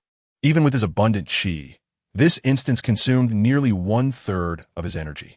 In other words, he is currently incapable of making even 2 consecutive round trips. Alas, he must continue to practice. Although this was merely a trial teleportation, Qing Huai chose not to depart immediately, deciding instead to rest and enjoy a meal. After all, consuming the prehistoric creatures of this realm would significantly enhance his energy. The magical array of the wild lands is concealed in the palace's most hidden corner, guarded by both wizards and soldiers. As Qing Huai stepped out of his chamber, the guards bowed slightly in respect. These individuals are all under Qing Huai's control and can be trusted. Changing his appearance, Qing Huai ventured into the streets. This place bears some resemblance to the imperial capital, with a palace at its center, primarily serving as a training and administrative hub for officials and soldiers, while the outer areas are residential quarters, as the name suggests, mainly for the inhabitants. Ascending the highest point of the city, Qing Huai surveyed the distant woods, listening to the sounds muffled by the foliage, pondering what to eat that evening. Should he feast on a tyrannosaurus? Or perhaps a mammoth? Or even a combination of both? After some contemplation, he whistled towards the sky, summoning the chicken cow creature, which stretched its wings and appeared before him. This creature, also under Qing Huai's control, had remained within the palace. He leaped onto its back, soaring beyond the city limits. The full moon hung in the night sky over this idyllic town, as Qing Huai sat cross-legged upon the creature's back, letting the night breeze dance around him. Peering down, he observed the expanse of dark woods and mountains below. A man and his chicken cow, illuminated by moonlight, flew further away, gradually reaching the depths of the secret forest. This area felt sinister. Within a certain range, Qing Huai acutely sensed a chilling presence, as if something malevolent was watching him. Looking down, the darkness of the secret forest appeared distinct from that of other regions. While the latter darkened due to the twilight here, the cold and darkness seemed to emanate from within, alive, viscous, and malevolent, akin to the maw of a demon. It lurked, eager to engulf and devour. With his hands, Qing Huai conjured blue threads of energy to control the chicken cow, distinctly sensing its fear and desire to flee. Having just expended 1/3 of his energy, he was not in the right state to venture down for exploration. After a brief aerial survey, he opted to retreat and seek sustenance. Qing Huai was still at a considerable height above the ground. Had he descended even slightly, he would have seen, hidden within this pure darkness, countless blood-red eyes peering back at him. At midnight, after finishing his meal, Qing Huai returned to New York from the wildlands via the teleportation array. Fortunately, this teleportation technique merely consumed energy and did not inflict irreversible harm upon his body. Otherwise, he would not dare to engage in such practices. Sarah had been anxiously waiting beside the magical array, fearful for Qing Huai's safety. Qing Huai stretched lazily, assuring, "I'm fine. You should rest. Tomorrow, you'll start working at the shop." Sarah Jian responded with a gentle smile and a nod. For Qing Huai, assigning Sarah Jian to work at Qing Xiao Fu might have seemed like a casual decision. Yet for her, it represented the acknowledgement from her employer. She possessed a clear understanding of her position. She was merely the subordinate of the boss. While the sibling duo at Qing Xiao Fu felt more like family to Qing Huai, Sarah Jian did not dare to make excessive demands. She felt inexplicably joyful merely at the prospect of being invited to work at the shop. Unaware of Sarah Jian's sentiments, Qing Huai returned to his bedroom after a shower. As usual glancing at some illicit websites. Upon visiting the Tuling site, he stumbled upon something intriguing, a post about a paranormal event occurring precisely in New Jersey. Chapter 99. The little girl has finally grown up on the fourth day after returning from the wilderness to New York. Qing Huai once again lounged at the Qing Xiao Fu jewelry store, this time accompanied by Sarah Jian. It was the weekend, and Peter Parker and Gwen Stacy had also come to lend a hand. Seated in an armchair, Qing Huai observed the temporary and permanent staff, contemplating that he could easily establish a superhero organization at this point. With the Scarlet Witch possessing chaotic magic, Quicksilver endowed with super speed, the regenerative Sarah Jian, and the highly intelligent Gwen Stacy, who could serve as logistical support, along with Qing Huai himself, who was multifaceted. This team rivaled the original Avengers in strength, didn't it? Although Qing Huai alone could overpower most of the Avengers, he had no immediate intention of founding a superhero organization. It was not yet the right time. And this group functioned well as a small collective without any unnecessary embellishments. In New Jersey, there was no urgency, allowing Qing Huai to indulge in idleness for a few more days while checking on the progress of the various organizations under his command. The collaboration between the Tongji Society and the Eagle Gang was progressing quite smoothly, with their Boiling the Frog in Warm Water plan taking shape. The Gravestones were working on winning hearts, gradually stripping power from Jean Bing, and their progress was satisfactory. Moreover, regarding Hydra, thanks to the undead plan devised by Qing Huai, several core members had entered a state of silence. However, some minor factions had not yet fully quieted down, and Qing Huai needed them to buy time. Specifically, they were to assist the Tongji Society and the Eagle Gang in their current plan to control officials and wealthy elites through gradual manipulation. Yesterday, Crossbones, a former confidant of Red Skull, arrived in New York.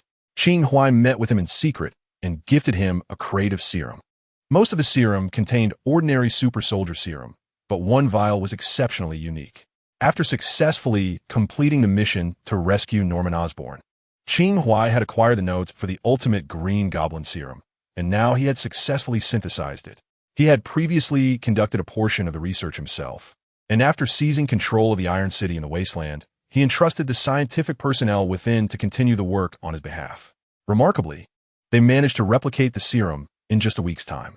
One cannot help but marvel at the expertise of professionals. The reason Qing Huai chose to provide this serum to Hydra instead of the Eagle Gang primarily stemmed from the fact that the latter resided in New York.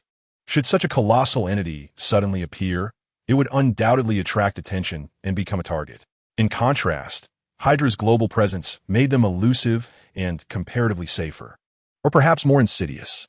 Qing Huai suddenly felt that he had accumulated a multitude of identities. Previously, he had merely been the Night Angel, the Exorcist, and the Arms Dealer. Now, he had added several more, such as the clandestine leader of the Freemasons, the puppet master of the Eagle Gang, the shadowy head of Hydra, and the king behind the Iron City in the Wasteland. As his ranks, achievements, power, and wealth expanded, Qing Huai began to grasp the essence of the so-called curse of power. An ordinary person, upon acquiring such attributes, is bound to experience a shift in perspective, which could lead the honest to utter falsehoods, the pilgrims to be stained with blood, and the ascetics to indulge in endless ecstasy. Even Qing Huai occasionally pondered that with so much already in his possession, including an infinity stone, perhaps he should seek to acquire the remaining stones and ascend as a global sovereign. However, each time this thought crossed his mind, he would promptly force himself to awaken from such fantasies, striving to avoid succumbing to the abyss of desire. To possess desire is not inherently frightening. It is a hallmark of humanity. The crux lies in whether one becomes enslaved by their desires or masters them. That evening, a few individuals gathered for a meal together. After deliberation, they ultimately decided to dine at Qing Huai's residence, indulging in barbecued meats and hot pot. Satiated and content, they could simply retire to rest, with the added benefit that the presence of the young girl relieved them of the need to clean up. As night descended, having enjoyed ample food and drink, they sprawled on the sofa and carpet, none expressing any intention to depart. Sarah Jane and Wanda were, of course, in no position to leave. In this city, it seemed that only Qing Huai could be considered family to them. Peter Parker made a phone call to Aunt May, informing her of his stay at Qing Huai's home. After a brief chat, Aunt May readily acquiesced. Meanwhile, Gwen Stacy had initially intended to leave, fearing her father's disapproval. However, Qing Huai directly contacted George Stacy, who promptly granted his consent as well. Everyone was taken aback, having never anticipated that Qing Huai would have an acquaintance with Gwen's father, and it appeared their relationship was not merely superficial. Qing Huai smiled, but offered no explanation. His nature was such that it was impossible to solely align with one faction or another. With a fully equipped setup at his disposal, and no concern for disturbing the neighbors, the group engaged in a few rounds of gaming before transitioning to karaoke. Pietro sang with the most enthusiasm, albeit with a voice that was rather unbearable. Yet, this was not a singing competition. No one had ever stated that one must sing beautifully to participate. In that moment, the most important thing was to enjoy themselves. In truth, everyone was indeed quite joyful, including Qing Huai, yet he resolved to temporarily withdraw from the fray. The happiness was genuine, and so was the sense of camaraderie. Qing Huai stepped onto the balcony, leaning against the railing as he lit a cigarette. He did not possess a habitual penchant for smoking. Rather, he indulged in it occasionally to pass the time during idle moments. Moreover, given his current constitution, harmful substances like nicotine could not inflict harm upon his body. As the cigarette burned down to its halfway point, Wanda emerged from inside. Upon noticing her, Qing Huai promptly extinguished the cigarette and waved away the lingering smoke. Feeling bored? He inquired. While playing games, Wanda had joined in, yet during the singing, she mostly retreated to a corner, disengaged. No, just stepping out for some fresh air, Wanda replied. For the time being, the shop would primarily be overseen by you and Sarah Jian. She is a decent person, so do get along well. Are you going away again? Wanda looked up at Qing Huai. Not too far this time, just to New Jersey. I may return in a week, or perhaps it will take a month. Suddenly, Qing Huai turned his head to meet Wanda's gaze. If you miss me, just give me a call. I can return at any moment. Wanda immediately averted her eyes. Her expression flustered. Having consumed a bit of alcohol earlier, her face, which was already flushed, now resembled the early morning sun, both red and warm. After a brief silence, Wanda lowered her head and softly said, "Boss, thank you." "Thank me for what?" "Thank you for taking me and Peter in and for treating us so well." "Oh, family doesn't tea stand on ceremony," Qing Huai replied with a smile, dismissing her gratitude.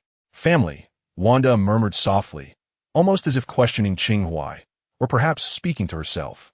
After a moment of silence, Wanda unexpectedly began to speak as if to herself. "The family I have known since childhood, like my parents, could hardly be considered family. They were more akin to servants. My father was fond of drink and gambling, training Peter and me to steal for him from a young age. If we failed, he would beat and scold us. My mother, though angry, never dared to voice her discontent. She would only leave ointments at our door after my father had fallen asleep. As our abilities began to manifest, my father was elated, for he could exploit our talents to steal more money and cheat at cards. On one occasion, he forced Peter to commit theft. At that time, Peter could not yet control his powers. After stealing, when he attempted to flee, his abilities faltered. A group of men captured him, intending to sever his hands. In a bid to protect him, I unleashed my powers for the first time, injuring someone in the process. Ultimately, we returned home, though I knew we should not have. We had nowhere else to turn, believing we still held some value to him, and that he would protect us. Yet he did not. He personally summoned government officials, having heard that they were searching for individuals like Peter and me. If they found and reported us, a substantial reward awaited. Our father, for the sake of that reward, betrayed us. Before the arrival of the government officials, I fled with Peter, uncertain of where to escape, but hoping to distance ourselves as much as possible. I initially wished to call my mother to join us, yet she declined our plea. It had been quite some time since Qing Huai had heard Wanda speak so extensively. She had briefly mentioned this matter when they first met, albeit vaguely, stating that their father treated them poorly and intended to sell them to the government, prompting their flight. Qing Huai pondered why Wanda chose to confide in him today. Perhaps the effects of alcohol compelled her to share her feelings, or perhaps it was simply a moment of inspiration. The person who was supposed to be family treated them as mere tools, while this so-called boss provided them with a sense of belonging. Such is the wonder of this world. Let the past remain in the past. He is unworthy of being your father, Qing Huai remarked. In truth, according to Qing Huai's understanding, that couple were merely adoptive parents. Her true father should have been someone of stature. Thank you, boss, Wanda repeated her gratitude. Did I not say we are family? Qing Huai's voice trailed off as he turned to Wanda, who coincidentally lifted her gaze at that moment. The young girl, rising on her toes and tilting her chin, pecked Qing Huai on the cheek like a chick pecking at rice. Blushing, she quickly ran away without looking back. Qing Huai touched his warm, damp cheek, momentarily lost in thought. The young girl has truly grown up. Chapter 100. Strange events. Time to relieve ourselves. Near midnight, outside a dilapidated gas station in New Jersey, an old pickup truck pulled up and 5 men descended from it in succession. Among them, 2 donned leather jackets and sported beards, appearing to be in their 30s. Their facial features bearing a resemblance, akin to brothers. One individual, muscular and imposing, had 2 Desert Eagles holstered at his waist, 2 submachine guns slung across his back, and held a sword wrapped in a black sheath in his hand. Another man, dressed as a priest and appearing older, perhaps in his 40s or 50s, wore a silver cross around his neck. The last member of the group seemed the youngest, likely in his early 20s, with black hair and dark eyes, clad in a black trench coat, exuding an air of nonchalance. "Kid, make sure you do it here. Otherwise, you might soil yourself from fear, and no one will have spare trousers for you," the muscular man jeered as he passed by the youngest. Despite being the least experienced among them, the languid man was also the most striking in appearance. Regrettably, in the eyes of the muscular brute, such a man was deemed the most useless. Some individuals, unfortunately, judge solely by appearances and possess a narrow-minded view of the world. However, the languid man met the muscular man's provocation with a calm smile, appearing to be of a gentle disposition. Wayne, the brother in the leather jacket, approached from a nearby convenience store, tossing a bottle of beverage to the languid man known as Wayne, notorious for his sharp tongue in the realm of exorcism. It's best not to heed his words. Wayne accepted the drink with a murmured thanks. "Have you collaborated before?" he inquired. "This is our first collaboration," replied the brother in the leather jacket. "However, I often see him berating others in the posts. Indeed, his tongue is sharp." Wayne chuckled lightly. "Is this your first time participating in an exorcism mission?" the leather-clad brother asked. This particular paranormal investigation in New Jersey was initiated by the duo. They first issued a post, and those interested would reach out to them. Given that Wayne's account appeared to be relatively new, the brother instinctively perceived him as a novice. "Sort of," Wayne replied. "I wanted to experience it." "Jumping straight into a high-level mission for your first time? If you survive this, you'll certainly have stories to tell," the brother remarked. "High-level mission?" Wayne asked, a hint of confusion in his tone. The leather-jacketed brother glanced at Wayne. "It's the character symbol at the front of the recruitment information I posted." "You didn't know?" "I didn't pay attention. I thought you were just a fan of the Avengers," Wayne replied nonchalantly. The brother nearly spat out the drink he had just taken. "So you dare to take on a mission without knowing anything?" Wayne scratched his head in embarrassment. "So, high-level means very dangerous?" The brother sighed. "Actually, these paranormal events don't have a specific ranking. The so-called levels are merely a guideline crafted by us exorcists based on local legends, the degree of danger, and real cases. While not particularly authoritative, they serve as a rough reference. The peculiar event occurring in the Barren Pine Tree area has been classified as high-level, just below the highest tier." "Well, that's quite high," Wayne expressed with a surprisingly calm tone, hinting at his trepidation. The brother was at a loss for words. "What do you mean, that's quite high?" "Don't simplify the situation." He pondered how they had unexpectedly attracted 3 participants this time, only to discover one was a complete novice. In the realm of exorcism, there are 2 types of missions. One is a help request post published by the employer or facilitated by officials, which comes with a commission, and these are highly sought after by exorcists. The other type, like the current situation, offers no remuneration and relies solely on the fervor for thrill-seeking adventures. It's somewhat akin to extreme sports. However, it is not entirely devoid of merit. Successfully resolving high-level paranormal tasks elevates the status of exorcists within a community, allowing them to command higher fees for future help requests. Although help requests can sometimes yield similar results, encountering a high-level anomaly often relies on luck. Thus, this explains why the brother in the leather jacket did not initially consider Wayne's new account as a serious contender, since the weight of experience does not accumulate. Creating a new account serves little purpose beyond mere bravado. Thus far, Wayne's demeanor has indeed resembled that of an inexperienced novice. "It's time to go," shouted the brother in the leather jacket, standing before the fuel-laden pickup. The elder brother patted Wayne on the shoulder, reassuring him, "No worries once we arrive at our destination. Just follow in our wake, and we shall lead you to victory effortlessly. Wayne nodded with a smile, his gaze drifting past the elder brother's shoulder towards the road ahead, which appeared rather expansive. The moon cast a pallid, ghostly light. After navigating a serpentine stretch, the dilapidated pickup entered a grove of pine trees. This was a barren land, its desolation countered only by the resilience of the pine trees that thrived in such inhospitable soil. As the rickety vehicle slowed upon entering the woods, it became evident that this was the designated area for their mission. The expanse was considerable, with the eerie possibility of danger lurking in the shadows. The brothers in leather sat in the front, while Wayne and the others occupied the truck bed. The muscular man loaded his pistol, the priest clutched his crucifix, and the elder brother fidgeted with his lighter. Wayne, however, seemed a loss, quietly seated in a corner. "What's wrong? Are you paralyzed with fear? You can still jump out and run back," the muscular man taunted. Only then did Wayne produce a handgun, gently chambering a round and gripping it firmly.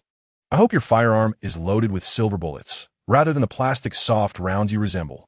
Hearing the muscular man's increasingly outrageous remarks, Wayne had yet to respond when the elder brother interjected sharply, "Enough. No infighting. We must cooperate. Remember, this is a critical mission." "I have no need for this pretty boy's cooperation," retorted the muscular man, flinging open the car door and leaping out, firing several shots into the night sky. The echoes of gunfire reverberated through the woods, lingering ominously. "Damn it, he will bring about our doom," the elder brother exclaimed, his face contorted in frustration. "You two brothers remain ever so cowardly," the priest remarked with a grin. "Isn't this precisely why we are here?" With that, he too exited the vehicle. The car had come to a halt. The younger brother glanced at his elder, who, with a resigned sigh, gathered his gear and followed suit. Wayne ambled after them. The priest stepped into a clearing, producing a mirror and sprinkling pure holy water onto its surface. Subsequently, he began to recite an incantation in hushed tones. In an instant, a wondrous phenomenon unfolded. The holy water began to ripple across the mirror, flowing back and forth from the center towards a certain direction, signifying the presence of an otherworldly aura. The priest glanced at the leather-clad brothers and urged, "What are you waiting for? Begin setting the trap." The brothers wasted no time. They retrieved a jar from the vehicle and commenced to circle around, scattering the contents as they went, forming a protective ring. "What is this?" Wayne was genuinely perplexed about the purpose of this ritual. "It is ashes." The priest approached and remarked, "The Garcia family is renowned for their exorcism lineage. Their blood possesses a natural affinity to counteract dark entities. Likewise, their ashes are imbued with the spirits of their ancestors, believed to aid their descendants in confronting such malevolent beings." Wayne gazed at the priest and inquired, "You seem quite familiar with them." The priest responded, his gaze fixed ahead. "We hail from the same small town and have collaborated on 2 occasions. Wayne then shifted the topic abruptly, asking, "Is this situation typical?" The priest paused, momentarily taken aback, before lowering his gaze to the mirror in his hand. To his astonishment, the single stream of water on its surface had divided into 5 distinct flows, each corresponding to a different direction. The priest's expression grew grave as he glanced at Wayne. "Child, what is your ability?" Wayne pondered briefly before replying, "I excel at procrastination." The priest reacted incredulously. "What nonsense is this? Are you truly relying on this pretty boy to assist you?" The muscular man, wielding 2 desert eagles, interjected, "Why not just toss him out as bait? He has some value after all." In truth, Wayne and this muscular man were meeting for the first time, harboring no animosity toward one another. Yet, some individuals tend to lash out indiscriminately. A single clap could indeed resonate. Wayne chose to disregard the muscular man, fixating instead on the water in the priest's mirror, which began to tremble violently. "Beware, they are approaching," the priest shouted. Chapter 101. Your body must remain healthy. Combined, the night was as dark as ink, and the moonlight shimmered like silk. In the desolate pine barrens of New Jersey, 5 exorcists stood encircled by ashes. The priest held a bright mirror, where the water flowed as if it were boiling in a heated cauldron. The muscular man gripped one desert eagle while securing the other at his waist, drawing forth a long sword that had been sheathed in black. Wayne observed that intricate red runes adorned the blade, undoubtedly marking it as a weapon of exorcism. The Garcia brothers, clad in leather jackets, had arranged their ancestors' ashes into a circle, The elder brother manipulated a lighter inscribed with unknown symbols, while the younger held a small dagger. As the water in the mirror surged more violently, at a certain moment, holy water erupted upward, and the mirror suddenly shattered. "They have arrived, right near us," the priest lamented as he carefully tucked away the broken mirror. At that moment, Wayne noticed the ashes of the Garcia ancestors beginning to stir, slowly coalescing into a gray finger pointing in a specific direction. Without hesitation, the elder Garcia pressed the button on the lighter, unleashing a massive column of flame that illuminated the entire area, simultaneously revealing a colossal figure in the darkness. A wolf's howl reverberated through the pine forest. A figure, covered in fur, leaped down from a tree, stirring up a cloud of dust. By the fragmented moonlight, Wayne discerned its form. Towering over 2 meters, with a robust physique, it was entirely fur-clad, its snout protruding, revealing 2 sharp fangs. In Wayne's world, this was one of the more notorious dark creatures, the werewolf. It was also one of the subjects he was to instruct this time. Wayne, or rather Qing Huai, had previously encountered a post in New York concerning the supernatural events surrounding this very group he was destined to mentor. Given that SHIELD had managed to gather them together, it was entirely plausible they could be concealed for clandestine training. Yet they had not. Instead, they allowed a supernatural incident to unfold. Was it deliberate? Or was there another reason? A sudden barrage of gunfire interrupted Qing Huai's thoughts. A muscular man aimed at the werewolf, repeatedly pulling the trigger. Yet the werewolf was extraordinarily agile, leaping back into the trees. After switching to a submachine gun, the muscular man pursued the werewolf. Qing Huai remained still, for his spider sense alerted him to the presence of something behind them. The dark creatures of this forest were far more numerous than just one. The water flow on the priest's mirror had already hinted at this. Qing Huai turned to look, and, at this point, spider sense was no longer necessary. For the heavy footsteps heralded the arrival of a massive entity. With extraordinary vision, Qing Huai spotted a green figure charging towards them with fervor. The Garcia brothers and the priest also took notice, watching as the figure approached. The younger Garcia drew a silver handgun and fired at the figure, but it was futile. The bullets struck the figure as if they were mere paper balls, easily deflected. The figure eventually halted 5 meters away, extending its robust arms and forcefully clapping them together. A resounding boom erupted, unleashing a tremendous gust from its palms, scattering the protective circle formed by the Garcia's ancestral ashes like loose sand in the wind. Those within the circle were blown back by the force of the wind. In truth, Qing Huai could have easily withstood this tempest, but for the sake of performance, he chose to play his part fully. As the second figure came to a stop, Qing Huai beheld its likeness. Simply put, it bore a striking resemblance to the Hulk, with a 90% similarity. However, it was slightly smaller in stature, its ears resembling 2 fin-like appendages. The Abomination. Nick Fury had already sent in the dossier. Who could have imagined that beneath this formidable and terrifying exterior lay a mere 13-year-old child? The Abomination roared at Qing Huai and the others, and a third figure emerged at their side, similarly green, yet compared to the Abomination, its human characteristics were far less pronounced. It was covered in scales of a deep azure hue, with its limbs ending in formidable obsidian claws. Its crimson eyes were larger than those of an ordinary human, and it bore green fins atop its head and ears. Its menacing fangs were exposed, creating an aura of terror. This creature was yet another subject of Qing Huai's instruction, the amphibian. The exorcist had come to confront dark entities, yet the youth and the amphibian hardly constituted true darkness. Naturally, Qing Huai was aware that the realm of darkness harbored more than just werewolves. Other creatures might be lurking in the shadows, watching the unfolding drama. Confronted by the youth and the amphibian, the priest clasped a crucifix in his hands, fervently reciting prayers beseeching divine strength. With a final fervent shout, his eyes shimmered with a pale golden light, and a faint radiance enveloped his form. Meanwhile, the Garcia brothers began to murmur incantations, and from the urn containing ashes, a jet-black hand emerged. The summoning of ancestors had commenced. First, an arm, then the upper body, followed by the lower half, until the entire specter emerged from the confines of that small urn. The priest drew upon the Lord's power, while the Garcia brothers tapped into their ancestral strength. Those who dared to venture here were undoubtedly formidable in their own right. This strength, while perhaps insufficient against the most formidable darkness, was certainly adequate for dealing with typical dark entities. Regrettably, this place was far more complex than they had anticipated. From the urn, 5 gaunt, ash-gray specters emerged in succession. The elder Garcia commanded the ash-gray specters to assail the amphibian, while the priest and the younger Garcia united their efforts against the youth. The Lord bestowed upon the aged priest a physique beyond the ordinary. His luminous eyes locked onto the youth, and he rolled up his sleeves to deliver a kick. Astonishingly, the youth was forced back 2 steps.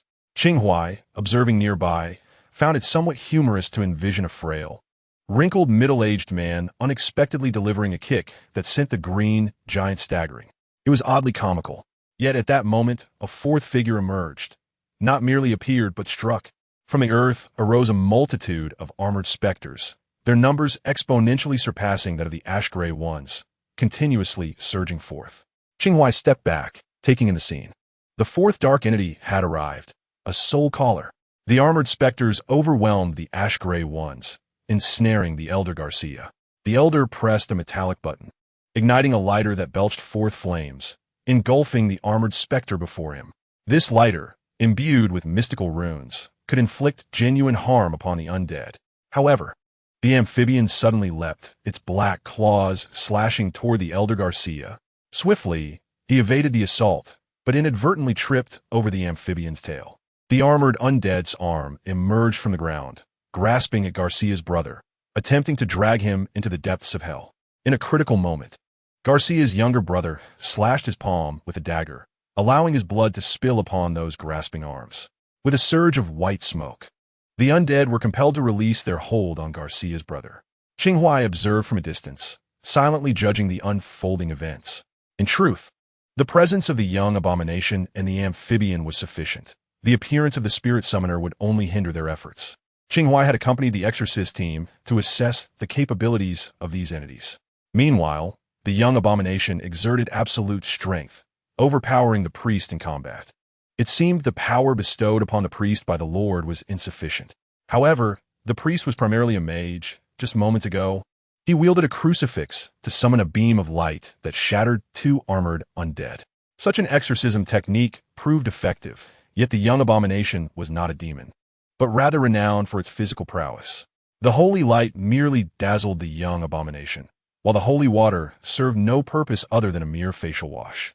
As the young abomination delivered a crushing blow that felled the priest, the divine power he had borrowed dissipated. "We must leave this place," Garcia's younger brother urged, eager to continue spilling his blood upon the undead. Yet the amphibian launched a fierce assault upon him. The blood of the exorcist family held no efficacy against the amphibian, and Garcia's brother's firearm was swatted away by a claw, leaving him to brandish his dagger in a desperate attempt to evade. In terms of both strength and agility, Garcia's younger brother was no match for the amphibian.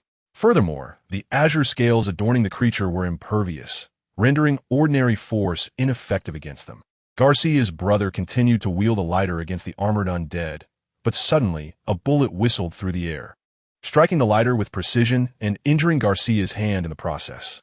Among the 3, one was devoid of divine favor, one was wounded, and one was overwhelmed by the amphibian, sustaining numerous cuts from its sharp claws. The significance of further assessment had faded. Qing Huai stepped forward towards the heart of the battlefield, and it was then he spotted the 5th entity, a monkey hanging from a tree. The monkey clutched 2 firearms, the very bullet that had struck Garcia's brother having been fired by it. Its marksmanship was remarkable, hitting both the priest and Garcia's brother with unerring accuracy. Yet, Qing Huai noted that the monkey targeted only their limbs, avoiding any vital areas. The young abomination and the amphibian, upon realizing their opponents posed no threat, refrained from lethal force, instead opting to assault non-fatal areas. "Wayne," Garcia's brother cried out, having been shot in the leg and collapsing to the ground. He glanced up to see the newcomer, who had remained hidden throughout, boldly striding forward, exclaiming, "Are you trying to get yourself killed? Hurry, drive away from here." In such moments, it is not unreasonable for these individuals to deride Qing Huai as a burden or a worthless entity. However, when Brother Garcia intervened, he simply instructed him to drive away. Perhaps he understood that at this juncture, any words would be futile. It was better to preserve a life if possible.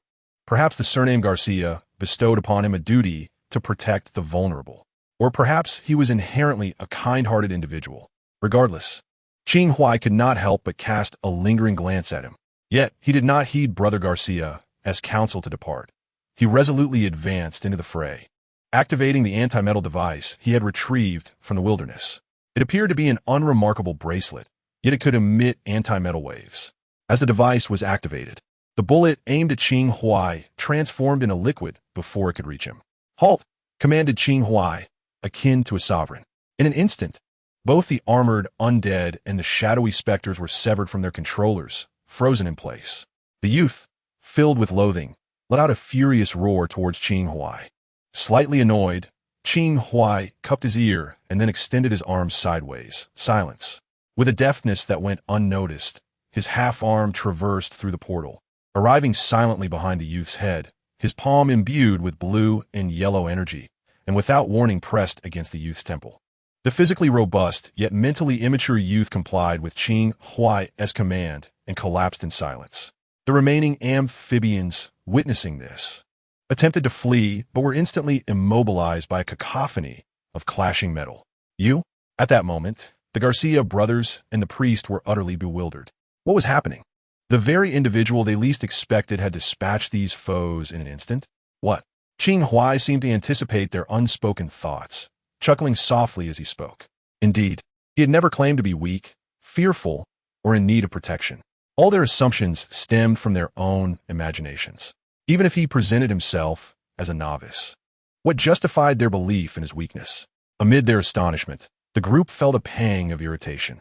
If you were so strong, why didn't you reveal it from start? If you had only said halt. Silence. Earlier, we Wu and Ti have sustained such grievous injuries. This is nothing short of treachery. Damn it. Qing Huai's palm glowed with a crimson light, and within moments, the wounds of the three healed. Your health is paramount. Now, go forth and declare that the anomalies here have been resolved. Rising to his feet, Qing Huai stored the youth's body and the amphibians into his ring and gestured for the armored undead to wander deeper into the woods. The assessments of these students' strengths had concluded, while those of the others had yet to commence. Chapter 102. If you dare, let us confront together. The pale moonlight filtered through the dense pine forest, casting a glow upon the ground. Beside the dilapidated pickup truck, the priest and the Garcia brothers remained seated, exchanging bewildered glances. At this very moment, even the dullest among them should have comprehended the gravity of the situation.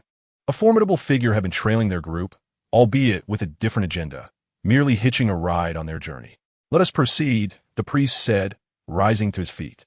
Though his wounds had healed, the day had indeed drained him of considerable mental and physical energy. "Shall we wait for Anderson?" inquired the younger Garcia. Anderson was the name of the muscular man. The elder Garcia chuckled ruefully.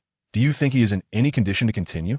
The three of them shared a sense of trepidation, relieved that they had refrained from uttering any disparaging remarks to that imposing figure. The battered pickup truck roared to life, retracing its path. Meanwhile, on the opposite side, the armored undead encircled Qing Huai, advancing together. Not long after, the sharp crack of gunfire pierced the air. Qing Huai donned his black-framed glasses and sent his mechanical insect darting toward the source of the commotion. The muscular man was locked in combat with the dark creatures. It was uncertain whether he was fortunate or unfortunate, for all three of his adversaries were denizens of darkness. The first to emerge in Qing Huai's line of sight was a werewolf, followed by a svelte vampire wielding steel blades, and a gaunt zombie with pallid, ashen skin. Despite facing three opponents, the muscular man held his ground with a gun in one hand and a sword in the other, managing to maintain a semblance of equilibrium in the fray. The zombie bore several gunshot wounds, revealing gaping black holes in its flesh. It must be noted that the exorcists accompanying him possessed considerable prowess. Regrettably, the zombie seemed impervious to the silver bullets that had been blessed with holy water, as if it were specifically meant to shield the vampire and werewolf from harm. Once the ammunition in his firearm was exhausted, the muscular man cast the gun aside, tore open his shirt to reveal an array of bizarre tattoos, and charged at the three creatures with his sword aloft. The vampire, brandishing dual steel blades, surged forward with a speed that surpassed human limits, colliding with the muscular man. The tattoos adorning his body were likely some form of enhancement, bestowing him with the physical prowess to to contend with the vampire. Sparks flew amidst the clashing of blades in the forest. As the skirmish reached its conclusion, both the vampire and the muscular man retreated momentarily when the werewolf seized the opportunity to leap from the trees, landing forcefully on the muscular man's back. Stumbling, the muscular man fell to the ground, and the vampire seized the moment, swiftly plunging both steel blades into his shoulder blades. Remarkably, the vampire's strength failed to drive the blades through entirely. The werewolf leaped again, crashing down onto the muscular man's back, and together with the vampire, forced the blades deeper until they finally penetrated. In agony, the muscular man erupted in a torrent of curses, his voice echoing through the pine forest. His exclamations were laced with frustration directed at his companions, lamenting their absence, questioning why they had not kept pace. "Enough of your shouting. They have already departed," Qing Huai remarked, removing his glasses as he emerged from the shadows.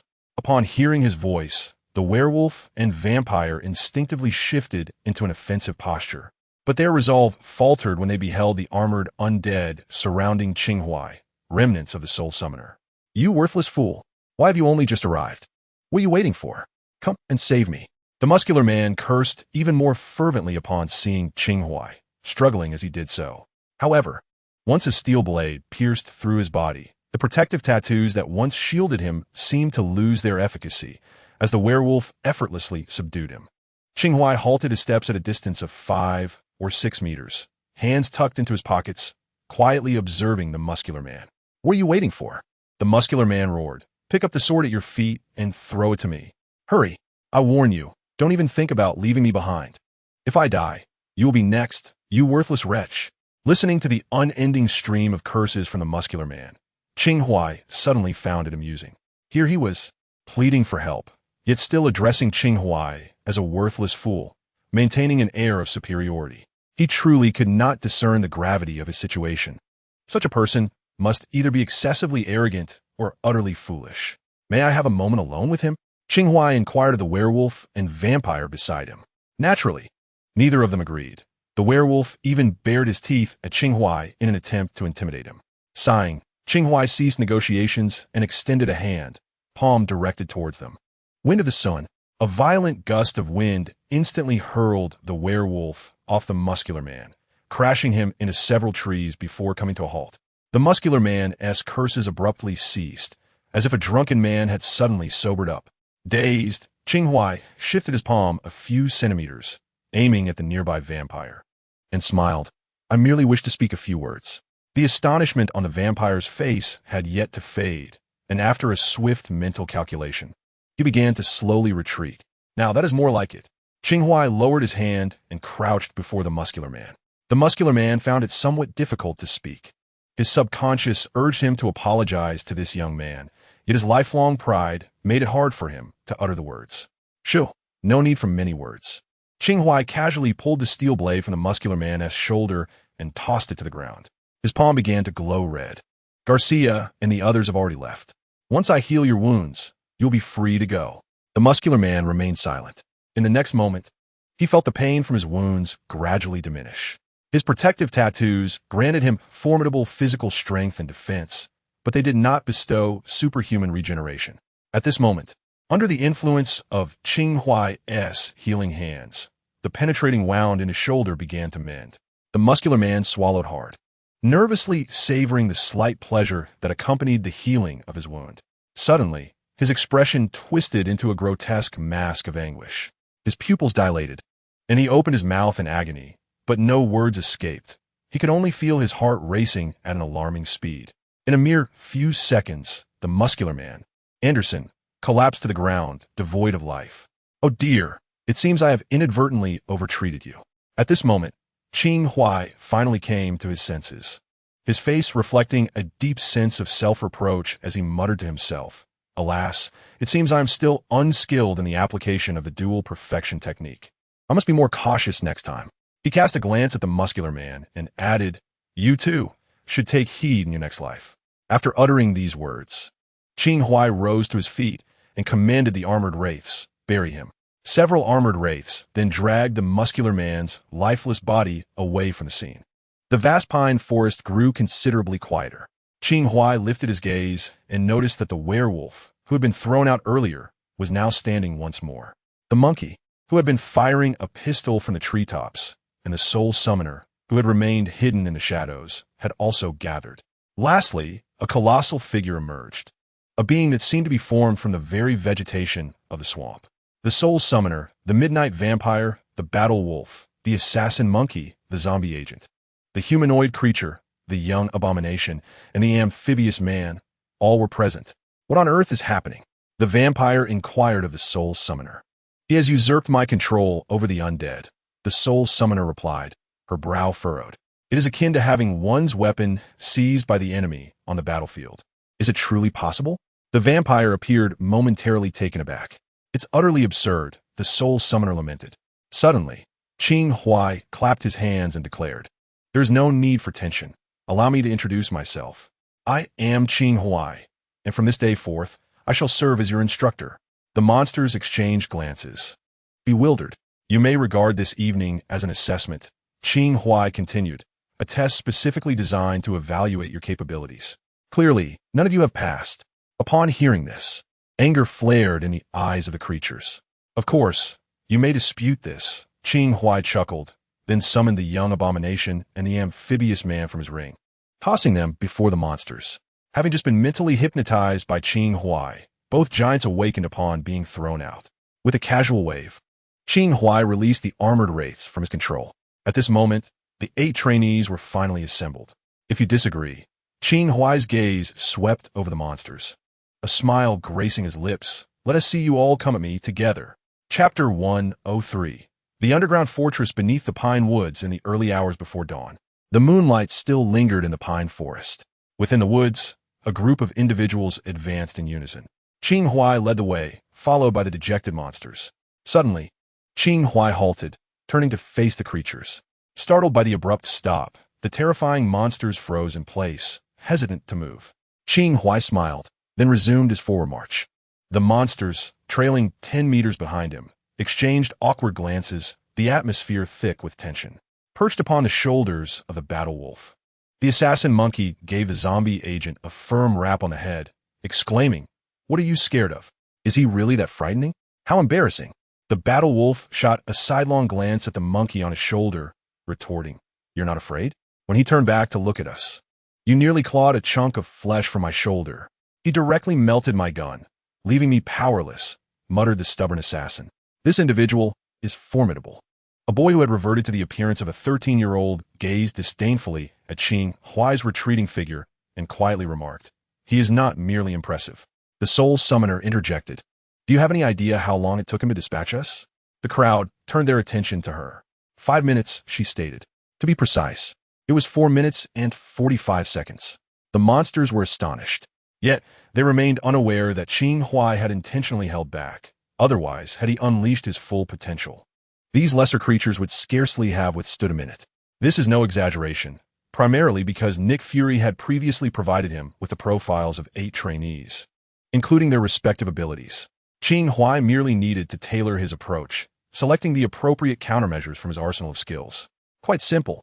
Qing Huai led these 8 individuals deep into the pine forest. There stood a man clad in a black suit and sunglasses, wearing sunglasses at midnight. He could outdo even me, Qing Huai muttered under his breath as he approached. The man stepped forward, removed his sunglasses to greet Qing Huai, then glanced at the disheveled monsters behind him, smiling as he said, "It seems you have already had your encounters. Aren't you concerned about harming anyone?"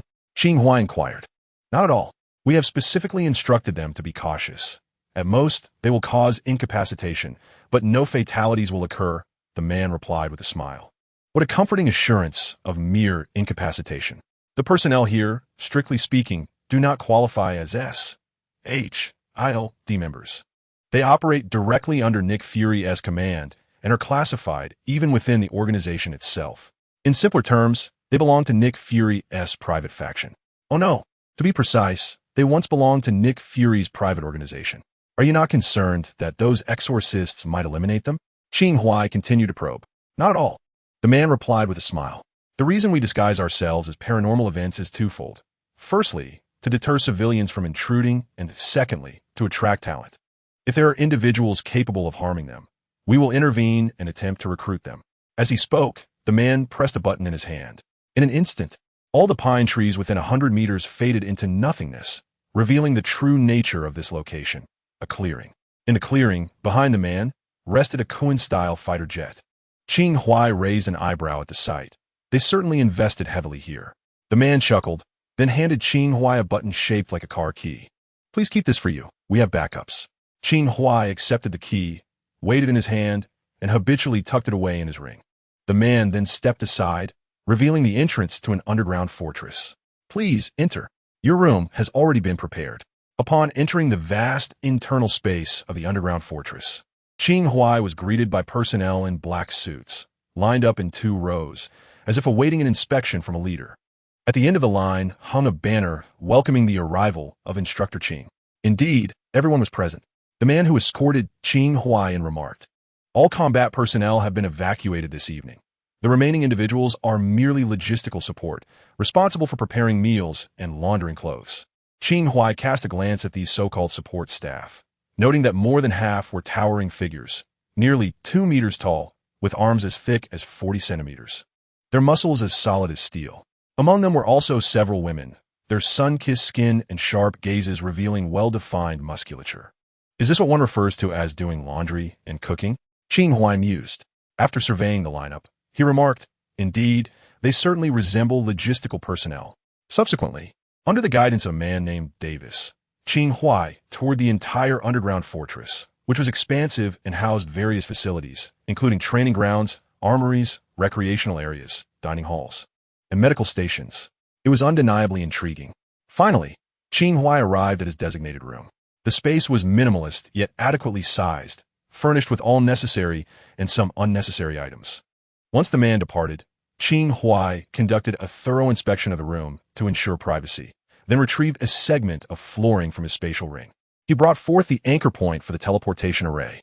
Since the anchor points could only connect 2 at a time, he opted to carry one with him. Simple and convenient. Chapter 104. Hide and Seek. Combined. The dawn broke. It was morning.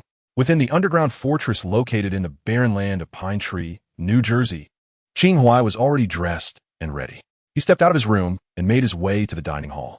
The area for dining was separated from the kitchen by a glass window, making it hard to fathom that those robust men were wielding ladles instead of assault rifles. They were preparing Chinese cuisine. The boss worried you might not be accustomed to it, so he specifically had them learn a crash course in Chinese cooking, Davis noted. This boss was undoubtedly the infamous black braised egg. Before long, 2 women arrived, carrying completed dishes to Qing Huai's table. He observed that their hands bore calluses from gripping weapons, and it seemed a disservice to have them serve food. "What is this?" he inquired, staring at the 4 plates of so-called Chinese dishes before him, none of which he recognized. Kung Pao chicken, Yuxiang shredded pork, braised eggplant, and crab impersonation. The women introduced each dish. Qing Huai fell silent. Just slicing fish into strips does not constitute Yuxiang shredded pork. Nor does throwing eggplant directly into a fire make it braised eggplant. Furthermore, the crab impersonation has no relation to actual crab whatsoever. How hastily they must have learned. They seem to have only grasped the names. Qing Huai exhaled deeply, striving to suppress his internal critique to avoid undermining the confidence of these temporary cooks. Upon a closer look, only the Kung Pao chicken appeared somewhat palatable. As he lifted the chopsticks, Qing Huai delicately pinched a small morsel and placed it into his mouth, chewing gently before expelling it onto a tissue, subsequently setting down the chopsticks. The entire sequence was executed with fluidity. Any hesitation would be a disservice to the authenticity of Kung Pao chicken. Qing Huai raised his gaze to the chefs and waitstaff who had gathered, eager to commend him, and sincerely remarked, "I am not so finicky. I can also appreciate Western cuisine. Henceforth, let us prepare Western dishes." Just as he began to elaborate, a burly chef suddenly sensed an ominous aura directed at him. "Very well, I shall prepare Western cuisine for you. Clear these plates away at once." The action of clearing the dishes was performed with the same seamlessness. Any delay would be a disregard for life itself. Once the breakfast spread was replaced with a simple Western fare, the creatures began to trickle into the dining hall. Upon seeing Qing Huai, they momentarily froze, then collectively sought out the furthest corner from him to sit. Qing Huai merely smiled, paying them no mind. After finishing his meal, he remained seated, closing his eyes to engage in the trial of the 3 corpses' greed, contending with a version of himself in a battle of fists and feet.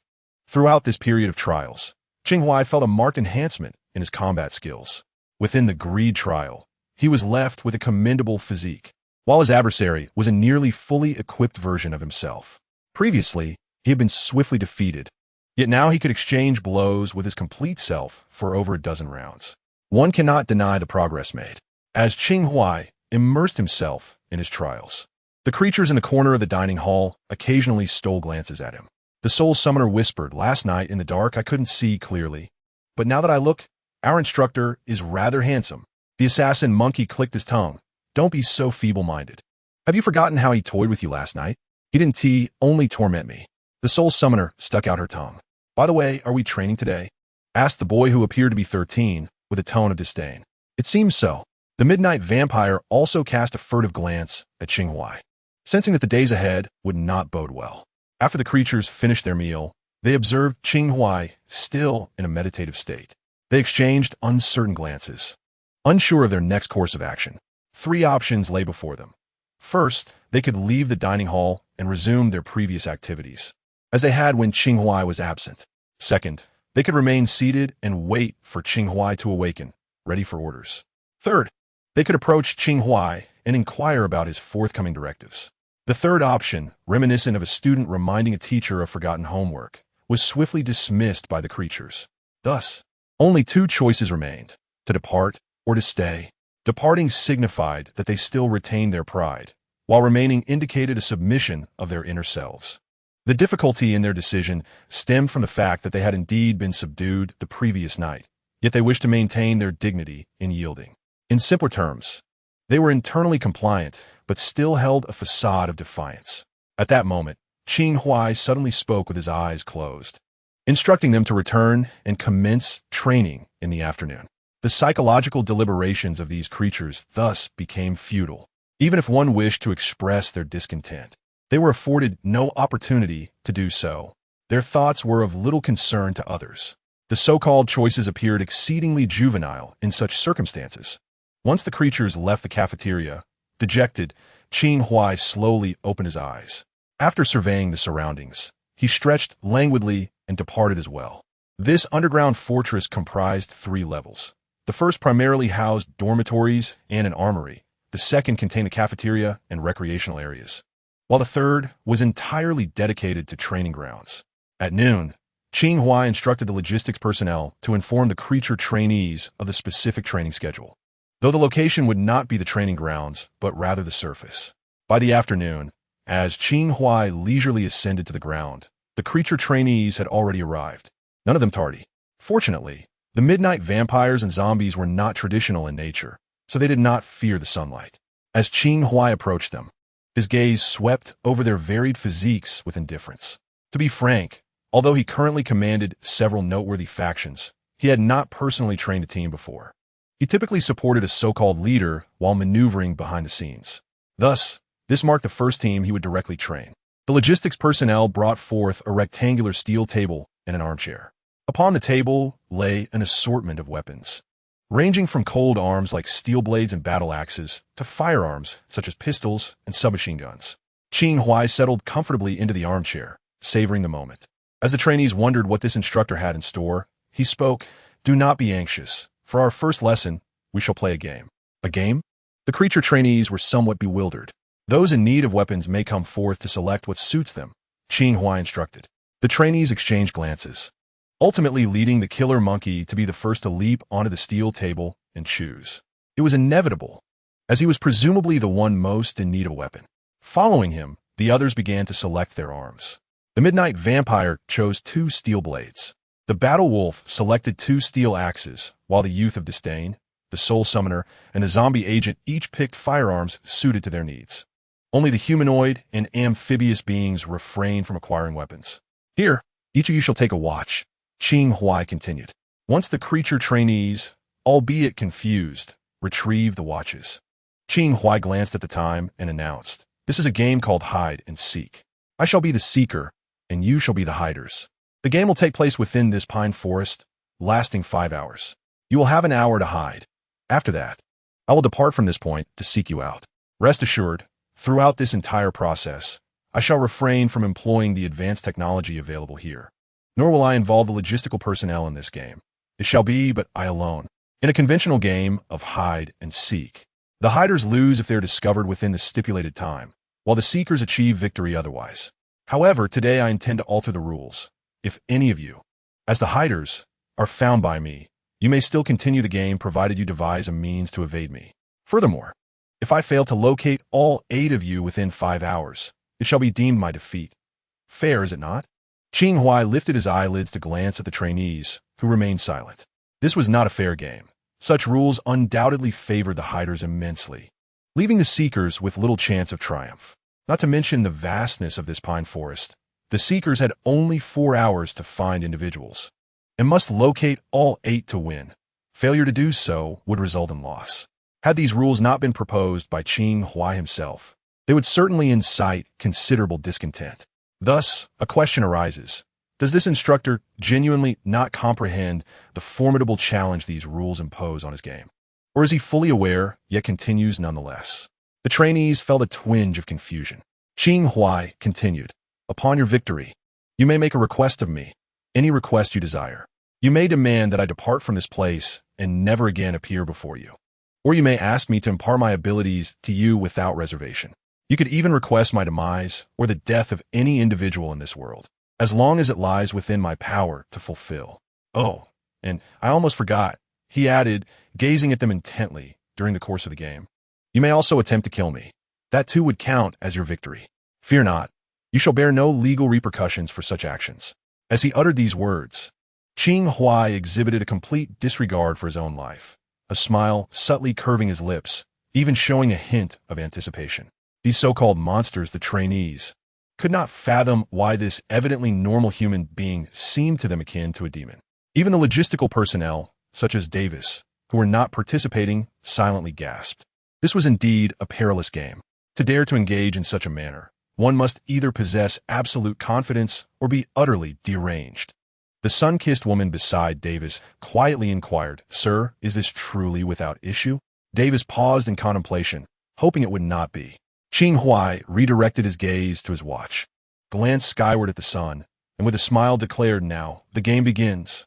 Chapter 105. The Arrival of the 100 Demons. Combined, at precisely 2 o'clock in the afternoon, the monsters departed from the underground fortress. The afternoon sun cast a slanted light upon the nearly 30,000 acres of pine forest, imbued with an aura of mystery. Footsteps of varying weights echoed through the woods. The monsters had ventured several thousand meters from the underground stronghold. "Do you think what he said is true?" inquired a 13-year-old boy, loathing evident in his voice as he walked behind the monsters. "What? After his defeat, he would comply with our every demand, even to the point of taking his own life." The youth, filled with disdain, elaborated on his inquiry and then asked, "Do you truly believe he will honor his word?"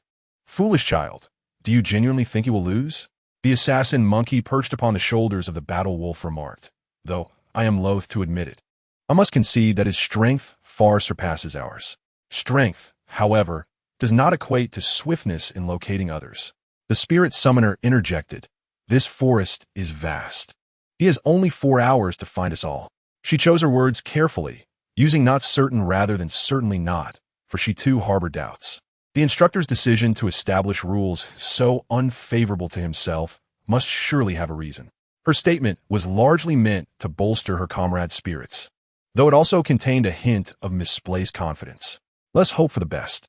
The battle wolf glanced at the sun sinking on the horizon and said, 8 targets are too numerous. We could easily be taken out in one fell swoop. With more than half an hour remaining, we should split up and each head in a different direction. This is not warfare, so there is no fear of being picked off one by one. Rather, dispersing increases our chances of survival. Moreover, without the aid of vehicles, it would be nearly impossible to search this vast forest in just 4 hours. Attempting to locate all 8 of us would be akin to searching for a needle in a haystack. Any creature with a modicum of intelligence understands that the instructor must possess unwavering confidence to impose such rules. Yet how does he intend to secure victory? No one could fathom the answer. An hour slipped away swiftly. In the subterranean stronghold, Qing Huai reclined in a sunshade-covered armchair, blissfully resting with his eyes closed. Davis glanced at the time and quietly approached to remind him, "Instructor Qing, the time has come. Without raising his eyelids, Qing Huai languidly replied, "No hurry. Let's wait a bit longer." Reluctantly, Davis stepped back and instructed those nearby to pour Qing Huai another glass of water. The sun gradually drifted westward as Davis stood guard over Qing Huai, watching the minutes tick by. From 3 o'clock to 3:30, then 4 o'clock, and finally 4:30. This gentleman showed no inclination to move. If it weren't for the fact that Qing Huai responded each time Davis checked in, he might have thought Qing Huai had entirely forgotten and drifted into slumber. Just as Davis began to suspect Qing Huai was merely toying with those creatures and had no intention of seeking anyone out, that languid voice once again drifted into his ears. "What time is it?" Davis quickly glanced at the clock and replied, "Is 6 o'clock. 1 hour remains until the game concludes." Then Davis watched as Qing Huai, unhurried yet resolute, rose from the armchair, stretched, and declared, "It is time to bring those little ones back." With that, he strolled towards the depths of the forest. Davis was left stunned. What purpose would it serve to venture out at this hour? Originally, locating all 8 individuals within a mere 4 hours was already a formidable challenge, and now, with only an hour remaining, merely reaching the edge of the forest would be a significant achievement, even if one possessed extraordinary abilities, moving faster than an ordinary person. The task at hand was not to traverse the pine forest, but to find 8 individuals who were hidden beyond all imagination. Is it even possible to locate them? Despite his inner doubts, Davis hurriedly pursued, suggesting to Instructor Qing, "Shouldn't we ride a motorcycle to expedite our search?" Qing Huai, already distanced from him, did not respond, but merely waved his hand gently in refusal. As Davis watched Qing Huai's figure gradually vanish into the forest, he couldn't help but feel a sense of admiration. How incredibly cool. Meanwhile, Qing Huai himself felt a tinge of satisfaction, reveling in his cleverness. He took out his phone, opened an interface, and smiled upon seeing it. These little rabbits, they were still rather inexperienced. Qing Huai stowed away his phone and proceeded with precision in a specific direction. The killer monkey hung from a branch, vigilantly surveying the ground below. It had secured a commanding vantage point within this small area, believing that even if the instructor were to find it, he would first be exposed to its line of sight. At that moment, the enemy would be in the light while it remained in the shadows, allowing it to strike swiftly and incapacitate the instructor when he least expected it. Upon their departure from the underground fortress, the instructor had specifically mentioned a rule. The use of abilities to melt their weapons and control the specter of the soul was prohibited. Should this rule be violated, it would signify the instructor's defeat. Thus, although the instructor claimed that killing him during the game would not incur legal repercussions, the killer monkey was not inclined to resort to hasty murder. Those it chose to eliminate were the ones deserving of such fates. It merely sought to render the instructor immobile. The killer monkey glanced at its watch. Less than an hour remained. None of the 8 students possessed communication devices, and thus it was unaware if any of its comrades had been found. All it knew was that if it could endure just a little longer, victory would be theirs. What demands should it make of the instructor upon winning? Should it request the surrender of his powers, or ask him to fulfill a request for each participant? As for notions of forcing the instructor to take his own life or to kill others, the killer monkey had no such intentions. It had already dispatched those it wished to eliminate. Furthermore, compelling such an absurdly powerful individual to commit suicide would be a waste of resources. Having clung to the tree for over 3 hours, the killer monkey found itself indulging in fanciful thoughts to ease its tense mind. However, it remained oblivious to the fact that, while it envisioned the fruits of victory, a ghostly apparition, resembling a tattered balloon, had quietly drifted behind it. A chill ran down the killer monkey's neck, and its fur stood on end. It swiftly turned around and fired without hesitation. Yet, ordinary bullets proved ineffective against the specter, passing through the eerie entity without resistance. In a bid for safety, the killer monkey executed a backflip from the branch the moment it fired. Bang! A quintessential superhero landing. The assassin monkey maintained its striking pose, remaining motionless as it sensed that the pursuer from the game was right behind it. Clap, clap, clap. The pursuer, Qing Huai, applauded, showcasing impressive skills. The assassin monkey sighed deeply, then with a swift motion, turned and raised its twin guns, aiming to strike Qing Huai's legs as intended. However, at that very moment, a shadowy spirit that had been floating in the trees suddenly dove down, penetrating the assassin monkey's body. Instantly, the assassin monkey felt its soul twist violently as its body succumbed and collapsed to the ground, spewing forth a viscous fluid. The shadowy spirit hovered beside Qing Huai, swaying gently in the air like a balloon. This spirit was one of the earliest manifestations left by Qing Huai, akin to a balloon from the same era as the unclaimed shadow. Beneath the layer of dark fabric exuding a malevolent aura was not merely a balloon, but the severed head of a young boy. Qing Huai retracted the spirit and approached the fallen assassin monkey, poking its head with a finger, causing its eyes to darken as consciousness slipped away. The first objective was complete. Near the edge of the pine forest, the battle wolf sat cross-legged in front of a tree, two steel axes resting beside him. He had no intention of hiding, feeling it unnecessary. Although the instructor claimed that high-tech devices from the fortress would not be employed should they be used, no one would be the wiser. The logistical support personnel would undoubtedly side with the instructor, which was a foregone conclusion. Thus, he deemed it unnecessary to conceal himself and chose to wait for the instructor to arrive. With less than an hour remaining, if the instructor failed to locate him, it would undoubtedly count as their victory. If the instructor did find him, his task would be to devise every possible means to stall the instructor. Suddenly, his furry wolf ears perked up. He heard footsteps. The steps were light, not those of the instructor. The battle wolf's pupils constricted as he spotted a small figure approaching. It was the assassin monkey. "What brings you here?" the battle wolf asked, momentarily taken aback. They had dispersed from 8 different directions, maintaining a considerable distance from one another. Moreover, the game was nearing its conclusion. How could the assassin monkey appear here so suddenly? Gripping the axe handle beside him, he kept a wary eye on the assassin monkey. "Don't be alarmed," the assassin monkey quickly replied. "Time is almost up, and we are certain to win." "How do you know I was here?" the battle wolf inquired, still observing the assassin monkey while remaining alert to his surroundings. "I don't know. I was just circling the perimeter, waiting for the time to return to the fortress together. I certainly don't wish to make the journey back alone," the assassin monkey said as it approached the battle wolf. "Stop," the battle wolf suddenly called out. The assassin monkey halted in its tracks, perplexed. "There's a trap ahead," the battle wolf remarked with a sigh. Having known the assassin monkey the longest among the 8 trainees, he trusted it more than any other at this moment. Moreover, he utilized an extraordinary sense of smell, confirming that the assassin monkey was indeed genuine, devoid of any disguise or illusion. Surely, that instructor could not possess such a repugnant skill as to control a monkey. Observing the assassin monkey leap over traps and approach, the battle wolf, having sat in this desolate place for over 3 hours, momentarily let down his guard. Yet, he knew not to be complacent. Time had not yet run out, and anything could transpire. "Rest assured, I have a method to ensure our unequivocal victory," declared the assassin monkey confidently. "What method?" inquired the battle wolf, aware that the assassin monkey often had clever schemes. The assassin monkey leaned closer, a grin spreading across his face. "We can do it this way." Before he could finish, the battle wolf suddenly felt his body seize up, as if struck by lightning. With an eerie smile, the assassin monkey leaped back, eyeing the thunder talisman that had silently adhered to the battle wolf's back. Donning insulated gloves, he seized the battle axe and struck the side of the battle wolf with all his might, rendering him unconscious. The second objective was accomplished. On the other side of the pine forest, the spirit summoner paced while glancing at the time. Around her, skeletal sentinels remained vigilant.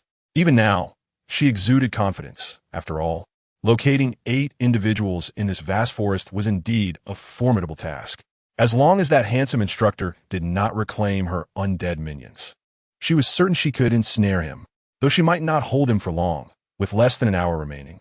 As long as she was not the last to be found, she could buy time for others. With so many undead at her disposal, she could employ a strategy of sheer numbers. After all, the undead could not perish. If all else failed, she could resort to seduction. Acting charmingly and playfully, there would always be a way. As time slipped away, her peculiar confidence began to swell. Then, footsteps echoed behind her.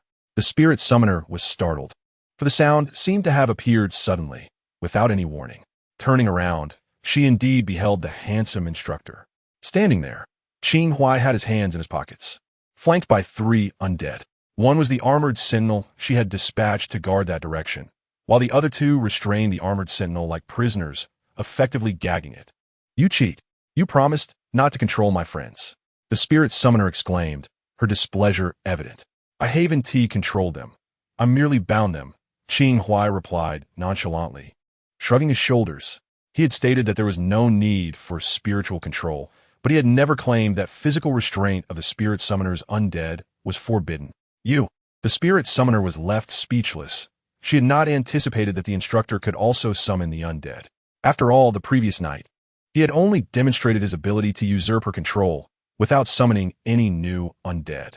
Yet, even exorcists typically required mystical tools and rituals to summon a handful of spirits, whereas the spirit summoner could effortlessly call forth over 30, a source of her greatest pride. Upon contemplating this, the soul summoner summoned the armored wraiths stationed at various points and conjured a new host. Qing Huai raised an eyebrow, quickly discerning the naive intentions of this simple-minded girl, yet chose not to expose her scheme, merely offering a smile as he summoned forth his own legion of spirits.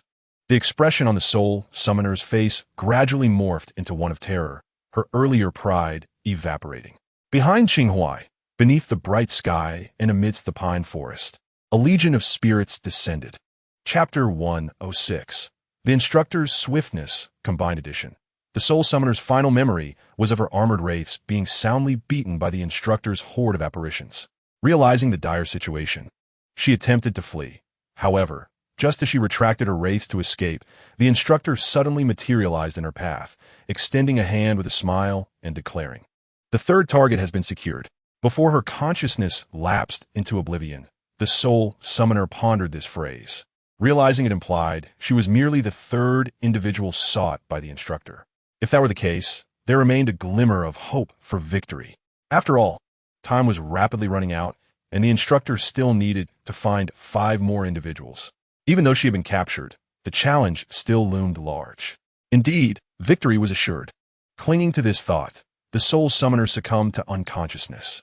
When she awoke once more, she found herself in her chamber within the underground fortress, reclined upon her bed.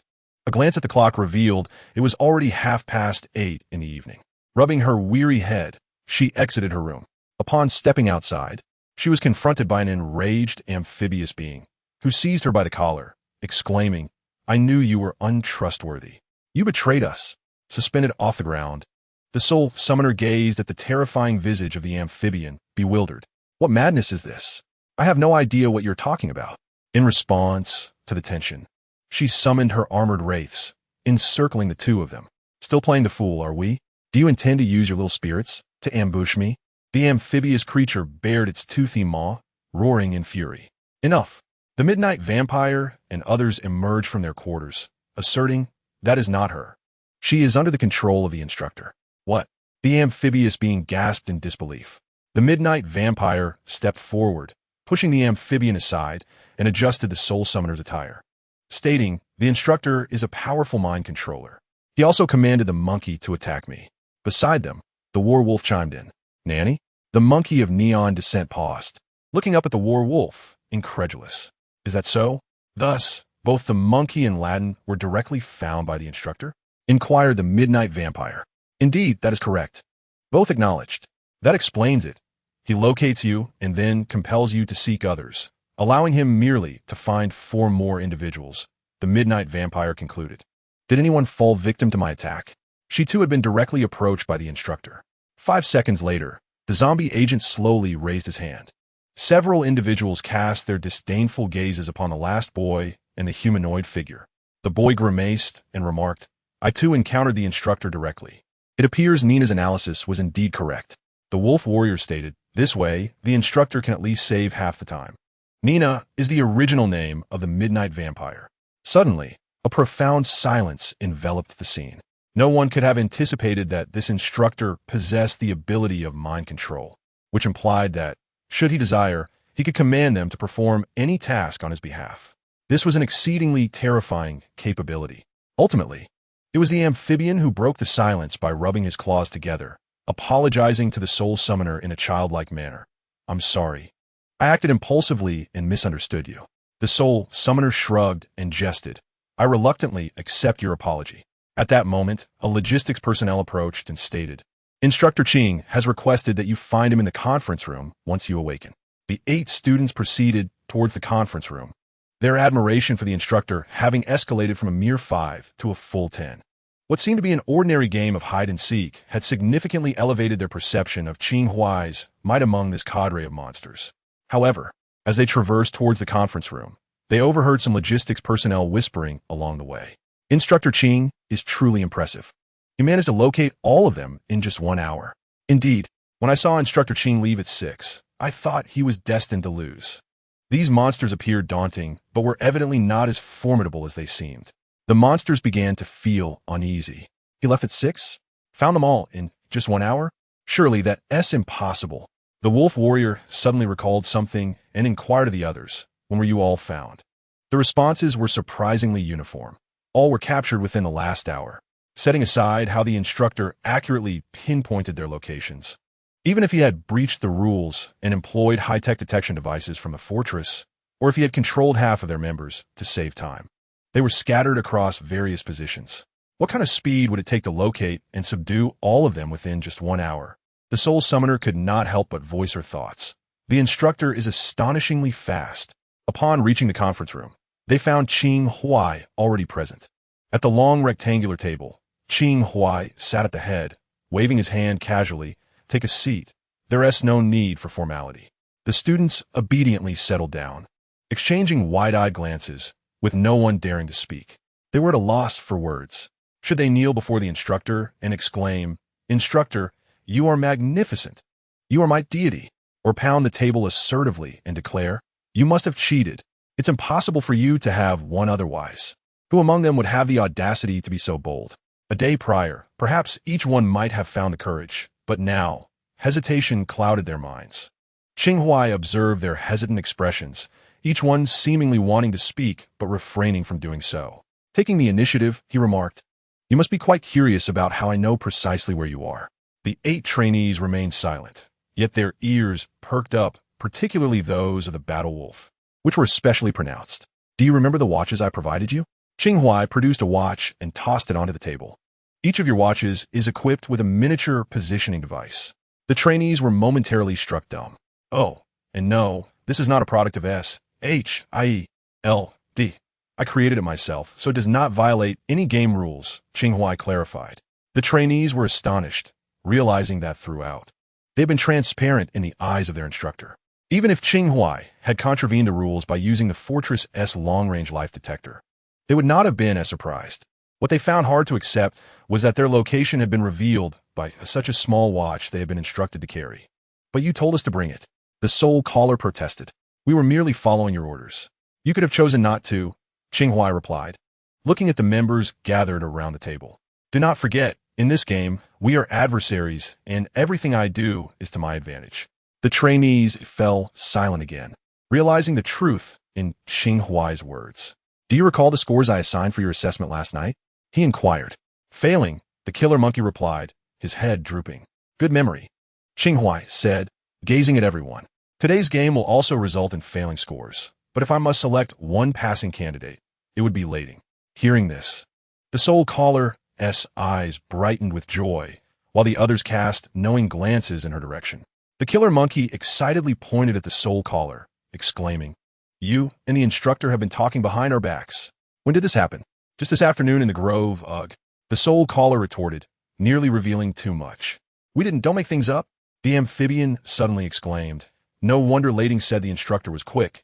That must have been what he meant." The young abomination chimed in. "Ah, so that was the implication." The zombie agent turned to the young abomination and asked, "Do you understand what that means?" The young abomination replied, "No, but it just feels right to follow along." The zombie agent nodded. "Ah, so that was the implication." The humanoid echoed, "Ah." "Enough," Qing Huai interrupted, placing a hand on his forehead to steer the serious meeting back on course. "Let us not get carried away. And you," he shot a glance at the soul caller, "do not embellish your role. The reason I awarded you the passing slot is solely because, compared to your teammates, you utilized your abilities more reasonably during the game." "Huh?" The soul caller was momentarily taken aback. "But they also possess superpowers." "Indeed, they do," Qing Huai responded. "But they failed to use them effectively and even felt ashamed of their abilities." Among the trainees, some had lowered their heads. Among these so-called monsters, aside from the humanoid and zombie agents, who were indeed somewhat lacking in intellect, the remainder struggled to harmonize with their own abilities. Prior to Qing Huai's arrival, Nick Fury had already dispatched individuals to provide psychological counseling to these beings. It seemed to have some effect, albeit not particularly substantial. The Soul Summoner at least understood the importance of enlisting the spirits for vigilance, even referring to these strange apparitions as friends, which indicated a relatively better rapport with her unique powers. Conversely, the others fared less well. The werewolf, despite being a werewolf and possessing a clear racial advantage in the wilderness, persistently operated with human reasoning and methods, entirely disregarding his inherent strengths. The young figure of disdain did not even transform in the presence of Qing Huai, despite being capable of maintaining clarity and avoiding side effects post-transformation. I know some of you perceive your abilities as a curse. In truth, they indeed represent a form of curse. Qing Huai spoke with a calm, yet unmistakably clear tone. I will not hypocritically proclaim it as a gift. This power, obtained at a certain cost, is inherently a curse. In the face of these immutable afflictions, you possess only two choices: succumb to despair or bear the curse and continue living. The monsters fell silent, their thoughts obscured. The fact that you sit here now signifies that you have chosen the latter. Qing Huai continued, thus to grow stronger, seize this so-called curse within your grasp. Wield it like a sword, rather than cowering in fear like a coward. He had reviewed their profiles. They were predominantly ordinary individuals who had undergone drastic transformations due to unfortunate circumstances. Their experiences varied, leading to differing changes. For instance, the Soul Summoner had not altered in appearance and gained the ability to summon armor-clad spirits without side effects. For her, the most significant challenge was the initial overwhelming fear upon realizing her transformation, which, following psychological guidance, she could easily surmount. Others, however, were not so fortunate. Thus, Qing Huai's remarks seemed somewhat unjust to those who had faced far graver trials than the Soul Summoner. But in this world, the notion of fairness was inherently absurd. Fairness must be fought for, not bestowed by others. After Qing Huai concluded his discourse, a prolonged silence enveloped the conference room. He chose not to linger, but instead retrieved a black notebook, tossing it casually onto the table, leaving behind a final remark: reflect on this. The game resumes tomorrow. The assassin monkey leapt onto the table, opened the notebook, and after flipping through a few pages, his eyes widened in astonishment. Guys, come see this. Upon hearing his exclamation, the others collected themselves and gathered around. To their astonishment, the notebook contained detailed records of each individual's profiles, abilities, impressions, and optimal methods for healthily developing their respective powers. The unfortunate beings exchanged glances, astonished that their instructor had been diligently working behind the scenes on their behalf. If their prior admiration for Qing Huai stemmed from an absolute display of martial prowess, now, their perception of this instructor has been enriched with newfound nuances. This is something Qing Huai anticipated. These individuals, accustomed to being regarded as monsters and met with disdain, would hold on to even the slightest warmth bestowed upon them for an extended period. Thus, Qing Huai would forever conceal the truth that this notebook was meticulously compiled by the combat specialist from the Iron City of the Wilds at his behest. The following afternoon, the game resumed, yet again in a combined format, as I was reluctant to divide the chapters. Chapter 107, Utter Defeat. The game was scheduled for the afternoon once more. Once the monstrous students had gathered, Qing Huai, yawning, ascended to the surface. The monsters observed him and were lost in thought, pondering whether their instructor's perpetual fatigue was due to sleepless nights spent worrying about them. The small notebook had planted a seed in their hearts, one that might not yield immediate transformation, but with proper nurturing would eventually blossom. The game of hide-and-seek continued, with rules unchanged from the previous day. Qing Huai announced, "This time, however, the roles are reversed. I shall hide, and you shall seek." The monsters were momentarily stunned. They had spent the night before devising strategies to secure victory in today's game, only for Qing Huai's declaration to render their plans futile. This was the first lesson Qing Huai intended to impart during this session. A simple truth that plans cannot always anticipate change. The battlefield is ever shifting, never affording you the luxury of complete preparation. Logistical personnel set up a long table, laden with weapons and communication devices. This time, it will be you 8 against me alone. To facilitate your efforts, communication devices will be provided, Qing Huai said with a smile. The monsters exchanged glances, remaining unperturbed. Oh, and one more thing. I will only grant you half an hour to seek me, meaning you may commence your search at 2:30. Of course, you could choose to rest for a few hours like I did and only venture out in the final hour, though I personally would not recommend it as... Qing Huai's lips curled into a smirk. You are not me. The 8 students exclaimed in frustration. How infuriating. Is this an insult? It is clearly a mockery. Their ire was not solely directed at his words, but at the realization that he was, in fact, correct. How maddening. Due to the significant disparity in our strengths, I shall refrain from engaging physically. Merely spotting me will count as a victory, Qing Huai concluded, retreating into the forest, leaving behind a silhouette for his students to ponder. Once again, he puts on a show. After Qing Huai departed, the logistical staff brought over 8 chairs for the students to rest upon. After a brief interlude, Davis approached and stated, Instructor Qing has indicated that if you wish to venture out early, you may do so. We shall feign ignorance. This seemingly innocuous remark struck their pride like a heavy hammer. 80. Who do they think they're looking down upon? Even if we wish to leave early, how can we possibly do so with your words now? This must be deliberate. The midnight vampire forced a smile and replied, No need. We shall adhere to the rules of the game. Half an hour passed, yet the monsters remained still, waiting a full hour, just as per yesterday's game rules, before they began to rise and move outward. Their glances swept over the weapons and communication devices on the table, yet none dared to take them. Who knows what secrets these items conceal? Although they were now the hunters, they still could not let the instructor know their whereabouts. At this moment, Davis stepped forward and announced, Instructor Qing has permitted you to utilize the life detector within the fortress, should you wish to do so. Mockery. 80. The war wolf sighed in response. Thank you, but we do not require it. With that, the 8 students entered the pine forest together. Davis stood there, curling his lip, clearly displeased. Today remained splendidly sunny.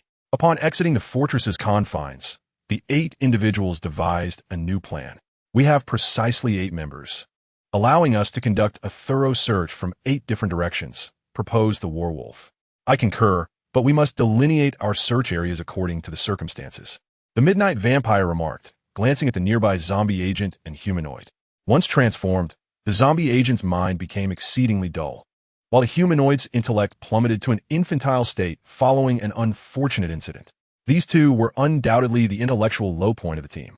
While they could manage some straightforward tasks, conducting a comprehensive search was likely beyond their capabilities. I can cover a larger area, the soul caller volunteered, raising her hand. Although her spectral armor could not stray too far from her, she could certainly search a broader range than the others. Then, Malatin, you shall position yourself between the zombie and the humanoid, while the war wolf and I will flank them on either side, the midnight vampire directed, turning to the war wolf. Is that agreeable? The war wolf possessed wolf-like traits, while the midnight vampire wielded the powers of both a werewolf and another dark entity. Instructor Qing had made it clear yesterday that they possessed an inherent advantage in this jungle, provided they genuinely embraced their powers. The remaining search area would be equally divided among the Boy of Disgust, the Killer Monkey, and the Amphibian. After deliberation, the 8 dispersed, initiating their search in a radiating pattern. Time passed slowly. Yesterday, while in hiding, the students felt time dragged on, yet today it seemed to fly by. By the time they reached the forest's edge, the sun was nearing its descent, and they had found nothing. Thus, they proceeded as previously planned, each walking 1,000 meters to the left at the edge of the pine forest, gradually converging towards the center while conducting a second search. As the sun withdrew its last light, the night began to envelop them. Upon returning to the underground fortress, they discovered that the game had exceeded the originally allotted 5 hours. From beginning to end, they failed to catch even a glimpse of Qing Huai. Above the underground fortress, the creatures exchanged glances, their expressions mirroring their dismay. Undoubtedly, they had lost once more, and this time, it was a complete defeat. The searchlight rotated slowly above the fortress like a lighthouse, and as Davis emerged from its beam, he beheld the dejected creatures, rendering any announcement of the game's outcome unnecessary. The killer monkey slumped on the ground, its head drooping. The instructor had likely fallen asleep by now. Davis turned and walked towards the entrance of the underground fortress, where Instructor Qing had been waiting for nearly 6 hours. Oh, the creatures were once again bewildered. 6 hours? Did that not imply he had remained here without venturing out? In an instant, realization dawned upon them, illuminating the reason behind their meticulous search yet failure to find him. They followed in Davis's footsteps back to the conference room, where Qing Huai sat leisurely, polishing his sword sheath. Since unlocking the sword spirit, he had dedicated himself to maintaining the sheaths and swords daily to unleash their utmost potential. As the creatures took their seats, Davis assisted in closing the door. "Anything you wish to say?" Qing Huai inquired without lifting his gaze. "So, Instructor, you have been in the fortress all along?" the Soul Summoner asked, stretching her neck. Qing Huai remained non-committal. "During the 5 hours of gameplay, I truly hoped at least one of you would realize that the underground fortress was part of the game. Yet, it appears that you, with your abilities far exceeding those of ordinary beings, have once again achieved an unsatisfactory performance." The creatures hung their heads in silence, reflecting on their repeated failures at the hands of this seemingly harmless young man over the past 2 days. From the overwhelming display of strength during their first encounter to the subsequent intellectual defeats in these 2 games, they had consistently come up short. Sighing, Qing Huai stored away the polished sheath and stood. "Do not be disheartened. Tomorrow the game continues, and I shall once again assume the role of the pursuer. I hope for your victory." With a smile that hinted at deeper meaning, he departed the conference room. Through these 2 games, Qing Huai had imparted considerable wisdom to them.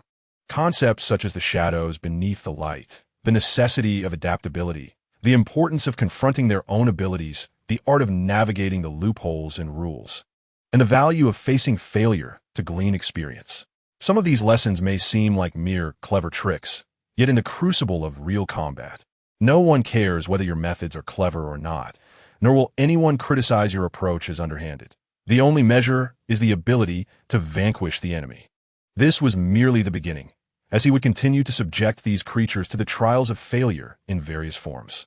This process was not solely about honing their skills. It also served to elevate Qing Huai himself.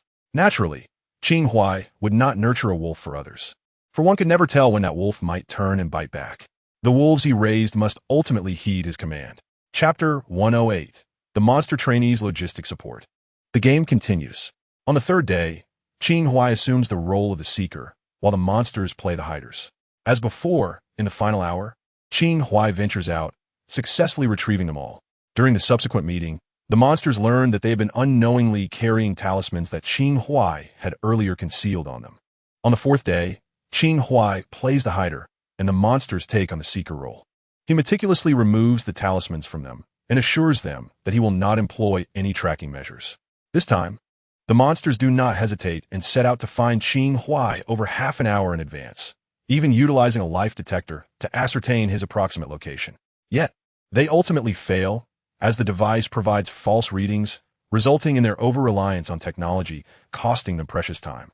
During the meeting that follows, Qing Huai reveals a case in which a squad met its demise due to enemy manipulation of the system's data, leading to fatal misinformation. On the 5th day, Qing Huai again plays the Seeker, this time randomly selecting one from the 8-member team to observe his methods. The chosen one is the Assassin Monkey, who hoped to glean some wisdom from Qing Huai, yet remained clueless until the game's conclusion regarding how he achieved success.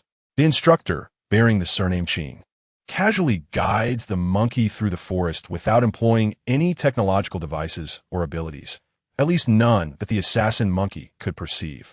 Inexplicably and effortlessly, he secures victory.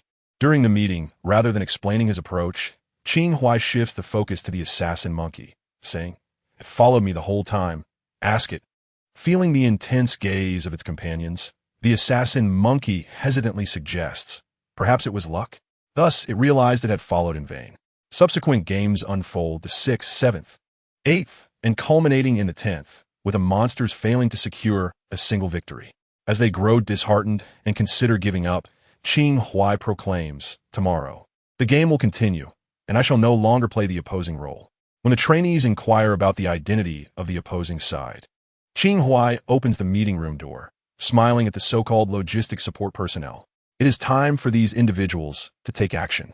On the 11th day, 30 logistic support personnel play the Hiders, while 8 monster trainees take on the Seekers. Qing Huai serves as the referee for this round. As the game commences, the logistic personnel conceal themselves within the pine forest. An hour later, the monster trainees spring into action.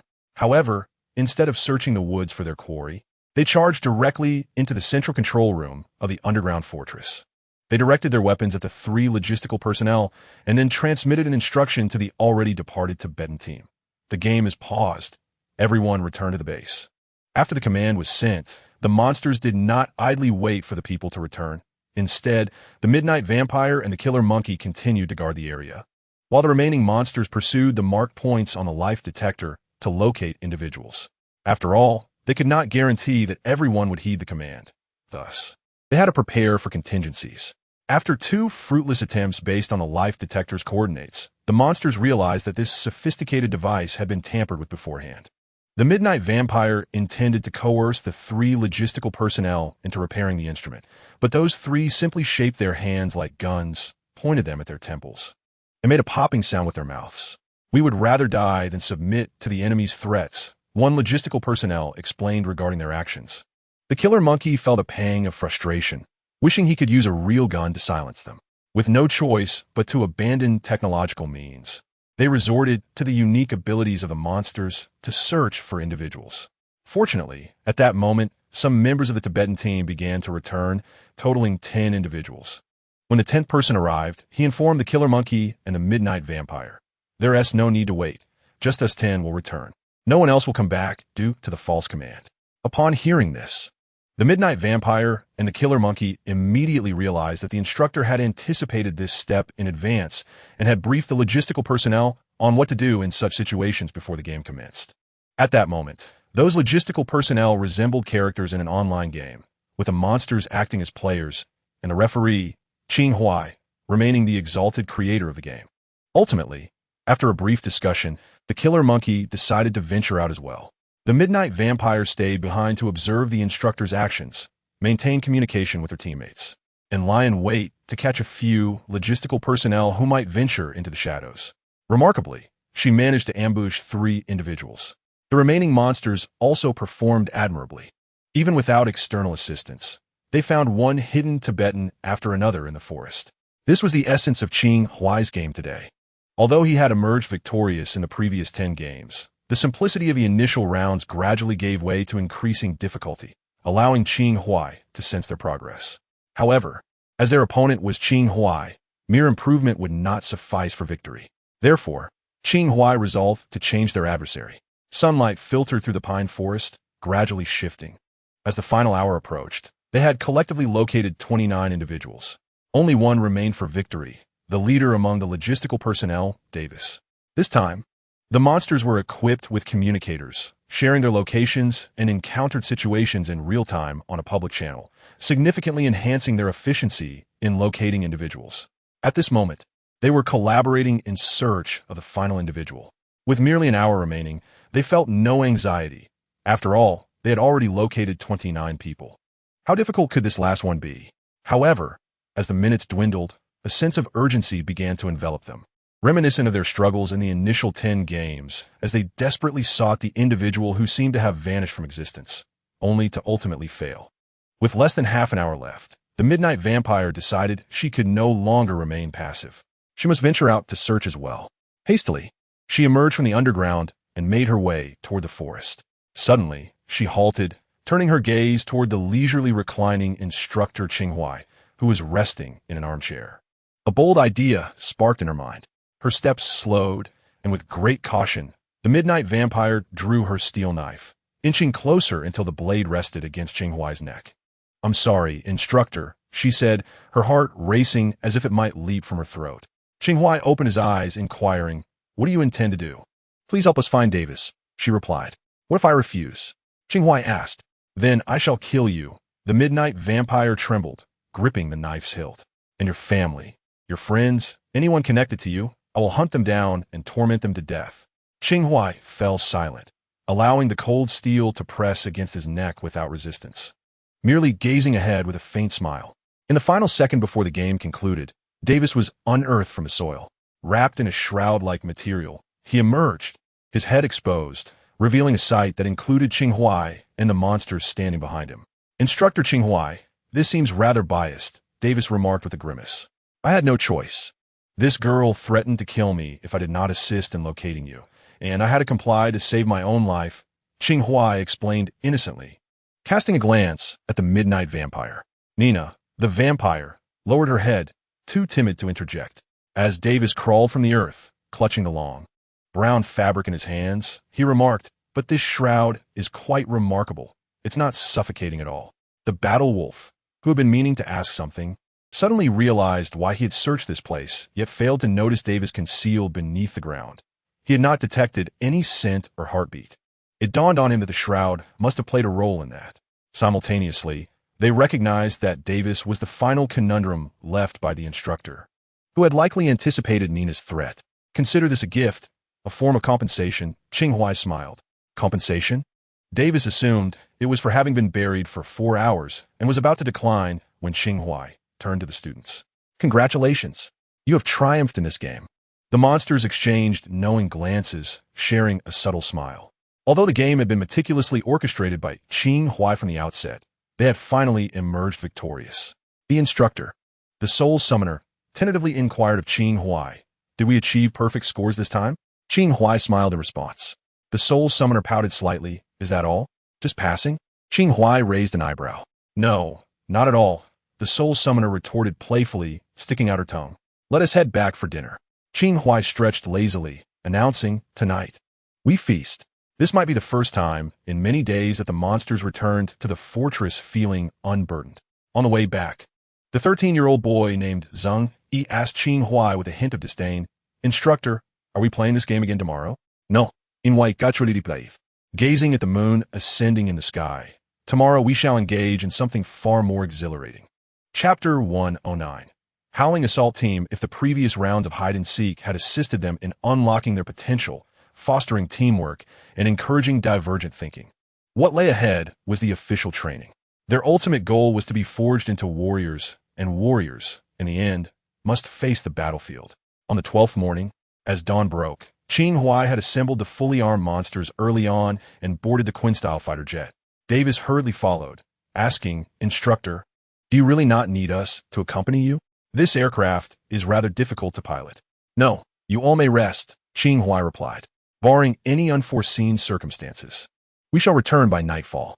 As the last to board, Qing Huai closed the cabin door without waiting for Davis to say another word. The Quinn-style fighter jet ascended slowly, piercing the clouds. Davis stood amidst the virtual pine forest, feeling somewhat disheveled. In the past, Qing Huai would always inform Davis of any plans for the next day, allowing him to prepare the necessary arrangements. Yet last night, Qing Huai had given no instructions. Davis assumed that after their first victory, Qing Huai intended for the monsters to have a respite.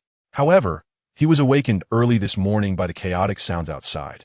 Upon investigation, he discovered the monsters fully armored, led by Qing Huai as they exited the fortress.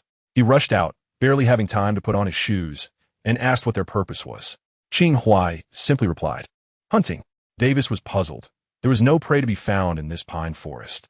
Then he saw Qing Huai directly opening the cabin door of the Quinn-style fighter jet. In that moment, Davis realized they were about to embark on an adventure. Yet, he had never heard that this instructor could pilot a fighter jet, especially one exclusive to S.H.I.E.L.D. Unbeknownst to Davis, over a month prior, his esteemed employer had already exchanged the piloting and manufacturing techniques of the Quinn-style fighter jet with Qing Huai. As he watched the fighter jet activate its cloaking device and disappear into the clouds, Davis let out a gentle sigh. One of his subordinates approached with a shoe in hand. Will there be any trouble? Let's hope not, he replied. Davis bent down to don his shoes, a sense of uncertainty gnawing at him, for he had heard Qing Huai mention that unexpected events would return at night. Yet, based on his past experiences, when unexpected occurrences were mentioned, it was a harbinger of trouble. Ultimately, Davis was not the highest authority. After fastening his shoes, he relayed this information to his superior, Black Egg. Shortly thereafter, Davis received a reply from his boss, indicating that they could take a day off. This was the anticipated response. Even before Qing Huai's arrival, Davis had discussed with his boss the type of individuals suitable for training these peculiar beings. In his view, the first priority was trustworthiness, followed by capability. There were many such individuals within S, and even more so among the Avengers. However, his boss did not select from these ranks, merely stating that he had another candidate in mind, contingent upon that person's willingness to participate. As the revelations regarding Hydra emerged, Davis began to understand why his boss had refrained from choosing instructors from SHIELD, or the Avengers. He became increasingly curious about the identity of the individual his boss had selected. It was only in the days leading up to Qing Huai's arrival that he gleaned insights into this person's character from his superior. Yet, he also keenly sensed something perplexing. His boss seemed to harbor an inexplicable trust in this instructor, akin to a bond where one would readily offer their life if needed. Perhaps Davis was exaggerating in his imagination, but this was undoubtedly an extraordinary phenomenon. He was well aware of his boss's cunning nature. Such trust should not have manifested in him. This was a man who would not fully trust even his own father, yet appeared to make an exception for this young instructor. There were only two possibilities. Either Davis had misjudged the situation, or Qing Huai was, in fact, his boss's biological father. Realizing that he had inadvertently wandered into an absurd train of thought, Davis shuddered and shook his head, stepping into the underground fortress. He then shouted, "Everyone, take a day off." Meanwhile, aboard the Quinjet, after disabling the navigation system, Qing Huai activated the autopilot and reclined in his seat, awaiting their arrival. The 8 monstrous trainees sat obediently. Those able to sit took their seats, while those who could not settled on the floor. "Sir, where are we headed?" the sole caller inquired. "You'll know when we arrive," Qing Huai replied, eyes closed. "Is this considered a mission?" The youth, filled with disdain, asked. "Kind of. It's a training mission," Qing Huai casually responded. Suddenly, he opened his eyes and gazed at the creatures. "Do you want a name?" The monsters looked at Qing Huai, momentarily perplexed by his question. "Are you referring to a team name, sir?" the midnight vampire asked. Qing Huai chuckled softly, closed his eyes again, and declared, "Let us call ourselves the Howling Commando." This would be their name in the original Marvel lore. Chapter 110. Howling Commando member roster. The Quinjet soared through the skies. Qing Huai sat within, perusing the newly designated roster of the Howling Assault Team. The Assassin Monkey, once a mere inhabitant of the mountains in Neon Country, had witnessed its kin brutally slaughtered after rescuing a wounded assassin. This tragic event ignited a relentless quest for vengeance. Upon executing the last of its clan's adversaries, the Assassin Monkey found itself engulfed in profound confusion.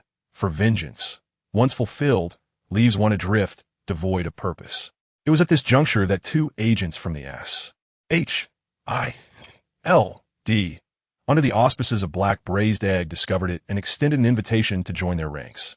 The werewolf, whose true name was Martin Reyna, was a mercenary bearing the bloodline of werewolves. However, due to the diluted nature of his lineage, he merely possessed slightly enhanced physical capabilities, devoid of any true werewolf traits. During his time as a mercenary, he crossed paths with the Assassin Monkey and aided in eliminating 2 of its foes. Their paths diverged when Warwolf was deceitfully lured back to his homeland, where he endured inhumane experimentation that intensified his werewolf bloodline to an unprecedented degree, rendering him unable to revert to human form. Seizing an opportunity, he broke free from the laboratory's confines, unleashing a torrent of carnage and ultimately incinerating the entire facility in a fiery blaze. As he stood atop a vantage point, overlooking the inferno, agents approached him. Midnight Vampire Nina was similarly entwined with the werewolf legacy. Originally, she was a tainted member of the werewolf clan. Her anomalous nature discovered by the villagers who deemed her an omen of misfortune, sentencing her to be burned alive. That fateful night, she languished in her cell, awaiting a fate that never came, until she caught a whiff of an increasingly potent scent, blood. Soon after, a figure imbued with a different dark power arrived, unlocking her prison door and, after scrutinizing her for an extended moment, sank his fangs into her neck. From that moment forth, she became a unique entity cursed by 2 dark forces. Upon awakening from her transformation, she found that her assailant had vanished, and upon entering the village, she was met with the scent of blood and the sight of corpses strewn about. Undoubtedly, he had wrought havoc upon the place. Ultimately, Nina departed from that cursed locale, drifting from one place to another, occasionally intervening in acts of injustice, until fate led her to the SHIELD, agents. The Soul Caller's ability to summon ancient Egyptian spirits stemmed from her family lineage, a gift initially uncovered by her brother. Concealing his intentions, he sought to resurrect an Egyptian pharaoh using their ancestral powers. However, having perused the family's perilous scrolls, she understood the immense danger of such an endeavor and desperately endeavored to prevent her brother from unleashing catastrophe. Yet she was ultimately too late. When the calamity reached its zenith, a figure swathed in bandages and cloaked in a mantle emerged under the moonlight, intervening just in time to avert disaster. Regrettably, her brother had already succumbed to the pharaoh's insidious grasp, ensnared by death. After laying his brother's body to rest, the bandaged hero had long departed. However, what followed was the arrival of a young member of S.H.L.A., known as the Boy Abomination, whose true name is Jamie Carlson. His mother was once a scientist at Stark Industries, responsible for researching gamma rays. One fateful day, when Jamie was merely 5 years old and fell ill, his mother brought him into the Stark Industries laboratory for better care. It was during this visit that an accident occurred, resulting in latent mutations within Jamie's body. In the aftermath, his mother was dismissed from her position, and Jamie did not display any immediate abnormalities. It was not until several years later, during a heated argument with his mother, that he first transformed into a hulking green figure. Upon learning the truth from his mother, he sought out Tony Stark at Stark Industries, hoping to rid himself of the gamma radiation within him and revert to a normal existence. Regrettably, he did not encounter Tony Stark. One evening, in a state of despair as he returned home, Jamie stumbled upon his mother being accosted by several men at their doorstep. In a fit of rage, he transformed once more, resulting in the accidental death of the assailants. Gazing upon the lifeless bodies, Jamie's emotions were deeply conflicted. He feared his newfound power, for it had led him to take a life. Yet he was also grateful for it, acknowledging that as a frail 13-year-old, he would have been helpless in such a dire situation. Upon the discovery of a monster in the vicinity, the police swiftly arrived on the scene, immediately aiming their weapons at Jamie. To protect his mother and avoid being captured for experimentation, he had no choice but to flee. Subsequently, members of S.H.I.E.L.D. and Tony Stark sought him out, and after much contemplation, he ultimately decided to approach Ted Sallis, a former doctor who had improved his own serum formula based on new super soldier serum. However, he was beset by a villainous organization that sought to steal it. During his escape, he accidentally crashed his vehicle into a swamp, and as he faced the imminent threat of being engulfed by the mire, he injected the serum into his own body. Thus, the serum's power fused with the magical forces of the swamp, transforming Ted Sallis into the grotesque creature known as Man-Thing, while simultaneously diminishing his intellect. After dispatching the pursuing villains, he began to wander aimlessly until he was discovered by S.H.L.D. The fate of the amphibian man was similarly tragic, possessing a faint Atlantean lineage. He too fell victim to an accident that led him to plunge into a river contaminated by radiation, resulting in his own transformation. Lastly, the zombie agent shares a closer connection with Jamie than the others. His real name is Jasper Sitwell, a covert member of Hydra embedded within S.H.I.E.L.D. Recently, during a thorough purge of S.H.L.D. by Black Egg and Peter Parker, this agent inadvertently fell into a vat of experimental liquid, emerging in his current, zombie-like state. His body resembled that of a zombie, his mind rendered dull and simplistic. Yet, embodying the spirit of turning waste into treasure, he too was brought to this place. The reason for suggesting that he has recently cultivated a close relationship with Qing Huai is due to the latter's current role as the new leader of the Hydra, which, in a sense, makes him the superior in their hierarchy. Closing the dossier, Qing Huai shut his eyes once more, while his mind contemplated various schemes. Undoubtedly, in terms of average combat prowess, the Howling Assault Squad far surpassed any faction he had previously nurtured. When wielded appropriately, it could function like a cannonball, striking precisely where needed. However, this squad had yet to be entirely under Qing Huai's command, and he was in no rush. After all, he had contingencies in place, so he might as well seek some amusement first. The Kuan-style fighter jet soared southward, reaching its destination, the desolate expanse of Antarctica, in no time, owing to its extraordinary speed. To be precise, it was the untamed wilderness of the Antarctic. Where can one find a more fitting locale for for hunting than here. Chapter 111. The unremarkable sovereign of a nation. Upon entering the wilds, the Qing fighter was greeted by gargantuan winged creatures, eliciting gasps of astonishment from the monster trainees. Qing Huai chose not to land in the Steel City, but instead descended at the edge of a verdant jungle. As the hatch opened, everyone disembarked, their expressions a mix of awe and disbelief. "Sir, what is this place?" a youth asked, his voice tinged with both revulsion and wonder. "A paradise beyond the mundane," Qing Huai replied casually, casting his gaze skyward.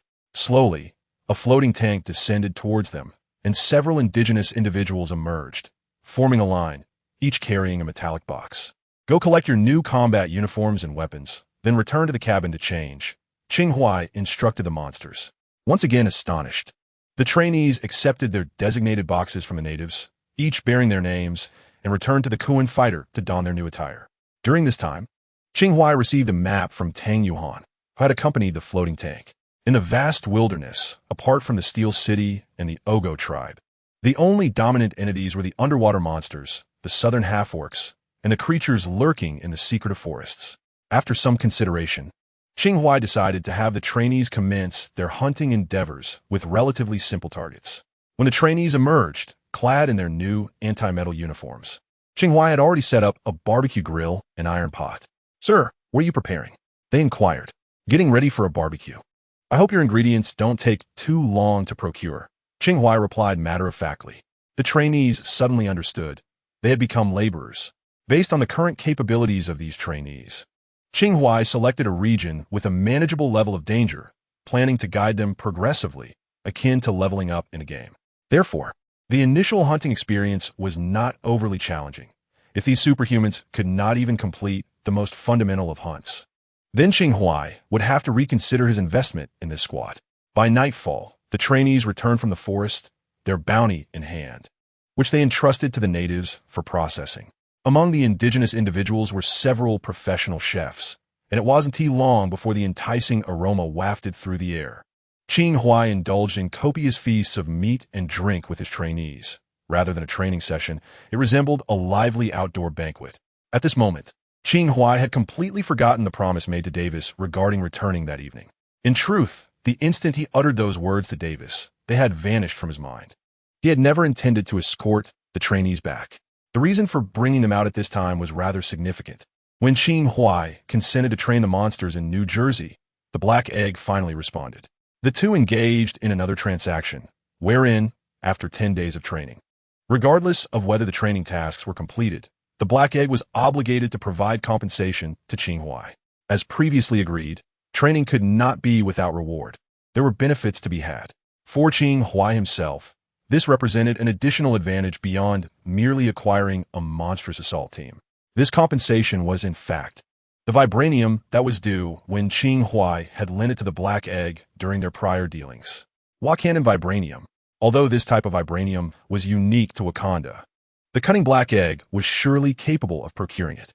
However, when Qing Huai previously requested it, the Black Egg had claimed it was unattainable, and the matter had been left unresolved. Thus, the Black Egg offering vibranium as compensation this time was somewhat disadvantageous to Qing Huai. Yet he was known for his easygoing and generous nature, so he silently accepted this loss. As for the vibranium material, he had already obtained it through Davis 2 days prior, and he had discreetly perused Davis's memories. Indeed, even Davis was unaware of the current whereabouts of the Black Egg. The Black Egg was clearly reluctant to divulge the information Qing Huai sought. This was convenient for him, as it alleviated any psychological burden regarding the theft of the Howling Assault Team and a Kun-class fighter, even leaving him feeling somewhat unsatisfied. After dinner, Qing Huai and the others piloted the Kun-class fighter, following the floating tank into the Steel City under the cover of night, and requested Tang John to arrange accommodations for them. The 8 monstrous trainees followed Tang John towards their lodgings. The soul caller stepped forward and, with a smile, posed a question that piqued everyone's curiosity. Who exactly is our instructor Qing? They knew that this land was a mysterious realm hidden deep within the Antarctic. They understood that this city was a steel city, its technological civilization rivaling that of the outside world. They observed that Tang John, who seemed to wield some influence in this city, treated their instructor with the utmost respect. This raised a pertinent question. What role did their extraordinarily powerful instructor play in such an extraordinary place? Upon hearing the soul caller's inquiry, Tang Jian chuckled and replied, "He's nothing of great importance, merely our master." The 8 trainees were momentarily taken aback, struggling to grasp the gravity of the term master and the identity of we. The soul caller pressed for clarification. Tang Jian, still smiling, turned back and said the entire nation. The 8 monsters came to an abrupt halt, their expressions a mixture of astonishment and confusion. The notion of being the master of an entire nation was perplexing. Was it akin to being a king? Did even the king have to refer to him as master? Although the territory of this nation might be no larger than a single steel city, the title of master of the entire realm truly astonished the creatures. To have such an individual serve as their instructor seemed beyond their worthiness. In that instant, the figure of Qing Huai loomed significantly larger in the minds of the monsters. At that moment, Tang Yuhan stopped and pointed toward a row of rooms ahead, saying, "This is the place. You may discuss among yourselves which room you prefer. There are servants stationed outside around the clock. Should you require anything, simply call for them." After relaying his instructions, Tang Yuhan departed, leaving the monsters still in disarray over Qing Huai's identity. The killer monkey pondered for a moment before breaking the silence. Have we perhaps been a tad too presumptuous in our attitude toward the instructor? Meanwhile, Qing Huai had already made his way alone to the room housing the teleportation array. Initially, he had considered using the array to bring his students to the wilderness, but upon reflection, he deemed it somewhat challenging to transport 8 individuals. Thus, he opted to arrive by aircraft. However, since he had reached this anchor point, there was no need to bring the anchor with him. So he had returned the floor of the teleportation array to his home the night before. Having slept well during the day, Qing Huai felt no fatigue that evening and promptly returned to New York via the teleportation array. Tonight, he was to meet an old friend. Chapter 112. The invitation of the Hellfire Club in Manhattan's Upper East Side. Qing Huai appeared in the guise of the Night Angel. First, he healed a wealthy woman of a severe ailment, receiving a handsome reward in return. Then, he made his way to a narrow alley and settled onto a bench. It wasn't long before a light, cheerful patter of footsteps approached, accompanied by delicate legs leaping into view. Turning his head, he smiled. "It's been a while." Little Rabbit, the newcomer, petite with golden hair and clad in white attire, was none other than the long-missed Emma Frost, the Little Rabbit. After Qing Huai healed her mental affliction, they had struck a deal. The arrangement made with the future White Queen was, of course, far from being a mundane exchange of money. Rather, it was a simple agreement encompassing 3 promises. Emma agreed to assist Qing Huai with 3 tasks, provided it did not compromise her own well-being. At that time, Qing Huai lacked the psychic scepter and could not implant mental constructs in her mind as he had done with Captain America. After all, Emma was an exceptionally powerful telepath. Thus, these 3 promises could only be regarded as a gentleman's agreement. This also represented a portion of his investment in the future, one that could see her evolve into an Omega-level mutant, potentially even mastering the entire academy. Such commitments transcended the realm of monetary value. This represents the clandestine threads he has woven into this world, akin to those associated with Norman Osborn and Captain America. However, thus far, Qing Huai has yet to invoke those 3 promises. This time, it was the Little Rabbit who sought him out, or more precisely, reached out to Night Angel. "It's been a while, Mr. Night Angel," the Little Rabbit said, coming to a halt before Qing Huai.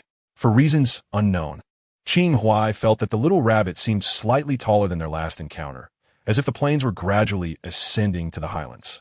"Has she grown so swiftly? What brings you to me?" Qing Huai inquired directly. "To introduce you to a client. Are you satisfied?"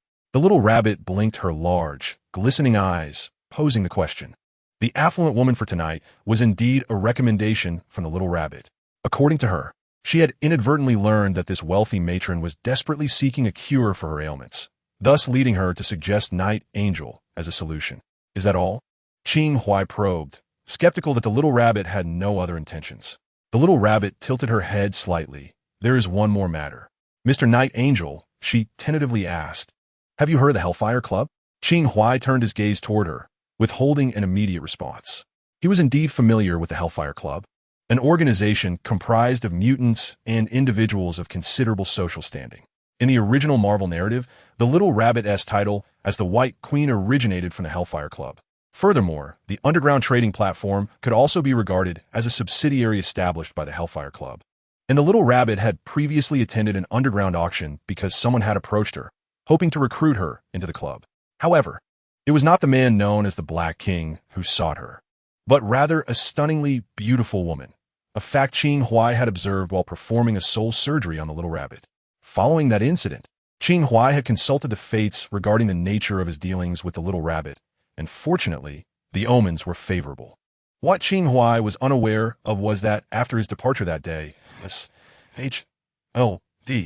had also sought out the little rabbit, but their approach was intercepted by the woman from the Hellfire Club. Otherwise, the little rabbit might have become his apprentice by now. Noticing Qing Huai's silence, the little rabbit elaborated on her intentions. We wish to invite you to join the Hellfire Club. Yui? Qing Huai raised an eyebrow. More accurately, the Hellfire Club wishes to extend an invitation to you, the little rabbit clarified. They have long desired your presence, but you have consistently ignored them. Qing Huai paused momentarily, unable to recall. They contacted you through that underground platform, the little rabbit explained. Qing Huai nodded thoughtfully. He had indeed seen several private messages on Night Angel's account expressing a desire to converse with him, along with anticipations of his response. The other party had not specified any particular matters, hence he had chosen to disregard them. It is likely that there are members of the Hellfire Club among these private messages, and perhaps the one inviting him to join the club was overlooked by Qing Huai. After all, Night Angel can only be considered a part-time role. What benefits would joining entail? Qing Huai inquired. Had this been a few months prior, he might have hesitated, but now his primary concern was whether there were any advantages to be gained. Sometimes, apprehension is proportional to one's strength. A normal adult would not fret over the potential impact of an ant. Since acquiring the mind gem, there has indeed been a subtle shift in his psyche and thought process. Furthermore, disregarding their portrayals in films, the Hellfire Club is depicted as a villainous organization in the original comics, and without any benefits, there would be no reason to join. As for the benefits, the little rabbit pondered before responding. For me, it could provide a sense of belonging. For you, it might offer money, connections, power, and so forth. Are you interested? Qing Huai understood the sense of belonging the little rabbit referred to. Most members of the Hellfire Club are mutants, and in a certain sense, they are akin to one another. As for Qing Huai, he currently lacks for little in terms of wealth, connections, or power. Thus, he shifted the conversation, asking if I were to join, what would be required of me? If it means becoming a mere lackey, then it is indeed unnecessary. Your abilities are quite unique. And since your color scheme is predominantly white like mine, Sister Celine wishes for you to assume the position of White King, which holds great prestige, the little rabbit explained. Qing Huai had a basic understanding of the internal structure of the Hellfire Club. Some core members refer to themselves using similar code names, such as White Queen, White King, Black Queen, and Black King, which represent the pinnacle of the organization. Below them are the Black and White bishops, as well as various members. Membership is by invitation only, and most members are individuals of considerable social standing. It is said that Iron Man's father had once been invited to join this club. Qing Huai's most vivid recollection of the White King position was that it had been held for a time by Wanda's biological father, Old Wan. For some reason, this thought sparked a desire in Qing Huai to experience being a White King for himself. Of course, he was not so reckless. He needed to contemplate whether Night Angel's demonstrated abilities truly warranted such a high position from the decision-makers of the Hellfire Club, especially since they had yet to meet him in person. I see, Qing Huai said, turning to the little rabbit. What position do you currently hold within the club? Upon hearing this, the little rabbit unexpectedly displayed a peculiar smile. White Queen. So you are directly the White Queen? As a time traveler, Qing Huai was acutely aware of the immense potential the little rabbit possessed, but not everyone is a time traveler. Thus, either the current leader of the Hellfire Club possesses exceptional foresight and investment acumen, or there exists another possibility. The club genuinely lacks a White King. The little rabbit suddenly interjected, suggesting that one could aspire to become the Black King, albeit it would not quite align with one's color scheme. Qing Huai then noted the peculiar connection between the titles of White King and White Queen, though he did not dwell on it. Rather, he was more intrigued by another piece of information embedded in the little rabbit's words. The Hellfire Club currently also lacks a notably charismatic Black King. Qing Huai glanced at the time, rose to his feet, and stated, I shall consider this and provide you with a response in due course. Is there anything else?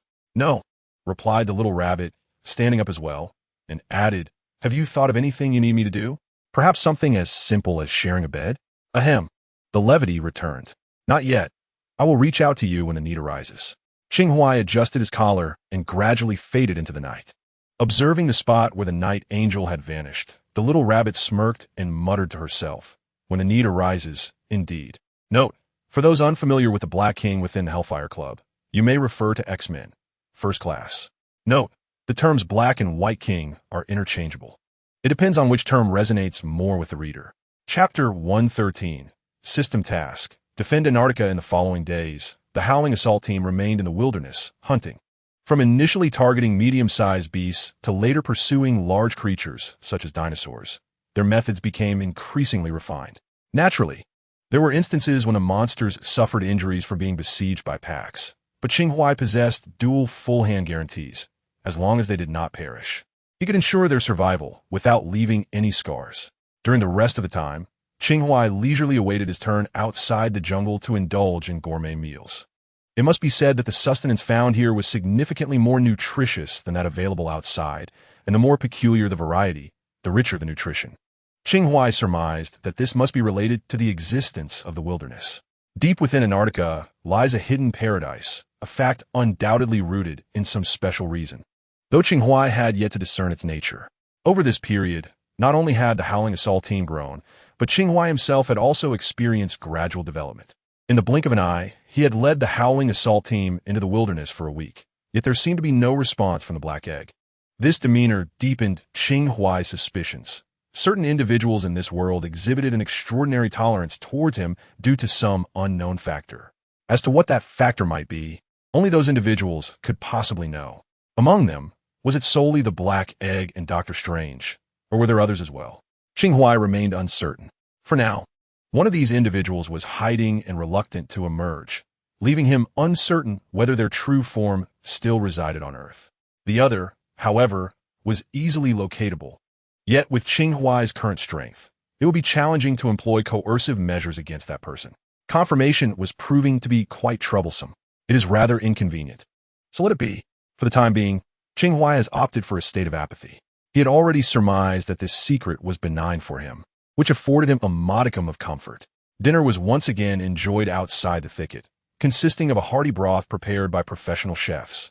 As the meal was being prepared, Qing Huai reclined in his chair, still unprepared to rise, when the students had already served him his portion. Since the second day of their arrival in this untamed land, the students' demeanor towards Qing Huai had markedly improved. This outcome was anticipated by Qing Huai. The reason Tang Yuhan disclosed Qing Huai's concealed identity to the students was entirely with Qing Huai's consent. This was indeed a subtle form of elevating his status. "Thank you," Qing Huai observed as they meticulously placed the utensils on the nearby table and expressed his gratitude politely. "No need for formality. It is our duty," the spirit medium replied with a smile. After experiencing 10 failed games, they had come to hold a profound respect for their instructor, and this admiration was now significantly amplified. After all, standing before them was a sovereign endowed with beauty, strength, and authority. What more could they desire? The 8 students began their meal only after observing Qing Huai start to eat. Qing Huai silently noted this and smiled inwardly. After sipping some broth, he suddenly proclaimed, "There shall be no hunting tomorrow." The monsters raised their heads in unison. "We shall change the training content," Qing Huai stated calmly. In the brief span of a week, their performances had been commendable, yet they were merely contending with creatures of low intelligence.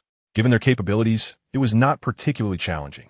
The first training, hide and seek, tested their wits. The second, hunting, honed their skills in slaughter, and the third would amalgamate both. It was not an extraordinary training regimen, rather a standard exercise, engaging a faction of the Steel City's military as hypothetical adversaries for practical drills. This was not Qing Huai's initial strategy. He had originally intended to bypass drills and proceed directly to combat.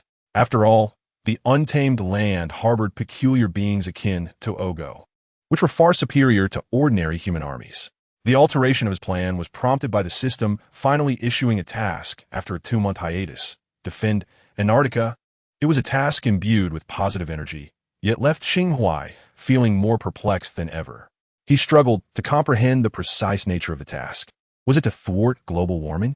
Qing Huai sought clarification from the system, but as expected, the aloof system brother maintained his persona and ignored him. Fortunately, the task was not time-sensitive, granting him the opportunity to delve into its essence. To err on the side of caution, Qing Huai revised his original plan, opting for a more conservative training approach.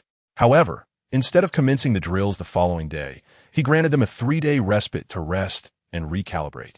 After dining, while aboard the floating tank en route to Steel City, Qing Huai conveyed his forthcoming arrangements.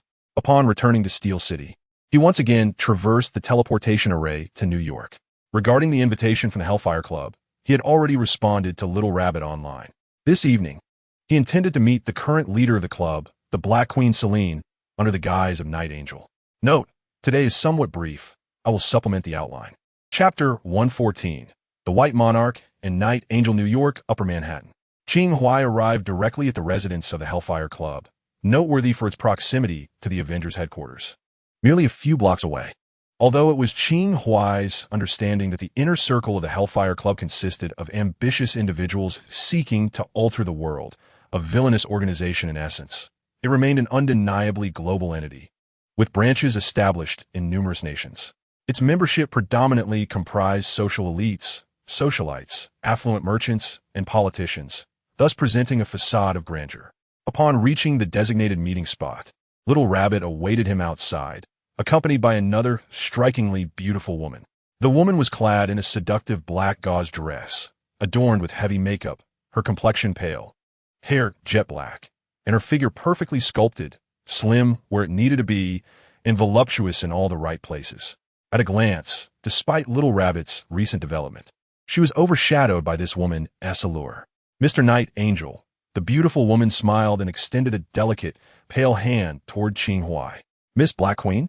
Qing Huai reached out to clasp her icy hand, deducing her identity. Influenced by cinematic portrayals, his most vivid impressions of the Hellfire Club members were of Little Rabbit and the Black Queen. Although his knowledge of the woman sharing a name with the ancient Greek goddess of the moon was limited, he vaguely recalled her being quite an ancient figure. Call me Celine, the Black Queen replied with an unpretentious demeanor, smiling at Qing Huai before turning to lead him inside. After exchanging nods with Little Rabbit, Qing Huai followed her in. I have heard of your exploits, Mr. Night Angel. Your abilities are quite unique and formidable, Celine remarked as they walked. The Hellfire Club requires talents such as yours. I've heard from Emma that you intend to relinquish the position of White Monarch to me, Qing Huai stated frankly, eschewing pleasantries. If permissible, you may choose between the roles of Black Queen and White Monarch. Celine did not refute this. Miss Celine, Qing Huai paused, fixing his gaze into her eyes. This is our first meeting. Celine smiled knowingly. I am aware of your thoughts. Allow me to elucidate. The Hellfire Club was once at full capacity, but subsequent events led to the complete turnover of its former members. She glanced back at Qing Huai and the Little Rabbit. Thus, the club is in dire need of talent, particularly exceptional individuals like yourselves. Indeed, it seemed that issues had arisen within the Hellfire Club, aligning with the findings of Qing Huai and the Little Rabbit after their separation a week prior. Celine continued, the club does not scrutinize the character of its recruits. As long as one possesses remarkable abilities and shares our ideals, we shall become allies. At that moment, a servant approached, bearing drinks. Of course, there's another reason, Celine added, lifting a glass of wine and leaning closer to Qing Huai, her gaze infused with a subtle allure. I have lived in this world for many years, accumulating considerable insights, one of which is discernment. Stopping just a foot away from Qing Huai, she offered him her glass. My discernment has always been quite astute. Qing Huai accepted the glass with composure. Celine stepped back, retrieving another glass for the Little Rabbit, and continued, the club is a large family. Emma hopes you will find a sense of belonging here. I echo her sentiments, yet I believe you would not be satisfied solely by a sense of belonging. Thus, I shall make you an additional promise. Here, you can attain all that you desire, as long as our ideals align. Attain all that I desire? Qing Huai knew well that this was merely an enticing prospect, but he paid it little mind. What surprised him was the Little Rabbit. Celine had implied that the Little Rabbit wished for Qing Huai to find belonging within the club. Yet she had previously stated that her own choice to join was driven by the same need. Did the Little Rabbit perceive that Qing Huai, too, felt isolated due to his extraordinary abilities, prompting her invitation. Qing Huai cast a glance at the little rabbit, sharing a silent smile before raising his glass to gently clink with those of Celine and the little rabbit. Though aware that Celine's promise of obtaining everything desired was a mere illusion, he could not deny that the Hellfire Club, as a global organization, possessed considerable resources. Moreover, the recent upheaval within the club provided Qing Huai with ample maneuverability. At times, he could not help but marvel at his fortuitous circumstances. After the toast, he placed the untouched wine back onto the servant's tray. Celine took a sip of her drink and, observing this, chose not to comment. So, Mr. Night Angel, shall we refer to you as the White Emperor from now on? Or, Qing Huai replied casually, I prefer the color white. Very well, Celine smiled and nodded. Welcome officially to the Hellfire Club, Mr. White Emperor. Following his confirmation of joining the Hellfire Club, Qing Huai did not immediately meet with the other colleagues. According to Celine, an internal meeting will be convened once the candidates for the Black Emperor are in place. This aligns perfectly with Qing Huai's intentions. The White Emperor holds a certain degree of authority within the club, and with this status, he will find it considerably easier to leverage the club's internal resources. Moreover, he has contemplated this matter and believes that discreetly maneuvering within the Hellfire Club could also facilitate the growth of his other influences. In essence, the advantages far outweigh the disadvantages. As for what he would contribute to the club, that is a matter of his own concern. As night deepened and the moonlight appeared pale, Qing Huai departed from the club's residence. Just as he prepared to shed his night angel disguise in a secluded spot, a shadowy figure materialized behind him. Good evening, Mr. Night Angel. A male voice resonated from behind. Qing Huai halted in his tracks and turned around. Standing approximately 5 or 6 meters away was a middle-aged man clad in a yellow robe, his hands clasped at his waist, having silently appeared behind him. Qing Huai cast a glance at this individual and then bent down to pick up a small stone, hurling it toward the man. The stone seamlessly passed through the man's form and fell to the ground with a soft sound. Ah, that is rather impolite, the middle-aged man remarked, spreading his arms while maintaining a smile on his face. Who might you be? Qing Huai scrutinized the ethereal figure with caution. Allow me to introduce myself. The middle-aged man replied hastily. I possess many names, but here, you may call me Master. Master? Qing Huai pondered for a moment, finding little familiarity with the title. It was merely an inconsequential alias, not worth remembering. The Master waved his hand dismissively and continued, But you, Mr. Night Angel, I have studied you, devoted a full 5 minutes to it. You are quite remarkable. Truly, extraordinarily remarkable. The Master grew increasingly animated, his expressions and gestures becoming increasingly exaggerated, even bordering on flamboyant. Were it not for the fact that this individual had approached him as a mere apparition, Qing Huai might have considered calling a mental health facility. The Master continued, Your abilities possess immense potential for expansion. Once they reach a certain threshold, all life on Earth will be at your mercy. If you desire, you could transform a newborn infant into a frail old man. He had truly begun to dance. Likewise, you could instantaneously revert a toothless elder back to their youth. Even, you could hypnotize the entire planet, rendering all living beings your puppets. You would become the god of life. As he reached the climax of his flamboyant soliloquy, the Master broke into song. It must be said, the old fellow had a rather pleasing voice. Enough, Qing Huai could no longer contain himself and interrupted the theatrical display. What is it that you truly wish to convey? I wish to convey, the Master proclaimed as he stood resolutely before Qing Huai, pointing at him, that I can enhance your abilities. And the price? Qing Huai inquired softly, harboring skepticism towards the enigmatic and somewhat eccentric middle-aged man before him, doubting the likelihood of this unexpected boon to enhance his abilities. It felt more akin to a trap. Cost. The cost was purportedly non-existent. The Master clapped his hands and proclaimed, This is a transaction. I shall elevate your powers, and in return, you will join my team to help me secure victory in a competition. It is a mutually beneficial arrangement. A competition? Qing Huai paused, momentarily taken aback. Ah, indeed. The Master elucidated. In the near future, I am to engage in a contest against an organization, and thus, I must assemble a team here on Earth. Therefore, I formally invite you to join my ranks. The Master gestured with gentlemanly grace. Qing Huai observed this scene in silence, pondering why his recent identity as Night Angel had become so sought after with numerous individuals eager for his allegiance. Upon further reflection, it seemed that this allure had not merely emerged recently, but had always been present. After all, the dual healing skills concerning both soul and body were undeniably practical. And as the master had stated, they possessed significant potential.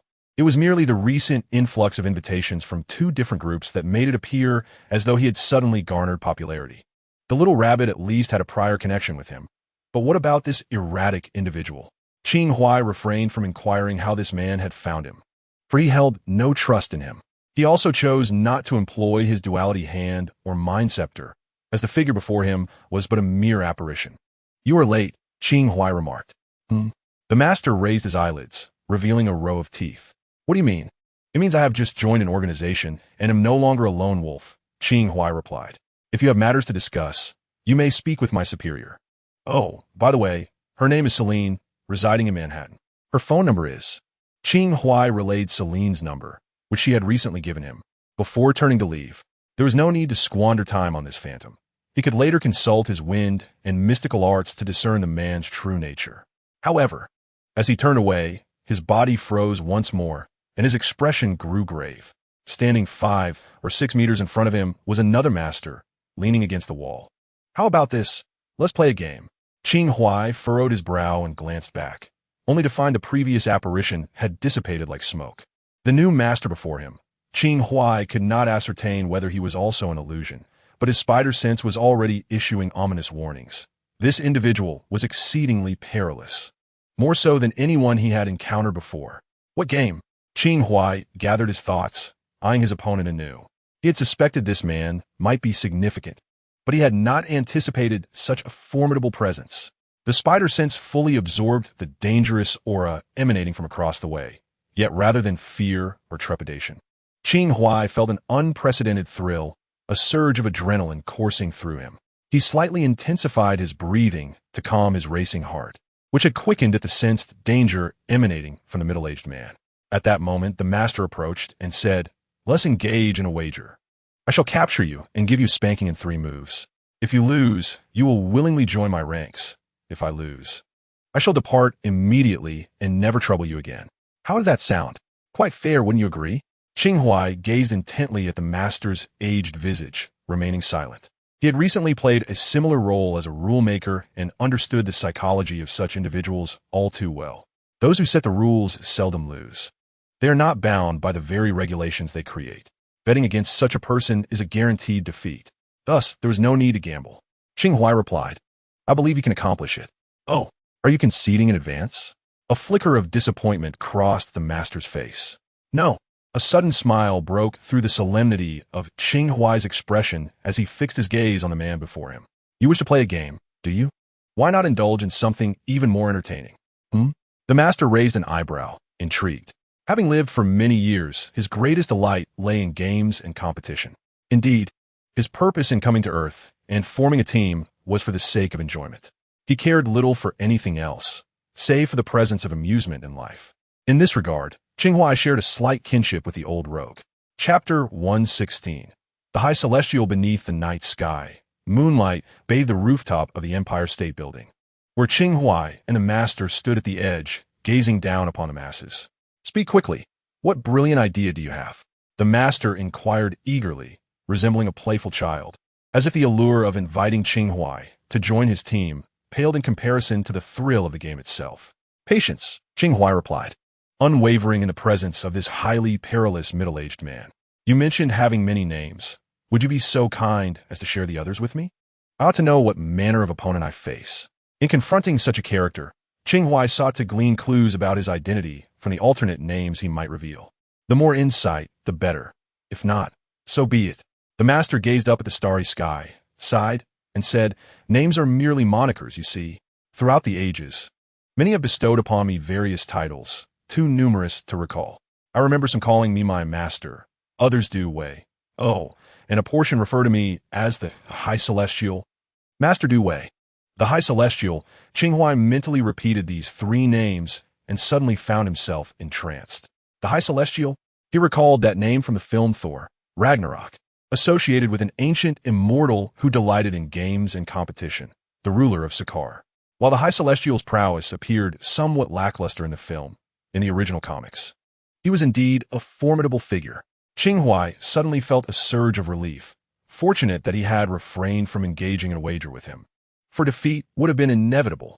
After all, this old fellow possessed an understanding of games and strategies that far surpassed ordinary comprehension, a true old monster. Yet, Qing Huai was also puzzled. Why was this ancient being not residing on Sokka Star, but instead ventured to Earth? And why, of all people, did he choose to approach him? In that moment, Qing Huai could not discern whether he was fortunate or unfortunate. He scrutinized the High Celestial being once more and tentatively posed another question.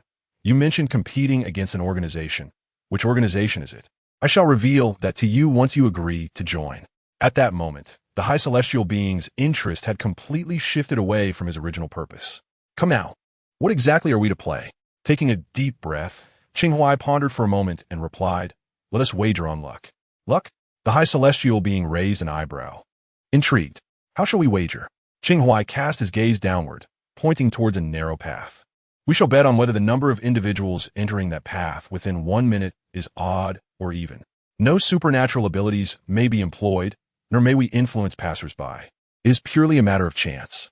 If one guesses incorrectly or violates the rules, they lose. We will play 3 rounds. The first to win 2 rounds shall be declared the victor. What do you think? The High Celestial being glanced at the path, a smirk playing upon his lips. This could be interesting. Very well, let us proceed. No rush, Qing Huai replied with a smile, then conjured 2 talismans radiating a brilliant azure light, wrapping them around his and the High Celestial being's arms. What is this? The High Celestial being inquired, intrigued by the talisman upon his arm. A precaution against cheating. Qing Huai explained, should you employ any supernatural abilities during this process, it will be detected in this manner. As he spoke, he concentrated his energy, causing the talisman to shatter instantly. Subsequently, the talisman upon the High Celestial being's arm also fragmented, signifying the activation of supernatural powers. In truth, Qing Huai possessed talismans capable of temporarily sealing powers, but he did not dare to assume he could completely suppress the abilities of his cosmic elder. Hence he opted for the simplest monitoring talismans. Once again, Qing Huai applied the talismans to both himself and the High Celestial being, then leaped off the Empire State Building. To ensure greater accuracy, let's move a little closer, Qing Huai remarked as he approached the path. You don't mind, do you, little one? You aren't contemplating stepping in as the last person to enter the path at the final second, are you? The High Celestial being leaned in conspiratorially, questioning him. Qing Huai swallowed hard. To be candid, this was indeed one of his plans. Before he could refute, the High Celestial being suddenly donned an unusually playful expression. Whatever. Let's begin. I choose even. Qing Huai exhaled, choosing not to respond further. He retrieved his phone, activated the timer, glanced at the High Celestial being, and declared, Let the game commence. The time began to tick away.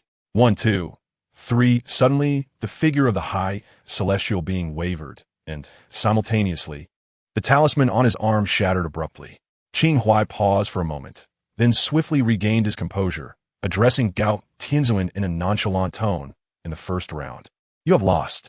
However, Gao Tianzuan remained unfazed, narrowing his eyes and regarding Qing Huai with a knowing expression. Ah, little one, you are indeed not as innocent as you appear. Qing Huai was taken aback. What did he mean by that? I have glimpsed the future. It appears you have resorted to cheating, Gao Tianzuan remarked with a click of his tongue. An icy chill coursed through Qing Huai. Indeed, in the original narrative, Gao Tianzuan possessed the ability to traverse time. How could one possibly compete under such circumstances? This was akin to playing with an unfair advantage. For the first time since his arrival in this realm, Qing Huai felt the weight of such an unfair game upon him. The looming threat of Thanos had yet to materialize, and until this moment, he had navigated his existence relatively unscathed. This revelation struck him with the harsh reality of danger within the Marvel Universe. Gao Tianzuan's presence pierced through his aspirations of merely coasting through the Marvel realm with his limited skills. Recently, his adversaries had either been rather lackluster or forgiving characters. Yet, with Gao Tianzuan's sudden emergence, he realized that even if he had endeavored to distance himself from situations beyond his control, sometimes danger finds its way regardless. Much like the ordinary individuals inhabiting this world, they too tread cautiously, yet remain vulnerable to the whims of a villain Huai's random assault. Qing Huai steadied his mind, resolutely resetting the timer on his phone, concluding the round in a mere 10 seconds. It was evident that Gao Tianzuan had lost this initial match. Yet the latter seemed indifferent, having already glimpsed the outcome of the future. This suggested that Qing Huai's meticulously crafted plans may have been entirely discerned by Gao Tianzuan. If he were to devise a new strategy now, would it alter the future that Gao Tianzuan had witnessed? Or would it fall within the scope of what he had already seen? Qing Huai was uncertain. Time, after all, is an enigma that eludes comprehension. The sole consolation lay in the fact that Gao Tianzuan had lost once, granting Qing Huai an additional opportunity. Should he abandon any notions of deceit and rely solely on chance? Or should he wield the mind scepter to forcibly delve into Gao Tianzuan's thoughts? After a brief contemplation, Qing Huai dismissed the latter idea. The mind scepter was his most formidable asset, and it was not yet time to reveal it. Ultimately, losing would merely entail agreeing to join his ranks, which posed no mortal peril, and perhaps even represented a fortuitous opportunity. With his thoughts gathered, Qing Huai chose not to respond to Gao Tianzuan's earlier remark. Instead, he cast another enchantment upon Gao Tianzuan, then placed his finger upon the phone screen, inquiring, "Shall we select even numbers again?" Noticing Qing Huai's silence, Gao Tianzuan merely shrugged. "This time, you may choose first." After a moment's consideration, Qing Huai declared, "Then I shall select even numbers for the second round. Let the game commence." Time leaped once more as individuals continuously entered and exited the scene. Passers-by appeared largely unfazed by the night angel's attire worn by Qing Huai. In this day and age, who isn't accustomed to the extraordinary? Within a mere minute, 2 Spider-Men had already passed by. As time gradually unfolded, both Qing Huai and Gao Tianzuan observed one another, remaining motionless. By sheer luck, 17 individuals had traversed their path. Qing Huai sighed, realizing that his life was not akin to a novel. Even if it were, he certainly was not the protagonist. Chapter 117. A bet with Earth as the wager upon discovering that his opponent was one of the cosmic elders, Gao Tianzuan. Qing Huai recognized that he could not match him in the realm of gambling. After all, this ancient being had lived for countless years, deriving pleasure from games and wagers, possessing knowledge that far surpassed Qing Huai's. Thus, Qing Huai resolved to rely on luck alone. Initially, he harbored thoughts of cheating, but once Gao Tianzuan, with his ability to leap through time, saw through his intentions, Qing Huai abandoned that notion. Therefore, in the second round, they truly relied on fortune. Ultimately, Qing Huai lost. Now, with only one round remaining, Qing Huai scrutinized Gao Tianzuan, contemplating deeply. In the future glimpsed by Gao Tianzuan, he had at least once resorted to cheating. If he refrained from such tactics in this round, then the future would diverge from what Gao Tianzuan had foreseen, or rather, the true future would be altered. "Little one, it seems your luck isn't particularly favorable," Gao Tianzuan remarked, a hint of excitement in his voice. "Only one round left. Let us commence." Qing Huai regarded Gao Tianzuan and suddenly inquired, "What do you wish to choose for the third round? Or shall you select first?" Gao Tianzuan extended a hand towards Qing Huai. Indeed, after revealing his knowledge of the future to Qing Huai, the course of events had shifted. Everything had transformed into uncertainty. Why would he divulge such information? Had he not remained silent, his advantage would have been far greater, especially since Qing Huai was unaware of his ability to leap through time. Did he possess unwavering confidence, or was this cosmic elder, who viewed games and wagers as his sole amusement, merely seeking the thrill of uncertainty, disdainful of employing underhanded tactics? Upon such reflection, Qing Huai felt somewhat shallow. Simultaneously, he found solace. He had recently fallen into a peculiar cycle, overly fixated on winning and losing. In any wager, maintaining a tranquil mindset was paramount. "I shall choose even numbers," Qing Huai declared. "Then I shall opt for odd," Gao Tianzuan responded, his anticipation unmistakable. Qing Huai reset the timer to 0 and pressed the button once more. 1248. One was the underground legend, the Night Angel, and the other was the cosmic elder, Gao Tianzuan. The two stood at the bustling crossroads, counting the passers-by. Half of the time had elapsed. At this moment, 9 individuals had already passed by, yet the stream continued as a group of people approached from a distance, seemingly intending to traverse this path. 10, 11, 12. The time was drawing to a close. As the clock struck 1 full minute, all those individuals stepped onto the narrow way. A total of 23. I have triumphed, High Elder exclaimed like a child, startling the passers-by, who opted to circumvent them. Qing Huai let out a long sigh, realizing he was indeed not the favored child of fortune. However, as he lifted his gaze, he noticed that one among that recent group had not followed the throng, but instead lingered at the entrance. Qing Huai's eyes ascended, revealing the face of the individual. Stephen? Qing Huai was momentarily taken aback. The newcomer was none other than Stephen Strange, the Sorcerer Supreme. I hope I am not intruding upon you, Stephen Strange said, carefully retracting his foot, which had been poised to step onto the path, but was hovering a few centimeters above the ground for a while. Thus, when the countdown concluded, only 22 individuals had entered the path. Stephen, having trailed behind the group, went unnoticed by Qing Huai and High Elder, who had already counted the number and assumed 23 had entered. Who could have foreseen that one individual had not crossed the threshold? Yet, Qing Huai distinctly recalled not seeing Stephen Strange's face among that crowd. Did he know that he and High Elder were here, specifically to disrupt the situation? It remained uncertain whether he employed a disguise spell, a spatial magic, or some other elaborate trickery. High Elder also recognized Stephen Strange. The joy on his face dissipated instantly, though he bore no significant regret, merely a look of dawning comprehension, realizing they were allies, which explained his reluctance to join High Elder's ranks. Qing Huai glanced at High Elder and suddenly recalled something. Was it true that the team High Elder mentioned opposing was, in fact, the recently formed Defenders led by Dr. Strange?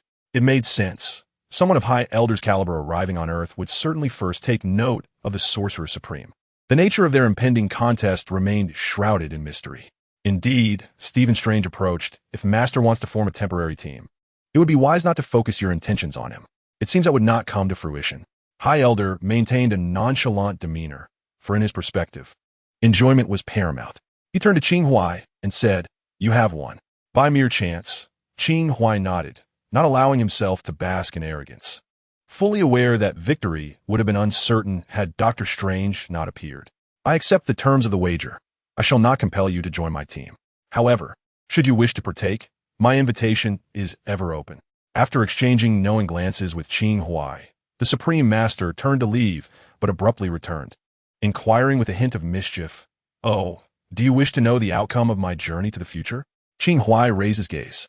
The Supreme Master cast a half-smile at him, offering no further response, and then redirected his attention to Stephen Strange, saying, "Do not rejoice too soon, my young friend. Our game has only just begun. Do not hastily surrender Earth to me, for that would render the game uninteresting." With that, the Supreme Master vanished. Before Qing Huai could ponder this, he heard the last utterance of the Supreme Master. What did he mean by surrendering Earth? He turned to Stephen Strange. "You cannot possibly be wagering Earth, can you?" Stephen shifted his focus from the direction in which the Supreme Master had disappeared to Qing Huai, and then opened a portal, saying, "Come, let us discuss." Qing Huai followed Stephen through the portal and found himself in the sanctum. He couldn't help but marvel at the efficiency of the portal. "Mr. Qing, please make yourself comfortable," Stephen Strange said, snapping his fingers, illuminating the room. Qing Huai was not overly surprised that Stephen was aware of his identity, considering he was the new Sorcerer Supreme. It was no disgrace to be recognized by such a figure. He was merely curious. "Did you know my identity beforehand?" "I only just learned of it when I sought you out and encountered the legendary Night Angel." "The truth was evident," Stephen replied. "Had I known of the Night Angel's existence sooner, perhaps I would not be sitting here now." Qing Huai grasped Stephen's implication, removed his mask, glanced at Stephen's hands, and then returned to the topic at hand. "Let us discuss the Supreme Master." Stephen Strange took a sip of tea, then stood again, conjuring an illusion before them with a wave of his hand. The illusion revealed a blue-skinned humanoid clad in a yellow robe. The Supreme Master, or Kale, is a member of the Cosmic Elders, a prominent player traversing the universe, a true immortal. This is his original form, Stephen explained. No one knows precisely how long he has existed, but his presence can be traced back to the Big Bang, to alleviate the tedium of eternity. These immortal Cosmic Elders often cultivate various hobbies, and Kale's greatest passion is games and wagers. With a sigh, Stephen dismissed the illusion, saying, "Unfortunately, he wishes to wager with the people of Earth, with the very planet as the stake." Stephen remained silent for a long moment, lifting his face, partially illuminated by the interplay of light and shadow, and declared, "I have accepted his wager on behalf of Earth." Qing Huai sat in his place, meeting Stephen's gaze, and said nothing further. He refrained from questioning Stephen's authority to represent Earth or the fate of all that resides upon it. For he understood that the Sorcerer Supreme was undoubtedly under immense pressure at that moment. What are the consequences of refusal? The entire Earth could vanish from the Milky Way, Stephen Strange replied, rubbing his temples. Believe me, he possesses that power. Qing Huai sighed, acknowledging the gravity of the threat that had descended without warning. There had likely been similar menaces in the past, yet they had been thwarted by heroes from around the globe. The notion of tranquil times is but an illusion. It is merely the burden borne by others for our sake. Thus, Qing Huai held a deep respect for those superheroes. Do you have confidence? Qing Huai queried once more. Originally, I did not. However, with your involvement, perhaps the odds would tilt in our favor. Stephen Strange extended an olive branch to Qing Huai. Do not entertain such thoughts. I shall not join this superhero organization for the time being. Qing Huai resolutely declined Stephen once more. Yet he added, however, we may collaborate. Collaborate? Stephen Strange gazed at Qing Huai. Though I do not comprehend why you trust me so, nor do I know the extent of my potential contribution, I shall do my utmost to assist you. Qing Huai rose, stating, if we can overcome this crisis, I hope you might aid me in a matter. What matter? Stephen inquired. We shall discuss it later. It may involve preventing global warming, unveiling a secret, or perhaps requiring nothing from you at all.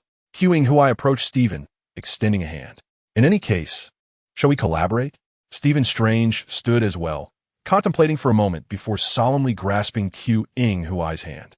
May our collaboration be fruitful. Let us discuss the specifics of this wager, he continued. Chapter 118.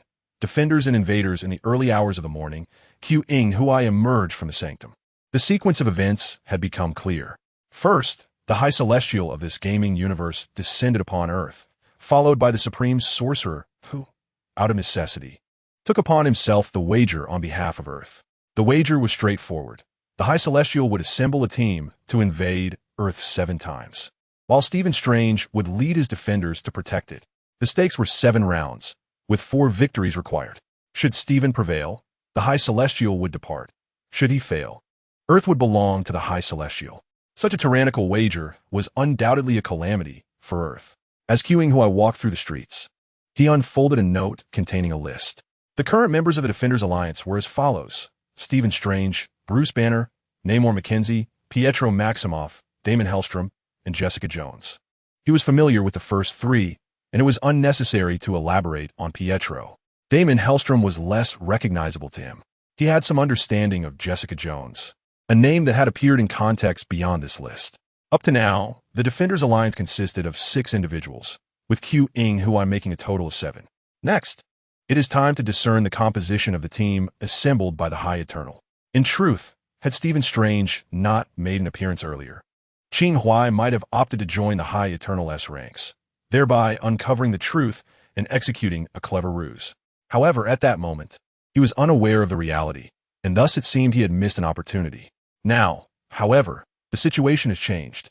Although the High Eternal welcomed him to join prior to his departure, should he express a desire to join now, the High Eternal would undoubtedly perceive his ulterior motives. Furthermore, the High Eternal possesses the ability to manipulate time, rendering any scheme futile. Engaging in subterfuge with such a formidable being is a game Qing Huai feels ill-equipped to play. Therefore, it is far more prudent to be forthright and decisive in his actions. After stowing away the list, Qing Huai gazed up at the night sky, a silent smile gracing his lips as he cast aside his chaotic thoughts. Had he not always sought amusement and worthy adversaries? Indeed, they have now arrived. There is no need for overthinking. Given the circumstances, it is best to retire for the night. Upon returning home, Qing Huai slumbered until dawn. When he awoke and descended the stairs, Sarah Jian had already prepared breakfast and left for work at Qing Xiaofu. After his meal, Qing Huai once again utilized the teleportation array to arrive at the Savage Lands. Although he had granted the Howling Strike team a respite, he himself had matters to attend to. As of yet, he was uncertain whether the newly released system tasks were related to the High Eternal's wager, so he needed to take precautions. He summoned Gonzalez and instructed him to lead a patrol team to conduct clandestine surveillance within the Antarctic territory at regular intervals. If the mission to defend the Antarctic pertains to the High Eternal's wager, it would simplify matters. Winning the wager would suffice. However, if it involves environmental factors, the situation becomes considerably more complex. For the next few days, Qing Huai remained within the savage lands, refraining from venturing out. He utilized the vibranium from Wakanda, gifted to him by the Black Egg, to modify the cultivation furnace. Additionally, he crafted various items using the anti-metal vibranium from Steel City. On the fourth day, the training exercises for the Howling Strike team commenced, and Qing Huai observed the entire session. It must be said, in a scenario where conditions are equal, this team, composed of superhumans, could effortlessly claim victory. That evening, Stephen Strange sent him a message informing him that the High Eternals team had been fully assembled. This signified that the wager was officially underway. Moreover, the High Eternal had informed Stephen Strange in advance of the time and location for the first invasion operation, tomorrow night, at the Sanctum Sanctorum in New York. Upon reading this, Qing Huai was momentarily taken aback, then could not help but chuckle. It was akin to an invader brazenly declaring their invasion point to be your home, even giving you a heads up about their impending arrival. Quite amusing indeed. That night, Qing Huai returned to New York via the teleportation array, preparing himself for the challenges ahead. As evening approached, Pietro arrived at the Sanctum Sanctorum. By now, he had been a member of the Defenders Alliance for nearly a month. Initially, I believed that joining the superhero organization would entail daily endeavors to safeguard the Earth, rescue the world, and engage in thrilling duels with various flamboyant villains. However, the reality has proven otherwise. For nearly a month, my existence has revolved solely around relentless training, devoid of any official missions. At most, I have clandestinely dealt with minor delinquents post-training, which has left me feeling rather unfulfilled. After all, my aspiration is to confront formidable adversaries, superhumans, extraterrestrials, and even the so-called gods, not trivial nuisances that can be easily subdued. In my experience, a quintessential superhero is invariably accompanied by one or more corresponding supervillains. Consider Iron Man and the Mandarin, the Hulk and Abomination, Captain America and Red Skull. Similarly, Batman and the Joker, Green Lantern and Parallax, Superman and Doomsday exemplify this dynamic. To me, a worthy nemesis serves as the ultimate metric by which a superhero is measured. Otherwise, when it comes time to boast, how can I hold my own? Other superheroes recount their journeys into space or their battles against aliens, while I would be left stammering about how last week I helped 7 elderly ladies cross the street. Is that even comparable? Nonetheless, I have not allowed the smallness of my deeds to deter me from acting. Before officially joining the Defenders, my superior had advised me not to reach for the stars recklessly, prioritizing my own safety above all. Opportunities, after all, favor the prepared. Indeed, my boss was right. The opportunity has presented itself. An alien, no less, allegedly even more formidable than the infamous Loki. At my age, I am imbued with a spirit of adventure, unafraid of danger or its consequences. As I prepared to knock, the door swung open of its own accord. This marks my inaugural visit to the Sanctum. As the Defenders possess a secret base of their own, with a sense of novelty, I stepped inside, only to have the door close behind me. Standing atop the staircase was Stephen Strange, who remarked, "You are the first to arrive. Where's your boss?" Qing Huai had informed me in advance of his temporary involvement in our mission, adding to my excitement. I know he is powerful, yet I remain oblivious to the full extent of his abilities.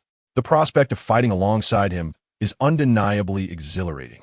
Moreover, Wanda remains unaware of this development, which fills me with an inexplicable sense of superiority. I shall have the perfect opportunity to boast to my sister. "He'll be here shortly," I replied. My curiosity piqued as I surveyed my surroundings. Does this house possess magical properties? Indeed, it does. Therefore, it is best not to meddle. With a mere wave of his hand, Stephen Strange transported me from the doorway to the living room in an instant, leaving me momentarily disoriented as I plopped onto the sofa. Once my vision cleared, I noticed chocolates and soda had materialized on the table. Stephen glanced at his watch and suggested, "Let us wait here a moment. The others should arrive shortly." No sooner had he spoken than the front door opened once again, accompanied by the sound of 2 voices. A gentle male voice, accompanied by a rather pleasant female voice, belonged to Bruce Banner and Jessica Jones. I encountered Jessica on the road, and we arrived together. As Bruce Banner entered the living room, he explained matters to Stephen Strange and greeted Pietro. Bruce Banner, a founding member of the original Avengers and one of the Defenders, serves not only as a figurehead, but also possesses the formidable strength of the Hulk. At the very least, Pietro is one of the Hulk's ardent admirers, constantly urging Banner to unleash the Hulk for a glimpse, much to the exasperation of the amiable Banner. In contrast, Jessica Jones, much like the current Pietro, is a novice, having acquired her abilities only recently. Before Bruce could take a seat in the living room, Namor, Mackenzie, and Damon Hellstrom arrived in succession. Once everyone had gathered, Qing Huai arrived fashionably late. He scanned the room, matching names to faces in his mind. There was no need to elaborate on Steven and Pietro, whom he had previously met.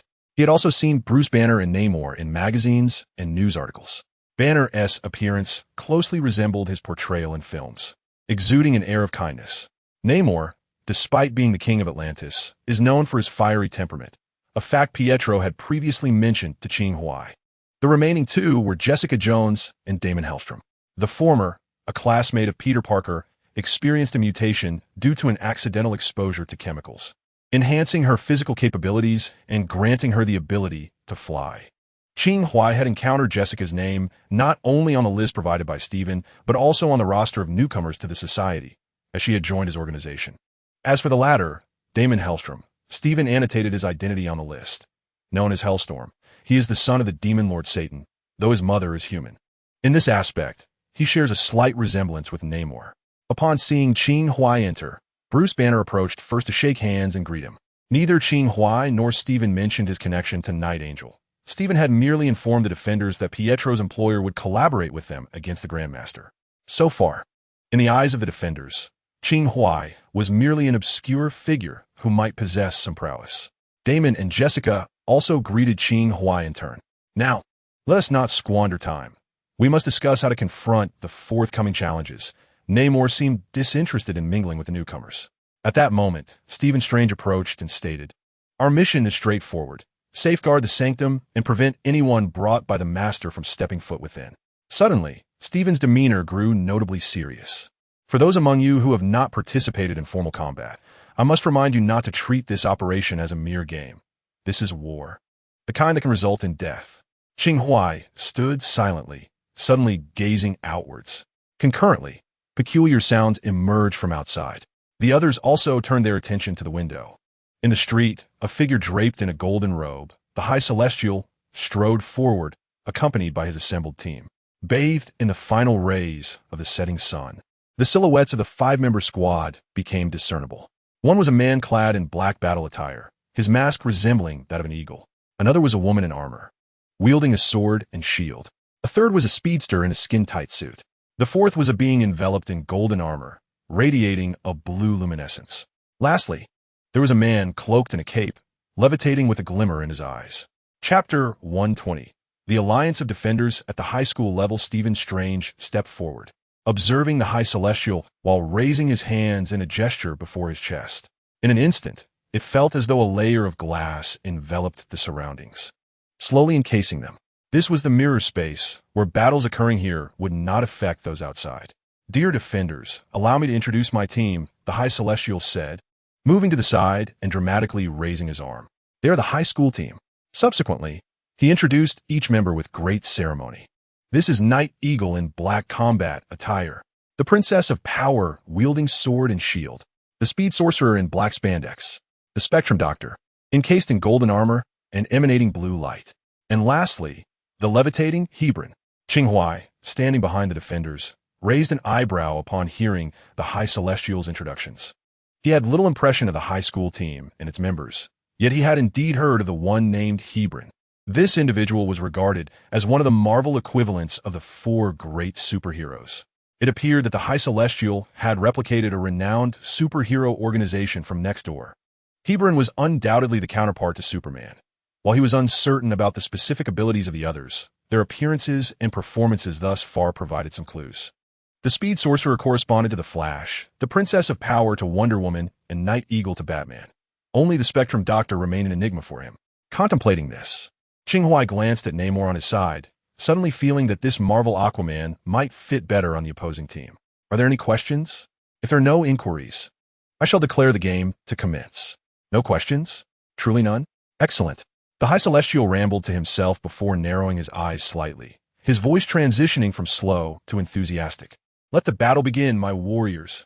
Stephen Strange addressed the defenders, stating, as part of the wager, "Neither I nor the Sorcerer Supreme will intervene. It is entirely up to you." After uttering these words, Stephen cast a deliberate glance at Qing Huai. Qing Huai understood that this might be precisely what Stephen had fought for. If the Ancient One were to unleash his full power, the game would be over for everyone. Once the instructions were given, both Stephen Strange and the Ancient One levitated into the air, distancing themselves from the battleground. Qing Huai regarded the eager Pietro and the visibly anxious Jessica Jones beside him and spoke, "Do not be nervous. As long as that old fellow refrains from intervening, we possess a considerable chance of victory." He then glanced at Bruce Banner, knowing well that Dr. Banner was no pushover. Bruce Banner wiped the sweat from his brow with a towel and replied, "Kid, please refrain from dragging me into your bravado." At that moment, the elite team from the opposing side advanced toward the defenders and the sanctum. Speed Demon slightly curled his lips, his form vanishing as he entered a state of accelerated motion. "Stay safe," Qing Huai said, patting Pietro on the shoulder, who instantly transformed into a streak of silver light and surged forth. Centered around the sanctum, two streams of light flickered. The battle of speedsters commenced. Simultaneously, Aquaman Namor summoned his weapon, the sacred trident of Neptune, and charged directly at the hovering Hyborian.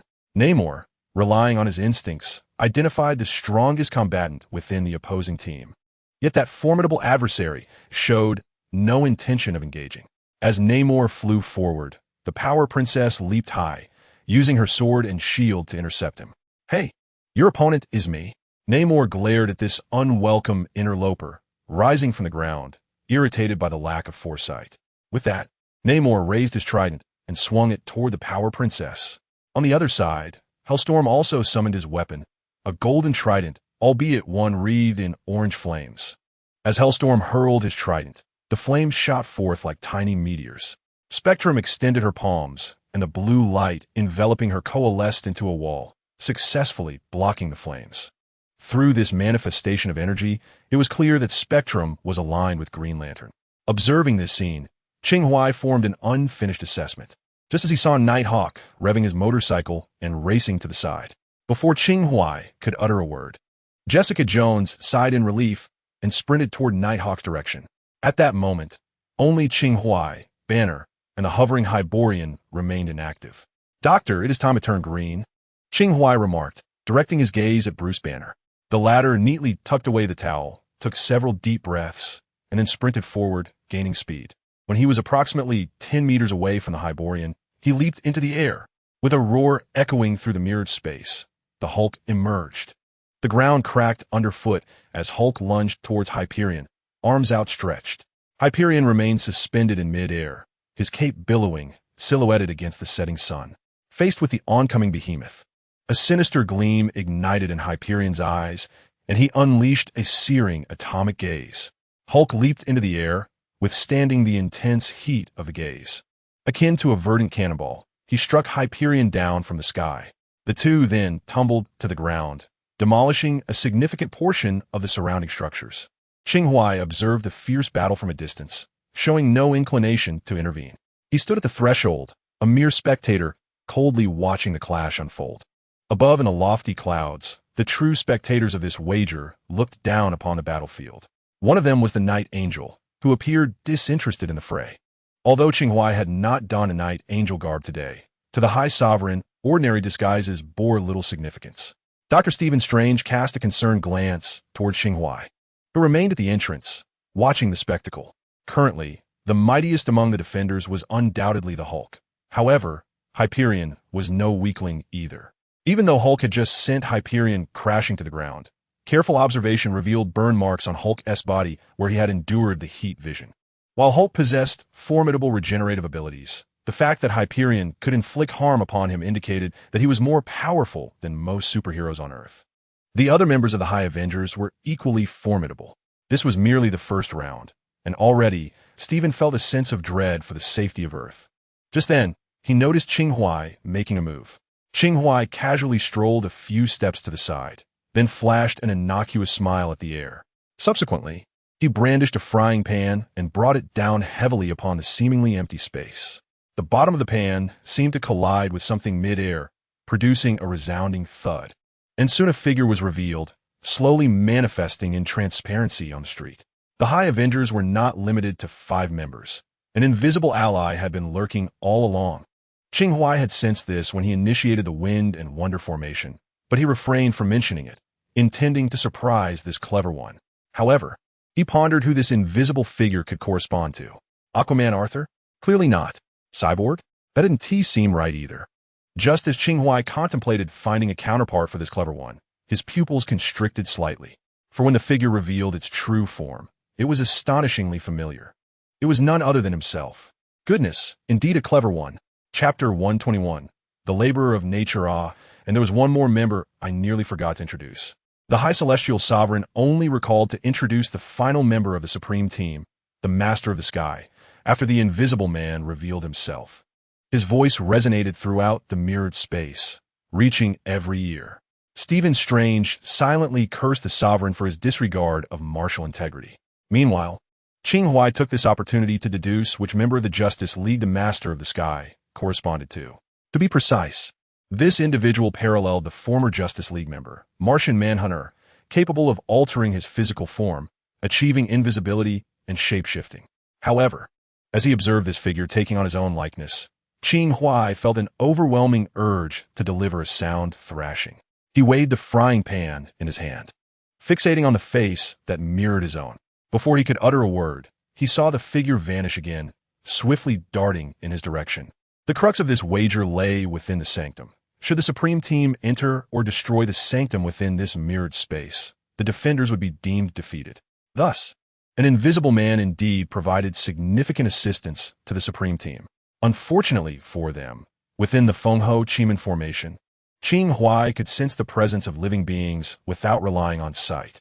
As he perceived the Master of the Sky drawing closer, he swung the frying pan once more. With a resounding thud, the Master of the Sky was sent flying again. Blast it! You could truly see me? The Master exclaimed, now fully visible. Did you think my initial success was mere luck? Qing Huai regarded him with a look of utter disbelief.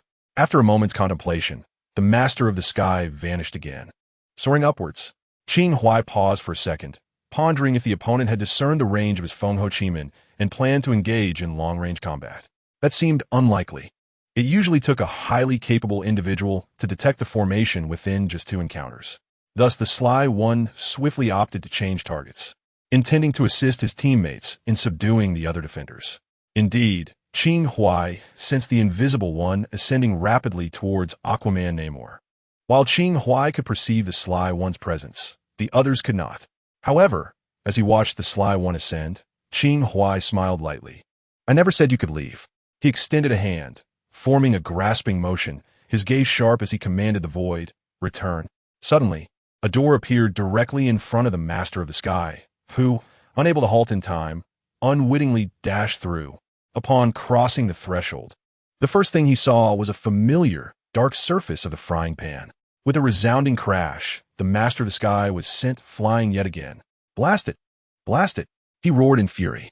This time, when he materialized, he no longer bore Qing Huai's face, but rather that of a bald white man, likely his true form. Isn't this amusing? Qing Huai smiled at the Master of the Sky, as if truly treating this wager as a whimsical game. As Qing Huai maintained his indifferent demeanor, the Sky Master grew increasingly furious. He spread his arms wide, and the molecular structure of his limbs swiftly transformed into formidable, sharp weapons. Fool! Focus! This is not a child's game.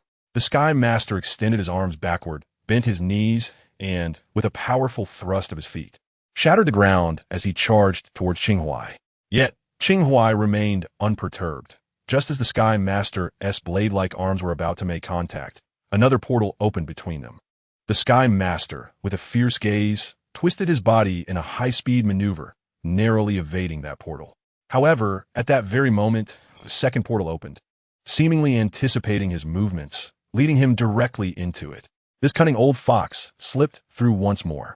Qing Huai positioned the other end of the portal in mid-air, where Dr. Spectrum was vigorously wielding 2 enormous light hammers, engaged in a fierce battle with Hellstorm. Suddenly, the Sky Master burst forth from behind, crashing violently into Dr. Spectrum. "Isn't it amusing?" Qing Huai remarked with a chuckle, shifting his gaze elsewhere as he unleashed the 8 gates once again. Meanwhile, Hebron engaged in a fierce melee with no clear advantage, so he levitated into the air to unleash his atomic vision upon Hulk. Just then, a portal appeared, rippling like the surface of a lake. The atomic beam shot directly through the portal, striking Princess Power in the lower back. "Well executed," Qing Huai couldn't help but exclaim, feeling as if he were watching a theatrical performance. According to the rules, there were a total of 7 rounds in this gamble, with a minimum of 4 required to continue. Revealing all the cards in the very first round would end the game prematurely. Thus, Qing Huai had identified his temporary role within this gamble and team, the secret transporter of nature. Standing at the entrance of the sanctum, Qing Huai calculated the trajectories of the mystical formations in his mind while relentlessly opening the 8 gates. In this battle taking place in a mirrored space, an astonishing scene unfolded. The Defender Alliance was battling the high school team, and the high school team was also contending against itself. Stephen Strange hovered in the air, wearing a satisfied smile, secretly thinking, "This kid indeed possesses some talent. My teacher did not deceive me. The spatial abilities may not be the strongest, but they are undoubtedly the most troublesome, though they tend to attract animosity easily." Chapter 122. Qing Huai and the high school team. After Qing Huai opened the 8 gates several times, all those tormented by the spatial manipulation turned their attention toward him. "Speed Demon, go back and deal with that guy," Nightwing shouted through his wireless earpiece. He had initially intended to sneak around and infiltrate the sanctum, but was intercepted mid-route by Jessica Jones. Jessica Jones was a quintessential mutant, and this counterpart to Batman, Nightwing, was no ordinary individual either. He had acquired superhuman speed, strength, and endurance through a special serum, with these effects doubling as night fell. Coincidentally, night was just about to descend. In other words, the Nighthawk's abilities are on the rise, and coupled with his extensive combat skills and array of gadgets, he holds an advantage over Jessica Jones. However, just as he launched an eagle-shaped metal dart towards her, a door silently opened behind him, revealing the spectral manifestation of Dr. Spectrum wielding a luminous hammer. Struck down by the hammer, the Nighthawk sent out a distress signal to Speed Demon. At that moment, Speed Demon was racing through the streets with Quicksilver utterly detached from the main battlefield. Previously, Speed Demon had attempted to breach the sanctum using his super speed, but was repeatedly thwarted by Quicksilver, leading him to take a detour. Upon hearing Nighthawk's voice, Speed Demon swiftly redirected himself towards the vicinity of the sanctum, and with great haste returned to the primary conflict, raising his fists and charging at Qing Huai, convinced that even if this adversary wielded spatial powers, he could not match his velocity. Yet, before he could close the distance, he was intercepted by the ever-persistent Quicksilver. In that moment, Quicksilver was exhilarated. What could be more thrilling than taking down another speedster? As Speed Demon attacked Qing Huai, Quicksilver defended against the blows, creating a dazzling display of lights on the battlefield. "Fear not, boss. With me here, he won't lay a finger on you." Quicksilver's voice rang in Qing Huai's ears. Before Qing Huai could respond, Speed Demon found an opening and sent him flying with a powerful punch. Qing Huai sighed in resignation, understanding the situation. He wasn't overly concerned about Quicksilver's well-being. After all, Quicksilver's healing ability far surpassed that of an ordinary human, and besides, Nighthawk was right there. However, without Quicksilver's interference, Speed Demon could unleash his attacks on Qing Huai with ease. At least, that was how Speed Demon perceived it, and thus he propelled himself toward Qing Huai once more. Qing Huai remained stationary, unable to evade the impending onslaught. To be candid, when it comes to raw speed, he was indeed outmatched by both Quicksilver and Speed Demon without external aid. Although the talisman, known as Director Dai's spell, could double his movement speed, it paled in comparison to these speedsters, not to mention the fact that speedsters possessed not only rapid movement, but also swift reaction times.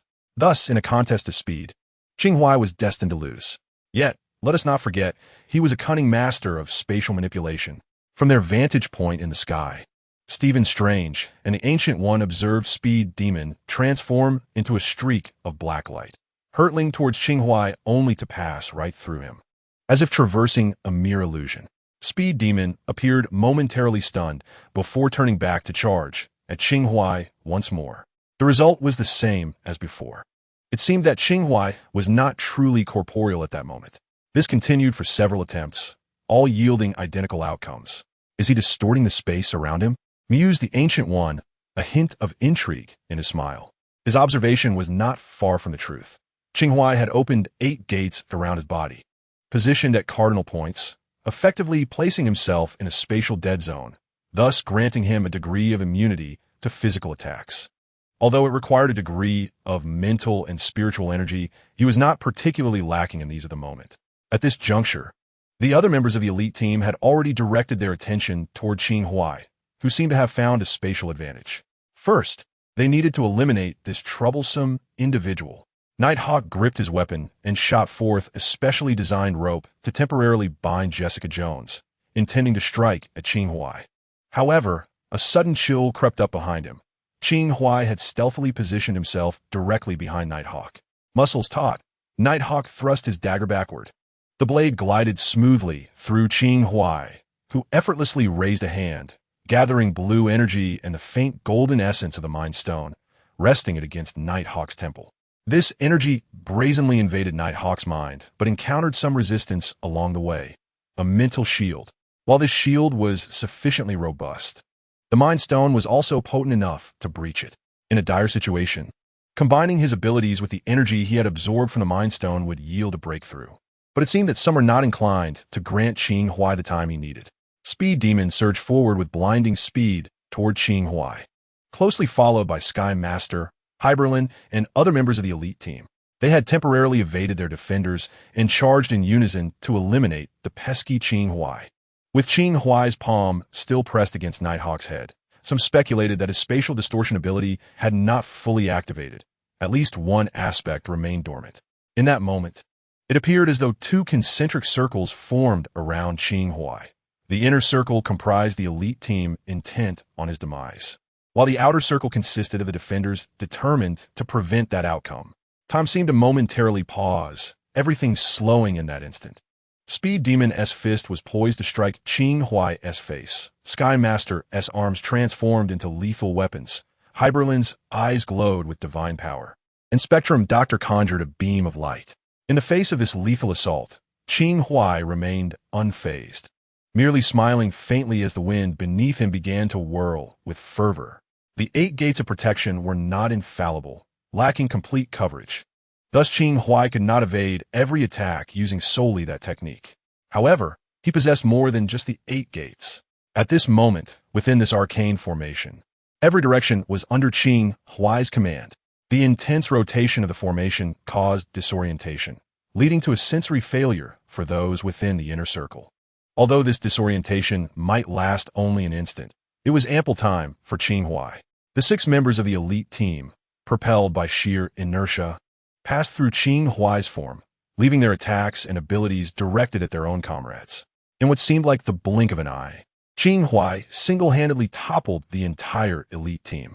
This left the defenders, who had been unable to arrive in time, utterly astonished. In terms of speed, Qing Huai was not as swift as Speed Demon, and in terms of strength, he likely could not match Hyberlin. However, with his extensive combat experience from 2 previous lives and the exceptional skill of Feng Ho Chiman, battle is not merely a test of brute strength. It is a matter of leveraging one's strengths while avoiding weaknesses to vanquish the enemy. Nevertheless, this endeavor is not without its toll. The recent exertions have inflicted considerable fatigue upon Qing Huai, both in terms of his internal energy and mental fortitude. After this encounter, he would likely need to replenish himself with a hearty meal. However, before that, Qing Huai had another matter to attend to. He refrained from revealing the Mind Scepter before the High Celestial Lord, and chose not to waste precious moments invading Night Eagle's consciousness. Instead, he casually drew a playing card and severed Night Eagle's head from his body. In an instant, whether among allies or foes, everyone seemed momentarily stunned. Reactions varied from astonishment to fury, while some, witnessing the gruesome sight of a head sliding from its neck for the first time, felt a wave of nausea. Yet, Qing Huai remained unfazed, as if he had merely accomplished a trivial task. Both Stephen and Master Sky had articulated a critical truth. This is no child's play. It is war, and wars claim lives. After all, this game-like gamble pertains to the very survival of the Earth. Initially, Qing Huai had intended to infiltrate Night Eagle's thoughts, implanting suggestions to turn him into an insider. However, upon encountering the mental shield, he recalled that the High Celestial Lord was also a master of mental faculties. He was uncertain whether the shield within Night Eagle's mind had been established by the High Celestial Lord. But it led him to consider that even if he could manipulate Night Eagle's thoughts, the High Celestial Lord might discover it afterward. Once again, the adage holds true. Attempting to outsmart an ancient being is akin to showcasing one's skills in front of a master craftsman, and its practicality is limited. Thus, Qing Huai opted for a more straightforward and forceful approach. Eliminate one adversary. This could instill varying psychological impacts on both sides and create an asymmetrical advantage in combat. Naturally, to achieve a significant advantage, the most critical target would be Hyberlon. However, even for Qing Huai, that individual proved to be rather formidable. Fortunately, they had Hulk. Just as Hyberlon was about to rise, Hulk launched an aggressive assault, striking him with tremendous force. In an instant, the shockwave rippled outward, shattering the earth beneath Hyberlon, whose body appeared unscathed, yet seemed to be suffering nonetheless. At this moment, the other defenders arrived in succession.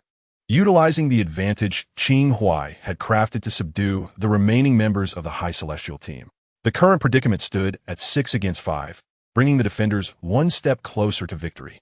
In the sky, the High Celestial Lord observed the lackluster valor of his team as they fell.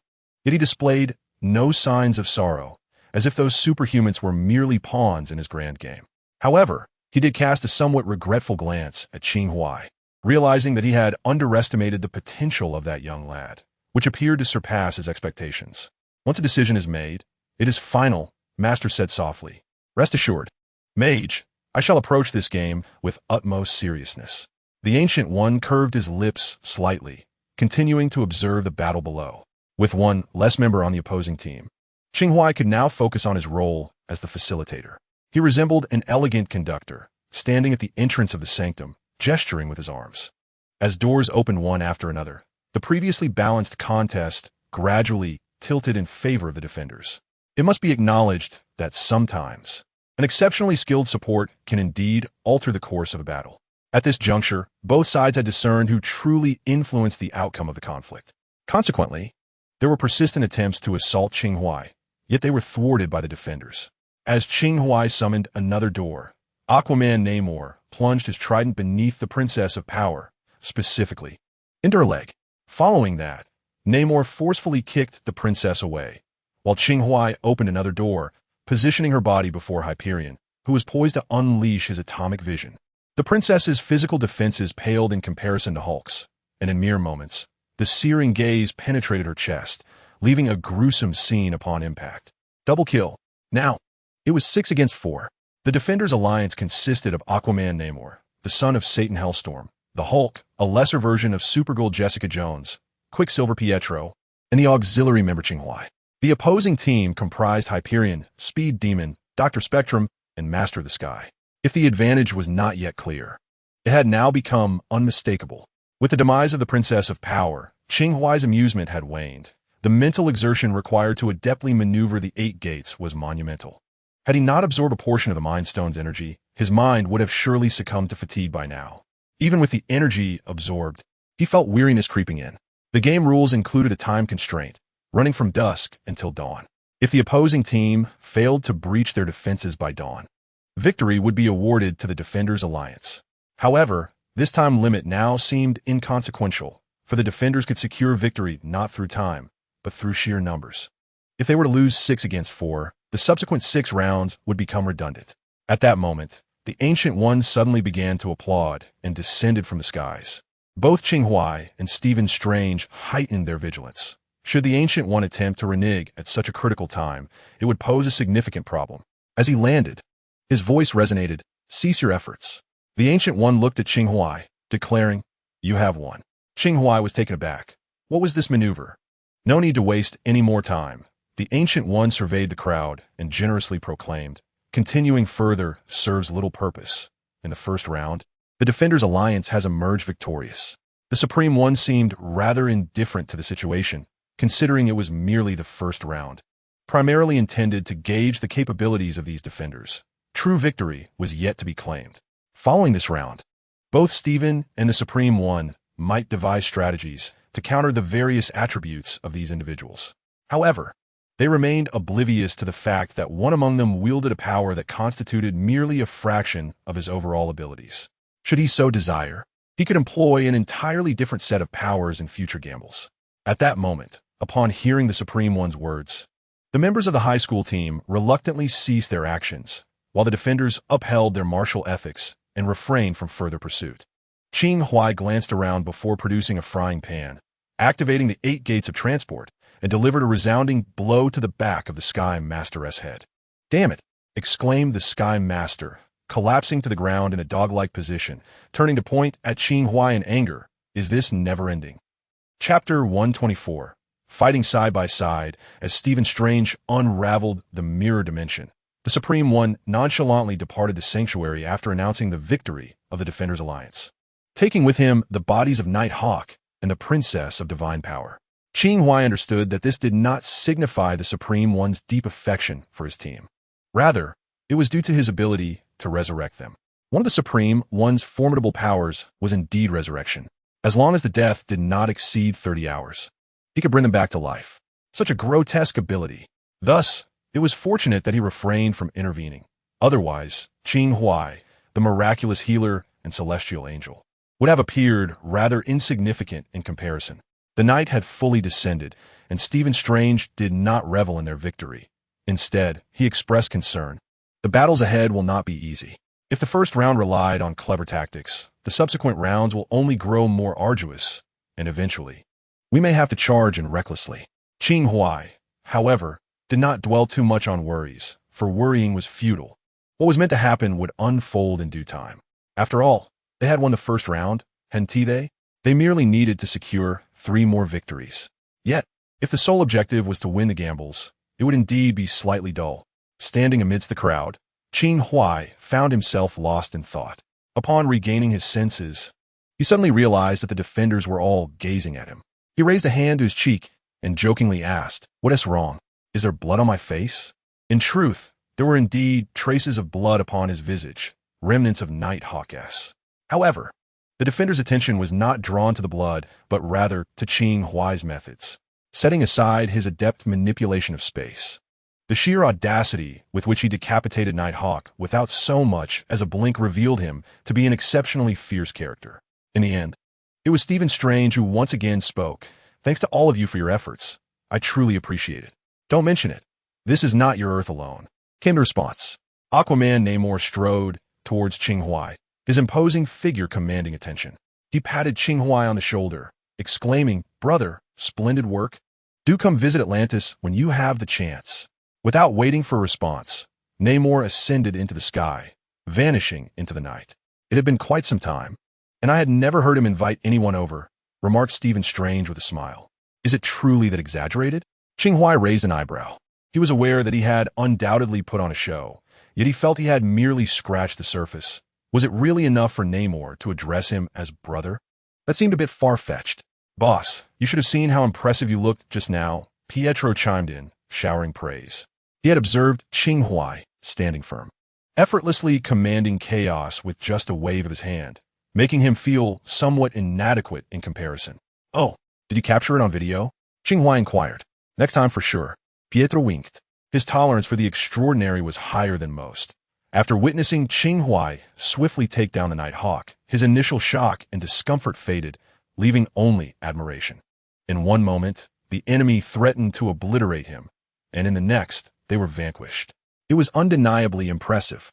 Sometimes, Qing Huai mused, if he had bound himself to a system that simply required flaunting charisma to gain strength, he might have already soared to great heights. Of course, he did not mean to disparage his current system. It was quite remarkable in its own right. Indeed, that is the case. He looked forward to where their next battlefield would be. Just then, Bruce Banner emerged, having reverted to his human form and changed clothes. Before the second round of wagers begins, everyone should remain vigilant, Qing Huai stated as he wiped away the bloodstains. "What do you mean?" Hellstorm inquired, casting a glance at Qing Huai.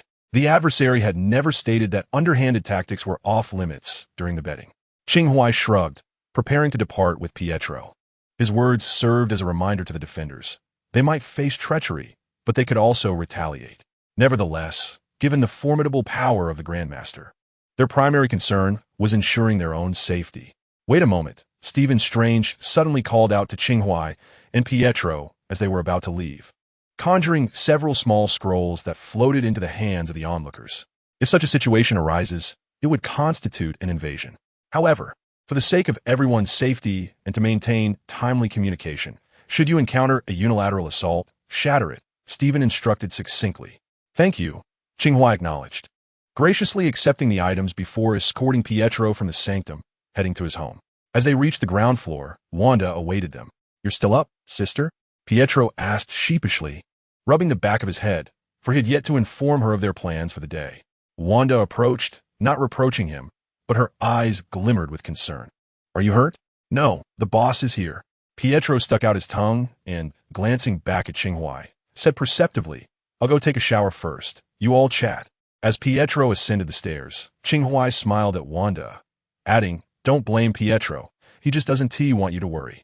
Wanda, her eyes shimmering like waves, nodded in acknowledgement. I understand, she replied. Qing Huai glanced up at the moonlight and suddenly suggested, Why don't you move in with me for a while? Huh? Wanda was taken aback for a moment, then quickly grasped the implication. Is there danger? Indeed, this time it's a bit troublesome. Qing Huai turned, leaning against the nearby railing, gazing up at the starry sky. To be frank, his recent dealings with Dr. Strange were hardly advantageous, given that his counterpart was the formidable Ancient One, an elder of the cosmos. Yet this incident concerned the entirety of Earth. If even the Sorcerer Supreme believed that the Ancient One could obliterate the planet, then it seemed only the melodramatic forces of love and justice stood a chance against that old fellow. Ultimately, no one could remain unscathed in this unfolding crisis. What he was doing now was merely his duty. If he could glean some insights from Dr. Strange after a victorious conclusion, it would be a welcome bonus. Of course, having Wanda and her brother move in wasn't solely for this reason, but it certainly served as a compelling justification. When? Wanda inquired, looking up at Qing Huai. I'll come and pick you up tomorrow. For tonight, rest well, Qing Huai replied, surveying his surroundings. The boss hesitated. Is something wrong? I can handle it too, Wanda murmured softly. Handle what? Qing Huai blinked in surprise. Fighting alongside you, Wanda stated, gazing earnestly at Qing Huai, wishing to stand by him in battle. Qing Huai chuckled at Wanda's serious demeanor. I know you can, but under the current circumstances, it's unnecessary for you to step in. I'll manage. One of the rules of this gamble was that participation must be in the name of the defenders. After all, the essence of the game lay in the relationship between defenders and invaders. Although Wanda was not a defender, if Qing Huai truly wished for her to intervene, such limitations would be inconsequential. However, at this juncture, her involvement was not required. Observing Wanda's somewhat despondent expression, Qing Huai continued, If one day the situation escalates to the point where I cannot manage it entirely, you, Wanda, will be my sole support. Until then, he ruffled her hair and smiled. I've got everything under control. Wanda lifted her head and nodded at Qing Huai. It's getting late. You should head back to rest. Qing Huai said, maintaining his smile. Good night, boss. Wanda turned and ascended the stairs. Once her figure had completely vanished from sight, Qing Huai's smile gradually faded. Then, with a flick of his thoughts, several shadowy spirits were released, disappearing into the night. Chapter 125. Do you shake aim? The night was thick and heavy. The high school team established their temporary base in Manhattan, New York. At this moment, Nighthawk and Wonder Woman had been resurrected and returned to the fold. How do you feel, my friends? Speed Demon scrutinized the two, questioning whether they felt an additional soul within their bodies. It was rather uncomfortable. Wonder Woman rolled her eyes, particularly distressed by the fact that she had been slain by her own teammate. Had I not restrained that green monster, that old fellow would have resurrected more than just the two of you. Hades, seated beside the table, downed a glass of whiskey in one gulp before turning his gaze back to Nighthawk and Wonder Woman. But where is that old fellow? Upon waking, we have yet to encounter Master. Wonder Woman shrugged, unfazed by Hades referring to the Master as that old fellow, for it was undeniable that Hades was their strongest asset. Nonetheless, he left us with a message. Nighthawk removed his mask, revealing a face of African descent. He stated that we could choose to ambush the defenders at any moment, yet he would not assist us. An ambush? Hades scoffed, deeming such tactics as the methods of the week. Oh, Nighthawk poured himself a drink, seemingly forgetting that our formidable Hades had just been defeated by a group of Earthlings. Hades glared at Nighthawk, his pupils flashing with intensity. When did it become your place to instruct me? If you yearn for the sensation of death, I would not mind granting you another experience. Enough, Dr. Spectrum interjected, supporting his forehead. Now is not the time for infighting. Since the Master has provided us with this hint, it signifies he will not intervene. Dr. Spectrum glanced at Hades. Today we have witnessed just how troublesome that spatial manipulator can be. He may not be able to kill you, but the rest of us are not as formidable. Thus we must make some preparations. Do we aim to eliminate that fellow? I wholeheartedly agree. Sky Master was eager, for he was arguably the most vexed by Qing Huai. Perhaps even more so than Nighthawk, who had lost his head. Hades finished another glass of whiskey and rose from his seat. Do as you please. With that, he departed the base alone. Nighthawk cast a glance at Hades disappearing into the night sky before shifting his attention to the others. Well, everyone, let us devise a plan. We do not possess Hades's resilient constitution. Without the Master's assistance, locating those individuals will be a troublesome endeavor. Dr. Spectrum remarked. The only known location thus far is that of the Mage's residence. However, ambushing the mage at the sanctum would not be a wise course of action. No, it is not merely the Mage's residence. Sky Master suddenly smiled, revealing that he also knew the whereabouts of another individual. The following day, Qing Xiaofu did not open for business, as Qing Huai brought Wanda and her brother over. In truth, the residence of the Qing Huai family is quite spacious. If not for the presence of those doll-like young ladies, it would feel rather desolate. Now, with the arrival of Wanda and her brother, perhaps the atmosphere will grow livelier. Qing Huai relocated his bedroom to the 3rd floor, while he assigned Wanda and her brother to the 2nd floor, with Sarah Jane still residing on the ground floor. The process of moving and organizing continued until the afternoon, and as dusk approached, Qing Huai departed for the Queen's District. The affairs of the Defenders Alliance had reached a temporary conclusion, and matters concerning the Hellfire Club were set to commence anew. As of today, all core members of the Hellfire Club had gathered, and the inaugural board meeting was scheduled for that afternoon. Upon arriving at the back entrance of the club's mansion, he found the little rabbit waiting at the door. You arrived early, Mr. Night Angel, she chirped, dressed in her customary white attire. The little rabbit donned a fluffy hat adorned with a small rabbit mask perched at the side of her head. What? Were you not waiting for me? Qing Huai inquired, directing his gaze toward her. I'm not sure, the little rabbit replied, scrunching her nose and gazing up at Qing Huai. Perhaps it was Mr. Night Angel, or maybe it was the gentleman in the suit accompanied by a large dog. Through the white mask, Qing Huai locked eyes with the little rabbit, feeling little surprise, merely shaking his head with a wry smile. When did you figure it out? The little rabbit pondered for a moment before shaking her head rapidly. Not last time, but the time before that. What gave it away? Qing Huai inquired as they walked down the path toward the mansion. That time, I secretly used mind reading on you, she confessed. Though without malice, just a test, really. After all, the little rabbit squinted her eyes. Your physique was somewhat different from before. Although not drastically so, I still noticed it. Then, when I attempted to delve into your mind, I felt an oddly familiar sensation, very solid, unprecedentedly solid. Indeed, it is quite solid, Qing Huai mused silently. So, I expanded my imagination and took a guess. The little rabbit blinked, surprised that her guess had proven correct. Qing Huai did not dwell on it, as he indeed had not altered his physique since the last time he met the little rabbit. He had been too lazy to do so and found it largely unnecessary. Of course, another reason was that he had forgotten the parameters for the previous modification. You're quite clever, Qing Huai remarked casually. Do you still need female employees? The white-themed kind, the little rabbit suddenly asked earnestly. Qing Huai halted, turning to regard her. You must be joking. Aren't we on the same level now? The little rabbit shrank her neck and walked past Qing Huai. I was just kidding. You truly are quite suggestive. As the two approached a room, a servant opened the door, revealing what appeared to be a conference room. Just as the little rabbit had said, Qing Huai had indeed arrived early. Within the spacious meeting room sat a solitary figure. This is Black Car, Sunspot, the little rabbit introduced. Qing Huai shook hands with the man in his guise as Night Angel. Sunspot, he had heard of him. As Qing Huai took his seat, scarcely a minute had passed before another individual entered the room. This newcomer was unmasked, boldly making his entrance. Upon recognizing the individual, Qing Huai couldn't help but smile subtly, finding the situation amusing. He was acquainted with this person, having collaborated with him just the day before in the noble endeavor of safeguarding the earth. The son of Satan, Hellstorm. He was also a member of the Hellfire Club. Chapter 126, Elixir of Longevity. Subsequently, core members of the Hellfire Club arrived in succession. The Black and White Queen, the Black and White King, the Black and White Bishop, and the Black and White Chariot, totaling 8 individuals. Some wore masks, while others did not. It was evident that, for the time being, the Black Queen, Selene, held the reins of authority. Selene was the last to enter the conference room, and as she commenced the meeting, she introduced each attendee once more.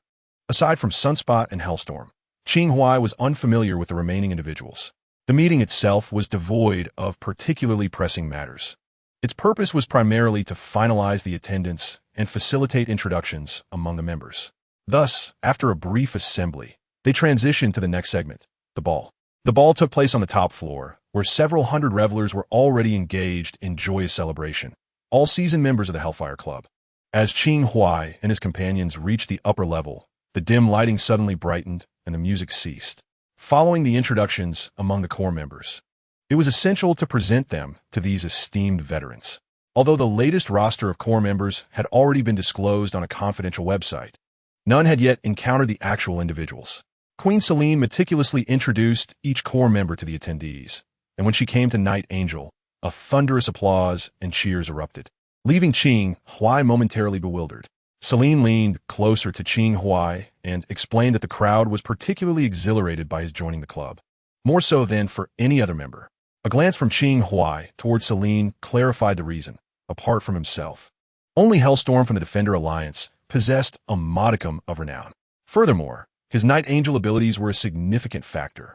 At any moment, a miraculous healer is an invaluable asset. His combat prowess might not be exceptionally formidable, nor his appearance particularly resplendent, but in critical moments, he could quite literally save a life. Of course, the aforementioned attributes might not apply to Qing Huai, as he adeptly operated under this alias, projecting an aura of both mystery and strength. Moreover, the Club's members wielded considerable power and privilege, affording them access to material wealth, yet some things remained beyond monetary reach.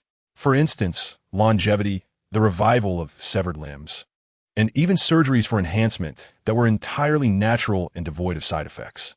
While contemporary medical technology is remarkably advanced, who wouldn't desire the allure of the natural? Another reason for their agitation was that some of these members had repeatedly reached out for assistance from the Night Angel's account, yet Qing Huai had never responded to them. Therefore, encountering the Night Angel in person elicited a natural excitement. However, there were dissenting voices as well. The Black Queen is not merely defined by her attire as the Night Angel. Surely you are not attempting to deceive us? A man, reeking of alcohol, stepped forward. Selene had only recently assumed her position from the previous club leader, and as a woman, it was inevitable that some would not be easily intimidated by the Black Queen. With liquid courage bolstering their bravado, doubts regarding the authenticity of the Night Angel began to surface. Mr. Night Angel, this poses a dilemma.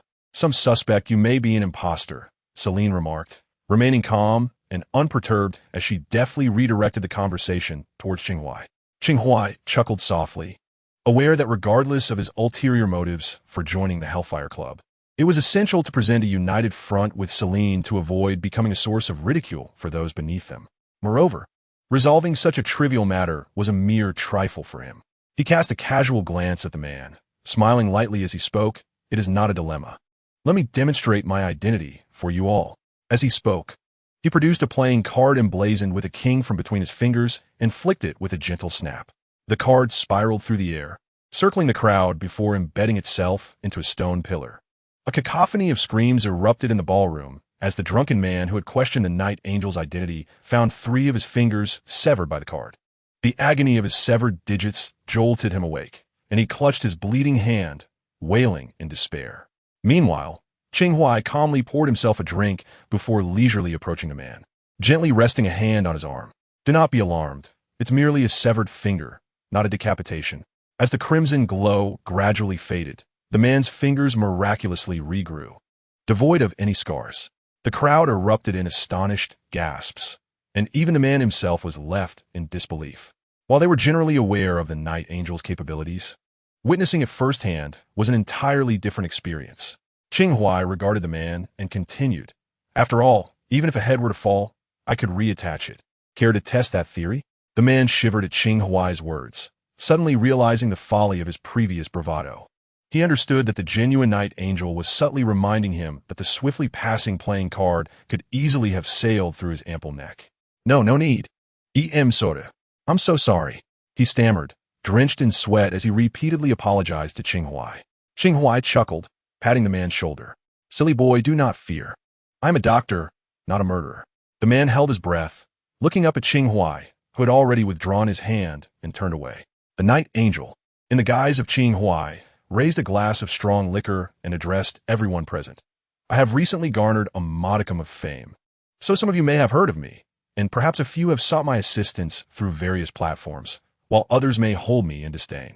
To this, I remain indifferent, for not long ago, I was bestowed with the title of the White Emperor. Thus, at this very moment, we stand united as one. After delivering this proclamation, the Night Angel scanned the crowd before suddenly extending a hand to remove her mask. In an instant, all eyes were drawn in, including that of the little rabbit. They instinctively hushed and lowered their voices, each eager to behold the visage concealed beneath the mask. 2 seconds later, the Night Angel indeed unveiled her face. The once serene ballroom erupted into a cacophony of astonishment. She revealed the countenance of the current president. What on earth? Oh, do not mind me. I merely find it more convenient to drink this way. Qing Huai shrugged, then touched her face with a hand glowing faintly red, transforming her appearance into that of the previous president. With a single hand, Qing Huai raised her glass, declaring, "To the Hellfire Club, cheers." Those who had regained their composure watched as Qing Huai downed her drink, exchanging glances before joining in her toast. It was undeniably surreal to share a drink with a former president in such a setting. Disregarding the thoughts of the onlookers, Qing Huai placed her empty glass on a servant's tray and retrieved a box from her spatial ring, continuing, "It is a pleasure to meet you all. I have no grand offerings, but I bring a modest token for each of you." "What is this?" someone inquired. "Medicine," Qing Huai replied, her demeanor calm. "To be precise, it's a gift of longevity, 1 vial for a year." The crowd instantly grasped the implication. This was essentially a health supplement. However, one could not help but suspect that the Night Angel's offerings were far from ordinary. Qing Huai opened the box, releasing a chill as it housed 10 sealed vials. As the onlookers beheld the contents, a glimmer of desire flickered in some eyes. According to Qing Huai, 1 vial would extend life by a year. Thus 10 vials represented a decade, 10 precious years. Had this been presented by anyone else, they would have been deemed a charlatan. But this was the Night Angel, the very same who had just demonstrated miraculous abilities before them. Hence, some believed wholeheartedly in her words. Yet, Qing Huai feigned a look of regret, saying, "It is rather unfortunate that I only brought this many. It seems I cannot distribute them to all of you." Which poses a bit of a dilemma. Not a dilemma at all. A girl's voice suddenly rang out from the crowd. "Let us auction them off. Highest bidder wins." Qing Huai turned toward the voice, and it was none other than the little rabbit. Chapter 127. A surprise attack from the elite high school team, the Hellfire Club S Estate. What began as a splendid ball had transformed into an auction, with bids echoing throughout the hall. This group of individuals was evidently unaware that the product they sought bore no distinction from glucose. In truth, Qing Huai could indeed manufacture longevity-enhancing health supplements based on the super serum, but such endeavors demanded considerable resources. Presently, profits were soaring without loss. Furthermore, such a venture would scarcely tarnish the reputation of Night Angel. Whether one consumed a vial for a year or 10, Qing Huai merely claimed it promoted longevity, without asserting immunity from illness or misfortune. Thus, the matter of whether it genuinely extended life remained utterly unverifiable. If one enjoyed a long life, it was attributed to this concoction. If one met an untimely end, it was merely bad luck, leaving Night Angel unscathed by blame. Interestingly, the little rabbit's seamless collaboration with Qing Huai took even him by surprise, as he had not previously conferred with her. It was a spur-of-the-moment decision to extract wealth from this assembly of affluent patrons. Yet, with the assistance of the White Queen, the proceedings unfolded with unexpected ease, allowing Qing Huai to engage in fewer verbal exchanges. The Black Queen, Celine, remained silent, permitting the auction to progress in its peculiarly haphazard manner. During this time, a few voices questioned the authenticity of the medicine, but Qing Huai paid them no heed. Ultimately, the 10 vials were divided into 3 portions, each secured by a different individual for an exorbitant price. Rather than allowing them to depart with the potions, Qing Huai administered the injections on site. During this process, he discreetly employed his dual talents, ensuring that each recipient appeared rejuvenated post-injection, exclaiming in wonder at the miraculous effects. With the auction concluded, Qing Huai stepped outside, glass in hand. Shortly thereafter, Celine followed him, surprised to discover that Mr. Night Angel was indeed a shrewd businessman. "Oh," Qing Huai feigned confusion, glancing at Celine. "Wasn't it you who suggested I teach a small lesson to those who disrespected you?" Celine smiled enigmatically, refraining from a direct response, instead patting Qing Huai on the shoulder. "I truly did not misjudge you. You align well with my tastes." Was the Black Queen contemplating something more? Qing Huai exchanged a knowing look with Celine. Her amusement deepened, and she simply remarked, "Perhaps there will be an opportunity." Watching Celine return to the ball, Qing Huai raised an eyebrow in intrigue, pondering what her words might signify. Just as the Black Queen departed, the White Queen approached, playfully suggesting a split of the spoils. Qing Huai regarded her for a moment, unreservedly responding, "Provide me with your account." The little rabbit grinned. "I was jesting. I have no interest in money." Qing Huai chuckled, finding comfort in hearing such sentiments in such a setting. After finishing his last drink, he placed the empty glass on the railing. "Please, continue your revelry. I shall take my leave, having completed all that was intended for the day. Remaining any longer would only invite tedium." After bidding farewell to the little rabbit, Qing Huai exited the club. Upon returning home, Qing Huai observed 3 individuals who had just concluded a game of poker, preparing to retire for the night. After ascending to the 3rd floor, he indulged in a refreshing shower before accessing 2 long-neglected websites. Within the underground trading platform, numerous messages awaited him. Some from members of the Hellfire Club, who, aware of Night Angel's ascension to the rank of White Emperor, sought to ingratiate themselves with him.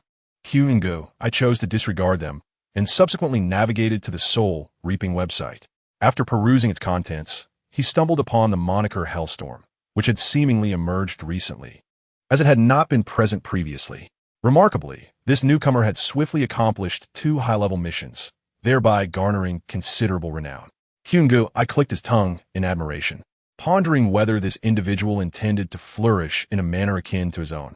Finding no further anomalies, he closed his laptop, extinguished the lights, and succumbed to slumber. The following day, no updates regarding the second invasion of the high school team from Stephen Strange had materialized. Thus, after sharing breakfast, Qing Huai and his companions made their way to Qing Shi of's establishment. By midday, on a bench at the corner near Qing Shi of, an individual gradually lowered the newspaper they held, revealing a pair of keen eyes fixated on the shop. Beside him, another person smirked, tilting his head toward the newspaper holder. "I can't be mistaken. That speedster is indeed employed here." The excitement in his voice was palpable, yet he was taken aback to discover that the insufferable space transporter was also present. The newspaper holder chuckled. "Isn't that fortuitous? A 2 birds with 1 stone scenario." Before becoming a superhero and joining the high school team, Master of the Sky had been an ordinary individual, unremarkable in every sense. If one were to pinpoint anything distinctive, it would be that he had, by mere chance, visited Qing Shi of and encountered Pietro and Wanda, although Qing Huai was absent at that time. Interestingly, it was Wanda's beauty that left a lasting impression on him, rather than Pietro. However, following the battle 2 days prior, his memories resurfaced, causing him to conflate the silver speedster with the shop assistant. He had attempted to visit Qing Shi the previous day, but the shop was closed, prompting Nighthawk to deploy financial resources to investigate the enigmatic proprietor behind this jewelry store. Strangely, no leads surfaced. It was as if an enormous guillotine had severed his inquiry. This seemingly insignificant shop undoubtedly concealed a figure of immense power, or so Nighthawk's intuition suggested. Fortunately, Qing Shi was open today. In aspiring to be a superhero, one must understand the importance of discretion. Nighthawk lifted the newspaper once more, his expression radiating an inexplicable confidence, reminiscent of a certain black bat from a parallel universe. Unable to triumph in a direct confrontation, he pondered whether they could not succeed through a surprise attack. especially since they numbered 5, while their adversaries were merely 2. As for the remaining 2 girls, Nighthawk dismissed them entirely. What circumstances could possibly allow 4 superpowered individuals to remain concealed within a modest jewelry store, in pursuit of vengeance? The Nighthawk did not wish to simply ambush and eliminate the 2 defenders. He sought to engage in something far more intriguing. He desired to demonstrate to the arrogant Hyberlin that this team could still thrive without his presence. At this moment, had Qing Huai been aware of the Nighthawk's intentions, he would have grasped the latter's hand, tears of gratitude streaming down his face, exclaiming, "What a splendid teammate." However, Qing Huai remained oblivious, peacefully slumbering in his familiar old armchair. As he drifted into dreams, a faint smile graced his lips. Chapter 128. The Attack and the Fishing. As evening approached, Qing Huai slowly opened his eyes, stretching languidly. Glancing at the time, he noted that it was nearly time to close. Rising from the armchair, he walked to the window to gaze outside. The sky had grown dim, and passers-by, bundled in thick coats, hurried along their way. He looked up to see delicate ice crystals beginning to descend, heralding the onset of snow. Qing Huai discreetly shifted his gaze from the window, shaking his head with a smile. Those individuals truly possessed remarkable patience. Time to tidy up and head home, he suggested to his 3 diligent employees. How about we have hot pot for dinner? Sound great. Peter was the first to agree. As for Wanda and Sarah, they naturally echoed the same sentiment. However, just as Peter prepared to flip the sign to closed, the silver bell hanging at the entrance chimed melodiously. 2 women entered, arm in arm. Welcome. Despite the impending closure, Wanda maintained her usual cheerful demeanor. It is customary in business to welcome customers without hesitation. At that moment, Qing Huai approached with a smile. "Good evening, ladies. I am the proprietor of this establishment. What type of jewelry might you be interested in? I would be delighted to assist you in your selection." One of the women cast a glance at Qing Huai before picking up a silver hairpin. She circled around him, gesturing as she asked, "Handsome, do you think this suits me?" Her tone carried a flirtatious undertone. Wanda and Sarah furrowed their brows in response. "Quite fitting," Qing Huai replied, remaining stationary as he gently turned his head to regard the woman. "However, there's another piece that I believe would suit you even better." "Oh, may I see it?" the woman inquired, inching closer to Qing Huai. With a smile, he raised his hand slightly, narrowing his eyes. "This item is particularly perfect for you." The woman's expression shifted dramatically upon seeing Qing Huai produce a frying pan. "What the hell?" The woman, disguised as a master of the skies, was taken aback. How on earth did he discern her identity? Yet, she reacted swiftly, upon witnessing Qing Huai brandishing the frying pan. She tightened her grip on the silver hairpin and lunged towards him. Her intention was to execute a stealthy attack, but Qing Huai had already anticipated her move, rendering her ambush futile. Under the influence of the 8 gates of transportation, the silver hairpin of the Sky Master lunged towards another woman nearby, yet failed to pierce her.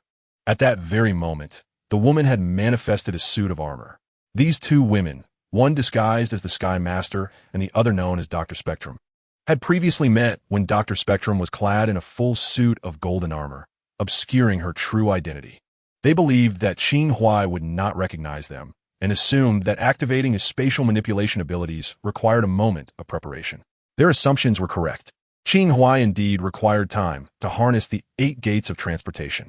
However, they underestimated that Qing Huai had been prepared long before their ambush. From the moment he arrived at Qing Shao Fu, the vicinity had been surrounded by myriad spirits.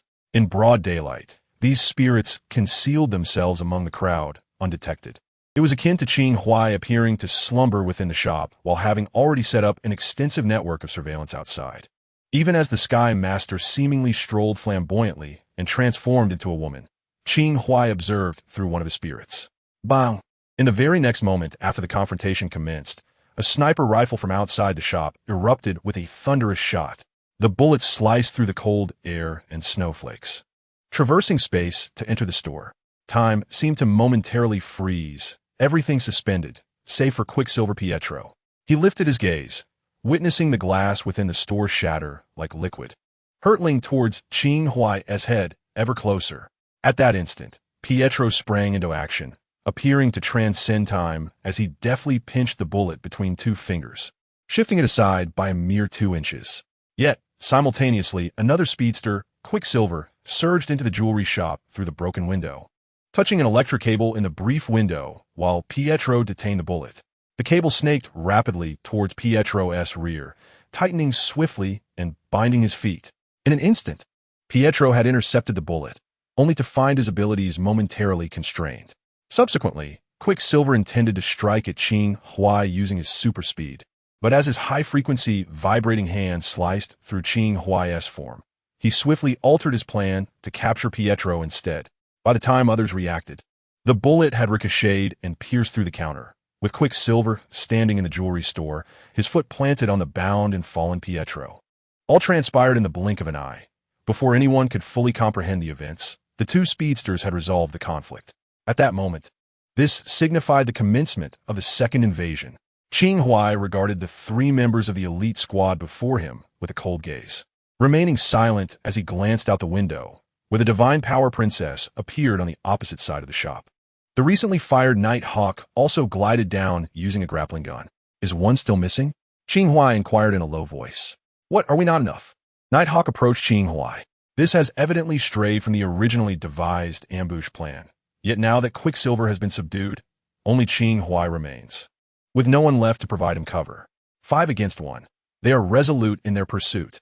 However, Nighthawk finds it rather peculiar that, even at this juncture, there is not a trace of fear upon Qing Huai's countenance. In fact, he even curls his lips into a smile, sufficient for him.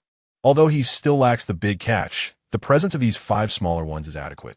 In the next moment, the 5 members of the elite team are all taken aback. The individual previously bound by Speed Demon, Pietro, unexpectedly emerges from within the building.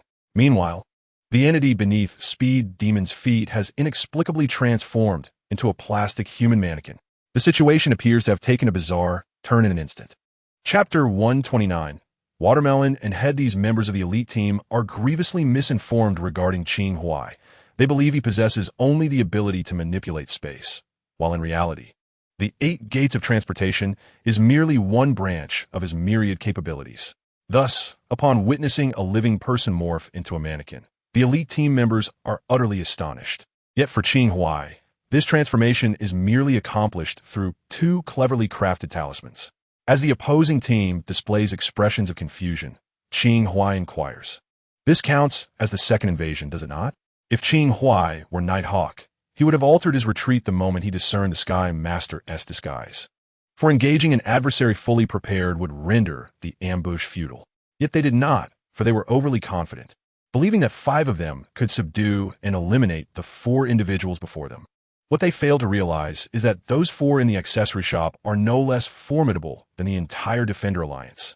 In response to Qing Huai's question, Night Hawk remains silent, as both parties understand that the second invasion has indeed commenced, and victory must be secured, lest they suffer a second defeat. A chilling wind, mingled with snow, sweeps through the shattered window, as the defenders and invaders stand in a tense standoff. Suddenly, Qing Huai chuckles, urging them not to be so anxious. After all, they are the invaders. They ought to display some bravado. Speed Demon discards the plastic mannequin and casts a glance at the Sky Master, followed by a subtle glance towards Wanda behind Qing Huai. Seemingly confirming something, he abruptly enters a state of rapid movement, preparing to charge at Wanda. Yet to the eyes of others, it appears as though Speed Demon merely swayed, making no progress whatsoever. Momentarily taken aback, Speed Demon begins to thrash about, finding himself unable to move even an inch from his original position. Qing Huai has maneuvered the 8 gates around Speed Demon, ensnaring him within. If Gao Tianzuan and Haibao Long were absent, then Speed Demon would be the only one among this group whom Qing Huai could not confidently defeat in a one-on-one encounter, as this individual is indeed a true speedster. Therefore, the first to be restrained must be Speed Demon. As for the remaining 4, within the wind behind the strange gate formation, Qing Huai feels little concern. Outside the window, the cold wind howled and the dimly lit street lay deserted. Initially perplexed passers-by, drawn by the commotion, attempted to gather in curiosity, only to be halted by several gang members clad in black suits. For the moment, Qing Huai was reluctant to gain notoriety under his own name. The Night Hawk observed the armed gangsters outside, realizing that denial was futile. They had fallen victim to entrapment. Nevertheless, he remained unperturbed. This was their second incursion, and death during their endeavors was merely a pathway to resurrection. Although the experience of dying was unpleasant, it signified that the members of the elite team had far more opportunities than Qing Huai and his companions. The elite team could afford numerous missteps, while Qing Huai's group could only afford one. After contemplating this, Nighthawk suddenly shouted, "Spectrum!" Instantly, Dr. Spectrum comprehended his intent, and, as she levitated backward, she manifested a light cannon, preparing to bombard Qing Huai and the others. Pietro, witnessing this, attempted to intervene, but Qing Huai restrained him with a hand. Simultaneously, Qing Huai raised 2 fingers, parted his thin lips, and uttered, "Wanjinta." An invisible wave of energy emanated from Qing Huai, enveloping all within its reach. In an instant, Dr. Spectrum, who was propelled backward, the bound speed demon, the Sky Master with arms transformed into sharp weapons, and the Princess of Divine Power, standing outside the window, were all frozen in time, akin to a sculpted mural. The difficulty of immobilizing individuals at this level depended on their influence within the world. The energy expended to restrain these 4 was considerably less than it used to immobilize the Black Egg previously, highlighting their insignificance within the vast Marvel universe. Restraining Haibelong would likely demand a greater expenditure, but he was not present. As for the Grand Supreme, Qing Huai had never entertained the thought. That old fellow existed on an entirely different plane from him. Among the elite team, only Nighthawk remained unfettered, though he was not an ordinary human like Batman. To Qing Huai, he was no different from a typical super soldier. Moreover, it seemed he had yet to grasp the depth of the Dark Knight strategies, rendering him even less of a threat. Witnessing his companions frozen, this seemingly harmless individual was taken aback, suddenly realizing that Qing Huai's strength surpassed his expectations. According to the unofficial power hierarchy, if Nighthawk was at the Earth level, then Qing Huai had evidently reached the pinnacle of that tier. Furthermore, if he fully absorbed the power of the Mind Stone in the future, his mental prowess could even eclipse that of the celestial level. Nighthawk shifted slightly backward, pressing a button on his device, and a silver, eagle-shaped aircraft hurtled toward him. Without turning back, Qing Huai summoned his aura, effortlessly catching the aircraft with one hand. As he curled his fingers, the vehicle was rendered inoperative. Nighthawk, observing Qing Huai approach with a devilish grin, felt his heart descend into a chilling silence. The sanctum of New York. As Stephen Strange brewed tea, the moment he set down the kettle, the water in the cup began to quiver slightly. Frowning, he gazed out the window. A tall, imposing figure clad in a cloak hovered against the backdrop of the silvery moon, clutching a round object in hand, heightening his alertness. Stephen approached the window and locked eyes with the figure, who casually discarded the object before turning and soaring away. The spherical item was thrown through the window, rolling to rest at Stephen's feet, causing his pupils to constrict in shock. It was a severed head, the head of Namor, the Submariner. Stephen comprehended the grim significance. It likely signified that Hyborian had launched a second invasion of Atlantis, emerging victorious. He stared at the head beneath him, acutely aware of his inability to resurrect the fallen. At that moment, a knock resounded at the front door of the sanctum. Momentarily taken aback, Stephen waved his hand to open the door, and walked Wong and Pietro, each carrying a black cloth bag that appeared to contain several watermelons. Wait, watermelons? Stephen glanced at the head on the floor and suddenly had a realization. Tentatively, he asked Wong, "Those are watermelons, right?" Chapter 130. An invitation from the goldsmith. The pale moonlight cast a ghostly glow through the glass window, illuminating Stephen Strange's face. Holding a teacup with one hand, he surveyed the neatly arranged heads on the floor, momentarily at a loss for words. There were 6 heads in total, 1 belonging to Namor and 5 belonging to the members of the High Council. After Pietro's explanation, Stephen learned about the events that transpired at Wong's shop. While Hyborian invaded Atlantis, the other 5 members of the High Council attempted an incursion into a small jewelry store in Queens, New York, and were ultimately defeated. Thus far, they had faced 3 incursion attempts, winning 2 of them. If they were to secure 2 more victories, they would triumph in the entire wager against the Ancient One. Stephen cast a glance at Wong, recalling the words spoken to him by the Ancient One before her sacrifice. If the world were ever beset by insurmountable challenges, Wong would be the key to overcoming them. Although this incident did not qualify as such a dire moment, Wong had nonetheless played a significant role. After placing the heads down, Wang departed with Pietro, subtly indicating that Stephen should decide how to handle the severed heads. Stephen's gaze shifted from the heads of the High Council to that of Namor's, and with a sigh, he reached a decision. The following morning, as Wang awoke to breakfast, he encountered a major international supernatural news story. Atlantis had declared war on the surface world. Accompanying the report were grainy, low-resolution videos. Wang opened the footage, revealing a considerable military standoff along the coast. Human armies and naval forces. However, the anticipated clash between sea and land never materialized. For in the latter half of the video, a man wielding a trident descended from the skies, quelling the turmoil. From the somewhat unclear footage, Qing Huai discerned that the individual was Namor, the resurrected king of Atlantis. Qing Huai sent several messages to Stephen Strange, acquiring the details of the unfolding events. By a twist of fate, Hyberlin, under the guise of a terrestrial superhuman, infiltrated Atlantis and assassinated King Namor. This act incited a declaration of war from the Atlanteans, who had long harbored animosity towards the surface dwellers. As Qing Huai gulped down a glass of milk, he pondered silently. Firstly, Hyberlin's strength should not be underestimated. Secondly, he was aware that Stephen had exchanged the heads of other members of the Justice League for the resurrection of King Namor by the High Celestial. Although the heads were procured by Qing Huai, he held no objections in this regard, as their adversary was the High Celestial. The reason they engaged in this dark, twisted game reminiscent of childhood play was that they were incapable of defeating the High Celestial. Thus, all their efforts were directed towards persuading the High Celestial to vacate the Earth, or, at the very least, refrain from instigating conflict. Following the events of the previous day, both sides, including Qing Huai's faction, should possess a fundamental understanding. Without Hyberlin, the Justice League would merely be a third-rate team. Even if they were a mere replica of the Justice League, it would be a diminished version. Of course, this assumption hinged on the High Celestial refraining from augmenting their power. However, as adversaries, Qing Huai and his allies had to prepare for the worst.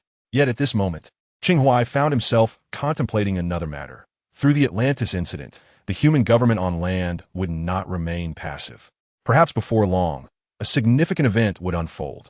After finishing breakfast, Qing Huai utilized a teleportation array to journey to the wildlands. The mission to safeguard Antarctica remained stagnant, leaving Qing Huai at a loss. The Howling Strike team had commenced real combat drills, and progress was proceeding smoothly. After observing the exercises, Qing Huai intended to dine in Steel City, only to receive a message from Tombstone at that moment. The content of the message was straightforward. Tombstone's current surface boss, Kingpin, wished to meet with him. Chapter 131.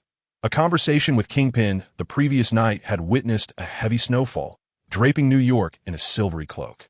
Qing Huai was taken aback by Kingpin's invitation, as it indicated that Kingpin had already discerned Tombstone's change of allegiance. Had he suspected it for long, or was it a recent realization? Qing Huai could not ascertain, nor did he wish to delve deeper. The meeting was set at a restaurant, and as night descended, Qing Huai ventured through the snow to arrive. Upon passing the restaurant's entrance, he spotted a black luxury car with a man standing beside it. The man bore a scar on his forehead resembling a target and nonchalantly toyed with an exquisite dagger in his hand. Their eyes met, and the man's gaze exuded arrogance and disdain. Qing Huai smiled silently as he ascended the staircase. Upon entering the restaurant located on the second floor, the first person he encountered was the gravestone, a black man afflicted with albinism, who stood with his head bowed beside Jean Bing, attending to him. The expansive dining area was exclusively occupied by Jean Bing and his subordinates, a clear indication that this venue had been entirely reserved by the Emperor of the Underworld. Nearby, a dedicated servant played the violin, the melody exquisite. As Qing Huai approached the entrance, two men clad in suits reached out to stop him, intending to search him, but were halted by Jean Bing's command. No need for that, let him in. Qing Huai stepped inside, observing the man before him, who closely resembled the image he had conjured in his mind. Jean Bing put down his knife and fork, dabbed his mouth with a napkin, then stood up with a smile to shake hands with Qing Huai. You appear much younger than I had imagined. How shall I address you? Qing, he replied, providing his surname. Please take a seat. Jean Bing welcomed him with a beaming smile. This Emperor of the Underworld was rather different from Qing Huai's expectations. His perceptions of Jean Bing were derived from memories of his past life, as well as those gleaned from the gravestone. Now, witnessing him firsthand, Qing Huai found that compared to the tyrannical image he had envisioned, Jinbing resembled a benevolent Maitreya. Since their meeting, a smile had yet to leave Jinbing's face. Once Qing Huai settled opposite him, a waiter approached with the menu. "I'm not hungry," Qing Huai remarked, glancing around. "Let us treat those standing by to a meal. Maybe you work hard too." Upon hearing this, the waiter, clearly aware of Jinbing's stature, trembled, casting a nervous glance at him. Jinbing, unfazed by the provocation, responded amiably, "Mr. Qing is absolutely right. Do as he suggests." Only then did the waiter proceed with the menu towards several gang members nearby. "Ronnie, you go check as well." Qing Huai commanded the gravestone. The gravestone was taken aback by the directness of his hidden boss, pondering that surely these two leaders should engage in some formalities. Yet, considering his boss's formidable presence, he understood. He glanced at Jinbing, who showed no sign of displeasure, even nodding in agreement. Recognizing that the two bosses desired to converse privately, the gravestone excused himself to dine elsewhere. Jinbing gazed towards the floor-to-ceiling window, raising his glass as he spoke. "This restaurant was recommended by my wife. It was here that we first met. She adored the steaks, and later, I purchased the place, masquerading as the restaurant owner to strike up a conversation with her." Qing Huai sat quietly opposite Jinbing, listening as he recounted his love story, from the moment he met his wife to their marriage and the birth of their child, as though they were long-lost friends sharing tales of their lives over the years. "I share this with you to convey that I have indeed contemplated retirement for quite some time," Jinbing remarked. "I have a complete and happy family, and I have grown weary of a life on the edge. If the time is right, I would gladly relinquish everything to seek a peaceful retirement in a small town." As he spoke, the smile on his face suddenly faded, not due to the presence of an impudent young man who might cast him down. In that moment, the emperor of the underworld exuded an undeniable authority. Qing Huai observed Jinbing's change in demeanor with an unruffled calm, merely offering a faint smile. "Mr. Fisk, do you believe this device could kill me?" Qing Huai reached beneath the table, adjusting the draping tablecloth, and discovered a bomb hidden beneath. The gravestone nearby widened its eyes in astonishment. He had accompanied Jinbing, but was oblivious to when this device had been placed. Was it set up in advance by that fellow downstairs?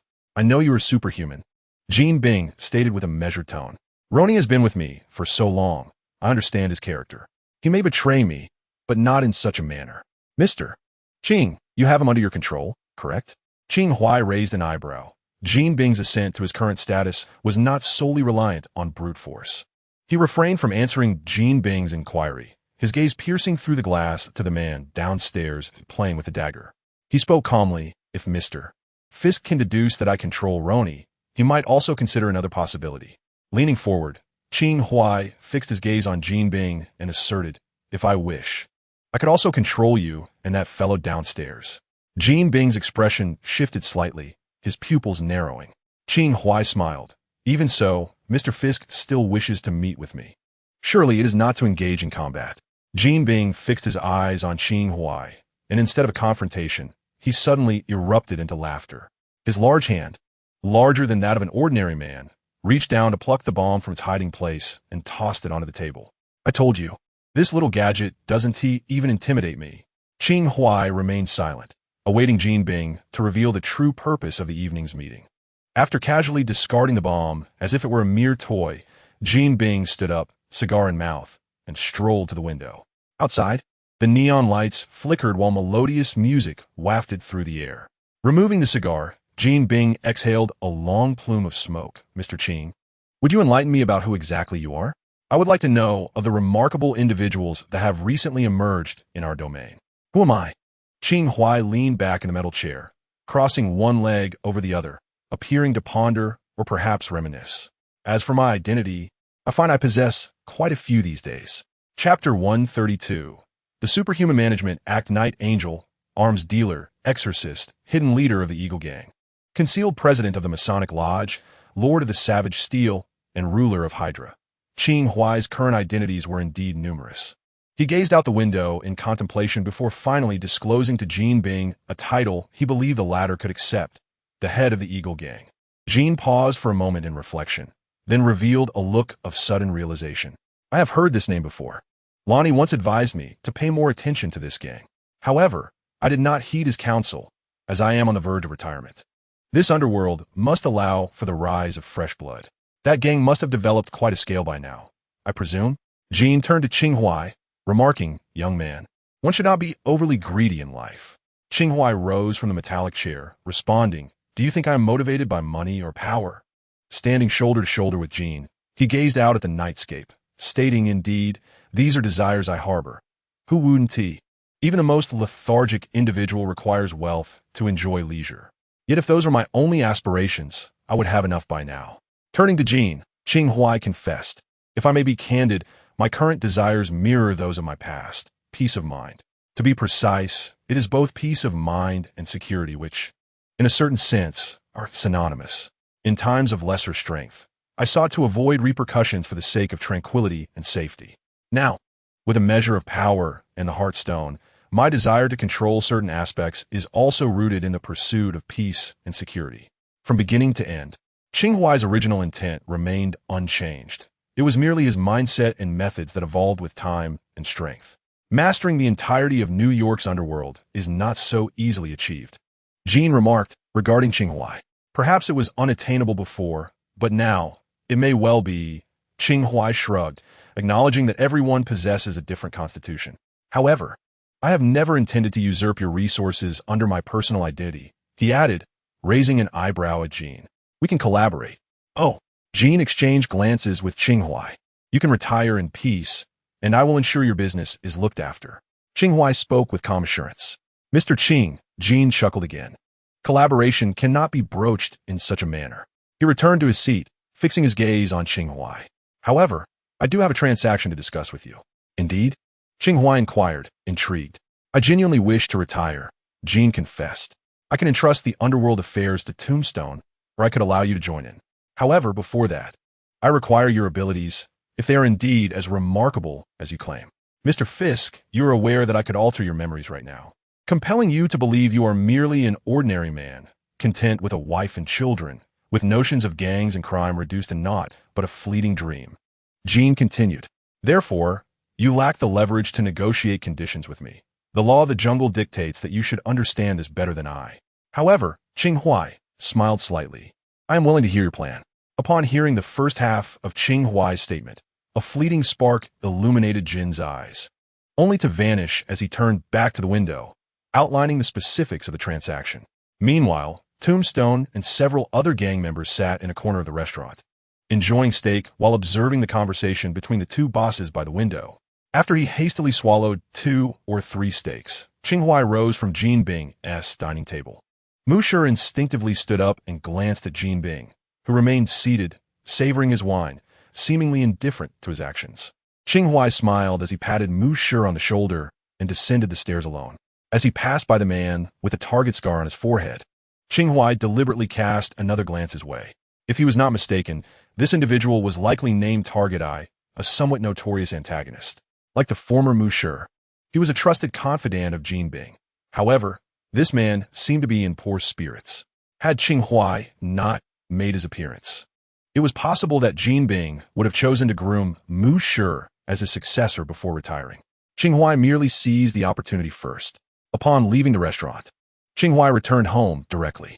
He had some time before completing his transaction with Jean Bing, and he was in no rush, for he was now the one with leverage. Upon arriving home, he found Wanda and the others barbecuing. Since Qing Xiaofu was in the midst of renovations, they had not gone to work at the shop for the past couple of days. They set up a grill in the yard, and the smoke wafted up and dispersed in the cold breeze. In the corner of the yard remained a pile of recently cleared snow, beside which stood a rather sizable snowman. Qing Huai removed his coat and joined them in the backyard barbecue, even having the doll girl move the television outside so they could eat while watching. Sitting on a chair, Qing Huai gazed at the distant night sky, suddenly feeling that such days were indeed pleasant. However, as he had thought before, a peaceful life required capital. "Boss, it seems the mage returned the heads of those high school team members to that old fellow," Pietro remarked while sipping his drink. "I know," Qing Huai nodded. "If Namor doesn't resurrect, Atlantis is likely already at war with the surface." He understood Stephen. Now, it remained to be seen what form their fourth invasion would take. Pietro looked into the distance. "I'm quite looking forward to it, you know." "Pietro." Wanda gently tapped Pietro's paw. "It's not right to look forward to danger. Qing Huai smiled as he observed this brother-sister pair, saying nothing. Yet, at that moment, the news on the television suddenly captured his attention.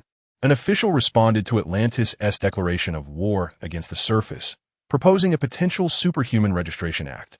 Chapter 133. The invasion of Antarctica in the comics. It was referred to as the Superhuman Registration Act, while in the cinematic universe, it bore another name, the Sokovia Accords. However, in this universe, the Mind Stone was in Qing Huai's possession, Ultron did not exist, and Sokovia had not faced calamity, hence the Sokovia Accords would not come into being.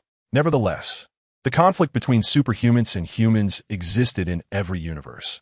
These tensions might not always be overt, but could also lurk in the shadows. How could those arrogant officials ever allow the fate of the world to rest in the hands of a few monsters? Each instance of destruction wrought by superheroes and supervillains intensifies the emergence of the Superhuman Registration Act, which also encompasses the prior sacrificial act at the White House. The recent declaration of war by Atlantis upon the land serves as a catalyst. Upon witnessing the news on television, Qing Huai found himself pondering a question. Will the Celestial Sovereign and the High School Brigade exploit this incident for their own ends? After all, the Superhuman Registration Act is often associated with another renowned Marvel event, the Civil War. The matter of regulation naturally invites both consent and dissent. According to a white official in the news, the act is set to be officially promulgated in the coming days, necessitating that all superpowered individuals in the United States register with the government, disclose their true identities to their superiors, and undergo appropriate training. Those who accept this act may choose to serve within governmental institutions, akin to ordinary American civil servants receiving a salary. Those who consent will don a layer of official garb, ever ready to heed the government summons. Conversely, dissenters may be treated as potential threats, with the public use of superpowers regarded as criminal behavior. The specifics will depend on the stipulations of the formal act. This legislation is poised to incite societal upheaval. And unbeknownst to many, beyond this turmoil, an ancient being from the cosmos lurks, wagering upon the earth. Indeed, being a superhero is no simple task. Fortunately, Qing Huai had long been prepared for this event. Every preparation made during peacetime was aimed at confronting the impending upheaval. Wiping his mouth, Qing Huai turned to the three genuine superhumans beside him and declared, "When soldiers arrive, we shall defend. When water comes, we shall bury it. Do not overthink. Simply eat and sleep well." After speaking, he affectionately ruffled the red hair of Wanda, who was nearest to him, and turned to enter the house. Currently, there are two openly recognized superhumans in this home, himself and Pietro. Pietro is presently a member of the Defenders Alliance, supported by the Supreme Sorcerer above and bolstered by Qing Huai below. As for Qing Huai himself, he has his own plans. The following afternoon, Qing Huai met with Crossbones, a former confidant of the Red Skull. On one hand, he outlined the future trajectory of Hydra. On the other, he provided another box of super soldier serum. This marks the second shipment of serum Qing Huai has given to Hydra, with each box capable of producing a battalion of super soldiers. Similarly, he also supplied some serum to the Eagle Club, which has been a contributing factor to their rapid ascendance. However, to avoid drawing undue attention, the serum effects provided to the Eagle Club members were relatively subdued, merely elevating them to the peak of human capability, still within the realm of humanity. The acquisitions of the present occasionally induce in Qing Huai a delusion that, upon concluding his dealings with Kingpin and seizing control of the underworld, he might effortlessly obliterate the entire nation. However, he always suppressed such feelings, knowing full well that it was not an easy task. It was rather challenging. As long as Ame did not cause any trouble, he had no time to extinguish this or that. Wouldn't you agree, Ame? This time, Qing Huai issued the latest directive to the Hydra, instructing all members to temporarily enter a state of silence and conserve their energy. Upon concluding his conversation with Crossbones and exiting the CAF, Qing Huai caught sight of the news announcing the formal introduction of the Superhuman Management Act on a screen by the street. It was quite swift, suggesting that the legislation had long been prepared and was now reluctantly released. Qing Huai gazed up at the sky. This marked the first significant event he had encountered since his arrival in this world. Indeed, the landscape was about to undergo a profound transformation. The afternoon brought fresh snowfall to New York, continuing until the following day. During this period, Qing Huai and the other 3 members of his household remained indoors, engaging in games of mahjong and poker, living a life devoid of work and worry. Subsequently, the high school team took action once more, setting their sights on Antarctica. Chapter 134. The high school team strikes again to melt Antarctica in the Antarctic tundra. A massive snow-adapted armored vehicle was stationed in the snow, while several ogres frolicked around it, engaging in a snowball fight. Gonzalez observed this amusing scene from behind a glass window, where researchers from the Steel City operated various instruments. Within a 1 to 5 mile radius of the armored vehicle, 12 unmanned drones soared like wild geese, monitoring the movements of this icy expanse. Every 3 armored vehicles were paired with 12 drones, forming numerous groups centered around the entrance to this desolate land, tasked with executing the king's assigned patrol duties. For Gonzalez, this was a pleasant assignment, as he merely needed to supervise the researchers to ensure they were not slacking off. Unless a natural disaster struck, it was unlikely that any unusual occurrences would transpire in this uninhabited region. During this period, Antarctica experienced perpetual daylight, necessitating the use of a watch to keep track of time. Gonzalez glanced at his watch. It was time to shift changes. He picked up the communicator and notified the other teams, asking if they had encountered any anomalies. Although the likelihood of an unusual situation arising was minimal, he adhered to protocol by inquiring about the patrol results from each group. Responses flowed in from the various teams, surprisingly unanimous in reporting no abnormalities. As Gonzalez listened attentively, the communication abruptly ceased during the 9th group's report. 9th group, please report your status. 9th group, please report. Gonzalez repeated twice, yet received no reply. A sense of unease crept into his mind. After several unsuccessful attempts to elicit a response, he furrowed his brow and said, 11th group, are you there? Have you detected any anomalies? The 11th group's position was adjacent to the 9th group's, and Gonzalez intended to send them to investigate. Yet, a peculiar occurrence unfolded. The 11th group also failed to respond. Without a doubt, something has gone awry. Gonzalez spoke calmly into the communicator, instructing commence reports from Team 10. The teams complied with Gonzalez's command, continuing to relay their status over the channel. Yet all responses indicated no abnormalities, albeit the team numbers were disjointed. By the time the last team reported, 7 teams had already gone silent. The voice of the final team echoed, report, no abnormalities. A chill suddenly crept down Gonzalez's spine. Although the indigenous people of the Steel City were fluent in various languages, their speech always bore an unusual accent, distinctly different from that of outsiders. However, the recent voice was unmistakably articulate in the national dialect. There was no doubt that the missing teams had encountered peril, and the owner of this voice was the puppeteer behind it all. Gonzalez cast a glance back at the researchers, who immediately understood, transmitting the last team's coordinates to other groups and beginning their advance towards the shadowy figure. Who are you? Gonzalez did not feign ignorance of the accent. The specialized communicator was linked to the vehicle, and he needed to buy time. That's a compelling question, the other party replied. Why not answer me first? Who are you? Antarctic savages? Or yet another filthy research base of your government? Gonzalez narrowed his eyes, detecting a crucial piece of information from these 2 statements. The adversary did not seem to be targeting them specifically. Moreover, this individual with their heavy accent appeared to harbor considerable animosity toward the national government. This revelation was hardly surprising. Gonzalez himself found the government repugnant. Then, Gonzalez posed a second question. What do you want? Regardless of whether they were the intended targets, the other party must have ulterior motives. Otherwise, it would be irrational for them to jeopardize the lives of the 8 teams without provocation. That's another good question. The voice responded with an irksome tone. Why not answer me first? What are your intentions? This is the desolate Antarctic. What are you guarding against? Suddenly, enlightenment struck Gonzalez. He had previously been ignorant of their intentions. But upon hearing this query, clarity emerged. Their superior had dispatched them for patrol reconnaissance, perhaps specifically to guard against this very individual. He needed to inform the boss of the unfolding events promptly. In the snowy expanse, at the location of the last team, an armored vehicle capable of withstanding artillery fire lay severed in 2, its occupants unable to escape, mercilessly dismembered on the spot, their warm blood staining the snow, which soon crystallized into a vivid scarlet hue. These armored vehicles contained anti-metal components. However, while the Antarctic vibranium held a certain reputation, Its defensive capabilities paled in comparison to Wakandan vibranium. It could counter other metals, yet was powerless against cosmic energy. In another vehicle, which sustained relatively minor damage, Sumo held the communicator, conversing with Gonzalez. The newcomers were indeed from the esteemed High Team. Geoshianzan had resurrected them once more. After the resounding victory of Hyperion in Atlantis, they chose to set their sights on Antarctica for their next invasion. Their objective was to melt the icy continent. However, they were unprepared for the presence of guardians deep within the Antarctic realm.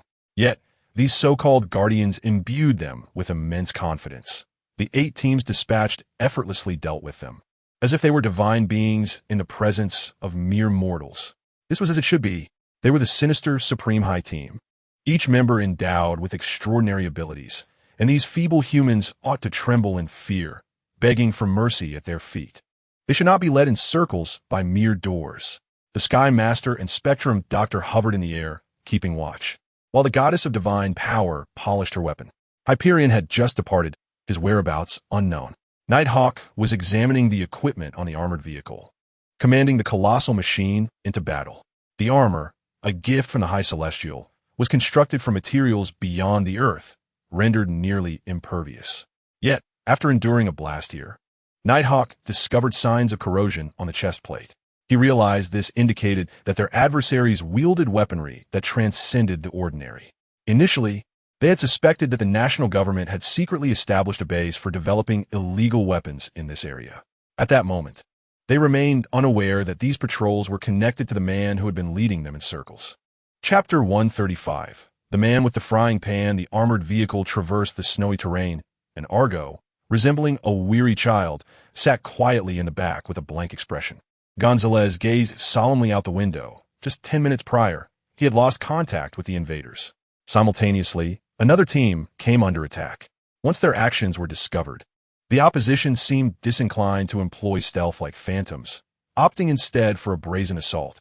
Through his communicator, he heard harrowing cries for help. Yet the sounds of battle did not persist long. Within 5 minutes, silence ensued. In the end, Gonzalez could not ascertain the identity or intentions of the attackers, but he was certain they were no ordinary individuals. This also implied that relying solely on patrol equipment, even if they gathered to encircle the invaders, would not guarantee success. After relaying this information to his superior, he promptly notified the Steel City headquarters for assistance. However, his superior had yet to respond. The reinforcements from Steel City could not arrive immediately. Gonzalez was the only superhuman among them, yet they had several Argos, which, despite their small stature, were still formidable beings. "Sir, should we not summon that team for support?" one attendant inquired during their advance. He referred to the Howling Assault Squad, and although they still did not know the extent of the enemy's forces, the number of ordinary humans held little significance in the face of absolute superhuman power. Gonzalez cast a glance at the figure without uttering a word. The Howling Assault Team was the only superhuman unit in Steel City, and only the boss had the authority to mobilize them. What Gonzalez and his comrades needed to do now was to unveil the true identity of the invader and relay that information back to Steel City. Suddenly, he shouted, "Stop!" The armored vehicle came to a halt in the snow, and Gonzalez peered out the window, where he beheld a figure clad in golden armor, radiating a bluish-white glow while suspended in the pale expanse of the sky, resembling a celestial deity. Was this the intruder? Gonzalez confronted the figure through the window, feeling an overwhelming sense of pressure emanating from it. He watched as the figure slowly raised its arm, and more bluish-white flames coalesced, solidifying into a tangible form, a colossal battle axe as large as a skyscraper. Gonzalez was awestruck, although he too was superhuman.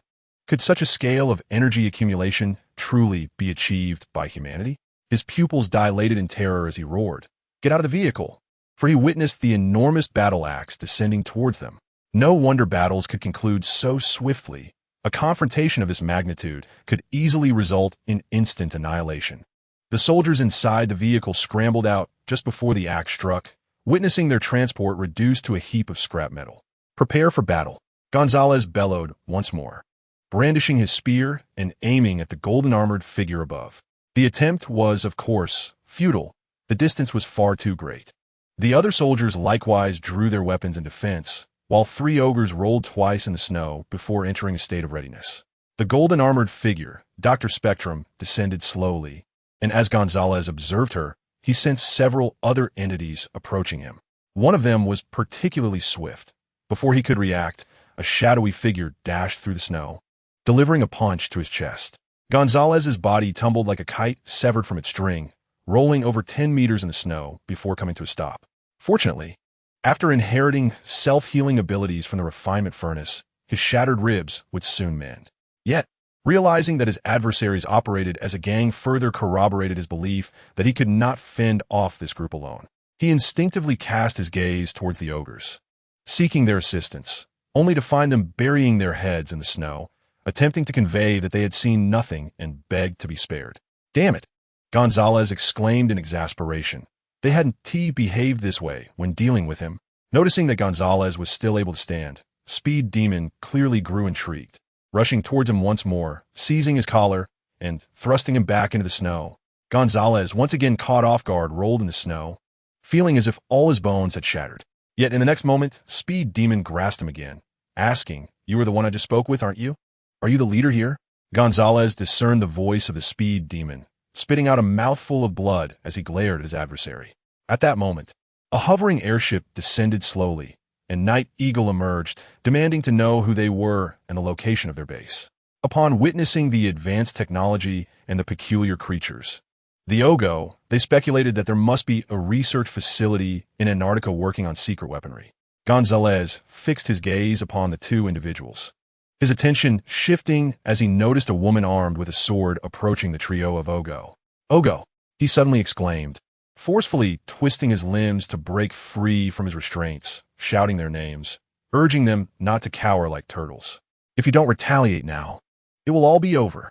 However, his attempts were futile, for in the eyes of the Speed Demon, his movements were painfully slow. He was effortlessly knocked back to the ground once more. Yet, in the next instant, a deluge of psychic attacks surged forth, enveloping the entire battlefield. The three Ogo emerged from the snow, unleashing their powers, affecting even the high school team, despite their mental shields. What is happening? The Divine Princess, closest to the source, felt the brunt of the assault, her mind clouded as she knelt on the verge of slumber. "It's those three little monsters," the Sky Master, clutching his head, urged, "We must stop them." Floating above, the Spectrum Doctor, minimally affected, aimed to unleash a light cannon upon the trio of creatures when a flash of gold and crimson streaked past her, unleashing a golden atomic beam that tore through the earth. It was Hyberlon. An infinite cosmic energy converged into two beams, slicing towards the three Ogo. In an instant, snow and wind swirled, obscuring the view of all present, and a collective sense of relief washed over them as the psychic assault dissipated. Gonzalez felt a chill run through him, fearing the worst. Perhaps this was a direct path to hell. Just then, amidst the swirling snow, they heard a faint sound, reminiscent of armor clinking as it moved. The Sky Master of the high school team was the first to grow solemn, for he spotted a familiar shadow in the white expanse, the unmistakable black of a pot's bottom. It was that man.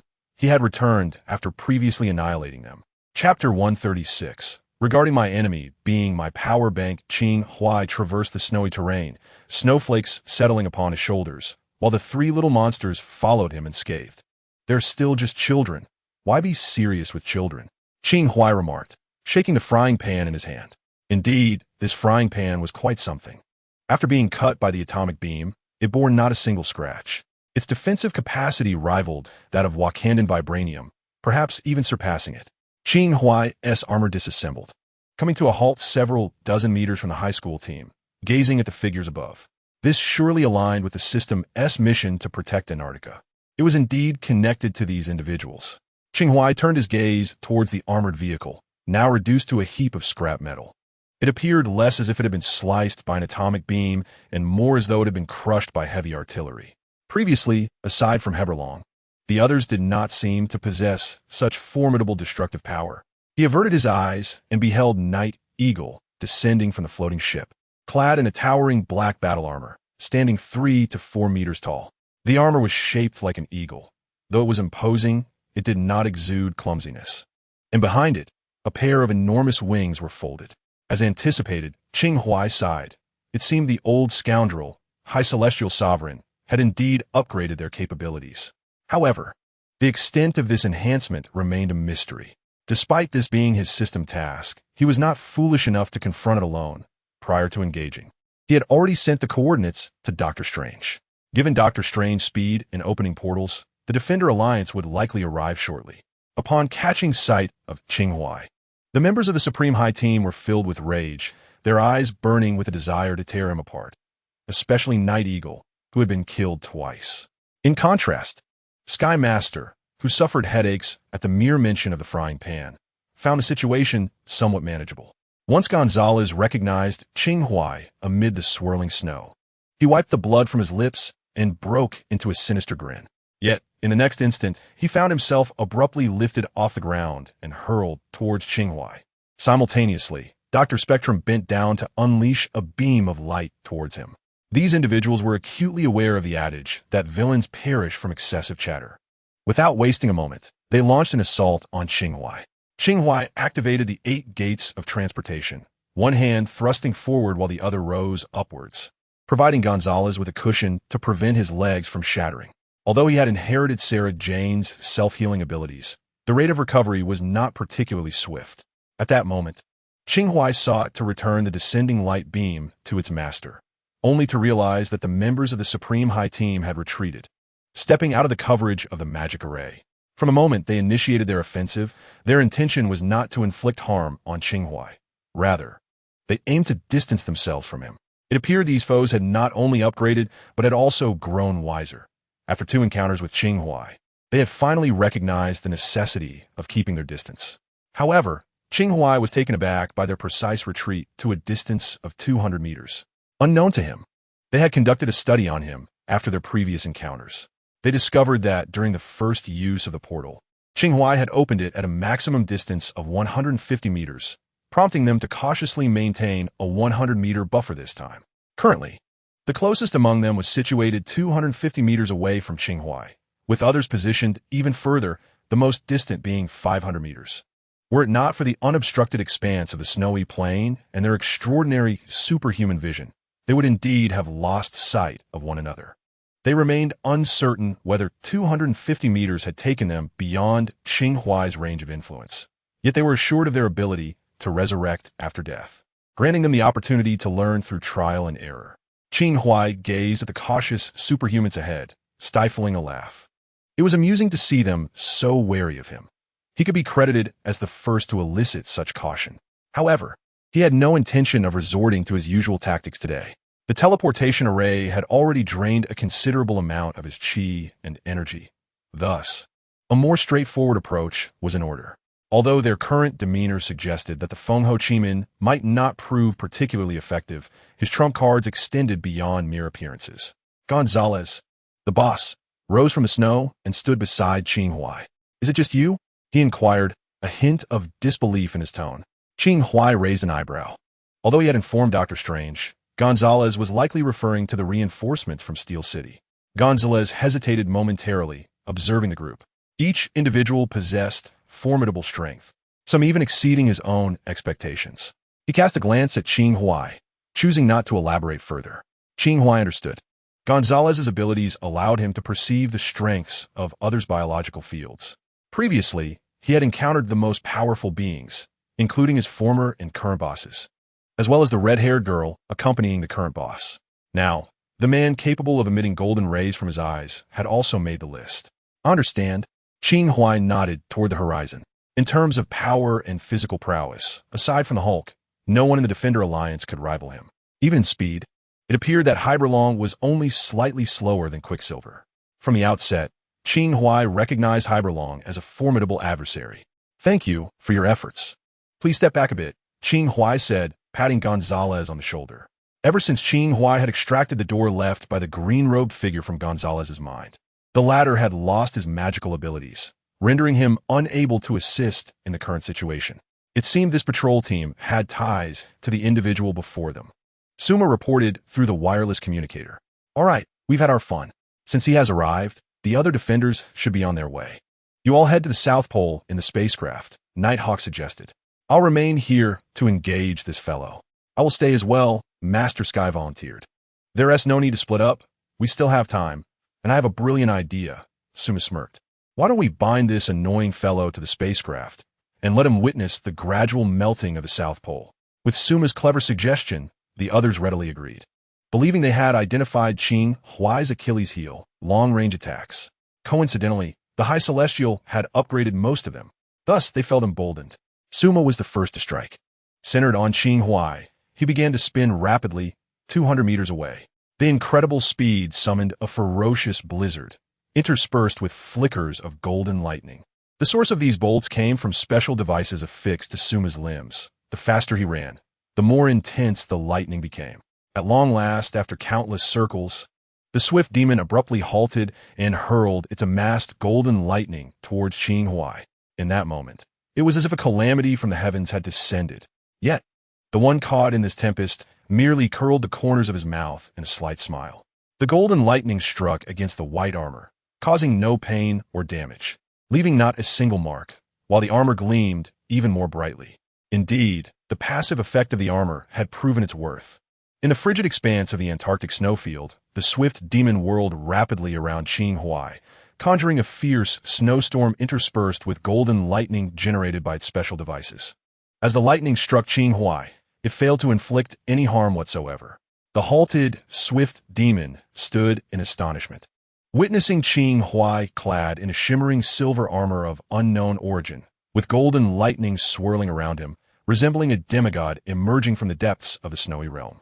Undoubtedly, the swift demon had undergone an upgrade, now resembling a neighboring lightning hero, yet this was not an unfavorable turn of events for Qing Huai. The snow mastiff armor possessed two passive effects. One doubled its power in metallic environments, while the other did so in the presence of lightning. Thus, the seemingly ferocious lightning assault from the swift demon felt to Qing Huai like a refreshing spring breeze, invigorating and comforting. As the storm began to abate, the golden lightning was silently absorbed by the armor. The swift demon murmured, "Something feels off. My attacks seem ineffective against him." The armor he wore should have rendered him immune to lightning. Nighthawk, observing from a distance through the glass panel of his helmet, glanced at Spectrum in the adjacent sky, declaring, "Spectrum, let us proceed." With that, Nighthawk's battle armor unfolded its massive iron wings, soaring through the pale sky like a majestic eagle, and as it passed above Qing Huai, it unleashed a barrage of bombs. Simultaneously, Spectrum had completed his energy build-up, manifesting a fire god cannon in the sky, relentlessly bombarding Qing Huai. Had Qing Huai overheard their exchange, he would undoubtedly have scoffed at the absurdity of their attempt. Isn't the goal to capture him alive? Why the bombardment? The snow was once again stirred, thick ice layers engulfing the projectiles, burying them deep into the earth.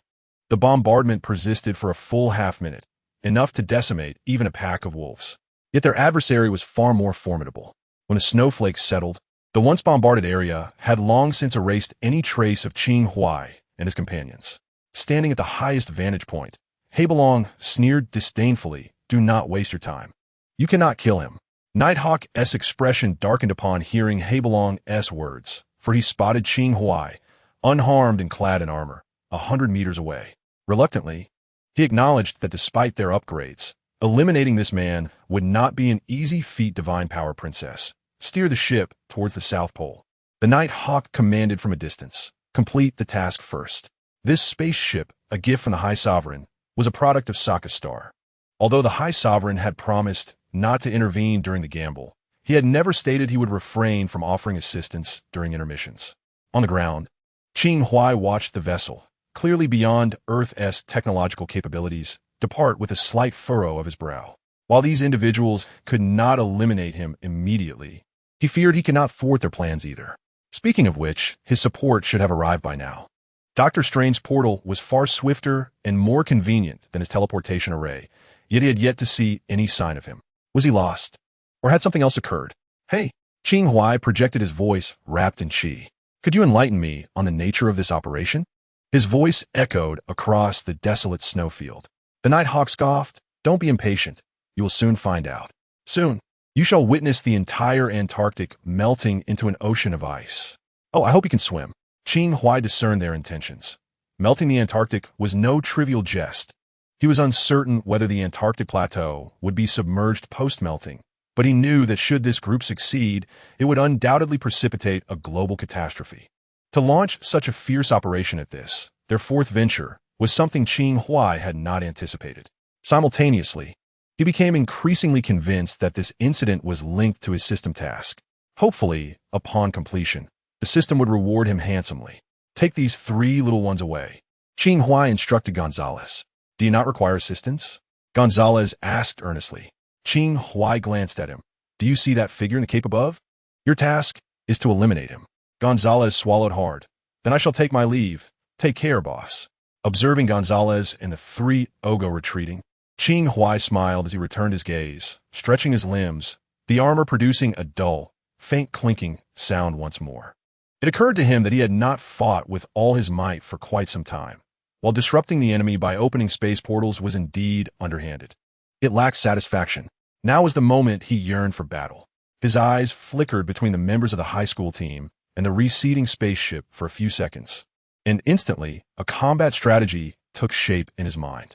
This 4th gamble marked the 3rd battle in which he would partake, and he intended to strike hard from the outset.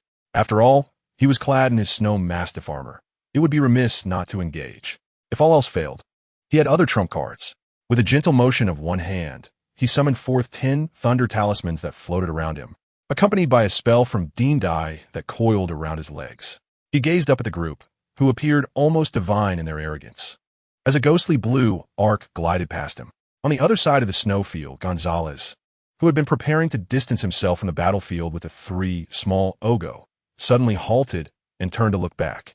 In that fleeting moment, he sensed a renewed surge of pressure emanating from his boss, amplifying once again. Gonzalez inhaled sharply, overwhelmed by terror, and instinctively quickened his pace. In the midst of divine conflict, mortals ought to remain unscathed. The figures of Night Eagle and his companions in the clouded sky sensed an unsettling shift. The man who had repeatedly thwarted them seemed to be taking things seriously. Qing Huai took a step back, then unleashed his formidable power. Like an arrow released from a bow, he surged forth, stirring a flurry of snow in his wake.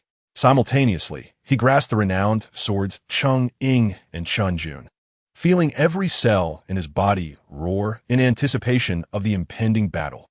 It was as if they were proclaiming, "Here it comes. It is upon us." With a swift slash of the Cheng Ying sword, the 12th talisman was instantly activated. The Heavenly Pavilion spell. A tempest arose between Qing Huai and the elite team, as snowflakes sliced through the air like blades. "Be careful," Night Eagle shouted, retracting his iron wings while ascending with his thrusters.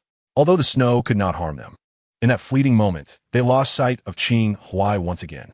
The sound of wind tearing through the air followed, as the Yuchang sword materialized before Night Eagle after 2 spatial transports, piercing through his armor as effortlessly as cutting through tofu.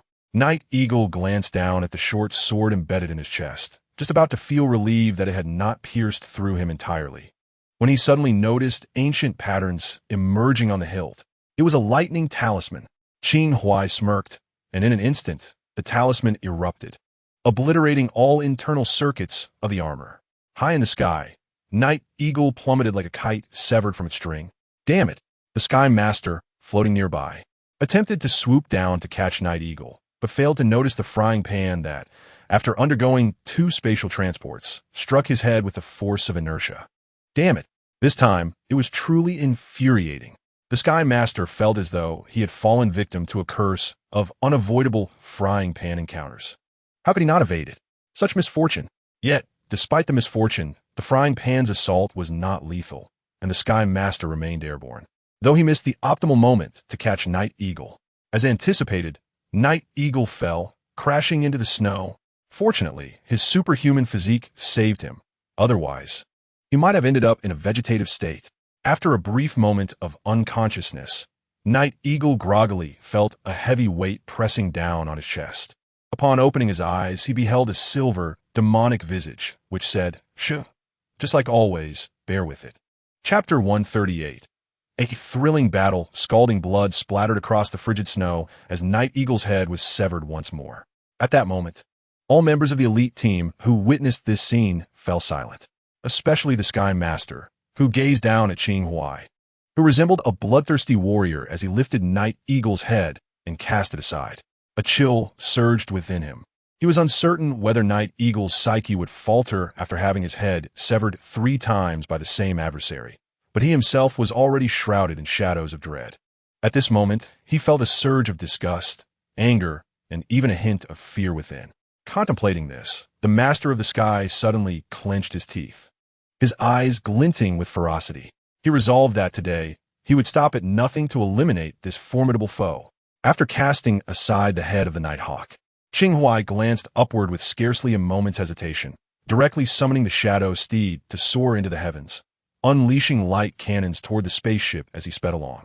From the moment the spacecraft had prepared to depart, Qing Huai had been acutely aware that within the Antarctic melting plan of the Supreme Team, this alien vessel would play a pivotal role. Thus, after vanquishing the Nighthawk, his next target was the spaceship. The light cannons formed a barrage, swiftly approaching the vessel's rear. Just as they were about to strike, the figure clad in a golden cloak dashed between them, unflinchingly absorbing the blast with his body. Qing Huai, seated upon the shadow steed, let out a soft sigh. This individual was indeed a nuisance. Glancing back, he noticed that Dr. Spectrum and the Master of the Sky had followed closely behind. The speed demon, crackling with electricity, dashed along the ground beneath them, poised as if ready to seize an opportunity. Qing Huai retracted his gaze, intent on engaging in battle without reservations. But first, he needed to neutralize the spaceship. He resolved to employ that technique. Surrounded by adversaries in midair, Qing Huai suddenly released his grip from the shadow steed's handlebars and traced a small circle before preparing to clasp his hands together. However, just as he was about to do so, the figure of Hebelong suddenly arched an eyebrow and charged at Qing Huai with astonishing velocity, producing a sonic boom in the air. Before Qing Huai could execute his meditative seal, Hebelong had already thrust him off the shadow steed, and the two plummeted toward the snowy ground like meteors. Qing Huai's assessment proved accurate. In terms of fundamental strength, speed, and physique, Hebelong far surpassed him. Fortunately, clad in the snow mastiff armor, he managed to grasp Hebelong's arms just before crashing to the ground, exerting all his strength to hurl him away. The two tumbled across the snow, shattering the ice beneath. Yet, neither suffered significant harm. In their previous encounters, the first had involved Hulk, and the second had seen Hebelong absent. Thus, this marked the inaugural clash between Qing Huai and Hebelong. Curious, Qing Huai rose from the snow, casting a glance at the sky before addressing Hebelong. What conditions has the High Celestial Sovereign offered you that warrant such fervent dedication? Hebelong, unscathed, stood up as well. What? Is this your last question before your demise? Qing Huai stretched languidly. Do not be so serious. To be frank, the High Celestial Sovereign once invited me to join your ranks. If the terms are favorable, I could readily switch allegiances and assist you in overthrowing the malevolent Defender Alliance. Hebelong snorted, clearly skeptical of Qing Huai's words. Yet he answered the inquiry. Everyone's terms differ. Mine is that upon victory in the gamble, Earth shall belong to me. Qing Huai made a couple of sounds, recalling from memory that Hebelong had numerous incarnations within a multiverse of the original work, some embodying justice, others malevolence, and even one that had vanquished formidable foes such as Hulk, Thor, Magneto, and Wolverine. The version he currently faced was unmistakably an evil one, and a particularly ambitious one at that. Indeed, this posed quite the challenge. But such adversity invigorated him. Thank you for your answer. Qing Huai smiled, lowering his arms that had been stretched during a yawn, and clasped his hands together in a serene seal before Hebelong could fully react. In an instant, everything within his gaze was frozen in time like a painting. Simultaneously, the energy bar of his snow mastiff armor began to dwindle, indicating that this state could not be sustained for long. He needed to act swiftly. 3 renowned swords materialized around him, and Qing Huai gently plucked their hilts as if strumming a stringed instrument, causing them to hover and rotate in the air. Having meticulously maintained them, he hoped they would not disappoint him. With a calm smile, he flicked his fingers, and the 3 swords imbued with lightning symbols soared forth, traversing the frigid winds and snow, catching up to the alien spacecraft in a realm of absolute stillness. They penetrated it. They obliterated it. In the process, the ship, having been struck, broke free from the serene seal and plummeted straight down, exploding upon impact with the snowy expanse. Subsequently, The electrified flying swords returned, one of which pierced the heart of the speed demon on its way back, while the remaining two, forsaking the figures in the sky, surged directly toward Hybelong with unbridled force. He aimed to test whether he could slay this counterfeit superhuman under such overwhelming advantage. The two swords plunged into Hybelong's form, yet their razor-sharp edges were thwarted by his extraordinarily dense musculature, making progress arduous. Indeed, Qing Huai thought with a bitter smile, witnessing Hybelong break free from the frozen state due to the attack. He swiftly recalled the flying swords, dispelling the serene seal. By now, the battlefield contained Hybelong, Spectrum, the Master of the Sky, and the Divine Princess emerging from the explosion. After glancing into the distance once more, Qing Huai was certain that something had gone awry with Doctor Strange. Thus, the ensuing confrontation would be 1 against 4, but Qing Huai felt no trepidation. What lay ahead would be a battle of exhilarating intensity. The wooden sword case unfurled in a fan shape upon the snowy ground, and the three renowned swords, Cheng-Ying, Chun-Jun, and Yu-Chong, returned to their sheaths, yet trembled with a sentient energy, poised for action. Standing alone in the snow, Qing Huai formed a sword with his fingers, lightly tapping his toes to initiate the wind behind the mysterious gate, as 12 colorful talismans floated before his chest like playing cards. With a smile that radiated an innocent charm, he proclaimed, "Ladies and gentlemen, please watch closely. I am about to put on a show." Chapter 139. Decapitation does not necessarily mean death at the Sanctum Sanctorum. Stephen Strange sat across from the Ancient One at a table, where a chessboard lay between them. It was now the turn of the Supreme Master to make his move, yet he displayed no sense of urgency. Propped on his elbow, with his chin resting in his hand, he sat across from Stephen, seemingly deep in contemplation, or perhaps dozing off. "Master, please do not prolong this any further." Stephen Strange straightened his posture and gazed intently at the Supreme Master. "Oh." The Supreme Master lifted his gaze towards Stephen. "Is there something you wish to discuss, sorcerer?" Stephen shook his head. The Supreme Master was indeed a master of feigning ignorance. Approximately half an hour earlier, Qing Huai had sent him a coordinate, informing him of the fourth invasion by the High Council, just as he was preparing to utilize a portal to assist the Defenders Alliance. The Supreme Master had arrived. His intentions were unmistakable, to obstruct Stephen from providing aid. Fortunately, there were others in the Alliance capable of traversing space, such as Hellstorm. Pietro had already sought out Hellstorm. At their current pace, they might have reached the coordinate point by now, assuming all went smoothly. At this moment, deep within Antarctica, Qing Huai remained solitary, surrounded by talismans and flying swords, with the High Council maintaining their distance. In truth, Qing Huai could leave if he so desired, but after destroying the spaceship, the system had not issued a notification of mission completion, indicating that the task of defending Antarctica was not yet concluded. At the very least, the presence of these invaders posed a lingering threat. Qing Huai gazed into the distance and observed the Divine Princess emerging from the ruins, unharmed by the wreckage. He glanced skyward, where only the figure of Dr. Spectrum could be seen. The Master of the Sky had once again entered a state of invisibility. However, since he had not entered the Qi Men realm, Qing Huai was unable to perceive him this time. On the ground, Heberlon approached Qing Huai step by step, unperturbed by the Qi Men formation that instilled fear in the others of the High Council. He strode forward, tauntingly inquiring, "Have I entered your peculiar domain? Attempt to activate it, and then sever my head." A scornful smile played upon his lips as he spoke. Such arrogance. Perhaps it was due to Qing Huai's recent jest at his expense, or perhaps his observations of Qing Huai had reached their limit.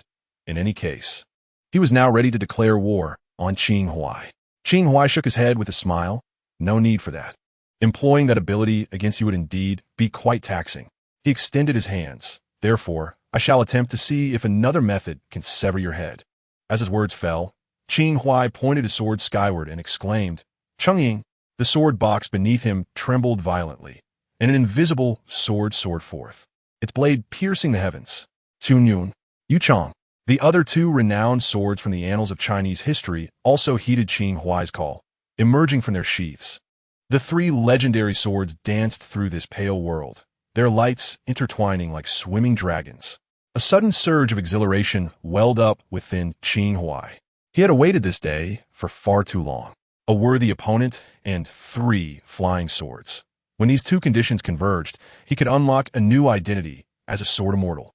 Though he may not possess the true might of a sword immortal, he surely must embody its elegance. Qing Huai stood resolutely amidst the swirling snow and wind, rooted in place, while 3 flying swords had already arrived before Haibao Long. With a fierce glint in his eyes, Haibao Long stomped down, shattering the ice beneath him, raising great blocks of cold ice to shield himself. Yet, mere ice could hardly withstand the onslaught of the flying swords.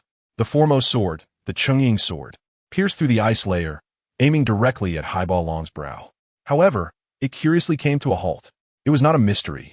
Haibao Long had grasped the translucent blade with his hand, a phenomenon that defied the laws of physics. Qing Huai's thoughts were intertwined with the spirits of the 3 renowned swords, and he attempted to extract the Qing sword from Haibao Long's grip, but to no avail. His connection with the sword spirits was still far from sufficient. In the midst of his contemplation, the Chunjun sword was seized by Haibao Long as well, who then used its hilt to deflect the incoming Yuchong sword, sending it flying into the snow. Indeed, before absolute power, all fanciful tricks were utterly useless. This legendary being, possessing the ability to shatter stars, was, in many respects, akin to an immortal. The heavy snow was once again disturbed as Qing Huai unleashed his full energy, augmented by Director Dai's incantation to enhance his speed, leaving a trail of white light in the snow. 12 talismans, like ethereal spirits, trailed beside him. With a flick of his finger, one flew into the air, activating its power. The one leaf covers the eye talisman unleashed a shroud of darkness that enveloped Haibao Long. As its name implies, this talisman temporarily deprived the opponent of their sight. Although its effect was brief, it sufficed. When Haibao Long regained his vision, he found himself surrounded by several elongated talismans, tightly adhering to his body. The binding immortal talisman restrained some of his bodily movements, while the sealing meridian's talisman obstructed his energy pathways, preventing him from channeling qi, and for an eternal being like Haibao Long, it curtailed his access to cosmic energy. This was evidenced by the gleam in Haibao Long's eyes, which, despite their brilliance, struggled to unleash his atomic gaze. The Chungying and Chunjun swords naturally slipped from Haibao Long's grasp, returning to Qing Huai's hands. However, just as he prepared to cross the swords and sever Haibao Long's head, the talismans entwined around Haibao Long shattered entirely. Qing Huai realized that this method could not restrain Haibao Long for long, yet he did not anticipate such a brief duration. A mere 5 seconds was hardly sufficient. The atomic gaze erupted forth, sending Qing Huai hurtling away. The immense cosmic energy attack caused his already weakened armor to disintegrate, exposing his body. Lying in the frigid snow, this setback brought a smile to Qing Huai's face. His Qi Men array was, of course, wide open, and perhaps at that moment, no one noticed that Haibao Long's assault had brought Qing Huai within a mere 200 meters of the others. Now, all were enveloped within the mysterious Qi Men formation. Chaos Gold Strike, Qing Huai whispered. He did not wish to use this technique solely against Haibao Long.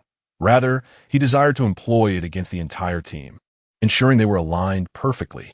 Only in this manner could he avoid any disturbances while utilizing the tortoisefly body. After all, even a mutated variant of this ability could scarcely eradicate the side effects associated with it. As he had previously surmised, employing the Chaos Gold Toad to restrain Haibao Long indeed demanded a considerable toll, as evidenced by the substantial depletion of his internal energy. Approaching Haibao Long, he grasped the pure Jun sword and enveloped himself in a layer of Chaos Gold Toad before activating the tortoisefly body to elevate his bodily functions to an astonishing tenfold efficiency. Had there been onlookers amidst the snow, they would have witnessed Qing Huai, sword in hand, executing a remarkably slow strike at the relatively motionless Haibao Long. The latter's body and bones were unexpectedly resilient, and it was only with the assistance of the 8 divine white tigers' power that Qing Huai managed to sever Haibao Long's head. At this juncture, Qing Huai was drenched in sweat despite the frigid environment. Fortunately, with Haibao Long vanquished, the influence of the remaining adversaries paled in comparison. Employing the same technique, he systematically decapitated the remaining foes before collapsing onto the snow, exhausted. Though he was not wholly depleted, his internal energy was alarmingly scarce. Nevertheless, the ordeal had come to an end. Breathing heavily in the snow, Qing Huai gradually sensed something amiss. The system had yet to declare the mission complete. Was this incident not the task the system had described? Or had he merely overlooked a crucial aspect of it? Suddenly, in the eerie stillness of the snowy expanse, a rustling sound emerged. In a state of terror, Qing Huai glanced to the side, witnessing golden energy intertwining like threads, one end connected to the body and the other to the severed head, both being inexorably drawn nearer. He had neglected a vital point. He presumed that decapitating an opponent would guarantee their demise. Indeed, severing the head would typically result in death, but such was the rule for ordinary earthlings. His enemy, however, was an eternal of alien origin. In this unfamiliar parallel universe, it seemed that simply beheading an alien eternal might not suffice to ensure their end. Note, the terms Chaos Gold Toad and Tortoisefly Body refer to specific abilities within the narrative context and have been retained for clarity.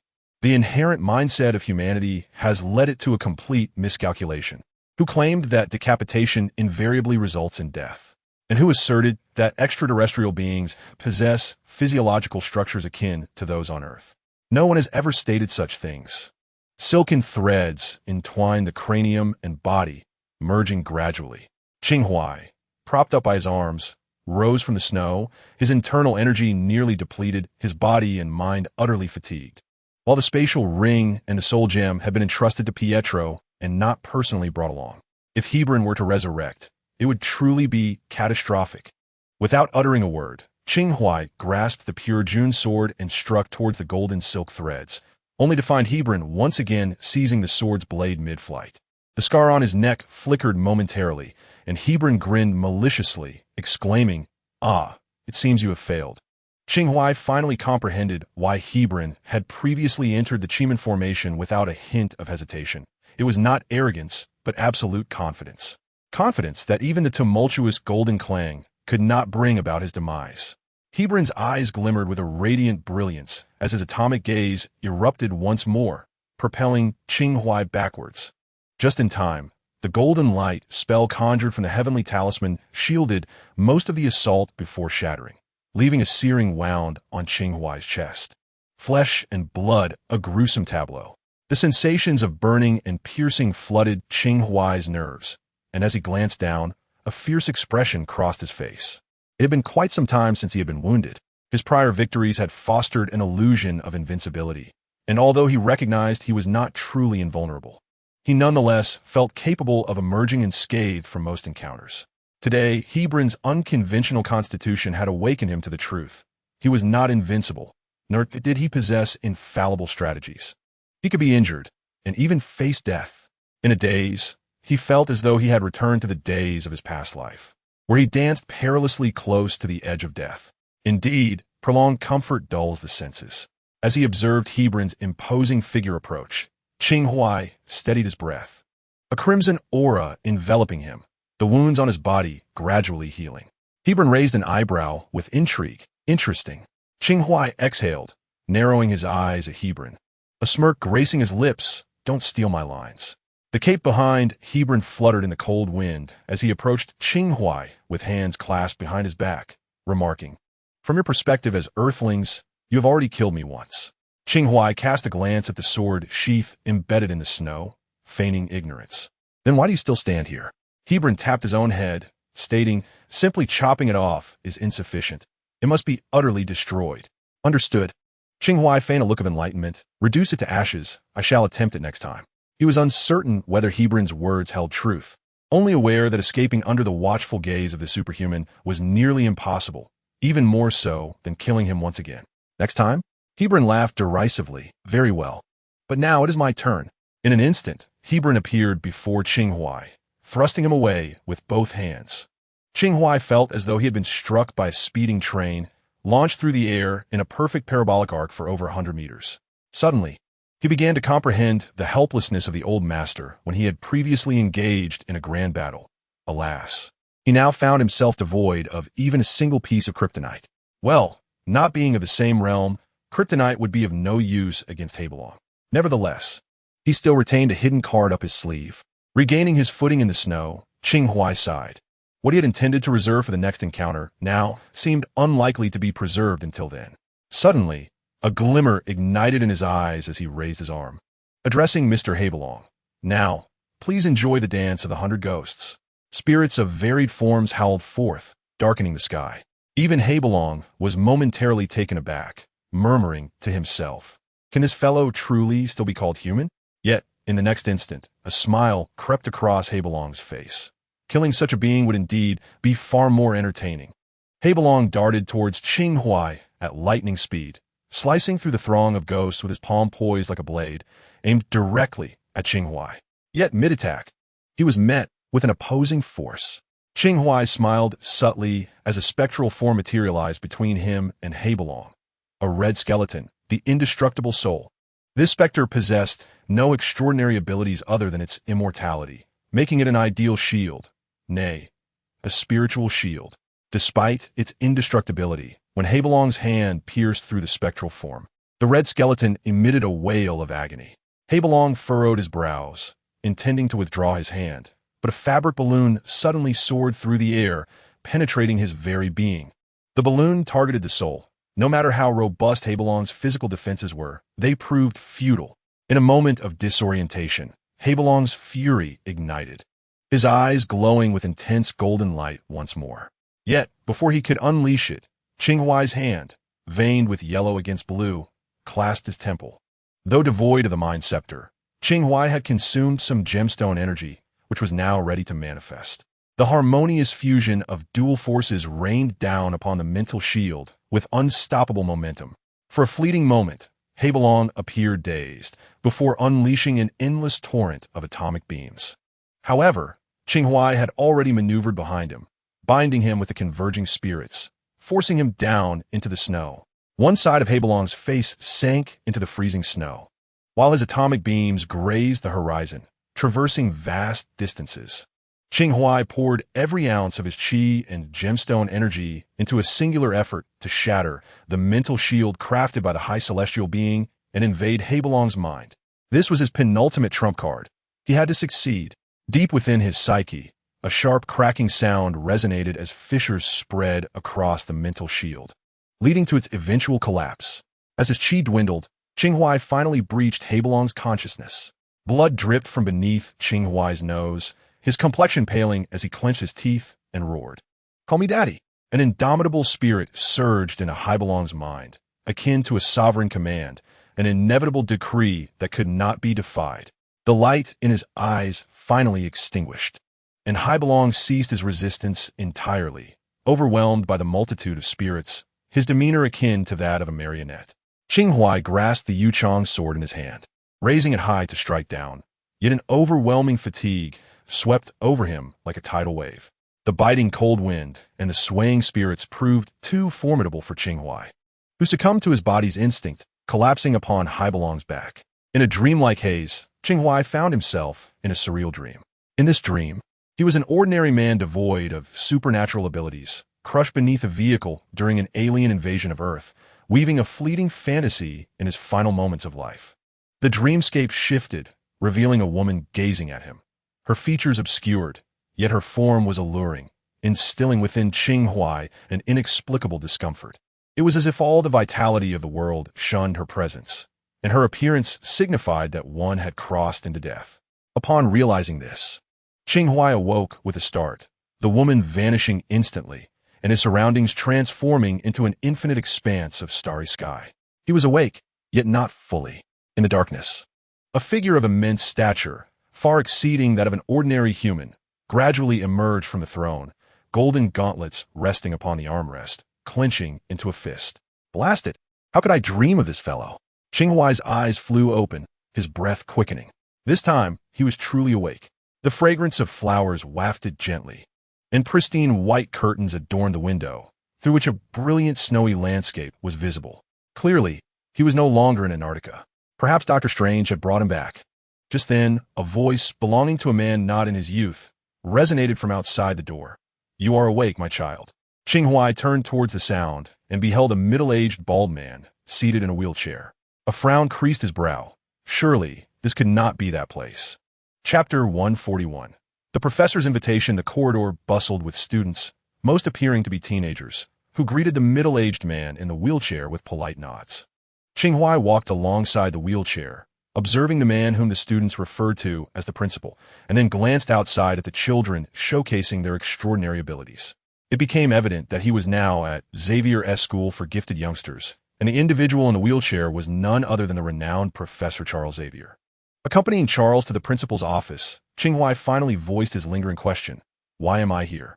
You happened to encounter Logan and the others in Antarctica, and they brought you back," Charles replied with a smile. Unlike the elderly figure portrayed in films, this Charles appeared to be in his 40s or 50s. Happened to? Qing Huai raised an eyebrow, finding the term rather intriguing. What of that individual? He took a seat at the table, fully aware that the other was deceiving him. "That person is exceedingly dangerous," Charles remarked. "For the safety of the children, I cannot bring him here. And, well, do you know who is more dangerous, Haybelong or him? Do you know that person?" Qing Huai inquired as he accepted the coffee that Charles had offered. Haybelong, a member of the upper-tier team, wagered against the Defenders Alliance under the leadership of Go Xianzhen, Charles articulated clearly, adding, "I only learned of this later. It was Dr. Strange who informed me. You know Stephen?" Qing Huai had not anticipated this revelation. "Yes," Charles nodded. "He intended to take you with him yesterday, but your condition was rather dire at the time." Qing Huai paused, asking, "I was unconscious for several days? Today marks the third day since returning from Antarctica." Charles continued, "Your situation is quite peculiar. There are no fatal injuries on your body. Yet since returning from Antarctica, you have remained in a near-death state, as if the Grim Reaper were attempting to forcibly draw you into hell. Fortunately, this condition improved last night." Charles lifted his porcelain cup, casting a glance at Qing Huai, and half-jokingly remarked, "The Grim Reaper has returned you to us." The Grim Reaper? Qing Huai recalled the indistinct woman from his dreams, and, combined with the appearance of the purple yam spirit in subsequent visions, her identity seemed to crystallize. If Qing Huai's suspicions were correct, she was indeed a genuine deity. However, why would she enter his dreams? In light of Charles's words, Qing Huai had reason to suspect that the deity had intentionally invaded his dreamscape, but why? It made no sense. Upon reflection, despite his extraordinary handsomeness, he could not fathom why she would take notice of him. Pondering this, he expressed his gratitude to Charles, not for any particular reason, but simply because he was able to sit in such a beautiful environment and enjoy a warm cup of coffee. "Don't mention it," Charles replied, wheeling his chair to the window to gaze at a group of students training outside. "Mr. Qing Huai, I actually wish to discuss a potential collaboration with you." "Oh." Qing Huai turned slightly, thinking that the serious matter was finally about to be addressed. Charles continued to gaze out the window, sighing, "The existence of mutants has long been a source of concern for society, even prior to the enactment of the Superhuman Management Act. Now that the act is in place, those with ulterior motives will undoubtedly exploit mutants. Mr. Qing Huai, your employees are mutants, are they not?" Qing Huai narrowed his eyes slightly. He was not surprised that Charles knew about the nature of his employees. With Charles's capabilities, he could locate any mutant in the world. However, he was somewhat puzzled by the underlying implications of Charles's statement. Charles turned back with a smile, saying, "Do not misunderstand. I merely wish to invite them to the school as guests. Is it really that simple? Of course, if they enjoy it here, they can attend school. The institution has dormitories." Charles maintained his ever-present smile. Qing Huai understood. Charles was extending an olive branch to him. The current turmoil sparked by the Superhuman Act is intensifying, and prior to his journey to Antarctica, several incidents of superhuman riots had already occurred. Although he possesses means to address these challenges, the prospect of having an organization like the Academy to shield them is certainly appealing, whether through memories of a past life or the interactions of today. Qing Huai harbors no ill feelings towards Charles. "I will contemplate your proposal," Qing Huai stated calmly. "Please, articulate your terms." In his view, since Charles proposed a partnership, it is only fair that Charles, in his capacity as a protector of his employees, should also offer something in return. He does not shy away from contributing, provided it is worthwhile.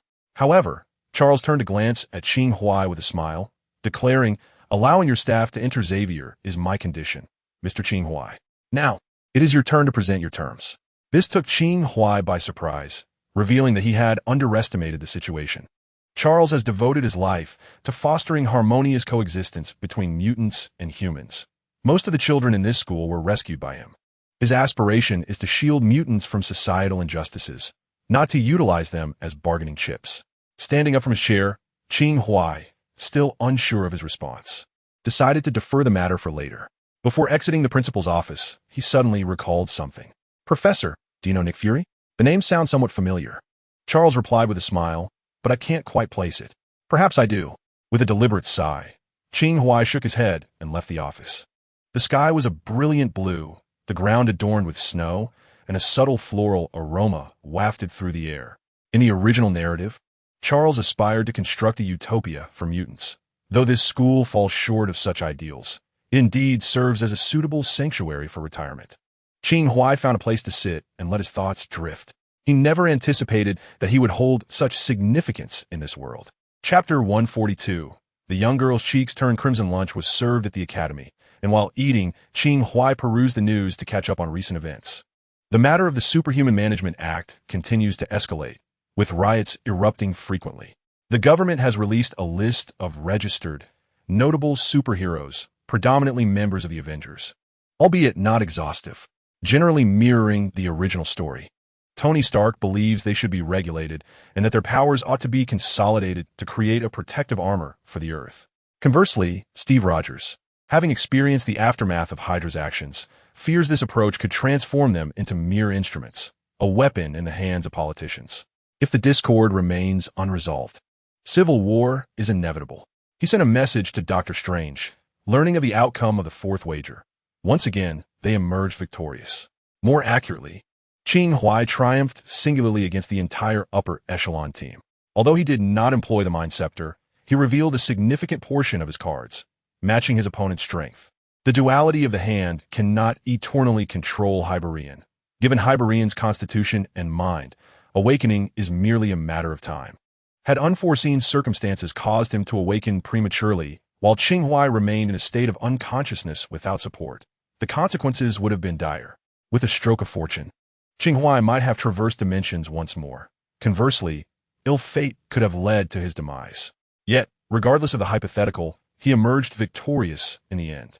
Moreover, through this experience, he gained a clearer understanding of his current capabilities devoid of external enhancements.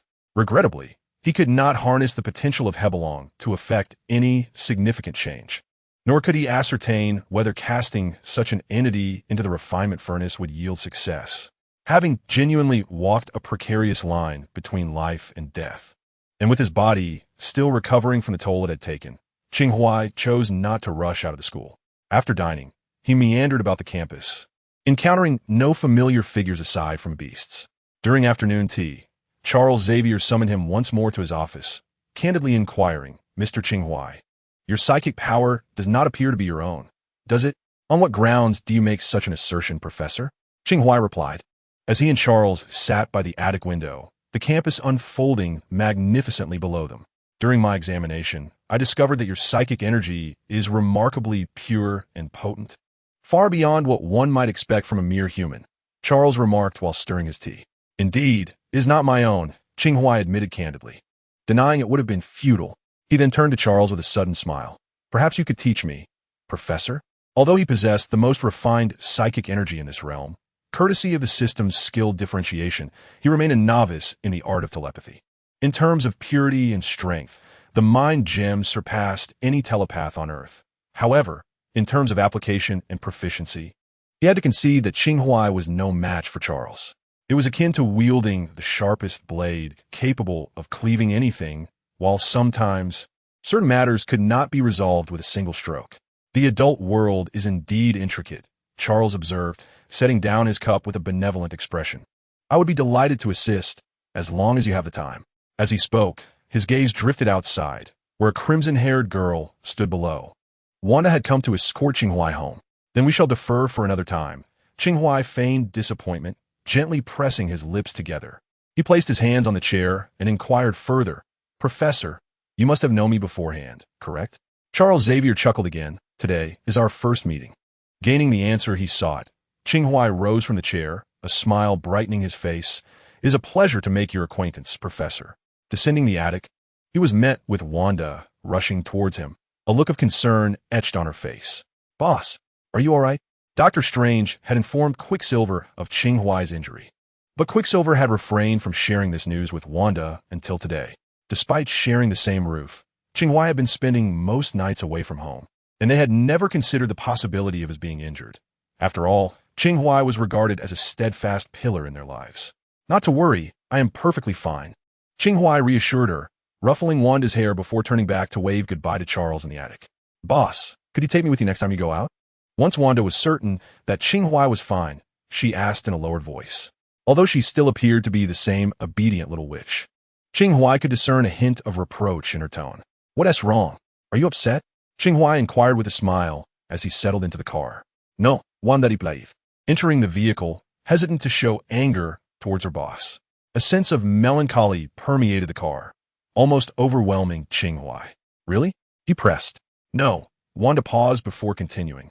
I just feel like Peter and Gwen are able to assist you in other matters, while all I can do is earn money. Qing Huai was taken aback and couldn't help but chuckle. Silly girl. Do you have any idea how vital the skill of earning money is in other worlds? Many wish to earn, but cannot. However, he realized he had indeed overlooked Wanda's feelings. He had intentionally avoided becoming that annoying person who makes decisions under the guise of benevolence. Yet he had inadvertently become just that. He thought that keeping Wanda away from battle and returning her to a mundane life was a form of protection. But what if that was not what she desired? Qing Huai silently chuckled in despair. People often unintentionally become the very individuals they loathe. He gently flicked Wanda's pert nose, assuring her that he would not make the same mistake again. A blush crept across the girl's cheeks. Chapter 143. The Goddess of Death and the One with the Black Book. As night fell, the three-story villa was ablaze with light. The aroma of hot pot wafting through the air, dispelling the chill. In the dining room, 6 individuals gathered around a table, enjoying a dual-flavored hot pot. In addition to Qing Huai's family, Peter Parker and Gwen Stacy were also present. The group was already aware of Peter Parker's identity. But now as a member of the Avengers, he faced the dilemma of registering his identity. Registering meant removing his mask. Peter mentioned that some in the Avengers felt that agreeing to the Superhuman Registration Act equated to losing their freedom, which deterred many from complying. Tony Stark had given them a few days to consider, but the Avengers viewed him as a government puppet, deriding him for it. Qing Huai, however, understood that this so-called period of contemplation had likely been Tony's arduous negotiation with the government, as he was the one least inclined to incite discord within the team. Ironically, this would only lead to increased pressure from both the government and the opposition. Have you made up your mind? Qing Huai asked Peter Parker. Mr. Stark wants me to register, but I haven't decided yet, Peter replied, looking disheartened. Qing Huai realized that registering was indeed the prevailing trend. Otherwise, 2 outcomes awaited them. Either relinquishing their powers to live as ordinary individuals or becoming criminals. Among those at the table, Wanda and Sarah Jane would not attract government attention as long as they refrained from using their abilities in public, while Pietro faced a similar choice as Peter Parker. In fact, if there were no variables, regardless of their choices, Qing Huai would always find a way to protect them. The real question lies in whether they share the same intentions and whether they are worthy of his protection. Presently, with the enhancement of the Soul Stone and the Refinement Furnace, Qing Huai possesses the power to enslave a significant portion of humanity on Earth, should he desire. However, such a scenario would be excessively mundane. At times, companions are far more valuable than mere slaves. As a variety show of considerable scale played on the television, an unexpected news bulletin interrupted. The government set a final 2-day deadline for those superheroes opposing the registration of their identities. Should they fail to provide a compliant response, they would collectively be deemed criminals, and specialized personnel would be dispatched for their apprehension. Following this, the news revealed the identities of these specialized agents. More accurately, a professional organization, SHIELD, the registration faction of the Avengers, and the High School Squad. What a colossal surprise! Upon witnessing those familiar figures make their appearance, Qing Huai felt an uncontrollable urge to curse. He had anticipated that this group would exploit the turmoil to instigate some antics. The most outrageous part was their sudden transformation into official operatives. Is this reasonable? Well, considering their prowess alongside the Supreme One, it seemed less absurd. Qing Huai had already gleaned from Pietro that the reason no one aided him that day was not due to a lack of support, but rather that help arrived too late. Doctor Strange was held back by the Supreme One, and while the Hellstorm possessed the ability for spatial teleportation, it was not yet adept at it. After a journey to the Arctic, a tropical location, and a detour to the Great Wall, they finally succeeded in teleporting to Antarctica. By that time, however, Qing Huai had already been taken away by Logan and the others. The timing was impeccably precise. Thus, Qing Huai was convinced that their arrival was no mere coincidence. Yet, he had not yet found the opportunity to inquire about the professor with Dr. Strange, though he could surmise some aspects. Ancient One, Nick Fury, and the professor seemed to encircle Qing Huai like a ring, based on various incidents and their attitudes. He began to suspect that he might actually be an illegitimate child of their collective mischief. Well, in this universe, they're all male. However, Qing Huai now harbored doubts that this ring might encompass more than just the three of them. If there were others, what roles might they play? This is becoming increasingly intriguing. After finishing his meal, Qing Huai stepped onto the balcony to enjoy the breeze, organizing his thoughts on potential occurrences and contemplating countermeasures, preparing for unforeseen circumstances. Due to the involvement of the high school squad, the arrival of the Superhuman Registration Act was swifter than Qing Huai had anticipated. Thus, his original plans were not yet fully developed. Now, with those individuals assuming the role of law enforcement, it must be said, this indeed represented a significant variable in Qing Huai's strategy. The only piece of good news was that Qing Huai had triumphed over them thrice. One final victory would secure his overall success in the gamble. I hope that the esteemed High Heaven will not go back on his word. Downstairs, Peter Parker and Gwen Stacy bid farewell to Qing Huai as Wanda and others saw them off. Qing Huai waved in response, then returned to his bedroom, retrieving the Mind Scepter. For reasons unknown, ever since his return, an inexplicable sense of crisis had settled within him, prompting him to accelerate his absorption of the mind's power. The sensation of drawing in this energy resembled that of charging a battery. During this process, Qing Huai was oblivious to the normal passage of time, continuing to absorb until his body could bear no more.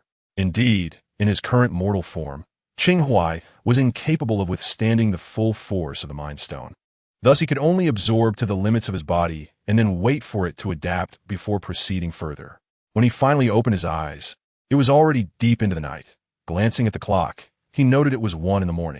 Setting the scepter aside, he intended to pour himself a glass of water, but suddenly, he turned to gaze out the window.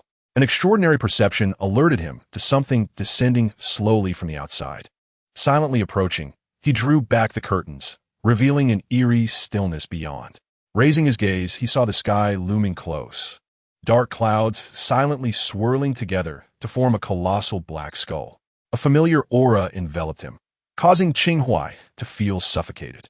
Beneath that vast cloud of skulls, he discerned the silhouette of a woman, and with that lifeless aura, it was unmistakably the goddess of death he had seen in his previous dream.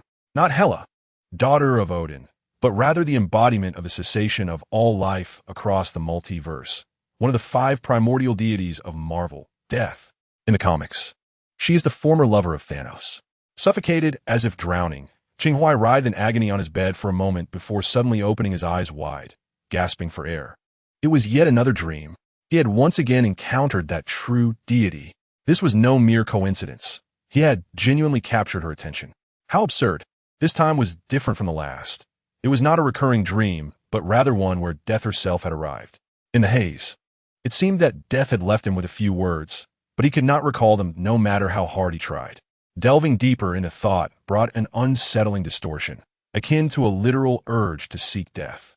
After gulping down several sips of water, Qing Huai felt as though he had been revived.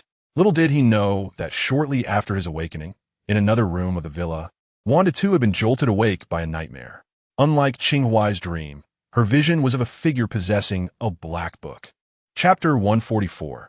It turns out that as long as the world is not destroyed, everything is fine. At the break of dawn, Qing Huai arrived at the sanctuary. The young sorcerer, who was cleaning, welcomed him into the living room and poured him a cup of tea. After approximately 10 minutes, a portal opened in the living room, and Stephen Strange stepped through. Qing Huai cast a glance behind the door where the Comitage was located. Within, an apprentice mage was diligently practicing the art of teleportation. While snowflakes gently floated through the air, the tea had grown cold. Qing Huai lifted the cup to his lips and took a sip. "I apologize for the wait," he said. Stephen Strange waved his hand dismissively. "It is quite all right now." As warmth enveloped his skin, Qing Huai glanced down to see steam rising from his once-cold tea. A small trick of the mage. He chuckled softly, setting the cup down. He looked up at Stephen and, with directness, inquired, "Is Professor Charles your ally? I mean, regarding my alliance." Stephen Strange paused momentarily, then revealed a nonchalant smile. "You have indeed discerned the truth." Qing Huai sighed. "So, it appears the mage has underestimated my intelligence. With only a defense left to wage, might you be inclined to divulge a fragment of your secrets?" Stephen removed his cloak, which of its own accord hung itself on a nearby hook. Shortly thereafter, he seated himself across from Qing Huai and poured himself a cup of tea. "I am not a member of that alliance. My mentor was." Qing Huai narrowed his eyes. "Indeed, there was an alliance. After my mentor perished in the battle against the other dimensional demons, I succeeded him," Stephen continued. "Your existence is profoundly intertwined with the fate of this world. One could argue that you are its linchpin. All of you seem incapable of speaking plainly," Qing Huai remarked with a hint of exasperation. Stephen had revealed but a single piece of information, that Qing Huai was of great importance. He was well aware of his significance, surrounded as he was by formidable individuals. Even a fool could grasp that truth. Yet, the crux of his curiosity lay in the why. "It concerns the future of this world. If I were to disclose that information now, I cannot predict the repercussions it would have," Stephen replied with a serious expression. "The only assurance I can provide is that as long as you do not wish to bring about the world's destruction, the Alliance's objective is to foster goodwill with you. Thus, you need not fear any conspiracies aimed at you." Listening to Stephen's words, Qing Huai fell into contemplation. No wonder Dr. Strange had appeared so unexpectedly when the Grandmaster sought to recruit him. "If I had agreed to join the Grandmaster's ranks, what measures would you have taken?" Qing Huai inquired. "The actions of the Grandmaster are detrimental to Earth. Should you align with him, I would advise against it," Stephen responded without a flicker of emotion. "And if I were to ignore your counsel?" Qing Huai asked, a smile gracing his lips as he fixed his gaze on Stephen. "I would continue to advise you." Stephen Strange and Qing Huai exchanged glances, yet he did not provide the answer that Qing Huai had speculated in his mind. The scope of this alliance extended far beyond the simplicity of Earth. For certain individuals within the coalition, Earth was insignificant compared to the vastness of the universe. If your sole intention was to annihilate Earth with unwavering resolve, Stephen Strange abruptly paused. Then, with a hint of resignation, stated, "These individuals may forsake Earth to preserve you. But when that day comes, I shall betray the Alliance and, at all costs, eradicate you." Qing Huai felt indifferent to the latter statement. The duty of the Supreme Sorcerer was to protect Earth. If Earth were to vanish, what significance would cosmic righteousness hold? Moreover, Qing Huai had no desire to destroy Earth. However, the former part of Stephen's statement surprised the usually unflappable Qing Huai.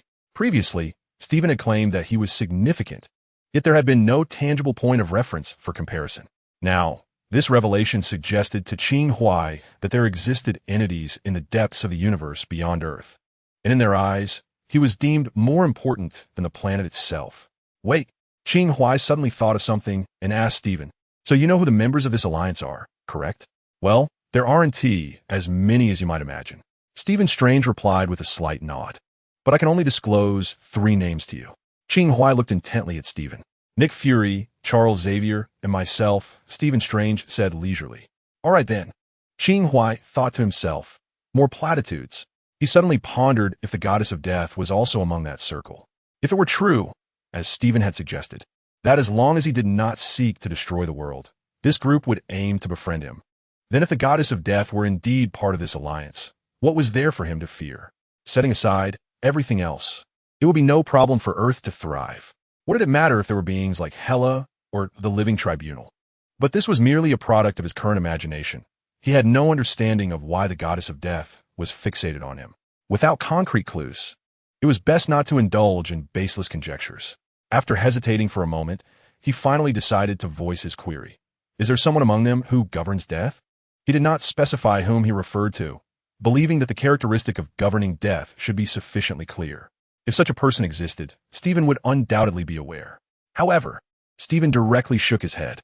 No, Qing Huai refrained from pursuing further inquiries, considering only 2 possibilities. Either Stephen was deceiving him, or there truly was no such individual. And the goddess of death had her reasons for taking an interest in him. The only way to verify this would be through one particular method. At this moment, Stephen Strange seemed to sense Qing Huai's thoughts and slowly remarked, "Please do not attempt to invade my mind to uncover the members of this alliance. Even if you were to breach the shield, that memory would vanish from my consciousness the instant you forcefully penetrated it. Unfortunately, those pesky individuals prefer to keep their existence concealed from you for the time being." With this avenue blocked, Qing Huai shook his head in exasperation, feeling quite disheartened. With no further idle chatter, Qing Huai stepped out of the sanctuary, basking in the radiance of the rising sun. Gazing at the sky, he couldn't help but let out a bitter smile, realizing that all it took was to avoid the destruction of the world.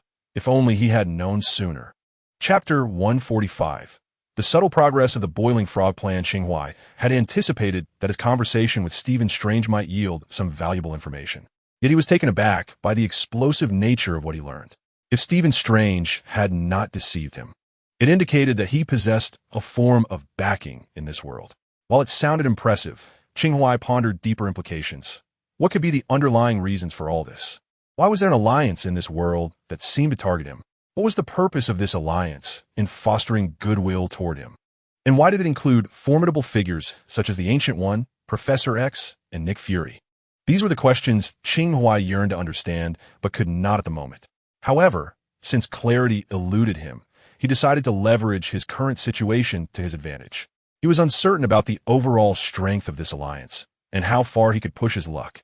He had previously conflated a notion.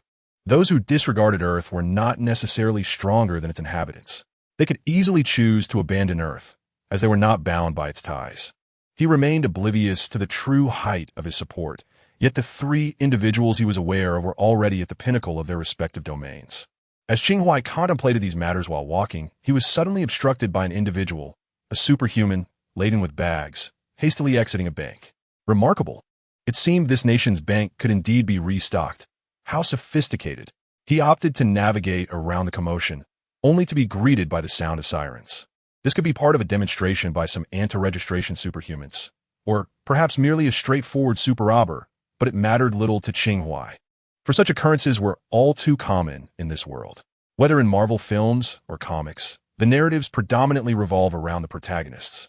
Only by immersing oneself in this reality could one truly grasp its quotidian atmosphere. While it may not be as grim as it appeared, the circumstances were hardly better, especially with recent events unfolding. The situation was dire indeed. New York's winter was both snowy and unpredictable. The morning sun could swiftly give way to flurries by noon. Rather than returning home, Qing Huai made his way directly to a bar operated by the Eagle's Claw gang. Although the gang was not particularly large, its power was undeniable. Bolstered by the serum, Brandon expressed concerns about whether the Superhuman Registration Act would affect them. Despite Qing Huai's efforts to regulate the number of serum injections, the majority of gang members had yet to be deemed superhuman, while Brandon and McDonald were genuine superhumans. Even if they concealed their identities from the government, they could not guarantee safety from potential betrayals by their peers. Parking in front of the bar, Qing Huai entered, ready to confront whatever awaited him inside. The bar during the day was sparsely populated, with only a handful of individuals scattered about, indulging in drinks and games. Qing Huai settled at the bar and ordered a drink when he suddenly noticed a commotion nearby. Turning his head, he beheld a woman with cascading, voluminous curls, drowning her sorrows in spirits. She downed her drink swiftly, her expression morose, and her eyes appeared slightly swollen, as if she had recently wept. It seemed she was seeking solace in alcohol, perhaps due to a recent heartbreak or some other misfortune, a scenario all too common. However, at a nearby pool table, a man, cigarette in mouth, approached her and brazenly groped her waist. Just as he attempted to escalate his advances, the woman retaliated with a swift slap. Infuriated, the man retaliated with a punch, sending her crashing to the floor. Friends of the assailant, playing pool nearby, converged menacingly. Scoundrels, Qing Huai muttered under his breath. Though he did not consider himself a paragon of virtue, he could not condone such behavior. His voice, though not loud, caught the attention of the group, and one of them pointed accusingly. "What did you say? Did you not hear me?" Qing Huai replied, remaining in his seat, glass in hand. "I said you're scoundrels. Preying on the weak?" A true man would be like him, outnumbered yet bold enough to confront his foes individually. Suddenly, the man opposite seized the woman's hair, dragging her toward Qing Huai, and forcefully pressed her head onto the bar. "Ah, a hero come to rescue the damsel?" he taunted, as he and his companions encircled Qing Huai with a provocative demeanor. Laughter erupted from the crowd. Qing Huai swallowed his drink, set down the glass, and waved his hand dismissively. As onlookers pondered whether Qing Huai had been rendered speechless by fear, another group approached, comprised of gang members who worked at the bar. Brandon, summoned by Qing Huai moments earlier, approached him with deference. "Boss, how shall we proceed?" Having just arrived, he had witnessed the unfolding chaos but assumed his employer wished to play a role in this confrontation, hence refraining from intervening and gesturing to his associates to hold back. While Qing Huai often enjoyed a bit of theatrics, these miscreants were not worthy of such display. He merely lifted his eyelids, casually remarked, "Find a quiet place to bury them." With that, Qing Huai rose from his seat and walked toward the back of the bar without glancing back, with Brandon following closely. "Did you bring the items?" Qing Huai inquired as he entered a more secluded room. Brandon promptly handed him a dark tray containing a list, a registry of government officials. More specifically, it was a list of officials ensnared by the Eagle Gang's machinations. This represented a minor achievement from their previous boiling frog strategy. Every individual harbors desires, be it greed, lust, jealousy, or pride. As long as the Eagle Gang could effectively exploit these weaknesses, they could wield power over their desires. Even if the so-called superhuman management legislation is rather complex, it is nonetheless a product of governmental formulation. Chapter 146, The Blade and the Blade Wielder. The 2-day period allotted by the government for superhumans to register swiftly elapsed, signifying that any superhuman utilizing their powers without registration is now in violation of the law. To manage the registered individuals, the government has established a Superhuman Activity Committee directly serving the president. In Washington, within the vast administrative building, the committee members convened to discuss the expiration of the grace period. There is an ancient proverb in China that states, "To kill one as a warning to 100, which I find profoundly insightful. We have already granted them time and opportunity. They will not take heed without some bloodshed." This was spoken by a middle-aged man with a Mediterranean appearance, who sat at the table with his eyes slightly narrowed. Beside him, a man named Raymond Sikorsky cast a sidelong glance, but remained silent. A third member, a blonde woman, interjected, "I concur. Let us test this blade on the high school team. The crucial matter lies in whom we shall target," emphasized a fourth, lean middle-aged man. "Ordinary criminals would fail to serve as an effective deterrent and could incite greater unrest. The Academy and that sorcerer have chosen neutrality, leaving only the well-known factions of the Avengers, the anti-registration side, and the Defenders." "Let us set our sights on the anti-registration faction of the Avengers," suggested a fifth man, a portly white gentleman with glasses. I recall one of them, a black individual, vehemently arguing that the legislation infringes upon freedom. A brief silence enveloped the meeting room. Yet it was evident that the others tacitly accepted the suggestion from a bespectacled man. Raymond Sikorsky, seated in his position, pinched the bridge of his nose, contemplating that while supervillains exist, these individuals seemed intent on targeting heroes to send message. Remarkable indeed. He suddenly regretted attending this meeting. He should have simply seized control of his committee or the entire government, including the president, and manipulated them at will. However, such an approach would be excessively reckless. With his current temperament, he was ill-equipped to govern the entire nation, aware that a single action could trigger widespread consequences. He could not control every citizen, nor did he desire to. Presently, he harbored two aspirations. One was to ensure his own safety, and the other was to eradicate this high school team, which posed a potential threat, both to Earth and to himself. At that moment, the Mediterranean man turned to Raymond Sikorsky. "Raymond, you seem particularly quiet today. Will you not share your thoughts?" Raymond glanced at him. "I merely wish to hear your opinions. Of course, I have my own views, though they may diverge from yours." "Oh." The others regarded Raymond with curiosity, sensing something peculiar about him today, yet unable to articulate what it was.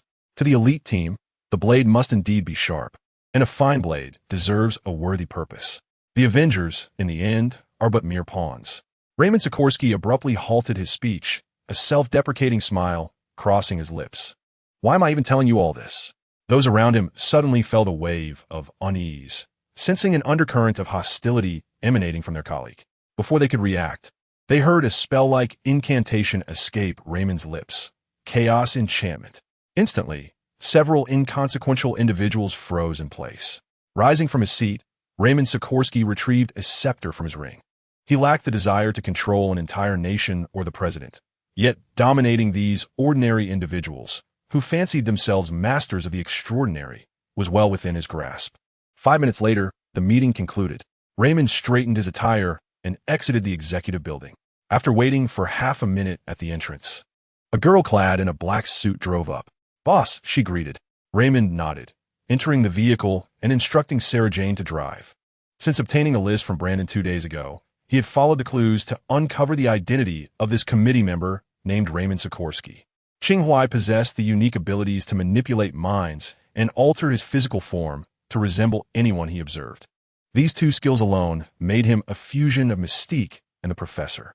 Should the government discover his existence, they would undoubtedly classify him as a high-risk individual. As the black sedan cruised down the road, Qing Huai transformed back into his true appearance, gazing silently out the window for an extended period. If the elite team wished to be a blade of death, then he would become the Reaper. Let the game of survival commence. The car halted in front of a towering edifice, and Qing Huai rolled down the window to survey the scene. This building was none other than the renowned headquarters of Outcast. After the enactment of the Superhuman Registration Act, SHIELD had become almost entirely subservient to government control. Just days prior, following a revelation from Doctor Strange, the infuriatingly elusive Nick Fury had suddenly re-established contact, only to inform him that he had retired and was no longer the director of SHIELD. That old fox had exited the stage rather swiftly. Or perhaps it wasn't a retirement at all. Maybe he had been promoted to a position among the stars. Qing Huai gazed up at the overcast sky, rolled up the window, and instructed her to drive. Next, he intended to hone his skills with that blade, provided that the Grandmaster would not interfere. Chapter 147. Killing with a blade at the Manhattan Elite Team base. The resurrected members displayed an unprecedented sense of unity. Having collectively faced defeat at the hands of that man, at least they were united in their resolve against Qing Huai. They had one final opportunity. Should they fail again, the Grandmaster would abandon them. In truth, Qing Huai's previous concerns were largely unwarranted. Gambling was the sole amusement of the venerable Supreme, and while he might resort to deceit, he would not stoop to dishonesty after the outcome was revealed. Presently, in the eyes of the Supreme High Team, Qing Huai was deemed more formidable than the entire Defenders Alliance. Thus, their foremost objective was to eliminate him, ideally in a manner that would tarnish his reputation irrevocably, ensuring that even if he were to be resurrected like Nammo, he would have no place to return. To this end, they deliberately sought to cleanse their image, presenting themselves as so-called official professionals. Of course, at this juncture, they remained oblivious to the fact that their intended target had already ascended to the position of their superior. The members sat in their dimly lit chambers when suddenly, a notification echoed through the room. Nighthawk picked up his phone. It was an arrest mission issued by the committee. This was the very task they had been awaiting. Arresting any hero or organization was of little consequence. What mattered was their ability to link Qing Huai to this government-issued mandate, thereby positioning him as an adversary. If conditions permitted, they could also implicate other defenders, branding them as criminals. This time, they intended to play the game of public sentiment and opinion, and coincidentally, Qing Huai had employed the nefarious instruments of authority and capital. Upon seeing the message, Nighthawk momentarily froze, then a smile crept upon his lips. The committee had sent them coordinates in Queens, New York, which only served to bolster their scheme. Thus, the confident Supreme High Team set forth once more. Snowflakes began to fall from the sky, casting a pallid grayness over the world. In Queens Plaza, throngs of people bustled about, skyscrapers loomed majestically, and colossal electronic screens flashed a myriad of advertisements. A young couple, engaged in a passionate kiss against a pole, suddenly froze as one of them gazed upward in astonishment. Noticing their partner's stillness, the other turned to look as well. At that moment, many others in the plaza had already raised their heads as the figures of the Supreme High Team descended gracefully from the sky. This was the designated coordinate provided by the committee, indicating that the Avengers of the anti-registration faction had made their appearance here, and so they had come boldly forth. Undoubtedly, this would rouse suspicion, but it was intentional. They wished to be seen. Even if the operation were to fail, the committee would only curse under their breath and swallow their frustration, yet their plan would have already been set in motion. Indeed, Infiltrating the government also served as an escape route for them. The Supreme did not care for Earth, nor for the Supreme High Team. His sole concern lay with his gambles, particularly after the Supreme High Team suffered 3 consecutive defeats. It became evident that his attention was no longer solely fixated on the ultimate outcome, but rather on that man. Upon their resurrection, the most frequently uttered name by the Supreme was that of the child, which piqued interest. The Supreme undoubtedly possessed the capability to challenge Earth. Yet the Supreme High Team did not. If the Supreme were to ultimately abandon them, they would need to secure their own paths forward. There is no need for alarm, as we have received intelligence indicating that a group of exceedingly dangerous superpowered terrorists is present, Nighthawk announced amidst the crowd. Therefore, we urge everyone to cooperate with our actions and evacuate the area promptly. The matter concerning the professionalization of the elite squad has been trending for 2 days, rendering most individuals familiar with them. Upon hearing Nighthawk's words, panic swiftly ensued.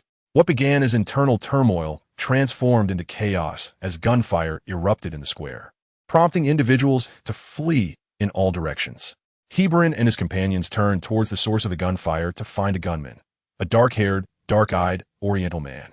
If Brandon or Jason were present, they would undoubtedly be astonished, for this was none other than their employer, or rather, the vessel of their employer. The government had officially announced that there were only 5 members in the elite squad, and the Sky Master, capable of invisibility and altering physical structure, was not among them. Observing this scene on television, he could surmise the ill intentions of this group. At that moment, disguised as a bystander, Qing Huai confirmed his suspicions upon witnessing the unfolding events. If they wished to perform, then he would indulge them.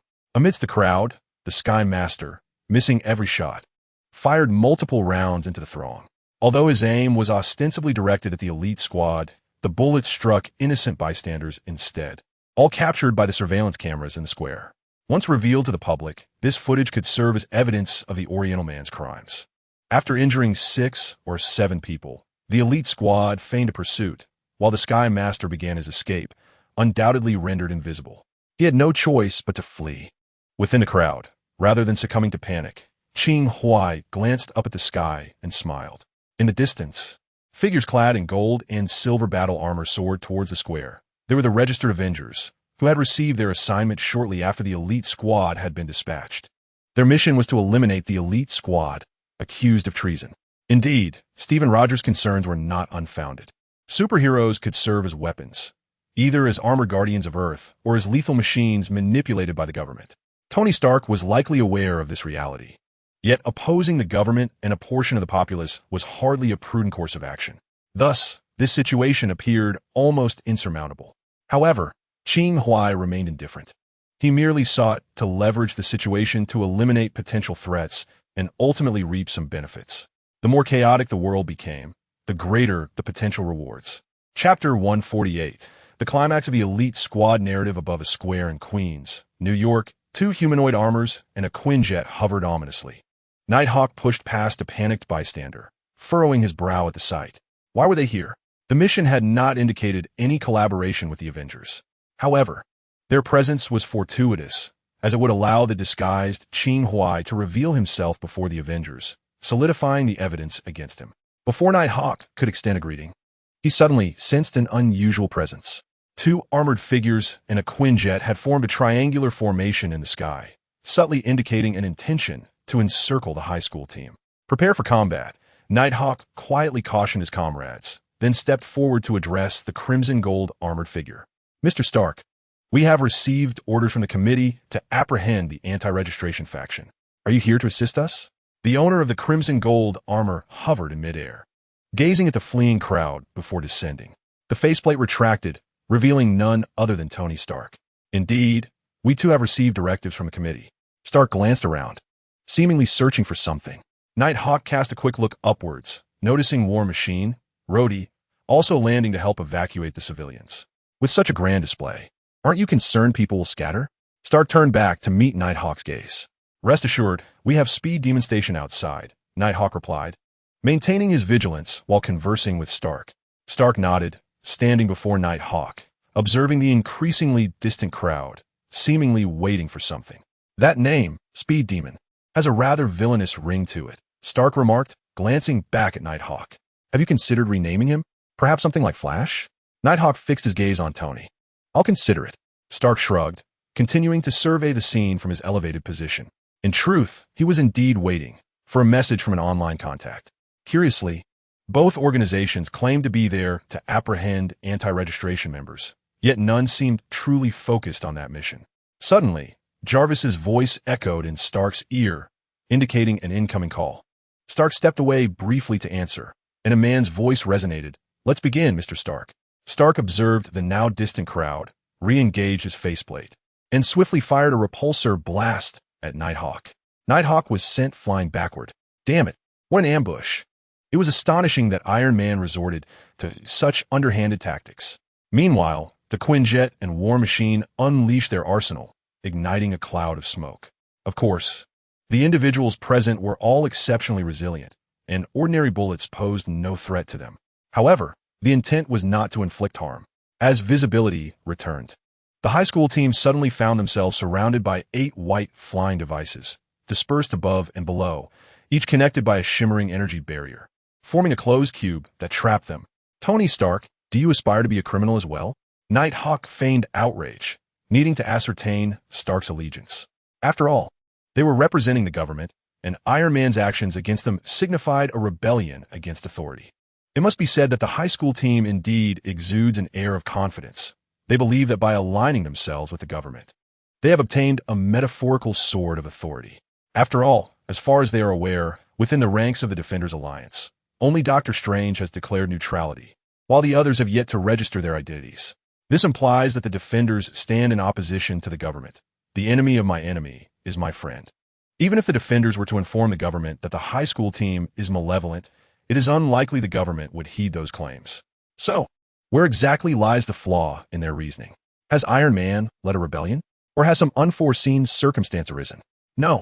Tony Stark, observing the high school team encircled by a barrier, declared, "We are tasked with apprehending criminals, and you are the criminals."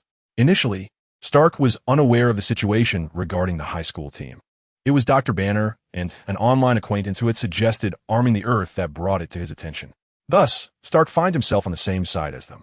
That unidentified acquaintance later provided some valuable insights on how to arm the Earth, with the white flying device barrier being an early prototype. In fact, given Bruce Banner's character, he supports registration. His choice to oppose it was merely a tactic to lower the guard of the government-aligned high school team. Stark had been concerned that a hasty attack on the high school team might provoke governmental backlash, prompting him to seek evidence to present to the authorities. However, that online acquaintance confidently stated, "I'll handle it." Subsequently, Stark received a covert directive from the government to execute the high school team. At this moment, Qing Huai had retreated quite a distance with the crowd, yet continued to observe the battlefield through his distinctive black-framed glasses and the hovering surveillance drone. He couldn't help but marvel at the advantages of numbers. Regardless, the Avengers had been established for over a year, and in terms of resources and personnel, they far surpassed the Defenders. Qing Huai walked briskly, his glasses relaying a live feed. Among the high school team, only 4 members were present, with Sky Master and Speed Demon absent. On the Avengers side, aside from Iron Man and War Machine, several individuals disembarked from the Quinjet after they had ensnared them. Black Widow, Black Panther, Mr. Fantastic, and a man in a hooded sweatshirt, obscuring his face. Qing Huai and Bruce Banner had already articulated to Iron Man the challenges posed by Hyperion. Stark would likely have countermeasures in place. As for him, he was responsible for the other 2, though it appeared he was aimlessly wandering. Qing Huai's attention was focused intently on the figure ahead. Closer and closer he approached. Bang! The individual collided with Qing Huai. The figure then beheld Qing Huai smiling as he produced a frying pan. Chapter 149. The man with the power of a million-star Sky Master was originally an unremarkable thief. Upon a botched job, he was discovered and, while evading the police, encountered the Grandmaster. The Grandmaster bestowed upon him a vial of potion, which, once consumed, granted him the extraordinary skills he now possesses. It must be said that the ability to both render oneself invisible and assume a different appearance is exceptionally suited for him. If employed for thievery, it would undoubtedly render him an invincible thief. However, the esteemed Lord Gao was not one to engage in acts of charity. His condition was that the Sky Master join the senior high team to partake in a wager. Thus, he made his entrance, only to meet his demise shortly thereafter.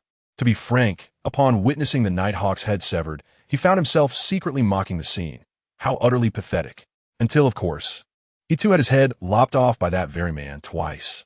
The sensation of death was far from pleasant. It was viscous and distorted, with pain being the most bearable aspect.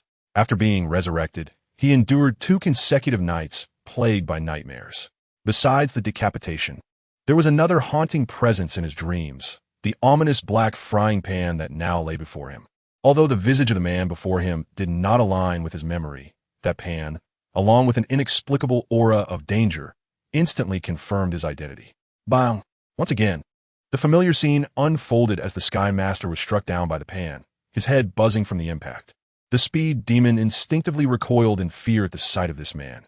No matter how tough he tried to appear, a flicker of trepidation lingered in his heart.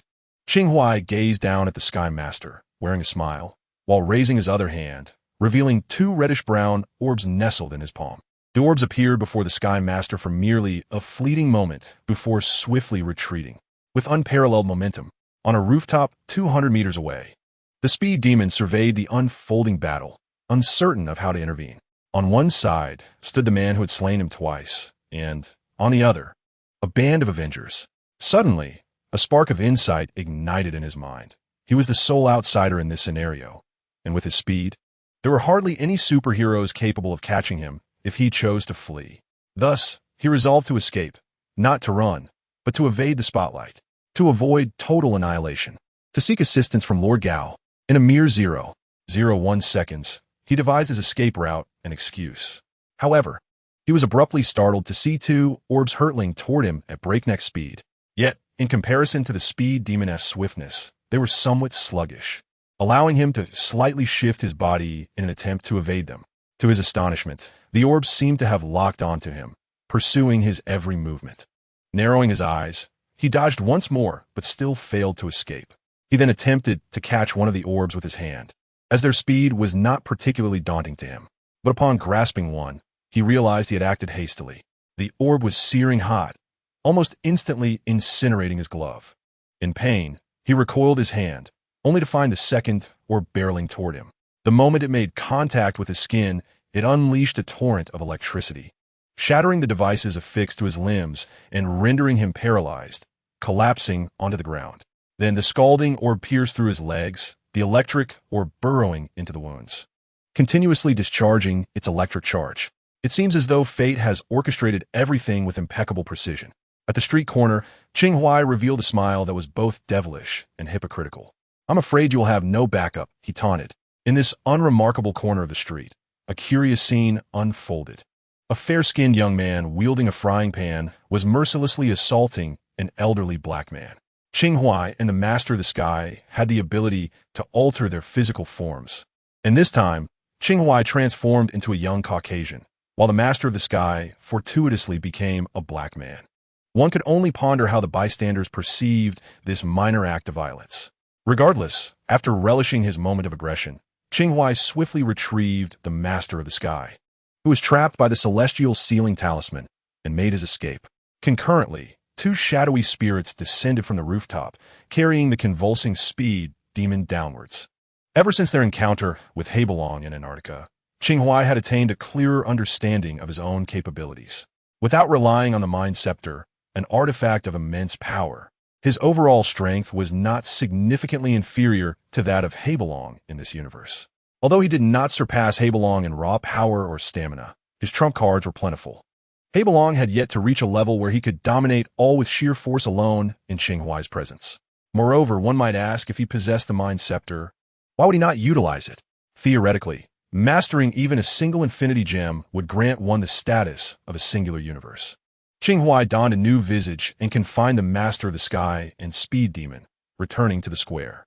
There, he fortuitously witnessed Hebelong attacking the barrier that ensnared them with atomic vision. However, the scorching gaze merely rippled against the translucent barrier, which absorbed the cosmic energy, seemingly rendering it even more resilient. One must acknowledge that Tony Stark indeed possessed remarkable ingenuity. Qing Huai led the Speed Demon and the Master of the Sky into the throng, aligning himself with the gaze of the others. Initially, members of the Avengers regarded Qing Huai with caution and hostility upon his sudden appearance. yet he merely waved his hand dismissively, channeling Tony Stark's demeanor. "Don't shoot. I'm just a good Samaritan. I'm a fellow netizen." As he approached the crowd, Qing Huai cast a glance at a man clad in a hooded sweatshirt, taking an involuntary breath. My word, a man wielding the power of 1,000,000 stars. This is certainly a formidable presence. Chapter 150. A single punch in a square located somewhere in Queens, New York. Qing Huai unceremoniously dropped the speed demon and a master of the sky to the ground, offering a symbolic handshake with Tony Stark across a sheet of metal. Mr. Wayne? Qing Huai continued to adopt the persona of Bruce Wayne, which proved to be quite effective. The collaboration of Bruce Wayne and Tony Stark sounded exhilarating. "It's me," Qing Huai admitted with a smile.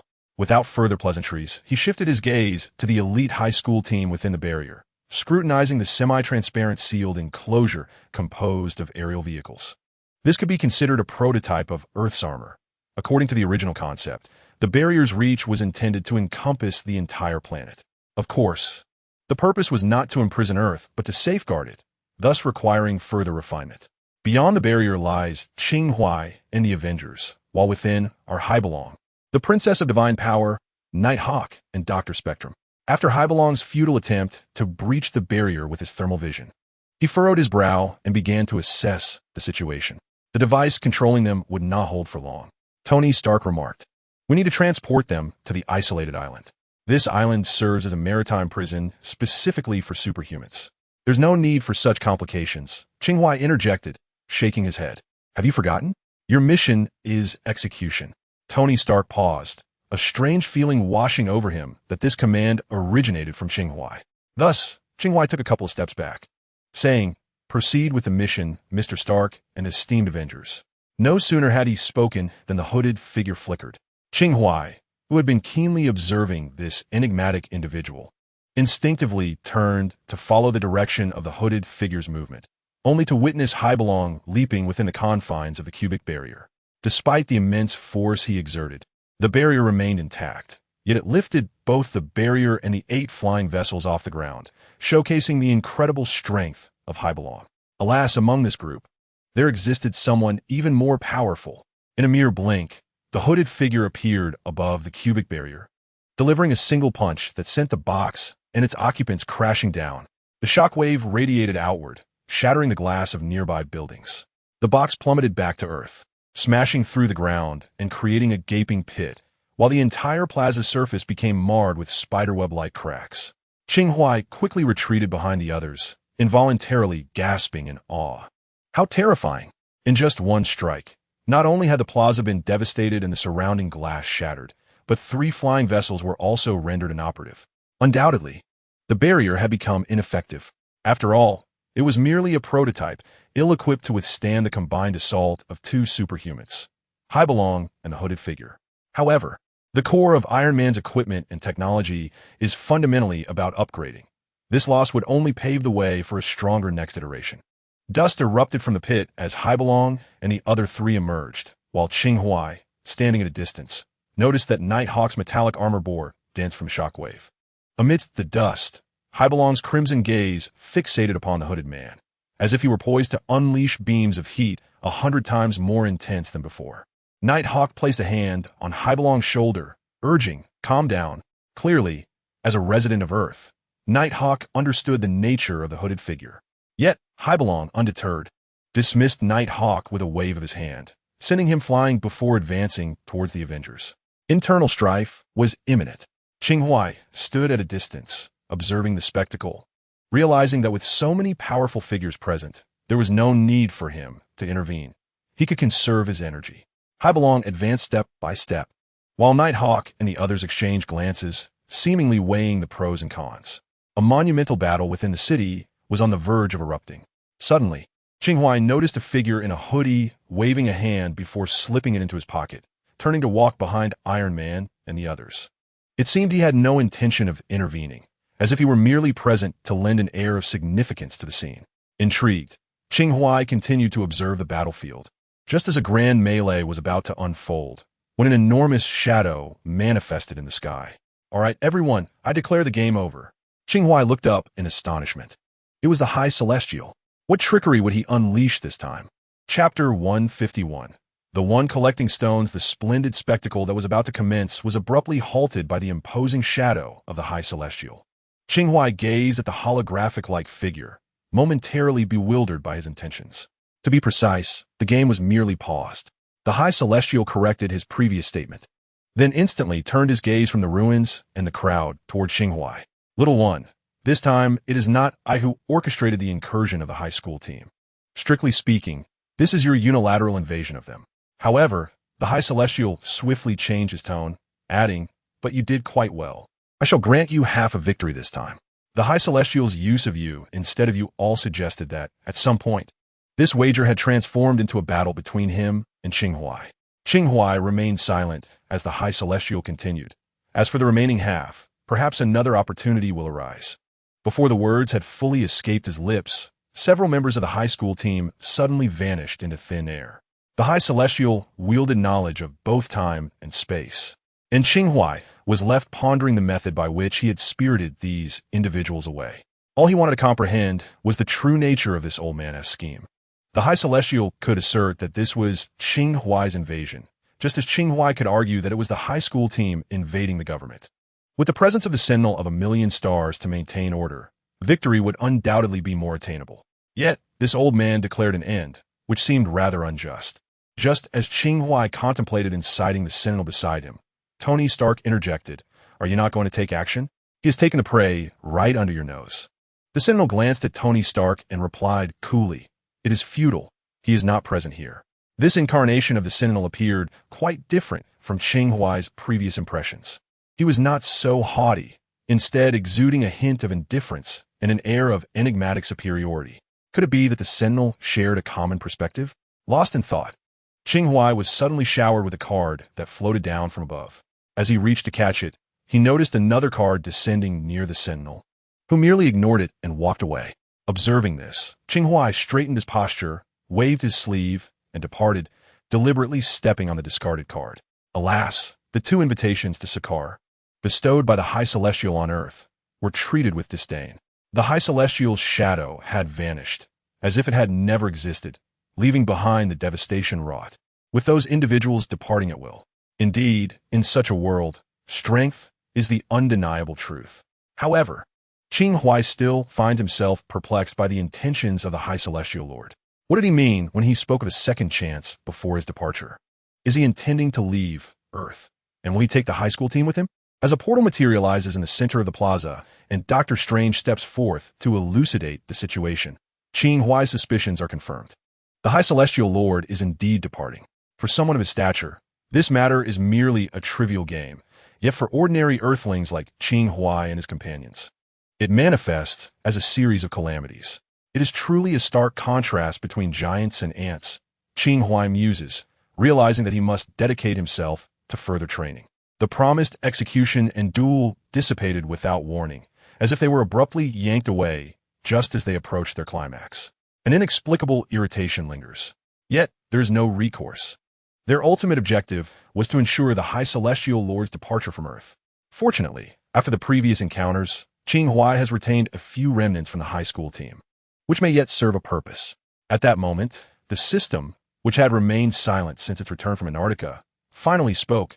Task completed. Reward: 5 lottery draws. At last, it has arrived, and with 5 chances no less. What wonders will this round yield? The damages in Queen's Plaza will be addressed by professionals. And as the High Celestial Lord's specter fades, the Avengers regroup. Qing Huai refrains from hastily claiming his rewards and approaches Dr. Strange. So why'd he leave? The suddenness of it all strikes Qing Huai as peculiar. Dr. Strange shakes his head, uncertain. Afterward, he nods in acknowledgement to Iron Man and Mr. Fantastic. They have met before. Iron Man and Mr. Fantastic once sought to invite Dr. Strange to join the registration faction, but he declined. That fellow is indeed a master. Tony Stark approaches, having already been briefed by Dr. Banner regarding the High Celestial Lord's affairs. Perhaps this underscores the necessity of arming Earth. Qing Huai sighs, glancing at Tony. You've had a tough time. Tony Stark hesitates before inquiring, Mr. Wayne, what is your stance? With the government? Certainly not. Qing Huai chuckles. If I must define my position, it would likely align with those who share my circumstances. Qing Huai officially responds to Tony Stark's trivial inquiry, then chooses to depart the scene. Inside the spacecraft, which is now departing Earth, the High Celestial Lord lounges leisurely upon a specialized bed, with the high school team beside him, having been transported back. What does this mean? Heberlong inquires, a hint of anger in his voice. I am taking you back to Sakaar. The wager is not yet concluded, and our pact remains intact, the High Celestial Lord replies calmly. But why leave so abruptly? Dr. Spectrum questions. Each member of the Supreme High Team joined due to a pact made with the Celestial Sovereign, engaging in mutual exchanges. However, it begs the question of why they suddenly need to venture into outer space, merely to evade an individual who collects stones. The Celestial Sovereign gazed out the window and remarked what? The Supreme High Team was taken aback. In their eyes, the Celestial Sovereign was akin to a deity. Was there truly anything to fear?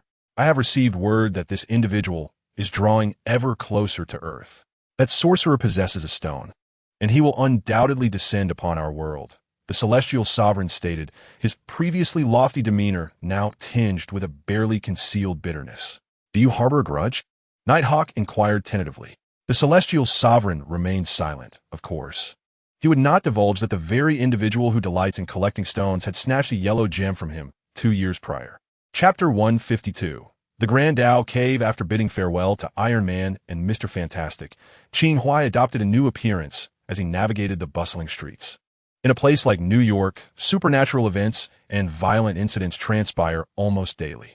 The destruction of buildings has become a common occurrence, and unless it concerns one's own property, people have grown accustomed to it. In fact, overreacting might even invite ridicule from some. What is the big deal? Such ignorance. Consequently, even when tumult erupted in the plaza, life continued unabated on the other side of Queens, with people engrossed in their own affairs, unfazed. Qing Huai found the Celestial Sovereign's sudden departure peculiar. Yet he could not decipher its meaning in that moment and decided to focus on the task at hand, such as a lottery draw. After thwarting the Supreme High Team in the Antarctic, Qing Huai had eagerly awaited the system's reward, which he had only now come to claim. As he walked among the crowd, he commenced the lottery. The Yin-Yang Pisces emblem spun before his eyes. Ding! Congratulations! You have received 20 skill points. All skills available for use. As was customary, it was merely skill points, rather unremarkable albeit somewhat scant. He continued to draw. Ding! Congratulations! You have unlocked the sword box and acquired the famed blades, Ganjiang and Moi. Once again, he had obtained a pair of illustrious swords, renowned indeed, in a single stroke. Following was an elaborate description, summarizing that Ganjiang and Moi were originally a married couple, captured by the king of Wu to forge swords. They faced death should the swords remain unmade due to the metal's inability to melt. In a desperate bid to save her husband, Moi resolutely leapt into the furnace. The metals melted, and the swords were successfully forged, one male and one female, named Ganjiang and Moi. Ganjiang presented the male sword to the king of Wu while concealing the female sword, Moi. However, the king discovered her secret and dispatched troops to seize Ganjiang once more. In a moment of desperation, Moi suddenly soared from the sword box, transforming into a white dragon and taking flight. Meanwhile, the renowned swordsmiths, Ganjiang and his counterpart, also vanished without a trace. As time flowed onward, the white dragon resided in a place known as Yanping Lake, where the climate was perpetually favorable. 6 centuries later, beneath the city walls, a sword box was unearthed, and Ganjiang was once again revealed to the world. Subsequently, a swordsman wielding the Ganjiang sword approached the shores of Yanping Lake when suddenly the sword soared into the depths of the lake. Upon its emergence, 2 dragons, one black and one white, were entwined in a dance of passion. In essence, Ganjiang and Mo Xie epitomized a pair of heartfelt swords. At that moment, the system provided another prompt. Congratulations, you have unlocked the heartfelt swords. The second phase of the Sword Spirit trial mode is now available. Would you like to enter the trial? This caught Qing Huai slightly off guard. Previously, the Sword Spirit trial had been activated after unlocking 3 swords. Yet this time, 2 swords have been unlocked simultaneously, directly triggering the second phase of the trial. The last trial had comprised 3 tasks of elegance, nobility, and valor. Would this time consist of merely one heartfelt task? Qing Huai refrained from activating the trial mode immediately, as there was, much like before, a 7-day contemplation period. He continued with the lottery. Ding! Congratulations! You have received the title, Little Genius of Death. Wearing this title may attract the favor of the goddess of death, bringing you closer to mortality. Qing Huai. This time, he genuinely felt perplexed. He understood that he had caught the attention of the goddess of death. But what was the purpose of this title? Gaining divine favor sounded impressive, yet who would willingly desire to draw closer to death? What ominous prospect. System. What does this closer to death entail? Qing Huai inquired tentatively. The system, in a rare occurrence, displayed a few words before him. Literal meaning. Damn. Will there be any benefits from wearing this title? Qing Huai emphasized the word benefits. The system, seemingly grasping Qing Huai's implied meaning, replied, "You will draw closer to death." Qing Huai had no choice but to set this matter aside for the time being and proceeded with the fourth lottery. Ding! Congratulations. You have acquired the item. Supernatural Bell of Happy Sheep. Well, yet another absurd item had come into existence. Produced by the same manufacturer as the Red Wolf brand frying pan. Qing Huai retrieved the bright yellow bell, which appeared utterly unremarkable, and glanced at its description, a single bell. Much like the description of the frying pan he had previously acquired, it was equally mundane and offered little information. Nevertheless, he had indeed found the frying pan to be quite handy during his recent endeavors. He just wondered if this bell would prove as useful. Shaking the bell, it emitted an utterly ordinary sound, and upon surveying his surroundings, nothing peculiar transpired.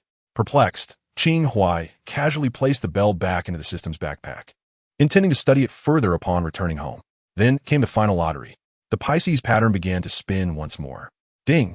Congratulations, you have gained a new privilege.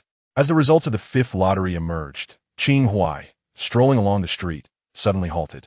Perhaps having grown accustomed to the system's whimsical antics, he found himself somewhat astonished. For this time, the privilege he had drawn was the unlocking of a remarkable skill, the Grand Luo Cave Observation. Given the difficulty of this task, extracting this seems entirely reasonable. With renewed determination, Qing Huai expressionlessly allocated his scant 20 skill points to the De Luo Dongguan. He felt a surge of energy within him, simultaneously experiencing an influx of profound understanding regarding the art of perception. As he traversed the path, Qing Huai suddenly staggered, grasping the nearby pole for support, remaining motionless. In that fleeting moment, his vision was abruptly stripped away. Yet, this sensation akin to blindness lasted less than 3 seconds before clarity gradually returned. He beheld pedestrians, structures, a little dog relieving itself by the roadside, and, most astonishingly, he saw himself. He observed his own figure at the intersection, leaning against the pole. It is noteworthy that one cannot directly perceive oneself unless through a mirror or a camera. Yet, Qing Huai inexplicably witnessed his own existence, as if granted a third perspective from beyond this world. He blinked, and within his field of vision, changes unfolded continuously. He could see through the clothing of the passers-by, revealing their flesh, bones, and even delving deeper to perceive their innate energy. Every individual possessed this energy, the elderly, children, men, women, ordinary folk, and superhumans each exhibited distinct forms of innate energy. Delving further, Qing Huai focused on a particular passerby. Time seemed to momentarily freeze, the individual appearing like a biological specimen. Every detail laid bare before Qing Huai's gaze. From simple cavities and tumors to variations in innate energy, the laws of the human body, vulnerabilities, and even thoughts and inner landscapes were exposed. In that fleeting instant, Qing Huai glimpsed the person's thoughts. To transcend time and discern the essence of all things. That is the power of the De Luo Dongguan.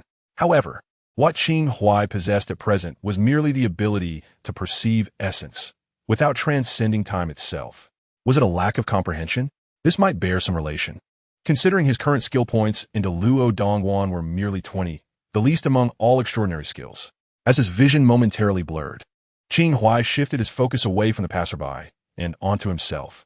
The art of perception encompasses two forms, one outward, the other inward. Qing Huai's gaze ventured into a chaotic realm, his inner landscape, which he had previously accessed through the Wind-Ho Qi Men technique, rendering it not particularly extraordinary. What was remarkable, however, was that before entering this inner landscape, he had also discerned the strengths and weaknesses of his current body, as well as the presence of a soul that did not belong to it, the soul of a traveler. Steadying his mind, Qing Huai delved deeper into the inner landscape, suddenly sensing a faint crackling sound. The voice was somewhat familiar, yet Qing Huai could not immediately recall its source. As he followed the sound deeper, he felt as though he were immersed in an expansive starry sky. Here, there was no direction, no life, and no passage of time. Qing Huai's consciousness began to blur, resembling a hypnotized monkey gradually sinking into the deep sea. The walls of his mind were slowly disintegrating, and the energy within him dissipated as if it had never existed. In an instant, a crimson warning line appeared before his eyes, akin to a slumbering soul being sharply pricked awake. Qing Huai jolted back to reality. He found himself once more standing on the streets of Queens, New York, beside a black-coated metal pole, with passers-by continuing their ordinary routines. Yet, his clothes were drenched in sweat. Just moments ago, he felt as though he had glimpsed something profound within his inner landscape. It was not merely a sight. Accurately speaking, he sensed an odd sound. Initially, he could not discern its nature, but as he delved deeper, it gradually became clearer, and he began to form a conjecture. It resembled the most ordinary of sounds, the click of fingers striking a mechanical keyboard, typing away. What could this possibly mean? Why would such a sound echo in the depths of his inner landscape? Could it be that in a past life, he was a typist? He found himself bewildered. The recent peculiar happenings had indeed been relentless. He dared not continue to investigate. Although he had returned to normalcy, the vast energy within him, akin to a boundless river, had truly been nearly extinguished. He also felt a profound mental fatigue. At this moment, he needed rest. He originally planned to call Sarah Jane to come and pick him up, but just as he retrieved his phone, he received a call from her. Upon pressing the answer button, he heard Sarah Jane's voice. "Boss, there's something unsettling lurking near the house." Qing Huai paused for a moment, his first thought being who was so careless, and his second thought that someone was about to face misfortune. Understood. Release the items from the basement to scout the area. Drive over to pick me up. After providing Sarah Jane with the address, Qing Huai settled on a bench by the street to wait. Meanwhile, at the 3-story villa, after hanging up the phone, Sarah Jane stepped to the window for a glance before drawing the curtains. It was just her and Wanda at home. Quicksilver was not present. Having just returned from Qing Xiaofu's shop, they sensed someone was watching them. Thus, she promptly called the boss, and upon receiving his response, she prepared to take Wanda with her to find him. Despite Wanda being 2 years older than Sarah Jane, she appeared slightly more mature.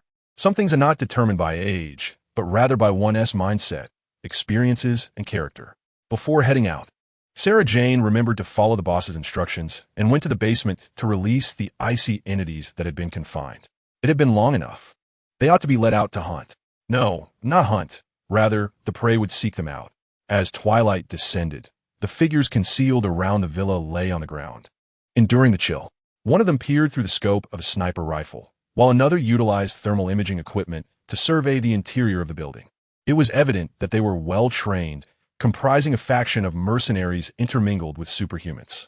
Their mission was to obliterate the structure and its occupants, primarily the latter. "The 2 girls have exited," the sniper murmured.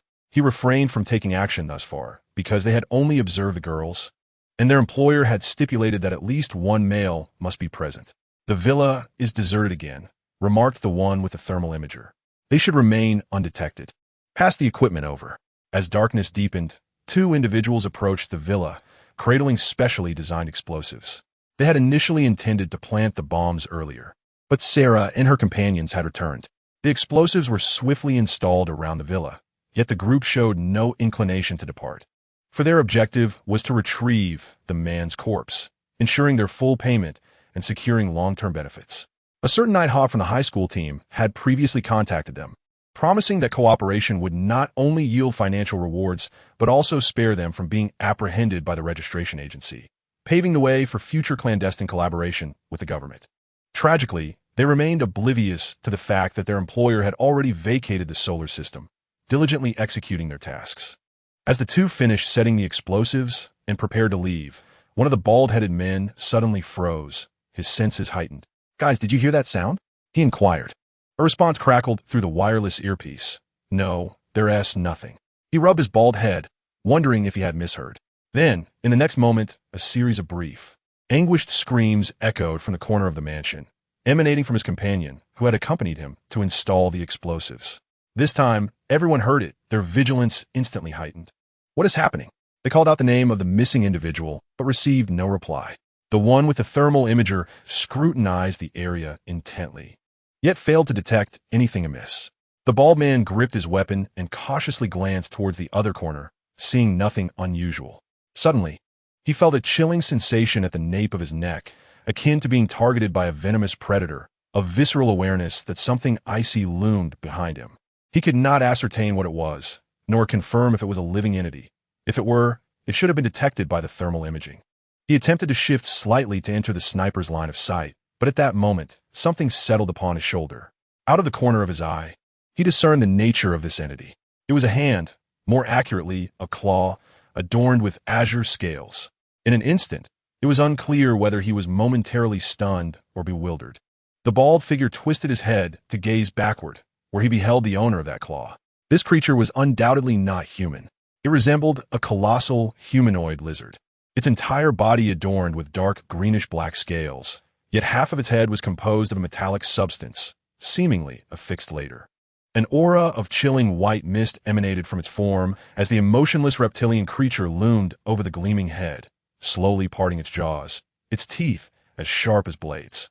Meanwhile, on the other side, they observed the monstrous entity through thermal imaging equipment, registering an absence of warmth, or rather, a complete negative temperature. In their astonishment, no one noticed the blood-red eyes igniting one after another within the shadowy thicket behind them. Chapter 154. The Heist. When Qing Huai returned home, it was already night. As the Audi rolled into the garage, he stepped out to discover large pools of blood on the ground. The doll-like girl was diligently cleaning, her technique remarkably adept. In the corner lay two grievously injured individuals, a man and a woman, their bodies soaked in blood, barely clinging to life.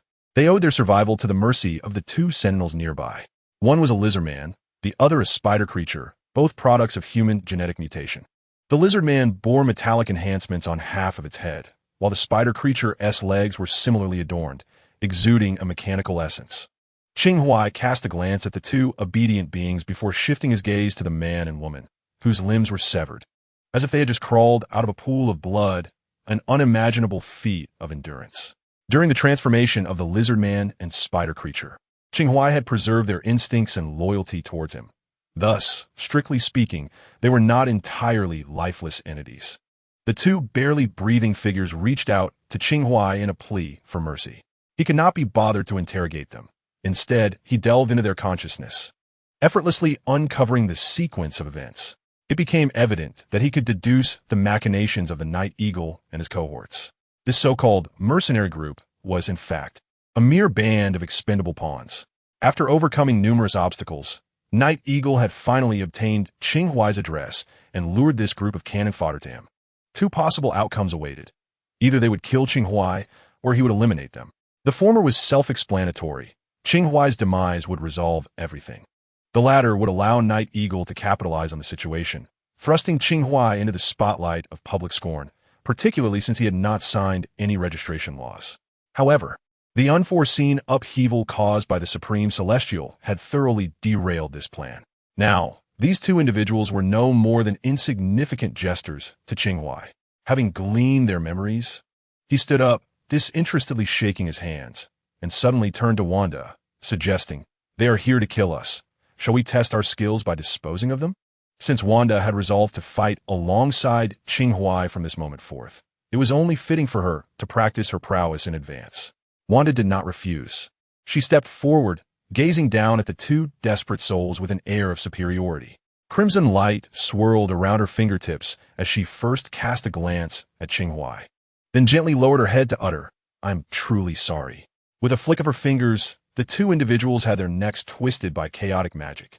Throughout this entire ordeal, Wanda's expression remained devoid of cruelty or remorse. She appeared as a shy 18-year-old girl she was before her master. Nevertheless, her apology bore a genuine sentiment of regret towards the two. The apology was sincere, as was the act of breaking their necks. What was the matter? After exhaling a breath, Wanda noticed that Qing Huai and Sarah were both staring intently at her. Qing Huai smiled at Wanda and said, "It's nothing.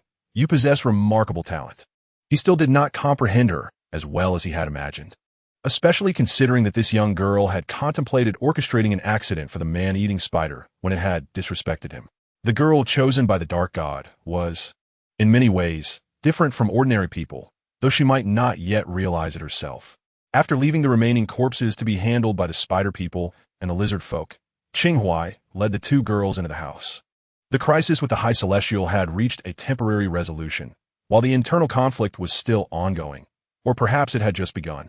However, given Qing Huai's current abilities, he could easily remain uninvolved in the civil strife.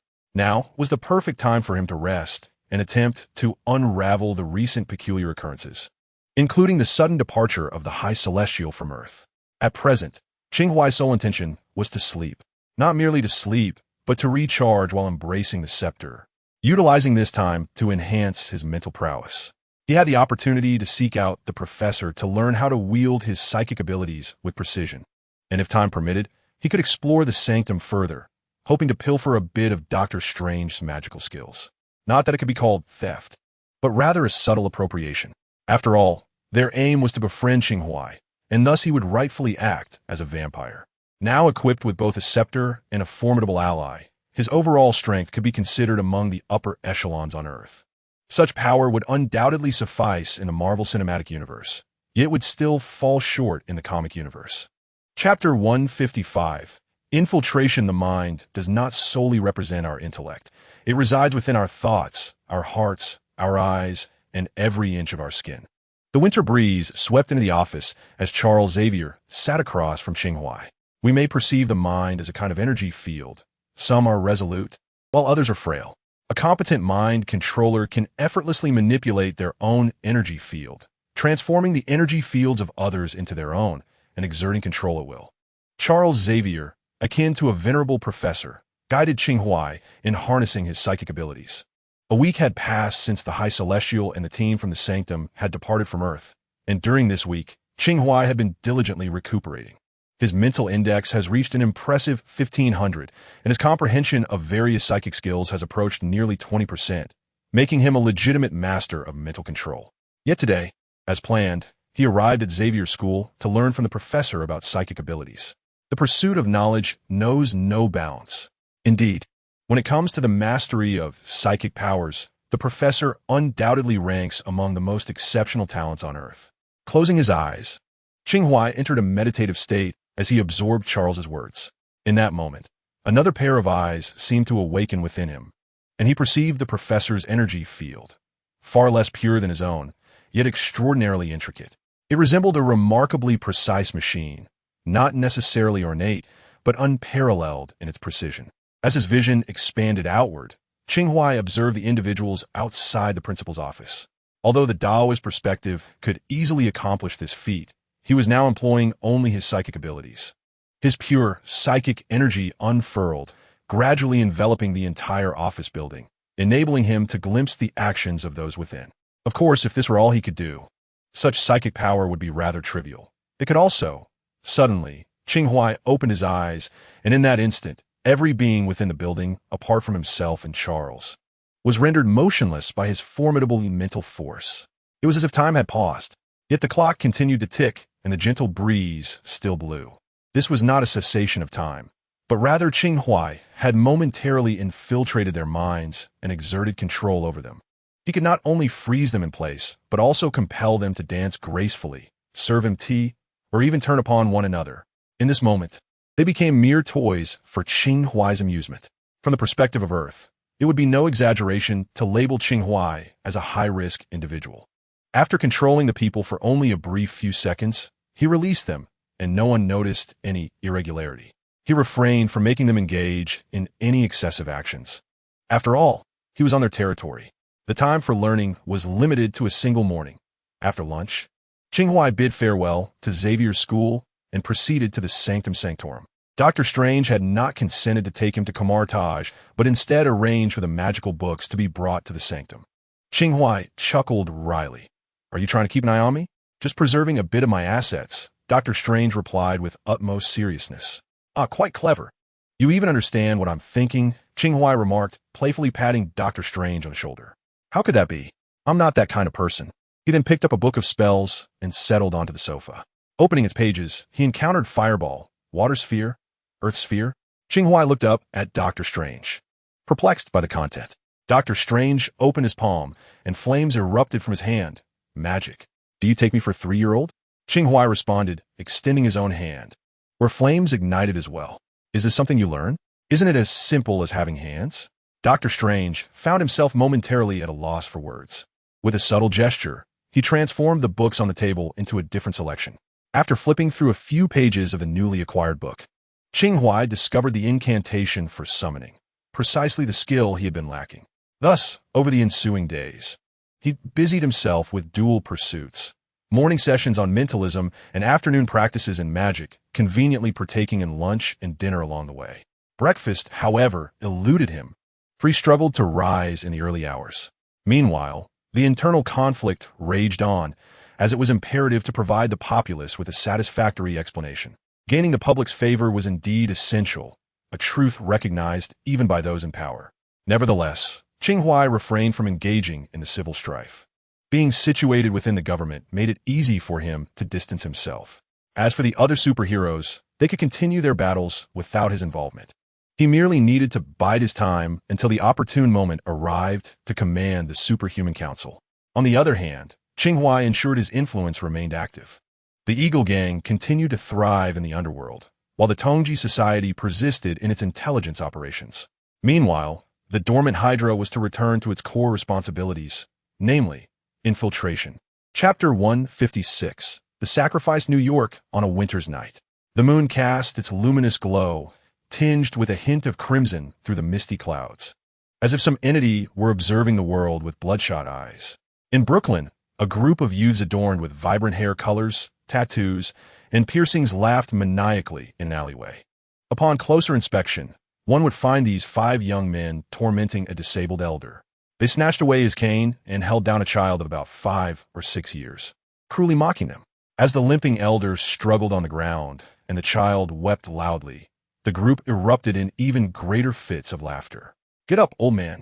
Come retrieve your cane. Such individuals derive satisfaction from preying on the weak, fulfilling their own inner desires through cruelty. The elder pleaded from the ground, begging for mercy. But to no avail. The more submissive he became, the more outrageous their behavior. Just then, a black luxury vehicle halted at the alley's entrance, its doors opening to reveal several burly men clad in dark suits. These imposing figures strode into the alley, encircling the youth, elder, and child. The leader retrieved his phone for a moment, and then fixed his gaze upon a young man and woman, inquiring, George and Lori, a couple? Who are you? Stay out of this. The group brandished knives from their waistbands, while George produced a handgun from his trousers. The leader, having swiftly confirmed their identities, merely raised his arm and beckoned with his fingers. In a matter of moments, the burly men subdued several of the youths with bare hands, exhibiting agility and strength beyond that of ordinary individuals. It was only then that fear flickered in the eyes of the young men. Who are you? Let's go, please. The imposing figure at the forefront paid no heed to their words. After exchanging a glance with his subordinate, the latter swiftly bound the nonconformist couple and draped them in a dark cloth before escorting them away. Rest assured, our interest lies with them, not you. The leader's words brought a sigh of relief to the remaining 3, as long as it did not concern them. All was well. What mattered more than companionship was the preservation of life. A few men in dark suits returned the cane to the elderly gentleman, while the leader took the child's hand and led them out, momentarily blocking the child's ears. Bang, bang, bang. The echo of 3 gunshots reverberated through the alley. The black luxury vehicle glided through the night, its sleek form adorned by the vibrant glow of neon lights. The vehicle eventually halted in a secluded location, where another car awaited, beside which lay 2 freshly excavated graves. Each pit was neither too large nor too small, just deep enough to accommodate a single individual. The men in black suits unceremoniously pushed the thoroughly terrified couple from the car and removed the cloth from their heads. The duo, overwhelmed with fear, fell to their knees, pleading for mercy at the feet of their captors. During their ride, they had replayed the transgressions of their past 2 decades in their minds, unable to fathom how they had incurred the wrath of such formidable individuals. In a world rife with supercriminals, their misdeeds seemed trivial. Mere acts of bullying the weak and petty theft. They had never taken a life, perhaps only maimed a few. Even if apprehended by the police, they would not face the death penalty. Amidst their cries for mercy, a man wearing a black mask descended from the vehicle that had been awaiting their arrival, accompanied by a bald man.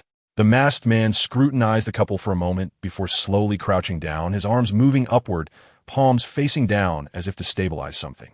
In the next instant, a wooden box appeared in his grasp. The box fanned open to reveal several exquisitely crafted swords.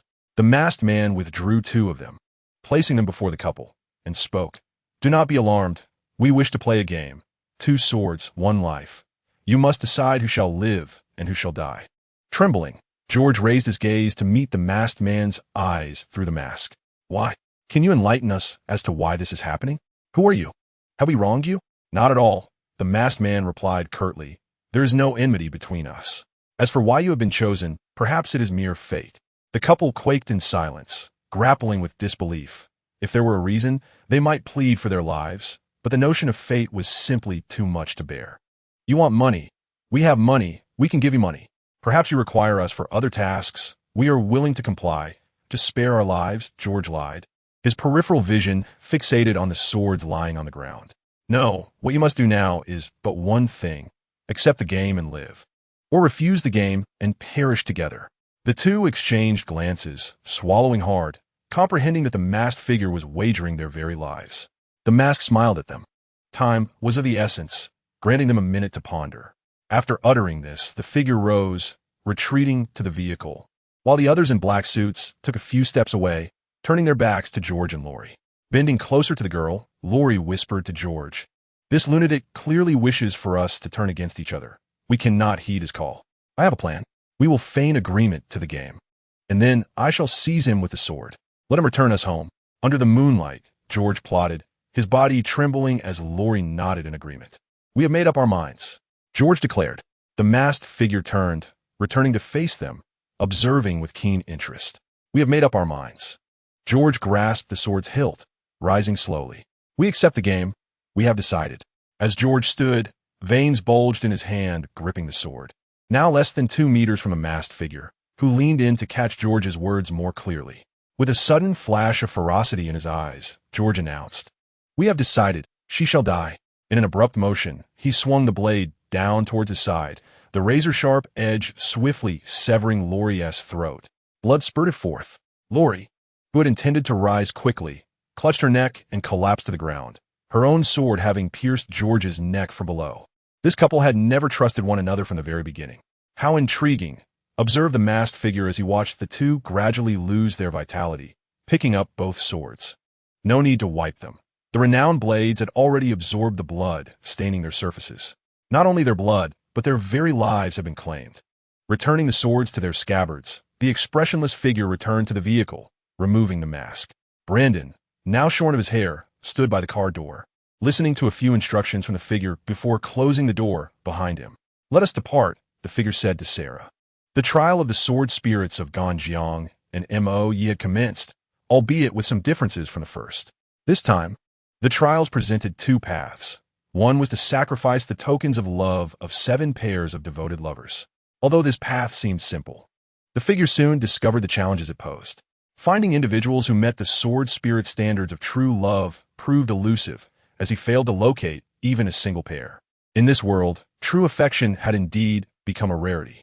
The other path involved sacrificing the lives of 49 couples or spouses. In contrast, the latter appeared more feasible. The system had indicated that neither direction would affect the future power of Ganjiang and Mo.Yi, but would influence the character of the sword spirits. After the first method proved ineffective, Qing Huai decisively switched to the second, resulting in rapid progress. For him now, taking a life barely even constitutes a challenge. As the night deepened, Qing Huai closed the trial panel and gazed out of the car window. For some unknown reason, the moon appeared particularly crimson this evening. Chapter 157. The cataclysmic resonance in the wilderness within the Steel City. A howling assault team was undergoing training amidst the forest.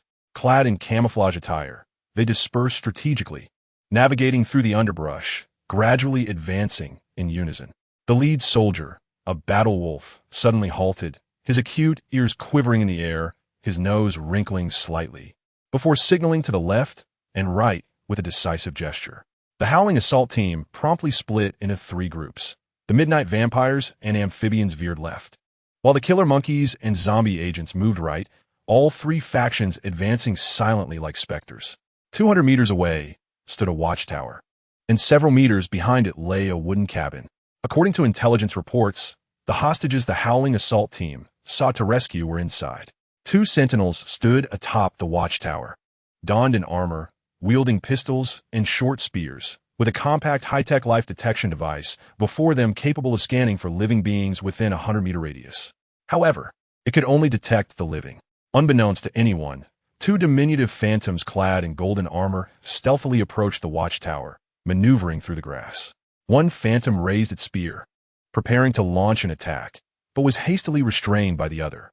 After hearing its companion's hushed whispers, the phantom reluctantly lowered the spear, and together they crept beneath the watchtower, adhering to the wall as they ascended. By the time the 2 sentinels reacted, 2 spears were already pressed against their lower backs, marking the demise of both guards. The life detection device was destroyed, and the Soul Summoner continued to direct the other phantoms deeper into the fray. Meanwhile, the Midnight Vampires and Killer Monkeys took their positions, initiating the operation. 2 additional patrol teams in the forest were swiftly neutralized by the Howling Assault team within 3 minutes.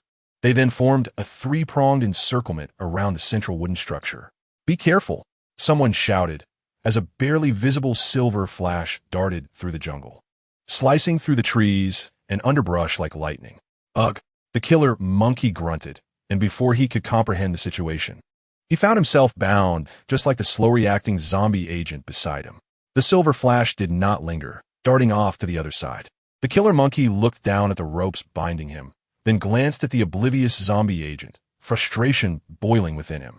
Meanwhile, the silver flash rapidly approached the Midnight Vampires and Amphibians, erupting in a burst of blazing silver lightning, knocking both to the ground.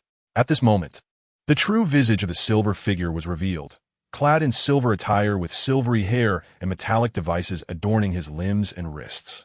This was none other than Quicksilver, Pietro Maximoff. He had been training diligently in this location for some time, as Qing Huai had placed them together not only to enhance Pietro's skills, but also to refine the Howling Commandos, fostering mutual growth.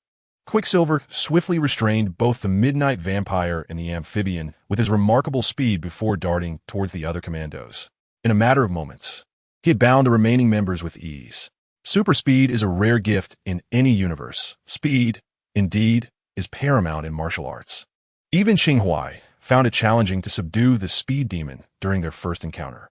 Now, with the tutelage of Dr. Strange and the advanced equipment provided by Qing Huai, Quicksilver was more than equipped to handle the Howling Commandos. Although it was difficult for him to eliminate beings like the Abomination and the Young Abomination, ensnaring them with Qing Huai's crafted gear was a trivial task. This mission undoubtedly spelled defeat for the Howling Commandos.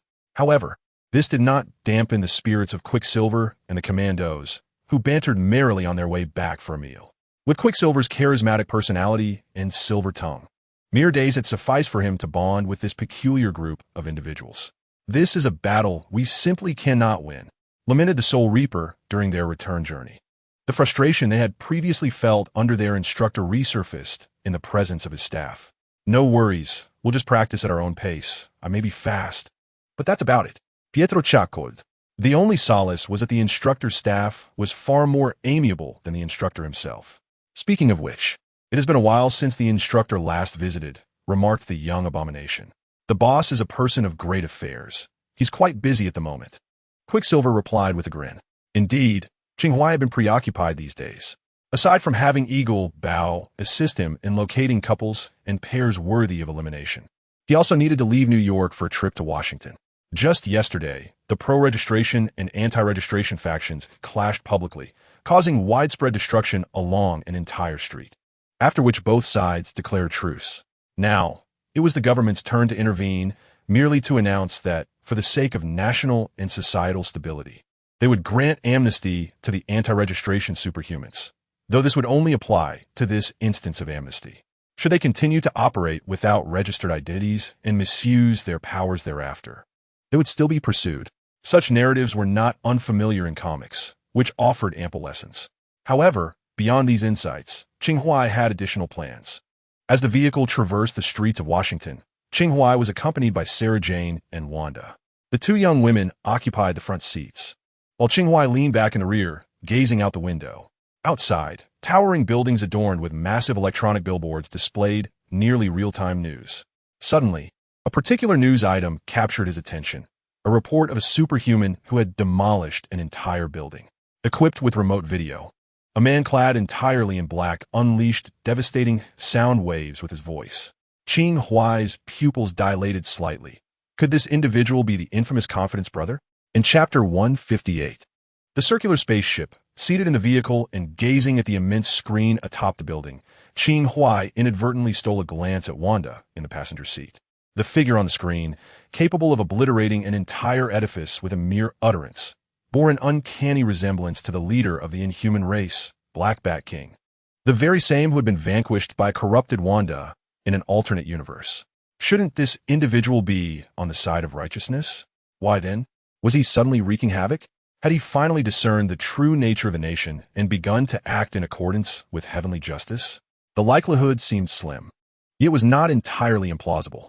Sarah drove the vehicle close to the administrative building, and through the car's glass window, a scene of smoking ruins came into view, with fire trucks and ambulances striving to rescue those trapped beneath the debris. Exiting the vehicle, Qing Huai gazed at the scene from a distance, letting out a deep sigh. What a coincidence! The building, allegedly destroyed by the Black Bat King, was precisely the administrative building where Qing Huai was to attend meeting. Had the timing been even slightly worse, he too might have been buried beneath the rubble. However, he did not believe this attack was directed at him. Firstly, his confidentiality measures were impeccable, and secondly, if it was indeed aimed at him, there would be no need for such destruction if his whereabouts were known. Thus, it must pertain to something else entirely. Regrettably, the meeting had yet to commence, leaving uncertainty about whether his colleagues had arrived early and whether they were now perilously close to death. This was not a matter for him to be concerned with.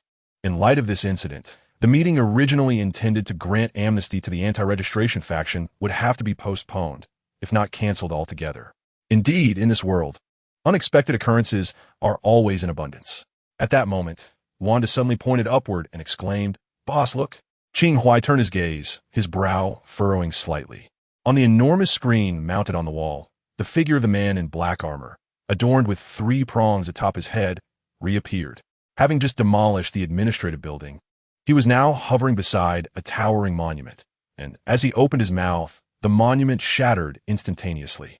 Having just destroyed the administrative building and now the monument, this individual did not seem to be targeting anyone in particular. Rather, it appeared he was deliberately engaged in acts of destruction. Qing Huai pondered for a moment, pulled out his phone, and accessed multiple websites for information. He discovered that not only the Black Bat King, but also other members of the inhuman race were wreaking havoc throughout the city. He clicked on a video showcasing a towering man, standing at 2 meters tall, walking down the street. With each forceful stomp of his foot, the ground within a radius of hundreds of meters fractured, as if a small-scale earthquake had been triggered.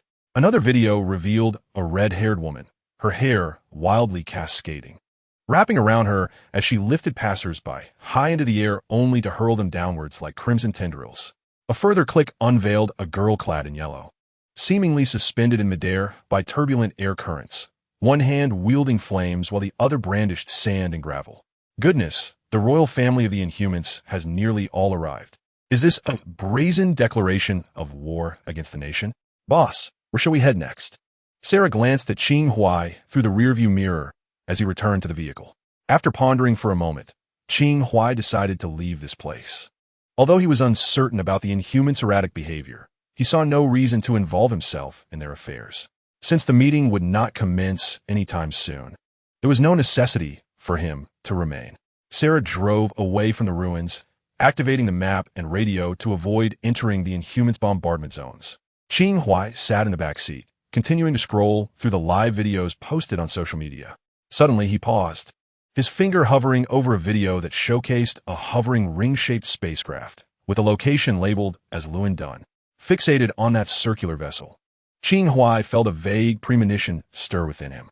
He calmed his thoughts and continued to scroll, discovering that not only Lindun but also Bali, Dongjing, Shou Air, and even the capital of Huaxia were all under the shadow of these peculiar ships. Yet they did not launch an attack. They merely hovered above the cities like moons forged from steel. Qing Huai furrowed his brow.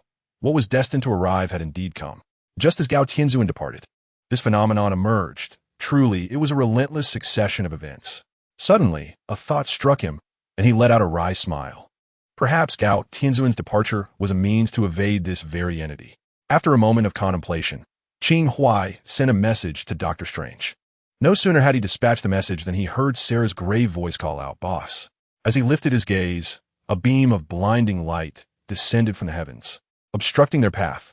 Sarah swerved the steering wheel sharply, narrowly avoiding their vehicle from colliding with the beam. They had driven quite a distance, deliberately steering clear of any encounters with the Inhumans. Now, on the verge of exiting the city, it was reasonable to assume that the Inhumans would not appear here. In truth, the entities approaching were not Inhumans, but rather, as the brilliance gradually dissipated, two figures emerged from the swirling dust. One was clad in a black robe, with gray-white skin, hunched like a long-faced monkey, wielding an odd long-handled blade. The other sported blue skin, dressed in a gray-black battle suit, with a pair of curved horns adorning either side of his head, brandishing a long spear. Gazing at these two unmistakably non-human beings, Qing Huai shifted his attention back to Wanda. For the first time, he felt a peculiar sense of coincidence that the Mind Stone was in his possession. Chapter 159. General Deathblade and Dark Knight Proxima. Stepping out of the vehicle, Qing Huai focused on the two extraterrestrial beings ahead. It was clear that they were there for him. He had already deduced their origins based on their appearances, a couple from the Black Order, General Deathblade and Dark Knight Proxima, the minions of Thanos. With his subordinates present, Thanos must either have already arrived on Earth or be on his way. This fellow is swifter than Qing Huai had anticipated. Two girls flanked Qing Huai, one on each side, both vigilantly fixated on the obsidian duo. "Do you require assistance, ladies?"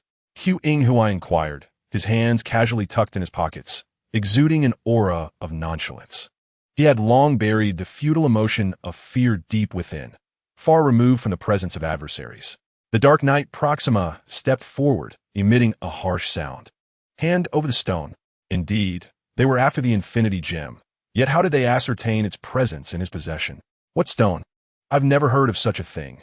Qing Huai feigned ignorance, scratching his ear with utmost seriousness, attempting to deceive the two extraterrestrial beings. However, Dark Knight Proxima and General Deathblade appeared resolutely convinced that the Infinity Gem was indeed in his grasp.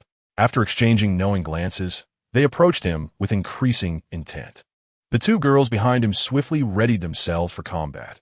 Wanda summoned a crimson glow between her fingers, while Sarah elongated her claws. As the distance between them narrowed, Qing Huai's smile gradually faded. It was evident they possessed a means to locate the Infinity Gem, though he remained uncertain of how many stones Thanos had already acquired. At that moment, Dark Knight Proxima and General Deathblade quickened their pace to a run. In a calculated manner, Qing Huai discreetly retrieved a spatial orb from his ring, weighing it in his hand before casting it forcefully into the air. It's decided then. The orb burst open mid-air, and 5 figures emerged, charging towards the obsidian duo without hesitation. If Quicksilver were present, he would undoubtedly be taken aback, for the 5 were none other than the remaining members of the Supreme High Team, excluding Hyperion, when they had first perished collectively at Qing Huai's hands. He had collected their genetic material and entrusted it to Crossbones for cloning. Hydra possessed a comprehensive cloning technology, while it could not entirely replicate the original's full capabilities. It came remarkably close, though regrettably, Hyperion was absent from this assembly. The 5 clones of the Supreme High Team swiftly encircled General Deathblade and Dark Knight Proxima, launching an all-out assault. 5 against 2 appeared to be a case of overwhelming numbers. However, it was evident that Qing Huai's clones were no match for the Obsidian duo. They might only manage to delay them for a couple of minutes. Yet, given their ability to locate the Infinity Gem, as long as Qing Huai possessed the Mind Stone, they would inevitably seek him out. Thus, the only resolution lay in eliminating the puppet master, Mr. Thanos, for a permanent solution. Qing Huai did not consider himself a match for Thanos in this universe. So the optimal outcome would be for the superheroes of Earth to unite against Thanos, resolving the situation without his direct involvement, allowing him to reap the benefits. However, pondering the unusual behavior of the Inhuman royal members, Qing Huai speculated that it must somehow relate to Thanos' arrival. Had the Inhumans submitted to Thanos? Or had Thanos gained control over the Inhumans? Regardless of the reasons, this signifies that with the infiltration of Thanos' army, the superheroes on Earth may not necessarily share the same stance as the planet itself. Furthermore, when considering the two formidable entities among the Black Obsidian Five, the situation becomes rather precarious. It has been demonstrated that the 5 clones could not withstand even 3 minutes under the hands of General Reaper and the Dark Knight Proxima. As the Dark Knight Proxima relinquished her spear, it instantly transformed into 3 black rays, piercing through the bodies of Nighthawk and Dr. Spectrum in an instant. One remaining ray had already locked on a speed demon, relentlessly pursuing him as he dashed at breakneck speed. Meanwhile, General Reaper had severed Princess Power and Master Sky in a single stroke. Even though Master Sky activated his invisibility, he could not evade the blade of General Reaper. From a distance, Qing Huai observed the swift destruction of the clones he had only recently acquired, surmising the formidable strength of this universe's Thanos. The power of the Black Obsidian generals far surpasses that of the cinematic universe, and Thanos is even more formidable. General Reaper lifted the tattered edge of his black cloak, wiping the blood from his dark golden blade, while casting a glance towards Qing Huai, his eyes glimmering with amusement and provocation. Dark Knight Proxima retracted the 3 black rays, reconstituting them into her spear, propping the weapon against the ground and extending a hand towards Qing Huai, suggesting that he hand over the stone. Perhaps Thanos would spare his life. Before she could finish her sentence, a small stone struck her head and fell to the ground. Dark Knight Proxima glanced at the pebble at her feet, her gaze towards Qing Huai, now filled with rage. "I gave you the stone. Don't forget to speak a few kind words on my behalf." Qing Huai replied with a wry smile. Without waiting for Dark Knight Proxima to react, General Reaper crushed the pebble underfoot, narrowing his eyes as he declared, "Enough of this nonsense. Extract the original stone from the corpse. The effect will be the same." No sooner had he spoken than General Reaper suddenly leaped high, raising his blade towards Qing Huai. In a flash, Wanda stepped forward, her red aura expanding into a protective shield before her. The clash between the blade and the shield erupted in waves of energy that rippled outward. General Reaper frowned, seemingly taken aback that this mere Earth woman could withstand his blade. At that moment, the recently escaped speed demon barreled towards General Reaper, using himself as a projectile to collide with the general. General Reaper fell to the ground, but, in the process, drove his blade into Speed Demon's body. As the blade was withdrawn, blood gushed forth, and the last clone of the high school team was annihilated. Qing Huai felt no sorrow for the clone. After all, it was merely a weapon. He turned to Wanda and inquired, "Are you all right?" Wanda shook her head, remaining vigilant as she focused on the 2 before them. General Reaper flicked the long-handled blade, shaking off the blood clinging to its edge, his eyes glinting with ferocity. At that moment, Dark Knight Proxima approached him, gripping her spear, ready to unleash it at any moment. Though Wanda is formidable, Qing Huai had no intention of hiding behind a woman. He patted Wanda on the shoulder, stepped forward, and retrieved 2 weapons from his spatial ring. One was a lion's head resembling a basketball, capable of emitting a powerful sonic wave, which hovered above his shoulder. The other was a soul-attacking bell, firmly grasped in his hand. Not yet having encountered the main adversary, Qing Huai decided against utilizing his full capabilities. As both sides faced off, just as the Dark Star was about to unleash her long gun, a spark flashed across the empty road. The spark expanded into a circle, and from within emerged Doctor Strange, clad in a sorcerer's robe. Qing Huai glanced back, noticing, for some inexplicable reason, that Doctor Strange was not donning his red cloak today. "I am here to assist you," Stephen Strange declared, clapping his hands together to conjure 2 magical discs, which he abruptly hurled towards Qing Huai. Chapter 160. Chaos. The magical discs sliced through the air, poised to sever Qing Huai's head when the lion's head on his shoulder suddenly pivoted and unleashed a deafening sonic blast.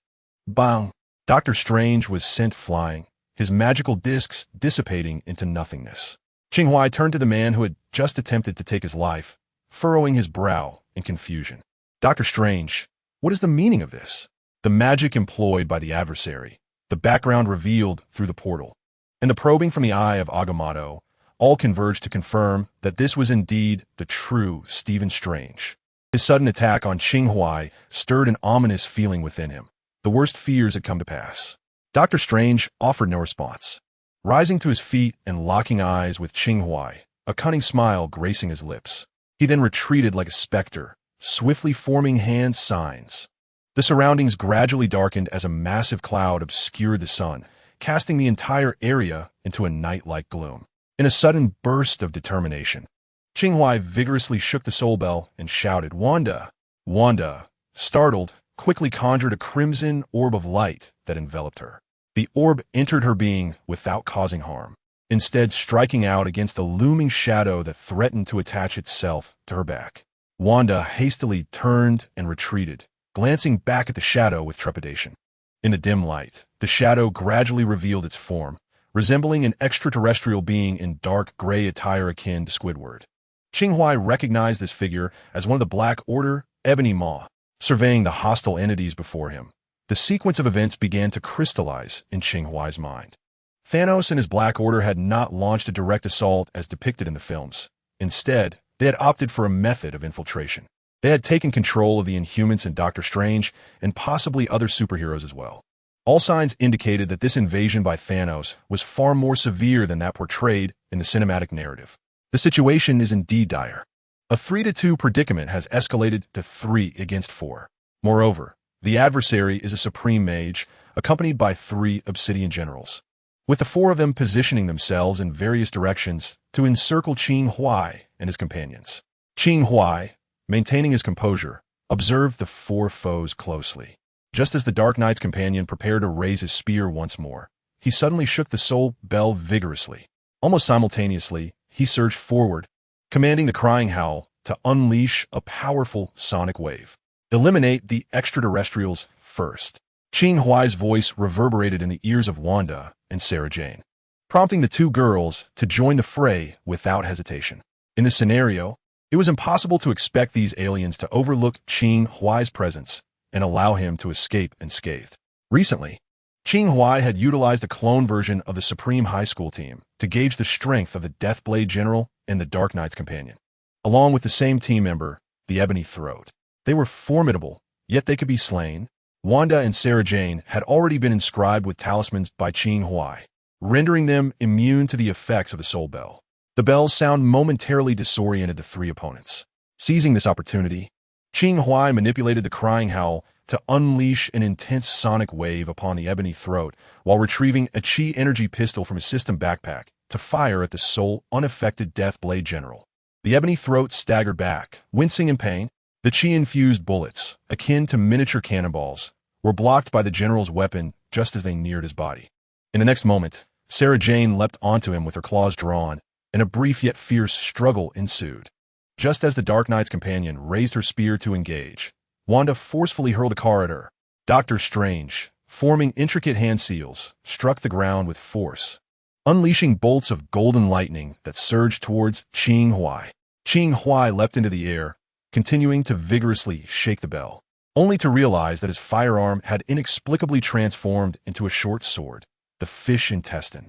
The renowned blade slipped from his grasp, piercing Doctor Strange's arm, causing blood to flow profusely.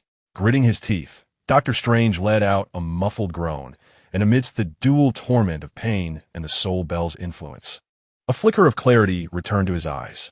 The Ebony Throat, clutching his ears, radiated a fierce intensity. He raised a finger, and the ground shattered instantaneously, sending pebbles the size of grains of rice soaring into the soul bell, rendering it silent. Eliminate them and obtain the original stone. The Ebony Throat's voice echoed like a sinister melody in the empty surroundings, allowing Qing Huai to acutely sense the immense magical power within those words. Unlike the cinematic universe, here the Ebony Throat possessed not only formidable telekinesis, but also the ability to manipulate language, earning the moniker of a deceitful black tongue that spreads lies and malevolence wherever he goes. Fortuitously, Qing Huai was shielded by the energy of the Mind Stone. preventing the Ebony Throat's malevolent voice from swaying him. However, Dr. Strange's previously lucid gaze fell back under the sway of control. Damn, he is a supreme mage, after all. Can't he show a bit of promise? Qing Huai felt frustrated at his lack of progress. Well, to be precise, Dr. Strange has only recently embarked on his journey, and his proficiency in various abilities is still far inferior to that of Ebony Maw, who has battled alongside Thanos for many years. Not everyone possesses a system and the Infinity Stones like Qing Huai.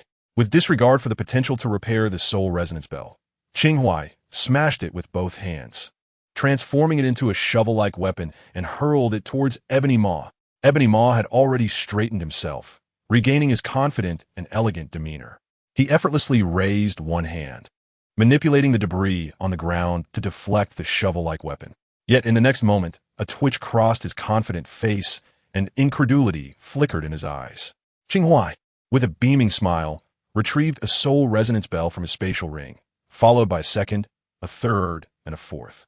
An entire 100 glittering Soul Resonance Bells ascended into the air, each inscribed with incantations that amplified their effects. During this time, he had not solely focused on the study of magic and the mind. Classes in session, everyone, Qing Huai said, a slight smirk forming as he snapped his fingers. In an instant, all the bells began to tremble wildly in the air, each oscillation releasing an assault on the soul. The sound resonated like celestial chants, elevating all present to a state of transcendence, as if their souls were on the verge of ascension. As the chimes echoed, Dr. Strange once again found himself teetering on the precipice between clarity and confusion. Ebony Maw gritted his teeth, raising both hands to upheave large swathes of earth, attempting to entune the bells along with Qing Huai beneath the ground. The sole enemy unaffected by the Soul Resonance Bells, General Deathblade, furiously thrust his blade into Solid Gene's thigh. Following a forceful kick that sent Solid Gene flying, he lifted his long-handled weapon and charged toward Qing Huai. Chapter 161. Gems and Heads. As the earth surged like a tide alongside General Deathblade bearing down on him, Qing Huai reached into a spatial ring and produced a crying roar. He commanded both crying roars to orbit his body while continuously unleashing sound wave attacks. Waves of sonic energy shattered vast expanses of earth within mere moments, halting General Deathblade in his tracks. As debris rained down, Qing Huai's figure had already shifted like a specter to another location. The Daluo Cave view had instantaneously guided him to the falling stones. He stood there with arms wide open, adopting a pose of welcoming the rising sun, allowing the debris to cascade around him. 2 crying roars and 4 Soul Resonance Bells hovered protectively by his side, while the remaining bells scattered through the sky like disarrayed metallic stars, or as if deranged screaming chickens, fervently shaking in all directions without restraint. To be honest, even Qing Huai found it somewhat bothersome. The descending debris suddenly defied gravity, hovering in the air, controlled by Ebony Maw, and flew towards Qing Huai like bullets from a machine gun. Qing Huai was already prepared. He spread his palm to reveal several yellow beads of jade. Originally, these were merely basic protective charms, but after Qing Huai acquired the Celestial Talisman, he undertook some enhancements. He incorporated the Golden Light spell into them, significantly improving their protective efficacy. As the flying debris approached, a layer of golden light rapidly coalesced around Qing Huai's body. The stones struck the golden shield with resounding impacts, failing to breach its defense. Although they were low-tier magical artifacts, the golden light would gradually wane with the prolonged assault, eventually leading to the charm shattering. Yet, Qing Huai remained unfazed, for he carried over 100 of these charms with him. One might be destroyed, but he would simply summon another, undeterred by loss. Standing calmly with the charm in hand, he maintained his golden defense while the soul-shaking bell provided support, creating a harmonious synergy among these simple trinkets that showcased the sophistication of a master craftsman. The soul-shaking bell continuously unleashed spiritual assaults, and despite the efforts of Wu Mu Ho to counter them with stones, the bell's resonance only intensified. Though such spiritual attacks might not inflict substantial harm on Thanos' minions, they were sufficient to leave them disoriented. Wu Mu Ho raised his hands, causing the ground beneath Qing Huai and his companions to tremble. Qing Huai struggled to steady himself, casting a glance at Wu Mu Ho, realizing that such prowess was indeed befitting a servant of Thanos. Meanwhile, General Blade once again sent the bloodied Sarajan hurtling through the air towards Qing Huai, the long-handled dark golden blade seemingly suppressing Sarajan's regenerative abilities. On a brighter note, Wanda, with the assistance of the soul-shaking bell, gained the upper hand against the knight's neighbor star. A crimson beam unexpectedly ensnared the legs of the knight's neighbor star, and Wanda forcefully hurled him towards General Blade. The moment had come, and a smile graced Qing Huai's lips. Behind Wu Muho, the revived Doctor Strange struggled to conjure two arcs of golden lightning, which crackled and struck Wu Muho's back. The latter staggered to the ground, casting a venomous glare at Doctor Strange. He lifted a section of earth behind Strange and, with a swift motion, hurled it towards the weakened sorcerer, propelling him forward. "Obey!" Dr. Wu Muho's voice whispered into Strange's ear, attempting to exert control once more, but his words were abruptly cut off. Lowering his gaze, he found a dagger embedded in his abdomen. It was the fish intestine sword. It had been relentlessly twisting in Strange's arm, and together with the soul-shaking bell, it had brought Strange back into the fray. Wu Muho grasped the hilt of the fish intestine sword with one hand, while forcefully pushing Doctor Strange away with the other. Seeking to avoid being struck before he regained control, he attempted to withdraw the dagger, yet it seemed almost sentient, burrowing deeper into his body, forcing him to focus all his efforts on halting its advance. Elsewhere, Qing Huai had drawn the two long swords, Ganjiang and Mo Xie, and confronted General Blade and the knight's neighbor star. Even if they were extraterrestrial, they were still a couple. "Wanda," Qing Huai called out, and the latter immediately understood. Employing chaotic magic to control the Dark Knight Proxima, Qing Huai flipped his twin swords, carving two arc-shaped sword winds in the air. The heads of their adversaries were swiftly severed. "Boss!" Wanda and Sarah Jane shouted in unison as they witnessed the Death Blade General strike Qing Huai at the last moment. To be precise, Qing Huai had boldly confronted the Death Blade General's blade, executing the decapitation of both individuals. As the dark golden blade cleaved through the protective golden light surrounding Qing Huai, a more brilliant radiance flashed by.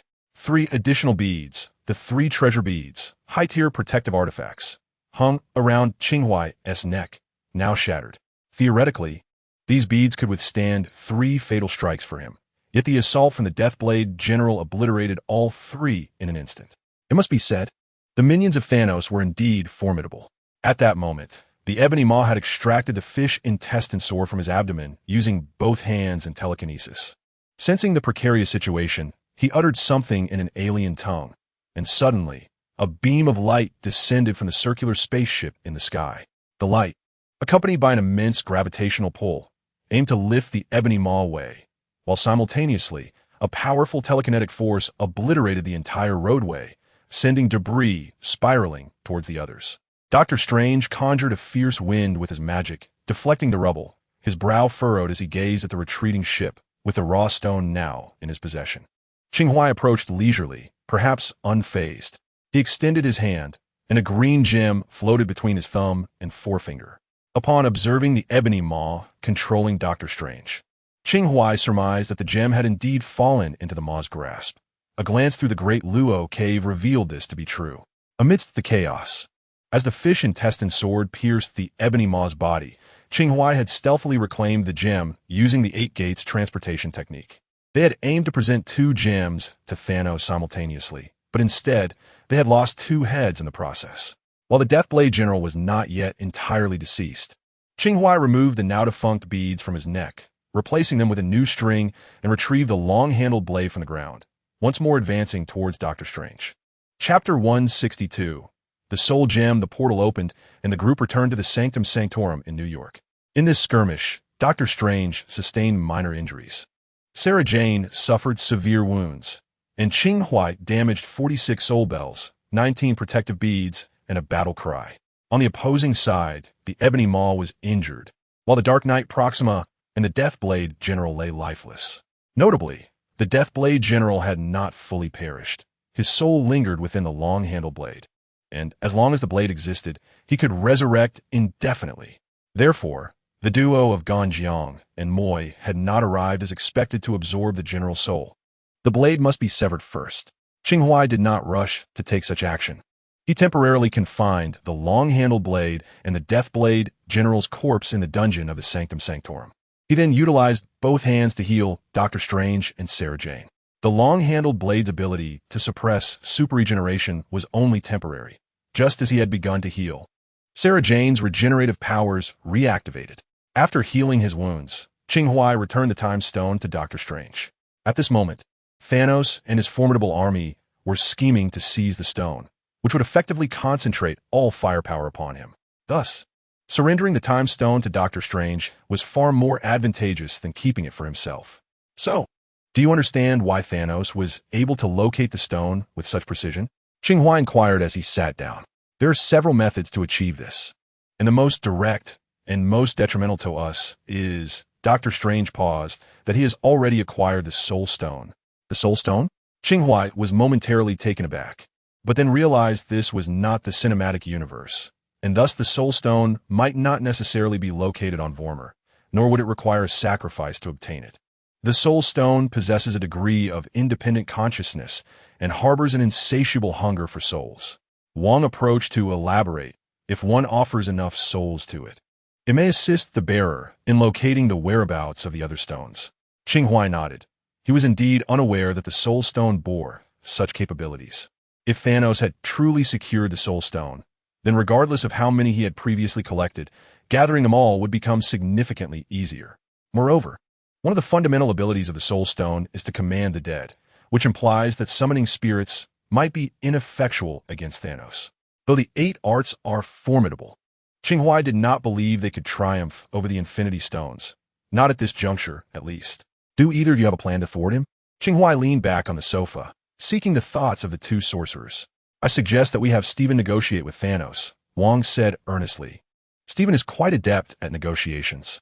Oh, Qing Huai regarded Doctor Strange with keen interest. He was well aware of Strange's negotiation skills. Yet he pondered whether the tactics employed against Dormammu would prove effective against Thanos. Doctor Strange sighed. Look at how he has surrounded the Earth. Does he strike you as someone who would heed counsel? Currently, Thanos' ships were hovering globally, and theoretically, it indeed constituted a siege of Earth. However, those ships simply lingered in the sky, refraining from initiating an assault, more akin to a display of intimidation and threat. Perhaps they intended to launch an attack only after securing the stones. Who could say? Regardless, these vessels resembled ticking time bombs. To dismantle them, one would need to confront Thanos directly. Suddenly, Sarah rushed upstairs, exclaiming, "Boss, that guy has been revived." Qing Huai exchanged glances with Doctor Strange, then rose to follow Sarah downstairs to the dungeon. Qing Huai had previously cast the corpse of General Soulblade into the dungeon, entrusting the long-handled weapon to the adjacent cell, where it was restrained by sacred artifacts, awaiting the general's revival. Through the transparent energy wall, Qing Huai waved at General Soulblade, greeting him once again. The general glared at Qing Huai, his pride evident. Enjoy your moment. Thanos himself will twist your head off. Oh, is that so? I shall look forward to it. Qing Huai cast a layer of enchantment upon himself, effortlessly traversing the translucent energy barrier to enter the cell where General Wraithblade was imprisoned. Despite confining the general within this magical prison, for added precaution, Qing Huai had also bound chains around his wrists and ankles. While Qing Huai certainly enjoyed putting on a show, he never underestimated his adversaries. What is it that you desire? Allow me to venture a guess. Qing Huai produced the Mind Scepter from his spatial ring. Is that it? Since the opponent could pinpoint the location of the gemstone directly, there was no need for Qing Huai to conceal it any longer. Grasping the Mind Scepter firmly, he looked down upon the struggling General Wraithblade, attempting to break free from his chains. Hush, be still. Let me see what treasures lie within your mind. Qing Huai pressed the Mind Scepter against the general's forehead, and the once volatile Wraithblade suddenly fell silent. In that moment, the seasoned general, who had fought alongside Thanos for many years, transformed into a book within Qing Huai's eyes. This tome narrated nearly the entirety of his life, revealing that over 70% of his existence was spent in the act of killing.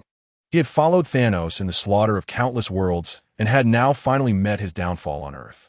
Indeed, Earth was a remarkable place. From the general's memories, it became evident that, unlike the Thanos of the cinematic universe, who waged war to balance population and resources, this universe's Thanos seemed devoid of any particular motive, driven instead by a thirst for bloodshed. The information within Wraithblade's mind unfolded before Qing Huai with exquisite clarity as he turned the pages of an invisible book, striving to absorb any useful insights. Minutes later, he withdrew the Mind Scepter and exited the cell, addressing Dr. Strange and the others who awaited him outside. Qing Huai revealed the most pressing piece of information. Thanos had already acquired 2 gemstones. Chapter 163. Soul and Power from General Wraithblade's Memories. Qing Huai discerned that Thanos had obtained 2 gemstones, one of soul and one of power. The Mind Stone was in his possession. The Time Stone belonged to Dr. Strange. The Space Stone was likely in Asgard, and the Reality Stone's whereabouts remained unknown. One could only wonder about the current state of Asgard. Was Odin still alive? According to various sources, it seemed that Thor was not presently on Earth. Upon returning upstairs, Wong provided an overview of the capabilities of each Infinity Stone in this universe, which aligned closely with what Qing Huai had previously learned. Of the 2 stones possessed by Thanos, the Soul Stone had the ability to steal, control, and alter souls, even enabling the manipulation of the undead and the creation of souls from nothingness. The Power Stone granted its wielder nearly limitless physical strength, elevating their offensive and defensive capabilities to an almost invincible level, and could even replicate any physical superpower. Furthermore, it enhanced the effects of the other stones. Although the current situation was a standoff of 2 stones against 2, Thanos, equipped with the Infinity Gauntlet, would undoubtedly wield the stones with greater potency than Qing Huai and his allies. Furthermore, the hovering spacecraft of Thanos above various capitals, the army waiting beyond Earth, and the multitude of superheroes under his control all represent significant threats. Thanos will not relent. It is likely that he will arrive in person before long. Dr. Strange proclaimed, "We are outnumbered. We must consolidate the strengths of others." I concurred, nodding in agreement. In the Marvel Universe, superheroes are in no short supply, and it is improbable that Thanos' subordinates could dominate every single one. Even if all were to be controlled, I possess the Mind Stone, which could reverse such control. Primarily, in confronting Thanos and his alien forces, there is no need for me to overexert myself. From General Deathblade's plan, I discern Thanos' intentions towards Earth. Once he acquires 2 more stones, he will not hesitate to annihilate our planet. This is in stark contrast to the Grandmaster, who seeks only amusement, whereas Thanos is driven by pure plunder and slaughter. Recalling the memories from my past life, I reflected that in the accounts I know of Thanos, should he not be slaughtering cosmic life to balance population and resources, it is typically for another purpose. Perhaps one could say, for deity. That very deity who had recently appeared in my dreams. I suddenly perceived that the system's previous bestowal of the title Little Genius of Death may have a deeper significance, potentially proving crucial at a pivotal moment. Of course, this is merely conjecture. It could also be of no consequence at all. After our discussions, Dr. Strange and Wong proceeded to inform others about Thanos, seeking assistance, while I intended to return home with Wanda and Sarah Jane. Before parting, I borrowed a metallic object, a levitating ring from Dr. Strange. "It's of no use to you now. This requires extensive practice," he remarked. Yet, despite his words, Dr. Strange entrusted me with a levitating ring. Perhaps I am exceptionally gifted. I mused as I accepted the ring and donned it on my hand, focusing intently as I traced a circle in the air. Nothing occurred. Dr. Strange silently exhaled in relief, but before he could smile, he witnessed me tracing another circle. This time, a spark ignited before me. Upon drawing a 3rd circle, a portal materialized in the Sanctum Sanctorum's living room. "Is this duration considered long?" I inquired with a sense of intrigue directed towards Dr. Strange. He subtly twitched his lips before turning to respond, "Mediocre, I suppose." It took me an additional 2 seconds initially.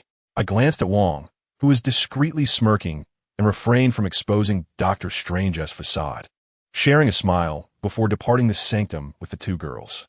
However, upon returning home, I did not close the portal. Instead, I allowed the magical gateway to remain, facilitating easy passage.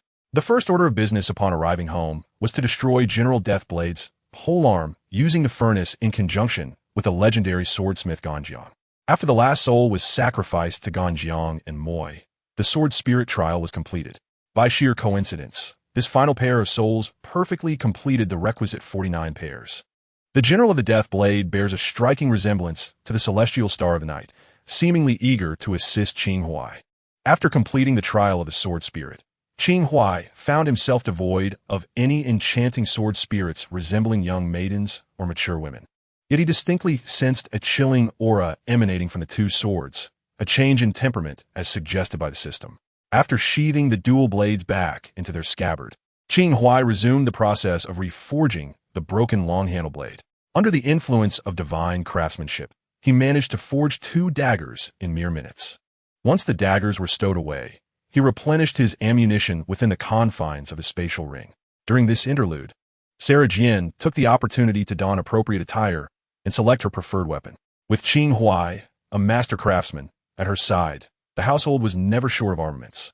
Wanda, on the other hand, opted against weapons. Her chaotic magic rendered additional armaments somewhat superfluous.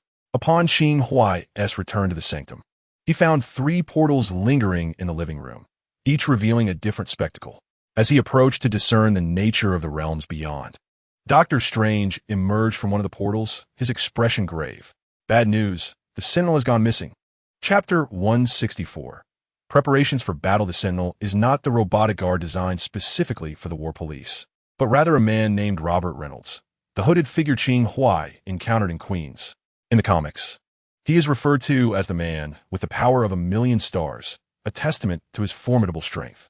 It is conservatively estimated that he ranks first among the superhumans currently on Earth. Indeed, even the Hulk in his normal state would be no match for the Sentinel. Qing Huai often remarked that when calamity strikes, there stands a tall figure to bear the burden, and the Sentinel undoubtedly embodies that figure. Now, with disaster looming, his disappearance is indeed a dire omen. From what Qing Huai understands, despite the Sentinel's immense power, his mental state is precarious. This suggests the possibility that he has fallen under Thanos' control. While other scenarios exist, they must prepare for the worst. Just as Doctor Strange stepped through the portal, Wong entered from another, accompanied by Dr. Banner. Well, it appears the situation isn't entirely bleak, Qing Huai mused.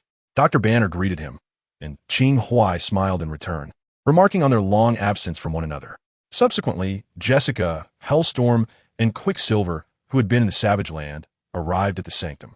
Before addressing the Sentinel, Doctor Strange prioritized gathering the defenders. Though they have yet to register under the Superhuman Registration Act, such formalities seem trivial in the face of impending battle. After all, who knows if the government will still exist post-conflict? Aquaman Namor was absent, presumably remaining at sea. Furthermore, the registered Avengers were currently occupied in Washington, managing the turmoil instigated by the Inhuman royal family. Qing Huai issued battle readiness notifications to the various organizations under his command, ensuring they would not be caught off guard should the circular ship descend from the skies to launch an assault. The passive stance is undoubtedly one of acceptance, yet one must strive to avoid excessive passivity. Subsequently, Qing Huai traversed the portal to the maritime prison where Captain America and his faction of anti-registration Avengers currently resided. Following the devastation of an entire street in New York the previous day, both sides surveyed the ruins and the innocent injured, ultimately deciding to declare ceasefire. This decision implied that Captain America and his allies would surrender and be taken captive. Qing Huai had initially hoped that after the government granted them amnesty in the coming days, he could seize the opportunity to establish his first superhero team. However, fate had other plans as Thanos arrived unexpectedly. Consequently, other matters had to be postponed. With the assistance of the suspended, the task of orchestrating a prison break became significantly more manageable. Qing Huai escorted Captain America and his companions back to the Sanctum Sanctorum, where before the unfamiliar faces could exchange greetings, Wong assumed the role of the narrator, elucidating the current situation. Seizing the moment, Dr. Strange beckoned Qing Huai aside, emphasizing that the Sanctum's purpose is to prevent incursions by interdimensional beings. It must not be treated as a battleground. Qing Huai nodded in acknowledgement. Ideally, the primary battlefield would be set on Titan, but if that proved unfeasible, at the very least, it should be situated in an uninhabited area. As Qing Huai reached the end of the corridor, he encountered 3 glass doors, each leading to distinct landscapes: a rainforest, rugged mountains, and the sea. With a twist of a button beside the door, the tumultuous ocean transformed into a shimmering desert. Turning back, he noticed Dr. Strange. momentarily taken aback by Qing Huai's ease in this environment, and remarked, after this ordeal, perhaps it would be best if you refrain from visiting again. Qing Huai chuckled and patted Dr. Strange's shoulder, assuring him, "Do not be anxious. This is your home, and I am but a visitor." Upon returning to the living room, Wang had nearly finished his explanation. Qing Huai opened his phone to discover that worldwide alerts regarding the impending alien threat to Earth had proliferated across electronic networks. This indeed reflects a significant advantage of technological advancement. Dr. Strange utilized the Eye of Agamotto to scan the Earth, finding no signs of Thanos. Unlike the cinematic portrayal, in this universe, the Time Stone and the Eye of Agamotto are not synonymous. The Eye of Agamotto in this realm serves as an artifact, one of its functions being the ability to locate individuals. This suggests that Thanos had yet to arrive on Earth. He might be lurking beyond its confines or en route to seize other Infinity Stones. They faced two choices: to take the initiative or adopt a conservative defense. Regardless, if Thanos sought the stones, he would undoubtedly launch another assault against Qing Huai and Doctor Strange. As to which strategy would prove more effective, Qing Huai was uncertain. After all, in both the films and numerous comic universes, Thanos had achieved success, at least on his first attempt. This reality left Qing Huai with little experience to draw upon in this narrative, forcing him to navigate the path independently. Fortunately, since acquiring the Mind Stone, he had proactively established precautionary measures against Thanos' impending arrival. Among the creations of Tony Stark, the Earth Shield stands out. However, due to the unexpectedly swift arrival of Thanos, this plan failed to materialize. Despite possessing 2 Infinity Stones, the effectiveness of the shield remains uncertain. Prevention does not equate to complete avoidance. Beyond the Earth Shield, Qing Huai has devised some minor measures of his own. People are still engaged in discussions regarding crisis management. As Qing Huai gazed at the hovering, circular spaceships on his phone screen and glanced at the recently released mission from the system, he promptly closed the panel, tucked his phone away, and approached the window. To be honest, he had yet to experience feelings of panic or fear. Rather, he felt a surge of excitement. Chapter 165, Thanos Washington. The Registered Avengers are currently battling against the Inhuman royal family. It has been proven that as long as Black Bolt's mouth remains unsealed, his combat prowess remains formidable to the extent that he was once regarded as one of the strongest superheroes on Earth. The Avengers, having just endured a civil war, were evidently struggling against Black Bolt. As he uttered another character, a sonic wave erupted. A whole building collapsed as a result. The energy shield could not completely protect Iron Man from the onslaught, and he was hurled away by the sonic force, only to be struck by a falling boulder that pinned his left arm. Looking back, the other superheroes were also faring poorly, having recently emerged from battle, with some still bearing wounds. "Enough, Blackagar. It's truly impolite to continue shouting," Tony Stark exclaimed as he extricated himself from the rubble with the aid of his armor. Their disadvantage stemmed not only from Black Bolt's power, but also from their familiarity with one another. Tony and his allies were acutely aware that this Inhuman royal family had been coerced, thus they refrained from inflicting lethal harm. After all, when faced with foreign threats, they could not afford to diminish their combat effectiveness. Yet, at this moment, Black Bolt was indiscriminate in his fury, although he had not unleashed his full potential. He was formidable enough to pose a significant challenge to the Avengers. The members of the Inhuman royal family, previously scattered and causing chaos, had now regrouped, and the Avengers gathered around Tony Stark, ready for the impending battle. Suddenly, a portal materialized amidst the ruins, and as Black Bolt turned, crimson chaotic magic ensnared his entire form, followed by a staff glowing with blue light pressing against the back of his head. Meanwhile, several other Inhumans were also restrained by individuals emerging from the portal. To be candid, it was not a matter of underestimating the other Inhuman members. However, they were indeed easier to handle compared to Black Bolt.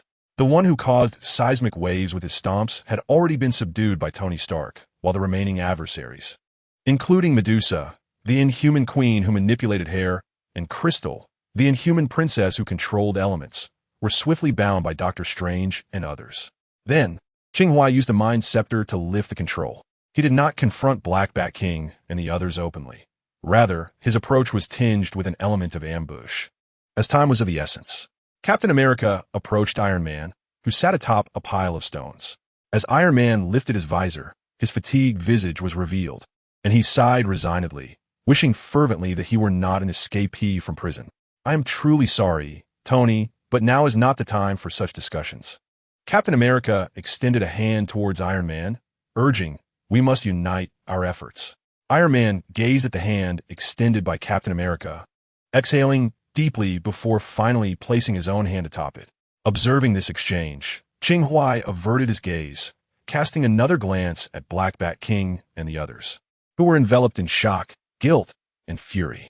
Without uttering a word, he shifted his focus towards the circular spacecraft hovering in the sky.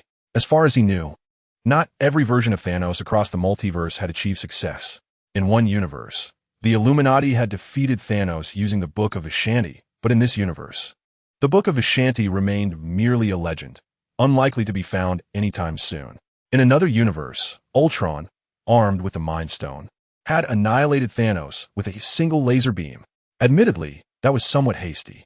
However, perhaps this universe could also experience such recklessness. After all, they had yet to encounter Thanos. And anything was possible. Qing Huai lowered his gaze, preparing to return through the portal when suddenly he sensed something amiss. Turning towards the dilapidated building, he spotted a young man clad in a yellow bodysuit and blue cloak standing amidst the rubble. The missing sentinel.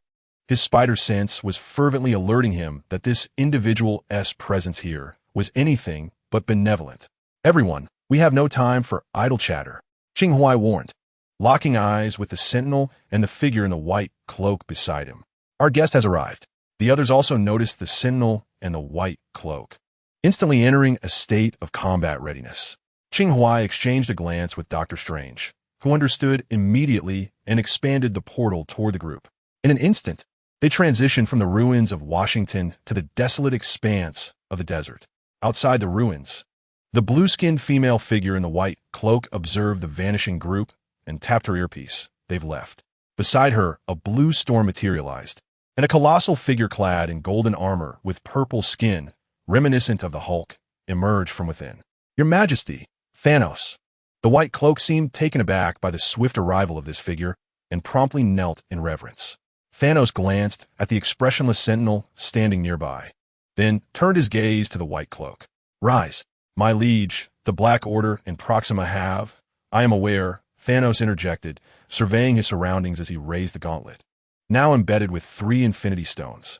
The orange stone radiated brilliance, drawing forth countless souls to be consumed. As the radiance of the gem began to wane, Thanos had already discerned the answer he sought. The blue gem illuminated once more, and a tempest of azure hue enveloped the trio, transporting them from their location. In the vast expanse of the desert, accompanied by a similar blue whirlwind, Thanos arrived at his destination. In the center of the desert stood a sunshade, beneath which Qing Huai and Dr. Strange were leisurely enjoying the shade, while the others were absent. Thanos approached with measured steps, fixing his gaze upon the 2 individuals, and uttered, "Supreme Sorcerer and Qing Huai, we need not be adversaries."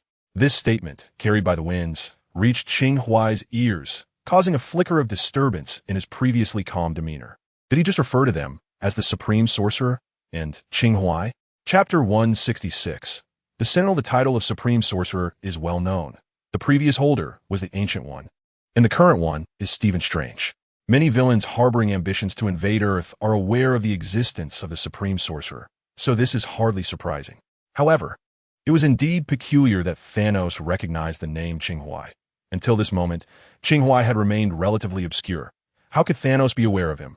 Could it be related to the mysterious organization behind him? Qing Huai glanced at Dr. Strange, pondering this thought. Despite the burgeoning suspicion in his mind, Qing Huai inquired, "Do you know me?" "I have heard of you," Thanos replied, lowering the hand adorned with the Infinity Gauntlet. The space stone emitted a faint glow, causing the sand beneath to rise as if displaced by spatial distortion, forming a seat adequate for Thanos. "You are quite remarkable. We need not be foes." Thanos removed his golden helmet and continued, "Surrender the gem to me, and you shall earn the privilege to join my ranks." Unlike the cinematic version of Thanos, who was dedicated to balancing the universe's resources, this incarnation appeared to have no plans for retirement. "Hand over our possessions and become your lackeys?" Qing Huai scratched his ear, incredulity apparent in his tone. Thanos regarded Qing Huai, Is what you possess truly yours? For a moment, Qing Huai was rendered speechless. Indeed, it was not. Strictly speaking, the Mind Stone had been seized from Red Skull, who had received it as a boon from Thanos to govern Earth. Of course, Thanos must have acquired it from elsewhere as well. Yet, Qing Huai shrugged nonchalantly. It belongs to me. Otherwise, does it belong to you? Thanos paused, seemingly caught off guard by Qing Huai's retort, then chuckled softly, his tone adopting a more earnest note. My approach represents the best possible outcome for you. His expression and tone conveyed a sense of genuine concern for their well-being. Is that so? I beg to differ, Dr. Strange interjected, brushing off his robe as he stood to meet Thanos' gaze. As long as you are present, a favorable conclusion is unattainable. Thanos sighed, turning his attention toward the white cloak. Indeed, not everyone possesses the capacity for understanding like you do. Beneath the white cloak, a blue visage gazed submissively at Thanos. The Dark Lord. Thanos caressed the face beneath the cloak, then lowered his hand. Go, fetch the Infinity Stone for me. One of the Black Order, known as the Superstar, rose and cast a glance at Qing Huai and his companion, a hint of malevolence flickering in his eyes. Go, retrieve the stone. The telepathically empowered Superstar directed the Sentinel. Despite his impassive demeanor, began to move. He eschewed the display of his teleportation prowess, instead approaching them with the deliberate gait of a mortal, exuding an overwhelming aura of intimidation. The Sentinel's formidable strength bore a significant side effect, his alternate persona, the Void. Typically, the regular Sentinel expended considerable effort to suppress the Void. Thus, if the Void were to manifest before them, he would surpass the regular Sentinel in strength. Presently, under the control of the Superstar, it was likely that they faced the Void Sentinel. In this context, none among them could contend with the Sentinel in a direct confrontation. Moreover, turning their weaponry inward would only undermine their own capabilities, a futile endeavor. As the Sentinel reached the center, his foot unexpectedly triggered a hidden trap, releasing dozens of golden energy tendrils that ensnared his legs. This apparatus was designed to absorb the energy of its captives, theoretically binding them more securely the stronger they were. However, under absolute power, theory crumbled instantaneously. The Sentinel was indeed constrained for 2 seconds, but as he lifted his leg once more, the tendrils snapped asunder. Qing Huai was well aware that this trivial device could not contain the Sentinel. His intent was merely to divert the enemy's attention, buying even a mere 2 seconds. Action. Almost simultaneously with the Sentinel's liberation from the tendrils, 3 portals materialized. 2 flanked the Sentinel, from one of which the Hulk erupted, crashing into the Sentinel with tremendous force. Another portal opened directly before Thanos, coinciding perfectly with the enraged roar of Black Bolt, whose sound wave unleashed a cataclysmic sonic assault that traversed the desert, igniting a massive sandstorm that obscured everyone's vision. Qing Huai and Dr. Strange shielded themselves from the swirling grid, keenly attuned to the unfolding events. According to their original plan, they sought to separate the Sentinel from Thanos, after which Qing Huai would awaken the regular Sentinel using the Mind Stone. Yet, it appeared their scheme was unraveling. The dispersed sand was drawn together by an unseen force, restoring clarity to the scene.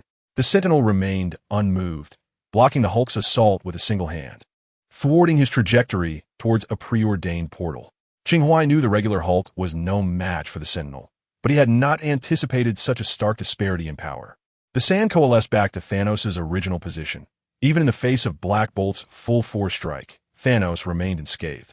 The purple energy of the Power Stone enveloped him, bestowing upon him an almost unparalleled defensive capability. Is this all there is to it? Thanos appeared somewhat disillusioned, as if he had anticipated a grand spectacle, but was instead met with a lackluster performance. Sand and dust were compressed into a compact mass by the Space Stone, hovering above his palm. In this universe, one need not clench a fist to wield the power of the stones. Qing Huai had long since noticed the blue Space Stone on Thanos' gauntlet, a grim indication that Asgard had succumbed. What exactly transpired remained a mystery to Qing Huai. It was evident that their plight had intensified. Suddenly, Qing Huai experienced an inexplicable sensation, as if his allies were mere constructs of cinematic storytelling, while the adversaries were drawn from the pages of comic books. Was this not a tad far-fetched?